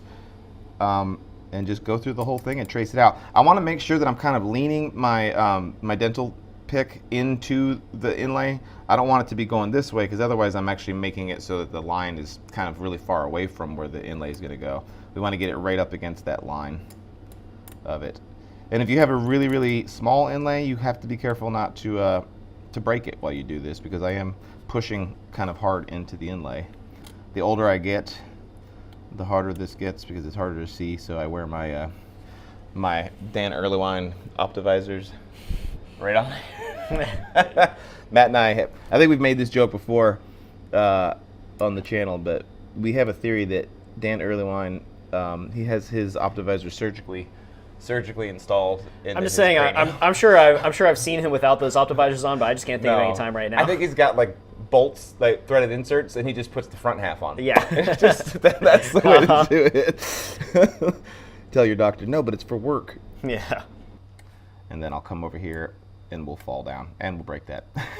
I'm glad that kind of showed up on camera. So we just broke the tip of this off just ever so slightly. So what I can do is I'm gonna, without doing too much moving of things around, I'm just gonna get a little bit of number 20 in there and we're gonna put it back on. These things happen all the time. And then I'm just gonna push it back. So now would be a bad moment to sneeze? No, you joke, but like I do, you kind of get used to like not breathing heavy around your inlays when you have really, really tiny pieces, because you know you get that natural habit of like when you're woodworking all the time, you're just blowing dust off of everything all the time, and it's really easy to like kind of be not mindful and go, and all of a sudden your part's completely gone. So I think we've got the whole thing scribed. I do like to come through with, you know, and just really, really look and make sure that I've got everything, not just scribed, but scribed deep enough that it'll actually be visible and everything looks good. So what I'll do next is we're gonna pop that thing off. And what I like to use is just a straight razor, and I like to get really nice and low. It's not technically a straight razor. It's not, yeah, you're right. It's just it's just a razor. Listen, either I tell you or someone on the internet tells you, and they won't be as nice as me. So. But look, so we're gonna slide this under here. I'm rocking it. There you go, and she popped right off. Nothing crazy. You don't want to get in there and like pry it off, because then you're gonna break it. It's just gonna happen every single time. So absolutely almost impossible to see, right? So what I like to do now is I can take the largest piece of chalk that you have. You want to just find the biggest one. Preferably one from your kid. Exactly. Steal it while he's using it, actually. And we're gonna take that and we're gonna run over this whole thing. And I'm gonna go like with the grain, against the grain, kind of just going in swirly marks here, starting to bring it out. I don't like to drive it over the where the super glue was, because that just makes it a big mess. So we'll go like this. Yeah, now we're really good. And then you can take that razor blade and just scrape off most of that. And huzzah! We've got something that we can actually use now. Okay, so now we know where our inlay needs to go. We've got that marked out. We've traced it. We know everything is really good to go. If we're very careful with our router, we're gonna make that pocket exactly the size of our inlay piece, and it's gonna pop right in. So what do we use to inlay the pocket, I guess, is the big question for folks. Some folks will try to get away with doing this with like a trim router, you know, like a rigid or a, insert whatever brand you want here. Problem with those is that they're very, very large and they're really clumsy. They're really top heavy. You can't be delicate with them. They have a 1/4 inch collet on them, so you can only use a minimum of a 1/4 inch bit, something that maybe tapers down to a 1/16 of an inch or something like that. But what you really need to do is get yourself either a Fordham tool or a Dremel tool. What I'm using is what's called a Fordham tool. Matt can zoom up here and show you. The motor of it is way up here. We keep it hung. I got this used forever ago on eBay. They're absolutely amazing. They'll last forever. It just kind of like allows me to have a bigger motor than I would with the Dremel tool. But the big one, and this is what you have seen these if you're looking into building guitars, is the base, this StewMac Dremel tool router base. I've had it for so long. This is actually the very first thing, my very first order I ever made for guitar building was with this thing. I've had it for almost 20 years at this point. It's absolutely awesome. It works with Dremel and it works with these Fordham bits. It's small. It allows me to do a lot of things. I used to use that same base for cutting my fret slots and doing all kinds of things. So if you're on the fence about buying one of these bases, don't be, because you'll use it for absolute ever. It's not just StewMac that sells them. There are other companies that have them. Obviously, we are an affiliate of StewMac, so we'll have a link to that down below. And all of those things that you buy through our links do help Matt and I out, so we do appreciate that. What I'd like to do on inlays that have like tight little corners, which this one does have. If it's a round inlay, this doesn't apply.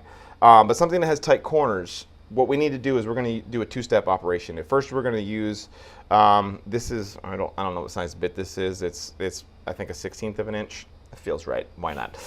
We're going to use that to kind of clear out the bulk of the pocket, and then we're going to switch over to this really tiny bit, which is I don't even know what size this is. We'll put a link to it in the description down below, though. We'll put that thing in, and then that's going to allow me to just clean out those really tiny little corners.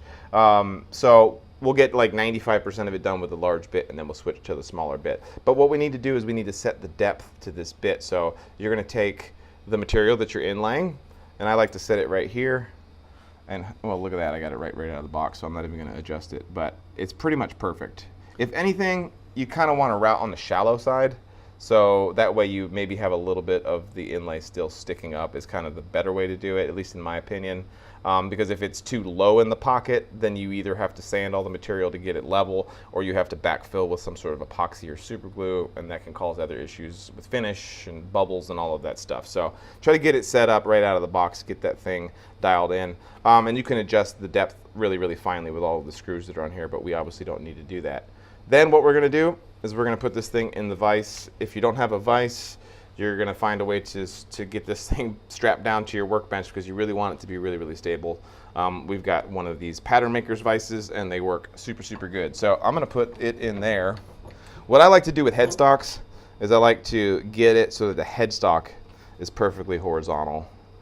That way it doesn't feel awkward and weird to me. And I'm going to grab a chair. I'm going to get everything really nice and set up and get myself really comfortable, because if you're not comfortable, if you're kind of like sitting in an awkward way or standing in an awkward way, you're just going to mess it up, I promise. So take your time, figure out how to get your workstation really set up so that you're super comfortable. So that's what we're going to do right now. All right, so kind of nice and comfy. I've got the headstock right where it's really comfortable for me, right in front of the air conditioner, so we're good to go. Little pro tip. While your piece that you're inlaying is not on the guitar, I typically have like a couple of spots in my shop where I can put them. A lot of times I have mine and I just put it up on my glue tray. That's just my spot. I just know that if I can't find it, it's probably up there. So do that, because the worst thing in the world, and this has happened to me before, is you've made your pocket and now you lose the thing you're inlaying, especially if it's a hand cut inlay. You're never going to make it fit that same pocket again. So don't lose your bit. We've got our router bit set to its full depth, so all we're going to do is we're going to turn it on and we're going to start cutting.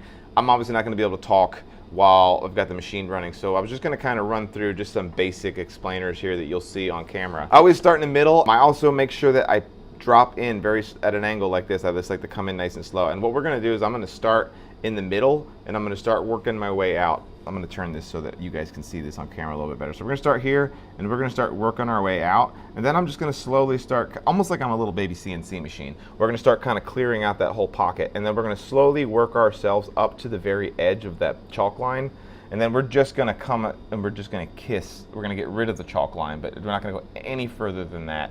We only want to be like 2/1000ths of an inch larger than the actual piece that we're inlaying. So we're just going to kiss it, and any spots like down here in the corner where this bit will not actually, I don't know if that's going to show in focus, but down here in the corner where this bit won't fit, that's fine. We're going to stop, and then we're going to switch out to the smaller bit, and then we'll be able to get into those little corners and clean those out. So I think that makes sense, right? Mm-hmm. All right, so let's fire it up and let's get it done.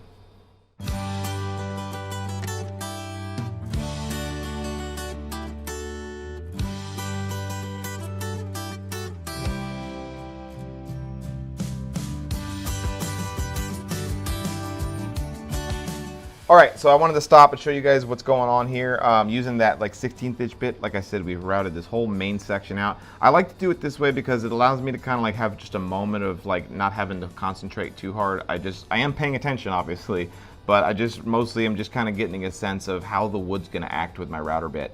You really need to be paying attention to which direction is the grain wanting to tear out. If I go counterclockwise versus clockwise, does that cause the router bit to act a certain way? Pay attention to all of that stuff, because it's that little micro levels of like beta, as they say in rock climbing, that you're gonna need when you start getting right up against that chalk line. You really, if you want to get it right the first time, you need to be able to anticipate what your router bit's going to do.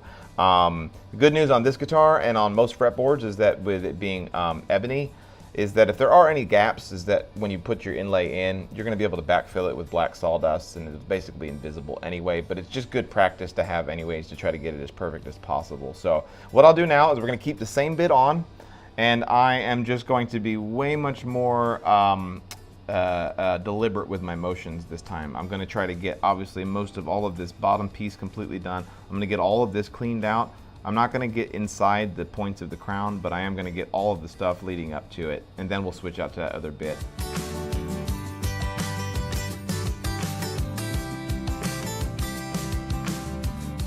All right, so we just finished cleaning it out with the small bit.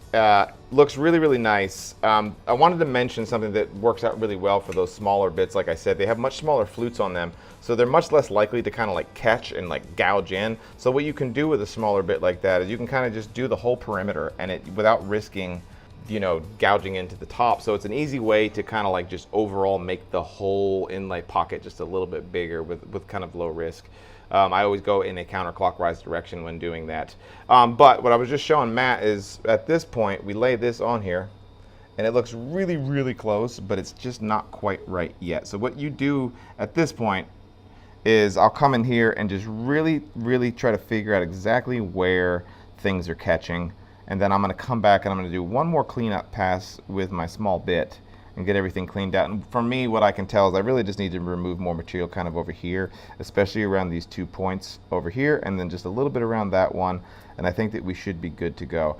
What you don't wanna do at this point is take a hammer and try to get this thing smashed in, because you're never gonna get it out again. It's probably, it's gonna break when you go to do it because the pocket's not the right size, so you're gonna blow out half of the inlay.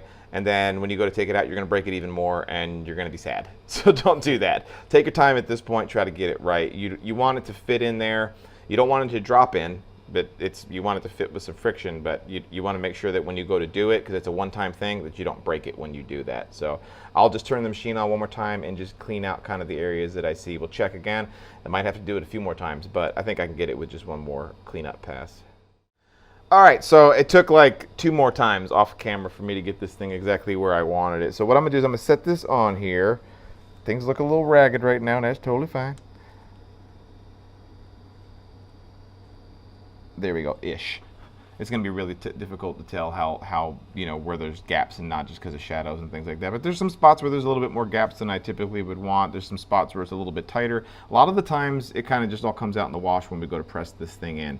So what we're gonna do now that I'm confident that when I go to push this in that I'm not gonna break any part of it, and that's the main thing, I'm looking for any snags on things that'll break, is we've got our pocket. I'm gonna take some 5-minute epoxy. I like to use this quick cure stuff. It's 5 minutes, so we want to be kind of... The clock is ticking, actually, dude. Yeah, Matt and I kind of... No, I haven't mixed it yet. Oh, okay. Matt and I always kind of like watch each other when we mix up 5-minute epoxy, because it's like that, go, go, go, go, go. It is a spectator sport. Yeah, you gotta make sure that you got all your clamps ready to go. So we've got our quick cure 5-minute. We're gonna put a little bit of black tint inside of it, so that any sort of gaps that we might have, they'll be completely invisible on a black background like this.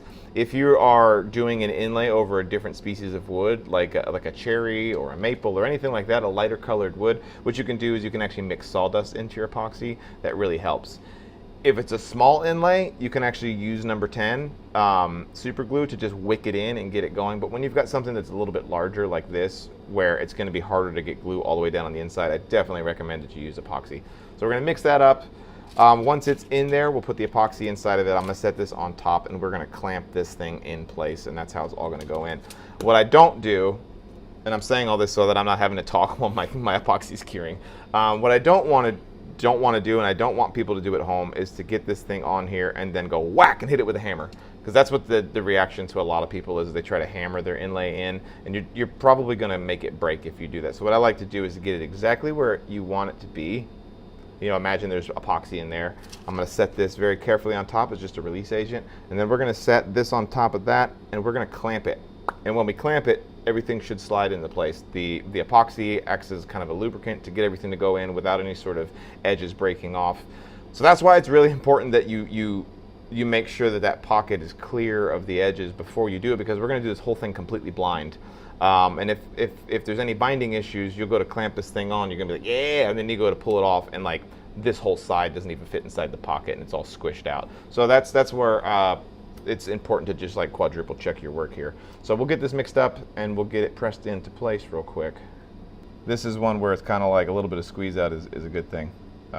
It's gonna get, that's because we're using this epoxy as a little bit of a filler. I mean, the dream is always to have an absolutely perfect pocket, so you don't have any gaps to fill at all, but that's just not always the case. When you're doing it by hand. When you're doing it by hand, so I'm gonna backfill those 2 dots there that I know need a little bit of extra loving. So 5-minute epoxy, so we're going quick. The color does slow it down just a little bit when you add the color. All right, so here's the moment of truth. All right, so we've got this sit on here. It starts to get even harder to see when you've got the epoxy in, so you can just feel when it starts to lock in, so like it's not moving on me right now, so I know it's exactly where I want it to be. We're gonna put that on there. We're gonna set this on top of it, try not to shift it at all, and try not to shift it at all here either, and we're just gonna slowly apply some pressure. And the reason why you want to use that is because it pushes on the whole thing all at the same time. It distributes that clamping pressure across the whole thing. So what you can do now is you can take a look, and you can see, look through our peel ply here. Obviously, we've got all the squeeze out in the world going on. Everything looks really, really good though. So I know that we've got no gaps. It's fully in place. And I honestly don't even need to clamp it now. In fact, I'm going to not clamp it because I got like a little low spot here. That I want to go ahead and try to get some of that wet epoxy out of. The same thing here. We're going to sand this material down anyway, so it's not a big deal, but we can kind of remove some of that material now. Wipe it down with some naphtha and wait for this to cure before we sand it level.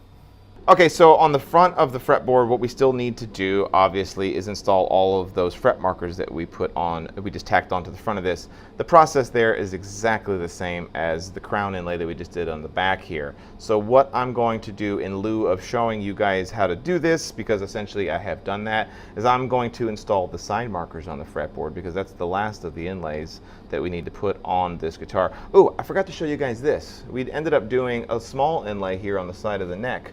To thine own sound be true. That's what Will wanted. Went over to my buddy's house and used his laser etcher, because that is literally impossible to inlay by hand. But we did a really deep etch with his laser cutter, and then I filled that with black epoxy, and then we sanded it totally smooth, and I'm super excited with it. So what I'm going to do now is I'm going to show you guys how to mark out and install your side dots on the guitar, and by the time that we're done with that, the back of this should be done, and we can level sand it. So let me get the things out so that we can show you how to do that.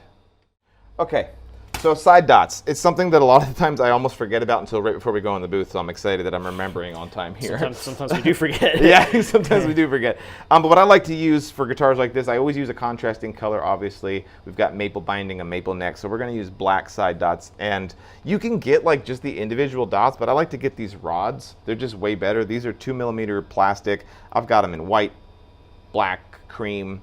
I even sometimes go to like local hobby shops, like in the model section, a lot of the train sections will have different like colored plastic rods that you can use for all kinds of different things. And something else that you can do if you're really looking to do something fun is you can actually get different metals as well. You can get aluminums, coppers, and brasses a lot of the times at hobby shops as well. So just something fun that you can do.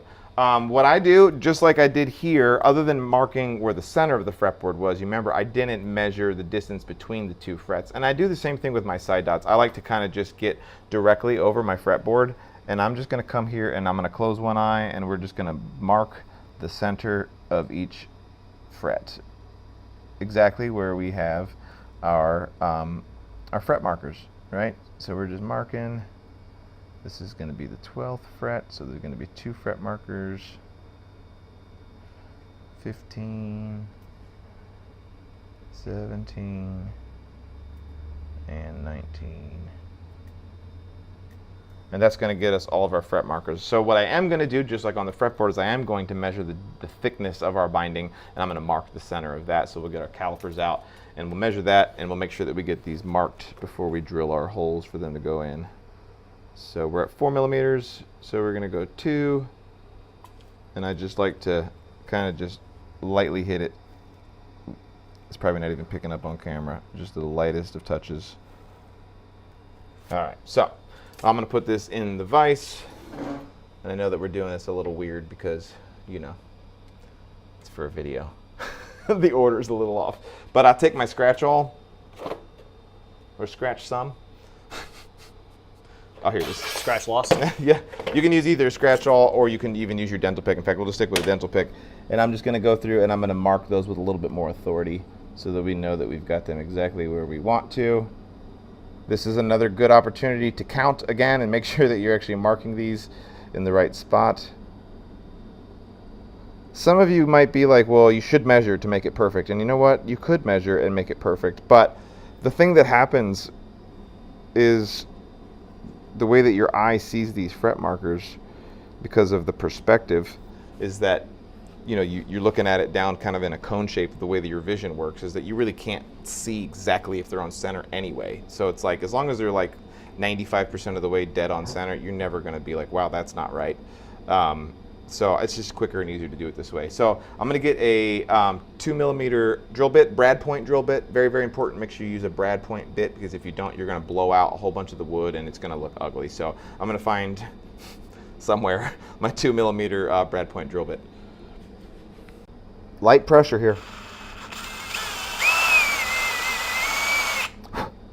And I say light pressure because you don't want this thing to walk on you. If it walks, it's going to want to like kind of go down the neck. And then it messes up kind of the way that the dot looks. It's kind of sloppy all around the edge. I think Matt's had the joy of experiencing that before. Oh yeah.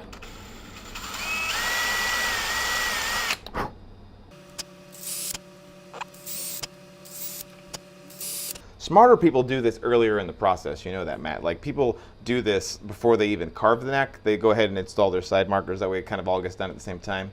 We should do that sometime. But then we'd be smart like them. Yeah, exactly. Okay, so those are good to go.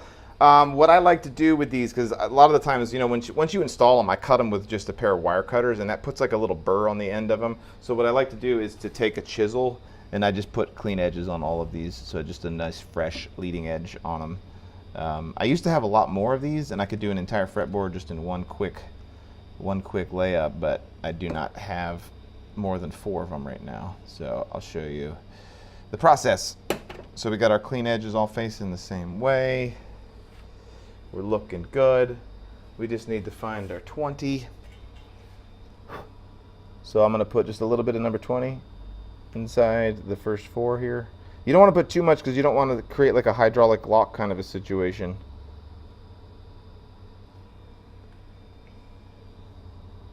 Oop, clean edge first. And then we're just gonna, I know my hands are in the way. Just a little hammer and she's in. All right, those are in, so we can hit those up, and then we're just gonna cut them. Yeah, so actually the thing I've been trying on this is I haven't been using wire cutters, Chris. I've been using a brand new razor blade, and then you don't get the, because it's the pinching that distresses the plastic that makes it white. Yeah, so I just use a really, really sharp razor blade, like brand new, and yeah. Yeah, Matt gave me the pro tips here. So, and I typically find a lot of times too, if you move it while you do it too. Yeah, right? You slice it, and then it's. Did I get it? Yeah, close enough. Yeah, and I'm cutting it off proud, so it's banging into it just to avoid any more of that. But yeah, that worked really good. So you can use, there you go, that one was pretty flush. And then what you'll see too is that, see how that one turned a little bit white? But we can take our chisel, and obviously you're gonna still hit this with a little bit of sandpaper before we go into the booth anyway, but a chisel will do the same thing, and I can take that and I can slowly just get that right to where we want, see? So we just need to install the rest of these the same way, but I think you get the idea there. And if you have a whole bunch of those little sticks, you can do the entire fretboard just in one quick sitting. What I like to do if you are using cutters is you'll just cut it a little high, leave yourself a little bit of proudness on there, and then you can just come back with a nice sharp chisel and clean it off. So 2 different ways of doing it, and all that stuff. So those are in. Makes life a lot easier once we start to install all of our frets too, because we're not going 1, 2, 3, 4, 5. as we're installing all of our frets. Now that we've got the side dots inlaid, the next thing that we would obviously need to do is install all of our fret marker inlays, but we're not going to cover all that again because like I said, we did all of that on the back of this headstock. The process is exactly the same. The only thing I'd say is different. If you're just doing dots for your fret markers, you can do that with just a drill bit, obviously. That's pretty straightforward and easy to understand. But yeah, we'll come through, we'll trace all these out, we'll route our pockets out, and we'll inlay them all, and then we're going to level sand them. And speaking of level sand, we have not level sanded the back of this. It's still not dry yet, but we are going to wrap this video up here, and we're going to reveal how good this crown came out in the next episode, which will be about installing all of the frets on this neck. And we're getting so close to getting ready to get this thing in the paint booth, so do stick around. We're going to have links to everything you guys saw in this video down in the description below, and we'll see you guys in the next one. Welcome to Beautiful Guitars. I'm Chris. Behind the camera is Matt, as always, and it's another episode of the 3,000-year-old guitar build series. Today, we're going to install the frets on this bad boy. Before we get into the how-to on that, I do want to fulfill the promise from the last episode, and that is to show you guys how the inlay came out. So we can get Matt to zoom in there. Ooh. Looks super, super nice. Of course, obviously, when it's got finish on it, all of this is going to get so much richer in color as well. Do you want to grab some naphtha? Yeah, let's show them. Let's show the folks. Let's show the folks. This is the cheapest thrill that we have as a loop here. Exactly. This is what she's going to look like a little bit more under some finish. Ooh. Right? Yeah, that was worth it. That was worth the effort. Yeah, here. Ooh, yeah. So really happy with how that came out. And the other thing that you guys did not get to see was the fret markers that we fully inlaid and got that all leveled out, and it looks super, super good. Really happy with it. So that leaves us to the step that we're on here, which is putting in the frets. We have laid out kind of in front of me here all of the different tools that we use to do a fret install on a guitar. Remember, folks, there are probably multiple dozens of ways that you can install frets on a guitar. Inevitably, no matter what I do, there's going to be people who tell me that I'm doing it wrong, and if I watch other people install frets, they'd be like, well, that's not the best way to do it. But remember, what matters is that if you're going to learn how to build guitars and install frets, obviously, that you just need to come up with a system that's repeatable for you. That's what matters. And that's like, broadly speaking, for every step of the guitar build. There's not like a way to do it. And I know that I've talked about that a lot, but frets, very much so. It's just whatever tools you have on hand, and how can you do it in a repetitive and predictable way. So for me, this is what I've got. We're going to put links to all of the tools that we use here. I think we're going to throw some links into some of the tools that you don't see here that are for people who don't maybe have as much equipment as I do. But I just kind of wanted to get that out of the way on the front end. But with that, I guess we'll get going on the process. Hey, Chris, what's that? Oh, yes. A little self-shameless plug here. This is our fret caddy that Matt and I make and we sell on the website. We have a link down below, and you're actually going to get to see it a lot in this episode, but this is going to hold all of our frets that we're going to cut as we install them. We also have a nice magnetic tray here and a spot for our bridge pins to go. These are super handy for folks who do repair work or guitar building. Sits on your workbench and kind of, it's a luthier's buddy. Really? No, you hate it and I love it, so stay in it. Corny. Sorry, we went for maximum cheese there. Yeah. With a little sparkle. Commercial con queso. Exactly. Okay, the first thing that we did before we even kind of really got going on the fret job was I took my Dremel tool and a small little bit that's designed specifically for this, and we actually cleaned out all of the fret slots on the fretboard. I think it's a step that a lot of people forget a lot of the times, but you can get glue down inside there. After you radius the fretboard, a lot of the times the fret slot is actually not consistently deep across the whole thing. So by doing that, what it does is it ensures that our fret slot is deep enough across the entire fretboard so that when we go to press these frets in, that they actually seat all the way. So I definitely recommend that you do that. I use the Dremel tool. There are also little tiny saws that are designed to do that. So if you don't have a Dremel tool and you need to use one of the small saws, we'll have a link to that down below as well. The other thing that I do that I learned years ago just makes this job a lot easier is after I clean out those fret slots is I took this over to the buffer and I went ahead and I sanded this whole thing down 800 grit and then I buffed it all out so it's got this really nice glossy shine to it. So what that's going to do is allow us to be able to remove any sort of glue squeeze out that we get a whole lot easier. Plus you're going to have to polish the fretboard in the end anyway, so that just go ahead and knock that out now before you put the frets on. It's going to make the job a lot easier. So with that, let's talk about frets and fret wire. There are so many different types of fret wire out there. What we're going to be using in this episode and what I use on all of my acoustic guitars is the EVO Gold fret wire. We used to use the stuff from LMI that came pre-coiled up, but we obviously no longer do that, and we're using all the StewMac stuff now. So this is the StewMac Gold fret wire. I guess that's the part number there, the 150G. Wide and highest. So it's a slightly wider fret wire, but it's the tallest fret wire that they make. And I really like using it on the guitars because it gives you a lot of extra material that you can remove when you're doing the fret leveling step. So we pulled out 4 sticks, and obviously these sticks are straight as an arrow, well, kind of straight as an arrow. And what we need to do is actually apply a radius to them so that they match the radius that is on the fretboard. And in our case, we have a 16-inch radius on our acoustic fretboards. So we're going to use a fret bending tool. We just happen to have this one right here, and we are going to put it in a vise, and we're going to run it through there and create ourselves these little coils. What I like to do is make the coil a tighter radius than the radius on the fretboard. It makes it so that the ends of the fret have a tendency to want to really stay seated on the fretboards. Okay, we got our fret wire bent up, looks really good. I like to do 3 sticks. It's like 2.1 sticks that you need in order to do a whole fretboard, but so I always bend up an extra one. We usually have some extra bent ones going around somewhere, but you can see that my radius, let's see if we can get it on camera, right? Yeah. If I hide my eyes. Yeah. It's there. But yeah, so it's a steeper radius or a tighter radius than the fretboard itself, and you'll see once we start pressing these in how that helps me out. So what we need to do now is go ahead and cut them to length. So what I'm going to do is just grab some fret cutters here. I've got these cool ones here. Once again, StewMac. These are super great. I have several pairs of these. You can just use regular wire cutters if you want. The difference between these and wire cutters is that these cut super flush. They don't have a whole lot of space in there for you to get this weird, like, what's the word I'm looking for? Like where it squeezes the metal and kind of blows it all out. It's just these give you a much cleaner cut so that you don't have to do a lot more cleaning on the other end of it. So this is pretty straightforward. The thing that I was going to say is that the very first inch of the fret wire tends to still be straight. So a lot of the times I go ahead and I just cut off that first inch of the fret wire so that I'm only working with the radius stuff.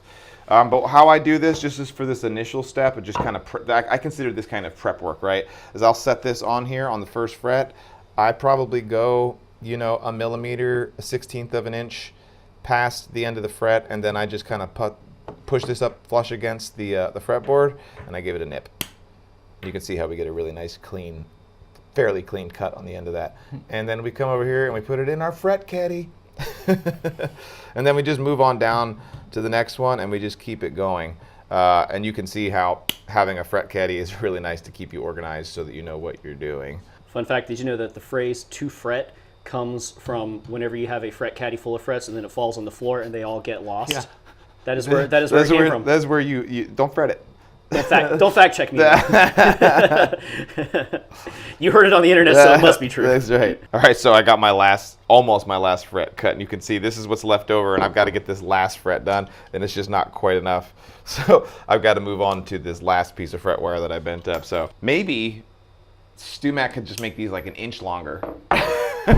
You know what it is? It's because I cut off that flat section. That's what it is. Maybe. If I didn't do that. Yeah. Someone somewhere did do something really smart, and then you do something dumb, That's and then, right. and then you're like, well, they should really be smart about this. That's right. Okay, so now we have all of our frets cut. So I'm going to take a moment to just talk about the 2 different types of fret jobs that you're going to do. You'll notice on this guitar, we have a bound fretboard, and I'm going to dumb it down for just a second, but just so you guys know, the binding is the piece of wood that goes around the perimeter of the guitar. So that's what a bound fretboard means versus just an unbound fretboard, which would mean there's no wood that wraps around the whole thing. The big distinction when it comes to doing fret work between those two is that on a bound fretboard, the fret slot does not cut into the binding.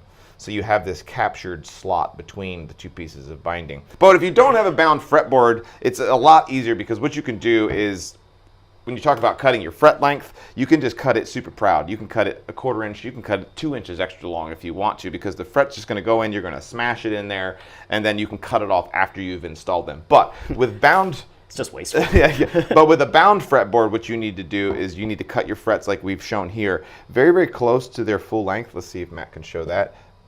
We're just about to our full length, right? But what we need to do is we need to cut a notch into that fret tang so that it sits up and over the piece of binding. So how do we go about doing that? There's several different tools that you can use. For years, I used a little fret nipper that StewMac used to sell, but they've switched over to this deluxe one, which is really, really nice because it's got different stops on it so that I can adjust the amount of ledge that we put on it. So we're going to use that. When I very first started doing frets on bound guitars, I actually just did the whole process with a file. And it did not have any sort of nipping tool whatsoever. But I'll show you how we go about doing this, getting our frets prepped for press. So what we do is I've set this gauge here, this little stop piece here. It can go left or it can go right, and then this piece right here determines how much that ledge is. So just stay right there, Matt, and I'll show you. We'll put our fret wire in here, and we just go, and it pops through. So see, we've got our nice ledge there. And then we'll flip it around, and we'll do the same thing. And then what I like to do at that point is we've got, I know I'm texting Matt here to go back and forth. Sorry. Okay, you can see on this one how we've done both of the nips on both sides. So it's got this piece of tang that goes between the two. So what I like to do now is after I've done that is I'll go through and I'm going to check and make sure that my tang is the width of my slot. And that's pretty much perfect right there. It actually could probably come in just a little bit more, but I think it's going to be okay. If it's too tight, what'll happen when you go to press your frets in, it can actually push out the binding. So you do want to take the time and get that right now. So what I'll do is I'll go through the rest of my my 21 frets, do this on all of them, and then there's one more step that I need to do to these frets before we can actually get to pressing them in. So let me go ahead and knock these out. Okay, so we've got all the initial nips done on the fret wire, and it's looking pretty good, but you can't just press the frets in at this point. Unfortunately, I don't know that it's possible to make a tool that'll do it perfectly, but what we end up with is, let me find something I can point with here. So what we end up with is just a little itty bitty bit of fret wire tang still left over here. So what I like to do is I've actually sanded or filed in a very tiny little spot into my workbench. I just use one of these triangle files, and I just made myself a nice little spot for my fret wire to sit inside of right here. And then what I like to do, pop on my outvisors, and I come through, I set that in that little slot, and I'm just going to take my file, and we're just going to knock off that little bit of tang that's left over and get it perfect. It usually takes me a few seconds to get the first one, just to get a rhythm down. I'm giving Matt a challenge today with all the close-ups, but we've got that really smooth. You don't want to remove any actual material off the bottom of the fret wire or the fret itself, because otherwise you're going to end up with a gap. So there's definitely a little bit of a skill required to get this right. Maybe you have just a couple of frets that you consider throwaway frets just to get a sense of how it feels. You don't have to do this step, but if you don't want a lot of fret sprout, then you definitely should do it. I always am like, ugh, I've got to do this next step, but you just kind of get yourself comfortable, go through all of the frets, and then you're finally ready to press them in. So we'll do that. We'll file all these down and move on. So this is my least favorite part of doing a fret job. All right, we've got all of our frets prepped, and at this point, now that we've taken the file and we've gotten them looking really good, we are ready to press these in. But before we move over to the drill press, which is how I'm going to be putting these frets in, using it as an arbor, I just wanted to take a split second to cover some of the other methods. The most popular and the most analog way that most people get into doing fret work is just with a classic hammer. It makes a lot of sense. You can use just a claw hammer if you want, but there's specific hammers that places like StewMac and other luthier supply websites sell that are really good for hammering frets. So check those out if you don't want to spend all the money on a drill press. What are the obviously. downsides of the hammer? Yeah, I'd say that the downsides to a hammer versus some sort of press is that it's really easy to kind of chase the fret going in. You might hammer on one side of the fret and then the other side pops out, and then you'll hammer in on this side of the fret and then it pops out. It's also just a lot of trauma that you're putting on the neck of the guitar. It's really easy to like accidentally cause a crack in it. It can just be, it's a lot to think about. You don't want to beat the crap out of something that you're getting ready to turn into a guitar. And I used hammers for a long time, probably for my first 10 or so guitars, and then I switched over to an arbor press, and I was like, I'm never going back. And with that, there are two other ways that you can do this if you don't want to use your drill press as an arbor. You can go out and buy an actual arbor press, which you can get through StewMac. You can get them through your local hardware stores a lot of the times. Those work really good. And then the other option is there are many different types of like vice grip type mechanisms that we'll put links to down below that allow you to kind of have an arbor without having an arbor and press each fret on individually. But If you have a drill press, which a lot of people who are into woodworking will have a drill press, you can use it as an arbor press as well. And if you're going to do that, you're going to use these different types of cauls. And what happens with these is you can actually switch out this lower half, this piece of brass, to different radiuses, and that radius on there is going to match the radius on your fretboard.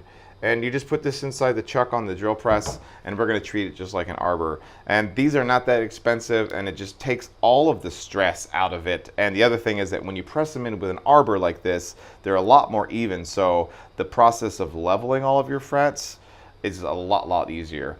I do want to take just a second on that note. This video is not going to include dressing the frets. We're going to do that after we attach the neck to the guitar, so this is just going to be a fret pressing video. But you know, I'm always thinking about that step, so anything that I can do to mitigate a lot of work on the back side when I go to level the frets, I'm super into it. So that's what we're going to do, but I just wanted to make sure that we took some time to mention that there are a lot of different ways that you can install frets. If you want to be as safe as possible, do some sort of press. If you're just trying to get a foot in the door and get into installing frets, then get yourself a nice hammer. Get a hammer that's meant for installing frets, because it's going to prevent a lot of damage to the fret and damage to the guitar neck as well. But with that, I think we'll head over to the drill press and I'll show you how I go about installing these things. All right, we're over at the drill press. So I wanted to show you guys kind of what I've got going on over here. We've got the fret pressing caul here inside the chuck, and it's dialed in really nicely with the right size, which is a 16-inch radius for this guitar. And then we have this neck cradle that we're setting the guitar on. You're gonna need some sort of cradle. A lot of different companies make cradles that work really well. It depends if you're doing acoustics versus electrics. There's different advantages to different types of cradles, but for fret pressing, I will tell you that the one that StewMac makes that's like round on the bottom, it doesn't work good for this sort of thing, just because it wants to roll so much. So get yourself something that does have a flat bottom. We've got our patent pending driftwood fret caddy over here. Well, all of our frets, they're ready to go. We've got them all fully prepped. And I've got a medium viscosity super glue with a whip tip on it. That's pretty much everything you need to do this job. For a long time, I actually didn't glue my frets in. I just pressed them in. I don't know why I kind of landed on that, but eventually I started to have enough guitars with some fret sprout issues that I started using it, and I'm way happier for it. So what I like to do is to take a medium viscosity super glue with the whip tip. I kind of pinch the tip of it, and it allows me to get the super glue just down inside that gap where the fret's going to go. Don't go super heavy with it, because I don't want a bunch of squeeze out. If I get squeezed out, I'm going to have super glue all over the fretboard, and it's going to be a giant, enormous mess. But you'll also remember that I polished the fretboard. The reason why I polished the fretboard, so that if I do get some glue squeeze out on here, I let it dry, and it just pops right off with the lightest little touch of a chisel. So yes, the only other thing I need to do is get a little paper towel, just in case I do have some whoopsie daisies. So let me grab that real quick. Okay, we got the paper towel. Let us begin. We got the one camera, so Matt's not going to be operating here to give you guys super good close-ups. But what I like to do is, like I said, I'm going to go down the center here, but I take the main place where I'm looking is getting just a tiny little dot right where the overhang of the fret's going to go, right where this tang overlap is. So I like to put it just on the binding, just a little touch. And so I've got those two little dots on, and now I'm going to get my glue down inside the fret slot here. Like I said, it's just a very little bit. We're not going nuts. Then I'm going to take my fret that I've got prepped.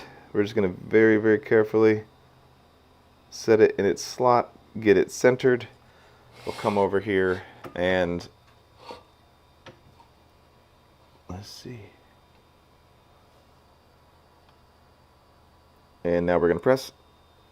And that thing is fully in. We do have ourselves just a tiny little spot of some glue on there that came out. So what I like to do is I bend up the corner of my paper towel, and I always go off the fretboard, and it just comes right off just before it dries.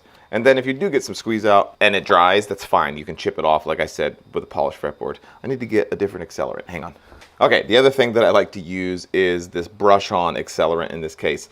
If you use the, if you use a classic like aerosolized accelerant, what happens is you'll start to get accelerant in the frets that you're about to do, and what'll happen is as you go to apply your super glue in the next fret, the super glue will cure so quick you don't have time to press the fret in. So what I use is this, the brush-on. And the other reason why I like to do it is because I can press down, hold down on it with my my drill press, and then I can just wipe the accelerant right there and just hold it for a few seconds, and it'll cure up real quick, and it allows me to kind of have some control without getting accelerant all over the whole fretboard. But there you go. So that fret is fully pressed in. So at this point, we just kind of rinse and repeat. And we can do that because we took our time to prep all of our frets and get them perfect before we got to this step. What I'd hate happening is not doing all the prep work on the frets, and then as I'm pressing them in, I'm having to modify the fret a little bit because it's like, oh, it doesn't quite fit this or that or that. When you took all the time to prep them like we did, now we can just smash them all in and we're going to be good to go. So I'm just going to work my way down the fretboard. If I find something interesting to say, I will say it. Another thing you can do is right before I go to press it in, once I know everything's ready to go, before it's pressed, I'll take that accelerant and I'll put it right there, and now we'll press down and we'll hold it with some pressure. That way you've got accelerant down inside the tang. It just can help ensure that it's drying all the way. Oh, that's amazing. I don't know if this, I'm going to move my face out of the frame so that maybe the camera will focus well, but there's just a little bit of super glue squeeze out just right there on the edge of that fret. Like I said, totally fine. I'm going to let that stay. I'm not going to worry about it until we are completely done with pressing these in, and then we'll go back and we'll clean it off. Just makes, you know, compartmentalize the amount of work that's required to get this done. I guess the most important part of the glue is, for a bound fretboard, is to make sure that that fret tang has got glue underneath it. That's the big thing that's going to keep you from having fret sprout issues, because obviously this sort of fret job is more prone to fret sprout than an unbound fretboard. So once again, get it all lined up, and boom and boom, and press and hold.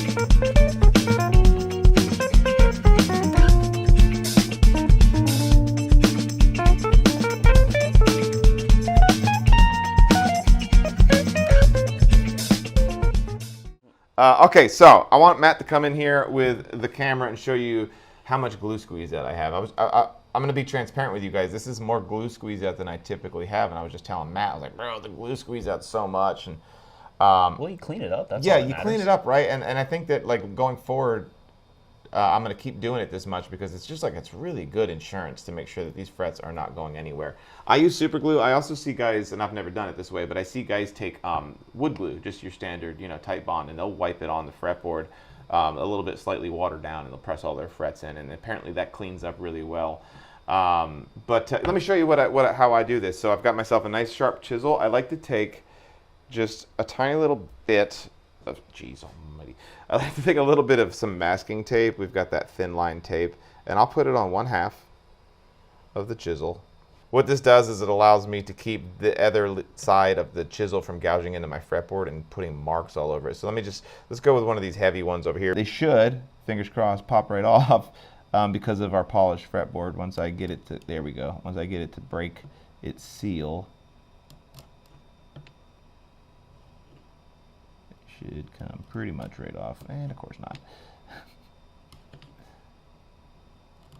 But you can see it breaks flush off the fretboard really nicely, so you end up with almost no mark whatsoever. So we'll go back and do this with all the frets, clean them out, and then we'll probably end up doing one more a polish on the fretboard altogether, just so that we can make sure that it's obviously perfect. We don't want to have any visible marks at all. You can see a little bit of the residuals from the accelerant that are on there if the light's hitting it correctly, but that's all stuff that'll come off. So I'll go through on all these frets, pull off the super glue, and then I'll show you what I'll show you what the next step is.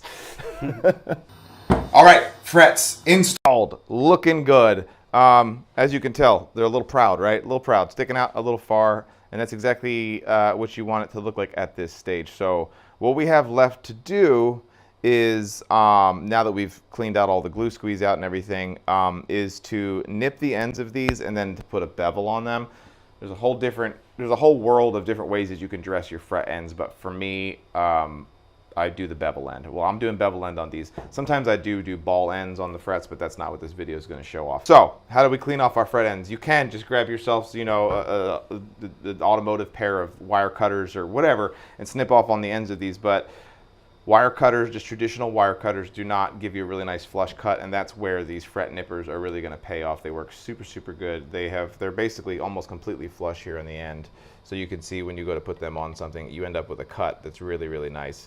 But what I like to do, just to further guarantee that we don't have these frets wanting to sprout out at all, is I use two hands. I put my nippers right up against the edge.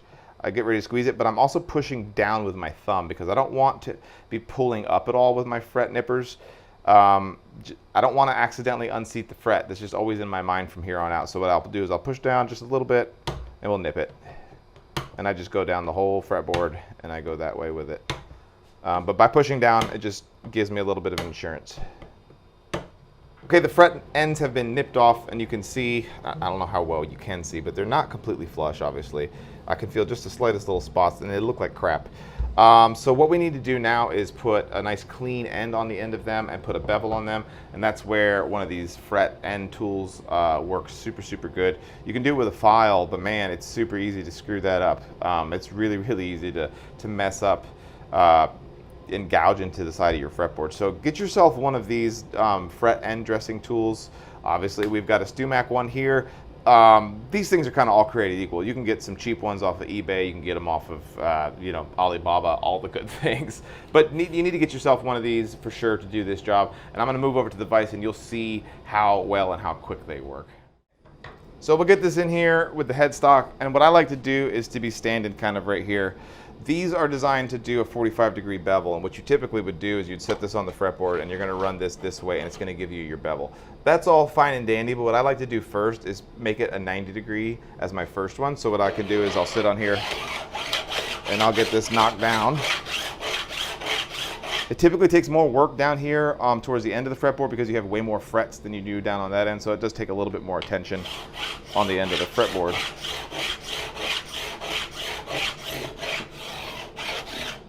You need to be very careful when you get down to here, at least on my guitar designs. When I'm doing the 90-degree one, the file does not get out of the way, and what it can do is it can bang in to the end of your headstock and cause a giant gouge right here. So you're going to want to make sure I stop. Once I'm on the 45, it clears it, so it's not a big deal. But for the 90, you want to be aware of that. Okay, so right there, that's exactly what I wanted to show you. That's the first fret that's pretty much perfect. You can see how we've got just a flat spot on the neck, and the fret is flush with it. So that's what kind of where I'm going to go across this whole fretboard. We just want to just nick the end of the fretboard. Okay, so at this point, everything feels really nice. I can run my hand across here and I don't feel any sort of burrs or anything like that. So what I can do at this point is I'm going to switch over to the 45. So now the bottom of this phenolic is going to ride on the top of the frets. And I'm just going to press it up against here. It's very easy once you do this 45 to like want it to slip off and go and tear up all your frets. You've done that before, Matt? So many times. Exactly. It's like, it's not the end of the world, but it does guarantee so annoying. it does add another like 30 or 45 minutes to a job that really shouldn't take that long. Yeah. So I try to be mindful of the feeling of what this feels like when it wants to fall off. So we'll just hit this on here. Despair? You mean that's the feeling? The feeling of it trying to fall. Sadness. Exactly. So now what I'm paying attention to is we're going to get that 45 to creep all the way down to just about the very tip of the fret. That's where we're taking that down to. It can be harder down here because you've got some flex on the fingerboard extension, and once again, like I said, you've got like double the amount of frets per inch as you do over here, so it just takes a little bit more work. I typically rest my hand here to press against this side of the fretboard to keep it from bowing. So that looks pretty stinking good. I'm going to need to do the same thing, obviously, to the other side. But before I do that, what I wanted to do was kind of show you something that I do in addition to this. So let me grab just some sandpaper real quick. Okay, so the last thing that I like to do before I flip it over and do the other side, I got some 220 here. And I'm going to take it, and we're going to kind of come all the way over here down onto the wood. And I'm just going to slowly bring this, I'm going to start rolling my sandpaper this way. and you can hear just a little bit of wood touching, and then I'm actually gonna come and do the bevel with some sandpaper. So I'm not just fully relying on the file to do all of the work. I like to come in and do just this. There's a little bit of rolled edge, kind of a la an electric guitar. Acoustic guitars typically don't have like rolled fretboard ends, but since we started building the electrics, it's something that I've learned really does add quite a bit of feel to the guitar. The other thing that it does using the sandpaper is that it can get rid of just the tiniest little bit of metal shavings that you might get on the end of the fretboard there. And we'll do that across both sides of the guitar. So I just need to spin this over and do the other side. And we'll be just about there. Okay, both sides are beveled and super smooth. They feel really nice. Obviously, there's just a touch of burring on here from the 220. But I wanted to take a moment to kind of address the elephant in the room, which is I'm going to say that I'm done with my frets for right now. But obviously, we still have a lot of fret work to do. I would say that at this point, the frets are installed, a la the title of the video. We're just doing a video about installing frets. Because what I like to do, and this is just me, I like to not do my fret crowning and my leveling until after the neck is actually glued to the guitar. You'll have some people that will go ahead and do a lot of that work right now before it even goes in the paint booth. You know, you'll mask all this off and do all your fret crowning, which we will cover in another video. But my thought process on that is the fact that what always ends up happening is you're going to glue this fingerboard extension onto the guitar. You're going to put a water-based glue inside of here, and you inevitably have either the fingerboard extension going down or going up just a very kiss of a little bit. And so you spend all that time leveling the frets now, but it won't matter once you glue it onto the guitar, so you might as well wait until afterwards. It's a little bit more precarious because you obviously have to worry about messing up the finish on the guitar. If you're doing like if you're building a guitar with an ambitious neck joint, like a Taylor style neck joint where you're going to do the bolts over here, and you have a big chunk of wood down here, you could probably go ahead and do your fret level now. If you're building an electric guitar that does not have a thin fingerboard extension on it, you can go ahead and do your fret leveling now. In fact, that's how Matt and I do our stuff. We do our fret level before they go in the paint booth. But I just wanted to say that to you guys, and that includes my fret ends. My fret ends right now are just sanded with a 220, but what's going to happen is we're going to get this thing prepped in the next episode for the paint booth. We're going to start spraying lacquer on this thing, and it's going to get all sealed up. What I do during the buffing process of the finish is I'm actually going to go through, and the ends of these frets are going to get taken all the way to 1000 grit and buffed out along with recrowning all of our frets, and it's going to be absolutely awesome. I say that because the guitar neck does, at least to my eyes at this point, look a little ragged. But that's just kind of how it tends to look before the next step, which will be getting it over onto the workbench, taking our time, and really getting all of the woodwork on this absolutely perfect before we get it in the booth. So I hope that my little video here to show you guys how I install frets helps you guys out at home. Remember, this is one of those steps on a guitar that there's so many different ways that you can go about doing it. So we're gonna have links not only to all of the tools that we used in this video, but to tools that we didn't even use in this video.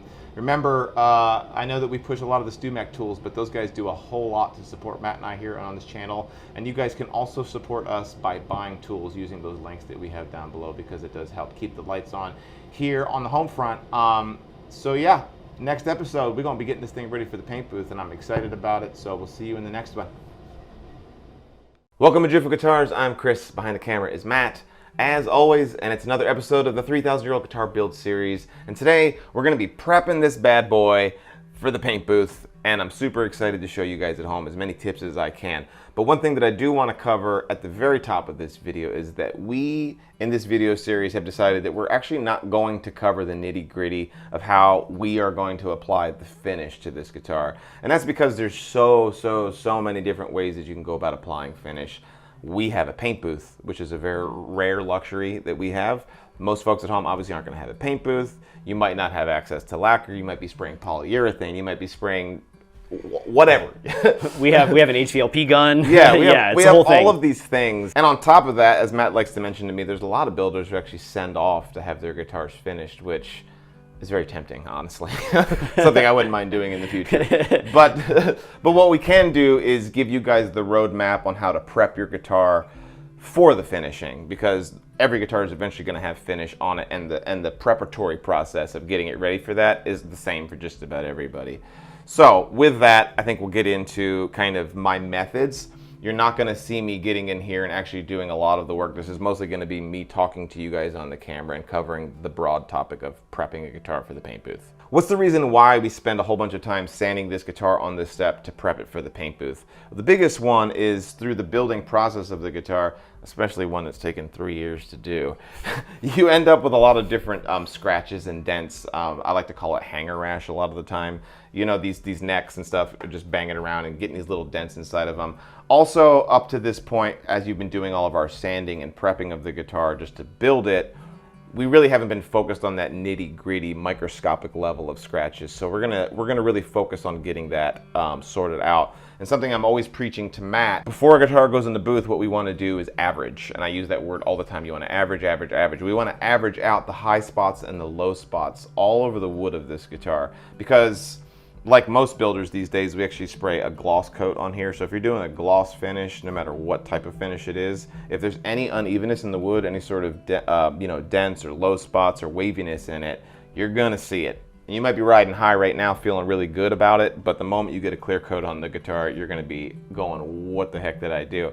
And unfortunately, there's not really a good way to check for all of that at this point. You can't just wipe it down with naphtha or mineral spirits and get a real true sense of what it's going to look like under finish, because it doesn't get shiny enough. So what you have to do is trust that you've done all the right methods, and then trust once you get into the booth that it's going to actually work out for you. When in doubt, sand it out. Hey! When in doubt, sand it out. Shut up. As much as you can't see the broad highs and low spots on the wood using mineral spirits or naphtha, one thing that mineral spirits or naphtha can reveal are any deep scratches that you might have in the wood, and it might reveal any dents that you have in the wood. Depending on the species of woods that you've used to build your guitar, they can be easier or harder to see. But what I like to do, in addition to the sanding, is to wipe this down with naphtha most of the time. I put on my optivisors and I'll slowly go over left to right with the guitar, just my eyes, and I look for darker spots. Typically those little tiny little pin-sized darker spots that you see are usually small little dents that are caused from something on your workbench, some sort of foreign object. So a lot of the times what I'll do is I'll take and I'll mark those with a pencil. I'll flip over the guitar and I'll check it out on the back, do the same exact thing, go on the sides. I focus on dents and dents alone on that process. And then, as Matt was just saying, there's lots of videos, including a video that we did that we'll put a link to up here, that shows how you can steam out a dent using an iron and some steam. It's super easy to do as long as there's no finish on the guitar. So now is the opportunity to fix those dents. Once you've steamed out all of those dents, then you can go through and you can sand it again very lightly just to make everything smooth again. So once you've got all the dents steamed out and you're feeling really good about that, don't forget you're gonna need to do the same thing on the neck. What we're gonna do is then focus on sanding the entire guitar. There's been a lot of sandpaper used on this guitar up to this point, so we're kind of saving that level of granular detail. Little wood grain joke there. We're saving that level of like granular paying attention to right now. There's a big myth that I think that a lot of people have at this point where they think that, oh God, I need to get the guitar sanded down to like 600 grit, 800 grit, or even 1000 grit before I go in the paint booth, because it's gonna be perfect. And if I sand it and make it absolutely perfect, it's gonna guarantee that I have a perfect paint job inside the booth. That's a really big misunderstanding, and one that I see all the time. So let me cover sandpaper grits. At this point, the coarsest sandpaper that I like to use is 220. The finest sandpaper that I like to use is 320. And that's it. So many folks they just get way out over their skis on this step. And I think that that comes from the mantra that a finish is only good as your prep work. And that is true. A finish is only as good as your prep work. But the finish is not only as good as high of grit of sandpaper that you put on. That's a different saying that doesn't exist. Yeah. Sanding it past 320, in my opinion, what happens is that you start to actually remove so many microscopic scratches out of the wood that you actually have issues with giving the lacquer or the finish something to hold onto with the wood. Obviously, the finish that you put on a guitar is going to soak into the wood a little bit, but I like to have a little bit of very small roughness to the surface of the wood to just give a bonding place, almost like a hook and loop Velcro, for the finish to stick to. Plus, anything past 320, you're not gonna see, and that's the biggest one. But I know that in the past, back when I first started building guitars, I used to do the old sanded up to 600 grit, and I used to have all kinds of issues with adhesion. I would have, a month after I've finished building the guitar, all of a sudden you'd have an issue where the finish is lifting up, around tuning machine holes and all of that stuff. And now I don't get anywhere near close to 600 grit, and I don't have any issues. So what I like to do is, for the initial step, after I've steamed out all my dents, I like to use my largest DA sander that I have. This is a 6-inch Festool. I start with 220. We go across the whole top of the guitar. We go across the whole back of the guitar. We do this. I like to do the sides roughly with my DA sander, kind of on these broad areas. And then I switch to a hand sander when I get into these areas right here. Of course, I have a DA sander. If you don't have an electric sander like this, the main thing at this point, going back to what I was saying about averages, is that you want to make sure that you don't just use sandpaper on the palm of your hand. If you were to sit here and use sandpaper with the palm of your hand at this step, you're definitely going to be creating all kinds of different ridges in the wood that you're not going to see until you get it in the paint booth once again. So what you can do is just make yourself some makeshift sanding blocks. This one here is one that I did with just some adhesive back sandpaper with a scrap piece of wood. Matt and I have so many just random pieces of wood with sandpaper stuck to them because it's super important. And with something like this, what I can do is I can stick like a 320 on there like I have right here, and I can sand this whole top of this guitar without a DA sander and really know that I'm not going to be affecting the geometry whatsoever. And something else to note if you are sanding by hand is that at this point you absolutely want to make sure that you're sanding with the grain of the wood. Even if you're using 320 or even 400 grit, if you're not going with the grain, you're going to create scratches in the wood that you're absolutely going to see once you get it into the paint booth. So make sure that you are paying attention to doing it with the grain. Also, things to think about at this step is that obviously the top wood is a lot softer than your back and sides wood, especially on this guitar where we have ebony for the back and sides. But you're obviously going to need to do less work and less pressure on the soundboard than you are on the top of the guitar. You also have issues where, like on this guitar, where you have the soft spruce here and then it's wrapped with abalone. Well, the abalone is a lot harder than the spruce is. So what you want to do is take your time and make sure that you're not creating a low spot and then all of a sudden it hits the abalone because it was a lot harder. Because inevitably what happens with sandpaper is that it's harder to sand harder materials.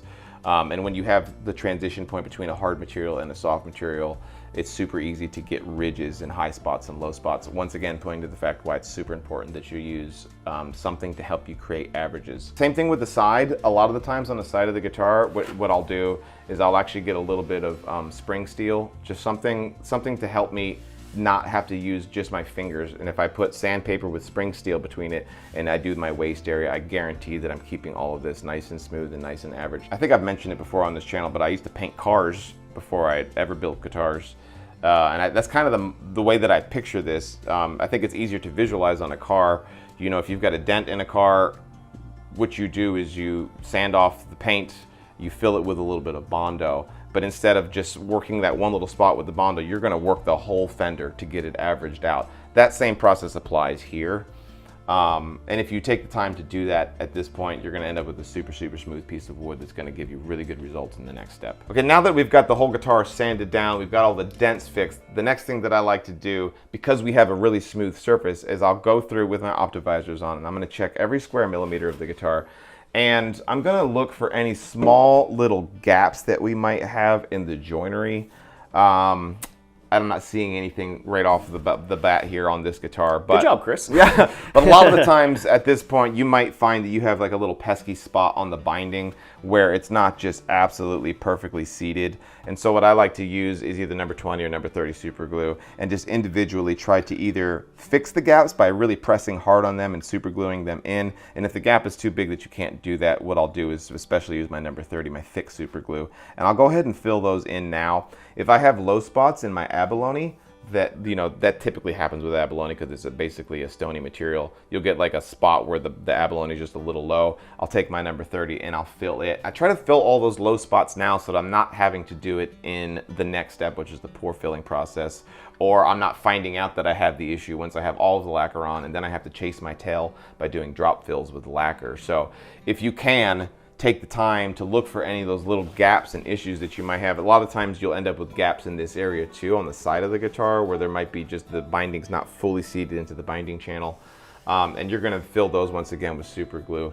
You wanna use as little as glue as humanly possible to get the job done, but enough to make sure that it's smooth. I have heard a few horror stories about super glue yellowing.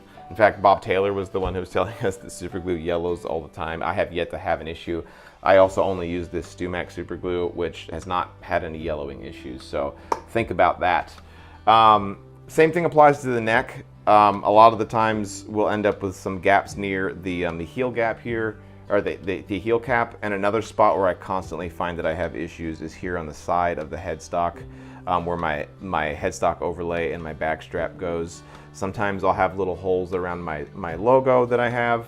It's those, you'll find that there's these typical spots where you do have little issues that might need some super glue filling.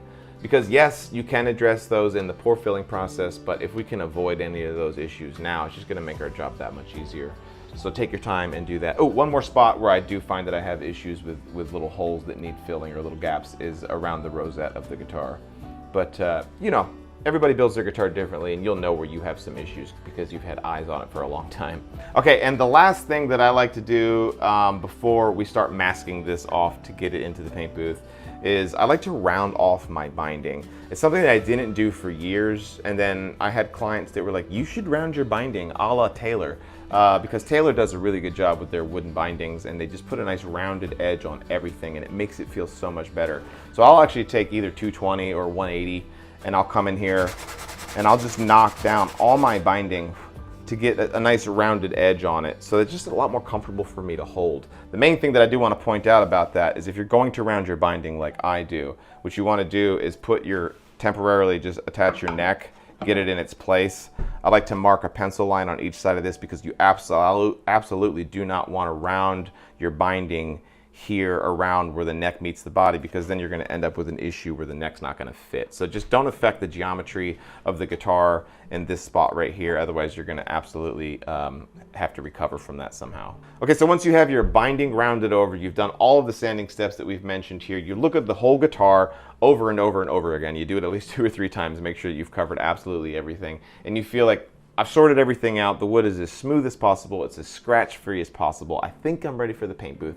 The last thing that you want to do is do all of the masking on the guitar so that you don't get finished in places that you don't want it. And what are those places? The main locations where I do my masking is I obviously mask the back of my neck. I mask the back of my fingerboard overhang here. I mask off my tenon. And then I also put a piece of masking material right here on the soundboard of the guitar where this is going to go. And then, and this is super important, I like to mask off where the bridge is going to go on the soundboard. I don't mask off like exactly where the bridge goes. I make a masking patch that is smaller than the size of my bridge. But what that does is it makes it so that I'm not having to remove as much of the lacquer around where the bridge is going to go once I have the bridge ready to go on the guitar, because it's really easy to mess that up with your chisel. Okay, hopefully this video is going to set you guys up for success at home. I know that we didn't get into like showing you specifically how we do all of those tasks on this guitar, and that is because every single guitar is going to be different. Your scratches, your dents, your issues are going to be completely different on your guitar. You're going to be putting a different type of finish on the guitar than we're doing. Your tools and your methods are going to be completely different. So what we want to make sure that we do in this video is give you guys just the broad outline of the things that you need to be paying attention to. I guess the biggest takeaway that I have for you folks that are doing this at home is that you should just take your time. Block off an entire day to do all of this on your guitar. Even if, like this guitar, it's really well sorted, and I know that I'm not going to have to do most of the things that I talked about in here. I'm still mentally blocking off an entire day to do it because I just want to give myself permission to take my time, and I want to get into a headspace where I'm actually like, I'm enjoying this, because the easy thing to do is going to kind of get into a point now where you're going, ooh, I'm almost finished, and you start getting into a rush. The closer we get to this guitar having strings on it, the more you're gonna have that urge to speed up and just wanna get the strings on the guitar. But I caution you against that. Take your time, do all of the steps that we mentioned in this video, and once you get this guitar into the paint booth, you're gonna be thanking yourself, because if you don't do these things now, they're going to catch up with you in the paint booth, and you're going to be super upset. Because remember, even if you're the best woodworker in the world, if the physical woodwork on your guitar is absolutely flawless, if your finish sucks, nobody's going to care, because the only thing they're going to see is bad finish. So that's a huge takeaway for you guys to have. So take your time on all of these things here, because they're incredibly important, even if they don't seem like it. And if you do it, your finish is going to be super successful and you're going to be super happy. So like I said, Matt and I are not going to show you how we spray this guitar, and in the next episode you guys are going to see me doing the buff out and the final assembly on this guitar. So we're getting super close. We hope that this video gave you guys a lot of really good information. We're going to have links down to some of the tools that we use down below, including our patent pending paint handle that we use for solid body electric guitars. So if you guys are following along with this build series but you're doing solid body electric, check out the link down below to the paint handle, which is going to help you guys in your adventures as well. I think that's it, Matt, right? Yeah, we'll see you guys in the next one. Thanks so much. Welcome to Driftwood Guitars. My name is Chris. Behind the camera is Matt, as always, and it's another episode of the 3,000-year-old guitar build. And what we have in front of us right here is the guitar with 15 coats of lacquer on it. We spent about 10 days applying all of the finish, and then it has been drying for longer than it needs to, right, Matt? It's probably been drying for about 3 or 4 weeks. Okay, so listen, I'm gonna just go. I just want to say this part out loud. It is easier. You know, 2 weeks is like the minimum, but if you let it dry longer, it does make a difference in the final product. To be honest, we've had other irons in the fire. That's why we haven't done it. But yeah. But yeah, no, I do. I get excited sometimes when like the guitar is ready for buff out and you realize it's been hanging up drying for like over a month, because I know that the lacquer is super dry. So if you did spray lacquer on your guitar and you have an opportunity to let it dry longer, do that. And that's where we are with it right now. Ooh, I wanted to also bring up a point. 15 coats of lacquer. Chris, that's a lot, isn't it? Or is it? 15 coats of lacquer sounds like a whole lot. And 15 coats of a polyurethane would be a lot. But lacquer is different. The vast majority of the elements inside lacquer are called VOCs, volatile organic compounds. Most of those are chemicals that allow the lacquer itself to be suspended in it, and they dry off, hence the 2-week drying period. And as the lacquer dries, what's left over is a very small amount of the amount that you originally sprayed on it. So this whole thing is absolutely super thin.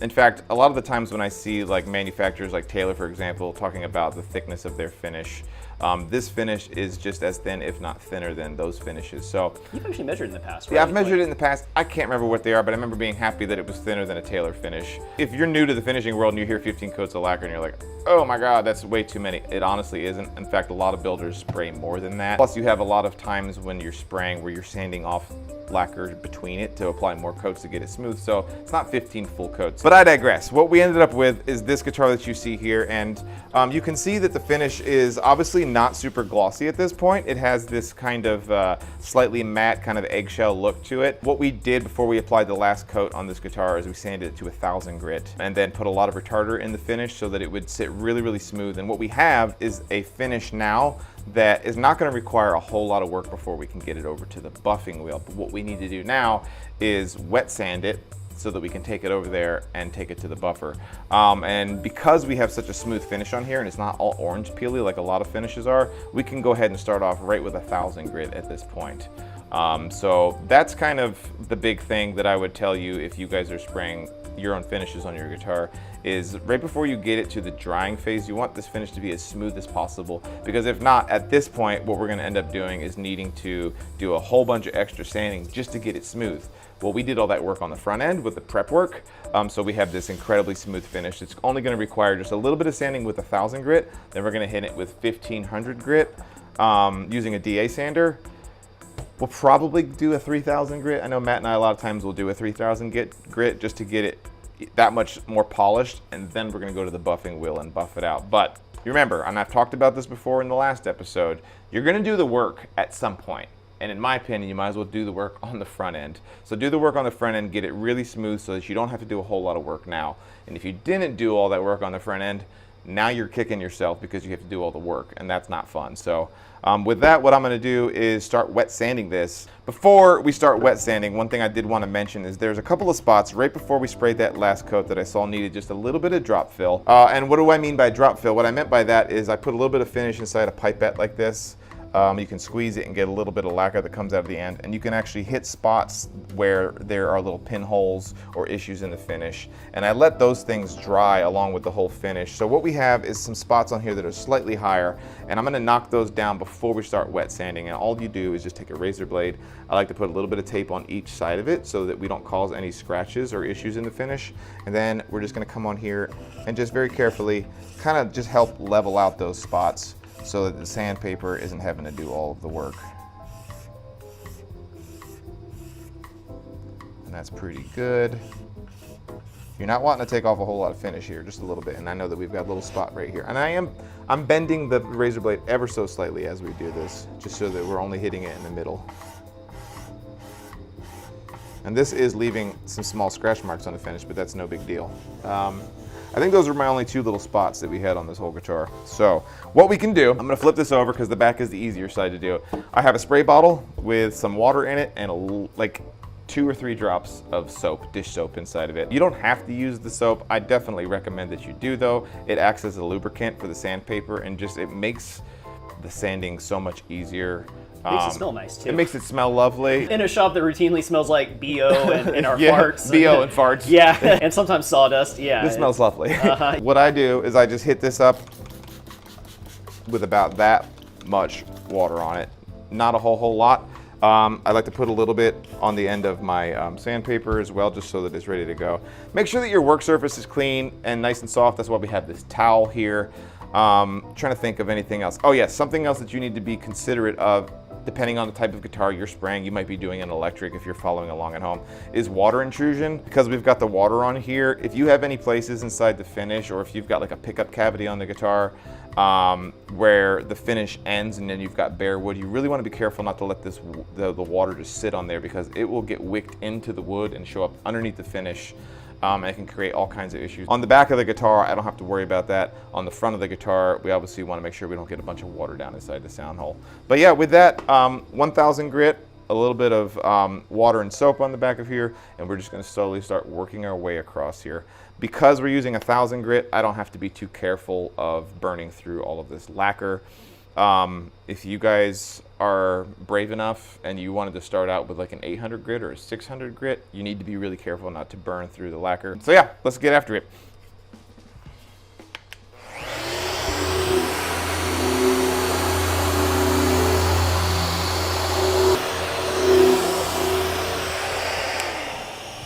Okay, that was 1000 grit. I like to think of my 1000 grit when it comes to finishing almost as if the way that I would think of like a 60 grit. 1000 grit when it comes to this process is super coarse in my opinion, so you want to be quick with it. You don't want to spend too much time with it, because the more sanding marks you put in it with that, the more you're going to have to remove those sanding marks. But hopefully this will pick up on camera here with Matt. Can you see that on camera pretty decently or no? Yeah, I got where you can see those slightly glossy spots? Yeah. We do. We have just some spots here that are just still slightly glossy, which tells me that they're not completely flat yet.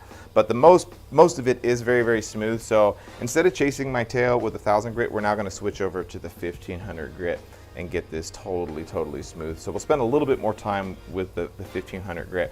And as we step up with the sandpapers up to the finer grits and the finer grits, if we decide to keep going up, I always go longer with the next grit, and then the grit after that I'll go even longer with that one, because it just takes more effort to remove the sanding marks the higher the grit that you go. So we'll throw some 1500 grit on here. These are Klingspor sandpaper. If you guys don't know about the Klingspor, we'll put a link in the description. These things are absolutely amazing. We're not sponsored by them or anything like that. They're really, really great. Not very expensive. Made in Poland, where you know they're known for their sandpaper. All right, so 1500 grit. Same exact thing. It's going to put some more water on it, making sure that this is totally clean. You want to make sure you don't have any dust or anything on there, because if you do, or sawdust, you can easily grind those particles into the finish and create more scratches. So yeah, hit this with some rinse, repeat.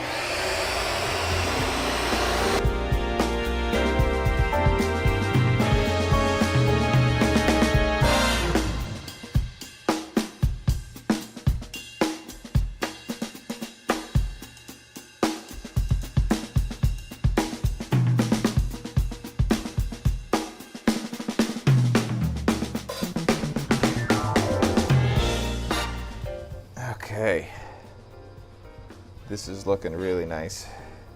We've still got the ittiest of bittiest of little low spots that have not been totally sanded down to absolutely smooth. I will say, you don't necessarily have to have those absolutely totally smooth, because we're still going to do another, we're going to do 3000 grit, and then we're going to move over to the buffer. So all of these things are going to be nice and smooth. Essentially what I want is on this step to remove as little material as absolutely possible so that we don't risk any sort of burn through. So I want to get the minimum amount of finish on the guitar, and then I want to remove the minimal amount of finish from that before we buff it out so that we end up with a really thin finish with as few of problems as possible. So let me grab my 3000 grit Trizact sandpaper, and we'll hit that up real quick, and then the back will be finished already.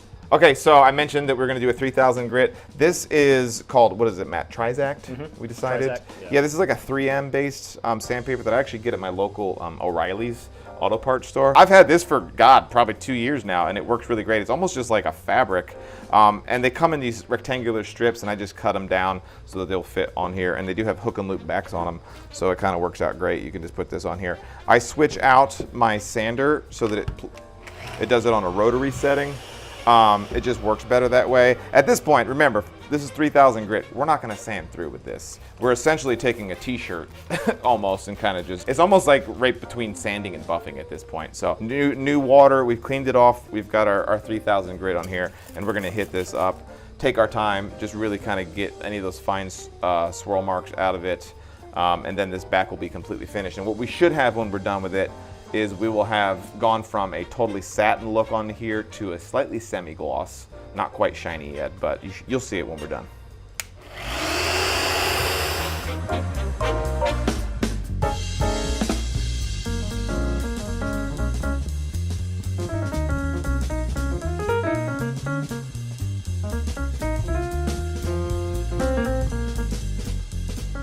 Let's see what this looks like. Yeah, it's just starting to kind of be more of an eggshell look at this point. Really stoked with that, how that came out. I could spend more time on it if I wanted to get it even more perfect. But because we have a really good buffer and really good buffing compounds, I'm not too worried about it. So at this point, if you're following along at home and you're doing a buff out and you're watching this video for tips, it's really going to depend on how smooth you need to get this to go based off of what equipment you have for the next steps. If you're going to be polishing this guitar by hand, which a lot of folks do, you're going to want to spend more time with the sander, get this even more shiny before you move on. You might even go to a 5000 grit or even a 6000 grit, just to save yourself some effort. But at this point, for me, I feel really good because I know that my buffer is going to take care of any sort of micro scratches that we still might have in this. So what we need to do is we're going to flip this over, I think. Just double check. Yeah, we're going to flip this over and move on to the soundboard. So what I'm going to do before I just kind of start ripping on here like we did on the back is I'm going to put some tissue paper down inside, some paper towels down inside the sound hole so that we don't get a bunch of water and sludge down inside there, because if you get droppings of all of that, like this like residue there, it's so hard to get it out. So we're going to go ahead and drop some paper towels down inside there so that we don't have to worry about that. Okay, so what I'm going to do is I'm probably going to go ahead and probably put some 800 grit on first, just so that I can hit those two spots that I had to do the drop fill levels, just to kind of get rid of some of those deeper scratches that I just put in it with the razor blade. But just ever so lightly, I'm just going to hit those with 800 grit, then I'll switch to 1000, 1500, then 3000 grit, and we're going to do the exact same thing, no different. So same process.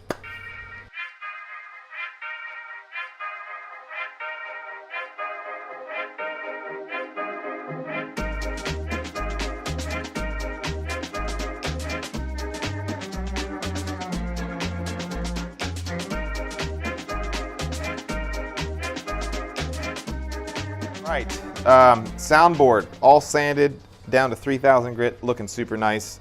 I had to spend a little bit more time in those spots that we did the pour fills on, but they're absolutely, I don't even know where they were anymore. So that's exactly what you want. It's looking good. What we need to do now is switch to the sides of the guitar. And this can be a little bit more complicated if you're using a DA sander, just because it's hard to get into the waist area, especially if you have a cutaway on the guitar. But what I like to do is same method, 1000 grit, 1500 grit, then 3000 grit. I like to do this whole area here on the lower bout, and I'll come up around all the way to about here. We'll flip it over. We'll do the same thing here. I'll do the same thing on the upper bout, And then what I like to do is do the whole middle section here by hand. So I'll just put the sandpaper in my hand and get it done. But then what I like to do after I've gotten it all kind of roughed into 1500 grit is I'll take my hands and actually do the whole sides with the sandpaper with my hand instead of the DA sander. I don't know necessarily why I feel more comfortable doing it that way, but you can kind of feel if there's any issues in the finish at all with your hand that you can't with the sander. Maybe that's it. I don't know. You're not worried about putting any low spots in from your No, hand, not like with the meat of your 1500. hand? Not with 1500 grit. I mean, like that's like it's almost construction paper at that point. And then because we do have the arm bevel, I will make sure that I hit this up as well. I still will make sure that I have paper towels inside the sound hole because a lot of times, especially in this waist area, it gets super sloppy and all that sludge kind of collects and then runs down and can drip into the guitar. So do make sure that you kind of have that protected and just be aware of it. I've gone ahead and drilled my hole for the pickup that's going to go in this guitar. So that's a spot that I am going to be cautious of making sure that we don't have any water intrusion into there. So yeah, those are the things that I'm thinking about. I do have some spots around the sides that I did do drop fills that I've gone ahead and hit with my razor blade. So those are spots that I just want to make sure to take a little bit more care with. But yeah, it's the same stuff. And we're almost ready to go over to the buffer now. So let me hit this with some more sander. Okay, we have all of the sanding done on this guitar. It's looking really good. We've got it all the way up to 3000 grit. So what we need to do now is buff this bad boy, and that's the whole point of this whole thing, right? What we are going to do is head over to our StewMac buffing wheel that we have, but I want to take just a second to acknowledge the folks that don't have a buffing wheel. You'll probably be doing this by hand using like rubbing compounds. What we like to recommend is either you get the 3M series of buffing compounds, which we only recently started using, and they're absolutely amazing. We've used the McGuire stuff. I know StewMac sells some great buffing compounds as well. Find yourself a single brand that has kind of like a coarse, a medium, and a fine, and maybe an extra fine, and stick with that. I like to use those wet buffing compounds even with my buffing wheel, but if you're doing it by hand, you want to make sure you get yourself a really good set of that, some good terry cloths, and a whole lot of patience and luck. I used to do all my guitars by hand, and you can get a good polish on a guitar. I guess technically you can get a perfect polish on a guitar if you do it by hand. It just takes a very, very long time. What I would recommend for folks who maybe are like, I don't want to get a buffing wheel, but I don't want to do it by hand, is get yourself an automotive buffer. Those work really well as well. Like the griots we've used before, not nearly as expensive as a full-on buffing outfit, and it's going to make your buff a lot better. So just things to think about. We'll put some links down below to some products that we think work really well so that there's some options for folks who aren't using a buffing wheel. But with that, let's head over there and get this thing looking shiny. All right, over at the buffing wheel, I have had this thing for probably 12, 13 years now. She's beat up.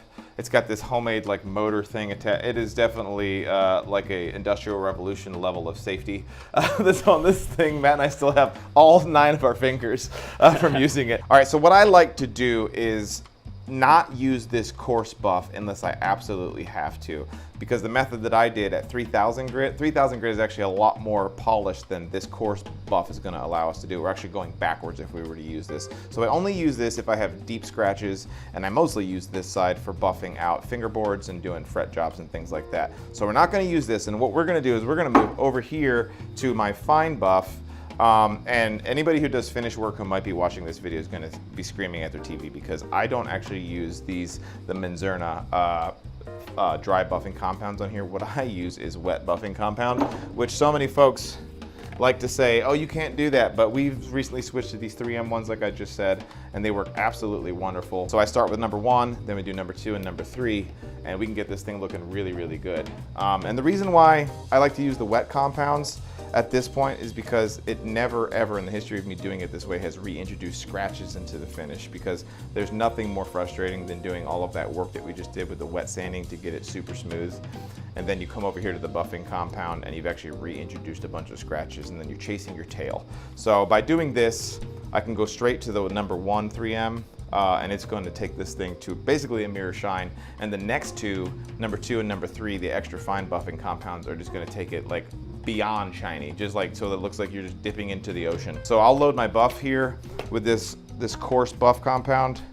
I like to get it loaded up down inside of here. The first time I load up my buff, I have to really spend some time getting it packed down inside of it. Then I kind of, geez almighty, get it worked up into there, and then we can start buffing our guitar. And I'm going to do the back so so because that's dark and you guys will be able to see it a lot better than the top. But just remember what we do on the back, we're also going to do to the top and the sides, obviously. So yeah, let me flip this thing on and you will see it work its magic with a quickness.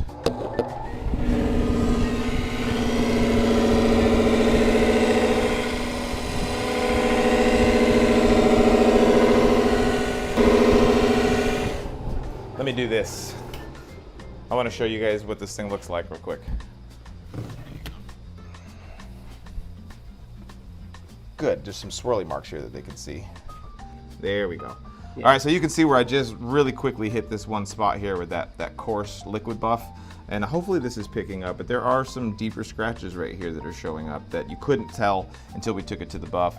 So that tells me what I actually do need to do is go over to the coarse buff, hit this really quickly just to get rid of some of those, and then come back over to this finer buff. That way it takes out those deep scratches. All right. Okay, so we'll load this up with some new buffing compound, but before I do that, I did want to take just a second to mention some method things. When you're buffing a guitar, if you're using a buff like this, you really want to make sure take care not to get too much pressure on the corners and the edges of the guitar because it's going to burn through really quick. This thing's not only buffing, but is actually heating up the finish as it buffs, and it's really easy to melt the lacquer if you spend too much time parked in one spot. You'll find that if this is your first time buffing, that you'll find where that sweet spot is between like pressure and speed to get it working really nicely. You want to have like a 50% overlap from every time you make a pass with the buffer so that you're kind of making sure you're not missing any spots. But the main thing is making sure you're not burning up any finish on the edges. And the other, and this is a super big one, you want to make sure that you don't ever buff in a situation where, let me see here, where, because this is coming down, you wouldn't want to buff this edge because what it'll do, it will rip this guitar out of your hand and choke slam it onto the ground in the blink of an eye. And you will have spent months building a guitar and then staring at it in splinters on the ground. And it happens so quick. So something that I'm constantly doing in situations where like I know that we're starting to get in a place where it might grab the guitar is I've got like a death grip on the guitar to make sure it doesn't get ripped out of my hand. So just be careful with that. So yeah, we'll put some coarse buffing compound on here so that we can hit the back of this guitar and get it looking really good.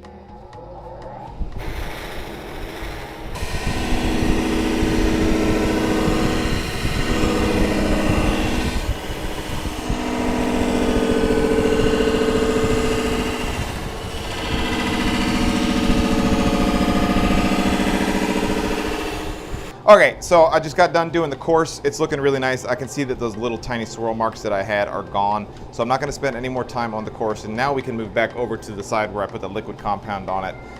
And we will be able to move on. We're just gonna go, once again, we're gonna go from the coarse to the medium to the extra fine of the polishes and get this looking really good. I'm gonna do the whole back before I move on to the sides or the top. That way you guys can have instant gratification. This is the internet after all.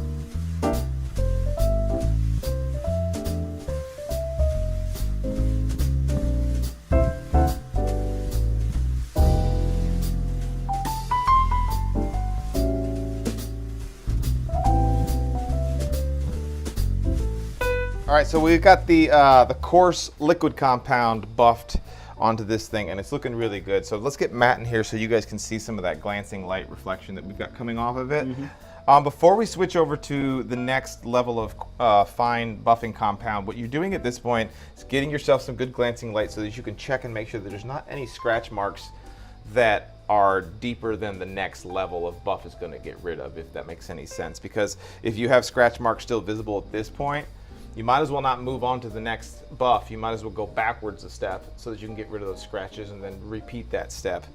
So it can be a little frustrating at this point because you feel like you're just kind of like going back and forth. But take your time, get those scratch marks out now, or you're going to regret it later, because once you get this thing fully buffed out, if you see a scratch mark, it's like, oh, you're going to have to start all the way over.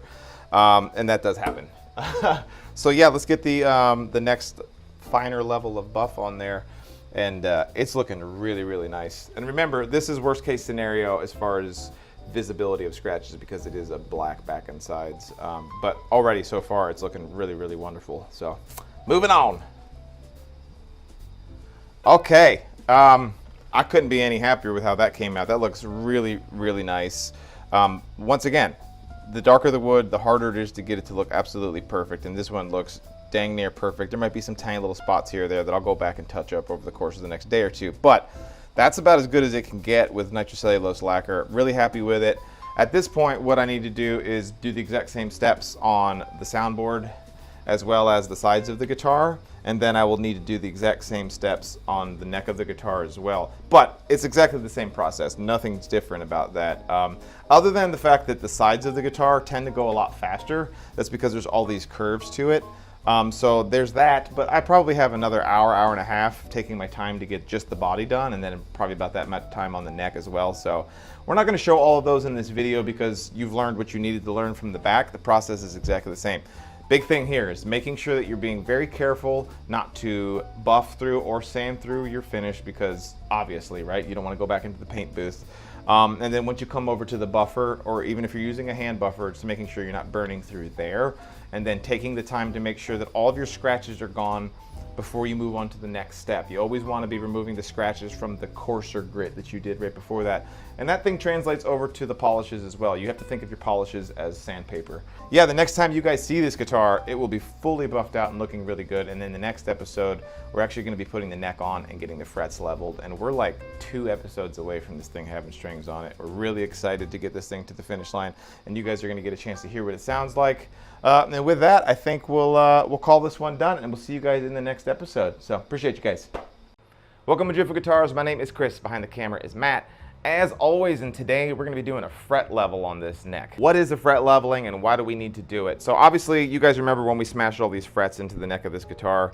After that we went ahead and masked it off and then we put it in the paint booth and we sprayed it. But if we were to string up this guitar with the frets as they are, they're not all perfectly even, because no matter how perfect we tried to do it, there's going to be frets that are slightly higher and slightly lower than one another, and that is just going to be Buzz City. So what we're going to do in this episode is we're going to level this whole thing down so that it's perfectly smooth, and then we're going to re-crown the fret so that it's got a nice rounded top on it again, so that we make sure that when we put the truss rod adjustment on this thing and we put the strings on it, we can get this guitar to play absolutely perfectly. Okay, so what kind of tools do we use to get this job done? If you look in front of me, I have a plethora of tools. We have our sanding radius jig that we're using here, and we are making sure that the radius on this is 16 inches to match the radius that we have on our fingerboard. We've got our handy dandy fret rockers, which are going to be useful towards the tail end of this. I do have a neck relief gauge. It's not something that is required for this job. It does make it more accurate. And then we have our fret crowning files, and in our case we're going to be using StewMax diamond coated ones. We also have to make sure that our fret crowning files are set to the same size as the frets that we have on the guitar, so that is one thing that you're going to need to make sure that you do before you get started. But with that, we're going to take all these tools and I'll show you guys how we go about doing this. What we need to do before we can actually start doing the fret level is we obviously need to pull the tape off of this neck. It's something that I did earlier before we started shooting this video, but I did want to mention that you don't want to just rip the masking tape right off. You want to make sure that you knock the edges of the finish off right around where the fretboard and the side of the neck starts. And I do that using like a 600 grit sandpaper just to break that seal. And then I very carefully pull this off. And I say that because if you just rip it off, you're probably going to take some finish with you and you're going to be upset, I promise you, because then you're going to have to kind of like either deal with that and just let it be, or you're going to have to start over on your finish on the neck. So I did want to give you guys a word of caution to just make sure that you carefully remove the tape off of your fingerboard if you're doing it in the exact same method as me. But now that we have this off, we have our frets revealed, and what we need to do is make sure the neck itself is perfectly straight. And I like to do that using our neck relief gauge that we have here from StewMax. I use this for doing all my truss rod adjustments. Not something you absolutely have to have, but it does make the work a lot more accurate. So what I did earlier off camera is I went ahead and put my truss rod tool in here, and I turned this so that I zeroed this out, making sure that my neck is perfectly straight. Because if your neck's not perfectly straight, what'll happen is you either have back bow, or I don't know what the terms are. You're either going to have forward bow or back bow in the neck of the guitar, and if that's there when you start your fret level, you're going to basically build that into the fret job, and that's not something that you want at all. So I like to make sure that my necks are perfectly straight. And what we're gonna do at that point is I'm gonna take my radius sanding block and we're gonna start kind of hogging off the material off this neck. I do have, I think, 180 grit sandpaper on the back side of this. It has been a while. I'm just kind of guessing. I would recommend that you don't go any coarser than that because you're gonna have to sand all those scratches out. If you're doing stainless steel frets, a coarser sandpaper is really nice because, as we know, stainless steel takes a lot of work, but these are not stainless steel. These are the EVO gold ones. So yeah, I'm gonna take my radius block. I like to hold it kind of right here from the headstock transition area. It just makes it nice and easy. I don't put too much pressure on this. I don't want to change the geometry of the neck at all, but I can come across here and start knocking those down. We don't want to come too far this way because we risk messing up the headstock. And if you wanted to, you could go ahead and masking tape off this headstock just to protect it in case you have any whoopsie daisies. And the other thing I don't want to do is come out here too far onto the fingerboard extension, which is not supported by anything, and start pushing down on it at all. We just don't want to change the geometry much. So we'll come across here. If Matt can get in here, we can show you. I don't know how well it's going to show up. Are you getting my sanding marks? The screen on our camera is so tiny. It's hard to see. You can see we've knocked off a bunch, particularly in the middle. Let's see, and then we've got some down here, Matt, that are like, basically nothing down here, and then a bunch over here. We've got a fret here that basically has nothing on this side hit, but we've sanded off a little bit right here. So you can see that like there's high frets and there's low frets on this guitar, especially down here. Around the 15th fret, we've got a bunch that got knocked off, but basically that sandpaper hasn't touched anything over here. So Matt mentioned something that a lot of folks do. I don't do anymore, but I did for the longest time, is what you can do is you can take Sharpie and run it across the top of all of your frets to make this a lot more visible. So let me grab a Sharpie and I'll show you guys that. Okay, so what you can do is you can take a nice black Sharpie and run it across the tops of all of your frets if you'd like to. What this does is it makes it easier to see. So you can just run this across the tops of all of your frets. I'm not gonna do it to every single one of them, I don't think, but I just want to get enough here so you guys at home can see what it is that I'm doing a little bit better. All right, so we've got some marker on there. That's going to help us see. Once again, we're just going to keep going. Very gentle, not a whole lot of pressure. I like to let the weight of the radius block do most of the work for me.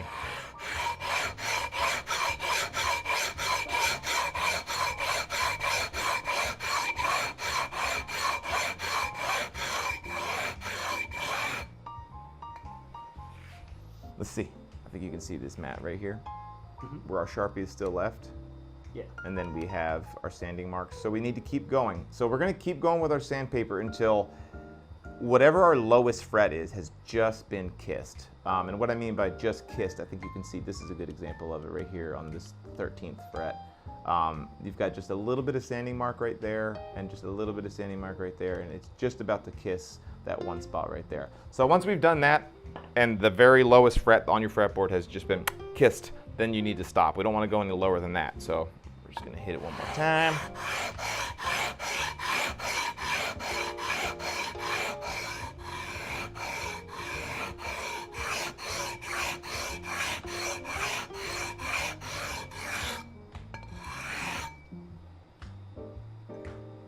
Yep, that feels really nice to me.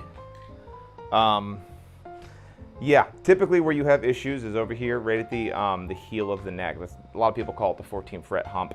That is an area that a lot of time does have a much higher fret. I'm sure there's a reason behind that, just the mass of it all and all the glue and everything that's in that area. The dance craze that's sweeping the nation. The 14th fret hump. Exactly. Kids these days. We've got that knocked down with about that 180. So what I'm going to do is I'm going to blow this off real quick, and I'm probably going to grab some, I don't know, 320, some 400. We'll stick it on the bottom of this thing, and we'll just give it a quick knock real fast just to get us not quite as coarse of a scratch marks on the tops of these frets, and then we can begin crowning them. So let me grab some 400 grit. All right. So let's get in here. This feels really good. I know that we've got a really nice and level fretboard. Especially if you look over here at the first fret, I've taken off quite a bit. These kind of ones in here, not a whole lot. There's a really heavy one here at the 6th fret. The biggest one, like I had mentioned earlier, is the 14th fret. That is the one where I removed the most material. But down here at the fingerboard extension, we were just starting to kiss those frets. So this is perfect. This is exactly what we want. But obviously at this point, the tops of all of our frets are flat. Well, the bulk of our frets are flat, and that's not gonna work well at all. It's gonna create intonation issues. You're gonna have buzzing and all kinds of issues. So what we need to do is reintroduce that perfect crown into the fret. But what we wanna make sure that we absolutely don't do is remove material from the very tip top of that fret. So we wanna make sure that the apex of the crown of our fret is exactly at the top of that mark that we sanded. So this is actually where I like to maybe sometimes use a little bit of Sharpie, because what I'm going to do is just this first fret real quick. I'm going to show you a good example of what we're trying to do here. I think you can see really well the flat spot on top of this fret, hopefully. What I'm going to do now is I'm going to take, I think this is my little bit more coarse of a file, yeah. And we are going to very carefully just run this across here. And I think you can see we just have a little bit of a black line in the middle left, right? Just a kiss. And what we want to do, I'm going to switch to a little bit finer, is make sure that we've got good light in our shop so that we can keep track of what we're doing here. Yeah. You just want a little hairline right down the middle, because that shows that the very top of that crown has not been pushed down, so that we know that it's perfectly level across the tops of all of these. Does that make sense? Yeah. I think that makes a lot of sense. So what we're going to do is we're going to move down the fretboard, and I'm going to do that to every single one of the frets. I like to put my optimizers on instead of using a Sharpie, because then I can kind of get the lighting just right, and I can kind of see, because of the difference in the sanding marks on the top of the fret, and you can see really well what you're doing that way. So figure out what works good for you. I know that this is going really quick, and the reason why I'm like a little apprehensive for that is because I feel like people really overcomplicate getting a fret level done on a guitar. This is exactly how I do it on all of my guitars, and it works absolutely great. I don't ever have issues with fret buzz and all kinds of unevenness, so it's what works for me, and that's all I know how to teach. So let me get my optimizers on, and we'll get knocking this down.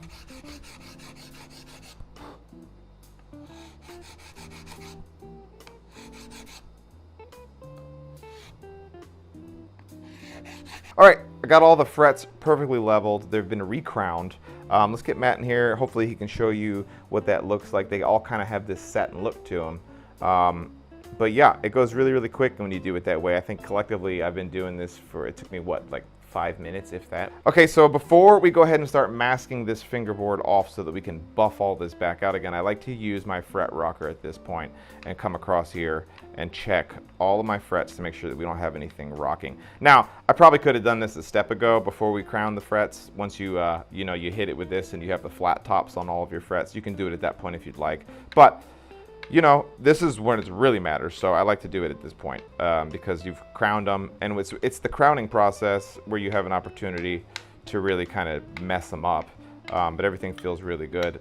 Like I always say, this 14th fret area is the spot where if you're going to get any rocking, that's probably where it's going to be. Dude, this is perfect. You're seeing this live on camera. I got no rocks anywhere. So, we've got these dull frets. They don't look super great. So what can we do at this point? What I like to do, because I have the StewMac buffing wheel, is I mask this thing off, and we're just gonna go over there and we're gonna hog these frets back to brand new again. But if you don't have that, what I think a lot of people do is they use a Dremel tool. In fact, we just got our first Dremel tool. It's probably the first Dremel tool I've had in a decade, and Matt's all excited about it because it's really nice for doing just a single fret if you need to. So if you obviously don't want to invest the hundreds and hundreds of dollars that's required to do a giant buffing wheel, which I totally understand, a really good, fast and easy way to do this is to get a Dremel tool with the felt wheels on it, and then you can come in here and you can polish these up really, really nicely. Something else that I wanted to mention is that at this point, if you'd like to, you can go ahead and round off the ends of your frets. I don't like to do it at this point because I like to mask off my fingerboard before I do that. But you can get yourself a small file, a little jeweler's file. Once again, we use this little guy from StewMac. I've used other ones. This one just works really, really well. You'll come in here and knock all of your fret ends off. I'll show you how to do that here in just a second once we get it masked. Now, masking off the fretboard. Obviously seems super easy, but I'm going to show you guys a really quick way on how I do it, because it can be like frustratingly tedious and you're just going to go, I don't feel like doing it, but trust me, it's worth doing it this time. So I like to use, what is this? Probably 1.5 inch wide masking tape. And I start at the first fret, and I like to butt this right up against the fret end, and our first one's good to go. But as we move down, what I like to do is to butt them up this way. I'll go ahead and get like 3 or 4 of them going. There we go. We got 3 ripping and tater chipping. Okay, so we've got those on. I like to use, like I've got this piece of old binding right here. Sometimes I use an old nut or a saddle. I come across here and then I push this all the way up into that fret. And I'll do that real quick on these 3. And then once that's in place, I like to take a brand new razor blade and I push right up against that fret, slice this way. And instead of wasting this piece, what I can then do is I can come down here and find a spot where it fits. And then I can move it down there. And then I can kind of continue to do that same thing up here. And it just makes this job a whole bunch quicker. And then I can take those ones, do the exact same thing. You do want the tape to be wider than the fingerboard is. I will tell you that. And then we'll take our razor blade. And our razor blade. Yeah. And then I just knock those down real quick and grab some more tape. So yes, it's like, it can be tedious, this step, but it's pretty much mandatory to guarantee that you don't mess anything up. And you might as well get used to doing this, because if you're looking to start doing fret jobs on other people's guitars or build more guitars in the future, you're gonna wanna know how to do this and just kind of like have fun with it, I guess, like Bob Ross. Happy little masking tape. The point here, obviously, is that we want to protect the fingerboard, we want to protect the neck, but we do want those frets to be visible so that we can do the job that we need to do. So we switched to a narrower tape here just to save myself some effort, but I think that's pretty self-explanatory. All right, that does all of our frets. Something that I recently started doing at this point is I like to run a little bit of tape along the sides as well, because in addition to doing the top fret level, what I'm also concentrating on at this point is getting the ends of my frets really, really nice and smooth so that this guitar neck feels great in your hand. And it's really easy to have just a little bit of like, I don't know, what's the word you would look for? Like some tangs, a little bit of a barb on the ends of the frets from the file, just kind of like creating like a little bit of a spot that kind of catches the skin of your hand. So you just want to make sure that you get that done and smoothed out. And one way that I like to do that is actually let my buffing wheel do the bulk of the work. So by putting a little bit of tape right here, it just prevents me from accidentally kind of buffing out the finish on the side of the neck too much. I think I started doing this when we started doing satin necks because we didn't want to buff out the satin on the neck, but it's something that's carried over to all my necks from here on out as far as the method, because I can just push really hard on my buffing wheel and let it do the rounding over and the smoothing of those fret ends. But at this point, we're all prepped up, we're ready to go. I'm gonna head over to the buffing wheel and get it set up, and I'll show you guys how I go about making this look super sweet. All right, over at the buffing wheel, I have loaded up this buff with our heaviest buffing compound, this Minzerna. It's been years since I've had the case for this thing, so I have no idea like what its part number or anything is, but it's definitely my coarsest buff. Something that works really well for buffing out soft metals like these frets. So I'm gonna get in there. I'm gonna get to be pretty aggressive with this thing. We're just gonna come across here, being careful not to catch this edge of the guitar neck at all. So I'm gonna make sure that I do just this side, really nice and slow, and then we're gonna come in and we're gonna do this side. Once I've done both sides of the tops of the frets, then I'm gonna very, very carefully start working on my fret ends, trying to get them buffed out. But I like to hold my neck with an absolute death grip at this point, because I have personally body slammed 6, 7 necks before onto the ground using this buffing wheel. It's never fun. It never ends well for anybody. Making sure that you're holding onto this neck super tight if you're using a buff, especially if it's your first time doing it. I'm afraid for you, so just hold on to it very, very tightly. Like I said, I'm not doing this with a Dremel tool, but at this point, if you were using a Dremel tool at home, I'd still recommend that you do the tape method and then come across here each individual fret, dressing it, making sure that you get all of those sanding marks out to get it perfectly smooth. I think that that's a little bit easier because you can kind of just focus on one fret at a time, but this is the method I use and this is what I know. So let's fire her up.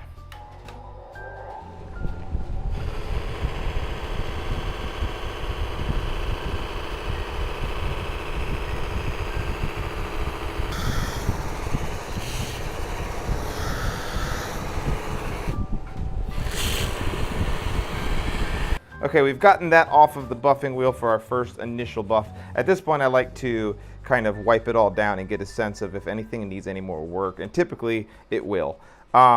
Something that I forgot to mention before I went over to the buffing wheel is that typically what I do is before I head over to the buff, I'll take like a 600 grit, maybe even all the way up to 1,000 grit, and I'll go and I'll actually roughly quickly clean up each fret. It just means that the buffing wheel doesn't have to do as much work, and if you don't have a buffing wheel, it's something you're absolutely going to have to do because you're probably not going to have anything powerful enough to remove those scratch marks unless you take it to at least 600 grit. So did want to mention that, and once again, something to consider if you're using stainless steel frets, or basically the harder the fret material, the more work this is all going to be. That obviously makes sense. So if you're using stainless steel, you're really going to want to try to get rid of all of the scratches before you even begin the buffing process, because you ain't going to get them out otherwise. So this is looking pretty good to me. Something that I am seeing is the fret ends themselves, because the tops of the frets look really good. Yeah, I'm not seeing any sort of scratch marks or anything like that, but I doubt this is picking up on camera.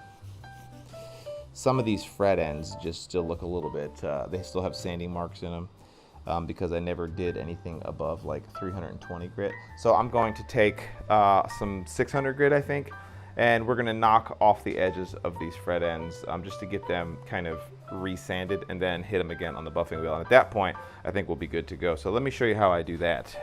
All right, what I like to do is get something nice and flat. This is a diamond coated sharpening stone. Some people are gonna go, how would you do that with that? But this is what I like to use because it's nice and heavy. I'll put a little 400 grit on here. And then at about the 45-degree angle, I can come in here and just knock those fret ends down. It doesn't take much at all. The optimizers really help to be able to see and double check your work and make sure that you're getting the sanding to go where you want the sanding to go. Yeah, that looks good. It will do the same thing over here. And then I'll just switch over to 600 grit and we'll do the same thing. And then that'll take care of it for me. You can, if you'd like to, do more of a rolled edges kind of a thing, like a lot of people do on electric guitars. And heck, you might even be doing an electric guitar build along with us on this acoustic. And if you are, you're going to be more aggressive with rounding those fret ends. Instead of just doing like a 45, you're going to put even more of a curve on this whole thing to make it all very, very smooth. We'll head back over to the wheel and get those kind of rebuffed. I did want to, since walk with me, talk with me. Something I'm going to do when we come in here is I'm going to very carefully break the cardinal rule, and we're going to let this thing buff into the leading edge. I'm going to hold the crap out of this thing and let that really dig into those fret ends to smooth them out. I'll flip it over and we'll do the same thing. I'm kind of like pressing the neck into my body, but please, I'm a trained professional. Just know that if this is your first time doing this, maybe don't do this step because this is really easy for this neck to get ripped out of your hand. So what does it do as I say, not as I do? Is that the thing, Matt? Yeah. So we're gonna hit it with the coarse. After I finish with the coarse, we'll run over here and do more of a fine polish on it. We'll show you guys what it looks like.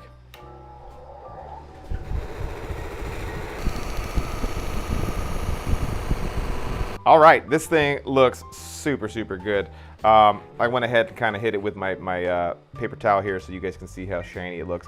Main thing is the fret ends are really nice and rounded. I hope that that comes across. It's really hard to tell if it comes across on camera or not, but what we're gonna do now is I'm gonna go ahead and pull all this tape off and get the grand reveal. Be very cautious always when removing tape. I know that you've already kind of removed the fretboard tape before you did this buff out, but there's still chances, depending on how good of a finish you have on your guitar, that you could accidentally lift the finish on your neck. So just always be thinking about that. Something that I like to do in order to kind of prevent any sort of chances of that happening is I always kind of pull like this. I pull off. No, it's gonna break, but I pull this way and then I pull this way. That way I'm not pulling onto the finish, does that make sense? That way you don't accidentally pull any finish off the neck. So with that, I'll just go ahead and start ripping. Because I went ahead and buffed the fret ends, pretty much all of my tape's gonna break right there on the seam, but that's all right. That's okay. We'll just chip away at it here. Okay, we've got all the tape off of here. It took a little bit of doing, but we have just on the very kind of leading edge of this whole thing, just a little bit of schmoo from the buffing wheel. So I'm gonna take a little bit of mineral spirits and just try to remove that as best that I can. But that basically kind of does the whole thing. This is all nice and leveled at this point. Feels really good to the hand. We're gonna have links to all of the tools that we used in this video down below. I hope you guys learned something on this one, and in the next video, we're actually gonna get this neck glued onto the guitar. We are just a few episodes away from having strings on this guitar, so we'll see you guys in the next one. Welcome to Driven Guitars. I'm Chris. Behind the camera is Matt, as always, and it's the next episode of the 3,000-year-old guitar build series. And today, we're gonna glue the bridge onto this guitar, which is a very exciting step because after this, basically it's a finished guitar and we almost treat it like it's any other guitar that comes to the shop, and we just have to kind of do the final assembly and the setup and the string up on it. So we're getting super close. Matt and I talked about this for a little while, and we thought, how are we going to do this specific episode of this series? Because everybody is going to approach their bridge design differently. You're not going to go out there and make exactly a driftwood style bridge for your guitar. You might, and if you want to do that, that's fine as well. But I actually came about my bridge design after years and years of messing around. I used to do a Martin style bridge, I used to do a Taylor style bridge. You look back at old photos, you'll see all of that. But one day, about, I don't know, a decade ago, I ran across the Irvin Samoji book, The Responsive Guitar, and that book absolutely changed everything for me about how I build guitars. And there's a big section in that book, and I definitely recommend it to you guys at home if you're going to take guitar building seriously. He goes into what makes a guitar bridge tick and how it works on a guitar. So what I'm gonna do is we're gonna show you guys some video of me making this bridge this morning. And while we're showing you guys that, I wanna talk about kind of what the thought process is in general guitar bridge building. One thing to think about with a bridge is that it actually is not this thing that's separate from a brace on your guitar. It actually is a brace that goes on the guitar. It's just a brace that goes on the outside of the guitar, something that you can see every single day, and I think that people don't think of it that way very often. And that was like a big light bulb moment for me when I started to think of the bridge as a brace. And with that said, one very important consideration when it comes to bridges is bridge material. For me, I'm always thinking about what is the lightest and most responsive material that I can use to make a bridge, because I don't want to sap up all of the energy with a heavy bridge that's just sucking up all of the string energy. So I make all of my bridges out of Brazilian rosewood. I highly recommend making your bridges out of Brazilian rosewood. You can find bridge blanks sometimes on our website when they're available. And if not on our website, you can find these online on eBay and places like that for really cheap prices, you know, less than $100 typically. And it is well worth the money because a bridge like this can be several, you know, 10, 15, 20% less weight than a comparable bridge made out of ebony or Indian rosewood. So material really matters. And like I said, Brazilian rosewood's what I use. The other thing to consider with bridge design is don't approach it with just trying to make a pretty bridge, because what's most important is that the bridge is the right size in all of the right places. I try to get the wings of my bridge, the outside pieces, to intersect nicely with the X brace, which is on the inside.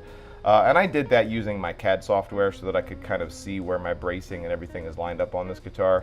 But when you make your bridge shape, make sure that it's interacting with the X brace on your guitar or whatever kind of braces you have on the guitar in a really good way.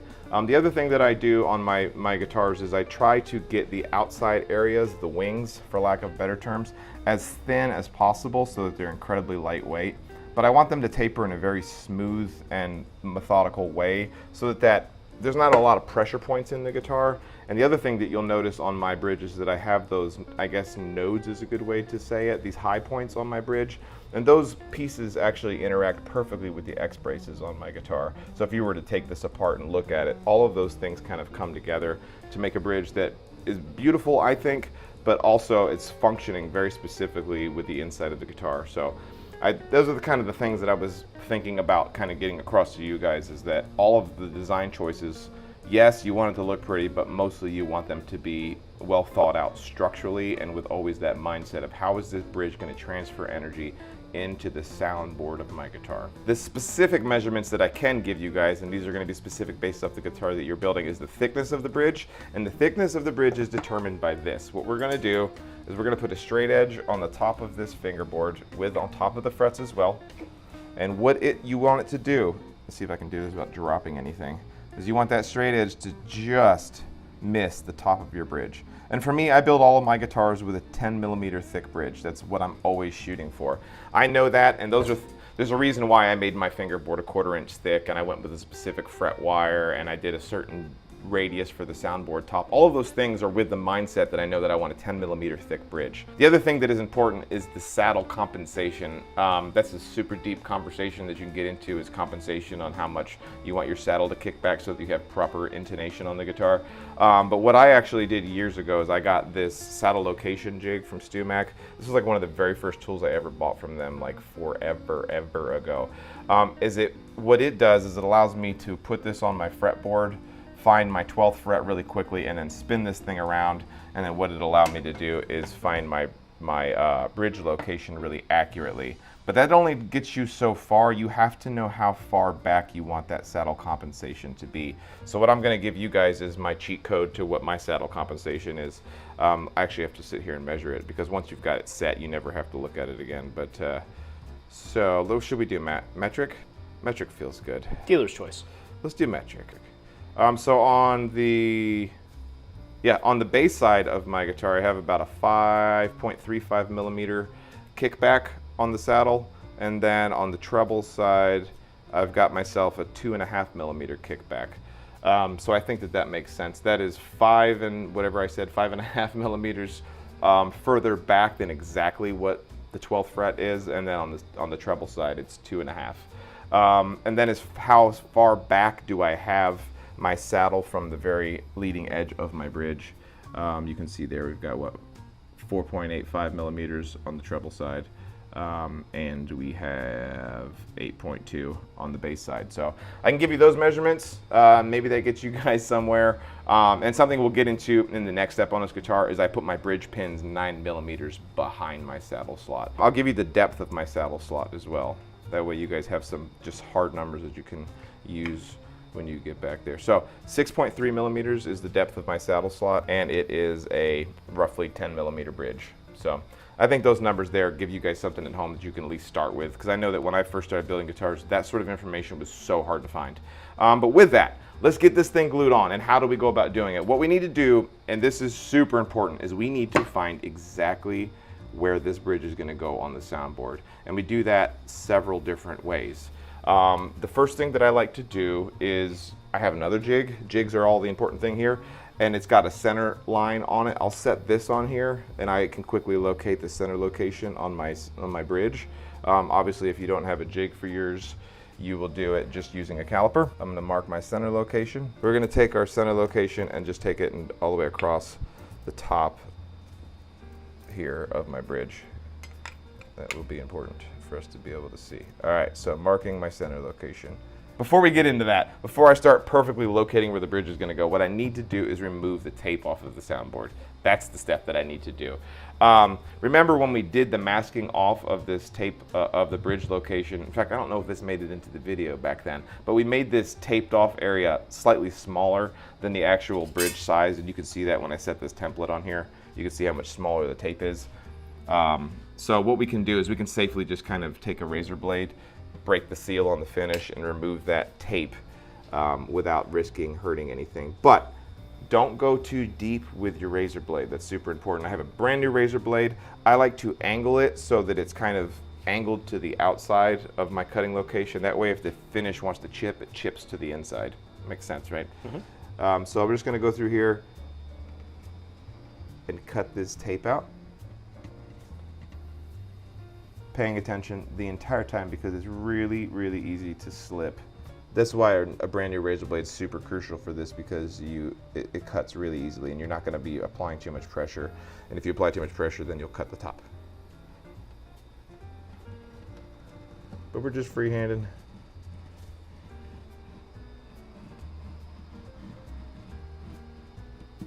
Okay, and then I can grab a leading edge there. All right, so now we can go ahead and pull this off. And this is another reason why having a really nice thin finish like we have on here is really nice, because you don't have like it dipped in plastic worth of finish and then all of a sudden it's chipping off and acting a fool. Okay, now where were we?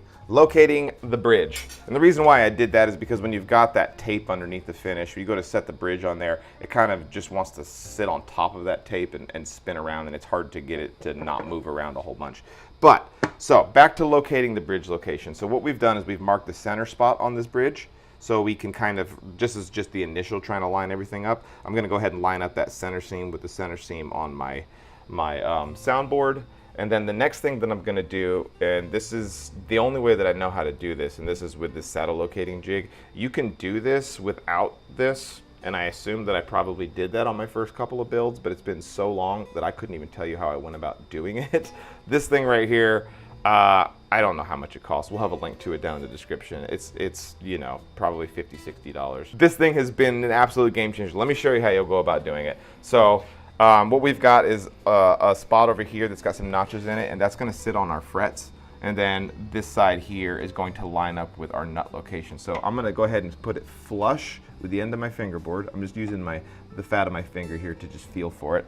And then I'm going to move this piece over here onto the 12th fret. And it's sitting right on it. It's looking good, it's feeling good. I'm gonna double, triple, quadruple check and make sure that everything's right where I want it. And come in just a kiss. This is one of those, the old mantra of measure twice, cut once. This is like measure 9,000 times and then make one time you're gonna cut the finish down here. So what we're gonna do is we got that marked. I'm gonna spin this around and we're gonna put this thing back on the 12th fret. And it locks in because it's got a notch on it. And then you can see those pins that are right here, the bass side, the treble side. What we're gonna do is we're gonna move this so that those pins touch the leading edge of my saddle slot. And that's why I like to cut my saddle slot first. It makes this work a lot easier. We go ahead and get that saddle slot cut because we can line it up. So visually I can see that my center line is lined up with the center seam of my soundboard, and I know that I've got it correct in the top to bottom location as well with my saddle locating jig. But that doesn't guarantee that it's in the right spot. The next thing that I do is I use my center locating jig that I use for my neck, and that's going to guarantee that this bridge is not perfectly located on the center of the soundboard, but perfectly located on the center of the line that runs down the middle of the neck. So let me grab that jig and I'll show you guys how this works. We used this when we were setting the neck, so you guys have seen this tool show up on my channel before. Where'd this tool come from, by the way? Buddy. Because people ask us. The website that I got this from, I don't think is in existence anymore. We need to make some of these and try to sell them. I use the crap out of this tool, and I've broken it many times and glued it back together, and it just works super great. But you can move these pieces here so that they firmly clamp up against the side of your fingerboard, and then it doesn't move left to right, and it's got a center seam that runs down it. I can see that I was actually off by almost like 1/8 of an inch.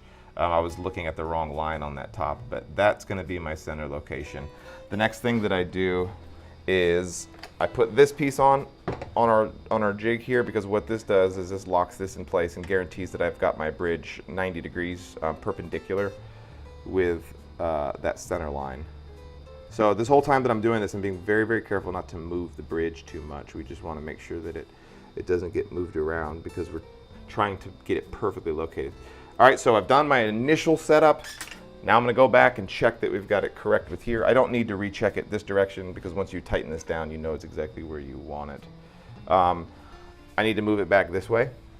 I can tell that right now. So I'm gonna slide it back to there. Get it right. You can see why this is one of those, you're just having to check it so many times. Got that. Every time I move it, I have to go back and check it again. So we'll go back and we'll check this side one more time. And we should be getting really close to dialed in at this point. I'm on my center seam perfectly still. The main one is to check and make sure that we're at 90 degrees. You can see why these two jigs that I'm using make this work a lot faster. So we'll do this a couple more times until we get it perfect. Okay, that feels good.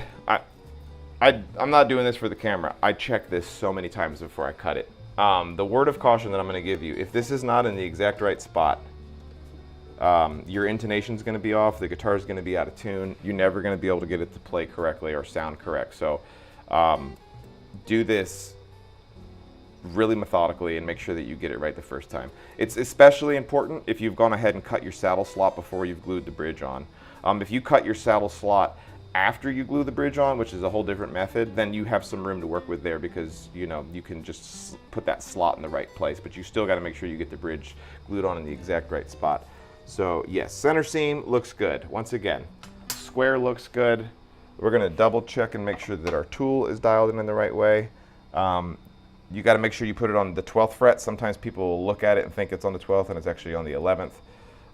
Flipping it around one more time, making sure we're not touching anything. Okay, now I know I've got that bridge exactly where I want it. Okay, so what do I need to do now? What we need to do is run a razor blade around the entire perimeter of this bridge so that we can remove the lacquer that's up underneath it.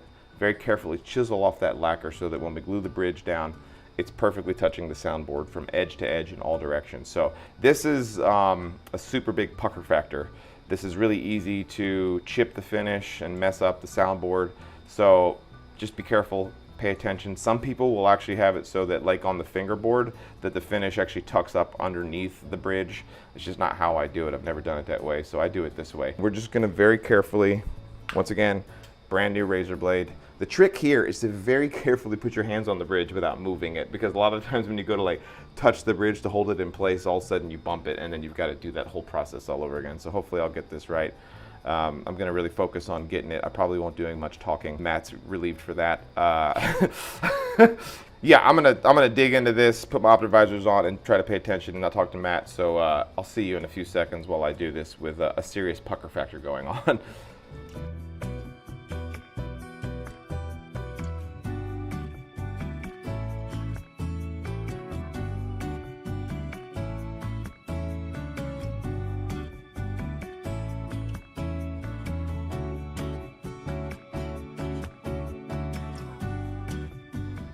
Okay, razor blade is cut. We've broken the seal on all of this finish, so I think that we can kind of hopefully see, right, what we've got here. We've got where the original cut was and then where the outside cut was. Okay, the next step is to remove said lacquer off of the wood without chipping the wood, without chipping the finish. I have been using this trusty chisel that I got from LMI. May God rest their soul. It's just a great little chisel. If you guys can find chisels that have a bend to them, they work really well for this. StewMac sells one. StewMac's got one. Okay, cool. Yeah. StewMac sells one. Buy that chisel. You can do this without a curved chisel, but I can just kind of hold mine up here to you, and you can just see that it's kind of harder because it just doesn't get out of the way quick enough. What if you flipped it over? And you could do it flipped over. The chisels aren't designed necessarily to work that way. They don't work quite as good. This bent one just does the job really well.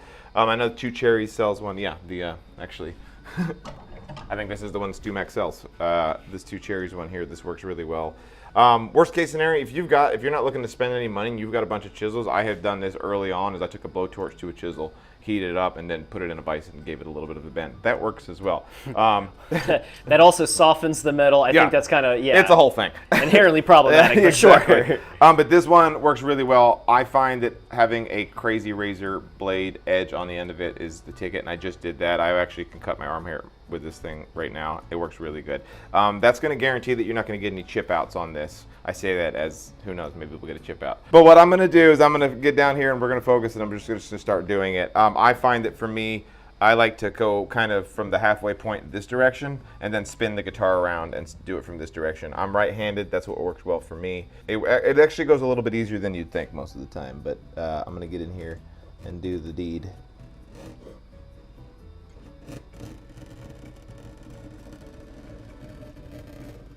We're just going to work ourselves up to that edge that we hit with the razor blade.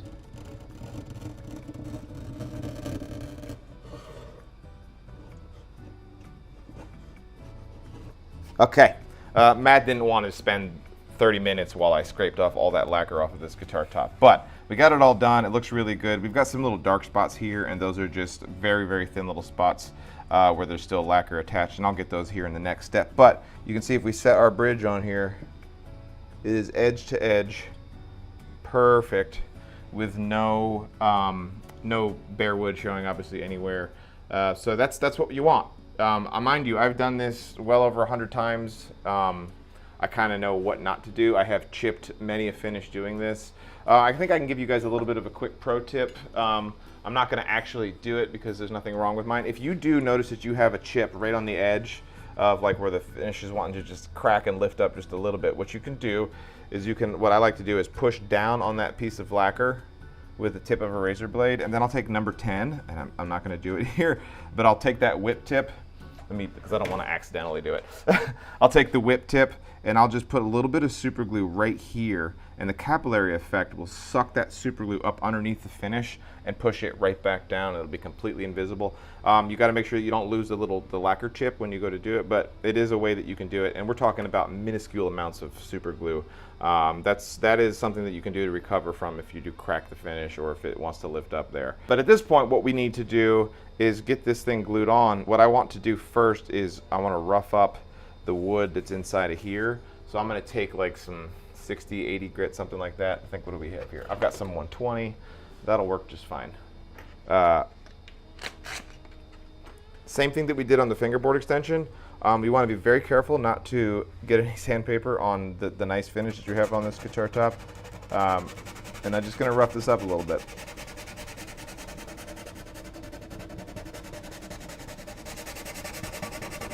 All right, so we got this all sanded down. It's nice and roughed up. We're going to do the same thing on the back side of this bridge. But the other thing that I wanted to mention, because I kind of did this off camera and forgot about it for you guys, is that I have a sanding block that is the negative. So this has got that 30-foot radius on it, the soundboard does. And so I have a sanding block that has an upwards 30-foot radius on it. And I actually ran this thing across it so that it matches the dome that is on the soundboard. Because you don't want to put a perfectly flat bridge on a radius top. So that's something that I've done off camera, and that's roughed up the finish on the bottom side of this bridge too. So it's good to go. I did buff out the guitar or the bridge afterwards, so I like to hit it with just a little bit of sandpaper just to make sure that we don't have any buffing compound or anything like that up underneath it. But at this point, we've done all the work. It looks really good. If you'd like to, you can give yourself a courtesy check with all of your jigs to make sure it's in the exact same right spot. Not like there's much you can do if you get it wrong. The one thing I will say, if you do get it wrong, say you accidentally, oh man, this wasn't in the exact right spot. It was off by, 1/8 of an inch this way or that way when I removed all my my lacquer. What you can do is you can make another bridge slightly oversized. So if you make a mistake like that, or if you chip out the finish and it's a really small chip, to recover from it, you can just make a slightly larger bridge that's, in all directions slightly larger. I've done that before and it has saved me in the past. But let's get this bridge glued on. What I like to use, and I've been using this for years and years, I got this from LMI. This is something StuMac really needs to make, or somebody else. I'm sure there is somebody on the internet that makes these vacuum clamps now that LMI is no longer around. But this is actually going to go right on top of where my bridge goes. We're going to pull a vacuum on it. It's going to suck this thing down.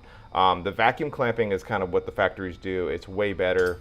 It pulls all of the air out of the joint and actually makes the glue dry quicker if you want it to, but it makes a really perfect glue joint, and we're not doing a bunch of clamps. Now, if you don't have one of these, which I fully understand, because not only do you need this, you need a vacuum pump and all of those things, you're going to use vacuum clamps, or I'm sorry, you're going to use clamps such as this. This is just one example of it. There's many of these. You can make these fit down inside the sound hole, and a lot of times you'll need like 3 of these. There's also another plate that you can actually put on top of here to make it so that it distributes the load across that, and they work good. They don't work as good as the vacuum, so I don't use these almost ever. On the occasional guitar that like I'm doing a repair on, I'll use one of these because I can't get a good vacuum seal on it. But like I said, we're going to use this and it works super well.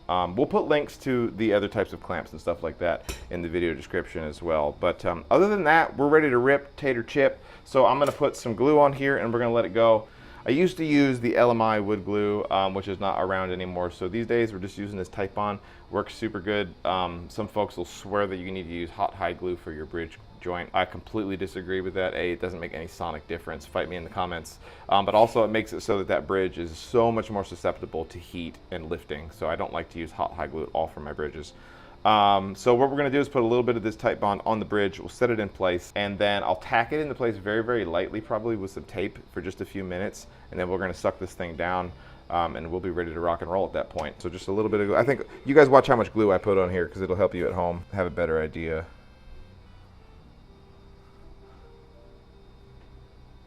I actually don't take it all the way to the edge. I like to keep it just about 1/8 of an inch away from the edge, and I'll show you how. A lot of times if I do get it all the way to the edge like that, I'm just going to show you how I get around that. And then I can actually take my hand like this and come around and go like that. That way we've got ourselves a nice little edge. And the reason I do that is just prevent some of the squeeze out from happening quite as much. So we do this. That looks really good. The other thing that I've totally forgotten to do, is to put a little bit of this on here. I used to use like an automotive wax, and I'd run it right along the edges. And what it does is it prevents the glue from sticking to the soundboard. It makes the cleanup easier. But what I've started using in the last few years is this mold release, which is really works super well for this sort of thing. I got this at a local hobby shop, and I just put a little bit on the edge here. It doesn't hurt the finish at all. And just gives me, it makes that cleanup a lot easier. If I can at all, I don't like to have any squeeze out whatsoever, which is the optimal situation. But if you do, a little bit of mold release or some sort of carnauba wax. I don't even know if I'm saying that right. Is that right? Carnauba? Carnauba? I don't know. No. Some caramel wax? Someone in the comments will tell you. I promise you that. And then if you want to, you can put a little bit of it on the outside. I should have done this before I put the glue on. We're just going to wipe it on into those spots. And I'm going to put, with a clean finger, I know that I'm violating all kinds of codes of ethics here, a little bit more glue. I do like to take just a little bit of extra glue. I don't know why I always do this, and I put some on this side as well, and I go pretty thin on this side. It's just kind of like, I kind of think of it as almost contact cement in that way. A little bit of glue on both surfaces is always better than just one. But I just don't want a bunch of squeeze out, man, because squeeze out sucks to clean up, and there's a good chance if you get squeeze out on this glue joint, too much of it, that you can damage the finish trying to remove it. So very carefully, going to set this on top. We're going to get it right where we want it. And I'm not actually going to put tape. I used to put tape on it just to kind of hold it in place to make sure that it doesn't shift. But the cool thing with these vacuum clamps is that they don't move at all. It doesn't move the bridge at all. So we're going to get it where we want it, and then I'm going to pull a vacuum. I'm going to do it facing y'all's direction so you can see. You just double check. Perfect. So if we can get this to pull down perfectly straight, we will be good to go. I gotta flip the switch, don't I? All right, you ready? Mm-hmm. Money shot. Bada bing. We're gonna let this sit for at least an hour, preferably a lot longer than that. I don't like to do any sort of string ups or anything like that. On the day that I glue the bridge on, it's much more preferred that we let it sit at least overnight. But I'll probably let this sit on here for a couple hours and we will pull it off. But that does it for this episode, I think. So a lot of things that were in this episode are very specific to my bridge design. Remember, your mileage is going to vary depending on how you want your bridge to look. But I think the general premise is all the same. So if you guys have any sort of questions or recommendations, make sure you put those in the comments section. And we'll see you in the next episode where we're finally going to make a nut and a saddle and get this thing strung up real soon. So we'll see you in the next one. Welcome to Driftwood Guitars. My name is Chris, behind the camera, Matt, as always. And in this episode, we're actually going to get the neck glued to this guitar. So I'm super excited for it to finally be at that point where it looks like a guitar. In the last episode, what you saw me do was go ahead and get these frets leveled and polished out. They're looking really, really good. And gluing the neck on for a mortise and tenon style neck, which is what this is with a bolt on, is super straightforward, and basically it just involves removing masking tape. And I know that that sounds really, really simple and how hard can it be, but it's really easy to mess this step up and cause yourself some serious headaches. What we have left on this neck in order to get it glued on is obviously we're gonna be gluing this section on where the fingerboard extension is, and we have all this masking tape on here. So we need to get it pulled out, but in order to do it safely, what we have to do is break that seam that's on here. What I like to use is just a razor blade and very, very carefully kind of just run it along here. I do it like 2 or 3 times. And that's about it. It's really easy to slip and mess this up, so just be careful with it as you do it. And then we do the same thing here. Cool, we got that, and then I can just take my razor blade and run it this way and pull that off without risking messing up that finish. And that's why I'm so cautious with that step. Everything else is looking good. We've got a couple of spots here that just feel like you're not going to be able to pick that up on camera, where it just feels like there's a overhang of some finish. So there we go. Just very carefully removing any sort of extra residue of finish. Because that is the same masking tape that was there for when we did the paint job on this guitar, obviously. Okay, that's looking good, feeling good. What we need to do on this fingerboard extension area on the body is do the exact same thing. The way that I do this, I think I actually have, what I have is this template. This template right here actually is only to the 14th fret, so you can imagine that it actually is wider down here at the fingerboard extension. But what you can see is that the masking tape that I put on this guitar is smaller than the footprint of the actual fingerboard extension. What I used to do was actually mask out exactly to the same size as the fingerboard was at, but I realized like I don't need to do that. The other thing that would happen is that it was really easy to get like water in between those two or sweat, and it would cause the finish to lift. So I actually like for my finish to be tucked up underneath the glue joint, and that's why I do my tape up this way. What I did was just use a standard piece of masking tape, some frog tape, and just stuck it right on there, smack in the middle. And that's how wide it is. I hope that makes a little bit of sense. So in order to remove it, all I'm gonna do is kind of cut around it. I know that it's kind of, the edges of the tape are also like not as sharp as they used to be because it's been sanded down a little bit. But we don't want to cut into the spruce here. We just want to cut through the finish. We're just trying to break the seal. Just a little bit more here. A little bit here.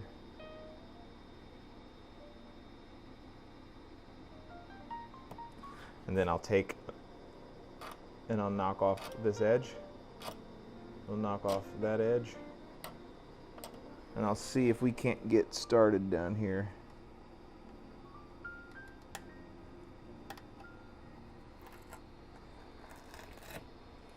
Yes.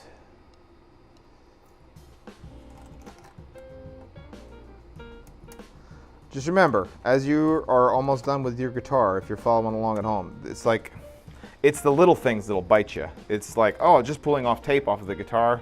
I don't need to spend too much time thinking about how to do that, but every single step you do at this point, you need to be thinking about what can go wrong. And the biggest thing that can go wrong at this point on any guitar build is finish issues. So that's kind of why I'm overemphasizing the need to be very, very careful with your tape removal, because I have been bit and I will probably be bit again down the road. Heck, it might even happen live here on camera, messing up the finish, and then you just have to take so many steps backwards from that point. And it's just nothing more defeating than messing up the finish in, you know, the bottom of the 9th inning. Okay, so as we come up and around the tenon, or the mortise, I'm gonna do the same thing, take my razor blade at about a 45-degree angle, and I'm just gonna knock off that, break the seal, so that we don't lift up the finish around here either. And then that'll come right out.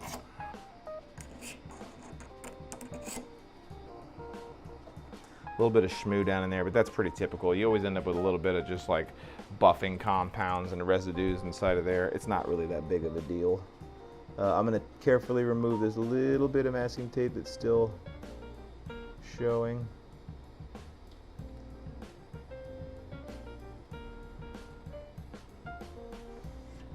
Something else I like to do is this ledge on here is very, very, very, very tiny. It's just the thickness of the finish, which is really, really not much. Is I actually take a very sharp chisel. You don't have to do this, but I actually like to run it along here and kind of just smooth off that ledge as well on the finish, just to make it so that we get better glue contact across here. Yeah, that's way better. This whole method of me attaching the fingerboard, this doesn't need to be like carrying a structural load very much. We're just going to have a little bit of glue on here just to hold this in place. In fact, a lot of modern builders are doing a bolt-on fingerboard extension as well, which is something I absolutely want to do and plan to do down the road, and then I'll be able to eliminate this glue-on process altogether. But for now, this is how I do it. I just don't want people seeing what I'm doing here and be like, that doesn't seem like he's doing a very good job of making sure that this is all nice and tidy and neat, but it doesn't need to be. So, I mean, it literally has no bearing on the finished instrument whatsoever. So that's why it's kind of like, you know, you're gonna get it cleaned off and ready to go, and you don't need to put too much more thought into it than that. I'm just making sure that we don't have any hard edges here.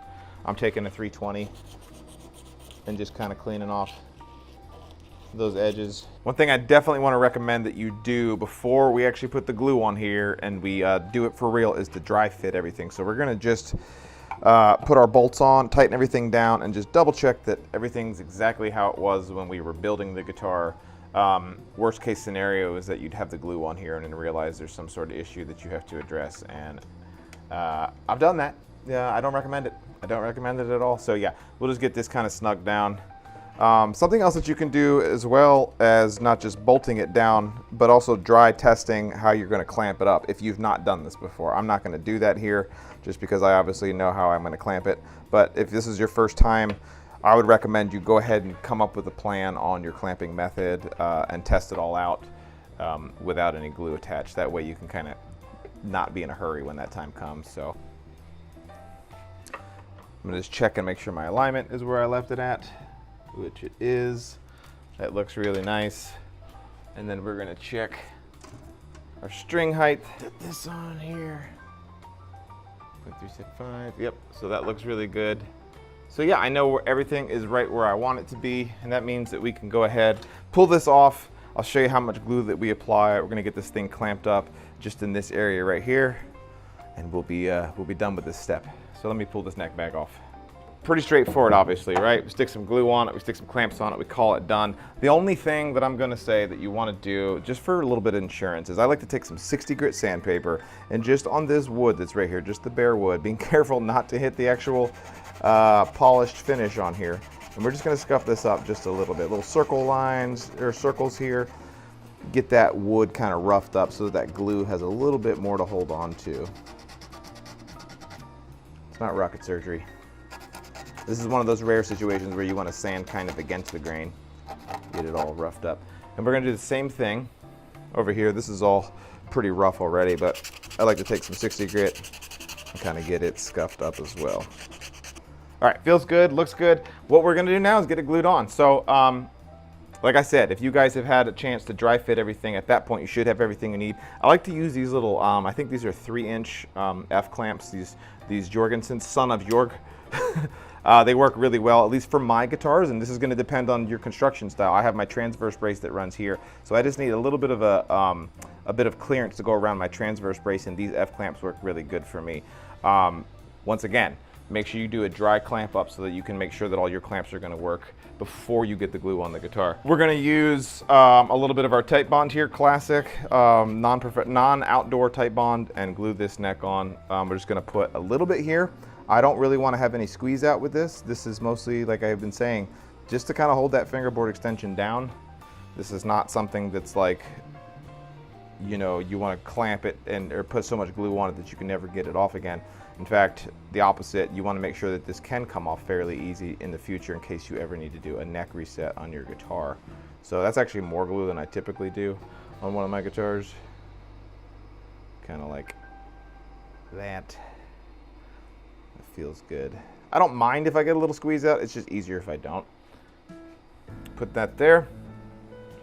I've got my bolts ready to go over here, and then we're just going to carefully slide this into place.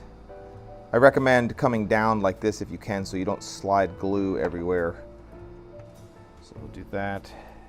Okay, so as far as how tight do you want to take your bolts, that is something that's going to depend on, if you're doing a bolt-on neck, that's going to depend on how confident you are in that mortise and tenon joint. I have worked for years to figure out exactly how tight it needs to be. If you go too tight, you can actually split the wood, so that's just something to be aware of. You want it tight, but it does. The bolts are holding the neck in place. The bolts aren't like squeezing the neck into place. I hope that makes sense. I used to have this misconception that you really wanted to tightly bolt the neck down, and that's really not the case. You just want to make sure that the neck is not moving at all. So, you know, I used to know my inch pounds pretty well, but I don't know. This is not much. This is probably 20 inch pounds of torque that I'm putting on here. It's just a feel thing. It's impossible for me to be able to coach up. But I think we've got that where I want it now. You could, if you wanted to, put a little Loctite on those bolts if you want to. I've never had issues with the bolts going loose. So that's in place. The next thing that I want to do is get this fingerboard extension put in. Actually, I screwed up, Matt. Well, it's a whole clamp that I forgot to put on. I almost forgot to do this. Before I tighten the bolts up, I've loosened them back up again because I like to put a clamp on temporarily right in this direction to squeeze that fingerboard against the soundboard. And I put a little, paper towel there just to hold it all in place. So before I tighten those bolts down, I'm gonna go ahead and squeeze down on this part, then tighten those bolts down. That way I make sure that we're gap free here under the fingerboard extension. Almost forgot. You just wanna go until you hear it crack. That's good. I can go ahead and pull that off. And now we can go ahead and do the fingerboard extension. So I used to put cauls and stuff on here, but honestly, you don't need it. I just took my one clamp, put it on here, smack in the middle, give her the old tighten up. Yeah, that looks super good. That's how you glue a neck onto a guitar if you're doing a bolt-on neck. If you're doing a dovetail, good luck. You're gonna have to watch a different video because I don't ever do those. So we've got the neck on the guitar. We're gonna let this sit overnight just for a little bit of insurance. Next video, what we're gonna do is we're gonna go ahead and do all of the bridge work, make the bridge, get the bridge glued on. Yeah, man, real excited, and hope you guys learned something on this one, and we'll see you in the next one. Welcome to Drift Guitars. I'm Chris behind the camera. Matt, as always, and it's another episode of the 3,000-year-old guitar build series. We're getting close to done, and this episode, we're going to be putting a saddle into this guitar. So let's get right into it. All right, so you remember in the last episode, we went about making the bridge and getting it glued on. You can see it here. It's all been cleaned up, all the glue squeezed out. There wasn't much has been sorted, and it looks really, really nice. I guess I could angle it towards Matt, which might help a little bit, right? Mm-hmm. Looks real good. Really happy with that. So what we need to do now, this is just kind of the order that I typically do it in. I go ahead and I make the saddle first, and then I make the nut. So what I've done off camera is I went ahead and grabbed a saddle blank that we had of an unbleached cattle bone, and I've gone ahead and sanded it down so that it fits inside this saddle slot. Just fits really, really nicely. I figured that's not really something I need to explain to you guys. These saddle blanks do come in just a rough, oversized rectangular shape. So I went ahead and I put it on some, actually I used this. I have this little piece of wood with some sandpaper on it, and I ran it across here, just working it until it fits in there. The one thing I do want to express to you guys is that you don't want this saddle to be loose. See if Matt can come in close here. There's almost zero play on this. There's obviously going to be just a little bit. Two things. You don't want to have to force the saddle in. You don't want it to be like squeaking as it goes in. You also don't want it to just drop in. Basically what you don't want, please don't fall out. What you don't want is for it to fall out of here when you turn it upside down. And remember that at this point we are still probably going to buff this out, so it is going to get ever so microscopically thinner when we do the buff out on it. So just think about that when you make it. But if you've got your saddle blank made and you've finally got it fitting inside here and it looks really good, the next thing that I would like to do on this is actually put a flat bottom on here. Now you might think, well, it's already pretty flat, and or you at home maybe have taken it and run it across here and made it flat. And that's okay. If that's how you went ahead and flattened out your saddle, you just took it and you put it on some sandpaper and you flattened it out, and you don't want to spend the money for the tool that I'm about to show you, then that's fine. But the one thing that I do want to mention to you, look, I can actually sit over here and won't touch the guitar, is if you're trying to flatten the bottom of your saddle by hand, is that when you're doing it, it's really, really easy for this to rock ever so slightly in either direction. Either this way, or this way, and this way, mostly that direction. And when you do that, what you're probably going to end up with is the bottom of your saddle is either going to be bowed or cupped, and it's going to be uneven. Now, on a guitar that doesn't have a pickup inside of it, an undersaddle pickup specifically, that doesn't matter a whole lot. It will affect how perfectly the bottom of that saddle is contacting the bottom of your bridge, and it can, I guess in theory, affect how the guitar sounds. You're basically not going to have the maximum amount of performance. So in order to guarantee that you get perfect contact from the bottom of this saddle to the bottom of the saddle slot in here, what we used is, I don't even know what this is called. Matt and I call it the race car. We got this from StewMac years ago. You can find these obviously on StewMac, and we'll put that link out for you guys, but you can also find these like on eBay and other websites like Alibaba, honestly, and they're all pretty good examples of how this works. But the way that this works is I can actually put my saddle blank inside of here. This also works for the nuts as well. And what I can do is I can adjust these screws here, and you can see how that's pushing the saddle out, and then I can actually reduce them and reduce the amount of saddle that's protruding. And so what I like to do for the initial setup of my guitars, I get just a little bit of my saddle showing, and I go ahead and tighten this down. Get it clamped in here really, really nice and tight. And we're gonna true up the bottom of this saddle so that we get it, obviously so that it's perfectly flat, but also so that it's perfectly square with the sides of the saddle. That way when we put it in there, we get the maximum amount of contact in all directions, and we can get the maximum amount of energy transfer into the guitar. It's one of those small things. This little thing, as expensive as it can be, I think that it's around $100 to $150 range, can seem like a splurge for something that you don't need, but it really does make a difference in that, just squeezing out that little last bit of performance out of an acoustic guitar. So let me grab my sanding block, because I've managed to put it away somewhere so that we can sand this. All right, what I've got here is just a 3/4 inch piece of acrylic, which is obviously not machined perfectly flat, but it's definitely flat enough for our purposes here. But you can see with the saddle inside this jig, all 4 of these ball bearing wheels are not touching the ground yet. So what's cool is as I sand, it's going to slowly start making contact with these ball bearings, and it'll get easier and easier until suddenly it's no longer sanding anymore. So with this, almost there. And there we go, now it's basically on all 4 wheels at that point.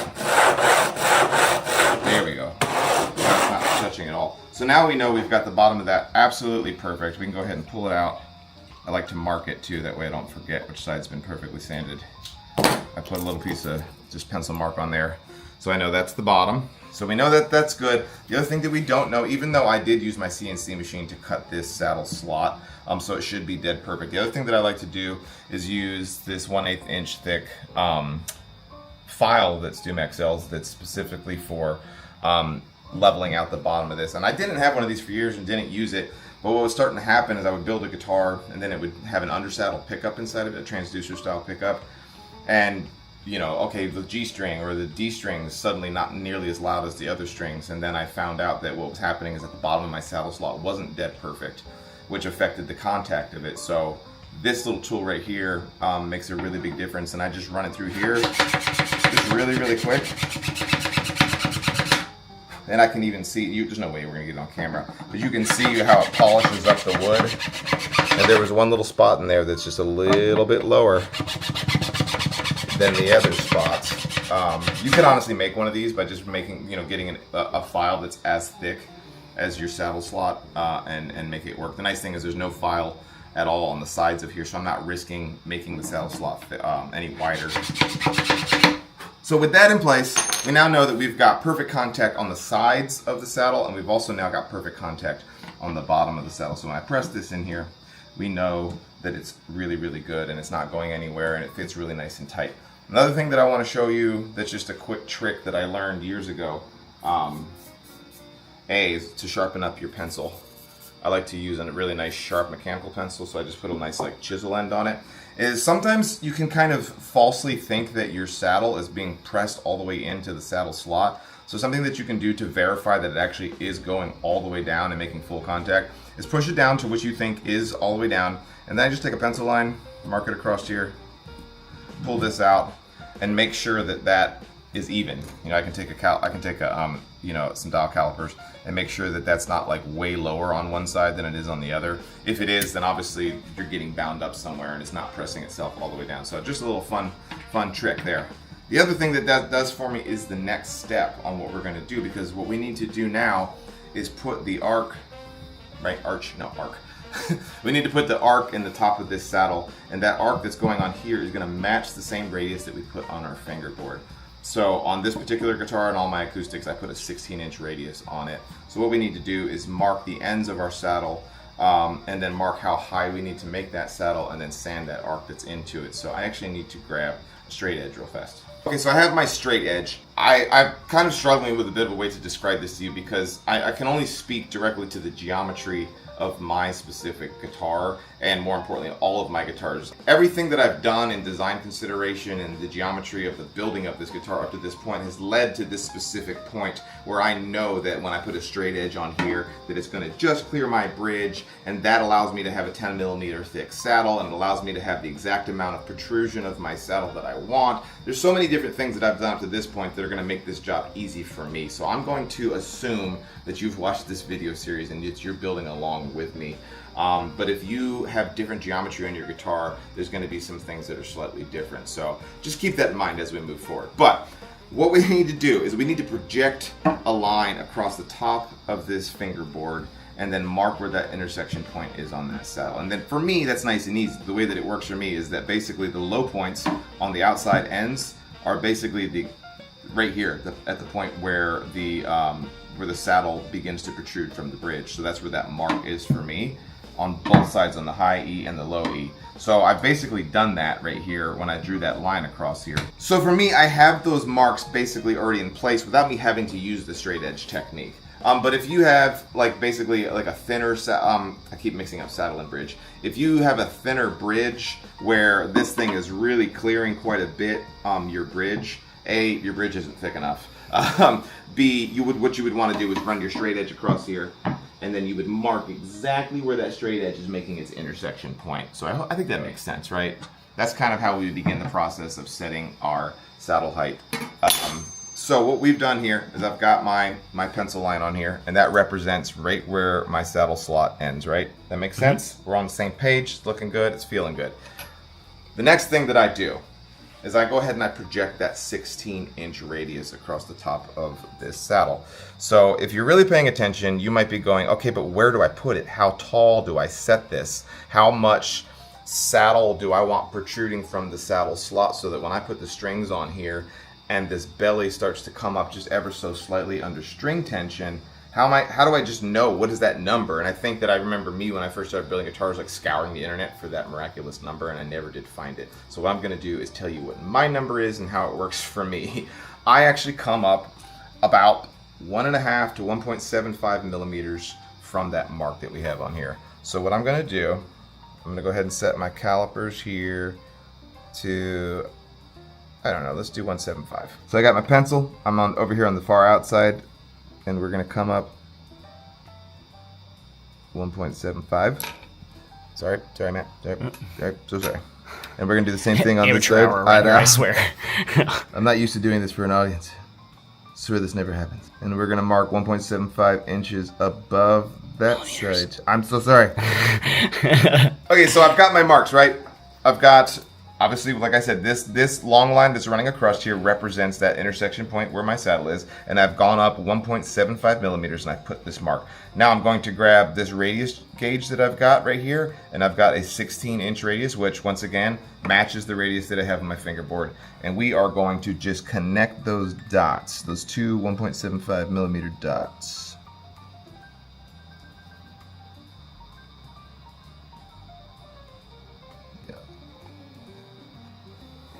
Feels good?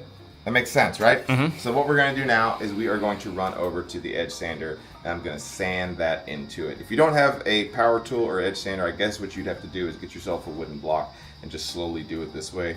Or you could put it in a vise and start filing it down. Most people have, if you're into guitar building, you're going to have some sort of small sander, benchtop sander, so that's where we're going to do that real quick. So I'll run over there, put that radius into it, and I'll show you what the next step is. Okay, beautiful. We got the top radius put into this, and it's looking really nice. I like to leave the pencil line on here because what it does is it allows me to realize that the pencil is facing the front of the bridge, so that I don't get it mixed up on which way it goes which. Because the next thing that we need to do on this is actually put the radius on the top of it, as well as put the compensation into it. But I can't do that step until we figure out where the bridge pins are going to go. And the bridge pins location is determined by the string spacing on the guitar, and the way that we do that is we use this string spacing gauge. I honestly have used this since my very first build. I have like 2 of these, and this is one of the I don't know if this is the OG one, but it's dang near close, and it's got like some faded markings on here from other guitars that I've used. But for this particular step, I actually don't use any of my like pre-saved analog presets that we've used on here. I do it this way. Let me show you. What I do is I put a piece of tape behind the saddle, and we're going to use that so that we can actually mark on this bridge without damaging it or scratching it or anything like that. And what I do is I take that same straight edge that we had, and we run it to the side of the fingerboard. So I'll give Matt show you that. You can see that I'm like bumping it up against the side of the fingerboard. I want to mark basically where that intersects with the saddle.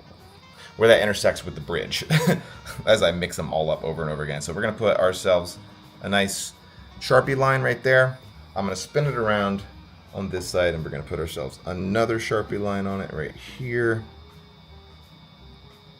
And what that does, like I said, represents the farthest outer extents of where our neck intersects with the guitar. Then what I like to do is I come in here with our string spacing gauge. And I know that this might seem like a silly gauge, like why do I need it? But it's actually really interesting because what it does is we have a much wider spacing over here, and as we move to this side, the spacing gets ever so slightly narrower, and then the same thing, they continue to get narrower and narrower over here. And what this does is all 6 of the strings on your guitar, you don't want to have them evenly spaced. And if you think about the why, it's because the low E string is slightly thicker than the A string, and the A string is a little bit thicker than the D string. And as you move down, obviously the strings get thinner. And what you want is to take into consideration the different thicknesses of the strings. And a gauge like this does that, so that you have even string spacing. The space between the strings is the same, not the space on the center location of the strings. I think the center location of the strings. And this one does that for us. So the way that I use this, and this is just what has worked over the years really well for me, is I take those 2 lines that I just marked on the tape. I'm giving Matt, making him work for it today. The 2 lines that I have on here that represent the outer extent of my neck is I find a string spacing, and you can see me moving this until I get a perfect intersection here. And I think that that's going to be it right here. This one is touching that black line, and this one is touching that black line, right? So then what I do is I use the ones, sorry man. Oh, you're good. I use the ones that are just to the inside of that. This one is going to represent my E string. This one's going to be my A, and my D, and my G, and B, and the E. And I'm going to take those down, and those are going to be the spots that represent exactly where my bridge pin locations go. And this step is incredibly important to get right, because if you drill these holes wrong where your bridge pins are going to go, you're going to have either strings falling off the end of the fingerboard, the string spacing is just going to feel off, and the guitar is just not going to feel right. So this step and all of the steps that we're just about to do are really important to the playability of the guitar. So because I had to do that in awkward position, I'm just going to do it one more time where I can see better, because I do not want to mess this up.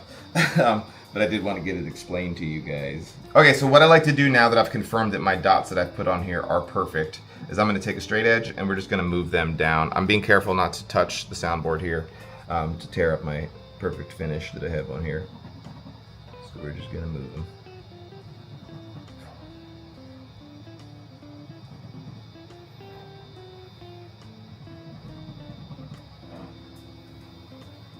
Okay, so what like I said, these black lines here represent the outside extent of my fingerboard, and then all 6 of these dots in here represent my strings. I think that makes sense. Yeah. I'm going to, once again, go back and confirm, because I've just marked it again with a pencil, just to make sure that we're good to go. I have done this before where I didn't do it right, and nobody's a winner. Nobody's a winner when that happens. Those look really good. So the next thing that we need to do is then mark the location exactly where we're going to put those bridge pins. This one's important. Where you're going to drill these holes, how far away or close they are in relation to this saddle slot is going to affect, here we go, this is my saddle. If I drill them really far away from the back of the saddle, we're going to get a shallow break angle across the back of the saddle. If I drill them really close to the saddle, we're going to get a really steep break angle. And those things make a difference in the tonality of the guitar. The tighter and the closer that it is and the steeper that break angle is, typically the more trebles and highs in the projection that you have. The further away that it is, the softer and a little more warm and bassy frequencies you'll get. That's a very broad statement. But for me, what I do is I do 9 to 10 millimeters is my setback that I do for the center of the holes that I'm going to drill. That's what works for me. I really like the way that my guitar sounds, so I stick with that because it's a factor that I know that I can control. I've recently started making them 10 millimeters, getting away from the 9 millimeters, just to give it just a little bit less of a break angle. So that's what we're going to do on here. I'm going to go ahead and set my calipers to 10 millimeters, and we're going to mark them holes. We're going to not push on it super hard. That gave us a spot, and then I'm going to take a scratch awl. You can find something, even like an old nail or something, and do this, but I'm going to mark exactly where those all intersect so that we know where to drill. making sure that these are perfect, because this is going to, like I said, affect your string spacing. So you want to make sure that these are dead perfect. I can't overemphasize that enough. Those look good. I'm gonna triple, quadruple check one more again before I pull this tape off. That looks really nice. So I'm gonna go ahead and pull my tape off now. And what we are left with is microscopically 6 little spots where we're going to drill our holes and we're going to put our bridge pins in. So I'm going to go, I need to grab my bridge pins and my drill, and then we're going to do this completely by hand. I know that that's a little scary, but the idea of putting this in a drill press is equally as frightening. So I know that I can at least trust my hands. I don't know that I can trust the drill press with this entire guitar body inside of it. So I'm going to grab my hand drill and the drill bit. So let me do that. All right, so we've got our bridge pins, the much controversial and talked about on this channel, the unslotted bone Waverly bridge pins is what we use and we've been using forever, and they just work super good. I love them. Come at me in the comments if you think slotted pins are better, but we're using unslotted pins, and what we're going to use is a 5-degree reamer because it matches the taper that's on these bridge pins, and we're going to go ahead and drill these holes. So what I like to do is I usually take a caliper towards the very bottom end of my bridge pin. This is reading 3.7 millimeters. I've gone ahead and grabbed a drill bit. I can't even remember. It's at 3.9 millimeters. So what you don't want to do is drill, obviously, your bridge pin holes at the diameter that it is up here, because it's not going to give you room to ream it. So I start with something smaller and we go from there. But we're going to go ahead and trust our marks. We're going to put a really good brad point drill bit on here so that we don't get this to walk at all. And we're going to go ahead and get the point of that brad point bit inside of there.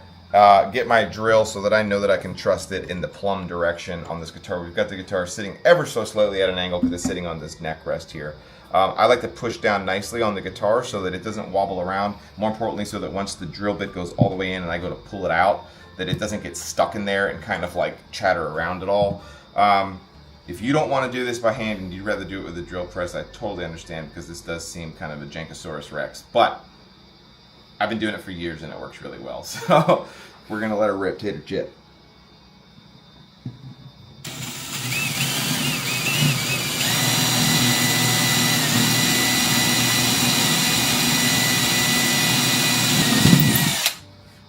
And it takes forever because I'm putting very light pressure on it. And the reason I'm putting light pressure on it is because I don't want a bunch of blowout on my bridge plate that's on the back side of here. I guess you could put some masking tape on there, but with a really good brad point bit, you typically don't get blowout. So we'll just keep doing all 6 of them. Those are drilled. They're looking really good.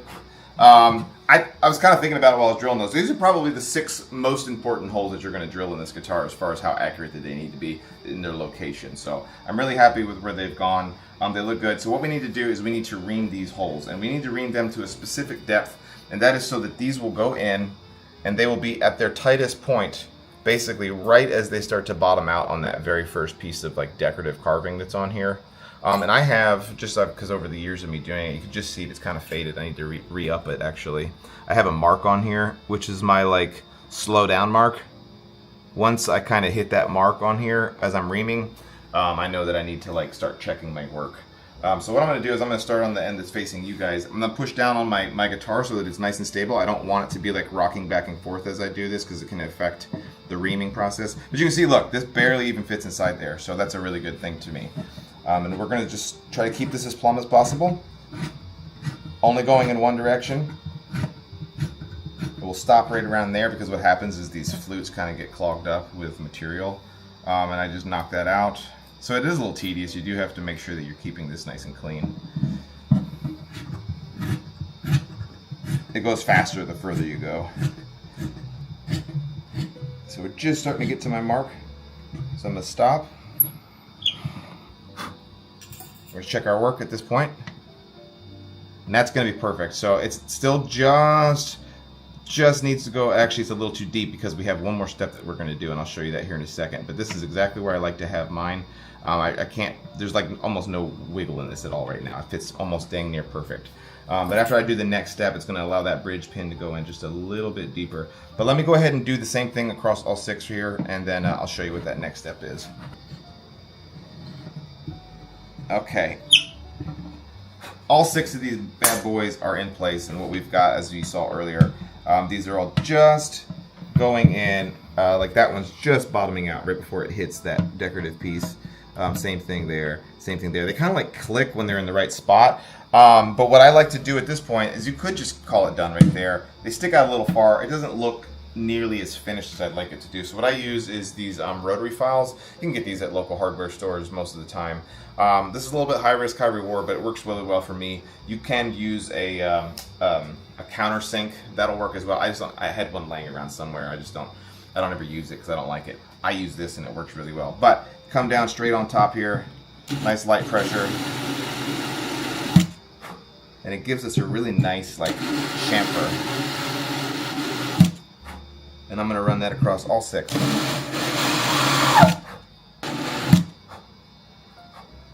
Cool, those look really good. And the other thing that you'll find is because now that pin can go in a little bit further, now it's perfect. That's exactly how we want it to sit in there. It's nice and tight. You can actually see if I give it a spin, like now it'll, like as I try to pull it out, it's like locked in place. And that's what you want. So what you need to do if you're doing whatever bridge pins you're doing, somewhere in the description of them, hopefully you'll be able to find what the taper is. Typically, you'll either have a 3-degree taper or a 5-degree taper. These unslotted Waverly pins are a 5-degree. So that's the important thing, is that you make sure your reamer matches the taper that's on your bridge pins. So I'm just going to set these all in place, make sure that they all go to the right height that I want. If some of them are sitting a little high, I'll just touch them with the reamer. It's looking like we got it perfect. Oh, no. So the A string's just sitting just a kiss high. And so in that case, you'll see, I just want you guys to see how very little I'm going to take off. I'm going to go, and that's it. And we'll check it again. Because it doesn't take much at all to get it. Yep, and that kind of got it right where I wanted it. Bridge pins in place, looking really, really good. The last thing that we need to do before we can call the bridge pins done, and then we can do that last step of putting the compensation into our saddle, is we are going to put the slots inside of our bridge. We've done videos on this in the past. Hopefully maybe we'll put a little graphic up here that you guys can click on if you want to see our video about the why we use the unslotted pins and why this slot that we're about to put into the bridge is so important.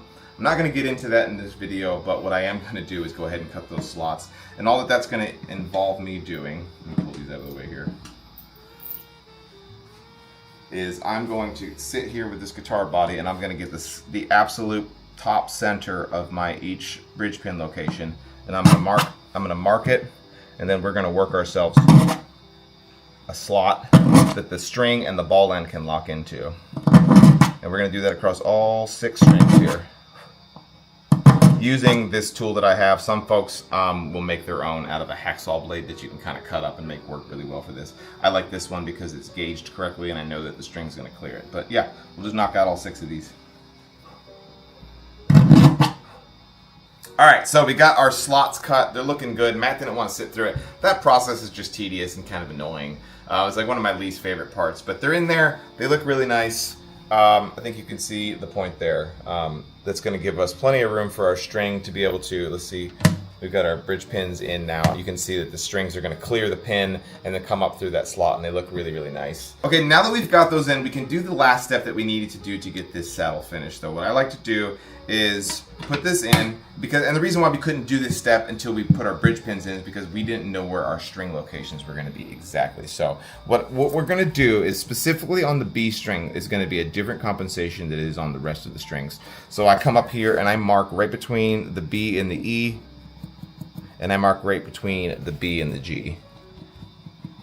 So that is where our B string is going to cross. It's going to cross right around there on our saddle. So we can take this and then move over to our nut and saddle vise and go ahead and do our compensation, and I'll walk you through that real quick.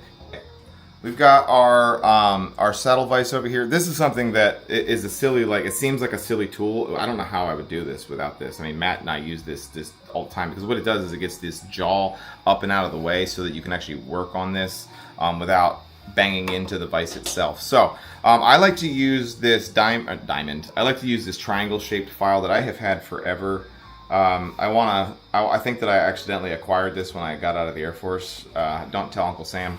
It's your taxpayer dollars at work right there. I think what do they call it again? What is it when it's been so long you can't get in trouble for it anymore? Statute of limitations. Statute of limitations is up now on that. This file is just like, it's the file. Matt and I, where's the good file at? We love this one. But it's actually perfect because it is the exact width of the compensation slot that I want to do. So I do the B slot first. But what I'm going to do is I'm going to go ahead and put Sharpie across the top of here. I only use the driest of Sharpies. Oh, here we go. Yeah. Right where that B string is going to go, I'm going to come in here. And we're going to just knock ourselves a nice little slot into it.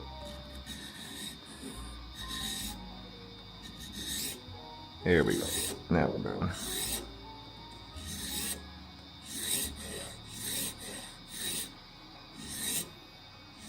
And we're going to kick it back to a little over the halfway mark of the width of this saddle.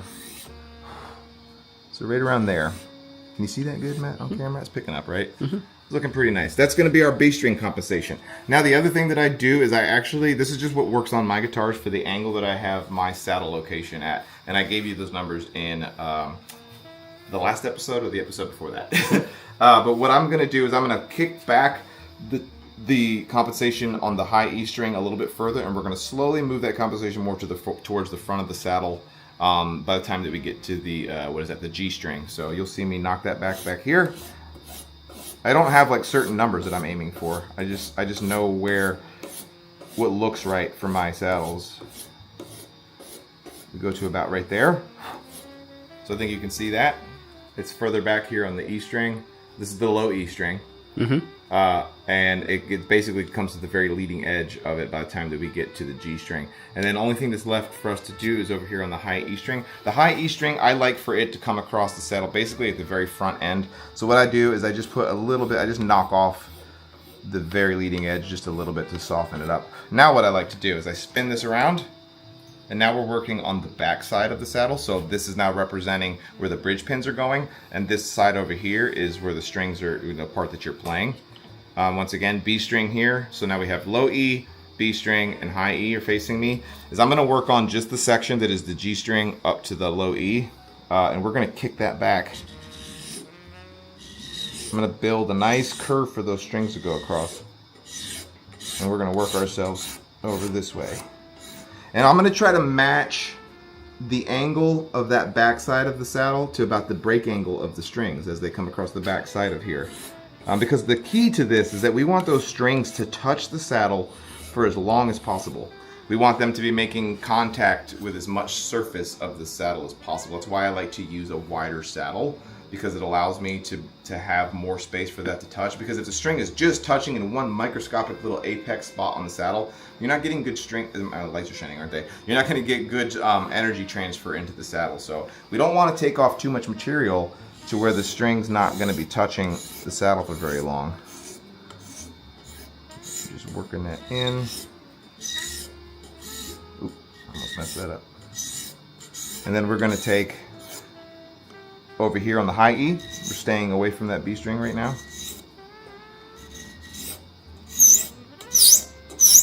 I'm going to get that nice and worked in. And then on the B string, essentially we have a very thin area here, just that little bridge. So we don't have as much to work with, but we're going to go ahead and kick that back as well. And you can see with my Sharpie locations there where my that's basically where the string's going to be touching, is the black part that you see. And then on the back side of where that black line is where the string's going to be kind of coming around. So that's basically where I want it. The next thing that I need to do is just grab some sandpaper, and we're going to just smooth this out a little bit and just give it a quick polish, and at that point it'll be basically done. But I'm just going to get some, I typically kind of like do like a 320 and then maybe a 400, and I don't go any coarser than that. Here, we're just gonna kind of, what I like to do actually a lot of the time is I go ahead and hang off a side of it. That way I can kind of just do this with it. This works better than the file does, because it kind of represents the string in many ways. And then we're gonna do the same thing to the other side. And then just that B string slot. And then we're gonna clean out the inside of that slot for the B string.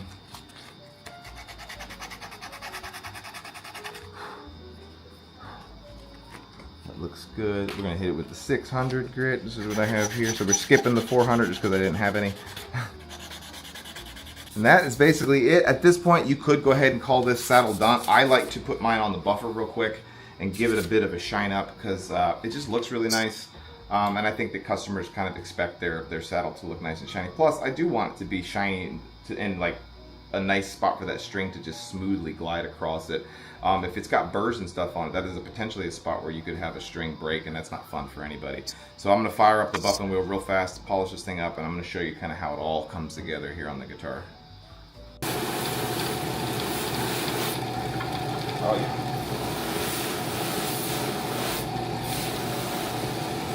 Alright, so we got everything pushed in. I did want to show you guys this. This is proof that everything is perfect, that everything is fitting in just tight enough, is that we can actually turn the guitar upside down and none of that stuff falls out. But at the same time, it's very, very easy for me to pull out. Like, I can give it a little bit of a twist on these bridge pins. So that's kind of, if you're doing it right, that's what you really want. So shoot for that on your guitar and you will be successful. So what we're going to do in the next episode is we're going to go ahead and make the nut for this guitar, and then it's time for some strings. So I hope you guys learned a bunch in this episode, and we'll see you in the next one. Welcome to Driven Guitars. My name's Chris. Behind the camera is Matt, as always. And it's another episode of the 3,000-year-old guitar build series. And in this episode, we're going to put the nut on this guitar. It's pretty much the last piece of major construction that we need to do before we can put strings on it. So it's kind of a momentous occasion, and I'm really excited to get through it. As you guys remember, in the last episode, we went through all of the steps that we needed to do to make the saddle and get the bridge pins all set up. And a lot of the things that we're going to do in this episode are very similar to that one, because working with cattle bone is working with cattle bone. But let's just get right into it. I've gone ahead and gotten myself, these are the, I think these are about 1/4 of an inch wide when you get them. Here you go. Here's an example of kind of what it looked like before I went ahead and kind of thinned it out and got it to where I wanted. But just like in what I did on the saddle, I just took a piece of nice flat piece of acrylic that I have with some sandpaper on it, and I ran this just back and forth and worked myself around with it until I got it to do this over here, which I got dust everywhere, which is to just get this to sit perfectly and nicely, exactly. Oh man, I gotta spin around. There you go. It just fits absolutely perfectly inside that saddle slot. Looks really good. Just like we did with our saddle, the other thing besides making it the correct thickness is I ran it through with our little race car tool here so that we got ourselves a perfectly squared off bottom end on it. It's nice and flat, sits inside this slot and looks really good. So what do we need to do to get this thing cut to size so that it fits right and that we can put the nut slots inside of it? What I do is I've got myself a classic like No. 2 style pencil, and we have like 2 or 3 of these floating around the shop. And I just take it to an edge sander and sand it completely down so that it's basically half of its profile. We've got ourselves a really nice sharp point on here. Is that picking up? Hopefully it's picking up, right? Yeah. So what I like to do is I just set this right here on top of the frets, and we're going to make sure that this thing does not move, and we're just going to mark a line right across here. Right? Makes sense.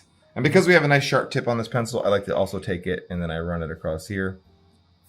I run it across on the other side. We go ahead and we mark the bottom. And we're going to mark the bottom on the other side. And what I do now is I can pull this out. And you can see here, that's basically exactly what we need to do. I'm going to run over to the edge sander and we're going to sand this. But I do want to give you a word of caution. You do not want to sand all the way to this pencil line. What I find works perfect for me is I sand to just above it. I'd say 1/4 of a millimeter, maybe 1/2 of a millimeter, but really I like to go just about to the pencil line. That gives me just enough meat, literally on the bone, I guess in this case, so that I can actually take my nut slotting files and still have something of material there that I can put a notch into it. Because you don't want to end up with these super deep notches for your fret slot or for your string slots, but you also want them too shallow. So I do find that if you just go to just above that pencil line, that it is perfect. So we're going to go to the edge sander, get that radius in, and then we're going to start working the sides of it so that we can get it to fit inside this slot without any protrusions on the side. So we'll be feeling to make sure that we don't have any just excess bone sticking out of there. So it's just a little bit of a dance, kind of the back and forth that you've got to do to get it right. So let's begin the dance.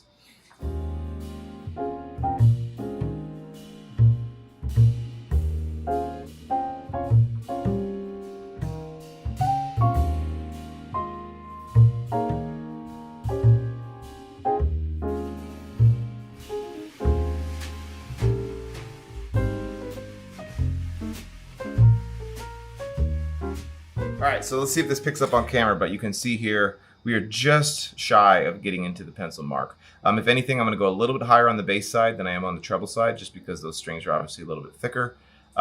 We've sanded into the pencil lines just on the side, but what's probably going to happen, I haven't tested this out yet, is we're going to set this on it.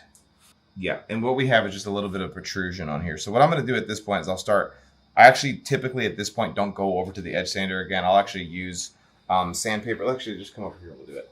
I use just some sandpaper that I have, and I'll start doing this by hand just to get it to go, because this isn't typically perfectly 90 degrees because you kind of have the flare of the headstock beginning at this point on the guitar. So I'll start doing this by hand just to get it to its perfect at this point. It's easy to go too far. That's the main reason. So we'll just do a little bit and we'll check. Always making sure that your pencil mark is facing that way, because that's going to be the side that faces the guitar. And we're going to work it. And that might have been almost perfect just there. I mean, now it's just so close. So really, really close. Go to a finer sandpaper. Doesn't take much. That's going to do us right there. The other thing that I like to do, just to guarantee that the top of this nut is at the exact same radius as our fingerboard, is I'm going to run over here, put this inside of our nut vise real quick, and we're going to take our 16-inch sanding block that we use to radius our fingerboard, and I'm actually just going to go like this real quick. Just give it a quick hit, just so that we know that it's an exact match to that same radius. You don't have to do that. It's just something that I always do. At this point, we have what I would call a roughed-in nut. Like it's far from finished yet. But this is a really good time for us to begin putting our slots inside of it. I'm trying to decide if I want to go one more. Yeah. Let me grab some different sandpaper. What I'm getting is just the tiniest of little nubs, just a little burr on the end of these. So instead of coming over to that, what I like to do, this is a 320 grit. And I'm just going to use the fat of my fingers to just kind of like soften it up a little bit. And usually that's what I want, just enough to get it so that it doesn't feel like it's protruding at all. Let's just see what that feels like. It's kind of like impossible to get this across in video because it's just a feel thing. But yeah, that's perfect. I don't want to feel it at all with my hands, because you'll feel it for sure when you're playing the guitar. Okay, so this is in place. Feels really good. I know that all my basic dimensions are in place. I haven't polished it yet, and that's an important step. I want to have it to be a nice satin finish at this point, because polished nuts don't take to a pencil mark very well. So what we're going to do at this point is we're going to do just like we did for our string spacing down on the saddle. I'm going to use this string spacing rule that we've got, once again from StewMac. We'll put links to all of these tools in the description down below. Let me put my optivisors on. My Erlewines, as I call them these days. Just like we did on the saddle video where I was talking about setting my string spacing down there, what I like to do with this. So I've got, you can barely see it, I've got one right here that says GS, that stands for Grand Session, which is what this model is, and that's what has worked for me in the past.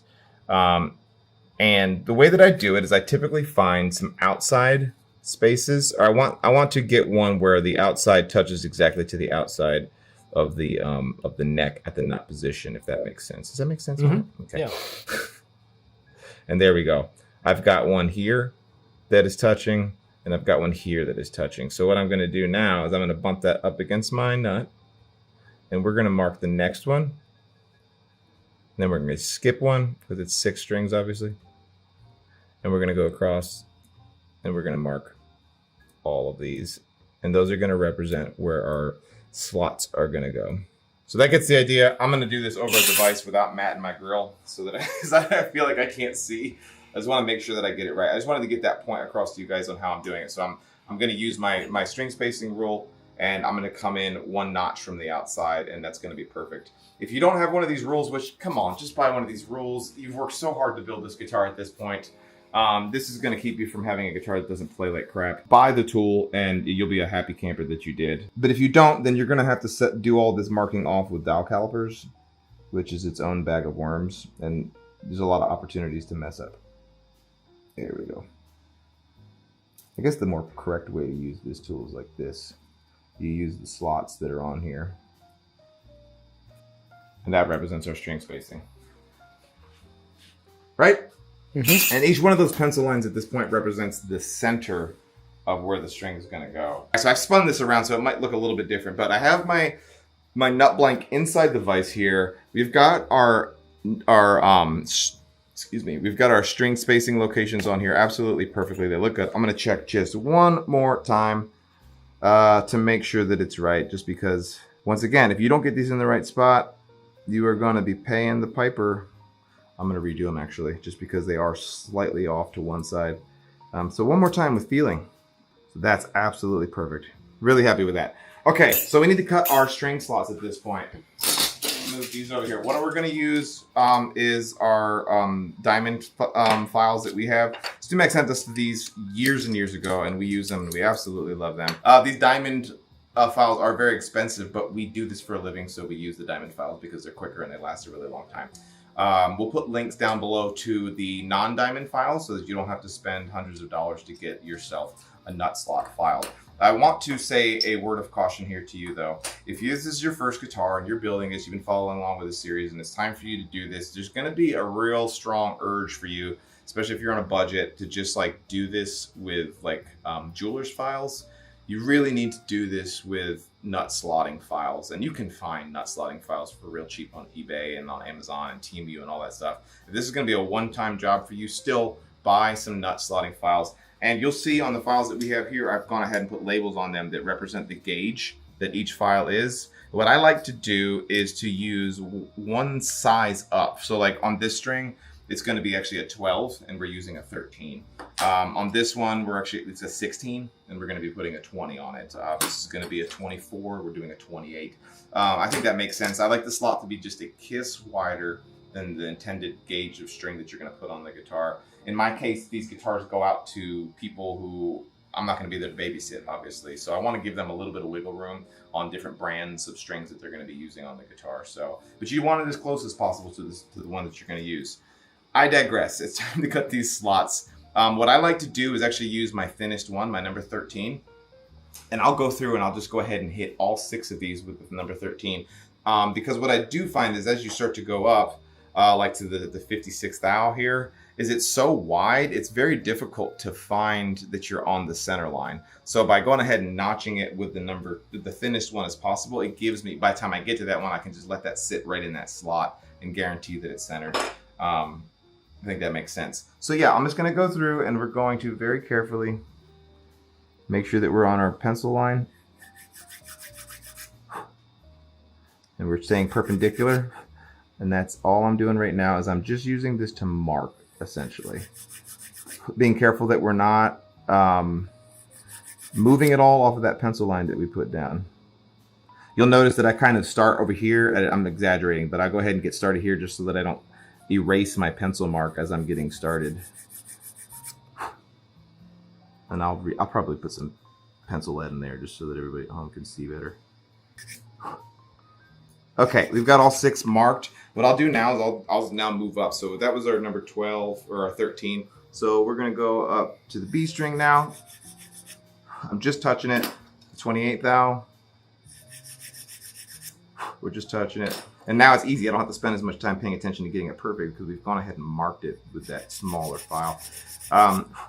This is the 36. I'm actually going to go ahead and start these ones with the 36 as well because the larger files don't even fall into that smaller slot. We're going to hit it with the 46 for the A string and the 56 for the E string. Let's see if, can you come this way, Matt, and kind of show them where there's a little bit of a glare. So this is very shallow. I have these nut slots just ever so shallow into here. They're enough that when we go to put strings on this guitar that the string's gonna have a spot to fall into, but not much more than that.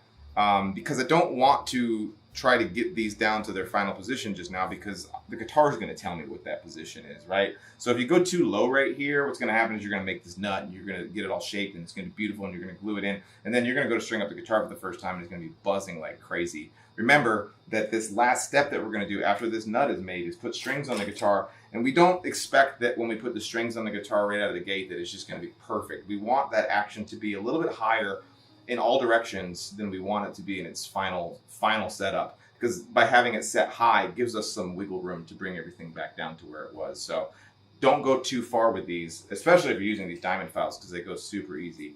Now that we've got these marked and they're in place, what we can do is we can finish shaping this nut into its final shape, and that's pretty straightforward. What I like to use is, just like in the last episode, our trusty US government issued triangle file, as well as this razor file. I don't know that these are rated for doing this, but I find that it works really good for shaving the bone on these nuts. So I'm going to spin this around, face mat with it. And once again, we'll put links to all these things in the video description down below, all these tools that you guys see here. Making sure that, have I lost it? Did I ever have it? Yep, we've got a little bit of pencil. Sometimes you can even put a pencil mark on there, and that pencil mark is representing that that's facing the body of the guitar. Then you also can do it by seeing your string gauges that you have here. This is my E, my low E and my high E. So what we need to do is on the back side, because this is going to be the headstock side of the nut, is that we need to curve. We're going to go ahead and basically put a curve into the nut that's like that, right? That was terribly drawn, but that makes sense, right? So what we're going to do is I'm going to put this, spin this around. I'm going to barely just get it chucked into this nut vise. So I take my diamond, or my, what are these called? The razor file. This just works really well for this. You don't have to have a razor file to do it. And I kind of just put an initial 45-degree angle into it. You see how it just puts off really nice shavings. This is a really good example here, this step, of why the this nut vise is super useful, because if I didn't have this and I was either in this vise or just a standard like machinist vise, you can see you wouldn't have the clearance to put such a steep angle on this. And that's why those jaws being set up and out of the way, it just gives you a lot of room to put angles on both the saddle and the nut. So it's not expensive. I have 2 or 3 of these things and they're amazing for all kinds of stuff. I even use it at the drill press for holding things all the time. So a little bit of a splurge of a purchase if this is your first guitar, but it really does make a difference. We're not taking any off the top at all. I'm not going past, basically I'm flat from here forward. Everything on the back side of that is rounded over. I think you should be able to hopefully see that. Yes, in that footage that's right there. Okay, so it's looking a little rough because it's on the file. Let me grab some sandpaper and I'll show you how I make it look good. This is some 320. I like to hang off the side here, and we just do like a little shoe polish method here. We're just rounding over that whole spot. Remember to not come into those slots that you've just cut. It is fine to come across the top. You're just trying to get rid of any deeper sanding marks that you might have. We'll move it over to the other side.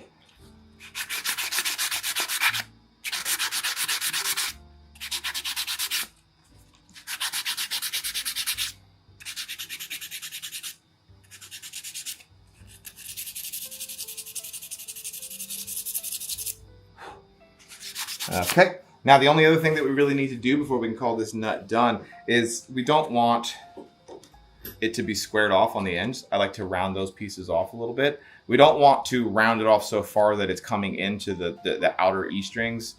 So the easy way to do this, at least that I find, is to get a new piece of sandpaper. And we don't want to be taking off material off the full side, but we do want to be taking off this way. And I'm just going to hit this and round this over, soften up that hard edge that's on it.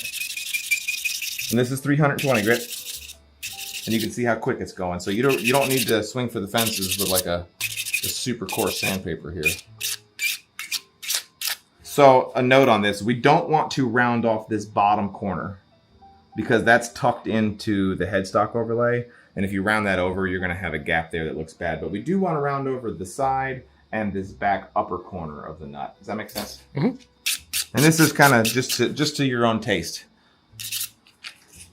Same thing on the other side.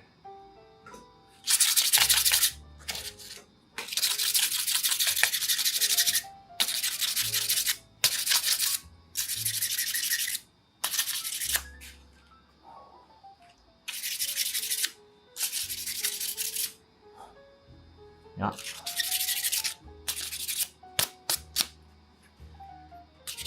That's looking good. Let's set it on here and see what it looks like. By the way, your shop's gonna smell awful during all of this process. It smells like burnt hair. It's just like the bone dust is just brutal. That looks really nice. I feel really good about that. We obviously still need to cut these slots, like I said, to their final depth, but we're not gonna do that until we put strings on this guitar. So the last thing that I wanna do before we glue this nut into place is just put it on the buffing wheel real fast so that we can get it a nice shine. word of caution, don't get ahead of yourself and put a shine on this nut until after you've cut the slots, because once it's all shiny and buffed out, it's impossible to mark it with pencils. It's impossible to mark it with Sharpie. Your file wants to slide all over the place. So just by having a little bit of a rough surface on here, it just gives your tools a little bit more purchase so that you can get it how you want. So I'm going to hit this on the buffing wheel real fast and we'll get it glued on. Okay, let's see how far we've come. Let's show where we started and where we are now. Looks really, really nice. I'm really happy. It's kind of crazy because this one was as dark as this one when I first started. But the nut was inside there. You just had to chisel it out like Michelangelo used to say. So you're saying you're the Michelangelo of nuts? Exactly. This is the last thing we're gluing on this guitar, I think, right? So what I like to do to get the nut glued in is to just use a little bit of this number 20 super glue. I don't go crazy with it. I'll show you kind of where I'm at with it here in just a second. We do want this nut to be able to come out if we need it to. I like to use this brush on accelerant. Just kind of get it, making sure not to get the glue all over the headstock. And I set it on with my fingers on each side of it so that I can make sure that it's perfectly centered. And Bob is your uncle. That looks really, really good. Okay, so the elephant in the room at this point is that this guitar is actually completely finished. And the only thing left to do is to put strings on it. It's been 3.5 years, and I'm really excited to hear what it sounds like. But we were talking to Will, the gentleman who's getting this guitar, a wonderful local musician here. He's a buddy of mine. And what we're going to do is we're going to string this up in the next episode and then have him play it for you guys. He's going to sing a little song for you. It's only right that we do it kind of with a little bit more fanfare because everybody who's been following along with this video series has waited so long. God knows we've gotten all the grief from you guys. We've had a lot of fun. We've laughed, we've cried, and we want to send this guitar off in its final episode with what it deserves, and that's like a little bit more fanfare. So what we're going to do here is we're going to park. We're not going to put strings on it, and in the very next episode, which we will be shooting any day now, so it's not going to be like months from now, I promise you. We'll get this strung up, and you guys are finally going to get to hear what it sounds like. Matt and I are finally going to get to hear what it sounds like. It's not like we know what it sounds like. Yeah, it's been really exciting. So hope you guys learned something on this episode. We do have a few more things that we're going to do besides put strings on it. We are going to show you how we do a proper setup on a newly strung up guitar. So stick around for that, and we'll see you guys in the next and last episode. Thanks, guys. Welcome to Dripple Guitars. I'm Chris. Behind the camera is Matt, as always, and it is a big day here in the shop. It is the last episode of the 3,000-year-old guitar build series because the guitar is in this case, and it's completely finished, and it's strung up, and the client is actually here. My good buddy Will Thompson came all the way from 30 minutes away to come take delivery of the guitar, so we're going to actually show it to him here in a few seconds, see what his reaction is. Let's get Will in here. Will, say hello to the audience. Hello. How are you doing? Oh my God. Is this really happening? I'm ready for this guitar to be gone, so It's yeah. been years. Do you see this? Oh my God. I had longer hair and Yeah. you had shorter hair. My kids have actually grown and gone His to kids college. are actually in and everything. college now. But yeah, man, crack her open. This is so worth the wait. Oh my God. Yikes. Mm-hmm. Ooh, hoo, hoo, hoo. And the weight, man. Oh, that's so nice. Mm-hmm. And the crown came out so just like nice and subtle, but then the ebony is just absolutely awesome. My first full ebony guitar. I've done Blackwoods, but not ebony. All right, have you've played it a little bit? A little bit. I mean, it's had strings on it for about, I don't know, a week and a half, 2 weeks now, right? It's really great. It's God, really man. great. It should be in tune. It should be. Dear.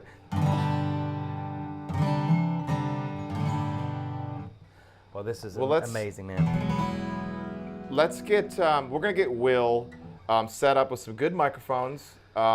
Get this all structured. He's gonna learn how to play the guitar in the next few seconds, and we'll get this spun around so that you guys can get a chance to see what this thing sounds like in proper way with some good microphones, and that's what we're gonna do right now.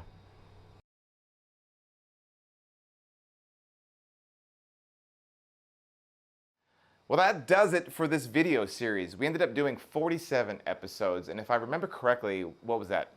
3.5, almost 4 years ago when we started off this series, I said that there might be 50 episodes. So we came dang close. But I did want to take just a second and thank you folks at home who have, after all of these years, followed along with this video series. In those large gaps of time that we had where we weren't putting out any videos, you were giving us a hard time and saying, when's the next episode coming out? It gave us that little bit of drive that we needed to finish this. God, when we first started this, Matt and I had only been working together for just like a few weeks, almost maybe about a month. So we really have come a long way since we started this series. I did want to take a second to thank Will for coming in. If you guys liked what you heard here, which remember, that was an original song, and there's a lot more of that where he comes from. He's a great songwriter and a great singer. You can find him on YouTube as well. We're going to put a link to his channel down below. It is at Will Thompson Band, and they're looking to get over that 1,000 subscriber mark any day now. So if you guys could go over there, subscribe to their channel, and help them out, that would be absolutely awesome. We'll also have a link to Will and his band's social media information as well, so you can check that out. So thanks for sticking around, and this is the end of this series, but it's very, very far from the end of our channel. We got a whole bunch of really awesome new content to come out